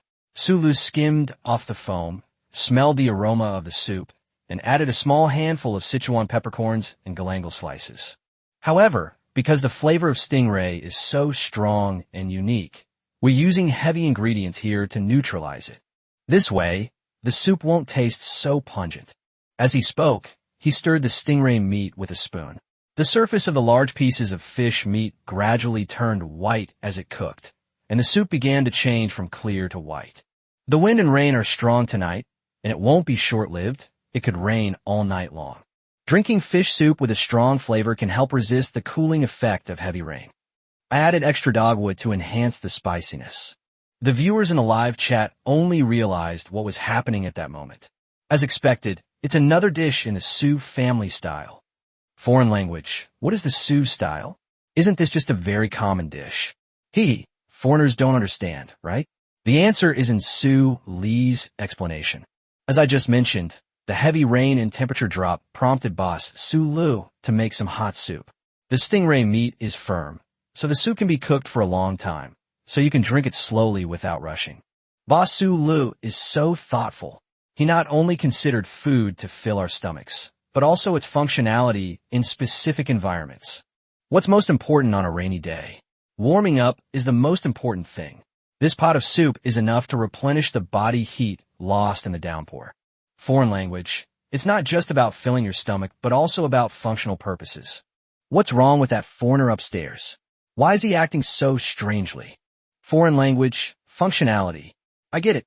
This is the secret contained in the mysterious Eastern cuisine. I finally understand. Foreign language. I have pondered why Eastern cuisine is so complex and diverse, using so many ingredients and seasonings. Foreign language. All of this is for functionality, for the right people to eat the right things at the right time. Foreign language. Thank you, everyone in the live stream. Thank you, Mr. Su Lu.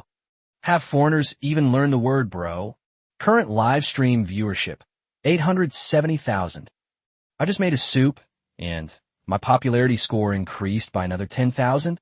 This wave of laughter seems to be a smile playing on Dihua Shula's lips. What are you laughing at? Lin Shihan took small sips of the fish soup, inhaling the aroma wafting through the air. Chapter 169, The Attack of the Bear Beast. The spicy and savory aroma of the manta ray in the iron pot is irresistible. It doesn't look greasy at all. After finishing the fried stingray liver, my slightly greasy appetite seemed to be inadvertently awakened again. No, I'm not craving it. I'm just curious about the taste of the soup. Stingray soup sounds like a really weird name, but it looks pretty good. The haughty Lin Shihan tried to provoke Su Lu. Manta ray flesh is so tough. How can it absorb flavor into soup? After eating well for a few days, you start to doubt the cook? Pretty bold, huh? Who taught you that? Su Lu didn't hold back. Do you never even cook at home? Who said that? Lin Shihan raised her eyebrows and straightened her back. The sudden movement caused her full breast to sway uncontrollably up and down. The chocolate ice caps of Antarctica were faintly visible, and she retorted, I cook a lot of meals at home. Cooking instant noodles doesn't count, Su Lu retorted while stirring the pot. Not cooking instant noodles. Self-heating hot pot doesn't count either. Self-heating rice doesn't count either. And reheating cold takeout in the microwave doesn't count either.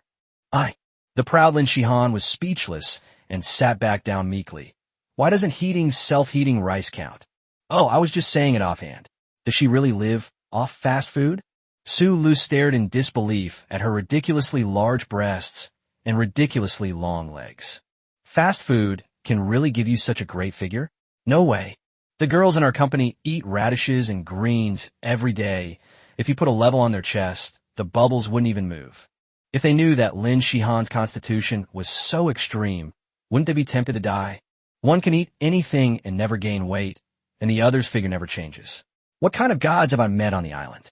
Su Lu rambled on, then stirred the soup in the pot again to make the oil float evenly, and then put on the simple lid woven from thatch. Stop puffing out your cheeks. You look like a hamster.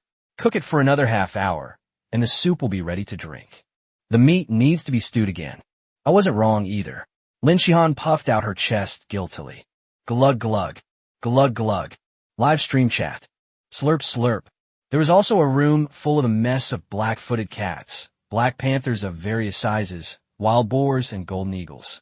Staring intently at the soup pot, it seemed eager to devour it. Black-footed cats and black panthers are out of the question. They're felines, and they have no resistance to fish. Wild boars are understandable. They are omnivorous, and their diet is becoming as diverse as that of humans. Why are you staring with those round eyes? You golden eagle. I wasn't looking at the pot. It's nothing now. Golden eagles may have the best eyesight of any living creature in a room. At that moment, its gaze passed through the window and landed outside the courtyard. Its neck feathers were slightly spread open, as if it had encountered some great danger. That's not right.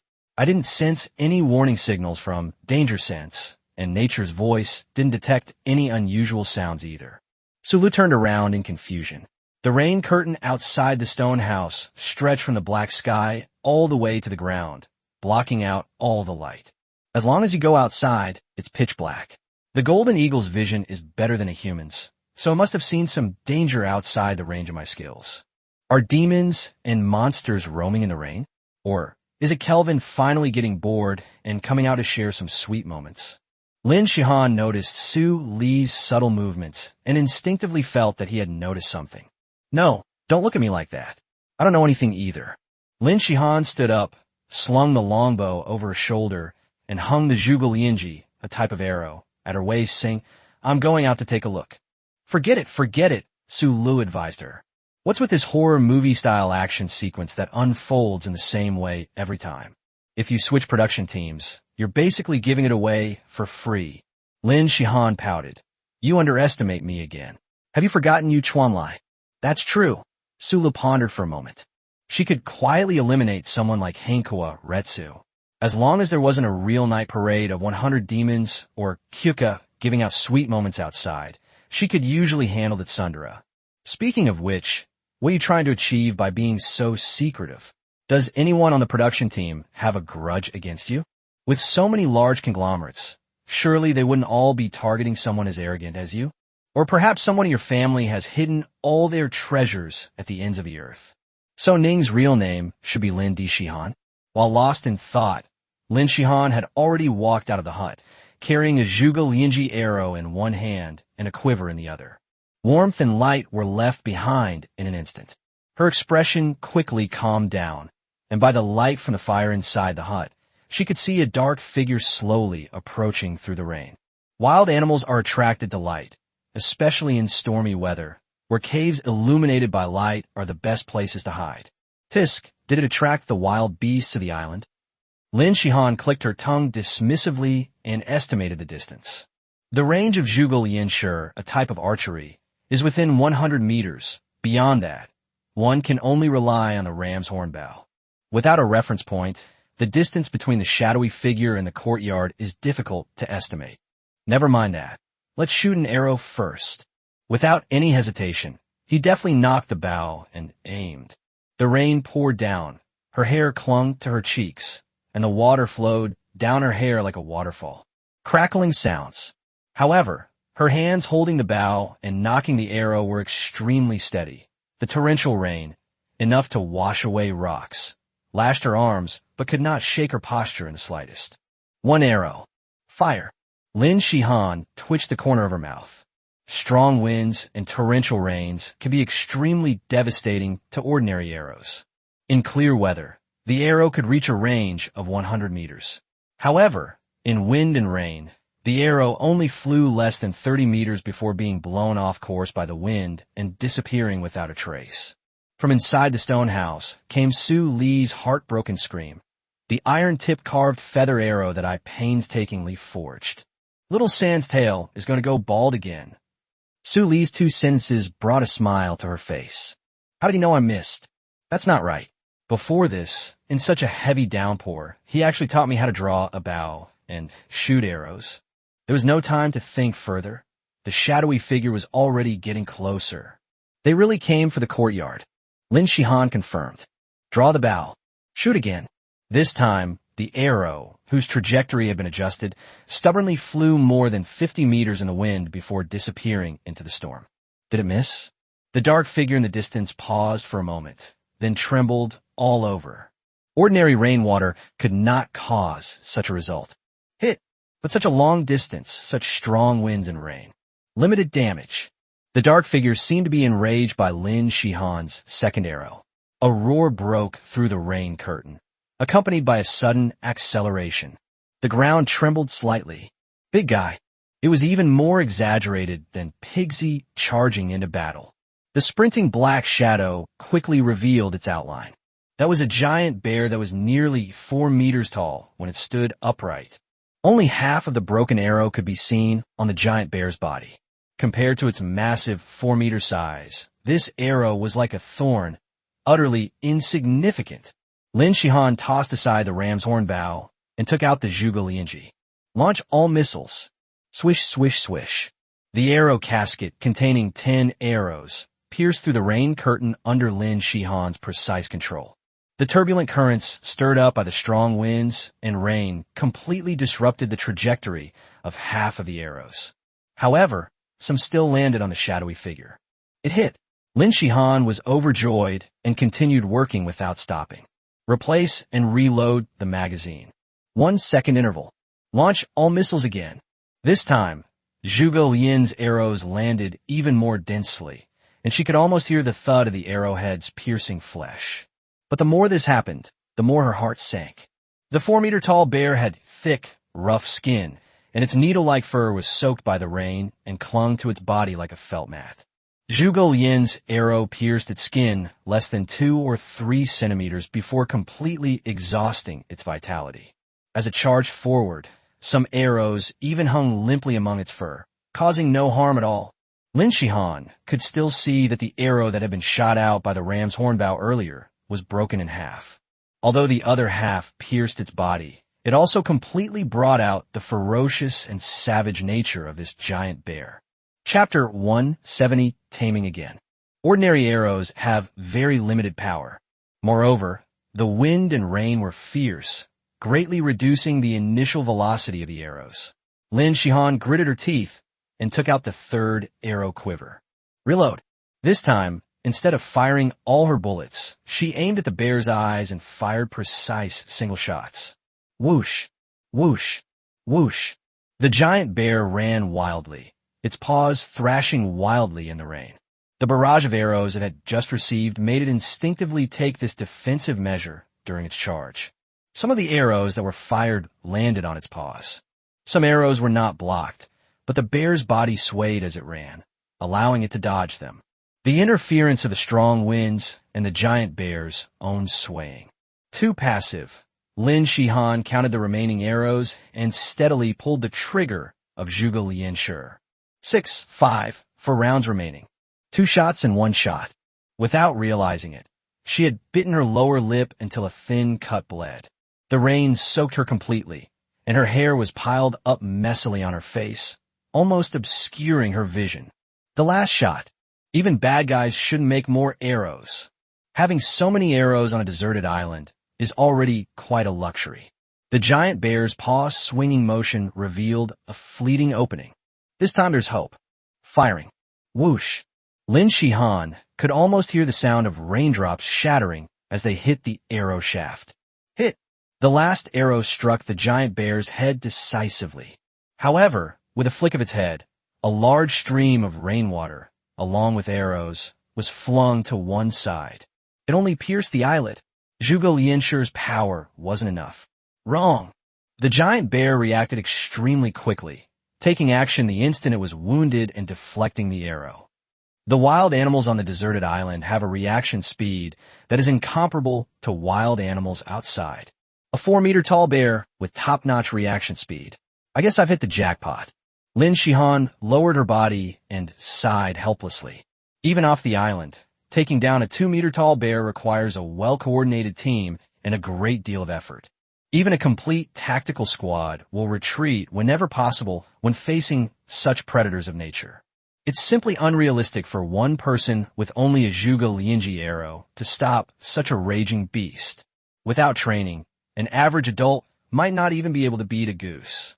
Before her stood a giant bear, 4 meters tall. I tried my best, Lin Shihan grinned. Ouch! Lin Shihan felt the rain on her head suddenly stop, and a steady voice blew in her ear. I told you not to be so impulsive. Would you like some hot soup? A ceramic bowl was shoved into her hands without a word. Soup! Lin Shihan felt a bit out of place. A giant bear, 4 meters tall and possibly weighing tons, is charging in front of you. You're offering me soup? This is the first time I've seen stingray soup that smells quite delicious. Bullshit. Sulu, quickly take EE and run. I'll buy you some time. She blurted out. Are you stupid? Sulu smirked and retorted. He shifted the myriad happiness umbrella in his hand to shield himself from the rain that was being blown about by the wind. She's a bit of a tsundere but kind-hearted person, just a little silly. Without thinking twice, I went to work desperately. He patted Lin Shihan's wet hair. The leather jacket is very waterproof. It's such a shame that the best scenery on a rainy day just slipped by. Ahead. Thump, thump, thump. The 4-meter-tall bear stomped on the ground, creating such a tremor that it almost looked like an earthquake was about to occur. Lin Shihan took a sip of soup, feeling as if it were a dream. A warm sensation slid from my throat down to my stomach. The torrential rain was kept out by the umbrella, and she could still enjoy her hot soup. I felt warm all over. She heard. Click. Sulu pulled a trigger on the 1000-machine umbrella. The thunder-slaying staff detached from the umbrella and slid into his free hand. He held an umbrella in one hand and a gun in the other. The corners of his mouth turned up. Click. Bang.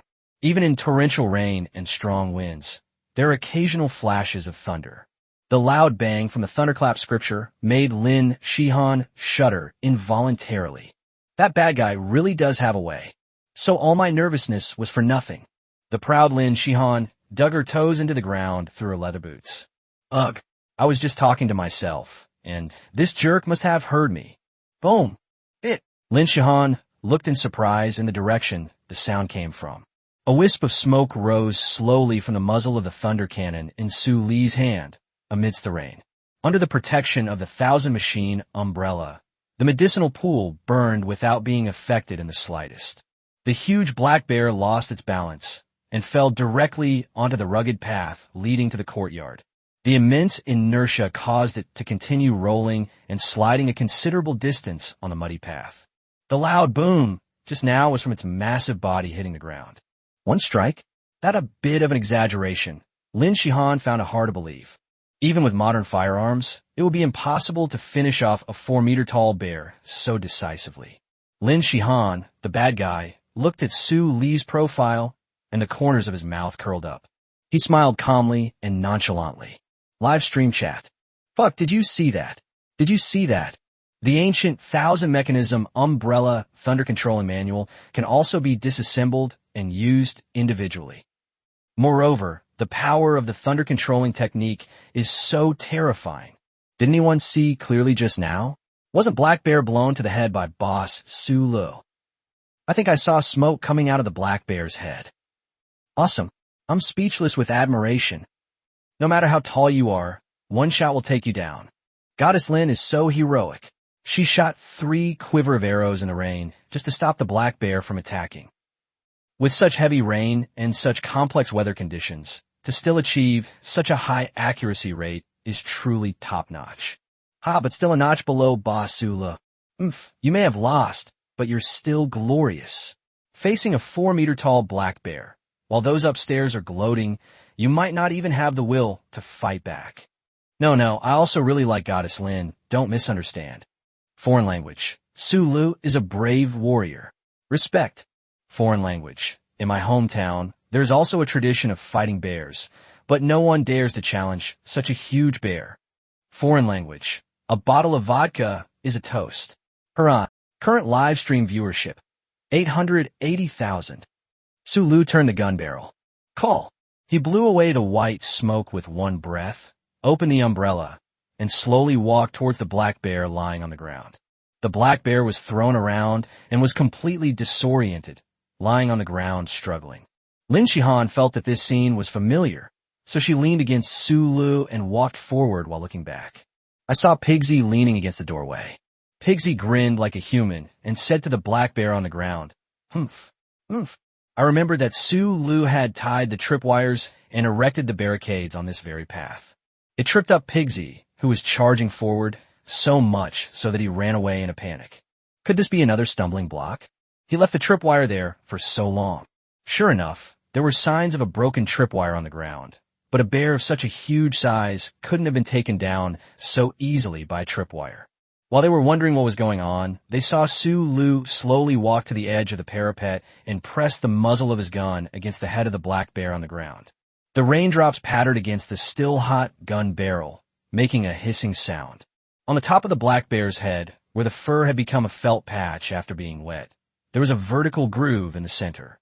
The groove was barren, much like a miserable office worker toiling away day and night. The scorching muzzle pressed directly against the exposed skin, hissing hoarsely. The Black Bear shuddered. I'll fire another shot, and you'll die in this rain. Or submit, and there will be fire and meat in the house. You choose. Persuaded to surrender?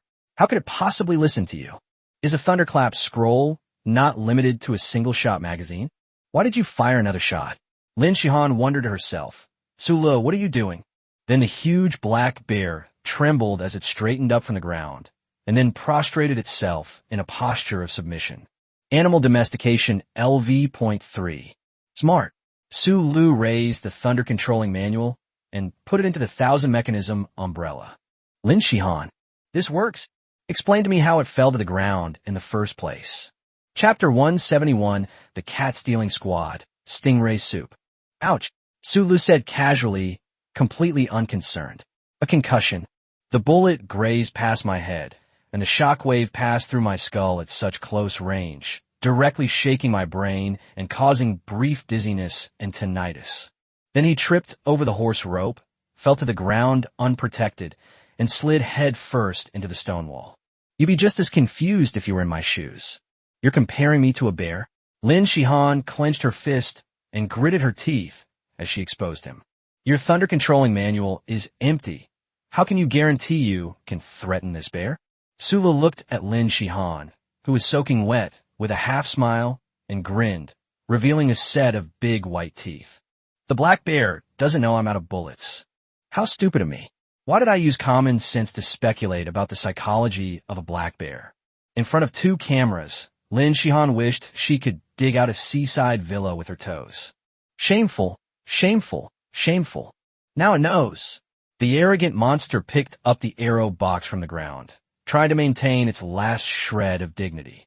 Su Lu patted her on the shoulder. You're already on the pirate ship. Now that you know, it's too late. Enter the house. The black bear, with its massive body, hesitated for a moment at the doorway. Then, turning sideways and sucking in his stomach, he barely managed to squeeze in. Pigsy huffed and puffed as he approached the black bear, nudging his nose. Are you stupid? I tripped over a tripwire outside.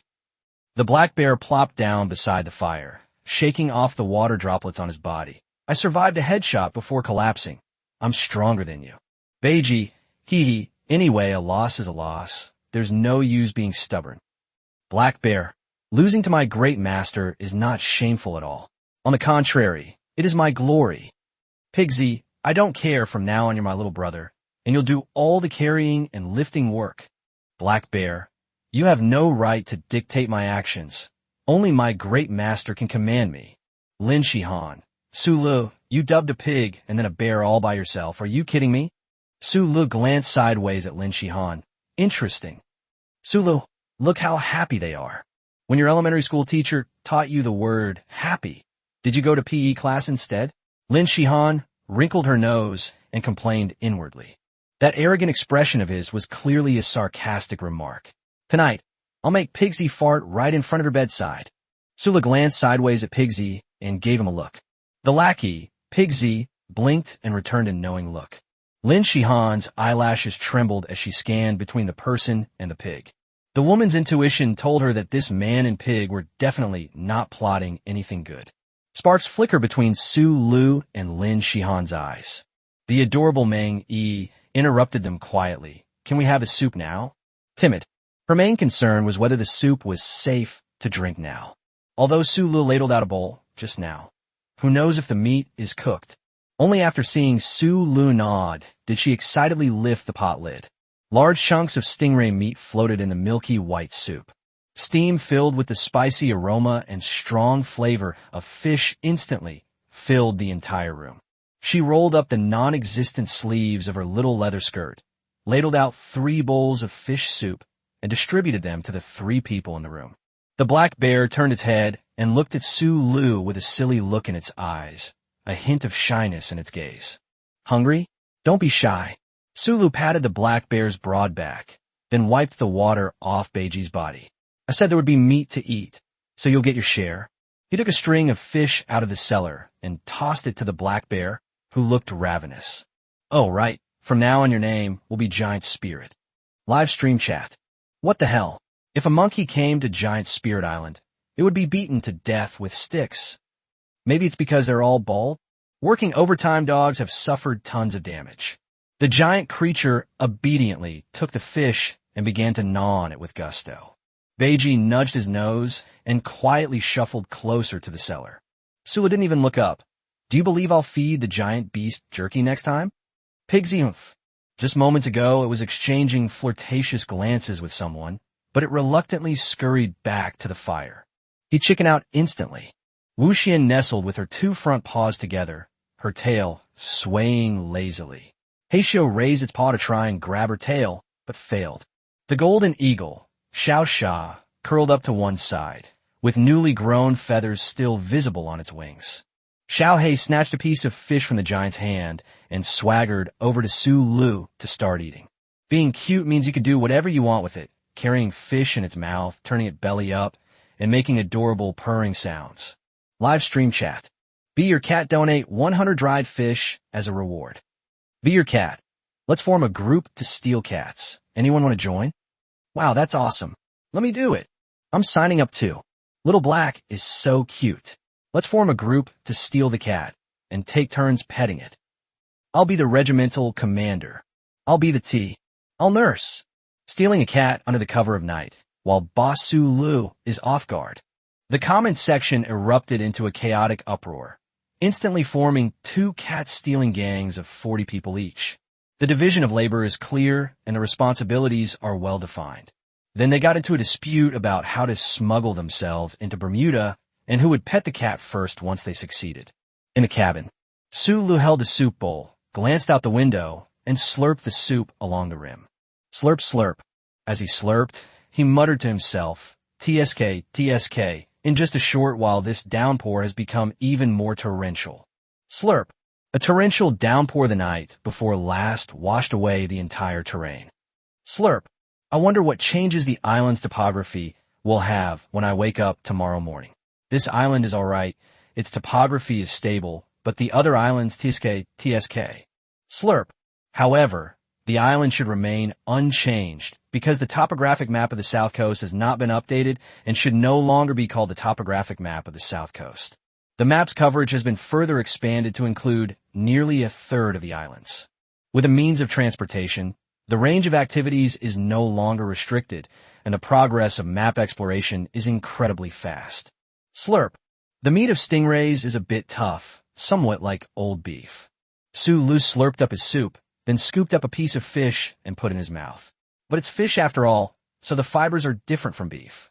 Although it's hard, it has a chewy texture and doesn't get stuck in your teeth at all.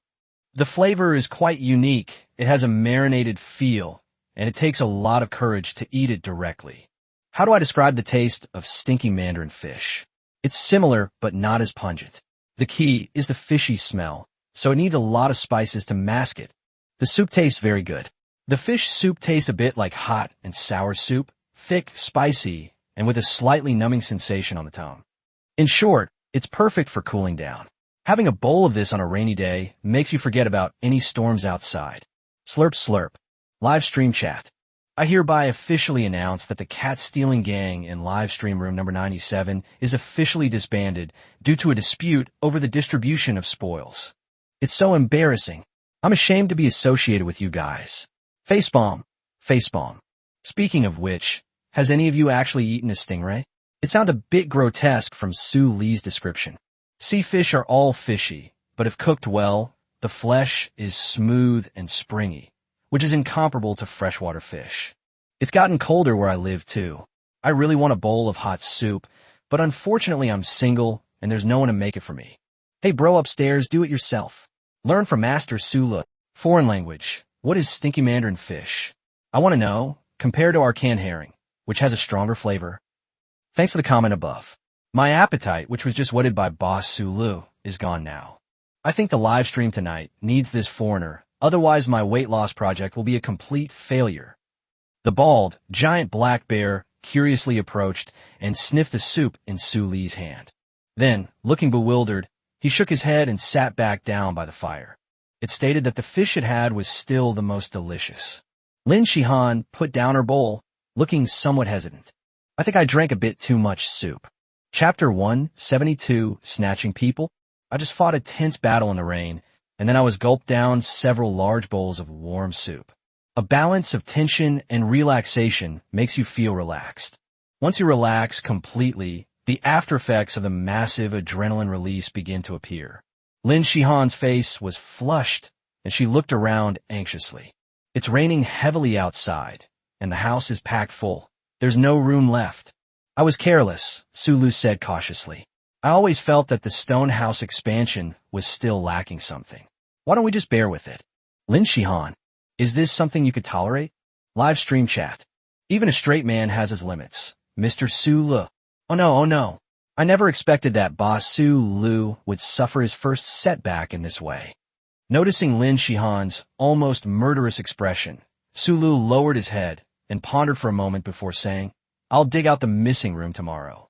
Distant water can't quench immediate thirst. Lin Shihan shifted her posture, casting a pleading look at Meng Yi. It's quite rare to see Sulu acting like this, all haughty and eccentric. He opened the myriad manifestations umbrella and said, Then why don't we make do outside for a bit? Giant spirit, hold the umbrella. A black bear holding an umbrella? Lin Shihan stared in horror at the two bare paws, which were bigger than her head, and clasped her hands together to grip the handle of the 1,000-chance umbrella. Fine, there's no other choice anyway. I'm going to. Little cutie Meng Yi stood up, wiped her hands on her little leather skirt, and followed Lin Shihan with a blush on her face. The 1,000-chance umbrella looked like a bamboo dragonfly in the hands of a 4-meter-tall, giant black bear. It escorted the two girls out of the stone house, and their fur, which had finally dried, was soaked again by the rain, making them look pitiful. Sulu always felt that if the black bear were replaced with Totoro, this scene could be directly put into the animation. Live stream chat. I never imagined in my life that a black bear, a 4-meter-tall, ferocious beast capable of killing a person with a single slap, would be assigned this as my first task after surrendering. Disillusionment. Oh, disillusionment. I thought the black bear was a purely combat-oriented pet, but I never expected it to become a warm and cozy home bear. Isn't it adorable? Look at Pigsy. How intimidating was he when he first came on strong? Now all I can say is, Journey to the West really lived up to its reputation. All of Boss Su Lee's battle pets came here with great force, but now they're all as docile as little lambs. That was when you were well behaved in front of Boss Su Lu. Have you forgotten how Chuan Lai's wild boar king died? Su Lu, the beast tamer. It is the Dragon King Su Lu. Dragon King, command all beasts. The expansion of the cabin still has a long way to go, and if we blast the cave, we need to replenish the gunpowder. We need to continue mining saltpeter, sulfur, iron, ore, and white clay. Going out to mine every day, I think you're making things difficult for Fat Tiger. Although the changes to the landscape caused by the torrential rain are recorded on the map, the exploration is not yet complete, and there are likely still many mineral deposits that have not been discovered. Su Lu reviewed the plan while listening to the sound of rain outside. Da. You're back. Hearing footsteps coming from outside, Su Lu replied without turning his head. It's so cold outside. Have another bowl of hot soup. Lin Shihan. I won't drink it. Live streaming lobby. Su Lu tamed a black bear with a single shot. He's never satisfied unless he does something amazing every day. Mr. Lu sipped his milk tea and watched the screen replay of Su Lu taming the black bear with a smile. Such accurate shooting was something only the most elite marksman could achieve during my service. Bald-headed Mr. touched his forehead, sighing and clicking his tongue.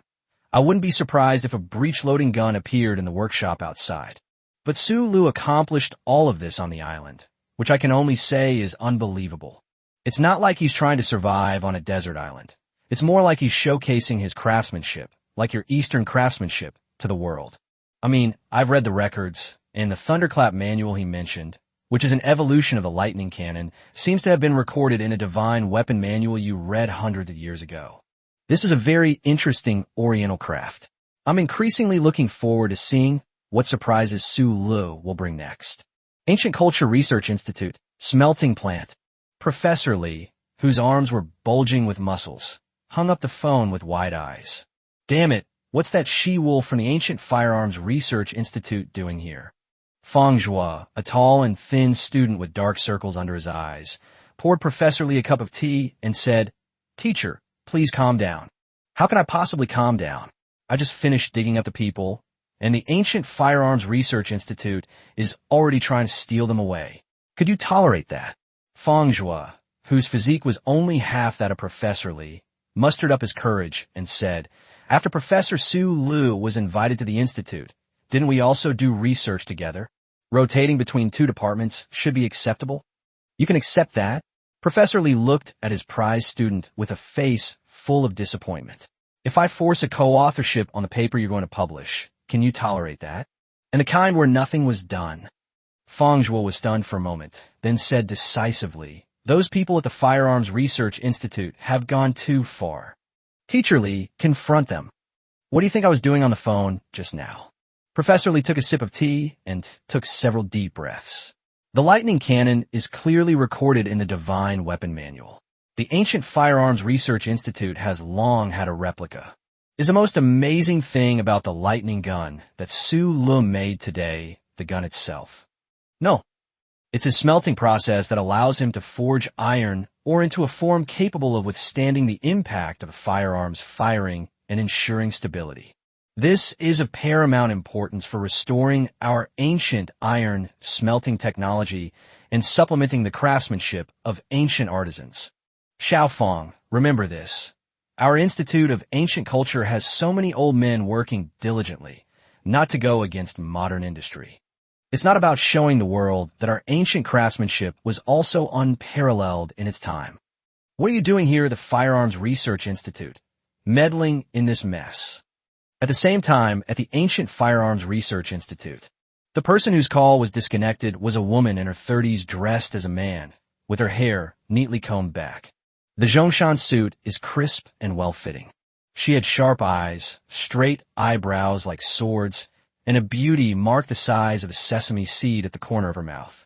Earrings hung from her earlobes, resembling two empty bullet casings. Li Shizhong is utterly stubborn and incorrigible. With a serious expression, she muttered in a low voice, "How can a thunder-sweeping cannon and a lightning-sweeping gun be the same thing? One uses a fire pool, the other uses a medicinal thread. One could be included within the ancient thousand-mechanism umbrella, the other exists independently. The differences in the craftsmanship are subtle, yet they are worlds apart. Moreover, the mechanism springs made by Su Lu are quite different from those recorded in the Divine Weapon Manual. They are clearly an improved version of the process. I just asked him to borrow someone, and he dared to get angry with me? In the end, Su Lele is unwilling to join the Research Institute, and even if she does join, it's still undecided which institute she should choose. Where does this old geezer get the confidence to hold her back? Island. They continued eating the remaining stingray meat as the storm intensified. Sleep. Sulu bolted the bedroom window, and the tightly woven thatch curtains perfectly kept out the strong winds and torrential rain. The waves outside were breathtaking. The trees were bent by the wind, and the sound of branches breaking could be heard from time to time. The bedroom, however, was calm and peaceful, even warm and dry because of the fire burning inside. At the bedroom door, Pigsy peeked out cautiously. From the other side of the screen came Lin Shihan's wary voice. "Why is Su Lu Beiji staring at me like that?" "Ouch, shoulda rolled over. You've seen Journey to the West, right? Maybe Pigsy will think your surname isn't Lin, but Gao." "Shaw, you're kidding me." Lin Shihan squinted, placed Zhuge Lianshi in a conspicuous position, and threatened the wild boar outside the door. "If you dare to mess around, I'll make stir-fried pork for you tomorrow." Pigsy oomph. Su Lu. It's so strange that this person is talking to a wild boar. Lin Shihan. Wasn't the person who provided the voice for the wild boar even stranger? Day 10. Lin Shihan. Why did I dream that I was cleaning toilets last night? Chapter 173. Someone's got their eye on my island? Lin Shihan, her hair disheveled, rolled off the bed and sleepily looked around. Meng Yi was still asleep, making even breathing sounds. The little cutie is very well behaved when sleeping, curling up into a ball and hiding under the thatch blanket. Rest your head on your arm. She's 20 years old, but she still retains the heart of a child, just like a carefree young girl. The villain on the other side of the screen was snoring harmlessly. That's why I dreamt last night that she looked completely bewildered while I was cleaning the toilet. I walked out of the bedroom, still feeling confused. In the outer hall, a room full of wild beasts lay sprawled out. Black panther, wild boar, black-footed cat, black bear, golden eagle. The hall, which was originally quite spacious, became somewhat cramped with the presence of a bunch of wild beasts. The wild animals in Bermuda are just too big. Huh? Why is Pigsy hiding when he sees me? Lin Shihan, carrying Zhuge Lianshi in one hand, stared at the wild boar. Then, with a loud whoosh, Pigsy dashed out of the stone house. There's definitely something fishy going on here. I knew it. Last night, Su Lu and this silly pig were exchanging glances, but they weren't discussing anything good. Pigsy leaped ahead of everyone else, heading towards the beach. She chased after him angrily, and then, "Wait, is someone on the beach?" Su Lu dreamt that he was in the middle of a sea of waves, with the waves churning and his small boat rocking constantly. I also dreamt that Lin Shihan kept saying in my ear, "There are people on the beach." Okay, aren't the three of us all people on the beach? They must have been washed ashore by last night's storm. I don't care who the storm washes ashore. I only care that my lazy morning is going to be blown away. No, don't leave me. Let's start over, okay? Su Lu, a corporate slave, is on his 10th day on the island, and his attempt to sleep failed miserably. On our island, the landscape has been significantly damaged by the tropical depression, and the situation on other islands may be even more severe. So the person on the beach risked crossing the sea because of the terrible conditions on their own island? But he was unlucky, It seems that his small boat was capsized by the waves halfway across the sea. You're incredibly lucky to be alive. Sulu yawned as he looked at the burly man with half his body submerged in the sea. The burly man, nearly 2 meters tall, had skin that had turned white from being soaked in water and then reddened from being exposed to the morning sun. Lin Shihan squinted and said uncertainly, "Given the current situation, should we save him or call for help?" Through the camera attached to the contestant, they can directly call for rescue from the Desert Island Survival Program team. But doing so is tantamount to abstaining. When surviving on a desert island, you either have to tough it out or give up if you can't hold on any longer. Therefore, in the early stages, the competition was not so fierce, and most players were very likely to team up after meeting. No one can guarantee that they won't encounter any accidents. However, when Lin Shihan glanced at Sulu, she realized that this usually cheerful bad guy had no intention of saving anyone. Instead, he revealed a slightly amused smile. What does that knowing smile mean? Did he sense something inappropriate? Lin Shihan wondered. Then let's call for help for him. Anyway, I don't lack teammates. Of the three, Lin Shihan was responsible for most of the internal affairs and led Meng Yi to pick wild fruits and vegetables. Meng Yi, on the other hand, makes equipment and armor. The 2-meter-tall giant in front of her might not even be as good as Lin Shihan herself at physical labor. Moreover, Sulu has no shortage of people willing to take on such a menial role. Pigsy, giant spirit. And the crucial question is, why would someone run into the sea during a storm? Even children understand the saying, knows when no die, meaning that doing stupid things will lead to disaster. Bubulibala. The giant struggled to lift his body, muttering something under his breath. Sulu looked completely bewildered. What? Are you bullying me because I'm not good at foreign languages? It's really a shame that working people don't need to use foreign languages after entering society. He turned to Meng Yi and asked, "What did this person say?" "Oh," Meng Yi replied. He said, "No, don't call for help." The innocent-looking girl with her hair all messed up from sleeping perfectly imitated even the giant's tone of voice. Cluck cluck. He said his name was Deckard and that he drifted ashore from the neighboring island. The neighboring island is suffering from severe geological disasters and is uninhabitable, so he built a raft and wanted to try his luck at sea. As the giant Daiku spoke, Meng Yi provided the simultaneous interpretation. Wow, that's amazing. Sulu looked at the naive girl with a look of disbelief. Simultaneous interpreting is a job that's paid by the hour. The neighboring island? Good grief. So you're the one who injured Xiao Xia? Live stream chat. Don't trust him, Boss Su. This foreigner is wicked. He's after your camp. Those foreigners are really good at making things up. They say his island has serious geological disasters, but the island he's on is so remotely unaffected by the terrain. He's so cunning. I watched the recording of his live stream. When he set off, he even said he was going to throw Boss Su Lu into the sea. Your own survival skills are limited. So you set your sights on Sulu, who's making better progress? In a survival game on a desert island, there's no way around it when players are outmaneuvering each other like this. As for Daiku, he really approves of his behavior. It's all about cheating and swindling. As long as you survive to the end, you'll still get the reward. By this time, the giant deck had regained some of his strength. He supported himself to stand up, smiled, and said, "Gurgle, gurgle." He said it was too sunny and he could rest and talk under the shade of a tree. Meng Yi translated. He acted like he was the one in charge. Sulu followed behind him with a smile, gesturing for Lin Shihan and Meng Yi to follow as well. Walla wallu goo goo goo. He said he only needed the bare minimum of food and that it would be better if he could find shelter for a while. Wah, chirp chirp chirp. He said he would thank us once he fully recovered. He will find his own place to stay then. Guigu lulubuluka. He also said, just tell him that we are also facing a shortage of supplies here. Sulu interrupted Meng Yi. I'm struggling to make ends meet, so I can't help you. I'm really sorry. We have quite a lot of supplies. Little cutie Meng Yi looked at Sulu with her big eyes blinking.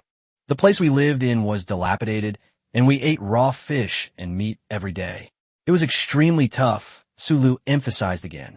His tone was exceptionally sorrowful, just like it was genuine. Meng Yi realized what Sulu meant and translated in her tone. 2 meters tall, Deck's deep-set eyes narrowed, revealing a dangerous glint. Gurgle, chirp, click, tush. He said he only wanted the most basic help and hoped we wouldn't be ungrateful.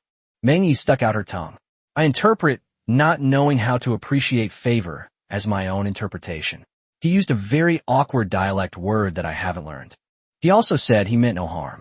I almost thought you meant no harm. If the danger perception skill hadn't been giving me constant warnings. He had never sensed this kind of blatant and undisguised malice, even from the untamed pigsy and the giant spirit. The most dangerous thing in wilderness survival isn't wild animals. It's people, Su Lu sighed inwardly. Tell him to leave the island. I'm just not appreciative. After hearing Meng Yi's translation, Daiku's smiling face quickly turned ashen. How dare you? A low growl escaped from Deck's throat. He pounced on her suddenly, so fast that even Lin Shihan didn't have time to react. Only after he grabbed Su Lu by the collar did Lin Shihan and Meng Yi each take out their own zhuge lianji and aim them at Daiku. Gurgle. Lush. He said he was from the Marine Corps and that he was confident that while we inflicted enough damage on him, we could also crush his leg. Deckard's face darkened, and for a moment the four of them formed a triangle and confronted each other.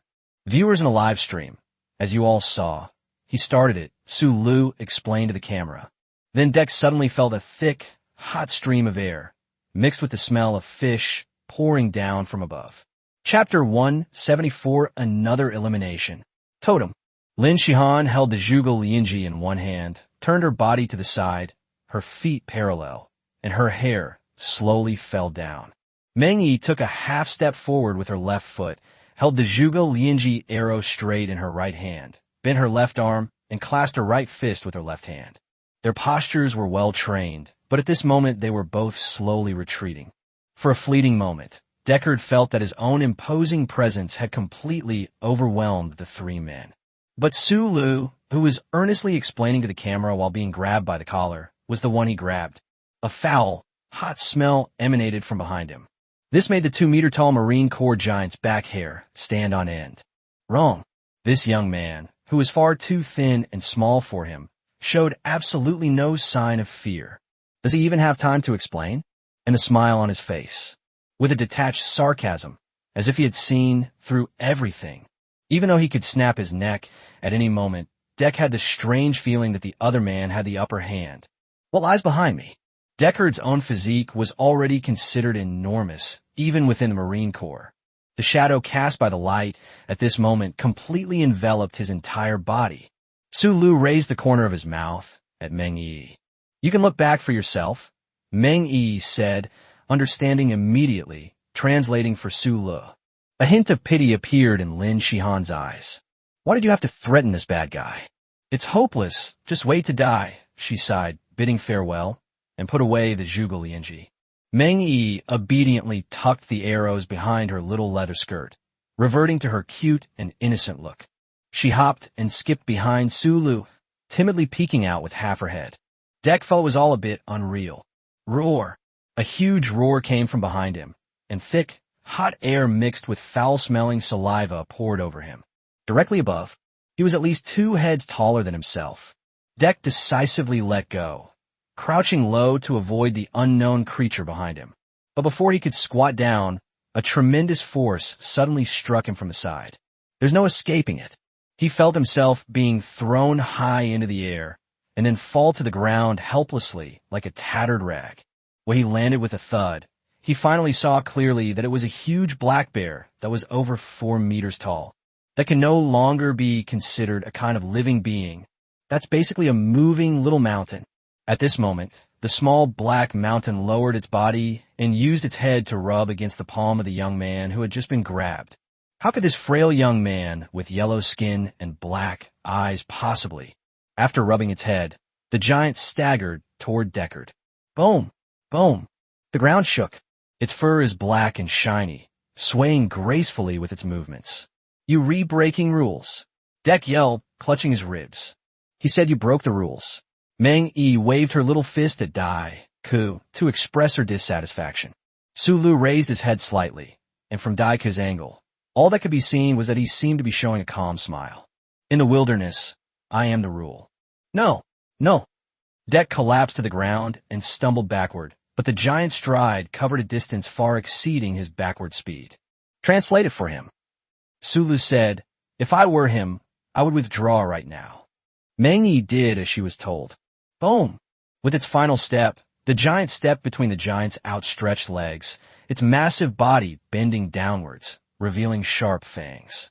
The stench of bad breath was overwhelming. Deckard screamed at the top of his lungs, "I quit! I quit!" Excellent. Sulu, the charlatan, said, "Confucius once said that heaven has the virtue of cherishing life."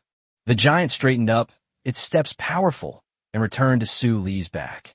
Live stream chat. Happy. In a head-on fight, our Dragon King, Su Lu, fears no one. As for underhanded tactics, Dragon King, Su Lu, will take them all on. What's wrong with the Marines? Are they that awesome? Can they withstand a giant slap? Trying to take over someone else's place? You've met your match. Let us show you we're not to be trifled with. Hee hee. You worried for nothing. I was initially worried that Boss Su Lu might be fooled by this foreigner. After all, this foreigner is such a good actor. Dragon King Su Lu, your eyes are sharp. What utter nonsense about disguise. You saw right through it. Especially that line, "In the wilderness, I am the rule." It's absolutely domineering. Yes, saying that really gives you an explosive aura. That being said, wild black bears are indeed very intimidating. When Su Lu tamed one yesterday, I thought it was nothing special. Hey, in front of the Dragon King, what is nothing but this? Wild boars, black panthers, golden eagles, tiger sharks. Don't they all obediently follow the Dragon King Su Lu? Upstairs, don't I, black-footed cat Xiaohei, deserve a name? Xiaohei is a mascot. Pa, Little Black's news reporting is also very useful. By the way, I heard that a cat-stealing group was formed in the livestream last night. What's the progress? Haha, the weather's nice today. Disgraceful. Current live stream viewership, 900,000. 900,000 popularity points achieved. New skill awakened. Totem LV.1. Totem. Did the old hunter become a totem of the wilderness? Or did the old hunter use something in the wilderness as a totem? Sulu squinted his eyes, sensing the information transmitted back by the skill.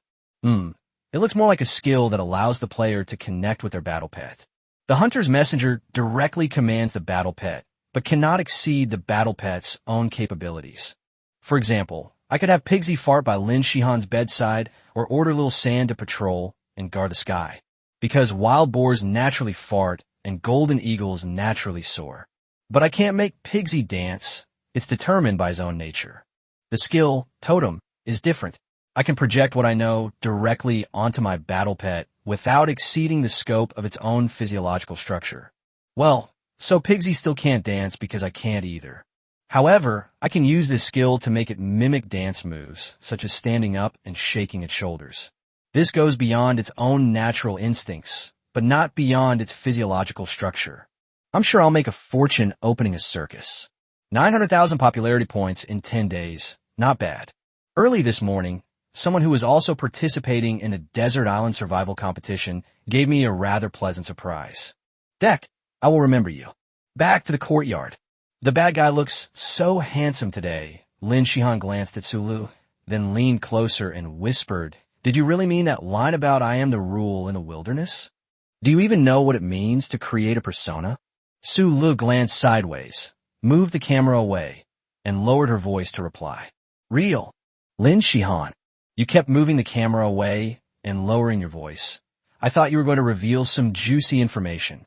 So all this secrecy is just to say this?"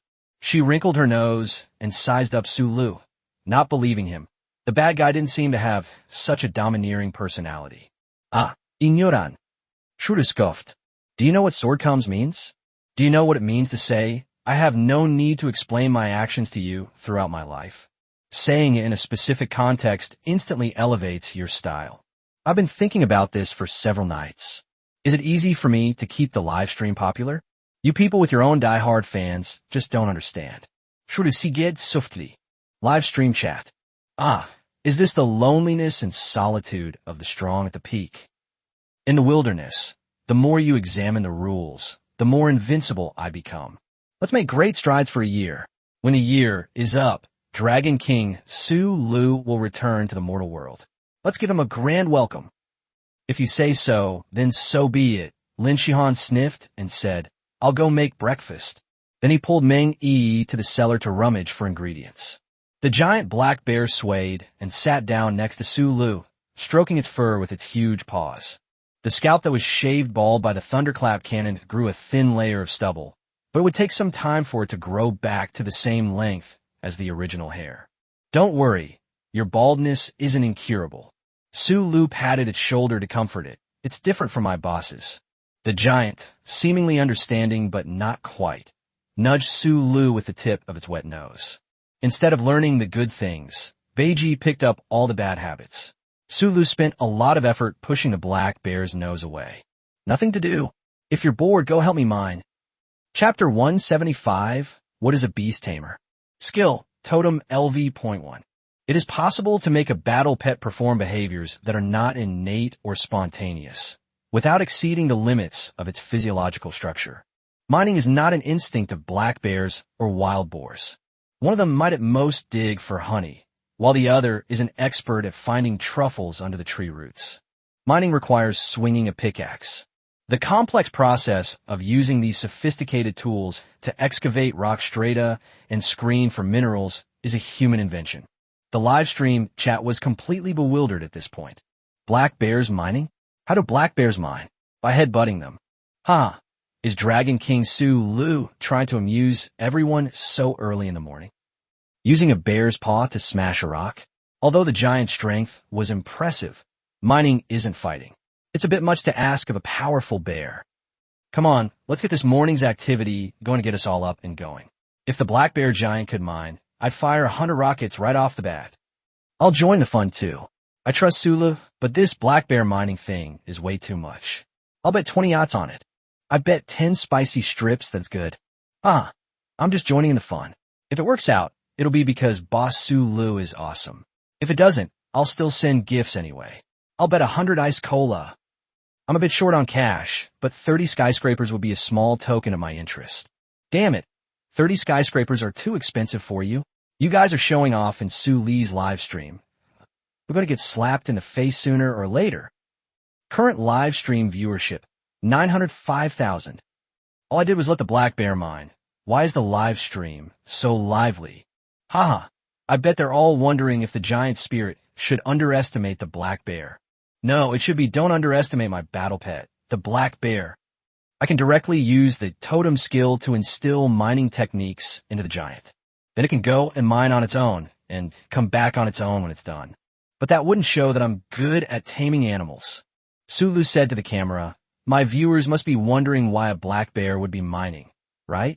Black bear's mining, even I'm surprised, just kidding. Now let me demonstrate how to train a black bear to mine. Let's go. With a smile on his face, Beiji watched as Su Lu beckoned to Wuxian and Juling, and they set off towards the western mining area. By the way, Pigsy, you come too. The more pigs there are, the more things we can carry. And there's something for you to do later. Pigsy, QEQ, huff huff huff. Pickaxes, baskets, and other items were all carried on Pigsy's back, while Su Lu himself rode on the back of the agile female leopard. The newly arrived giant black bear, unarmed, followed at the back in a gun-hunt, simple and honest manner. Why should it have to do nothing? Its brain capacity is only slightly larger than a medium cup of tea. Pigsy, with a mournful face, silently protested. Lin Shihan shouted angrily from behind. Breakfast will be ready soon, and you're running out without even eating. The way you're acting reminds me of the fear I felt when I was in school, being controlled by my mom during holidays at home. Su Lu waved to Lin Shihan with his back to her. I'll be back soon. Mining can't be that fast, Lin Shihan thought to herself, wrinkling her nose. A rainstorm caused considerable damage to the terrain, but Su Lu did not change his route. It's mainly unnecessary. Anyway, he doesn't need to walk on his own. The 4-meter-tall black bear possesses formidable climbing and obstacle crossing abilities, easily traversing any significant height difference. As for fallen trees, the giant could simply swing his hand and smash the obstacles aside. The road was bumpy and uneven, and Pigsy huffed and puffed as he trudged across it, making Su Lu feel a chill of fear. If I hadn't tamed the Black Panther, I'd be jostled half to death every time I went out. If word got out that I fainted from pigs, my public image would be completely ruined. Black Panther has perfect balance, and Sulu, riding on its back, felt no undulations at all. Perfect shock absorption, perfect acceleration, and never getting stuck in traffic. He gently stroked the female leopard's smooth neck fur. The latter emitted a comfortable, gurgling sound from its throat. The location of the mining area has not changed much, and because the rainstorm washed away some of the soil and rocks on the surface, the iron ore has been exposed. Sulu adjusted the camera so that viewers in the live stream could see the current shale fault. Stop the leopard and unload the tools from Beiji's back. The giant looked around in confusion. Sulu patted its waist and said, "Come on, grab the pickaxe handle." He wanted to pat the giant on the shoulder, but the height difference was too great. Black bears do not have the function of gripping each other with their paws. They use their two large paws together to hold the pickaxe in their palms. Use one end of the pickaxe to dig through the rock layer and pick out the black, metallic-looking stones to collect. These white crystalline blocks are saltpeter, which is also very important and should be collected. If there are any shiny ones, we can pick them up too, but our final destination is still these iron ore. Sulu demonstrated by swinging the pickaxe a few times and with a series of clanging sounds. The rock layers eroded by the torrential rain scattered. Then, while picking out the iron ore and saltpeter, he gestured for the black bear to lower its head and sniff carefully. Bears have poor eyesight, but a very good sense of smell. They can distinguish the smell of rust, saltpeter, and ordinary stones, Sulu explained. There was no need to go to such lengths. I was just doing this for the sake of the show. He shouted in his heart. The giant nodded Handug, and with the iron pickaxe held between its giant hands, it swung it fiercely at the rock layer. Rumble. A section of shale rock collapsed down, reaching about half a person's height. Damn, that's incredibly efficient. Sulu brushed the stone fragments that had splashed onto his hair. The giant creature turned around shyly and stretched out its claws to try to brush the dirt off Sulu's body. No. You've hit me hard with that claw. If you had, I would be dead. Not long after the scene of the 2-meter-tall giant deck being sent flying more than 10 meters by a single claw strike, Sulu commanded, "Sit down." The giant obediently plopped down in the pile of stones. Then pick out the ore from the rocks you just dug out. A giant black bear, 4 meters tall, used the tips of its paws to pick out small pieces of ore and sniff them. Then, the iron, ore, and saltpeter blocks were sorted and placed into the 2 baskets that Beiji had brought over. Live stream chat. You can really mine cryptocurrency? Sulu demonstrated it just once, and the black bear learned it. Look at the ore that the giant spirit sorted out. There really are baskets of iron, ore, and baskets of saltpeter, just like what Boss Sulu requested. One teacher only scratches the surface, while the other actually manages to learn it. Where's the justice in that? The key point is that Boss Sulu didn't offer any reward at all. It was just a pure demonstration, and then the black bear giant spirit just followed suit. To establish a conditioned reflex in an animal, don't you need to feed it some reward food? Sulu has completely overturned my understanding. Sulu, the Dragon King, is confirmed. I've learned it. Now I'll go train my husky to do my homework. Foreign language. Hurrah. A real man can tame a bear. Foreign language. Sulu will definitely be a qualified member of our fighting race once he comes to our ice plains. Foreign language. How brave. I like men like that. All right, everyone, did you forget something? Hand over the gifts you made during the bet. No sooner said than done. Donate 100 bottles of iced cola. Donate 10,000 melon seeds. Reward with a yacht X20. Donate 30 skyscrapers as a reward. Donate a rocket X50. 50 more rockets, almost done. Donate a rocket X50. Current live stream viewership, 920,000. Was a beast tamer. Totem skill level upgraded. Current level LV.2. Sulu watched the black bear giant spirit work with satisfaction, then turned his head and saw Beiji lying on the ground groaning. Beiji pretended to look away casually. Cough, cough. Shurukug dridi. Then Pigsy casually turned his gaze back. Do you remember the hot spring area? He squatted in front of Pigsy's big head and asked with a smile. The wild boar, with its two menacing tusks, nodded repeatedly. Go and collect some sulfur. Pigsy oomph. Chapter 176. He was still missing a well, so he went out again. Live stream chat. Oh, we just taught the giant how to mine iron, ore, and saltpeter, and now we have to send Pigsy to collect sulfur. Yes, the giant has claws and can wield an iron pickaxe. Pigsy's nose can dig into the ground, so he can dig through the rocks and collect sulfur. That makes sense, though I'd like to say it, but something just doesn't feel right. Ordinary wild boars are raised to dig for truffles, but Master Su Li's wild boars are raised to dig for sulfur. Hee hee. Why didn't the person upstairs say that a normal bear raided the beehive, but Dragon King Su Li's bear raids iron ore? Their art styles are completely on different wavelengths. Am I the only one who feels sorry for Pigsy? Pity, pity. They have to carry things and mine, or at the same time. The tragic life of the king of wild boars on Bermuda. I'm sorry I was born a pig. The Beiji Protection Foundation is officially established. Our aim is to control, contain, and protect all oppressed wild boars.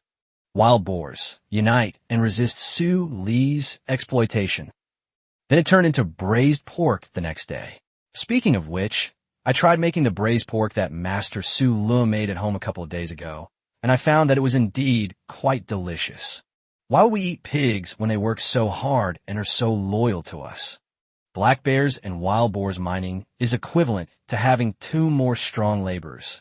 Well, we can count 2 black bears, so I won't have to run around outside every day, and I can focus on infrastructure development. Watching Beiji waddle off towards the hot spring area, Su Lu patted Wuxian, who was lazily lying on the ground. Let's go, let those two keep busy. Let's go back and eat. Bullet screen. Look at this.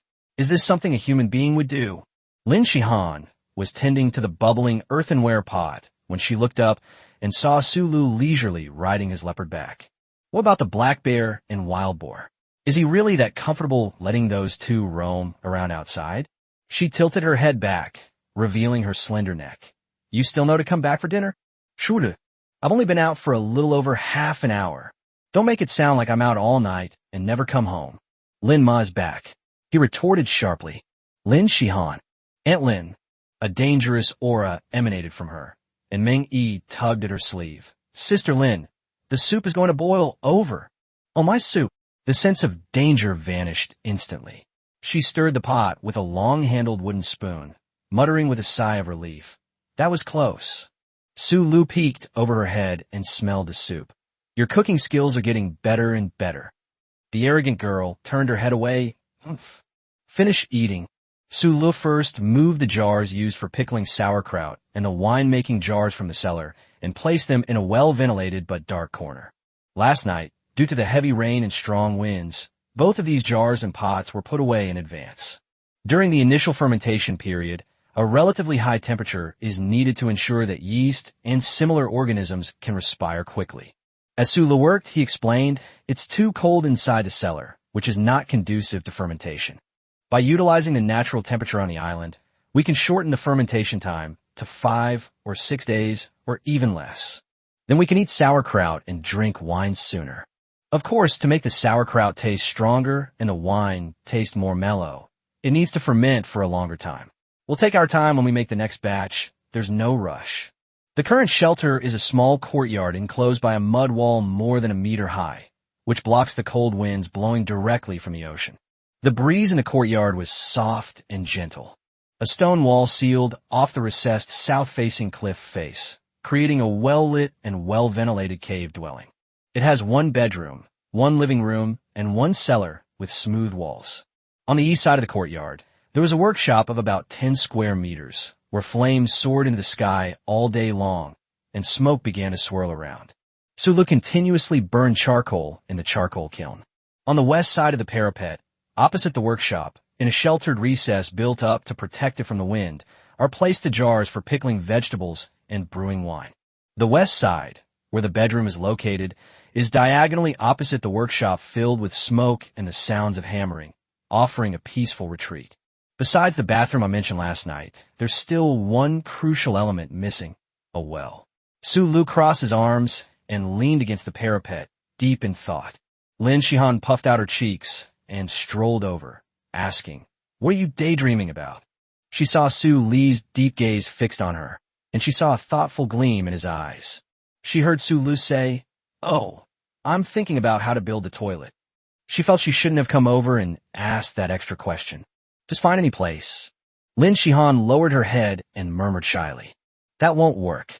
Su Lu looked up and sighed deeply, making sure the distance isn't too far and ensuring ventilation is much harder than digging a bedroom. "What's your idea?" Su Lu asked seriously. "I'll go prepare lunch."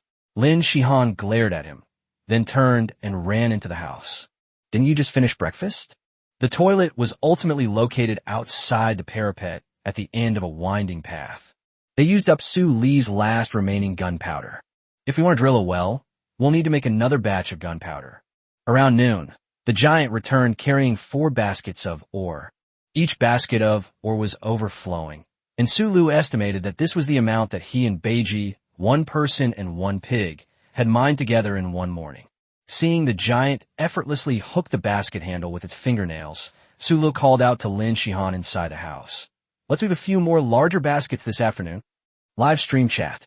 "My heart aches for the giant. You really came back from mining? So much. For whole baskets full. This is incredibly efficient. Taming the black bear was a huge success. Ugh, I'm so tired after training my husky to do his homework." What's up, bro? Did your husky do your homework?" "Don't even mention it. They ate all my homework. Everything I wrote yesterday is gone, and I have to figure out how to explain it to the teacher. This is a huge loss." So all the giants who were digging and collecting stones have returned. But what about Pigsy? Su Lu sorted the ores into 4 baskets into categories and greeted Xiao Sha, who was sleeping soundly at the edge of a cliff. The golden eagle spread its wings and soared into the sky with a whoosh, its feathers fluttering down. Su Lu grinned. "My fur hasn't fully recovered yet." A moment later, the sound of nature skill captured a clear whistling sound coming from the clouds. Is the location not in the hot spring area? Totem LV.1. Su Lu directly instilled the golden eagle with techniques related to directional marking. Golden eagles have a strong sense of vision and direction, which does not violate their physiological structure, but simply allows them to more accurately describe the location of their targets. From the clouds, several faint whistling sounds, some long and some short, drifted down. "I told you to go work in the hot spring area. What did you run off to?" "I'm still waiting for the sulfur to come back, so I can mix it into gunpowder and blast the mountain to build the Samsara Palace." Beiji's position keeps shifting slightly, and he's even doing somersaults in circles. "I just complained this morning that this wild boar couldn't dance, and now you've slapped me in the face with this?" Su Lu felt a throbbing sensation in his temples, and his back molars were throbbing with pain. "How about we have stir-fried pork tonight? Unlimited." At a greeting, the ever-patient and docile female leopard gracefully leaped to Su Li's side. Then, carrying him, it transformed into a black lightning bolt and shot out. "Su Lu, did you run away again?" Lin Shihan, holding a bowl of steamed purple sweet potato puree, stomped her foot angrily. "Don't come back." Su Lu, perched on the Black Panther's back, lowered his body to reduce wind pressure. Although Pigsy is mischievous, he is not unaware of the need for urgency. Perhaps they've encountered some trouble? Little Shah didn't catch any other large animals. Did this silly guy attract a swarm of bees and butterflies by stealing honey? Isn't raiding beehives something giants should do? While they were complaining, Wu Xian had already driven Su Lu to the woods that Xiao Sha had indicated. This place has never been explored before. "Holy crap! Pigsy, did you get new skin?" Then a wild boar with white and yellow stripes on its body saw Su Lu and ran towards him with tears in its eyes, as if it had seen a relative. Chapter 177 Rubber Forest? Cut it down. Calm down. Su Lu, anticipating any eventuality, issued the order, "Sit down." The 350-kilogram wild boar, which had been charging forward with unstoppable momentum, sat down on the spot. Its rear end scraped a deep skid mark on the ground. Before, Su Lu felt a phantom pain in his body as the prostate braked. The suffering of male creatures is all the same. He looked at the wild boar that hadn't gone home on time after finishing its work. "What happened? Where are all these stains on your body?" "Pigsy, feeling wronged. It was trying to convey that it didn't mean it, and incidentally suggested that perhaps it wouldn't be necessary to eat stir-fried pork for dinner. No, I don't want to eat. Su-lu waved his hand and slid off Wuxin's back. The elegant female leopard lay down lazily, and Su-lu used his fingernails to pick off the white and gray stains on Beiji's body. Then I moved closer to take a closer look. Lime? Not entirely. Geology only addresses the gray part of the scratch. What about the remaining botany? Holy crap, that's true. Botany LV.3 immediately fed back information related to this trace. Is it raw rubber? Pigsy must have accidentally scratched the bark of a rubber tree and gotten rubber sap on himself. The rubber tree sap solidified immediately and stretched onto my body, leaving these white streaks. No, there should have been only one at first, but this stupid pig started rubbing against the tree, trying to rub off the rubber on its body.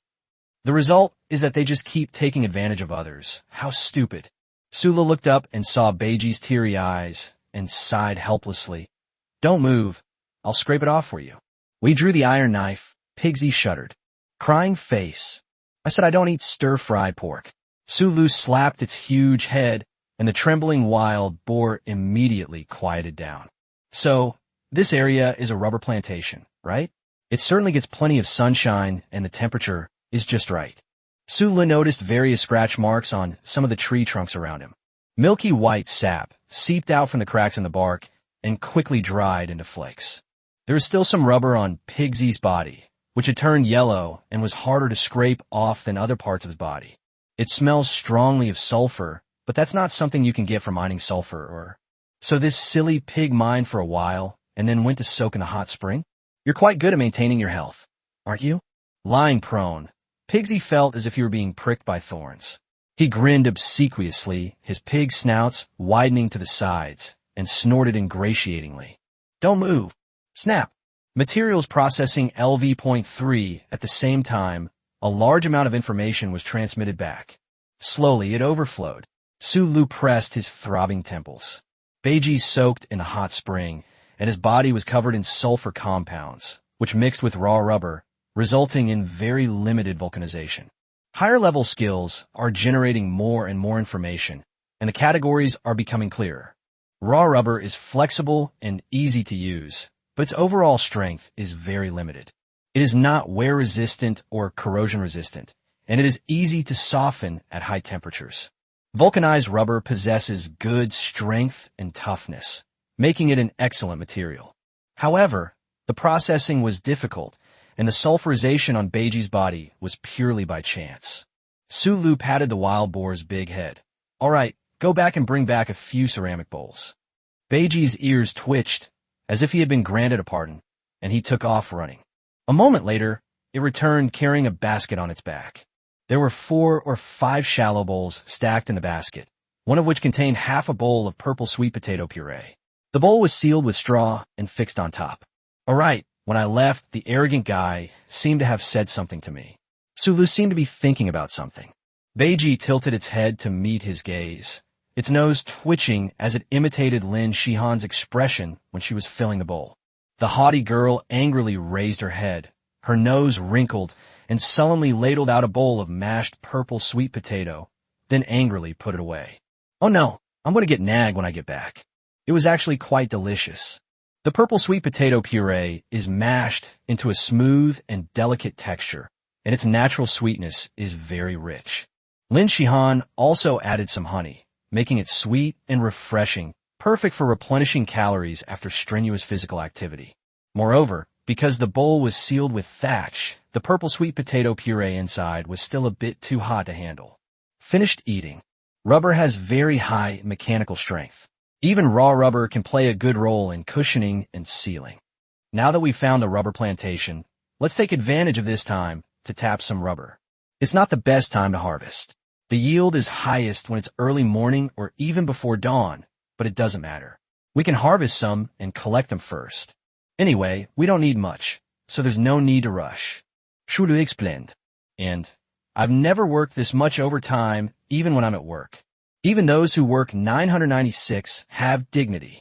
Otherwise, how could I keep my beautiful hair? Live stream chat. Master Su Lu even knows how to tap rubber trees?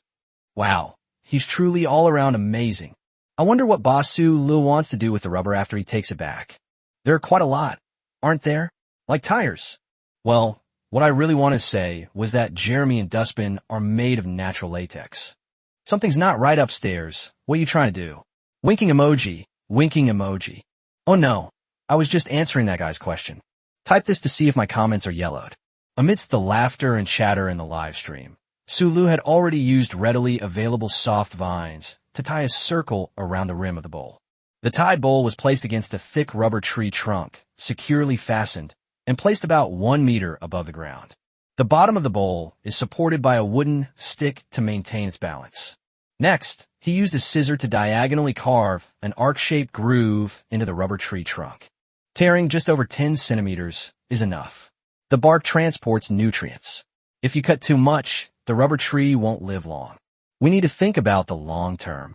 The moment the knife was cut, milky white rubber tree sap began to seep out drop by drop from the cut.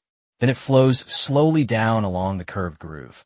The end of the curved groove was aligned with the fixed rim of the bowl. Sulu cut a piece of wood about the thickness of a finger and carved it into a V shape. A slot was cut out at the end of the groove, and a V-shaped wooden strip was inserted into the slot to create an inclined drainage channel. The rubber tree sap that had slid down continued to flow down the drainage channel, eventually dripping into the shallow bowl that had been fixed in place. Live stream chat. That's impressive. The glue yield is quite high. Mr. Sulu, you've really struck gold. Congratulations. Shuru. I wish you all the best in making your natural latex balloons soon. Facepalm and crying. Facepalm and crying. You guys be normal. Don't get Su Lee's live stream banned. After confirming that all the parts were in place, Su Lu explained with satisfaction. It looks like these rubber trees are producing a good amount of fruit. He flicked his finger across the rim of the bowl, producing a crisp sound. Although it's not early morning, the amount of rubber tapped is still quite substantial. Find a few more rubber trees. Use them to secure these bowls, and then we can come back later to collect the tapped rubber. Soon, he had set up rubber tapping facilities for the thickest rubber trees in the forest. The bottom of the first shallow bowl that was arranged had already collected a thin layer of tree sap. After marking the location of the rubber plantation on the topographic map, Su Lu rode the agile female leopard, followed by Pigsy, humming a little tune all the way back to the courtyard. Then he saw Lin Shihan standing with her hands on her hips, staring at him with a murderous look. The purple sweet potato puree with honey is quite delicious. He spoke first, raising the bowl containing the purple sweet potato puree to reveal its empty bottom. It's all cold. Lin Shihan turned her gaze away haughtily. If Beiji hadn't come back, I wouldn't have prepared to save any for you at all. Oh really? The shallow bowl for holding the purple sweet potato puree must have taken quite a bit of effort to insulate it. Was it really made up on the spot after seeing Pigsy return? Never mind, I won't tease her anymore. The ores that Juling and Beiji collected have already been sorted. The amount of saltpeter and sulfur far exceeded what he had previously collected and excavated himself. Sending your hands to do the work is so efficient. Even Pigsy, Zhu Beiji, is much more efficient than me doing it myself. Grind the ore and prepare the gunpowder. Chapter 178 Well Drilling, Prototype of Filter Pool. On the ground, assembled gunpowder tubes were lined up in a row. The reserves of saltpeter and sulfur were extremely abundant. Meng Yi hugged her knees and poked at the gunpowder tubes, which had increased in number several times over. These thighs could flatten a mountain. Oh really? I haven't even had a chance to calculate it yet. But why did you look so excited when we talked about flattening the mountain? So, is it true that such violent blood flows in your veins? I'll bury the gunpowder. I'll bury the gunpowder, the little cutie volunteered. If I told you not to bury the gunpowder cartridges, would the military genius watching the live stream get angry and send 100,000 soldiers to Bermuda to bury me? Sulu was making a joke in his stomach. All right. He assessed the situation and decided that handing it over to the little girl was perfectly acceptable. He nodded, then added, "Don't start any fires." Meng Yi responded crisply, then raised her face, "Where to fry?" Sulu was stunned. "So you don't even know where I'm supposed to dig? So you're gonna bury gunpowder cartridges?" Sulu felt a chill run down his spine. He put his hand on the little girl's shoulder and explained, "Today we're mainly digging a well, so we don't have to go out to fetch water again and again. So the place that needs to be blasted and excavated is right in the middle of the courtyard where we are now. The gunpowder tubes are just an aid to loosen the ground to make digging easier. Don't blow up the whole yard." Sulu had determined, based on his geology skill, that the area beneath this cliff should be connected to the underground water system of the hot spring area. You don't have to dig very deep to get a well. Meng Yi smiled at Sulu, revealing 2 small tiger teeth. She bent down, picked up a handful of gunpowder tubes, and turned to call to Juling, "Come help me dig a hole." She seemed completely oblivious to the fact that, under normal circumstances, black bears don't actually understand human speech. Go ahead. Sulu gave the instructions. The giant obediently picked up the iron pickaxe with its 2 paws, its fur trembling like ocean waves, and followed behind Meng Yi. Ding, ding, ding. The black bear, with its astonishing strength, sent rocks flying with a single blow of its pickaxe. The pickaxe handle bent into an unbearable arc. Meng Yi blushed slightly, hiding behind one of the giant's legs, tugging at the bear's fur to give directions. "A little deeper here." She would occasionally jump out, point to a spot, and say something, then flutter her skirt and hide behind the pillar like bear legs. Then it cautiously poked half its head out. "If things continue like this, will we ever need gunpowder at all?" Sulu muttered to himself as he listened to the noise the giant spirit was making. "That's incredible. Give that black bear 2 or 3 days, and it could dig its way through the ground." They saw Meng Yi going back and forth repeatedly, and soon she had buried a ring of gunpowder tubes vertically within the area designated by Sulu. Ignite. Bang. In the center of the courtyard, in a circular area, the stones were blasted to pieces. Several plumes of smoke were raised, but were quickly dispersed by the wind. Sulu called over Pigsy, and the 2 of them worked together to clear the stones away. It feels great to be a supervisor, sitting and watching your subordinates work. The boss's happiness is so simple. While waiting for Beiji and Wuxian to work, Sulu was lost in thought. After the shattered rocks were cleared away, Sulu checked the depth and explained to the camera. Each blast can create a well opening about 1 meter deep. It's definitely more efficient than just swinging a pickaxe. After repeating the cycle about 4 or 5 times, you should be able to see groundwater. After confirming the progress, the giant continued to swing his pickaxe, digging out the deep groove needed to insert the gunpowder cartridges, just like before. Explosion. Bang. Soon, amidst a series of explosions, a well opening about 2 meters wide continued to extend downwards. As the depth increases, tiny water droplets can be seen seeping out from the well wall. Giant spirit, let's go again. After drilling to a depth of about 7 or 8 meters, Meng Yi excitedly continued to call out, only to be interrupted by Sulu. Stop. If we go any further down, the water might surge out. Sulu peered out and beckoned to the giant below. Come out. I'll take care of the rest. Having had her fill of explosions, Meng Yi hid to the side, while the giant spirit spread its arms and climbed out of the well, using the well wall as support. The 4-meter-tall bear had a wingspan exceeding 2 meters. Sulu himself climbed down the rough well wall, and, once his feet touched the ground, Detective Eye activate. In an instant, the 3-dimensional bluish-gray color of the soil and stone appeared in his vision, behind the well walls and under his feet. Behind the bluish-gray surface are irregular ripples, a feature of the underground water system. Since it is not a living resource, the detection, I will not display more color blocks or provide any related information. However, when groundwater flows, the form of the water differs from the form of the soil and rocks. This is an important basis for distinguishing between fluids and non-fluids. After quickly confirming the location of the groundwater, Sulu began to swing his pickaxe. The direction he was digging was precisely the area where the irregular ripples he had just observed were densely packed. As he dug, more and more water droplets gradually seeped into the well wall opposite him. Furthermore, due to the pressure, small cracks began to appear on the surface of the well wall. The ground at the bottom of the well became damp and muddy. At this point, we're almost at the point of reaching groundwater. Sulu stopped and used his pickaxe and knife alternately for leverage to climb up the well wall. Let's leave the last bit of work to the blasting. It would be quite dangerous if the groundwater were to gush out. Throw in a lit gunpowder cartridge and detonate. After a slight tremor in the ground, the well wall was breached, and under the pressure, a jet of water gushed out like a fountain. Sulu took some with his hand, tasted it, smiled, and said, "It's fresh water." Live stream chat. They really struck a well. Now the source of drinking water is completely stable. Although there was a small pond where we could fetch water before, it was still quite inconvenient because it was a certain distance from the courtyard. Yes, I knew it.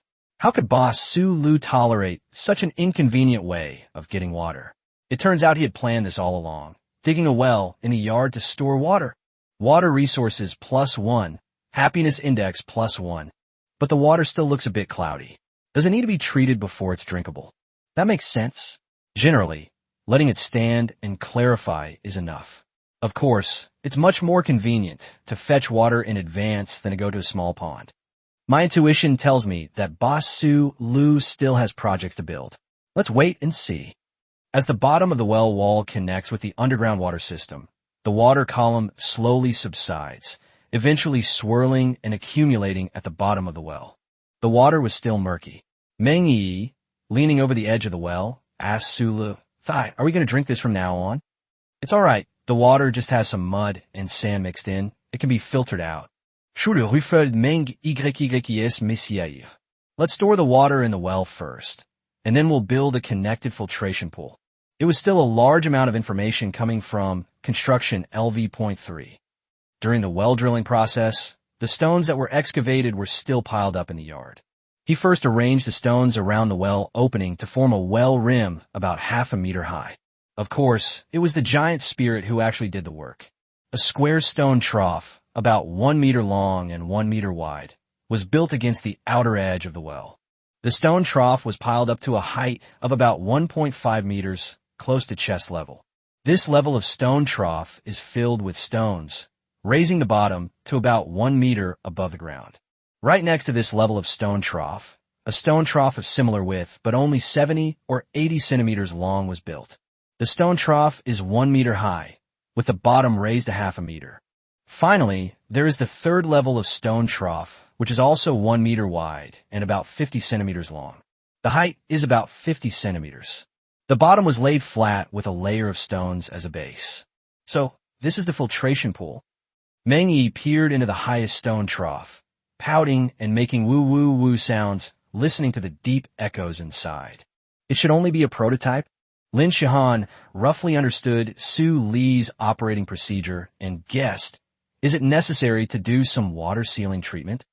The secondary filtration flows downwards from the top layer of the tank, and by the time it reaches the bottom layer, the water is basically clear and clean. Chapter 179 Materials for Sealed Filter Pools. But there's something wrong with your filter tank. Lin Shihan's long, curved eyelashes trembled slightly. Does a pool built solely of stones leak? Are you planning to plaster another layer of mud inside and out, just like the walls of a house? That doesn't make sense either. That mud isn't resistant to soaking, so the water will still leak through, right? She raised a question, her delicate eyebrows furrowing slightly. That Sundara wasn't actually attacking anyone. Rather, they were raising a reasonable question and, based on their experience, attempting to find a solution. This is completely different from how aggressively she acted when I missed lunch earlier. Sula looked at her with a half-smile, her face full of worry. As Lin Shihan pondered, she brushed a strand of hair that had been blown in front of her eyes by the wind and tucked it behind her ear. She tilted her head slightly, revealing the soft lines of her jawline through her hair, and her other arm, crossed over her chest, pushed her full breast to one side. Then she suddenly stopped moving, looked up at Sulu. "You have another idea, don't you? You're deliberately trying to make me look bad." The arrogant creature touched the ground with one toe, its calf muscles slightly tense, as if about to explode. This movement caused her center of gravity to shift slightly, and her bulging chest was immediately pushed to the other side. "Where?" Sulu called out before she jumped out. "Beiji." The silly wild boar, still bearing faint white, yellow, and even gray marks on its body, scurried over, shaking its head. "Oomph. Lin Shihan raised an eyebrow, looked at Beiji, and asked Su, "What? Are you going to use pigskin to make glue?" Pigsy, humph, humph, humph. Then he wiggled his butt and tried to run away. "Don't go. That's not what I meant." Sulu grabbed Pigsy's tail, who was about to run away. "Look here." He used his fingernail to scrape off a small strip from a gray spot on Beiji's body and held it up to Lin Shihan, saying, "This is a trace of limestone." "Limestone cement?" Lin Shihan immediately understood. Her furrowed brows relaxed, revealing a surprised expression. The way this bad guy survives is different from how others survive. I'm still limited by my old way of thinking. Being with this bad guy means you have to throw all your old wilderness survival skills aside. Lin Shihan's gaze swept intently between Su Lu and Beiji. "Go and dig up some limestone." Su Lu flicked the limestone powder from under his fingernails, patted Beiji's thick back, and said, "You go with Juling. Don't wander off on the way." The last sentence was spoken while staring into Pigsy's eyes. The ferocious-looking wild boar trembled, grunting, "Oink, oink, oink." Then he scurried off. "Aren't you going?" Lin Shihan crossed her arms and asked, "Do they know where to dig?" "Of course I know," Sulu thought to himself. Totem skills aren't just for show. The giant has already been taught how to mine. Now all that's needed is for Beiji to lead the way and find the spot where it is rubbed lime. The fact that such a large chunk could be scraped off of it indicates that the limestone was clearly exposed on the surface and not difficult to find. This means that if you can avoid running on your own, then don't. "Sulu, you've fallen." He made fun of himself while patting Lin Shihan on the shoulder and said seriously, "Trust Beiji." Live stream chat. The unscrupulous boss Su Lu is exploiting both tool pigs and tool bears on the spot. Isn't this a bit too trusting? Letting pigs and bears mine on their own? Can those two really tell what minerals look like? That's why he's called Dragon King Su Lu. His beast-taming skills are unmatched. Poor Pigsy and the giant spirit. Facepalm, facepalm. Ah, shouldn't we say they're so capable? They can even go out and mine on their own. Limestone is easy to distinguish. And didn't Boss Su Lu say that there are traces of limestone on Beiji's back? That's true. Beiji carried a basket on his back. Juling held an iron pickaxe, and Lin Shihan frowned. Phew, they really entrusted mining to a pig. The arrogant monster gasped. "If it really gets dug up, I wouldn't be surprised if you said Pigsy could climb a tree one day." Sulu, who was making a fuss, turned around calmly and snapped his fingers. The giant knocked down a tree as thick as a bowl. Pigsy climbed up the trunk and then jumped down from the other end with a thud. "Lin Shihan, did you do this on purpose?" "Ha ha ha." Su Lu chuckled and changed the subject. "Beiji and Juling went out to mine. Let's build a kiln to burn lime." It's actually similar to a kiln for burning charcoal.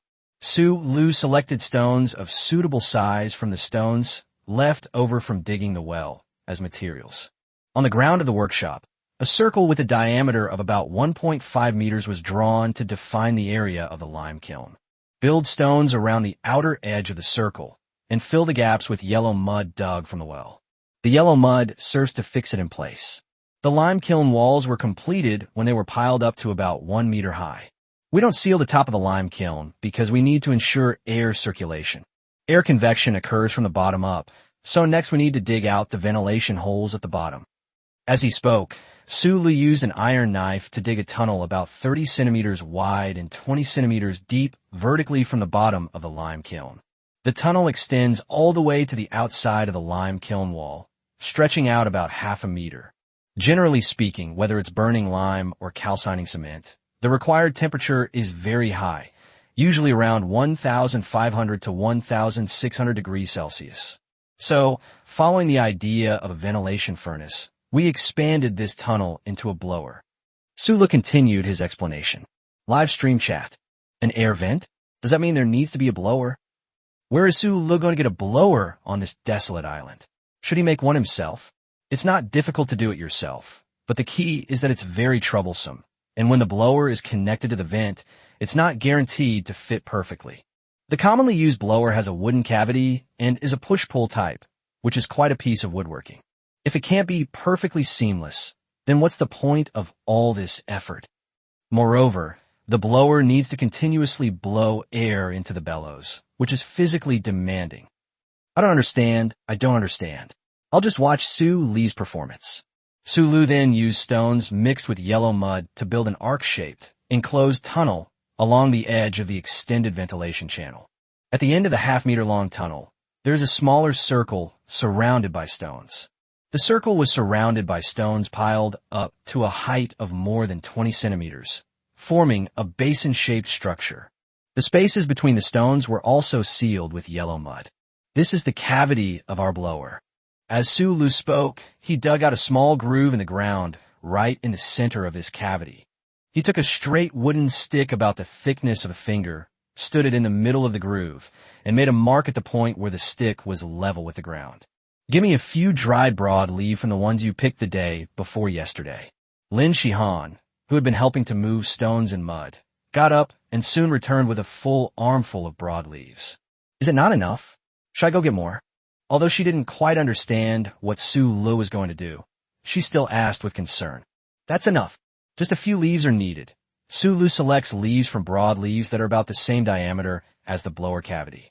Split the thin wooden rod open, insert the broadleaf inside, and put it back into the blower. By gripping the top of the wooden pole with both hands and rubbing it, the broadleaves create a small breeze as they circulate. This is the blower. Lin Shihan stared wide-eyed at Su Li's actions. Live stream chat. I understand. This isn't a pull-out blower, it's a turbine. It delivers air directly through underground ducts, so there's absolutely no need to worry about air tightness. In this way, the entire blower and lime kiln are integrated into one unit, with a stable structure and sufficient air supply. 66666 Boss Su Lu has such a down-to-earth side to him.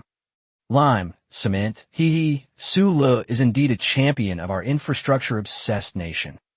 After Su Lu fixed the fan blades, he covered the top of the stone basin with wooden strips to form framework. The wooden frame is covered with a layer of stones to form a roof, with a small hole in the middle for the fan blade shaft. Finally, use yellow mud to seal the remaining gaps in the ceiling. The blower is complete. Chapter 180 Fully Automatic Blower. Burning lime. By rubbing the connecting rod of the fan blades again with his hand, air is drawn into the lime kiln through the ventilation tunnel. The sand at the bottom of the lime kiln was blown up by the wind. As Su Lu increased the speed at which he rubbed the fan blades, more and more sand was kicked up, eventually even lifting a meter-high section of the lime kiln wall. Live stream chat. Master Su Li's craftsmanship is simply amazing. The integrated, seamless blower, combined with the lime kiln, instantly upgrades the workshop's functionality. The wind is strong enough, but it still hurts my hands from rubbing against it. It's a manual blower. There's nothing we can do about it. We'll have Meng Yi make a glove for us later. After all, there's no motor or anything like that. Having a blower like this is already a leap forward. But don't you guys think that Boss Su Lu seems to want to add something to the blower? Oh, wasn't it said that everything was finished? Although it was finished, it was hard work. Su Lu looked at his reddened palms with heartache. The time required to burn a batch of lime exceeds 2 hours, and then the time for calcining cement is also taken into account. Even a person made of iron can't withstand being rubbed in the wind for so long. If something can be solved with technology and craftsmanship, there's no need to do it manually. Besides, Pigsy and Giant Spirit haven't returned yet. In the sky, the howling of the sand reached Su Li's ears in waves, indicating that a pig and a bear were diligently mining. This time, I was peeping through the back door of the classroom. No, Su Li, you can't do this. Although Pigsy is indeed not very easy to deal with. As Su Lu pondered this, he gathered the broadleaf that Lin Shihan had just brought over. Didn't you say you wouldn't need this much? Lin Shihan, who was squatting nearby and intermittently trying out the bellows, asked. That was just now. Now, there's something new to make. Su Lu answered casually, selecting a dozen or so broad leaves that were roughly the same length and width. He soaked the broad leaves in water, then roasted them over a fire, gently twisting the two ends of the leaves as he roasted them. After drying, the leaves exhibit an asymmetrical curvature. After processing the 12 leaves, he took a piece of wood, shaved it into a flat cylinder, hollowed out the middle, and then carved grooves at equal intervals on the surface of the cylinder. The processed blades are wedged into the cylindrical surface along the groove. Is this another fan? Lin Shihan was a little confused. The finished fan was set aside for later use. Su Lu then took 2 more wooden blocks, each about 5 centimeters long, wide, and high. He first shaved the wooden block into trapezoidal cylinders. When the 2 trapezoidal cylinders were attached together along their sides, their central axes were perpendicular to each other. Then Su Lu carved out slanted, slightly curved grooves one by one on the trapezoidal surface. When the 2 cylinders are put together again, the teeth mesh together, and after applying sheet metal lubricant, the 2 cylinders can rotate smoothly around the central axis. Live stream chat. A vertically driven gear? It looks small, but it requires extremely high precision in manufacturing. What's the big deal? Master Su Lu has already made the 1,000-chance umbrella. What are these 2 little gears? I think I understand now. Boss Su Lu is going to use vertical transmission to drive the blower with wind power, right? That way, there's no need for manual operation. Sure, I knew it. How could someone as insightful as Su Lu tolerate such a low-level operation as rubbing a blower by hand? Wind-powered ventilation. This should be the first automated device in this episode of the Desert Island Survival Show, right? It seems that's really the case. No contestant can currently utilize either wind or water power, the 2 natural energy sources on the island. Upstairs, please watch your wording. It says up to just now. Now, Boss Su Lu has already started using wind power to get things done. Su Lu is awesome. Donate a rocket.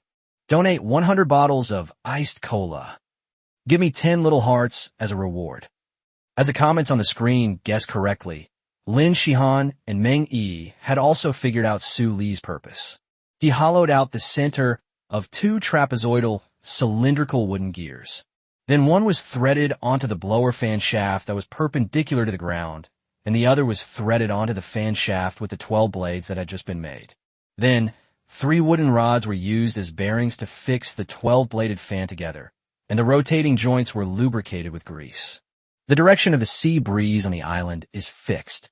We can point the fan blades toward the coastline so that we can make the most of the sea breeze most of the time. As the narrator explained, the wind blew the fan blades, and the 2 vertical connecting rods were immediately activated. The sound of blades rubbing together came from the blower. At the same time, inside the lime kiln, the wind stirred up the sand that had just settled at the bottom of the kiln, sending it flying upwards. The fully automated blower and lime kiln are now complete.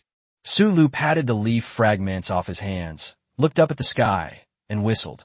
It seems the limestone is a rich mine. Beiji and Juling have been mining for so long. However, considering the time is almost up and there's still some are left, we'll mine it next time. First, we'll burn a batch of lime and make some cement. The filtration tank is the main focus today. Soon, the golden eagles swooped down toward the northwest side of the island, and a moment later soared back in the sky, accompanied by several long and short cries. About 20 minutes later, 2 figures appeared at the end of the path leading to the courtyard, one in front of the other. The giant at the front carried 2 huge limestone oars, its black fur stained with a layer of bluish-gray soil. Beiji followed behind, carrying a pickaxe and a basket, both filled with limestone. A very fruitful harvest. Totem skill upgraded, current level LV.3. Upon entering the courtyard, the giant threw the limestone or he was carrying onto the ground, and the ground trembled slightly. Goodness, these 2 pieces of ore together must weigh tons.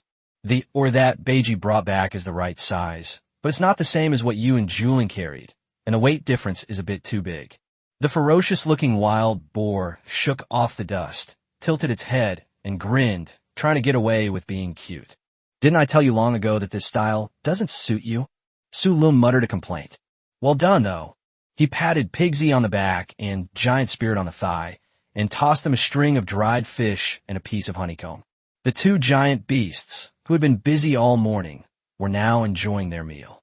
Su Lu himself moved the ore from the basket to the lime kiln and used a pickaxe to break all the limestone into small pieces 3 to 5 centimeters in diameter.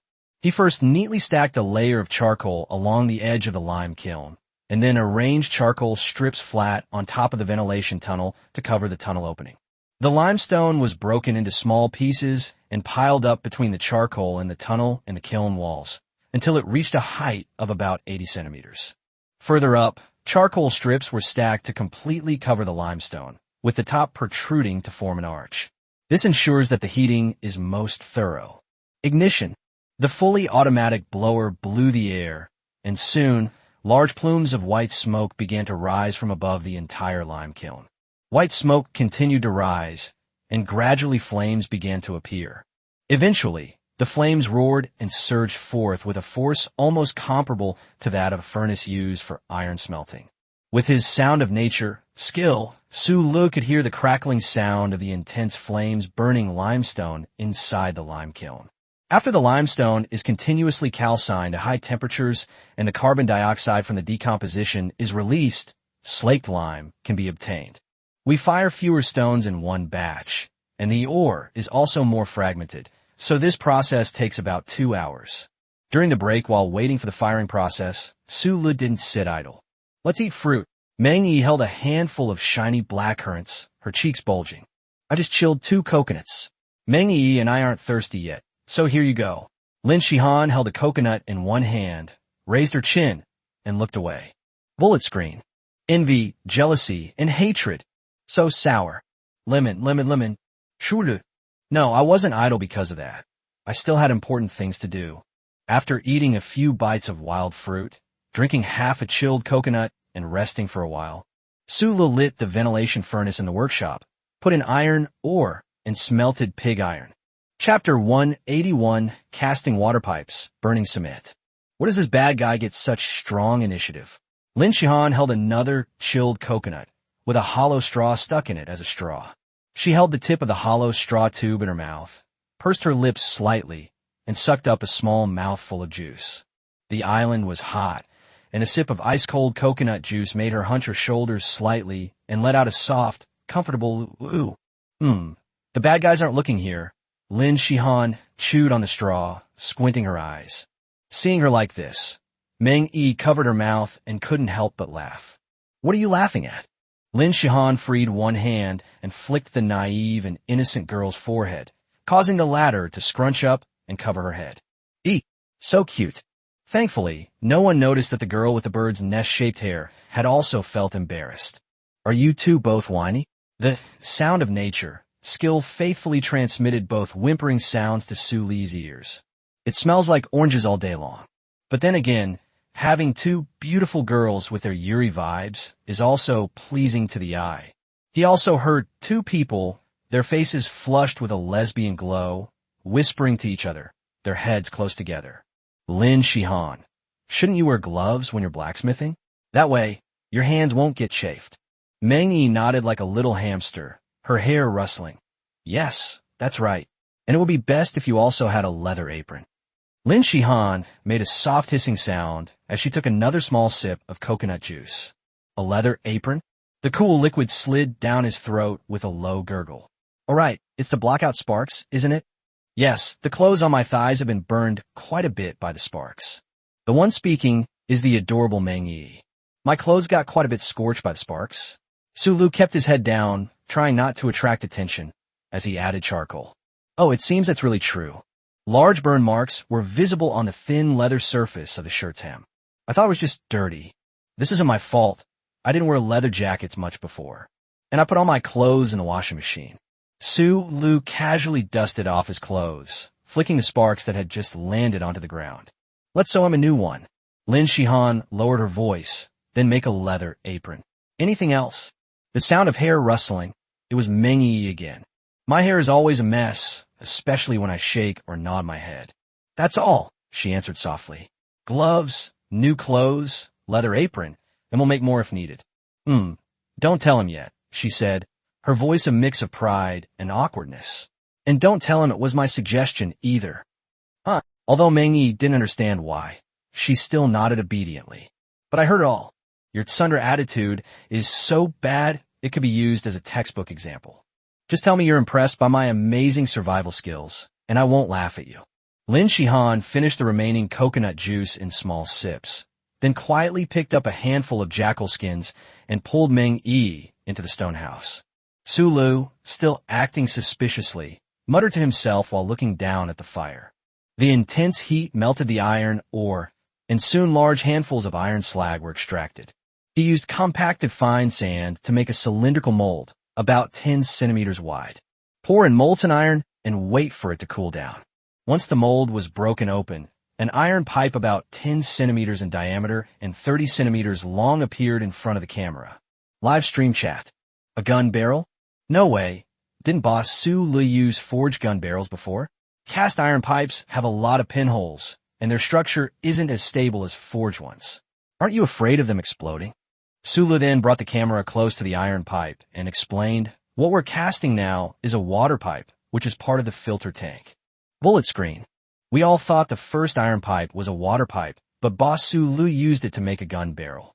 The second iron pipe, we thought it was a gun barrel, but it turned out to be a water pipe. Ugh, can't we just have some fun together anymore?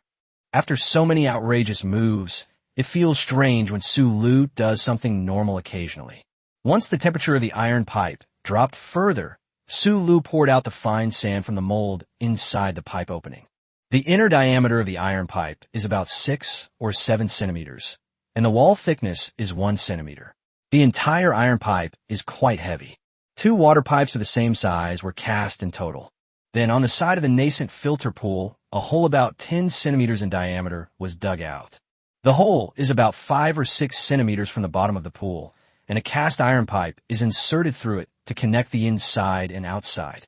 In this way, water from the first and second stage filtration tanks can be drawn out through the water inlet pipes. The lime should be almost calcined. Let's open the kiln and take a look. The charcoal inside the lime kiln gradually burned out, and the flames were about to go out. Suli used a pickaxe to pry away the charcoal ash and saw that inside the kiln, the stacked limestone blocks had turned from bluish-gray to white after being calcined. This is quicklime. When quicklime blocks are crushed, they are calcined and ground together with clay dug from the well and our iron slag to make crude cement. Giant. Live stream chat. Here it comes. The much-anticipated scene of the unscrupulous boss, Su Lu, exploiting the innocent Xion. Please, have mercy on the giant.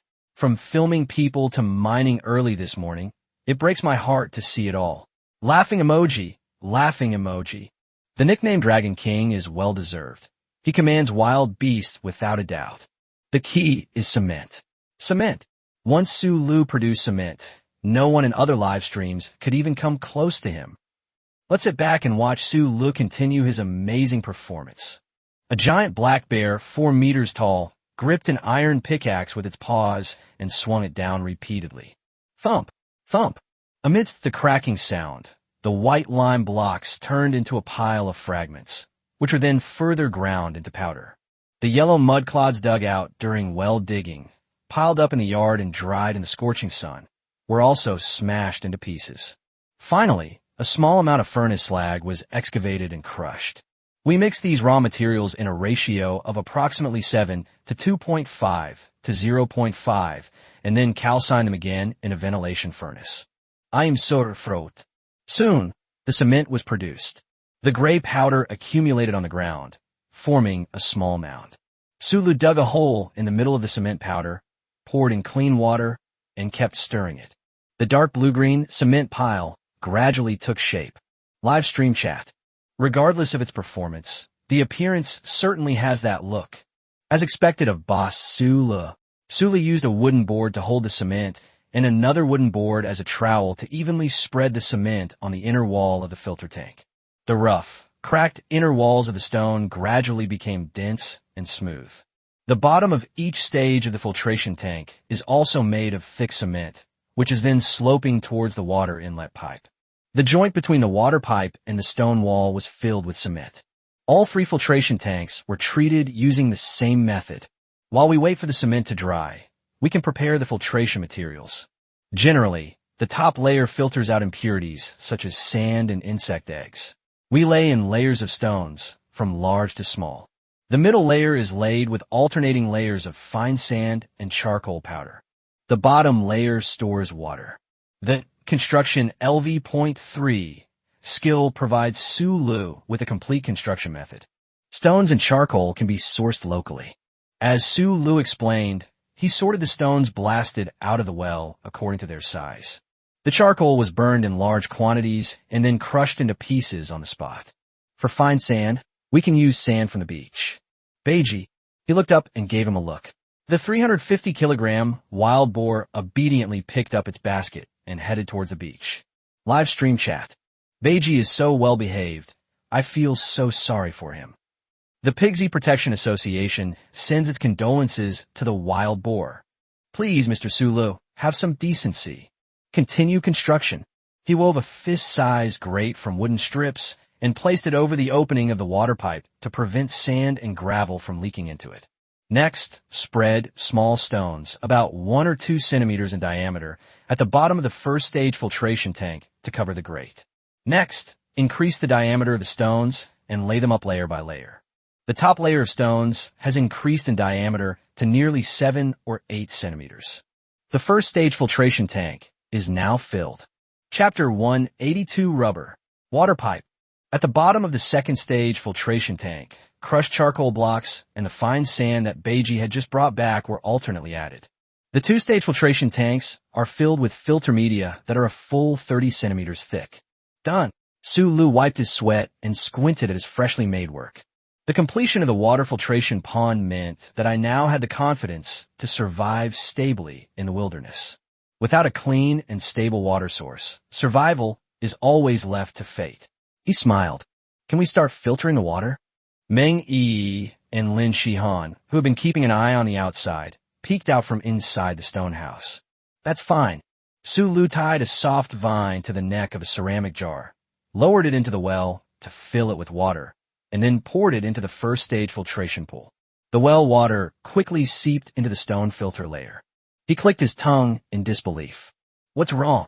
Could it be that he forgot some step in the process? This isn't like him. Lin Shihan raised her eyebrows and looked at Su Li's profile as she asked. Oh, it's okay, Su Lu said, filling another can with water and pouring it into the filtration tank. It's still difficult for him to draw water manually. If you want my help, just say so.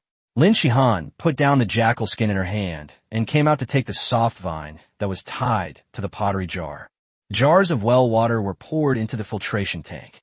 The well water in the first stage filtration tank was murky, still containing silt. However, the water flowing out of the water pipe already had an almost crystal clear color. A well-arranged stone filter layer effectively removes all the mud and sand. The second stage filtration tank, with its layer of fine sand and charcoal, further filters out adsorbed impurities. The water flowing out from this layer is now completely clear, with no impurities visible. The water quality is much better than that of the small pond, Lin Shihan exclaimed as she bent down. The tight, leather hot pants accentuated her rounded hips. The muscles on the back of the thighs and calves are also taut, and the legs are straight. She tucked her loose hair behind her ear, held her hair with one hand, and scooped up a handful of clean water with the other, taking small sips. Water droplets slid down the corners of her mouth, wetting the wheat-colored skin on her pretty chin, reflecting the sunlight and revealing a crystalline luster. Delicious! She let out a soft exclamation. You should try some too. Little cutie Meng Yi also bent down, scooped up a handful of water, and drank it all in one gulp. So sweet. Sulu scooped up a handful himself and tasted it. After multiple filtrations, all impurities such as silt are removed from the water, leaving only the clear, refreshing natural mineral water from the island. You can be nature's porter, but sorry, I live in nature, gulping away. Live stream chat. No way, really? Drinking water can feel like poisoning. It's not even evening yet. All the fans in the live stream are begging you, Mr. Sulu, to spare our lives. Haha, there's no need for you upstairs to make a fuss. After drinking water from the small pond for so many days, now that we have filtered pure water, the taste is definitely different. In the wilderness, the importance of clean water is absolutely crucial. The worst thing about stream water is the presence of contaminants like parasite eggs. Drinking it directly without filtering, even after boiling, poses a significant risk to your digestive system. Horseworms, various bacteria, and the like. Stop talking, it's giving me the creeps. Haha, the groundwater here, Basulu, is so convenient to draw water from. Yes, the well is right in the yard. We filter a pool of water like this every morning, and that's enough for the whole day. Sigh. It's so frustrating to compare yourself to others. Another contestant I'm following got a stomachache from drinking untreated water. He probably won't make it.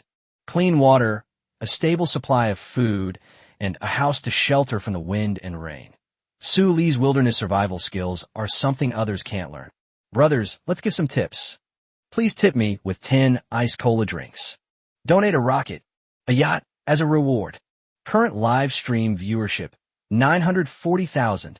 Basic infrastructure development for desert island survival is extremely useful for boosting popularity. Haha, but this is not the complete water source yet. Manually carrying water doesn't suit my style, so the next step is tap water. Su Lu planned in his mind. However, let's finish the finishing touches on the filtration tank first.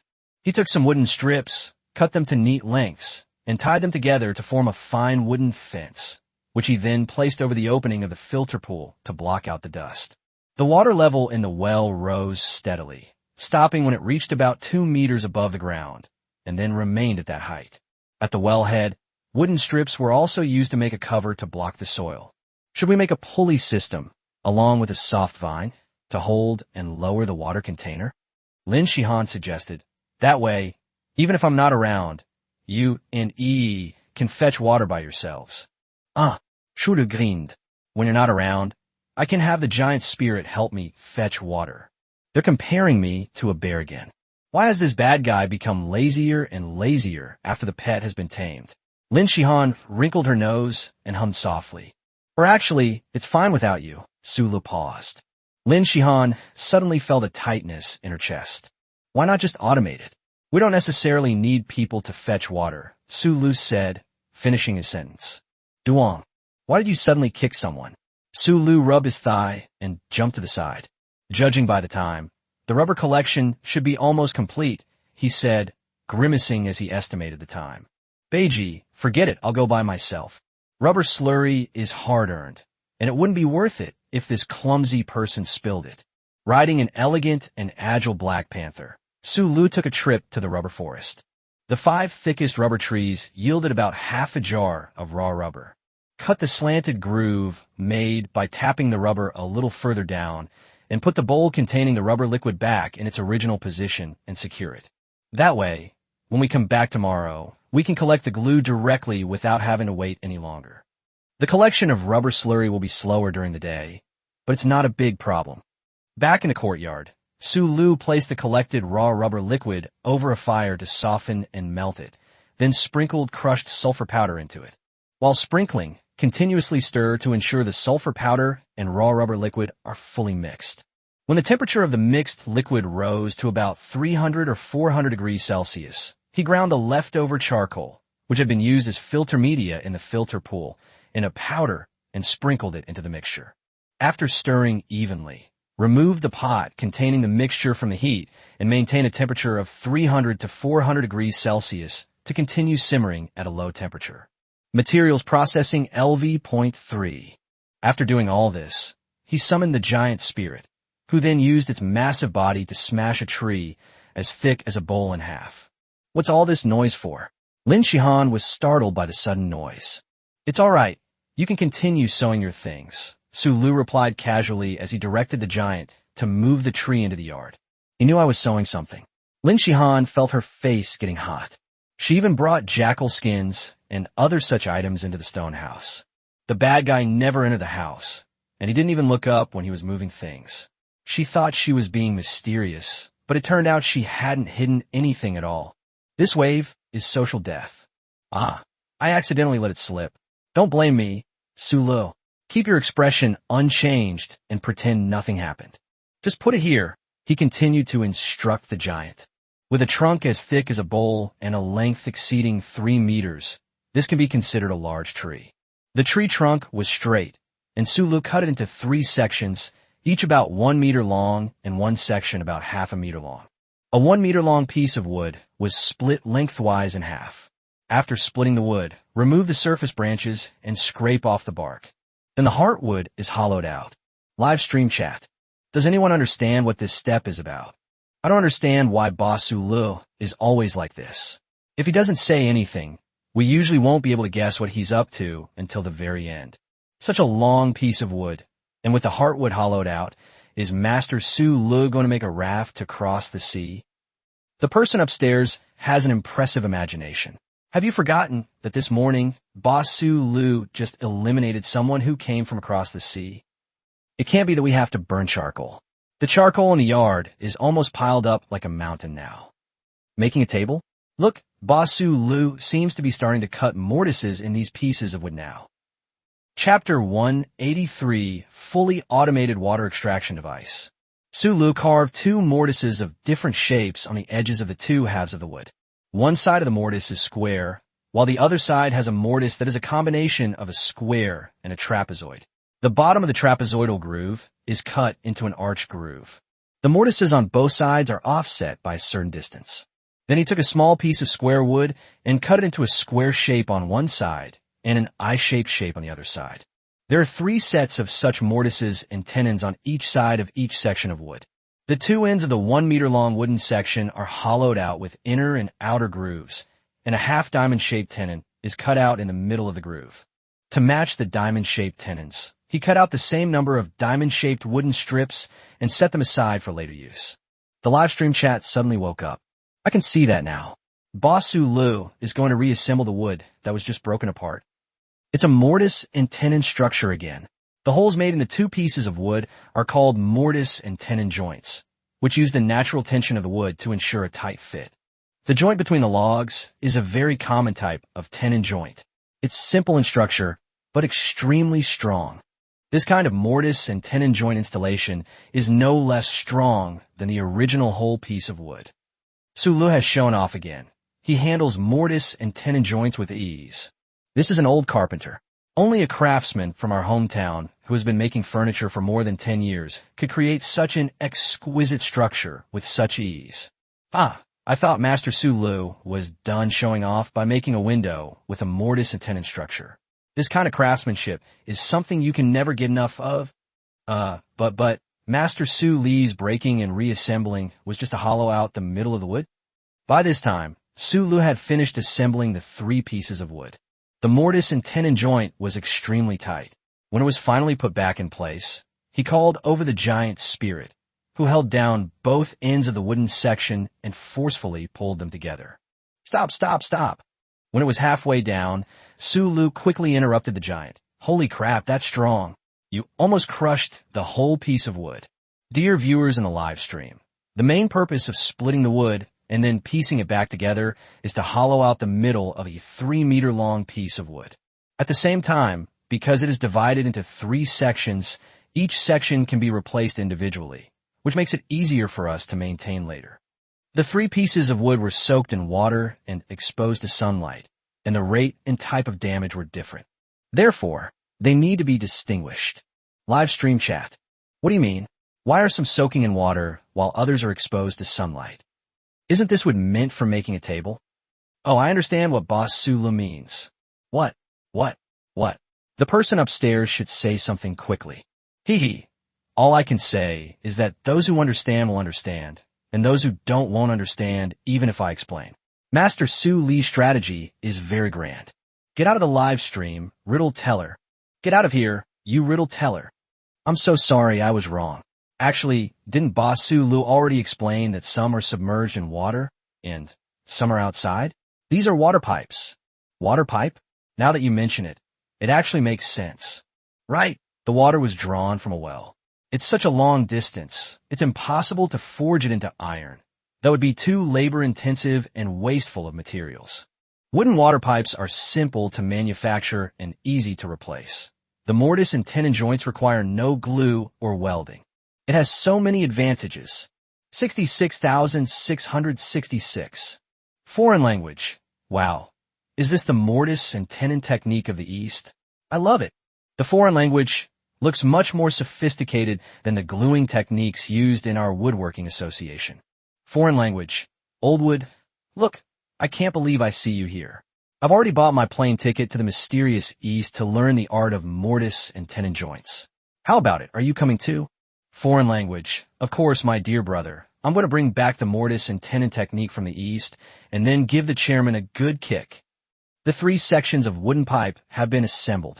The half-meter-long piece of wood was made by peeling off the bark to match the inner diameter of the wooden water pipe. Next, trapezoidal oblique wooden pieces were cut out, and the edges of the wooden pieces were also cut out with tenons, which were then spliced together to form a spiral shape about half a meter high. At the center of the spiral, a wooden rod of the same length is wedged straight in, with a tenon cut out at the top of the rod. Beside the campfire, Lin Shihan stared strangely at the rubber boiling in the iron pot. The rubber, which was milky white when it was first cut, has turned into a pitch-black mass and is becoming increasingly thick. TCH, never seen rubber vulcanization before? Are you impressed by my craftsmanship? Su Lu finished his woodworking, removed the iron pot from the heat, and let the rubber inside cool down. Lin Shihan looked up, meeting his gaze. Su Lu, we only have this one pot. Sure. So that's what you're worried about? I figured out how to vulcanize rubber in the wilderness. Isn't that something for you to exclaim 666 in amazement? Lin Shihan poked the bubbling black substance in the pot with a wooden skewer. Is this rubber? You're going to use rubber for sealing because it's elastic? After the rubber in the pot cooled down, Su Lu cut along the edge of the pot to separate the iron pot from the rubber and remove it. Su Lu, you're not going to use this pot to cook again, are you? Lin Shihan gave a disdainful twitch at the corner of her mouth and took 2 steps back without making a sound. Meng Yi's big, bright eyes blinked. Thighs. I didn't say we were going to keep using it for cooking. Su Lu grinned innocently, revealing 8 big white teeth, teasing the 2 of them. Can't we still use it after washing it? Who learned from whom? The rubber, once cooled, has a soft feel, which is determined by the ratio of sulfur powder and carbon powder mixed in. Su Lu cut a strip about 2 fingers wide and 1 finger thick from the whole piece of rubber, about 1.5 meters long. Then he cut a groove on the inside of the rubber strip and wedged the groove into the wooden spiral that he had just assembled. Meng Yi watched Su Li's actions curiously and asked, "What's that thigh for?" "That's a great question. This little cutie is definitely the best straight man." "Make a simple water pump," he replied. The spiral with the added rubber strip was aligned with the top of the wooden water pipe and slowly screwed in. The soft rubber strips provide a slight resistance, but because the inner walls have been polished, the propeller blades rotate very smoothly. When the fan blades start spinning, a negative pressure will appear inside the pipe, and the water in the well will be drawn up. After Su Lu finished explaining, he inserted the water pump into the well and secured it with a cover plate. The water pipe is flush with the well wall, with its upper edge level with the edge of the filter tank. He continued cutting wood and built a water channel along the top of the water pipe and the edge of the filter pool, so that the water drawn from the pipe could flow directly into the filter pool. Lin Shihan narrowed her eyes into thin slits and said slowly, "To draw water, you must first get your fan blades moving." "How do these fan blades turn? You didn't leave any handles or anything." She squinted at Su Lu, leaned closer with a hint of threat, and said, "Don't keep me in suspense." She seemed aggressive, but it all looked like a bluff. Su Lu didn't answer her, but instead pointed to the blower that was still fanning the air. "Wind power."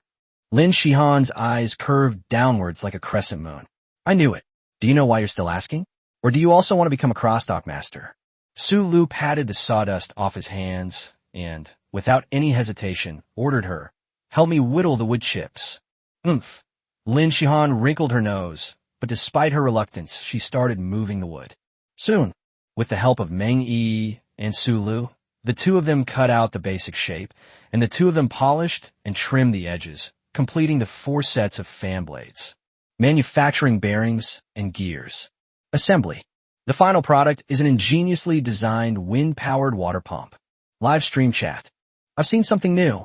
Master Su Lu isn't just using wind power to drive the blower. He's also using wind power to draw water. The first man on the island to utilize wind power. Su Lu is awesome. Now, not only is there enough clean water, but we don't even have to fetch water anymore. This is what life should be like. A desert island with running water. Su Lu was the first to start a fire, and now he's the first to have running water. What do you mean by an overwhelming advantage? But why isn't this windmill of mine turning? Chapter 184 Equipment Update. Bullet screen. Hey, right, why isn't that windmill that Su Lu made moving? Is the wind not strong enough? It can't blow the fan blades and draw water. Nonsense. Look at the branches over there. They're bending down with a whooshing sound. Isn't the sea breeze strong enough on this island?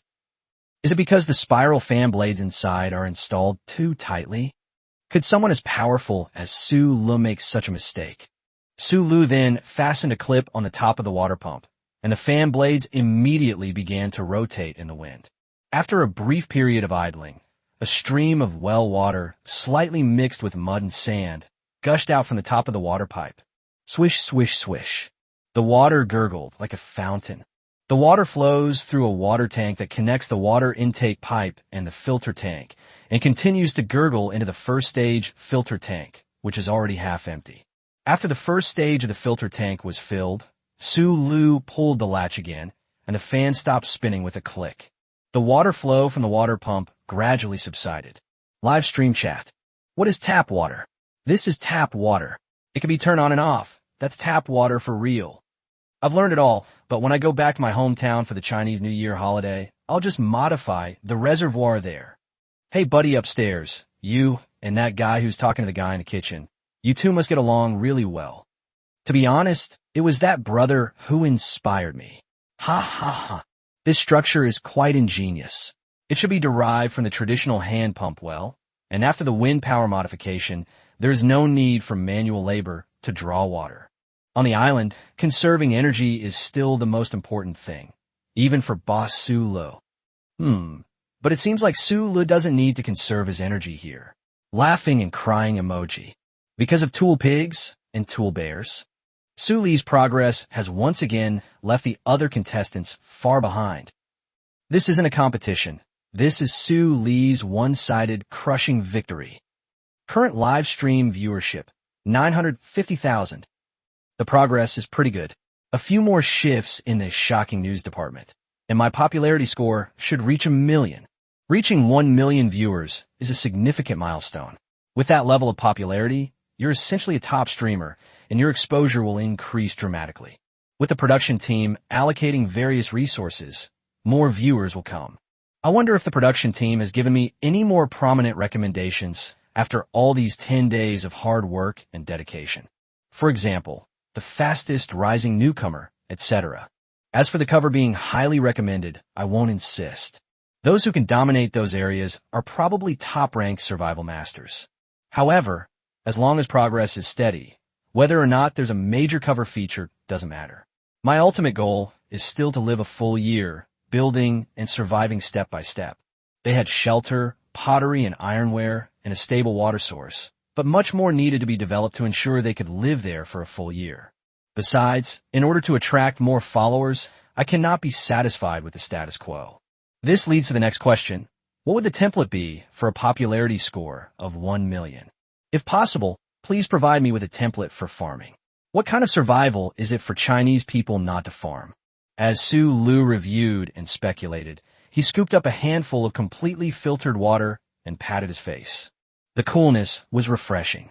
Being able to wash his face anytime is a kind of enjoyment. He sighed contentedly. Influenced by his emotions, Lin Shihan and Meng Yi also dipped their hands in clean water and patted their cheeks. Pia. Women never forget skincare. Su Lu turned her head and said, "Don't wash your face in the drinking water basin." Wasn't it you who struck first? A dangerous aura slowly rose from Lin Shihan's body. Did this jerk choose an annoying major when he was in school? If there were a competition to make people angry, wouldn't he be able to win first place without even having to compete? Hee. Su Lu deftly avoided her murderous gaze. By the way, bring out the sewing supplies inside the house. Are they all sewn up yet? Lin Shihan's murderous intent remained undiminished as she retorted confidently, "What sewn thing? I don't know. It's none of yours." The denials were repeated 3 times in one go. Decisively leave no room for rebuttal. Then I'll go get it myself. Su Lu grinned and walked past Lin Shihan. You're not allowed to go. The arrogant monster with extremely strong physical abilities took a long stride, trying to stop Su Lu. Huh, do you think I didn't notice? Su Lu casually scooped up Lin Shihan's well-defined ankle and held it in his hand. Then, it rises upwards with the momentum. Lin Shihan's lower body remained perfectly still, her body leaning slightly forward into a slanted split. She raised her pointed chin, her expression saying, "You didn't expect that, did you?" "Ah." Su Lu let go without any hesitation. "Ah." Lin Shihan let out a small cry of surprise. Before she could pull her legs back, her body plummeted, and she ended up doing a perfect split on the ground. "Shude, you just wait." Inside the room, 3 thin jackalskin garments were stacked together. At the very top is a pair of gloves that cover up to the forearm. "Are these the blacksmith gloves Meng Yi mentioned? They fit quite well." Sula put them on and then clenched his fist. "These gloves don't seem to be designed specifically for blacksmithing. If I had to describe it, it's more like protective gear used in combat. Blacksmith gloves are made extra thick around the palm to protect the hands from friction with the hammer and pliers. The gloves are thickened at the base of the thumb, the palm, and the back of the hand, and there's an extra strap around the wrist. This design facilitates punching and gripping weapons. That naive and innocent girl always brings me this invisible pressure without my noticing," Su Lum muttered to himself as he picked up the top below. His top was quite conventional, the same style as the one he was wearing now. The only difference was the addition of some pockets and leather buckles, the buckles being just the right size to hold Zhuge Lianji, Qinji umbrella, and Baishan Hangdao. The pocket is large enough to hold the arrow box of Zhuge Lianji and the gunpowder pool used in the 1,000 machine umbrella thunder controlling technique. It has also undergone special improvements in design. If you do that, I will feel even more pressure. I'm trying to survive, not going to war. Under what circumstances would I need to be fully equipped? Besides, I don't really want to use it. Please let me get through this year peacefully. Thank you." The last piece, the leather apron, is probably the most normal one out of the 3-piece set.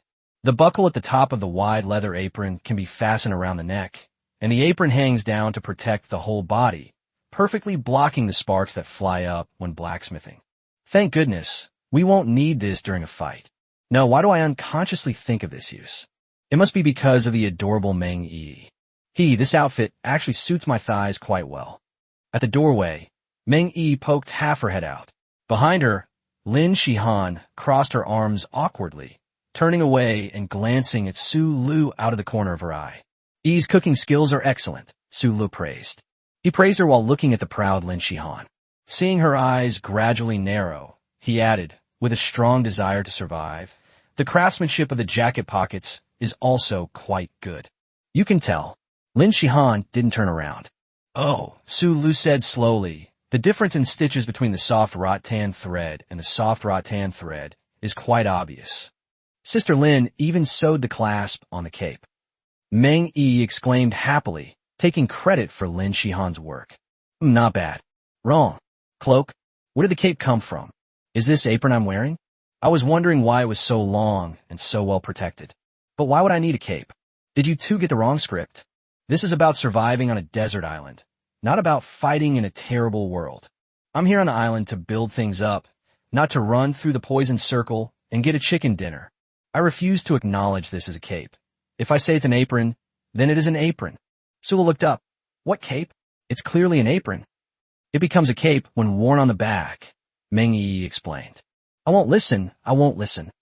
Su Lu took off his apron, whistled, and called out to Wuxian. "It's getting late. I'm going hunting for food." Chapter 185, The Swarm Attack. "See? I told you so." Lin Shihan took a step aside with her long legs, making way for Su Lu, who was running away. As they brushed past each other, she wrinkled her nose at him. Meng Yi grinned as she watched Su Li's back as he twirled his cloak, or rather his trousers, saying, "But his thighs look really cool in that." Although, wearing a cape does look quite cool. As Su Lu took off his apron and rolled it up, he reached out and grabbed Wuxian's neck as she jumped down from height. He placed himself on the female leopard's back. When hunting in the forest, the apron is quite useful as a bundle, so he casually put it on as well. Also brought along were the 100 forged horizontal blade, the ram horn bow, and the 1,000 machine umbrella. Take the northeast route. According to the island's topographic map, continuing in the direction from which the honey is harvested, there's a fairly open meadow. The lush meadows are perfect for raising hand-pulled lamb, lamb chops, braised lamb leg, and roasted lamb kidneys. They also offer braised beef shank, tripe, sirloin steak, ribeye steak, T-bone steak, beef tongue, beef ribs, and beef tendon, otter meat, and roe deer meat. I really love these animals, They all look so delicious. Choulouis mout watered incontrôlablement. Following the old road through the woods, Sulu emerged from the forest with a bunch of blackcurrants in his hand. He picked one up and put it in his mouth. The sweet and sour fragrance of the wild fruit instantly filled his mouth. Do you guys in the live stream remember that slope up ahead? The honey we've been eating these past few days was harvested from there. These wild bees should be rebuilding their hives now. Sulu, riding on Wuxian's back, pointed to a patch of grass to the side and in front of him. The wind blows the grass low, revealing swarms of bees and butterflies. The butterflies fluttered among the flowers, and the bees, after flying aimlessly for a while, suddenly began to gather in the direction of the old hive. Danger perception. Huh? What's going on so suddenly? Holy crap. Run, run, run. Sulu patted the infinitely shapely buttocks, and the Black Panther, sensing something was wrong, instantly drifted on the spot and changed direction. A swarm of wild bees, like a dark cloud, rushed over, sending chills down Sulu's spine. Live stream chat. Boss Sulu, you're in danger. Wild bees can sting people to death. This wild bee still remembers Boss Sulu. Is it that vengeful? The bee swarm is quite intelligent. It seems they're holding back, waiting for Boss Sulu to find it again. Boss Sulu, run into the water. Once you're in the water, the bees won't be able to touch you. In the live stream, voices of concern and suggestions rose and fell. It's just a few pieces of honey. Why hold a grudge for so long? Sulu muttered as he rode his leopard at breakneck speed. Buzzing. Didn't I leave all the combs with the queen bee and young bees for you? Buzzing. Heroes, let's talk this out. Don't resort to violence all the time. Buzz. If you keep doing that, I'll fight back. I also have a bear at home. Believe me or not, I'll have it come to collect honey every day. Buzz. Buzz. The dense, beating sound of wings sent chills down my spine. He glanced back occasionally, and the camera captured the moment, causing the viewers in the live stream to gasp in shock. Bullet screen. The swarm of bees is terrifying. Buzz. Buzz. Buzz. Is this ever going to end? If you keep chasing me, I'll fight back. In an instant, he sprinted 100 meters or so, but the swarm of bees wouldn't give up. Sulu twitched the corner of his mouth. You brought this on yourselves. He slapped Wuxian on the back, and the agile female leopard changed direction again. Live stream chat. What is Boss Sulu up to? Why isn't he running anymore? Has he gone mad? He's right in front of the swarm of bees. I'm not kidding, Mr. Sulu. If you're going to show off, don't choose the swarm show. It's a killer show. Bee venom can cause systemic allergic reactions and shock. There must be tens of thousands of wild bees in this swarm, right?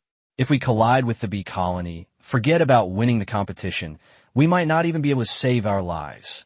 Calm down. Calm down. Boss Sulu, you must calm down. Calm down my ass. Boss Sulu charged straight at the swarm of bees. Hiss. Terrifying.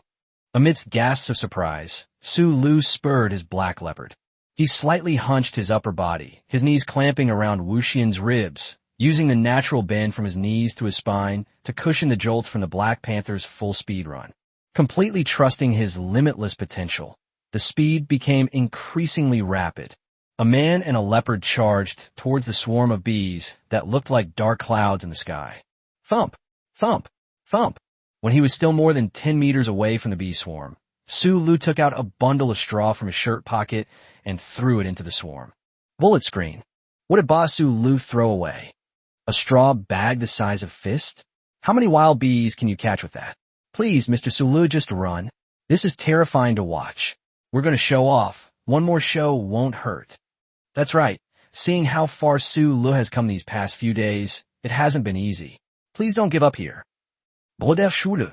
While the live stream was filled with wailing and screaming, the straw bag had already reached the highest point of its parabola. The loose thatch also slowly came undone. Sulu is now less than 10 meters away from the bee swarm. Click. He activated the spring mechanism of the 1000 mechanism umbrella, and the canopy opened instantly. 1000 machine umbrella shield. Then, the trigger spring was pulled again, and the tip of the umbrella revealed the black muzzle.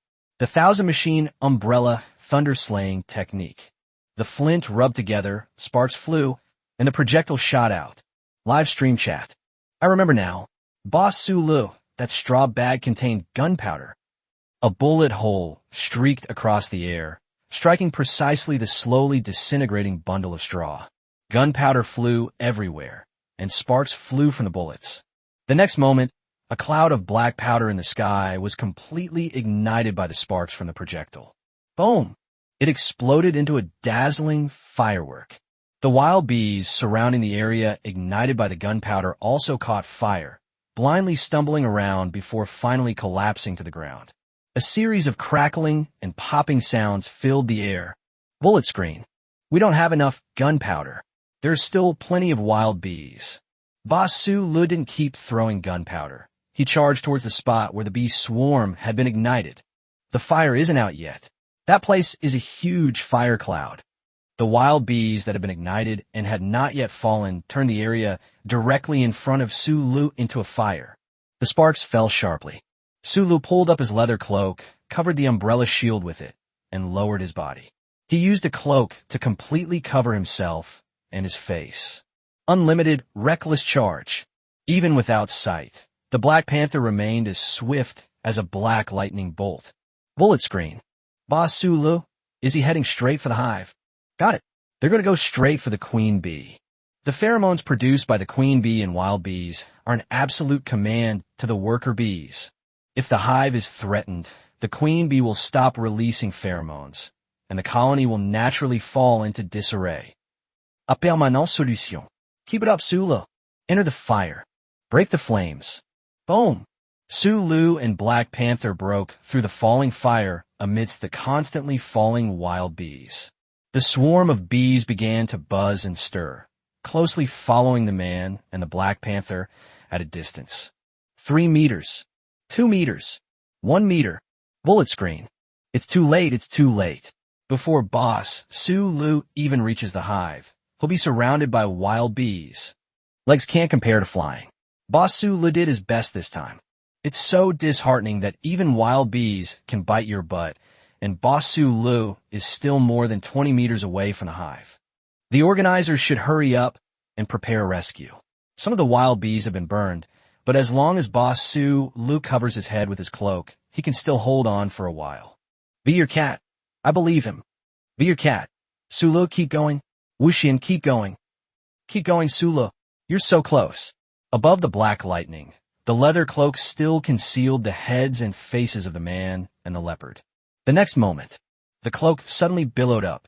From beneath the pitch-black cloak, the canopy of the Thousand Chance umbrella spun and pushed outwards.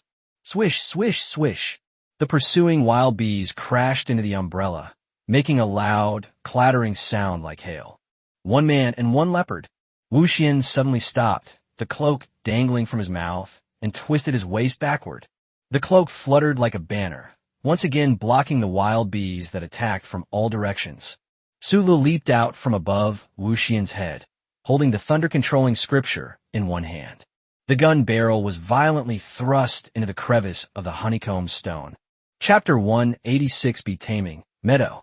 Sulu reloaded the Thunder God's medicine pool with gunpowder, but did not add any projectiles. The space inside the beehive is limited, and the flames produced by the ignition of the gunpowder are enough to bake a brew to be pupae. The thick smell of gunpowder filled the cracks in the rocks, and the still hot muzzle of the gun, after the last firing, was almost touching the honeycomb itself. He heard heavy, panting breathing behind him. Black Panther's short-distance sprint speed can exceed 120 kilometers per hour. Carrying Sulu in and out, its speed soars to the limit and even exceeds that speed. She needs enough rest to dissipate the heat accumulated in her chest and muscles and cool down her blood, which is at near survival limits. Sulu himself was also covered in sweat. At this point, even if the queen bee were burned to death, the out-of-control swarm might still continue to attack me and Infinite. In fact, a bee swarm that has gone out of control is more dangerous than one with a queen bee in command. He activated his skill without hesitation. Animal Domestication LV.3. Previously domesticated animals all possessed at least some level of intelligence. Black-footed cat, wild boar, black panther, golden eagle, tiger shark, black bear. It can at least be considered a higher vertebrate. I wonder if this queen bee has a brain capacity large enough to understand my intention to tame it. To Su Li's surprise, he felt a familiar response. This is the submissive feedback that a domesticated animal shows to its master. Queen bee taming. No, this is not the queen bee's individual will. It felt more like the entire bee colony's intelligence had been integrated, responding to my animal domestication skill. It's not just a single queen bee that's been domesticated, but the entire colony. So this is how the Zerv swarm thinks? No wonder the old saying goes, I am the swarm. Miss Kerrigan makes a lot of sense. Su Lu slowly pulled the thunder-controlling scripture out of the crevice in the rock. The live stream was silent for a moment before the chat exploded with comments. Su Lu really did it. He really made it to the front of the hive. That was so cool. The final teamwork between the man and the leopard is definitely going to go down in history. The 1,000-chance umbrella was thrown out to block the first wave of wild bees' attack, and then the leather apron was carried by the Black Panther to block the second wave. It bought enough time. That's not an apron. That's a cape. But Boss Su Lu said it's an apron. Who cares? This is a one-shot kill from igniting the gunpowder all the way to threatening the queen bee. It's giving me goosebumps all over. I apologize to Su Lu. I always thought he was going to mess up this time, but I never expected him to carry the whole game in the end. If Boss Su Lu is going to show off, he'll definitely blow everyone away.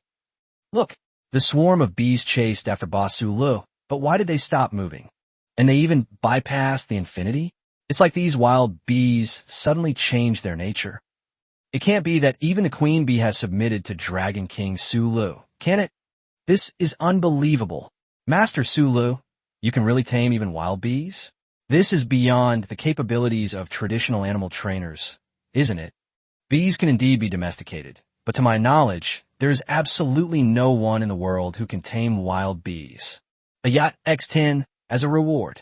Donate 20 skyscrapers as a reward. Donate 10 rockets. Tip. Current live stream viewership, 970,000. 970,000 popularity points. Almost there, almost there. This surge to the high ground was worth it. The swarm of bees buzzed around in the air for a while, but the insects, lacking intelligence and not receiving further orders to attack, scattered back into the flowers to collect nectar. The cape is really useful. This way, we'll have a stable source of honey in the future. I don't need to manage the bee colony. I can let it roam freely. I'll come back after a while to collect a piece of honey from the honeycomb. Before the advent of other sweeteners, honey was irreplaceable. Roasted meat, grilled meat, or even just eating it raw is fine. The beehives are currently in a rest and recuperation phase, so honey cannot be harvested directly. But there's no rush. The cellar still holds the bee combs we collected last time. There's no worry about not having enough to eat. The thunder controlling manual was put away, and with a click, the 1,000-machine umbrella closed and returned to its place. She lay sprawled on the ground, her slender yet strong chest rising and falling slowly.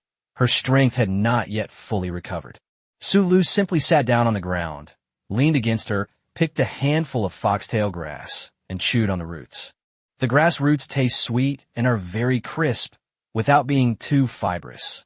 He took small bites of the pieces, and the sweet aroma of the herbs instantly washed away the fatigue he had accumulated. Want a couple of bites? He fed 2 foxtail grasses to Wuxian's mouth. With its blood cooling and its mind still somewhat dazed, the Black Panther casually snatched off a piece of meat. I took 2 bites. Tui, tui. With its tongue dangling outside its mouth, it turned its head away in disgust. It's hydrating and tastes pretty good, really. While making his assurances, Su Lu fed the foxtail grass stalks to the other side. Black Panther glanced up helplessly, then lowered his head again. Press your chin to the ground and use your 2 huge claws to press down on your eyes. This completely eliminated any possibility that Su Lu might try to trick her into eating vegetarian food. An unbalanced diet will lead to malnutrition, Su Lu retorted upon seeing this. You can eat some vegetables. Hulu. The Black Panther covered its head with its paws, refusing resolutely and decisively, leaving no room for negotiation. Okay, after munching on the roots of foxtail grass, let's take a short rest. Get up, it's getting late. Let's go to the meadow and see if we can get some food to take back. Su Lu patted Wuxian's neck. The Black Panther made a low growl and got up. She was equally excited about hunting in the meadows behind. After crossing the slope behind the beehive, a meadow that stretches down into the distance appears before the viewers of the live broadcast. Bullet screen. The tropical meadows on this island look pretty convincing. It's beautiful. Even if I don't hunt, I could spend a whole day just looking at this place from the top of the mountain. Boss Su Lu is in for a treat. I never expected there to be such a scenic spot hidden on the island. Looks like there are quite a few different kinds of animals. I think I see a flock of sheep, and those are water buffalo in the water in the distance. Great. Boss Su Lee's dinner is sorted. All right. I almost forgot. What's all the fuss about upstairs? When Boss Su Lu starts preparing dinner, that's when we should order takeout or cook for ourselves. Otherwise, watching Boss Su Lu eat on an empty stomach is pure torture. Order takeout. Order takeout. I'll go cook some instant noodles. I'm going to make rice noodles. I'll have snail rice noodles for dinner. You bunch of weaklings upstairs. I'm starting my diet today. No dinner. Nobody can make me break my resolve. It seems this is the upstream area of the small river in the woods, Su Lu judged based on the terrain. Where the meadow extends, there are obvious riverbeds and shoals formed by the impact of flowing water. Between the winding shallows, large areas of floodplains are formed. The floodplains have relatively few aquatic plants and are mostly covered with sand and moss. The terrain at the bottom of the meadow is irregular, and the river has varying degrees of curvature. In places with greater curvature, narrow meanders have formed. The reflective blue band in the distance is the slightly turbulent river. Judging from the shape of the floodplain and the meandering neck, a heavy rain last night caused the river to flood and become a waterlogged area. The water flowed for a day, but now it is finally showing signs of recovery and slowing down. On the meadow, scattered herds of gazelles were drinking water and grazing. And in the river, the curved horns of water buffaloes could be seen appearing and disappearing intermittently. It's practically a giant barbecue buffet. Su Lu instantly pulled out a whole bunch of recipes from his cooking skill. Previously, due to inadequate preservation methods, a lot of the meat from the gazelles was wasted. It can't be called a waste, but dried grain reserves taste quite different from regular fresh meat. Now that we have cellars, we can store a wild goat for at least 10 days. If it's a water buffalo, there are various processing methods, and it can be preserved for even longer. The Black Panther's hunting instincts were aroused at this moment, as she lowered her body and slowly took a step forward. It sank into the grass stems. A gust of wind blew by, and her figure became indistinguishable. Chapter 187: Hunting the cattle first, ambushing them later. Leopards are natural hunters. Once they return to their home turf, taking advantage of the cover of their environment, they can almost always bring danger to their prey, without the prey even realizing it. Su Lu watched helplessly as the infinitely dark and elegant figure disappeared into the dense grass. Where's my leopard? I'm 3 meters long and over 1.2 meters tall at the shoulder. Where's such a big leopard? Even the sound of nature can only determine the location of this natural predator by capturing the infinitely long heartbeat. The grass stems were bent over by the wind, and the Black Panther's stealthy movements were perfectly synchronized with the rhythm of the grass stems. TSK, if there were any other predators in this meadow, finding them would be incredibly difficult. Su Lu focused his gaze on the water buffalo in front of him, whose head was half exposed in the river. This buffalo was his target for this hunt. Judging from the exposed horns, this buffalo is at least infinite in length. With a body length of about 3 meters and considering the difference in size, the weight of a water buffalo can even reach 2 or 3 times that of a normal buffalo. To determine the weight, Su Lu used his hunting skill to make a preliminary assessment and describe the general condition of the prey to the live stream audience. The difference in skin toughness, flesh thickness, and immense strength is obvious. However, Wuxian did not show any hesitation, which was a natural pride of a Black Panther. Besides, she completely trusts Su Lu, and the hunt later won't be a solo operation. Su Lu gripped the ram's horn bow, but instead of taking it off, he also lowered his body, using the tangled grass in the meadow to partially conceal himself. The hide of a water buffalo can be thicker than a finger's width, plus the buffalo hair that has been soaked in water and stained with mud. A ram's horn bow might not be enough to handle this behemoth that weighs in tons. The only thing that can cause fatal damage is the thunderclap scripture, but only if you get close enough to it. He made his estimates as he carefully approached the river. Swish! The topography of an island has a limited effect on weakening air currents compared to those over the ocean. Even when you are a location relatively inland from the island, the wind is still quite strong. We are downwind right now, so there's no need to worry about the buffalo smelling my human scent and getting scared. Sulu lowered his voice and continued explaining to the camera. Even if the wind direction changes suddenly, I haven't showered for 2 or 3 days, and I sweated a lot during the day, so the smell won't be too fresh and refined. In short, as long as you keep a low profile, the chances of being spotted by the buffalo are not high. Live stream chat. I always felt there was something strange about the term human touch.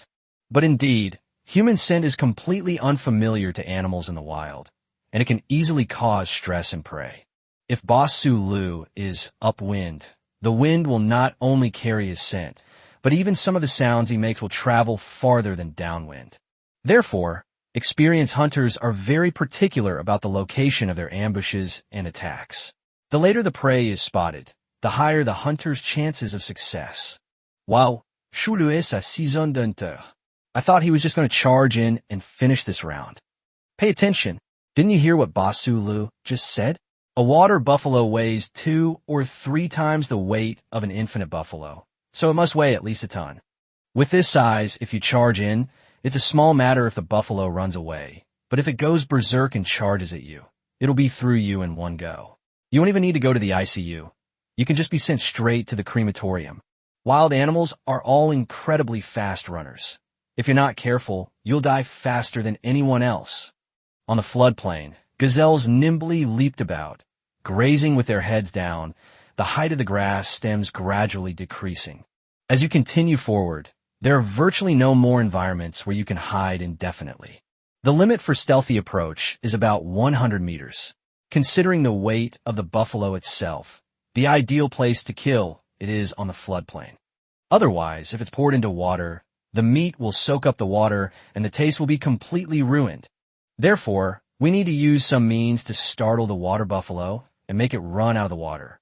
At the same time, with this goal as a prerequisite, we also need to get close enough to kill it with one blow. Bullet screen. As expected of you, the first thing you thought of at this moment was that the beef wouldn't taste good after being soaked in water. It's incredibly difficult to achieve that. Sula paused for a moment, then grinned and said, "This isn't difficult." Bullet screen. I feel like I'm being targeted by Sula. Nonsense. Sula can't see the comments anyway. You just can't fathom how awesome Sulu is.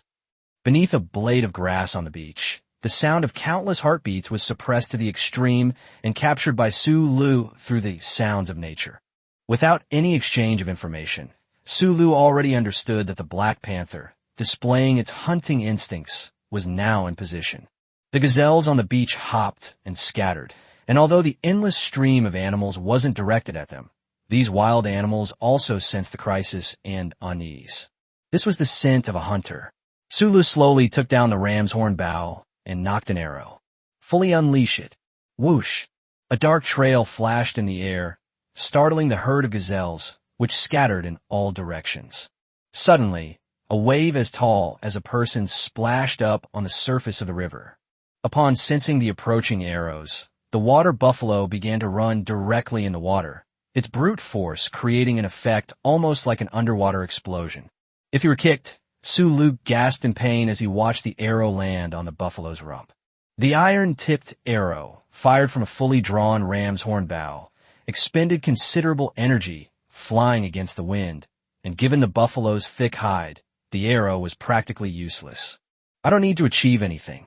I just want to use this arrow to force it out. Induction spell has been upgraded, current level LV.3. In the ensuing hunt, the bow and arrow could only play a limited role. Unlimited. The order has been delivered. Suff. Black lightning shot out again from within the grass stems. Force. With a single command, they slowed their speed to an extreme, waded into the water, and approached the water buffalo from one side. The enormous water buffalo, whose every step nearly created a splash as high as a person, was suddenly blocked by the Black Panther, changed direction and began to run towards the floodplain. Clumps of water splashed up, endlessly piercing through the spray and closing in step by step. Sulu then took out the 1,000-chance umbrella and activated the trigger. Click! The 1,000-machine umbrella thunder-slaying technique. The gun barrel has been filled, and the breech-loading gun with its rifling cutout will minimize the adverse effects of headwinds. Sulu held the gun handle with one hand, and with the other hand, which was gloved, he supported the barrel to stabilize the gun. He opened his right knee to the side and half-knelt, stepping forward with his left leg. His left foot, and right knee landed on the ground, forming a stable triangle to stabilize himself. Aiming and poised for action. In the river, the water buffalo continued to thrash about, reluctant to come ashore. Clearly, for a creature of immense strength, fighting in the water was more advantageous. In terms of speed, nothing on the ground can beat Black Panther. But in terms of strength, it reigns supreme in the water. The rather cunning Sulu maintained ample patience. Even the most cunning buffalo can't outsmart an old hunter, and now Infinite has my intelligence boosted by the totem. Hunting. The Black Panther slowed down further, circling and closing in along the tangential direction, while emitting a low woof sound from its throat. The low-frequency roar of the leopard even stirred up ripples on the surface of the water near her chest. The startled water buffalo gradually lost their composure and began frantically climbing towards the beach. Nothing special. Totem skill upgraded, current level LV.3. By breathing deeply, Sulu stabilized his heartbeat, thereby maintaining the stability of his body and the gun barrel. Skill, weakness detection. Water buffalo have thick hides and tough flesh, so only by striking their eyes from a specific angle and smashing their brains can you possibly take them down on the spot. Otherwise, a severely injured and enraged buffalo could cause unimaginable destruction. Moo! The buffalo bellowed in a low voice, stepped onto the floodplain, then turned around, lowered its horns, and tried to ambush the approaching Wuxian from the bank. However, bang! The thunderclap strike is unleashed. A line of fire piercing the wind, through the eyes, through the skull. The buffalo's massive body crashed down. Hunt the prey. But the next moment, Sulu felt a chill run down his spine. Danger perception. Chapter 188, The Pack of Wolves. Another danger perception? This was the first thought that came to Suli's mind. Why do I keep sensing danger when I go hunting today? Deep in the island's forests, danger lurks everywhere, with things sold by weight and even buy one get one free deals. Suff. The wind whipped up waves of grass, and Wuxian trudged through the river, his body low and his throat emitting a menacing growl. Even though defeating her enemy in the water had exhausted a lot of her energy, the proud Black Panther still immediately displayed the majesty of a top predator. Sulu, who was after the water buffalo, made his judgment based on Wuxian's reaction. However, it was clear that after hunting the water buffalo, both I and Wuxian were also targeted for extermination by the ambushing beasts. No, perhaps to go a step further, Infinite and I were also just prey in the eyes of the ambushers. Suff. The grass stems were pressed lower by the increasingly strong wind, and patches of dark gray peeked out from between the occasional fallen blades of grass. Wow, quite a lot. It's a pack of wolves. Sulu twitched the corner of his mouth, whistled, and spoke to the camera. Live stream chat. Wolves? There are wolves on the island. I don't know how many wolves there were just captured by Suli's camera. There were at least 10. Given the wolf pack's habits, there can only be more lurking around Suli's flanks and behind him. The wolves in front attract attention, while the wolves on the sides and behind are the real killers. That makes at least 30 wolves. Boss Suli's luck is just too bad. The wolf pack is cunning enough. They waited for Boss Sulu to hunt down the water buffalo before they came to reap the rewards. By then, Wuxian's stamina must have been almost completely depleted. Moreover, Boss Sulu has already fired a shot. If he reloads right under the wolf pack's noses, he will most likely be attacked by the pack. Didn't you bring Zhuge Lian sure either? Brought something useful? One magazine holds 10 arrows. With the wolf pack moving at high speed, Boss Sulu has to dodge the wolves and attack at the same time. How many shots do you think he can hit? The slow-firing ram's horn bow the 1,000-machine umbrella that can't be reloaded in time. Both Giant Spirit and Pigsy aren't here to lead groups and carry equipment. How are we supposed to fight? First a swarm of bees, then a pack of wolves. Boss Sulu, it seems he's having a run of bad luck with the social animals on the island today. I just finished making the wind-powered water pump, and before I even got to enjoy it, I have a bad feeling about this. Pa, stop jinxing me. I'm not trying to jinx you, but tell me how to break this deadlock.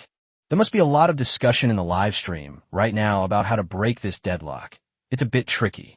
Sulu glanced over and saw no fewer than 20 iron-gray backs peeking out from between the grass blades. The heartbeats, detected by these sounds of nature, were not visible and were hidden in the back. There were approximately 15 horses. The conservative estimate is 35 wolves, but it cannot be ruled out that there are more wolves hiding further out and beyond the perception range of sound of nature. Kill them one by one? I don't have the assassin's potion. What should I do if I can't unleash my full power? How about you spare my life, hero? You can take the water buffalo with you. No. If I really did that, my popularity would absolutely plummet to rock bottom. Even a mighty tiger can't fight off a pack of wolves. I'm just an ordinary, unremarkable person. Wuxian's stamina has probably not fully recovered yet. And even if it did, it would be impossible for him to fight the pack of wolves head-on. Damn, I can feel the island's hostility toward survivors. Dusk was approaching. The wind grew louder and louder, pressing the grass stems almost flat against the ground. Giant wolves, each nearly 2 meters long, appeared, scattered across the meadow, seemingly blocking all of Sulu and Wuxian's escape routes. Click! Sulu pulled the spring of the 1,000-chance umbrella. The commotion was carried by the wind, and all the wolves' eyes flashed with ferocity. The animals closest to Sulu immediately assumed a pouncing stance, lowering their bodies and pulling their snouts back to reveal sharp teeth. Saliva dripped down. If you get bitten, you get rabies, tetanus, and all sorts of other bacteria and multiple poisons. Are you guys practicing martial arts and magic at the same time? Sulu thought to himself, this is what I'm thinking. At the same time, an extremely oppressive wailing sound was carried on the wind, and the meadow, which was gradually closing in the twilight, suddenly became eerie and terrifying. The 1,000-chance umbrella changed from a circle to a square, transforming into a shield shape. Sulu, completely ignoring the restless wolf pack around him, fastened the 1,000-chance umbrella shield to his left arm. Anyway, they can't win a tough battle, and a stalemate will only benefit the wolves.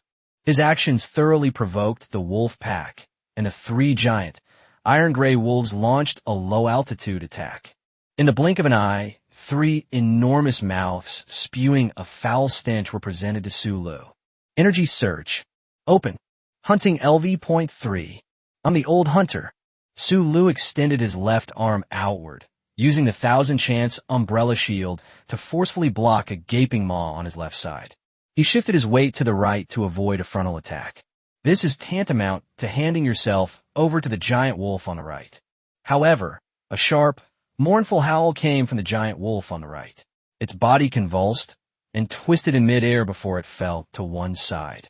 Sulu then did a side roll to his feet and slowly placed the still-sheathed 100-forged horizontal blade on his shoulder. As he brushed past the giant wolf on his right, he used the scabbard of his horizontal sword to whip upwards, striking the wolf directly in the side. Wolves have heads of bronze, legs of iron, and waists of tofu. They can withstand a head-on attack and even a hammer blow from an iron rod, but their sides are their absolute weak points. While this attack might not kill the giant wolf outright, it could at least render it incapable of fighting for a short period. As a consequence, Sulu felt a tingling sensation in his tiger's mouth. The immense force of his pounce, combined with the power of his strike, resulted in a recoil that he could not ignore. This is even with the stamina surge skill bonus.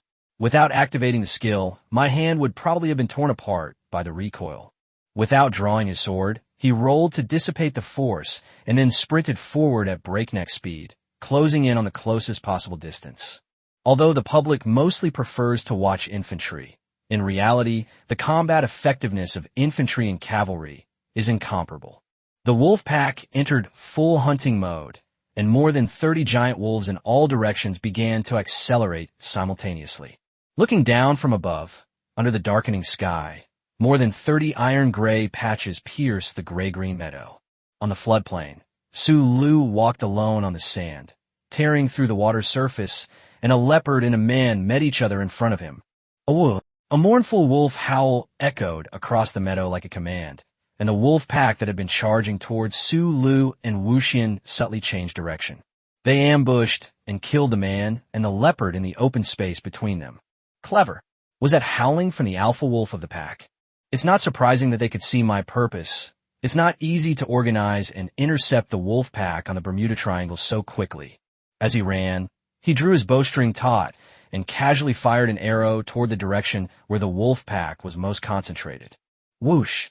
The arrow grazed the top of a giant wolf's fur, leaving a few tufts of gray hair behind.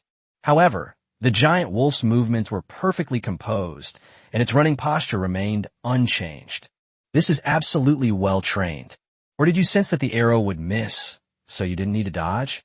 Sulu pursed his lips. The wolf pack was incredibly fast, and the giant wolf at the very front was already in position, standing in the path of Su Lu and Wuxian. Even a lone wolf dares to block the way and court death. With a click, he pulled out the thunder-controlling scripture from under the thousand-machine umbrella shield, held it horizontally with one hand, and pointed it directly at the giant wolf.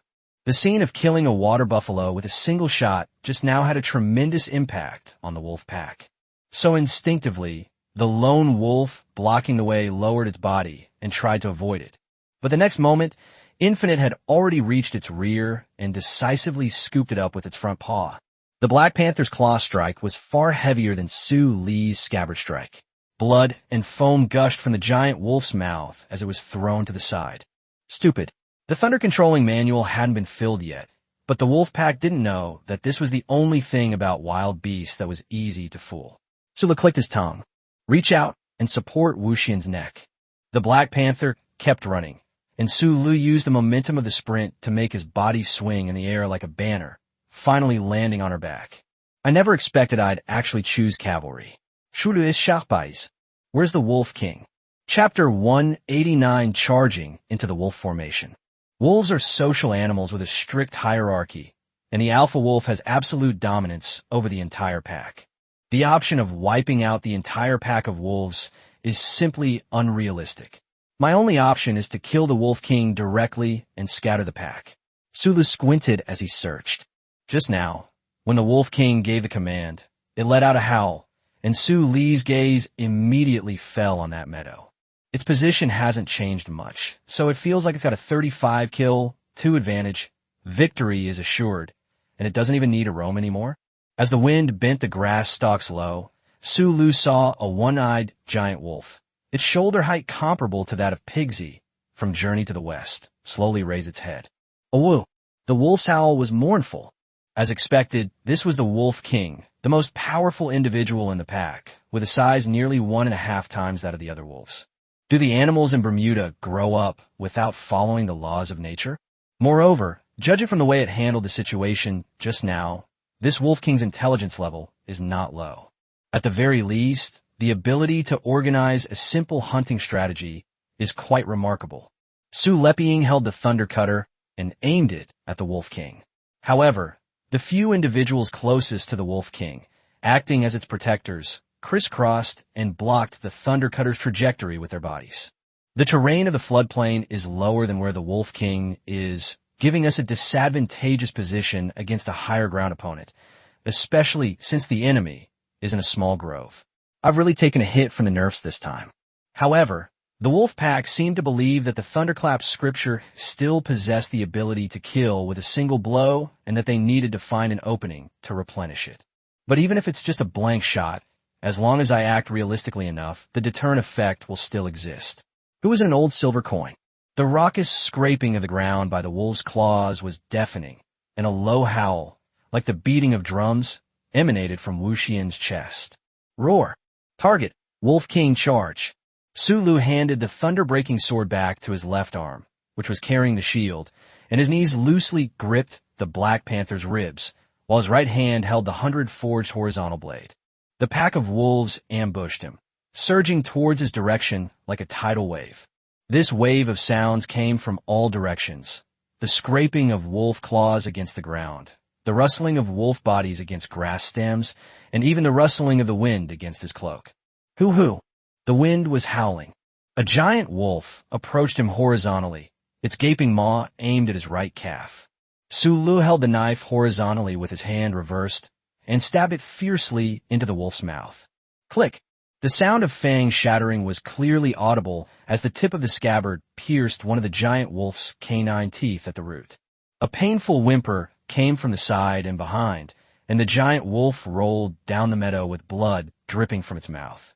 But the wolf pack pressed on relentlessly, with even more giant wolves charging forward with incredible speed.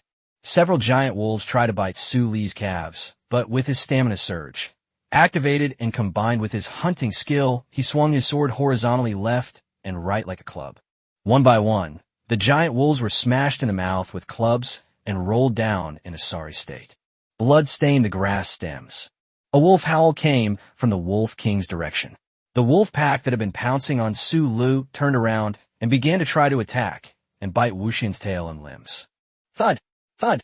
The swift Black Panther completely ignored the attacks, using only the force of her speed to kick the giant wolf aside.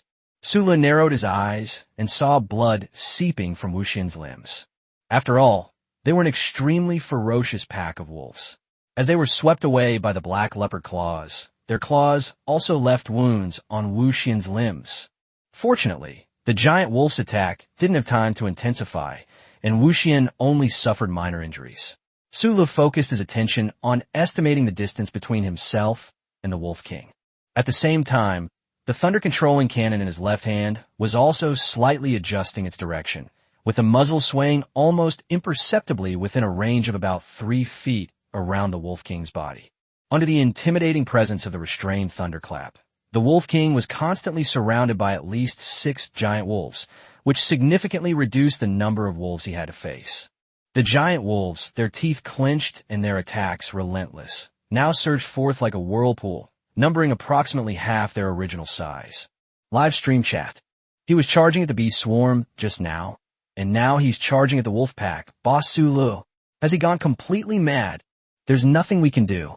The wolves were hiding in the grass of the meadow, and their camouflage was too good. To be honest, if it weren't for Boss Sulu discovering them, I wouldn't have been able to see any sign of the wolves when I reviewed the screen recording just now. The wolves have gained the upper hand this time. Apart from a swift strike to decapitate him, Boss Sulu probably has no other means to break through their blockade, and the only option left is to charge head-on. The island is only so big. You can run for a while, but you can't run forever. Once the wolf pack has its eye on you, wherever Boss Sulu runs, the danger will follow. So, even if we return to the shore, the wolf pack will relentlessly pursue us. Isn't that obvious? Once prey is targeted by a wolf pack, there's no way to escape. It's not like on the grasslands where you can fly hundreds of miles away and escape the wolf pack's range. This is basically like drawing a poison circle and throwing Boss Sulu into it to fight a pack of wolves. Are there any other streamers this unlucky? Other streamers don't explore this far. Sulu is almost at the center of the island. Go for it. Like the bravest Bedouer on our grassland, break through these wolf packs. Foreign language. These wolves are even more terrifying than the wolf packs in our Siberian Arctic. As a member of the fighting nation, I dare not face those wolf packs directly. Foreign language. Fight. Fight. This is what a real man is. Shoot. Shoot. Damn, these foreigners are really good at stirring up trouble. It's not so much about fanning the flames. They're genuinely getting excited. I saw on the forum that people are already betting on how long Sulu can survive in this dangerous situation. Damn it, how long can I hold out? You think you could take down Boss Sulu? I'm betting today that Boss Sulu can wipe out all these wolves. Chop off the alpha wolf. Gather all its ashes. Kill. Kill. Kill. Current live stream viewership, 980,000. Thud, thud, thud. Sulu brandished his 100 times forged horizontal sword, the scabbard wrapped in stingray skin possessing extraordinary toughness, slashing away one wolf's jaws after another that attacked him. However, At the same time, the wolf pack strategy of encircling and killing has become increasingly cunning. They surge toward the center like a vortex, turning from a series of attacks into a chaotic, all-out assault. A novice punch can kill a master, and a scatterbrain can bite an old hunter to death. Even with this stamina surge skill, Su Lu could not suppress the soreness in his wrist. This is a side effect of the constantly accumulating recoil force, which cannot be compensated for by simply having abundant physical strength. Moreover, the duration of stamina surge is gradually coming to an end. Such a high-intensity attack will soon become unsustainable. But the result is that he is now less than 20 meters away from the Wolf King. Apart from the 6 giant wolves that were always guarding the Wolf King, there were no other obstacles in this 20-meter distance. Go all out. Su Lu gently patted the side of the Black Panther's neck, and Wu Xian suddenly accelerated. Black Panther speed. But then Su Lu saw that the Wolf King, who occasionally peeked out from between the wolves, seemed to have a kind of human-like mockery in his single eye. What the hell? I got mocked by a wolf? The next moment, the Wolf King, who had been standing still, suddenly stepped back. Shooter! The 6 giant guard wolves instantly abandoned their current defensive posture, and 6 iron-gray masses merged into the vortex that was strangling Su Lu. This really is a trap to lure the enemy in. Su Lu narrowed his eyes. The Wolf King remained in place, adopting a posture as if sitting in a royal tent, while the pack of wolves gradually surrounded him. Yes, judging solely by their performance, the wolf pack's tactics are definitely commendable. When ordinary people are caught in a wolf pack, what follows is an endless struggle to keep up and barely defend themselves. In the end, there is only one outcome: to fight until exhaustion and then be completely torn apart by the strangulation vortex formed by the wolf pack. TSK, but I'm not the only one. Upon seeing the wolf pack, Su Lu whistled a warning before announcing to the live stream, "Wolves are coming."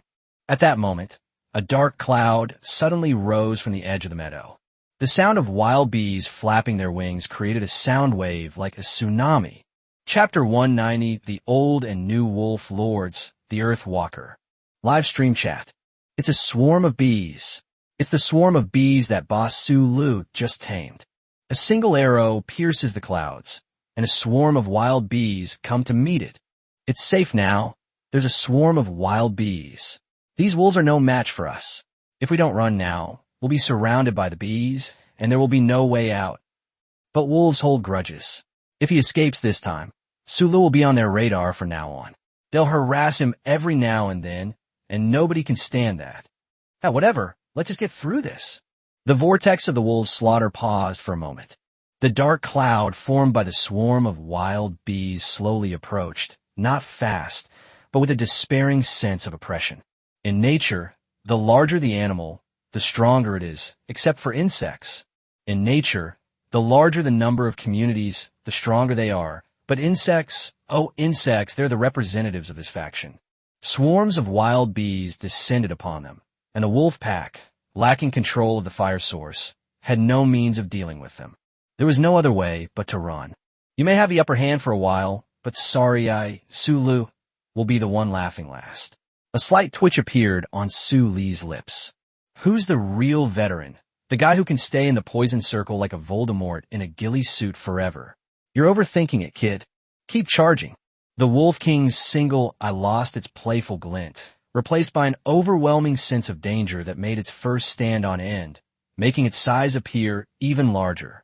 It stood still, revealing its canine teeth, from which a low whimper escaped. Finally willing to step in himself, a mocking look appeared in Su Li's eyes. Releasing such a well-coordinated pack of wolves into the wild would be a major threat. Therefore, we must either completely subdue them or exterminate them all. There is no third option. The difficulty of eradicating them is extremely high. It would require sacrificing all the bee colonies to even have chance. After a wild bee stings, it will also die. If all the bees die, then there won't be any honey to eat. I'm not doing this, Su Lu said, raising his chin toward the Wolf King. Although they were going downhill to climb uphill, his posture made it seem like he was looking down on the Wolf King. He held the thunder-breaking sword in his hand and flicked it upwards, making a gesture of challenging him to a duel. He's in a state of swagger coolness, and awesomeness right now. He's a super noisy and professional streamer who doesn't miss any opportunity to show off. The surrounding wolves slowed down and gradually remained on guard. The threat posed by the swarm of bees was far greater than that posed by Sulu and the Black Panther. Moreover, the Wolf King's low howl at this moment undoubtedly signaled its intention to confront Sulu head-on. The departure of the Wolf King is not only a matter of life and death, but also signifies whether a new wolf lord will be replaced. Your wolf cub is very obedient and has great fighting ability. I like it very much. So they're mine now. Sulu jumped off Wuxian's back. The Black Panther sped uphill, and having survived the wolf pack's attack, its forepaws and fur were soaked with blood. Own wolves. He casually detached the 1000-machine umbrella from his wrist, incorporated the thunder-controlling manual into it, closed the umbrella, and tossed it behind him. He took a few steps forward, put the umbrella in his mouth, and then slowly laid down in the grass. The Wolf King looked at him as he discarded the thunder-controlling manual, a look of surprise and doubt flashing across his eyes, but his posture of preparing for battle did not slacken in the slightest. Sulu himself, with a knife in his left hand, walked slowly forward, his footsteps rustling through the wild grass, the wind whipping his cloak in the wind. Live stream chat. One-on-one. Boss Sulu wants to challenge the Wolf King to a one-on-one duel. Hiss. Terrifying. Boss Sulu, this is using a swarm of bees to intimidate the enemy, threatening the lives of the wolf pack to force the Wolf King to choose a one-on-one fight.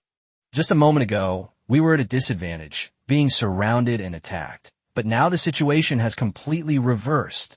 Sulu's demeanor clearly shows that he has everything under control. I can already feel the pressure. Sulu is absolutely amazing. Discarding armor, wielding swords, the two armies face off, the commanders vying for supremacy on the battlefield. The hairs on the back of my neck stood on end. Among this round of 100 contestants, whose live stream has witnessed such an exhilarating scene. Who else? Foreign language. Who else? Ignorant Easterners. So arrogant as to clash with a pack of wolves? What a show-off. Foreign language. I thought this rapidly rising player would demonstrate some exquisite survival skills. Now it seems that he is just using this method to attract attention. Foreign language. So he's the one who eliminated Deckard? Seeing him about to die in the jaws of the wolves is so satisfying. Ha ha ha. Are these foreigners going to bite anyone they see? What's wrong with them? You got a problem with that. Those foreigners are just barking here.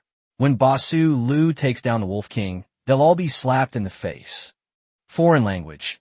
You should really think about how to commemorate this player of yours. The live stream chat was incredibly noisy. Meadow. At a distance of 10 meters, the wolves retreated, clearing the battlefield. On one side of the grass stalks stood the proud Wolf King. On the other side, Sulu held the hilt of a knife in his right hand and brushed his left hand across the scabbard. Sen. He tossed the scabbard aside, dragged the hand holding the knife backward, placed his left hand across his chest, and lowered his body. With a drawn sword, he charged forward at lightning speed. Bullet screen. Va. Va. Va. Kill. Kill. Kill.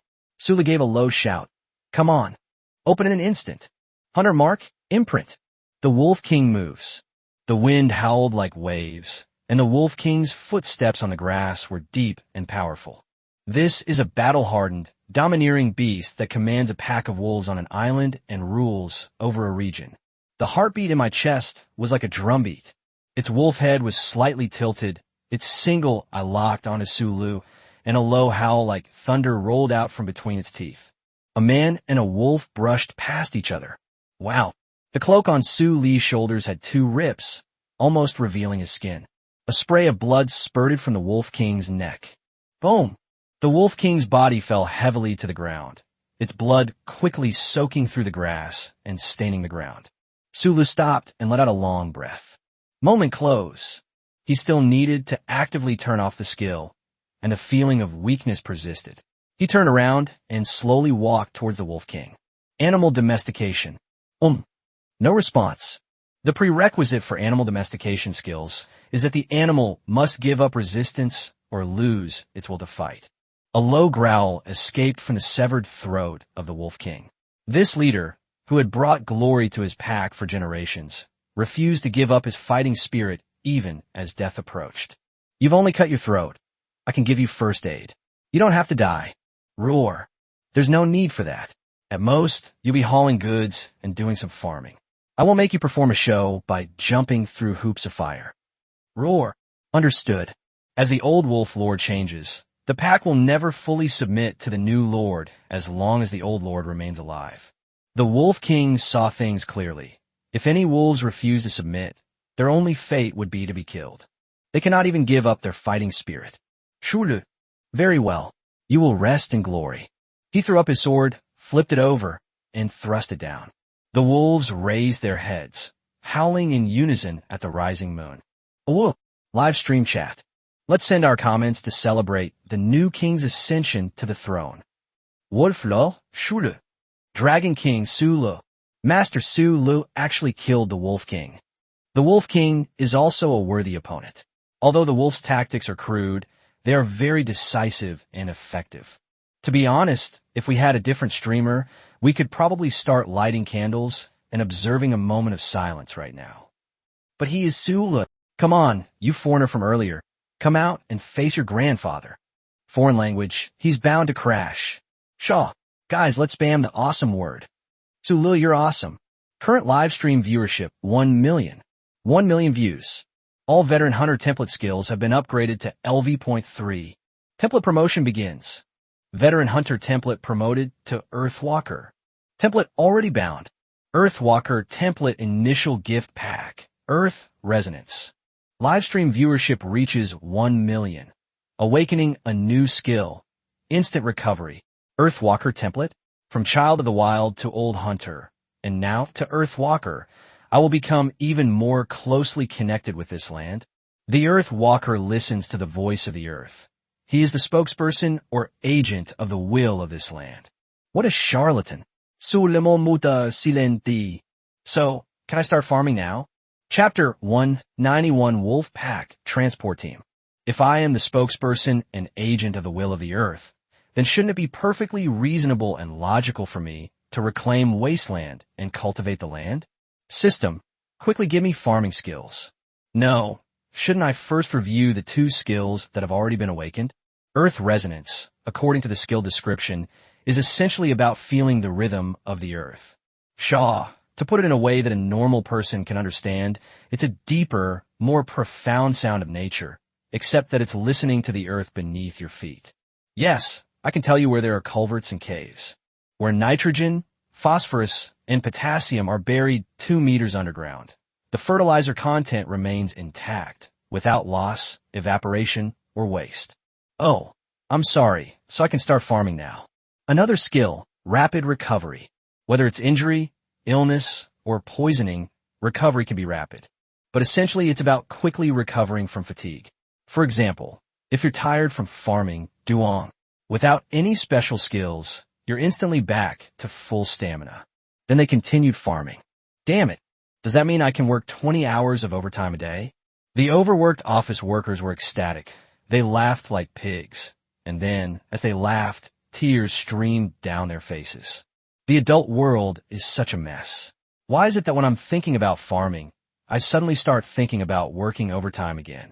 I don't want to think about it anymore. Rapid recovery can directly eliminate muscle damage. The side effects caused by moment have now completely subsided. Great skill. Is the next template promotion required 5 million popularity points? Thank goodness, it's much less than the 10 million I expected. The popularity points required to unlock new skills have also been increased to 500,000. It's alright. I'm just a newbie streamer with room number 97. Not many people know me or follow me. Everyone's watching the top streamers, while I'm just a casual snack to enjoy during my leisure time. Being a junior live streamer is tough. Being a junior live streamer is exhausting. I wish I were a girl. I could gain a ton of popularity just by offering some perks. As a struggling male streamer, in order to maintain my popularity, I need to work hard and quickly finish the post-mortem analysis. Send red envelopes. Send red envelopes. In the broadcasting room, General Manager Lou slammed his hand on the table, let out a long sigh, and then nudged Dai with his elbow. Bald-headed Mr. De smoothed his non-existent hair, rubbed his cheeks, and shook his head, saying, "A bet's a bet. Did he use your Eastern Kung Fu to kill the Wolf King just now?" "Effort." Mr. Liu shrugged. "Maybe. Anyway, I don't know. All I know is that young people these days don't even care about martial ethics anymore. People's hearts are no longer what they used to be. However, the horizontal sword is indeed the weapon of our ancestors. When it dominated the world, a single slash could cut down more than just a wolf." Ed nodded. His livestream viewership seems to have surged just now. From today onwards, he's a survival expert with considerable influence. Survival expert Liu was watching Su Lu in the live stream. "This is incredible. We've really struck gold in this episode." Mr. Liu patted the staff member in front of him on the shoulder. "Editor, I'm going to keep pushing this to the homepage recommendation spot." "Meadow, cut the beef." Sulu originally thought that even if this huge water buffalo, weighing over a ton, could be completely cut up, it would be impossible to transport it all back at once. The only option is for Xiao Sha to summon the giant spirit in Beiji, but after all that trouble, they'll be back late. However, with the wolf pack, this was no longer a problem. Every part of the water buffalo is valuable. "Let's cut it." "Wu Xian, you eat something first." The wolves lined up behind. Those tied to their backs were for being taken to the shore, and those hanging around their necks were for joining the pack. Those who are injured are on the left, and those who are not injured are on the right. Those on the left will get an extra piece of meat, so they can recover sooner and start working sooner. "What? There are old wolves and wolf cubs too." All right, I'll give you a little more. Anyway, I can't finish it all. The alpha wolf has a lot to worry about. Luckily, I don't have to help you raise the wolf cubs. I've never even been in a relationship. I absolutely can't fast forward to becoming a stay-at-home dad. A small courtyard. The campfire crackled. A clay pot of soup sits on the fire, made with fish, plant roots, and some berries. The soup is thick and bright in color. "That bastard, why aren't you coming back?"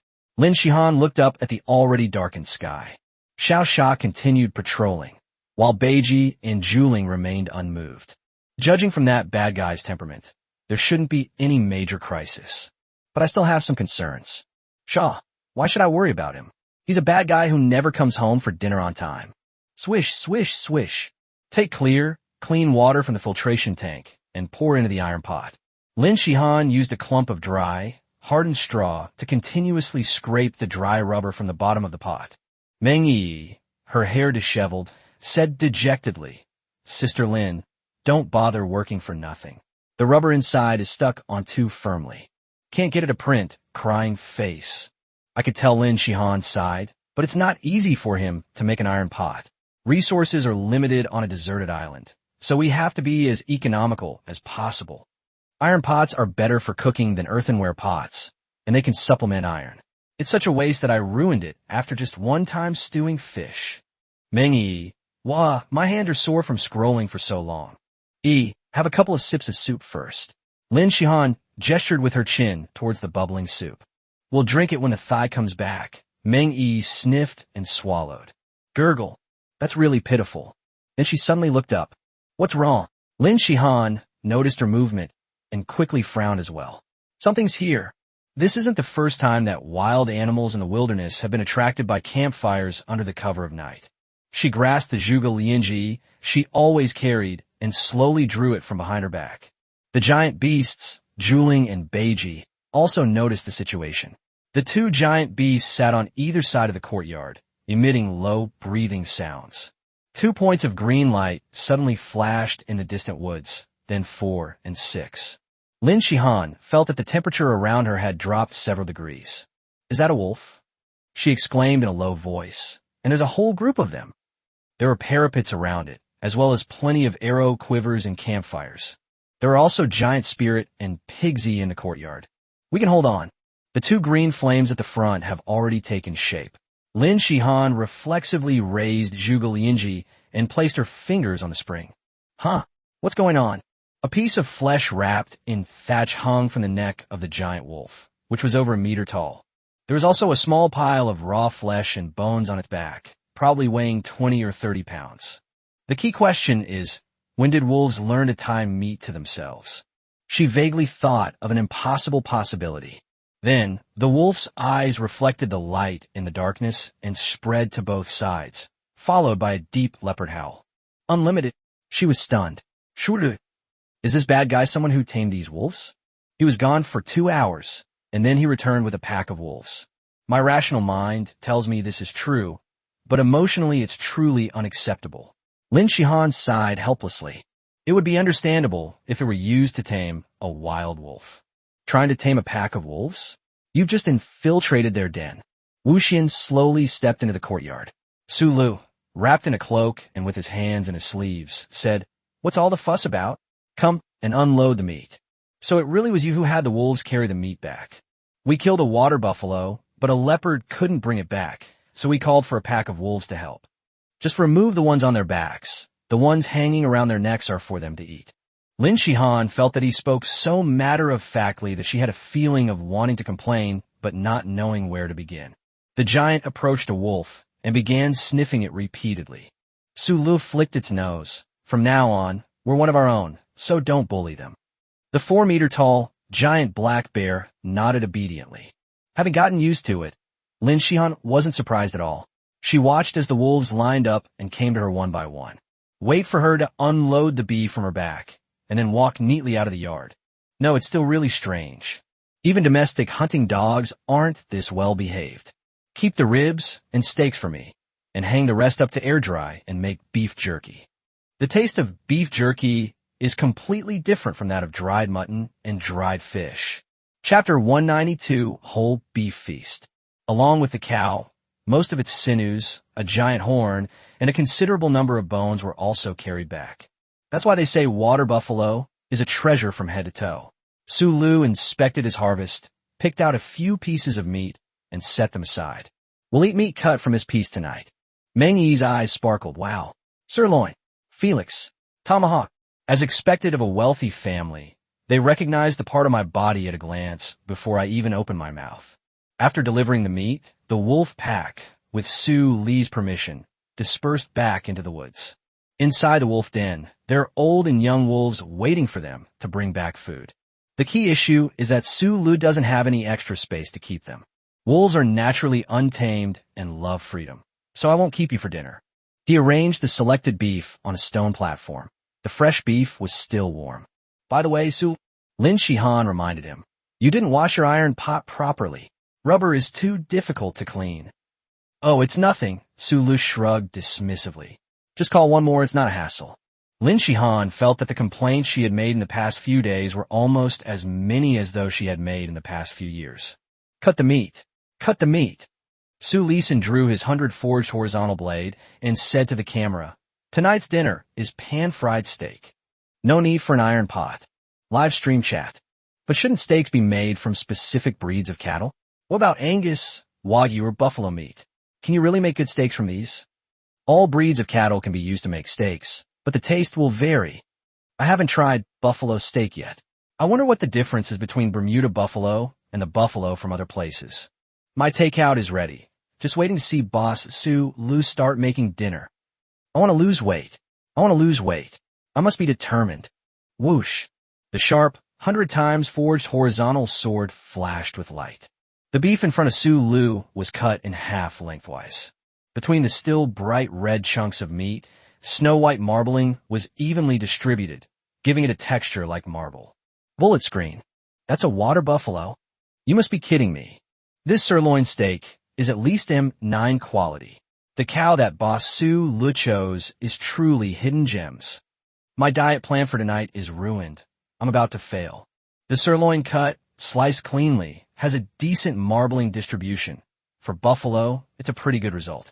Su Lu continued cutting, making a 3-centimeter thick slice, which he then laid flat to the side to rest. Then they brought out a beef tenderloin, and with a swift stroke, they chopped it down. A section of tenderloin, about 5 centimeters thick, is separated from the tenderloin strip. Not bad. Beef tenderloin should be a lean cut, but this buffalo tenderloin still has some fine marbling. Farm nut is a part of the body that doesn't get much exercise and has fine muscle fibers. Plus, with all that marbling, it's bound to taste good. Let's cut another piece of the plate tendon and take a look. With the same single cut, a piece of shank, 3 fingers wide and 1 finger thick, reveals a more alluring snowflake pattern than the sirloin. Live stream chat. Holy crap, this cow is definitely a mutant. How can a water buffalo have such a great distribution of fat? A steak of this quality would easily cost thousands of dollars per piece if you bought any other steak. Oh, it's alright. Boss Su Lu has eaten more expensive black and white truffles and a whole abalone steak, so this is already quite affordable. This is unbearable. I haven't eaten yet. I reminded you all a long time ago that when Boss Su Lu is preparing dinner, you should prepare your own food as well. Otherwise, you'll just get poisoned all over your face. Boss Su Lu, are you going to continue cutting? Not just sirloin, fillet, and flank steak. The ribeye was cut into the core and the top, while the rump top was a long, thin piece with a firm texture. The oval-shaped tender shoulder meat is mostly lean with little fat, with a tendon running through the meat, and is thinly sliced into small pieces of 2 or 3 millimeters. Equally thinly sliced is the snowflake ribeye heart, with crisscrossing lines of fat resembling rivers beginning to overflow on cracked earth. The abdominal meat is shaped like a seashell, and the slices are about 1 centimeter thick. The snowflake-like flesh on the chest is irregular, about 2 fingers wide, and presents a narrow, elongated shape. The ribs that are separated from the ribs are mostly fat, giving them a greasy yet deadly allure. The beef tongue is cut into 2 slices, one 3 millimeters thick and the other less than 1 millimeter thin. They're then placed side by side, each with its own unique flavor. Live stream chat. I don't know if using a knife to cut meat horizontally is a waste of talent or a great use of a small talent. Judging from how skillfully Su Lu cuts the beef, I think he must have worked in a meat processing plant. You can tell he's an old butcher. You can't develop such a natural skill without having butchered 100 or so whole cows. And look at the meat that Master Su Lu cuts. Although each slice is only cut once or twice, the meat is meticulously trimmed, leaving not a single bit of excess fat. Putting aside how to eat it, just looking at Su Li's meat-cutting skills is definitely a treat. What's that saying again? The butcher Ding skillfully dissects an ox. His skill is so profound that he has ample room to maneuver. Don't underestimate Boss Su Lu. A man who can sever a wolf king's neck with a single blow, cutting a steak or 2 is a piece of cake for him, isn't it? Warning, warning. Live stream viewers who haven't filled their stomachs yet. You have one last chance to prepare. Once Boss Su Lu starts cooking, those who get hungry will have to bear the consequences. Finally, Su Lu presented half a beef rib that hadn't been trimmed. One cut. Click. He cut a thick slice from the beef rib, as thick as an axe. The tomahawk steak gets its name from its shape. Both its appearance and the amount of meat are incredibly impressive. Su Lu held the beef rib and lifted up the thick-cut battle axe, which was nearly 5 centimeters long. It feels pretty good. We use a sous vide method to make the tomahawk steak, baking it for a full 12 hours, so you won't be able to have it tonight. We'll deal with the other steaks later. Let's do some preparation work on the tomahawk steak first, and then we'll slowly work on the other steaks. First, knead in some rock salt. While explaining, Su Lu crushed the remaining small piece of rock salt and applied the coarse salt directly to the surface of the tomahawk steak. Then begin to gently massage the steak to allow the meat to fully absorb the salt.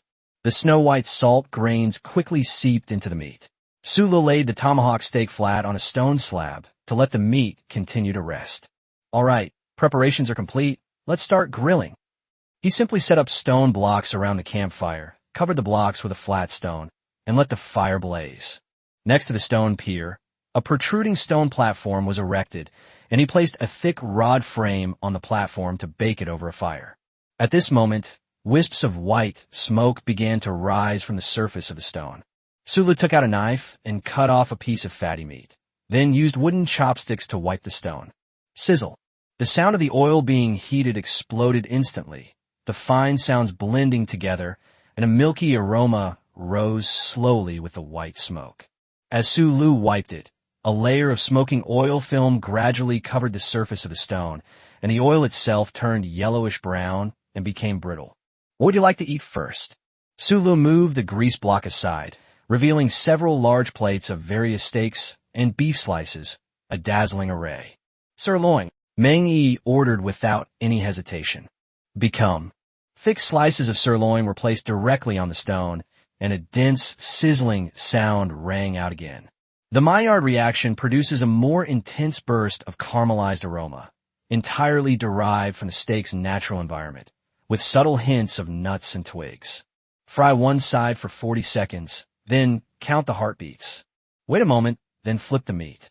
Sizzle.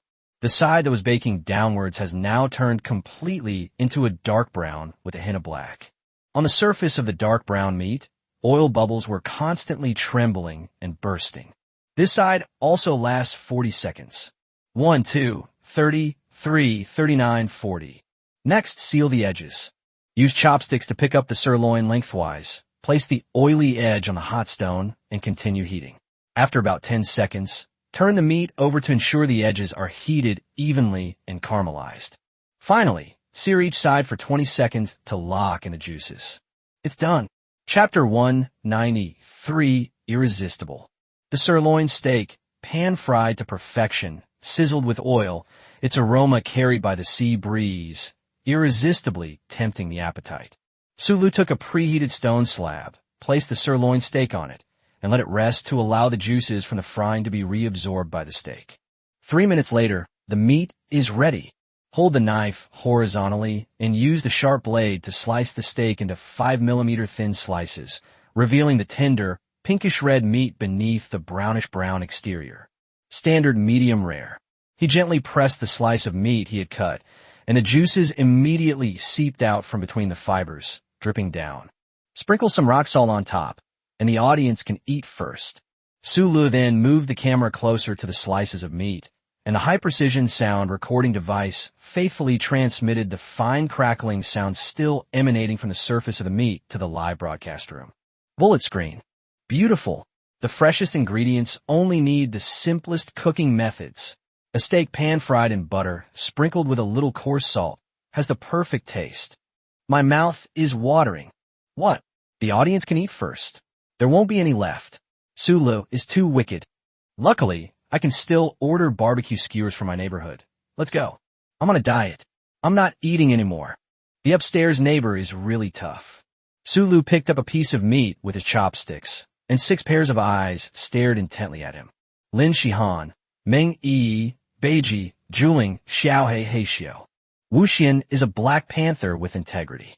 She lies lazily on the side of the courtyard. The wounds on her forepaws have been cleaned, and in front of her is a piece of tender beef, which she nibbles on. Ah, it's delicious. He fed the slice of meat into his mouth. I felt neither happy nor sad. In fact, I felt this was a normal thing to do.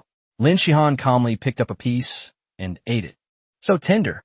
She couldn't help but exclaim, "The meat is still hot because of the stone slab?" The outer shell is crispy, and the meat inside is so tender that the juices burst out instantly without much chewing. Moreover, the coarse salt grains have a unique texture, providing a different level of stimulation to the tongue. Sulu stared at Lin Shihan as if she'd seen a ghost. "Have you been possessed by Meng Yi?"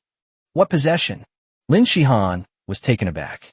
"It's not like I haven't eaten good food before. Can't I even offer my opinion?" Angry. "Click, click, click. I'll eat it all." "Shude, trying to steal my food? With all my skills, do you think I'm just a freebie?" Swish, swish, swish. The chopsticks flew like lightning. A sirloin slice about the size of a palm and 3 centimeters thick weighs nearly half a pound. But they couldn't resist the two of them fighting over the food. The sliced beef vanished instantly, and Meng Yi, chopsticks in hand, stared wide-eyed. There are 4 slices of meat left.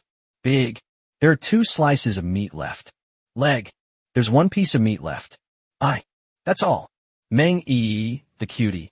Crying face. I only ate 1 piece. Wah! Lin Shihan, her cheeks puffed out like a hamster's, glared fiercely at Sulu, who looked completely innocent. I only ate 3 slices. He pointed to Lin Shihan, who was still chewing. She ate the most. Where's the gurgling? Lin Shihan forced down a mouthful of meat, then retorted defiantly. I counted the number, okay. You cut out 14 slices. E ate 1 slice. I ate 5 slices, and you ate 8 slices all by yourself. How dare you say that to me? Duong, duong, duong. You actually counted them? So what if you have long legs? Su Lu slapped the calf he was holding to one side, and Lin Shihan, who lost her balance, let out a soft, ah, before quickly regaining her balance. Even after being exposed to the wind and sun on the island for so many days, her skin remained firm. When you hold your ankle in your hand, it feels smooth and delicate, and you can't feel any pores or dead skin. As she pulled her legs back to regain her balance, her leg muscles tensed and then relaxed. Powerful muscle lines jut out from beneath his tan skin, then disappear again. Su Lu clicked his tongue in amazement at the power he could control. This physique must have been achieved through very professional training.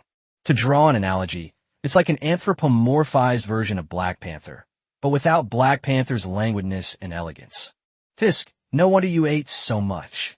Su Lu unleashed his instinct to provoke hatred. You, what else would you like to eat, Yi? After drawing a wave of hatred, Su Lu quickly moved on and asked the aggrieved little cutie about it.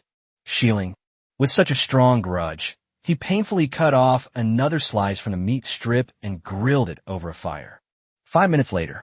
Okay, this piece is yours. He held the stone slab in one hand and handed over the horizontal knife in the other. Watching the adorable little girl slice meat with a horizontal knife is quite a delightful contrast. What happened to your thigh? Did I eat something on my face? Oh no. Ignore that bad guy. Keep eating. Lin Shihan casually picked up a thin slice of beef tongue, grilled it over a fire until it curled up, and then placed it in front of Meng Yi. You forgot to add salt, Su Lu reminded her. None of your business. The arrogant girl reached out and pinched out a small handful of coarse salt. Su Lu continued to remind her. There's salt on the steak plate. She can just dip it in. Lin Shihan. So we can't get over this today, huh? Let's fight. She pretended to roll up her sleeves, her thin eyebrows rising into a frown. Let's continue grilling the ribs. Su Lu chuckled and leaned over, picking out a rib about 3 fingers thick and laying it flat on the scorching hot stone slab. Sizzle. The oily meat, under high temperature, produces an even more intense popping sound of oil droplets, releasing a richer, milky aroma than that of sirloin. Meng Yi chewed on sirloin while glancing at the ribs. Knowing you're a foodie, Su Lu flipped the ribs over. Grill this a little longer. The ribs are thick and fatty, so grilling them until fully cooked and slightly charred will give them the best texture. After grilling all 4 sides, Su Lu took out a horizontal knife and cut the long ribs into small square pieces. Mahjong tiles are easier to cook and easier to eat. Speaking of mahjong, I want to play mahjong. As he turned the meat over, he muttered to himself, should we make a set of mahjong tiles out of cow bones tomorrow? Lin Shihan bluntly exposed their mistake. We're 1 short. Surviving on a deserted island is all about this headache. Su Lu sighed. We can't even get enough people to play mahjong. Live stream chat. Master Su Lu, this is a desert island survival exercise. Why are you making such high demands? It's really only someone like Su Lu who still has the leisure to start thinking about entertainment. Well, Boss Su Lu was just saying that. When it comes to surviving on a deserted island, it's best to play it safe. Starting to play mahjong right now is a bit too much. You should watch your words upstairs. Su Lu never speaks without evidence. Who cares? Let's watch Master Su Lu grill beef first. That rib meat, wow, it's making my mouth water. A loud sizzling sound filled the air as Su Lu kept turning the beef chunks on the stone slab, causing the fat to ooze out and drip into the fire, 1 drop at a time, following the grooves of the stone. As a small spark ignited, Meng Yi, holding a sirloin steak and taking a bite with her chopsticks, twitched her little nose. Can I eat the thigh now? She asked, her big eyes sparkling. You haven't finished eating what's in your bowl yet. Then Lin Shihan picked up a piece with her chopsticks and fed it to Meng Yi's mouth. Meng Y responded cooperatively. Schule. Is it appropriate? Is this appropriate? You forgot to add salt again, you know that. Meng Yi, it seems a bit bland. The arrogant old man blushed. Make way, make way. Su Lu pinched up a small handful of rock salt, hooked his wrist, and let the salt grains fall evenly like snowflakes. The still sizzling oil coated the salt grains, and only then did he pick up a piece of brownish red rib and take a bite. Yes, the fat is completely toasted until crispy. The crispy fat is distributed throughout the lean meat, and the tenderness of the lean meat and the greasiness of the fat are combined like a sandwich. With one bite, the layers of meat break apart, and the juices burst in your mouth. It's rich but not greasy, with a strong milky aroma. Although it's just water buffalo meat, the texture is absolutely more amazing than Wagyu beef. Bullet screen. Persistence is key to victory. We absolutely cannot give up here. Lose weight. Keep going. I feel like the upstairs defenses are about to be breached. Chapter 194: Slow roasting at low temperatures. Processing beef bones. After quickly finishing a rib, Sulu continued to place other ingredients on the stone slab. Different cuts of beef have different fat distributions, resulting in different textures and flavors. The baking time and methods naturally vary greatly. The tenderloin is medium rare, the beef tongue is cooked until it curls up and then removed from the heat, and the ribeye is medium well. Sulu prepared a huge amount of meat, and even the silly pigsy pretended to be cute and managed to get a few bites of the roasted meat. The meat was delicious, but it was easy to get tired of eating it all the time. Lin Shihan brought over the thick soup she had made and ladled out 3 bowls. The soup, made primarily of vegetables with a small amount of fish for added flavor, retains the light taste of vegetables and the sweet and sour notes of berries. It is very useful for relieving the greasiness of meat.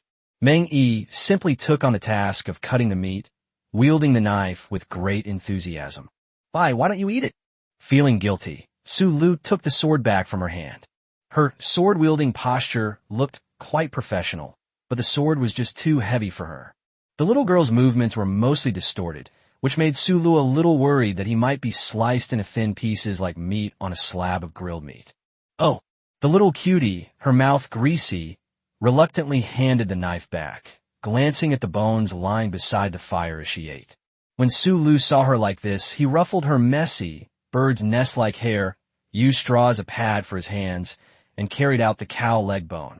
The meat was completely removed from the bones, and after being roasted over a fire, the bones were tinged with a light smoky color, and fine oils sizzled on the smoky surface. Even after it was removed from the fire, wisps of blue smoke continued to rise. The final main course, roasted beef bone marrow. Come, giant spirit, open it up. Click. For a black bear of immense strength, breaking this leg bone is as easy as breaking an ear of corn. Good boy, giant spirit. Sulu patted the black bear's thigh. He wanted to pat his head, but it was too high for him to reach. The closed cavity of the cow's bone marrow naturally creates a simmering environment, he explained. When roasting over an indirect fire, steam heats the cavity and the bone marrow is cooked under high temperature and pressure, making its texture as thick as a soup. Beef bone marrow is the most nutritious part. After this processing, the calcium in the bone can further penetrate into the bone marrow. It's no exaggeration to say that this is the most delicious part of the cow. Hot air gushed out, and oily medulla slowly flowed out from the fracture. Sulu picked up a clump of food with his chopsticks and slurped it up. Tender and not greasy. It has the rich, milky aroma of beef itself, while also having the gelatinous texture of the marrow. The beef we just ate was already very flavorful, but the flavor inside the bone marrow is a different kind of smoother experience. The saying, once you taste the marrow, you'll know the true flavor, perfectly illustrates this point. Live stream chat. Can the true meaning of tasting the marrow and knowing the flavor be extended further? Shut up. Don't change color. I can't take it anymore. Screw dieting. I want to eat meat. Ha. Why did you do that just now? There's never anyone who can resist the urge to drool and watch the whole thing during Sue Lee's dinner livestream. Finish eating. Cooking skill upgraded, current level LV.4. Earthwalker derivative skill awakening. Seed breeding. This farming theme template is confirmed. Anyone want to leave their email address? Belch. The yard was filled with people and animals, each burping contentedly. The 2 adorable creatures, Xiaohei and Hei Xiao, ate until their bellies were bulging like balls, humming and whimpering. Little Sand and Giant Spirit only tried a little. The main problem is that while patrolling in the sky, he often ate birds. The other one is 4 meters tall and enormous. If they really ate freely, nobody would get anything to eat tonight. After finishing his meal, Su Lu didn't sit idle. Dinner was a bit oily. Some exercise afterward is good for your physical and mental health. He set up a stone platform in the lime kiln. The tomahawk steaks, marinated before the meal, were now laid flat on a stone platform, while burning charcoal was piled up in the ventilation tunnel of the lime kiln. Low-temperature slow roasting means we only need to ensure the charcoal fire burns at a minimum and provide a stable temperature. The lime kiln itself has an automatic blower, which can ensure that the charcoal will not go out even after a whole night of baking. And there's no need to worry about hygiene. The limestone comes out in blocks, so it won't be blown up and stick to the beef. After confirming that the charcoal fire had stabilized, Su Lu had Zhu Ling place a whole stone slab on the kiln opening to seal it. Now, it's up to time to show its magic. Alright, as I mentioned earlier, we're going to make a set of oxbone mahjong tiles. It's getting late tonight, so let's just do the preparations. Live stream chat. Are you really going to start making oxbone mahjong? With ample supplies, we can be reckless. Su Lu scooped a large earthenware jar of purified water from the filtration pool, placed it on the fire, and added fresh beef leg bone pieces. Boiling bone broth late at night. After finishing cleaning up, Lin Shihan asked with some surprise, "And you use so much water all at once?" "Oh, I forgot. Now that we have filtration ponds, we don't have to worry about water resources anymore." She pinched the bridge of her nose, listening to the rhythmic creaking of the fan blades in the courtyard, swayed by the sea breeze. Resources are extremely scarce in the wilderness, especially drinking water on islands, where every drop is precious. She's still not used to the fact that water resources are so abundant that Su Lu can squander them like this. Su Lu looked at the crescent moon she had pinched between her eyebrows and said, "It's not for making soup, it's for boiling off the impurities on the bones and cleaning off the attached fat. If raw bones are made into mahjong tiles without processing, they will all mold and smell bad after 2 or 3 days." The thought was terrifying, and Lin Shihan shuddered. "Fine, whatever you do with the filter you made, you call the shots. We're going to sleep now. We won't wait for you." She shook her head and went back to her room. Su Lu waved his hand and continued explaining to the camera, "Let's continue. Beef bones only need to be boiled for half an hour. They will crack if boiled for too long." As he stirred the water and bones in the earthenware pot, he mentally checked the information being relayed back by the passing on the flame system. "I never knew that oxbone mahjong was a kind of ancient craft. I was just mentioning it casually. This ancient craft is classified as bone carving, which includes boiling bones, cutting, polishing, and carving. The process is quite complicated. There aren't many forms of entertainment on a deserted island. They finally had the chance to make a mahjong set, but they couldn't find enough people to play. Should we use the totem skill to teach which lucky little adorable battle pet to be our partner? Teaching infinity? Little sand? Or giant spirit? Forget about the giant spirit. I can't even imagine a 4-meter-tall black bear slamming its paw on the table when it wins a hand of mahjong. As for Pigsy, that's not out of the question either. That said, if wild boars played cards, would they attract a huge following, or would they be transported to some strange research institute, dissected, and used for research? Half an hour passed. Remove the bones. Use an iron knife to gently remove the remaining meat, leaving the cooked beef bones white with natural milky colored patterns. Next, we just need to let the beef bones air dry. This can't be rushed. You have to be patient. Otherwise, processing them while they're still damp can easily cause the bones to crack, affecting the appearance of the finished product. After wiping the surface of the cow bones dry, I store them in a cool, shady spot inside the house. Then, after warning the pets in the yard that this was not for food, sleep. Knock, knock, knock. Su Lu was half asleep. What the heck? Why would I dream of someone beating a drum? No, it wasn't a dream. I truly heard this strange and unusual sound while half asleep. He absolutely did not want to open his eyes. For office workers, sleep is like the balance on a shopping festival credit card. It disappears without a trace and can never be retrieved. So close your eyes and keep sleeping. Knock, knock, knock. Alright, I think I understand. After the template was promoted to Earthwalker, it awakened the skill Earth Resonance. Listen to the voice of the earth. So, is this sound of dancing in the middle of the night the sound of the sea crashing against the shore, or the underground water system? Or perhaps it's the nitrogen, phosphorus, and potassium 2 meters underground that Su Lu complains about in his dream. This is the first skill that requires active activation and is always enabled by default. I'm going to find a place to farm tomorrow, so please let me get a good night's sleep now. Turn off the skills and such. Phew, the whole world is quiet now. Day 11. Chapter 195 Bone Carving. Wow, the beef smells so good. Meng Yi, who got up early, continued her foodie nature from last night. She peered inside the lime kiln through the gaps in the stone slabs covering it. The smoke from the charcoal fire brought tears to her eyes, but the naive and innocent girl persisted relentlessly. After wasting all her effort, she pitifully turned to Lin Shihan for help. I can't move it.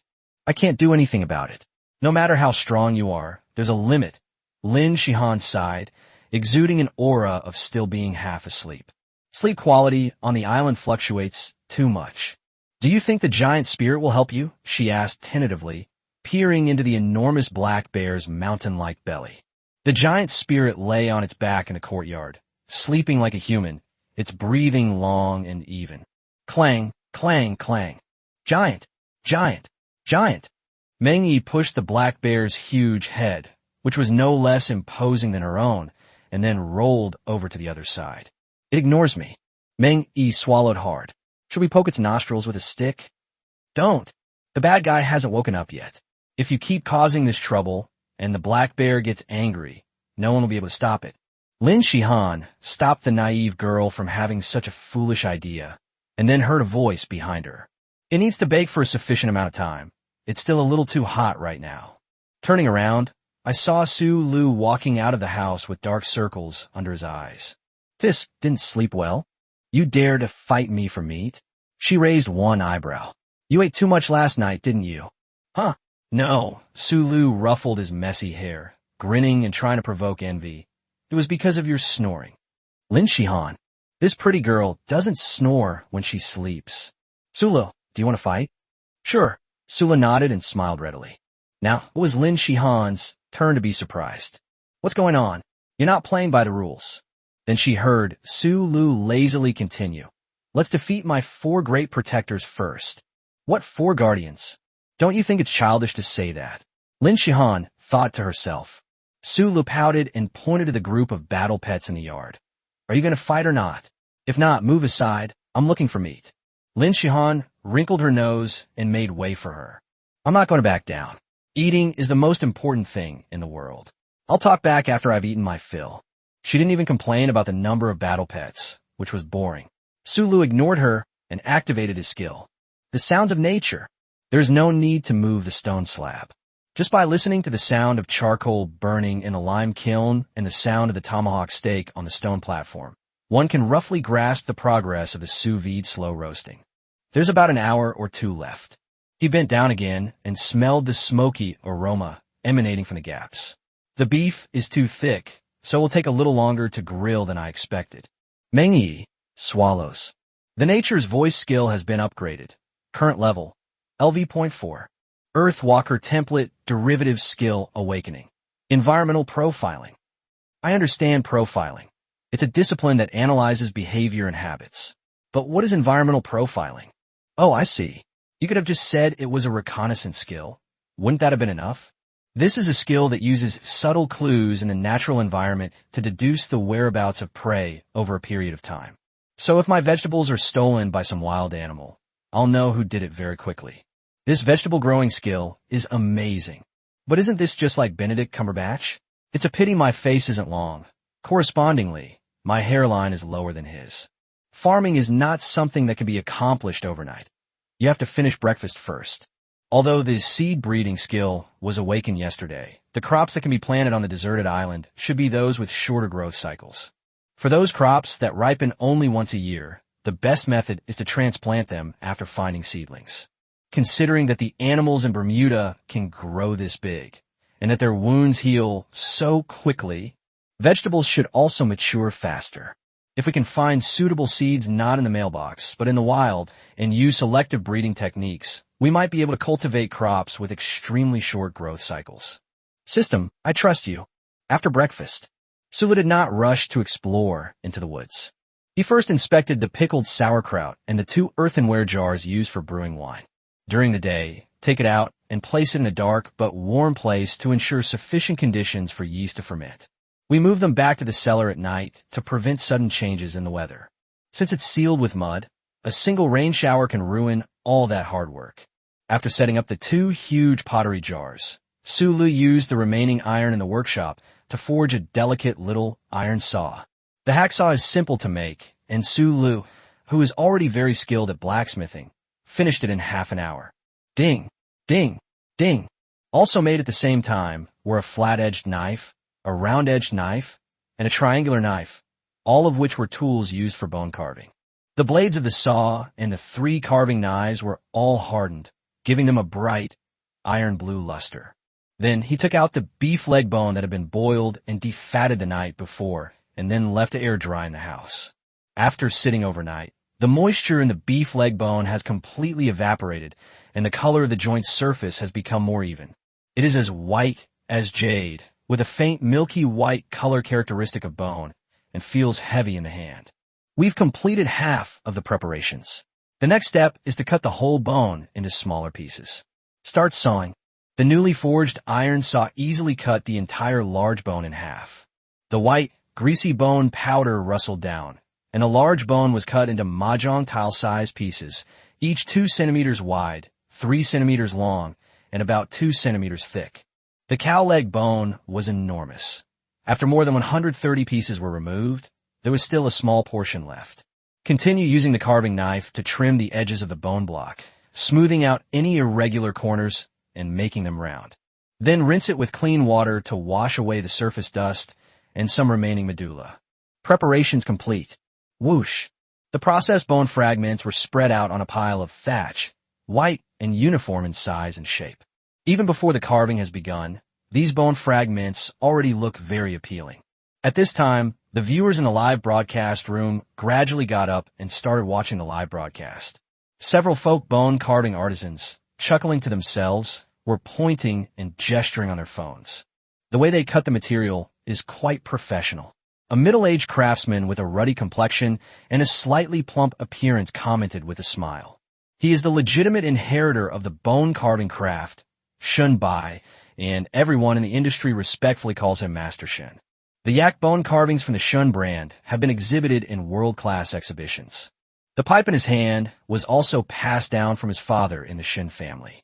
The pipe stem is a hollow deer bone, and the craft of perforating it was a highly skilled art several generations ago.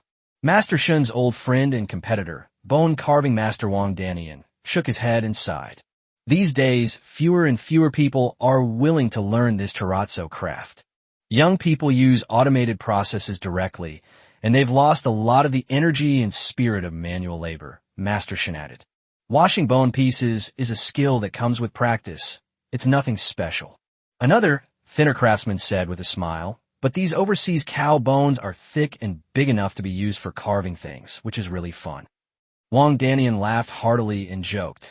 That makes sense. Everyone wants to carve big pieces. It's just that these days, there aren't enough big bones left. Master Shun pointed to the carving knife that Su Lu was holding on the phone screen and said with interest, "Making your own knives, cutting your own bones, carving your own.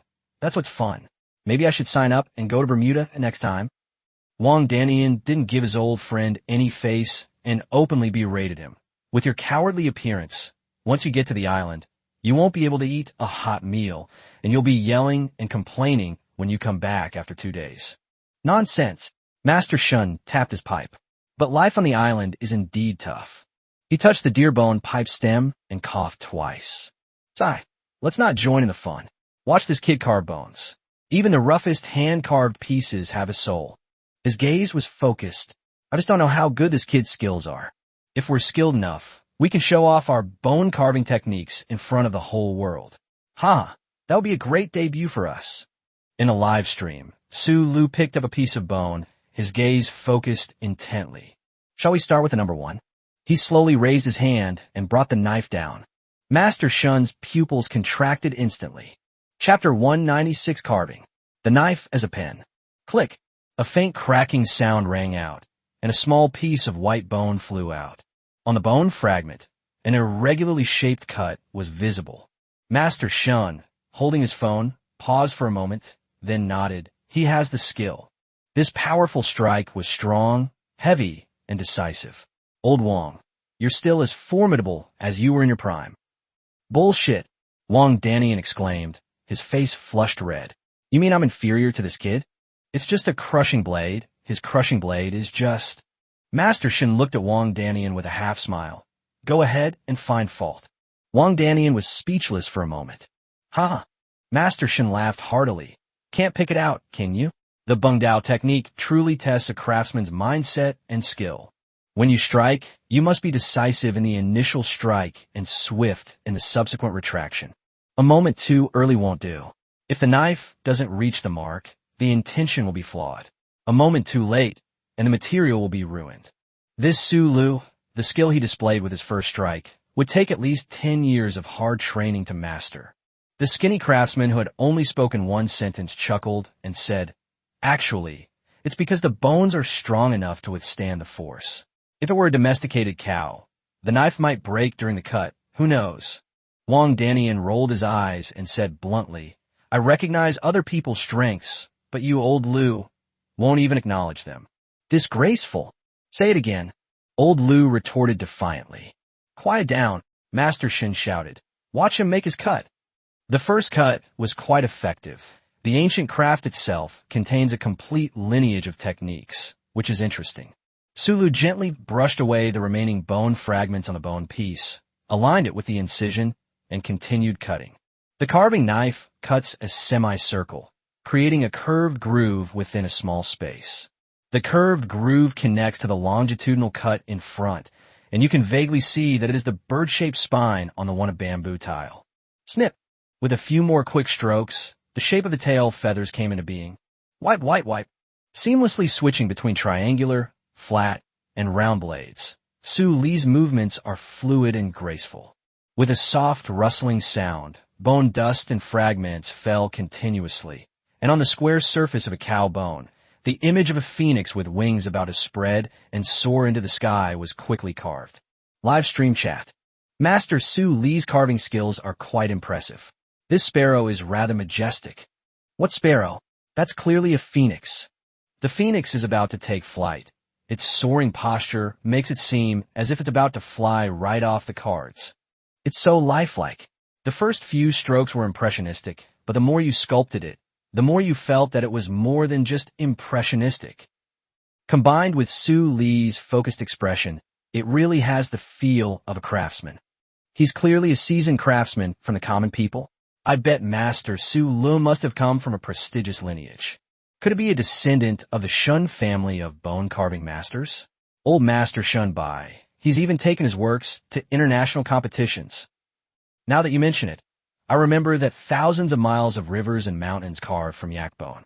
Placed in the sculpture hall, it completely outshines a bunch of so-called masters from abroad. Perfect timing. Grandpa Shun also has a live stream account. At the start of the survival show, he gifted the production team a bone-carved Rui as a token of his good wishes. I wonder if Grandpa Shun is watching right now. Wong Danian, who was holding his phone, looked up and asked his old friend, What's up? When did you take this apprentice on? Old Shun, what are you standing there for? Wong Danian reached out and patted Master Shun, who lowered his shoulder to avoid Wong Danian's groping hand. Don't interrupt me. Don't interrupt the craftsmanship of this subordinate of Su Lu.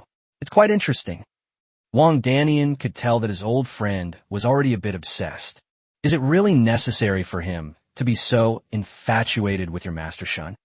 Experts see the details. You just watch the show, Old Lu grinned. Otherwise, why would it be Old Shun going to war for the country? Old Lu, do you believe I'll slap you? At this point, Master Shun was too preoccupied to care about the two old rascals bickering. His ruddy face turned even redder, and he murmured, The freehand strokes of the rushing knife, the sharp edges of the collapsing knife, and the feather-like strokes of the Cun knife. These are the secret skills passed down from our ancestors. The phoenix is about to take flight. This tiny mahjong tile, the one of bamboo, has already evoked such profound meaning. This young man is truly extraordinary. Wong Danian seized the opportunity to ask, Then wasn't he a disciple you secretly took an outside? Master Shin replied without looking up. If I'm not his master, then no one else can be his master. That's outrageous. Wang Danian and Old Lu were both stunned.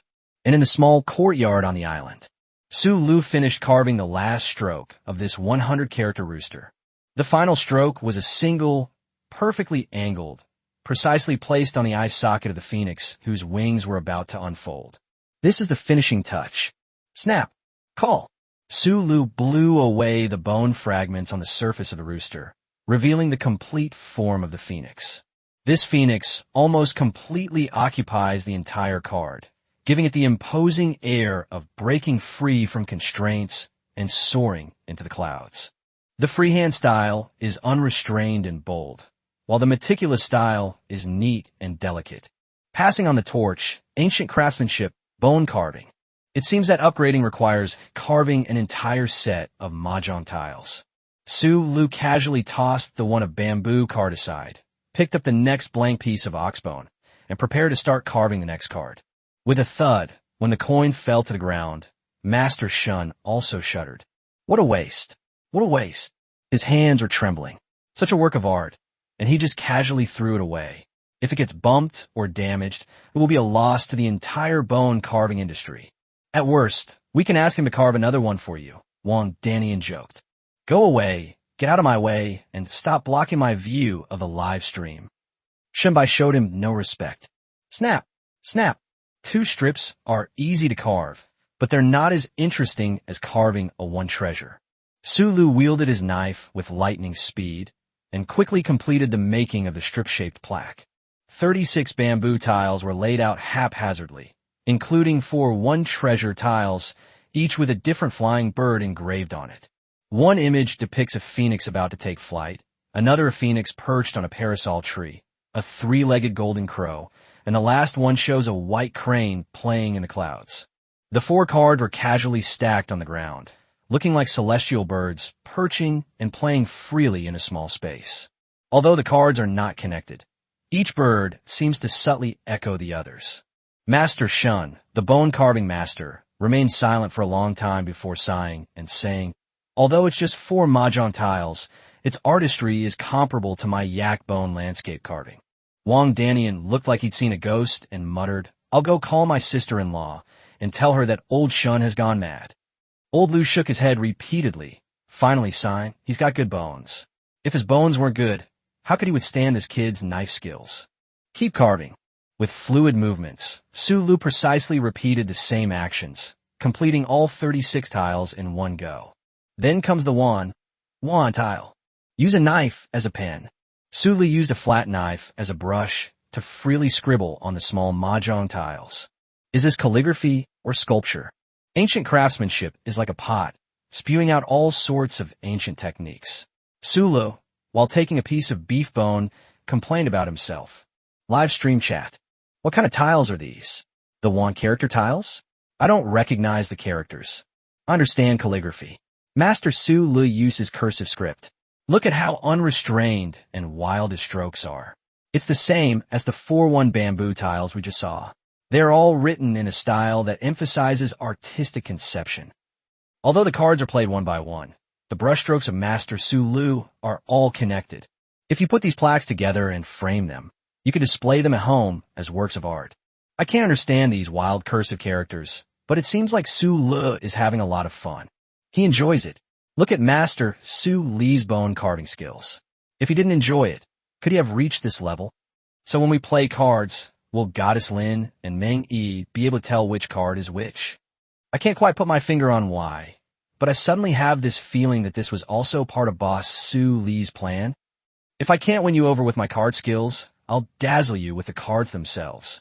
After finishing carving the Wanzi plaque, Su Lu put down the ox bone and rubbed his finger joints.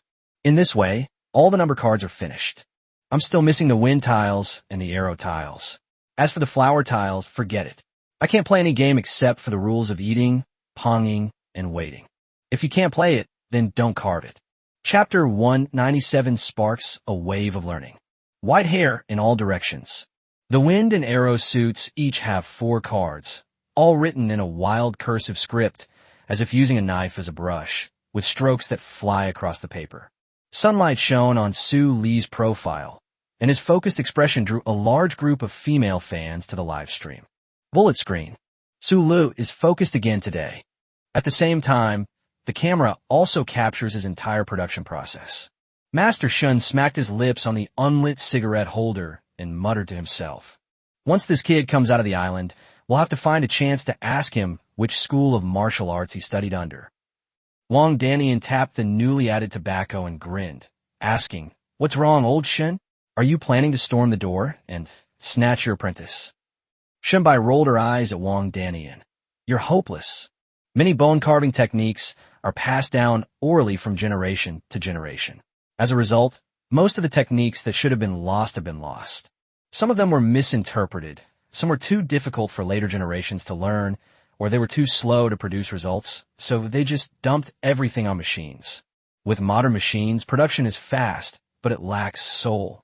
This Su Lu, his swordsmanship has an ancient feel to it. He is someone who can continue the legacy of a school.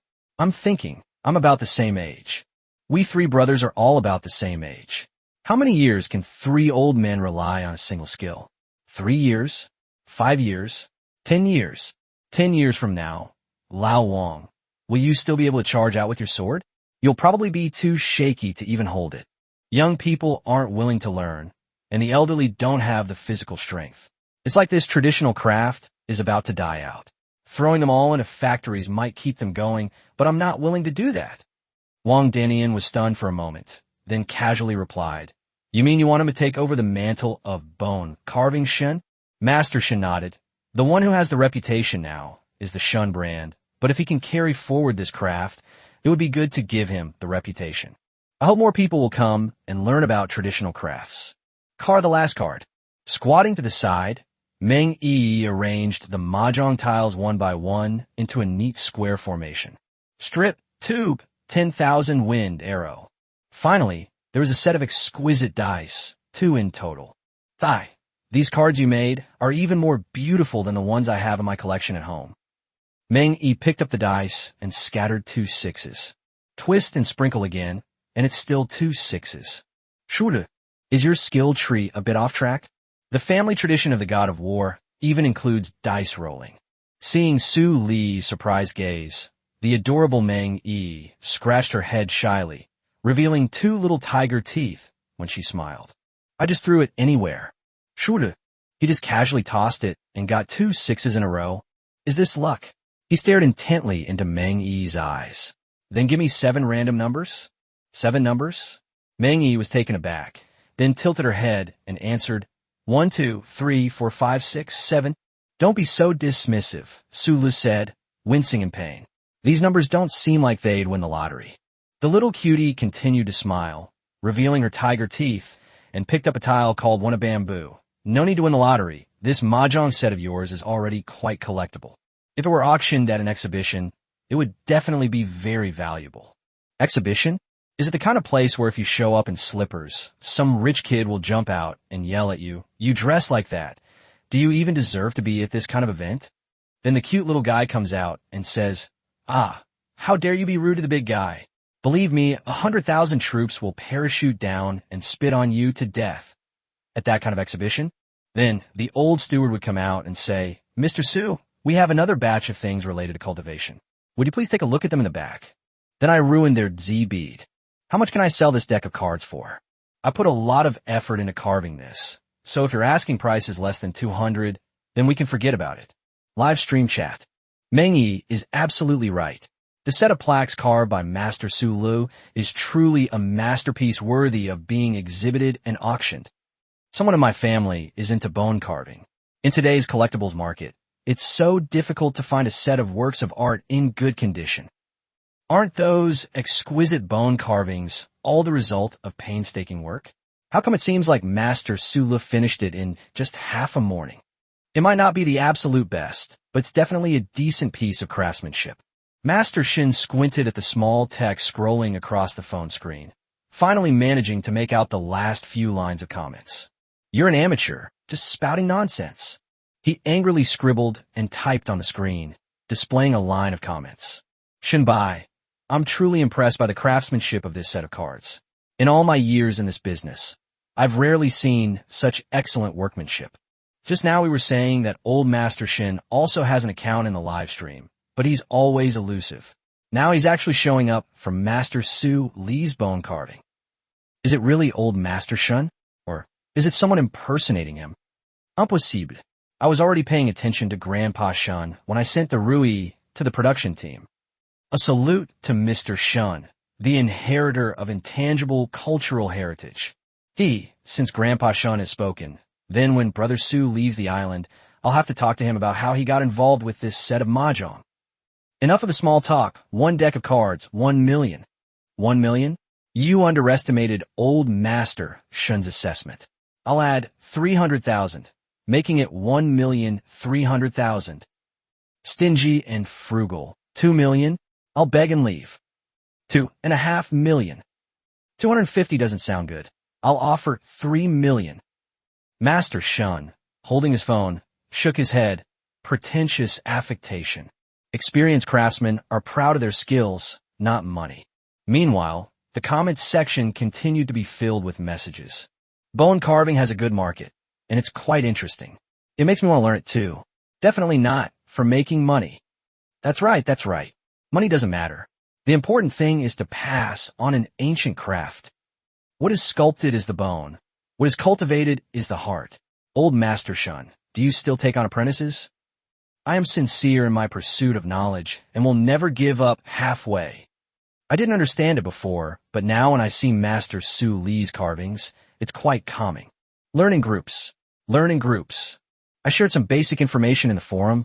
Feel free to take it if you like. Wang Danian, who was squinting at his phone, nudged Shun by, Old Shun, are these people serious? Master Shun paused for a moment, the wrinkles on his face smoothing out slightly, and said, is it really true? If out 100 people follow the trend, it would be good if even one of them stayed. Old Wang, I'm going to carve a small item later. Can you record a video of it and post it on the forum so the young people can see it? Let's take a look. Maybe someone will be willing to learn it. He posted a message in the live stream. Shin Bai, thank you all for your support. I'll post a video later. If you'd like to watch it, come to the forum. It's in Su Lee's section. Bullet screen. Grandpa Shin taught me personally, so I absolutely have to learn it. Su Lu is truly amazing.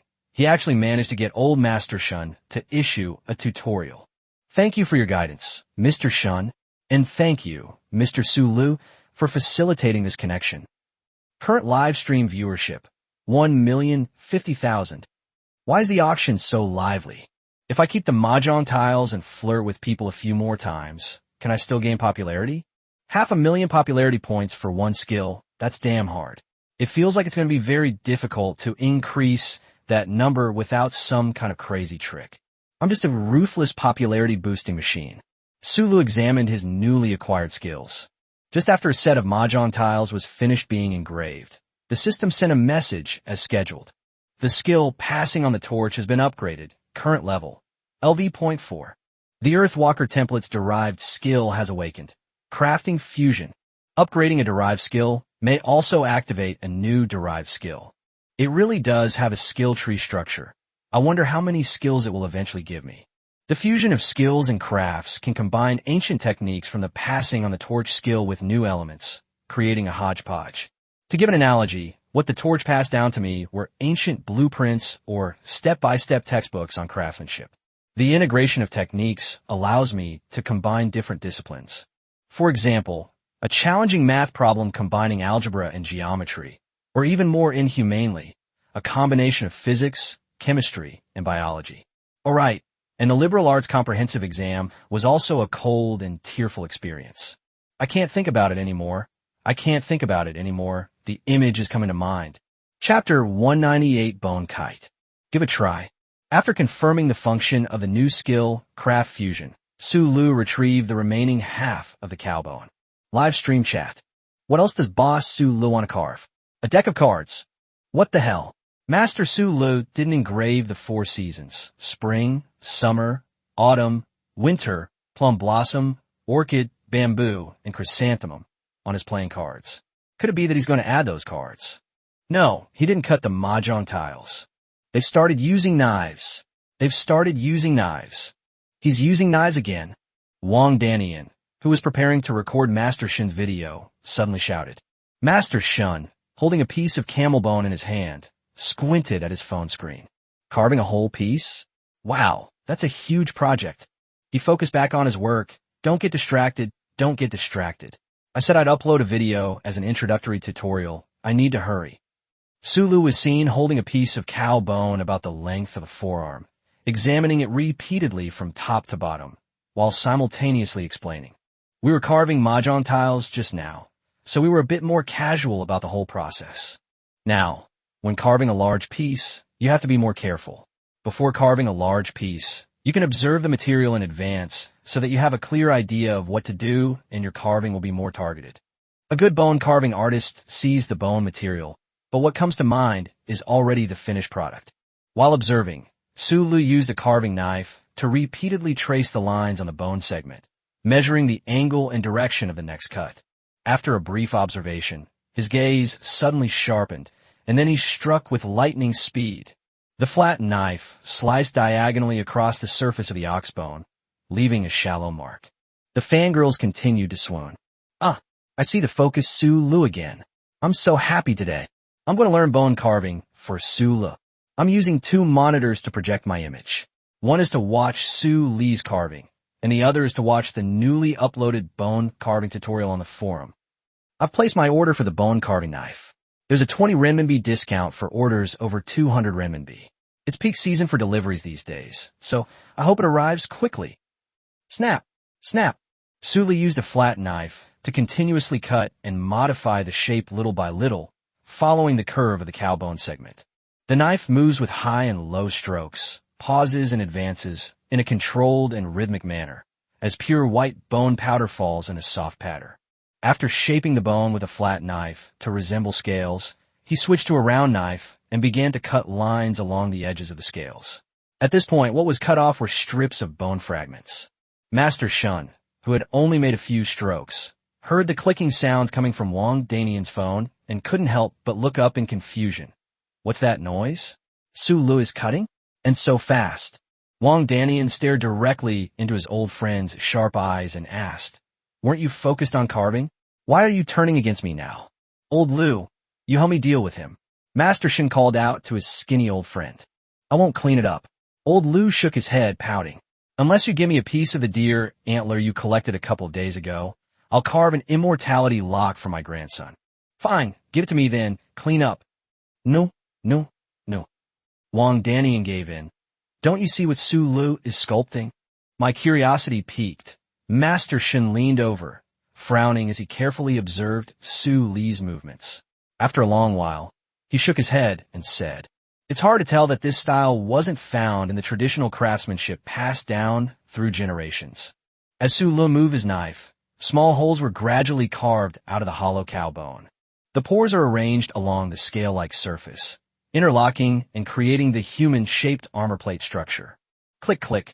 The armor plates kept falling off, but they didn't match the overall style of the ox bone segments, instead connecting to other parts like a chain. After completing one round of such activities, Sulu continued carving upwards along the ox bone section. Live stream chat. I follow the tutorials, but I still can't understand what Sulu is carving. It feels like a very ingenious structure, somewhat like the springs that Master Su Lu made using iron and wood when he created the Thousand Chance umbrella. It does resemble it somewhat, but combining a mechanical spring with bone carving, that's a bit far-fetched. It could also be some kind of openwork craft like a wind chime or something. When you hang it on the window, it will tinkle when the wind blows. How romantic.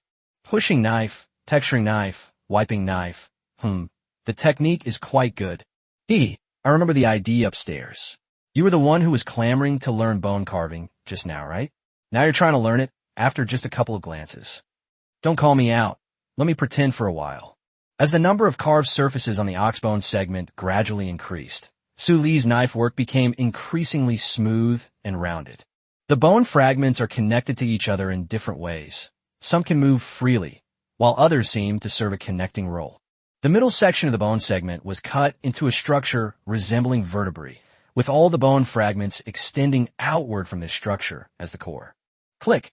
Su Lee's gaze suddenly sharpened, and he slashed diagonally with his flat knife, sending a piece of cow bone the size of a fingertip flying. Then, with a sudden jerk of the hand holding the cow bone segment, the almost hollowed-out segment collapsed inward, transforming from a tubular shape into a perfect streamlined form. He put down his carving knife, grabbed the middle of the ox bone segment, and pulled it outwards, revealing two wing-like structures that immediately unfolded. On his palm lay a large, white, bone-carved bird, about the size of an arm, with rough feathers all over its body. The bone bird's body is lifelike, with its feathers arranged in a pleasing density. Upon closer inspection, these feathers are precisely the pieces pieced together from the human-shaped section.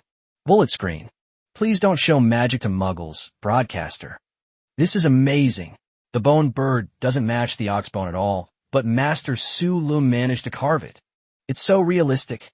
I thought the feathers were just plucked from Xiao Sha's body. So they've started persecuting Xiao Sha. Ha ha ha. Master Shin Bai's gaze turned grave, and he muttered to himself, It's not that simple. It's not that simple. This bone bird is probably not as simple as it seems. At this moment, Wang Danian also stopped his previous rambling, exchanged a glance with Master Shun, and slowly nodded. A unique skill. Su Lu examined the bone bird he had carved for a while, then squinted at the coastline. The sea breeze was constantly pushing the seawater, leaving white foam on the shore. The wind is picking up. He smiled faintly, then suddenly raised his hand. Fly. The large bone-carved bird, with its wings spread wide in the sea breeze, hovered directly in front of Su Lu. Bullet screen. Legend has it that Mosey spent 3 years carving a hawk from wood and making it fly into the sky. Although it failed after only 1 day, it was the world's first flying machine.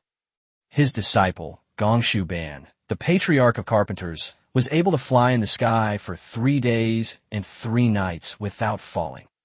A wooden kite can be used to spy on cities, detect winds, monitor the heavens, and transmit messages.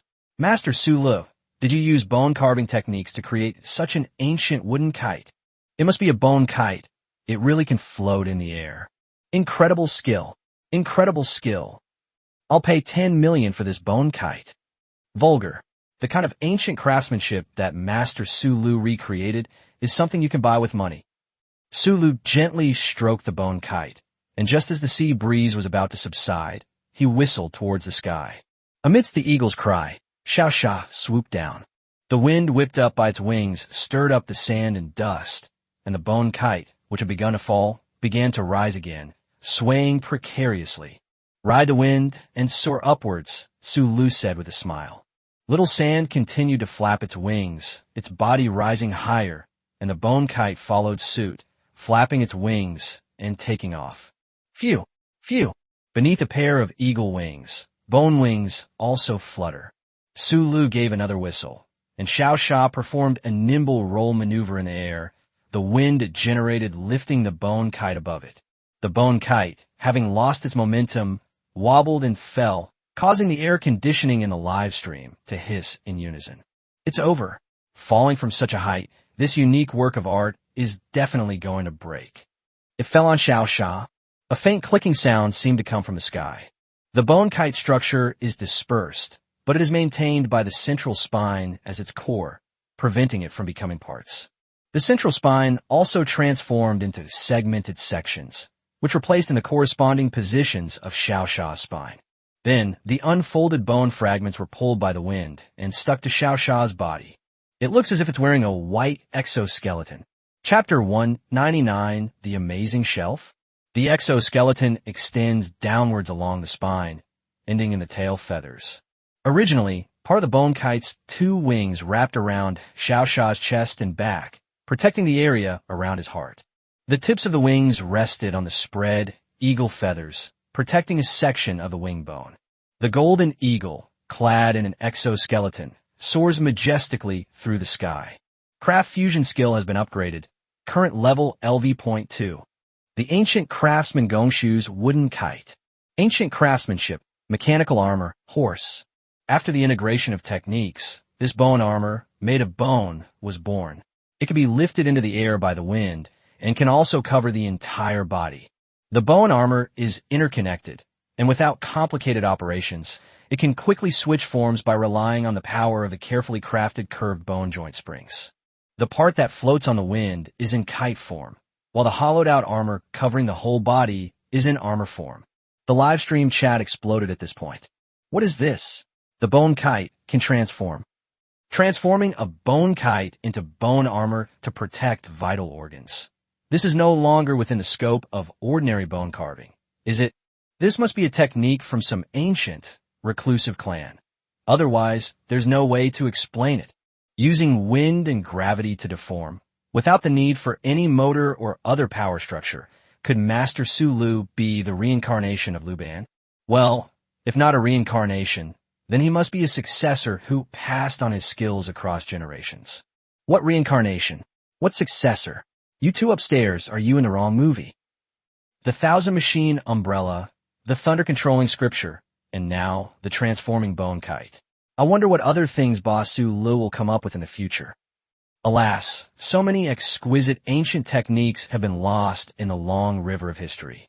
If Boss Su Lu could pick up all these treasures one by one, it would be so wonderful. I get goosebumps. I wish I had Su Li's amazing skills and could show them off to everyone. It's entirely possible to use your spare time to learn old craft. It can be quite interesting. It's not about the money or anything. It's mainly about the immense sense of accomplishment. Yes, let's start with bone carving. I'm eagerly awaiting Grandpa Shun's tutorial. Current viewership in the live stream, 1,100,000. Upon seeing the message, waiting for the tutorial, Master Shun Bai's eyes deepened instantly, and he nodded slightly. Come on, don't waste time. Everyone's waiting for my video. He picked up the carving knife again. Old Wong, take some pictures. Stop staring at your phone. Inside a luxurious office in Shanghai. Ancient craftsmanship. With a dignified expression, Meng Qingwei raised his hand and summoned his refined secretary. After the morning board meeting, schedule another meeting for me, and have the person in charge of cultural and creative industries connect online. In addition, the heads of marketing, publicity and promotion, and field promotion in each region were also brought in. The secretary adjusted her gold-rimmed glasses, then asked with some doubt, go directly to the specific person in charge. He had been Meng Qinghui's right-hand man for many years and knew very well that with President Meng's position, pushing forward any decision was just a matter of uttering a single word. The entire business process will be immediately broken down and implemented by subordinates. Even for important decisions that could be brought up at the board meeting, he only needs to nod or shake his head. Trivial matters simply don't bother him. He quickly realized, is President Meng going to personally lead this project related to ancient crafts? With the power of the Mengshi Longchen Group, this can definitely create a nationwide craze. Mr. Meng valued Su Luan's refined secretary so much that she bowed slightly and said, I'll arrange it right away. After he left, Meng Qingwei casually typed a message on his phone and sent it. A glimmer of light. Long Chun is very interested in revitalizing ancient crafts and hopes to have the opportunity to cooperate with Su Lu in the future. Live stream chat. It's the tycoon from Qingwei. It turns out the tycoon from Qingwei is from Longchen Group. With Longchen's investment, this wave will revitalize the ancient crafts. When Master Su Lu carves a bone kite, he can ignite a whole industry. That's the butterfly effect. I'm begging you, Mr. Su Lu, to fast forward to the point where you only work half a day and push the company to only have half-day shifts. Current viewership in the live stream, 1,200,000. That's 1.2 million popularity points, pretty fast. Su Lu waved to the sky, and Xiao Sha, clad in bone armor, slowly landed. It performed well. The overall structural strength was able to withstand the test. Su Lu blurted out, that way we can include Xiao Sha's air transport capacity as well. The biggest advantage of the Golden Eagle is its high mobility, so some lightweight but urgently needed items and resources can be transported through air channels. But the problem is that Golden Eagles are not like Pigsy from Journey to the West. They can't be tied with ropes. If a Golden Eagle is tied with a rope, it can't fly. The close-fitting bone armor cannot hinder its flight, and it can also be used as a cargo stand to hang goods. The automatic transformation design makes it easy to unload equipment, so Xiao Sha can change clothes by himself without my help. I plan to name this bone kite Smooth Sailing, or, based on its function, if it's used as a cargo seat, Silly Sculpture Seat. Isn't it impressive? He explained and demonstrated at the same time. He tied a rope with thatch and threaded it through the ring-shaped protrusion on the bone armor. After tightening, the 3 carving knives used for bone carving were tied on, and the 100-forged horizontal sword, the 1,000-mechanism umbrella, the iron pickaxe, and the iron axe. The supplies were a jumbled mess, hanging all over Xiao Sha's body, and he looked utterly listless. Fei, look. Sulu plucked a handful of eagle feathers with satisfaction, while Xiao Sha, with tears in its eyes, spread its wings and flew into the sky in humiliation. Amidst the clanging of various tools, the golden eagle steadily flew up onto the cliff face of the small courtyard. The bone armor perfectly distributed all the weight across its entire body, and it adapted in the air, performing a series of maneuvers. And the goods won't be lost. Not bad, not bad. Sulu gave a thumbs up to the camera. The bone density shelf is quite useful. The viewers who were just moments ago excitedly watching the live stream were now completely dumbfounded. It took a while before comments started appearing. Such a cool bone armor is just a shelf. Are you toxic, Sulu, the guy who rides the wave of success and is a complete idiot? I refuse to admit it. This is clearly combat armor. How could you use it to haul cargo, Mr. Sulu? How could I bear to waste such precious resources? Wah! After Pigsy, is Sandy going to be exploited too? Boss Sulu, have some decency. But it feels like although it's fucking outrageous, it's also somewhat expected. Using birds to transport supplies for survival on a desert island is certainly reasonable, but damn, these shelves are a bit too flashy. Imaginative carvings are used to carve mahjong tiles, while bone kites, crafted with techniques passed down from ancient times, are used as shelves. Does that seem acceptable? I cried. I imagined 1,000 times how Xiao Sha would intercept the enemy in the sky, but I never thought that in the end he would be a laborer in the sky. I raised my head to ask the heavens, who has Boss Sulu ever spared? Should I still learn bone carving? Learn. Why wouldn't you learn? Master bone carving and carve your own bone kites. Once you've carved them well, you'll never use them to haul goods. Master bone carving and outdo Master Sulu. Master bone carving and create your own exoskeleton. Learn bone carving well and make armor for my pet cat. In an instant, everyone united as one. Current live stream viewership, 1,220,000. My popularity has increased again, haha. As expected, everyone still likes to see me make cargo seats. We need to make more of these little tools in the future. They're essential for our future island survival needs. Craft Fusion is a magic skill for boosting popularity under the Earthwalker template. After the sand sculpture landed and its bone armor was removed, Sulu hung the sand sculpture base on a wooden pillar extending from the stone house, making it convenient for the golden eagle to use later. It's about noon. Come and see our sous vide, slow-roasted tomahawk steak. Giant Spirit, lift the lid.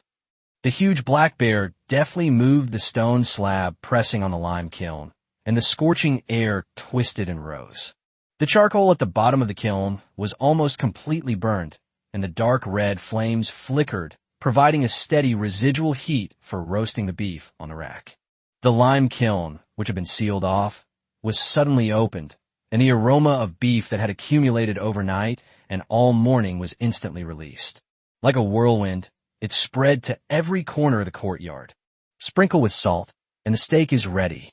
Chapter 200 Slow Roasting at Low Temperatures. This wolf is really obedient. Meng Yi had been waiting by her side for a long time. The little cutie, unable to contain herself, quickly tore off a small strip of beef. While hissing and gasping for air from the heat, he stuffed the meat into his mouth. It smells so good. Wang Yi, hello Sulu, gave her a messy, bird's nest-like hairstyle. Wang Yi, next time please say something like, even if I starve to death or jump out of the sea, I would rather not eat the food you, Sulu, cook. Let's talk about the phrase, it smells so good. This will maximize the entertainment value of the show. Sulu turned to the arrogant girl and urged, Shihan, do you really want to eat tomahawk steak?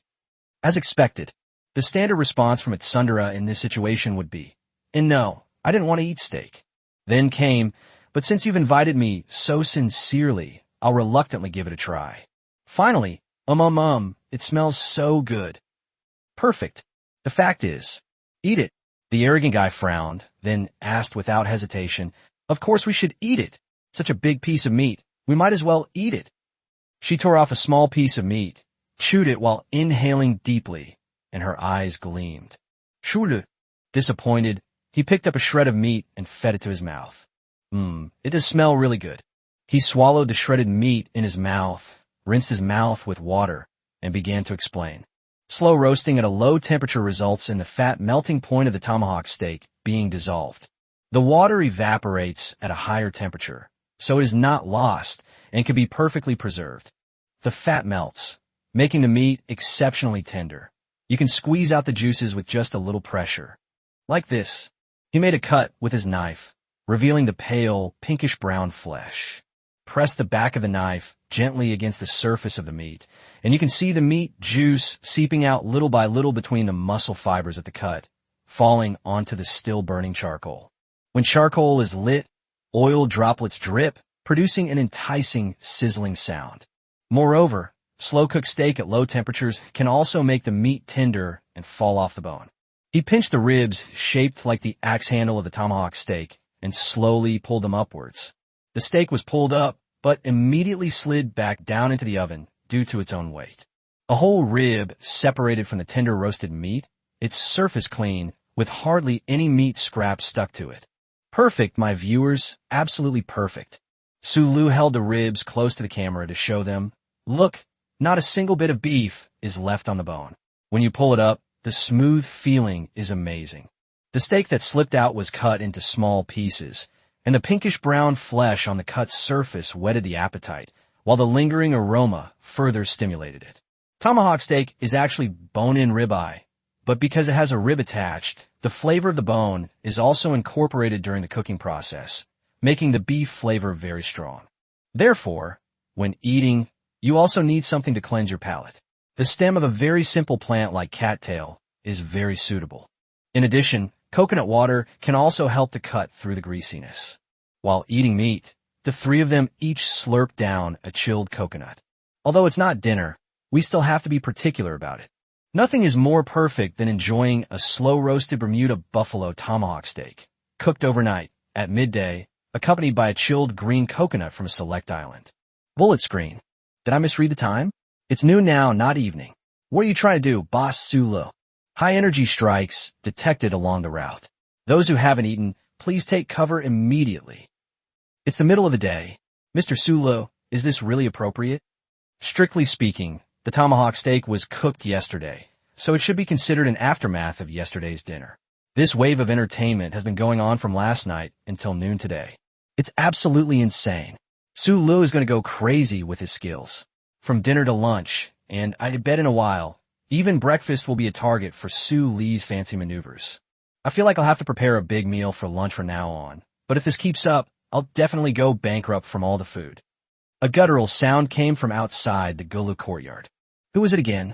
Sulu looked up in the direction of the voice and found that standing outside the courtyard was one of the wolves from the pack he had subdued yesterday. With a tuft of white hair on his head, his distinctive features made him look like a middle-aged man struggling with overtime work. The wolf had a pheasant in its mouth, indicating that it had recently gone on a hunt. I remember this wolf, Sulu immediately recalled. It attacked from the side and rear, almost at the edge of the ground, and was then kicked on the head by a hind claw, flying 4 or 5 meters away. Although the wolf's head wasn't a vital point, the force of a black panther's hind paw kicking out full speed was not easy to withstand. They didn't die? Wolves are really tough. It looks like he's almost fully recovered. His constitution is quite extraordinary. With such a pack of wolves, I'm sure they'll shine in my upcoming large-scale island farming project. Sulu reached out and beckoned. Come here and touch it. The wolf, carrying the pheasant in its mouth, obediently trotted to Su Lee's side and nudged his raised hand with its head. It rubbed against me. Good. Hua. Domestic dogs are descended from wolves, so it's possible to domesticate wild wolves through some simple training. Sulu explained to the camera.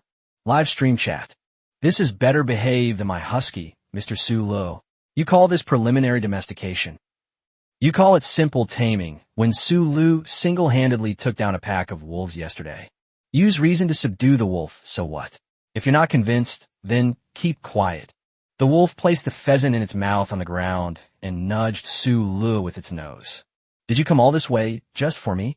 Is it a tribute offered by the wolf pack to the new wolf lord? Is it available every day? Je posais de profonde question. Since wolves have excellent hunting abilities, does that mean I won't need to hunt anymore? Although I've never actually hunted much, I'm overjoyed to be able to legitimately slack off while I'm still a corporate slave. However, necessary hunting still needs to be carried out, but there's no need to rush it. After all, hunting can also earn you popularity. This golden pheasant is of normal size, about 1.5 meters long, including its tail feathers. Its head and back are a metallic emerald green, and its crest extends from purplish red to the nape, gradually turning white, brown, and finally red. Its tail feathers are black and white, like flowing clouds. Overall, it's a heavily made-up chicken. When a new wolf lord takes office, his subordinates present him with pheasants as a congratulatory gift. Suddenly, the wolf lord style becomes anything but serious. After giving the wolf's mane a good rub, Su Lu casually cut off a sous vide slow-cooked tomahawk steak and handed it over as a reward. A steak weighing 6 or 7 pounds is too much for 3 people, no matter how big their appetite is. Why are you two giving me those resentful looks? Are you two trying to tell me that eating 6 or 7 pounds of meat in one meal is no problem? Hiss. Terrifying. Terrifying. Then he stuffed the cut-off beef into the wolf's mouth. Then, watching the wolf's gaze shift from suspicion to shock, then to bewilderment, until finally its pupils suddenly focused. It emitted a terrifying green light. Oh, whoa. The small piece of meat was devoured in an instant.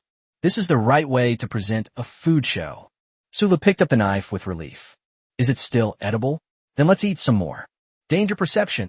2 murderous gazes locked onto Su Li's back. That's all. We'll eat the rest ourselves. The danger perception has disappeared. Su Lu. The wolf lowered its head pitifully, whimpered, and tucked its tail between its legs, returning to the grove along the same route. I always feel guilty. Live stream chat. Gill my foot. My husky is exactly the same as Su Li's wolf when it wants food. After it's full, it destroys the house, and it doesn't feel guilty at all. We're both huskies in the same boat. How many sofas have you gone through at your place? 2 of them. One goes on a long trip, and the other is replaced. I've changed homes 3 times already. It's so difficult. So incredibly difficult. Why is it that Su Li's wolf is more obedient than my dog, even though they're both canines? I feel like Su Lu is the one raising dogs, while the one I have at home is an ingrate. Facepalm, facepalm.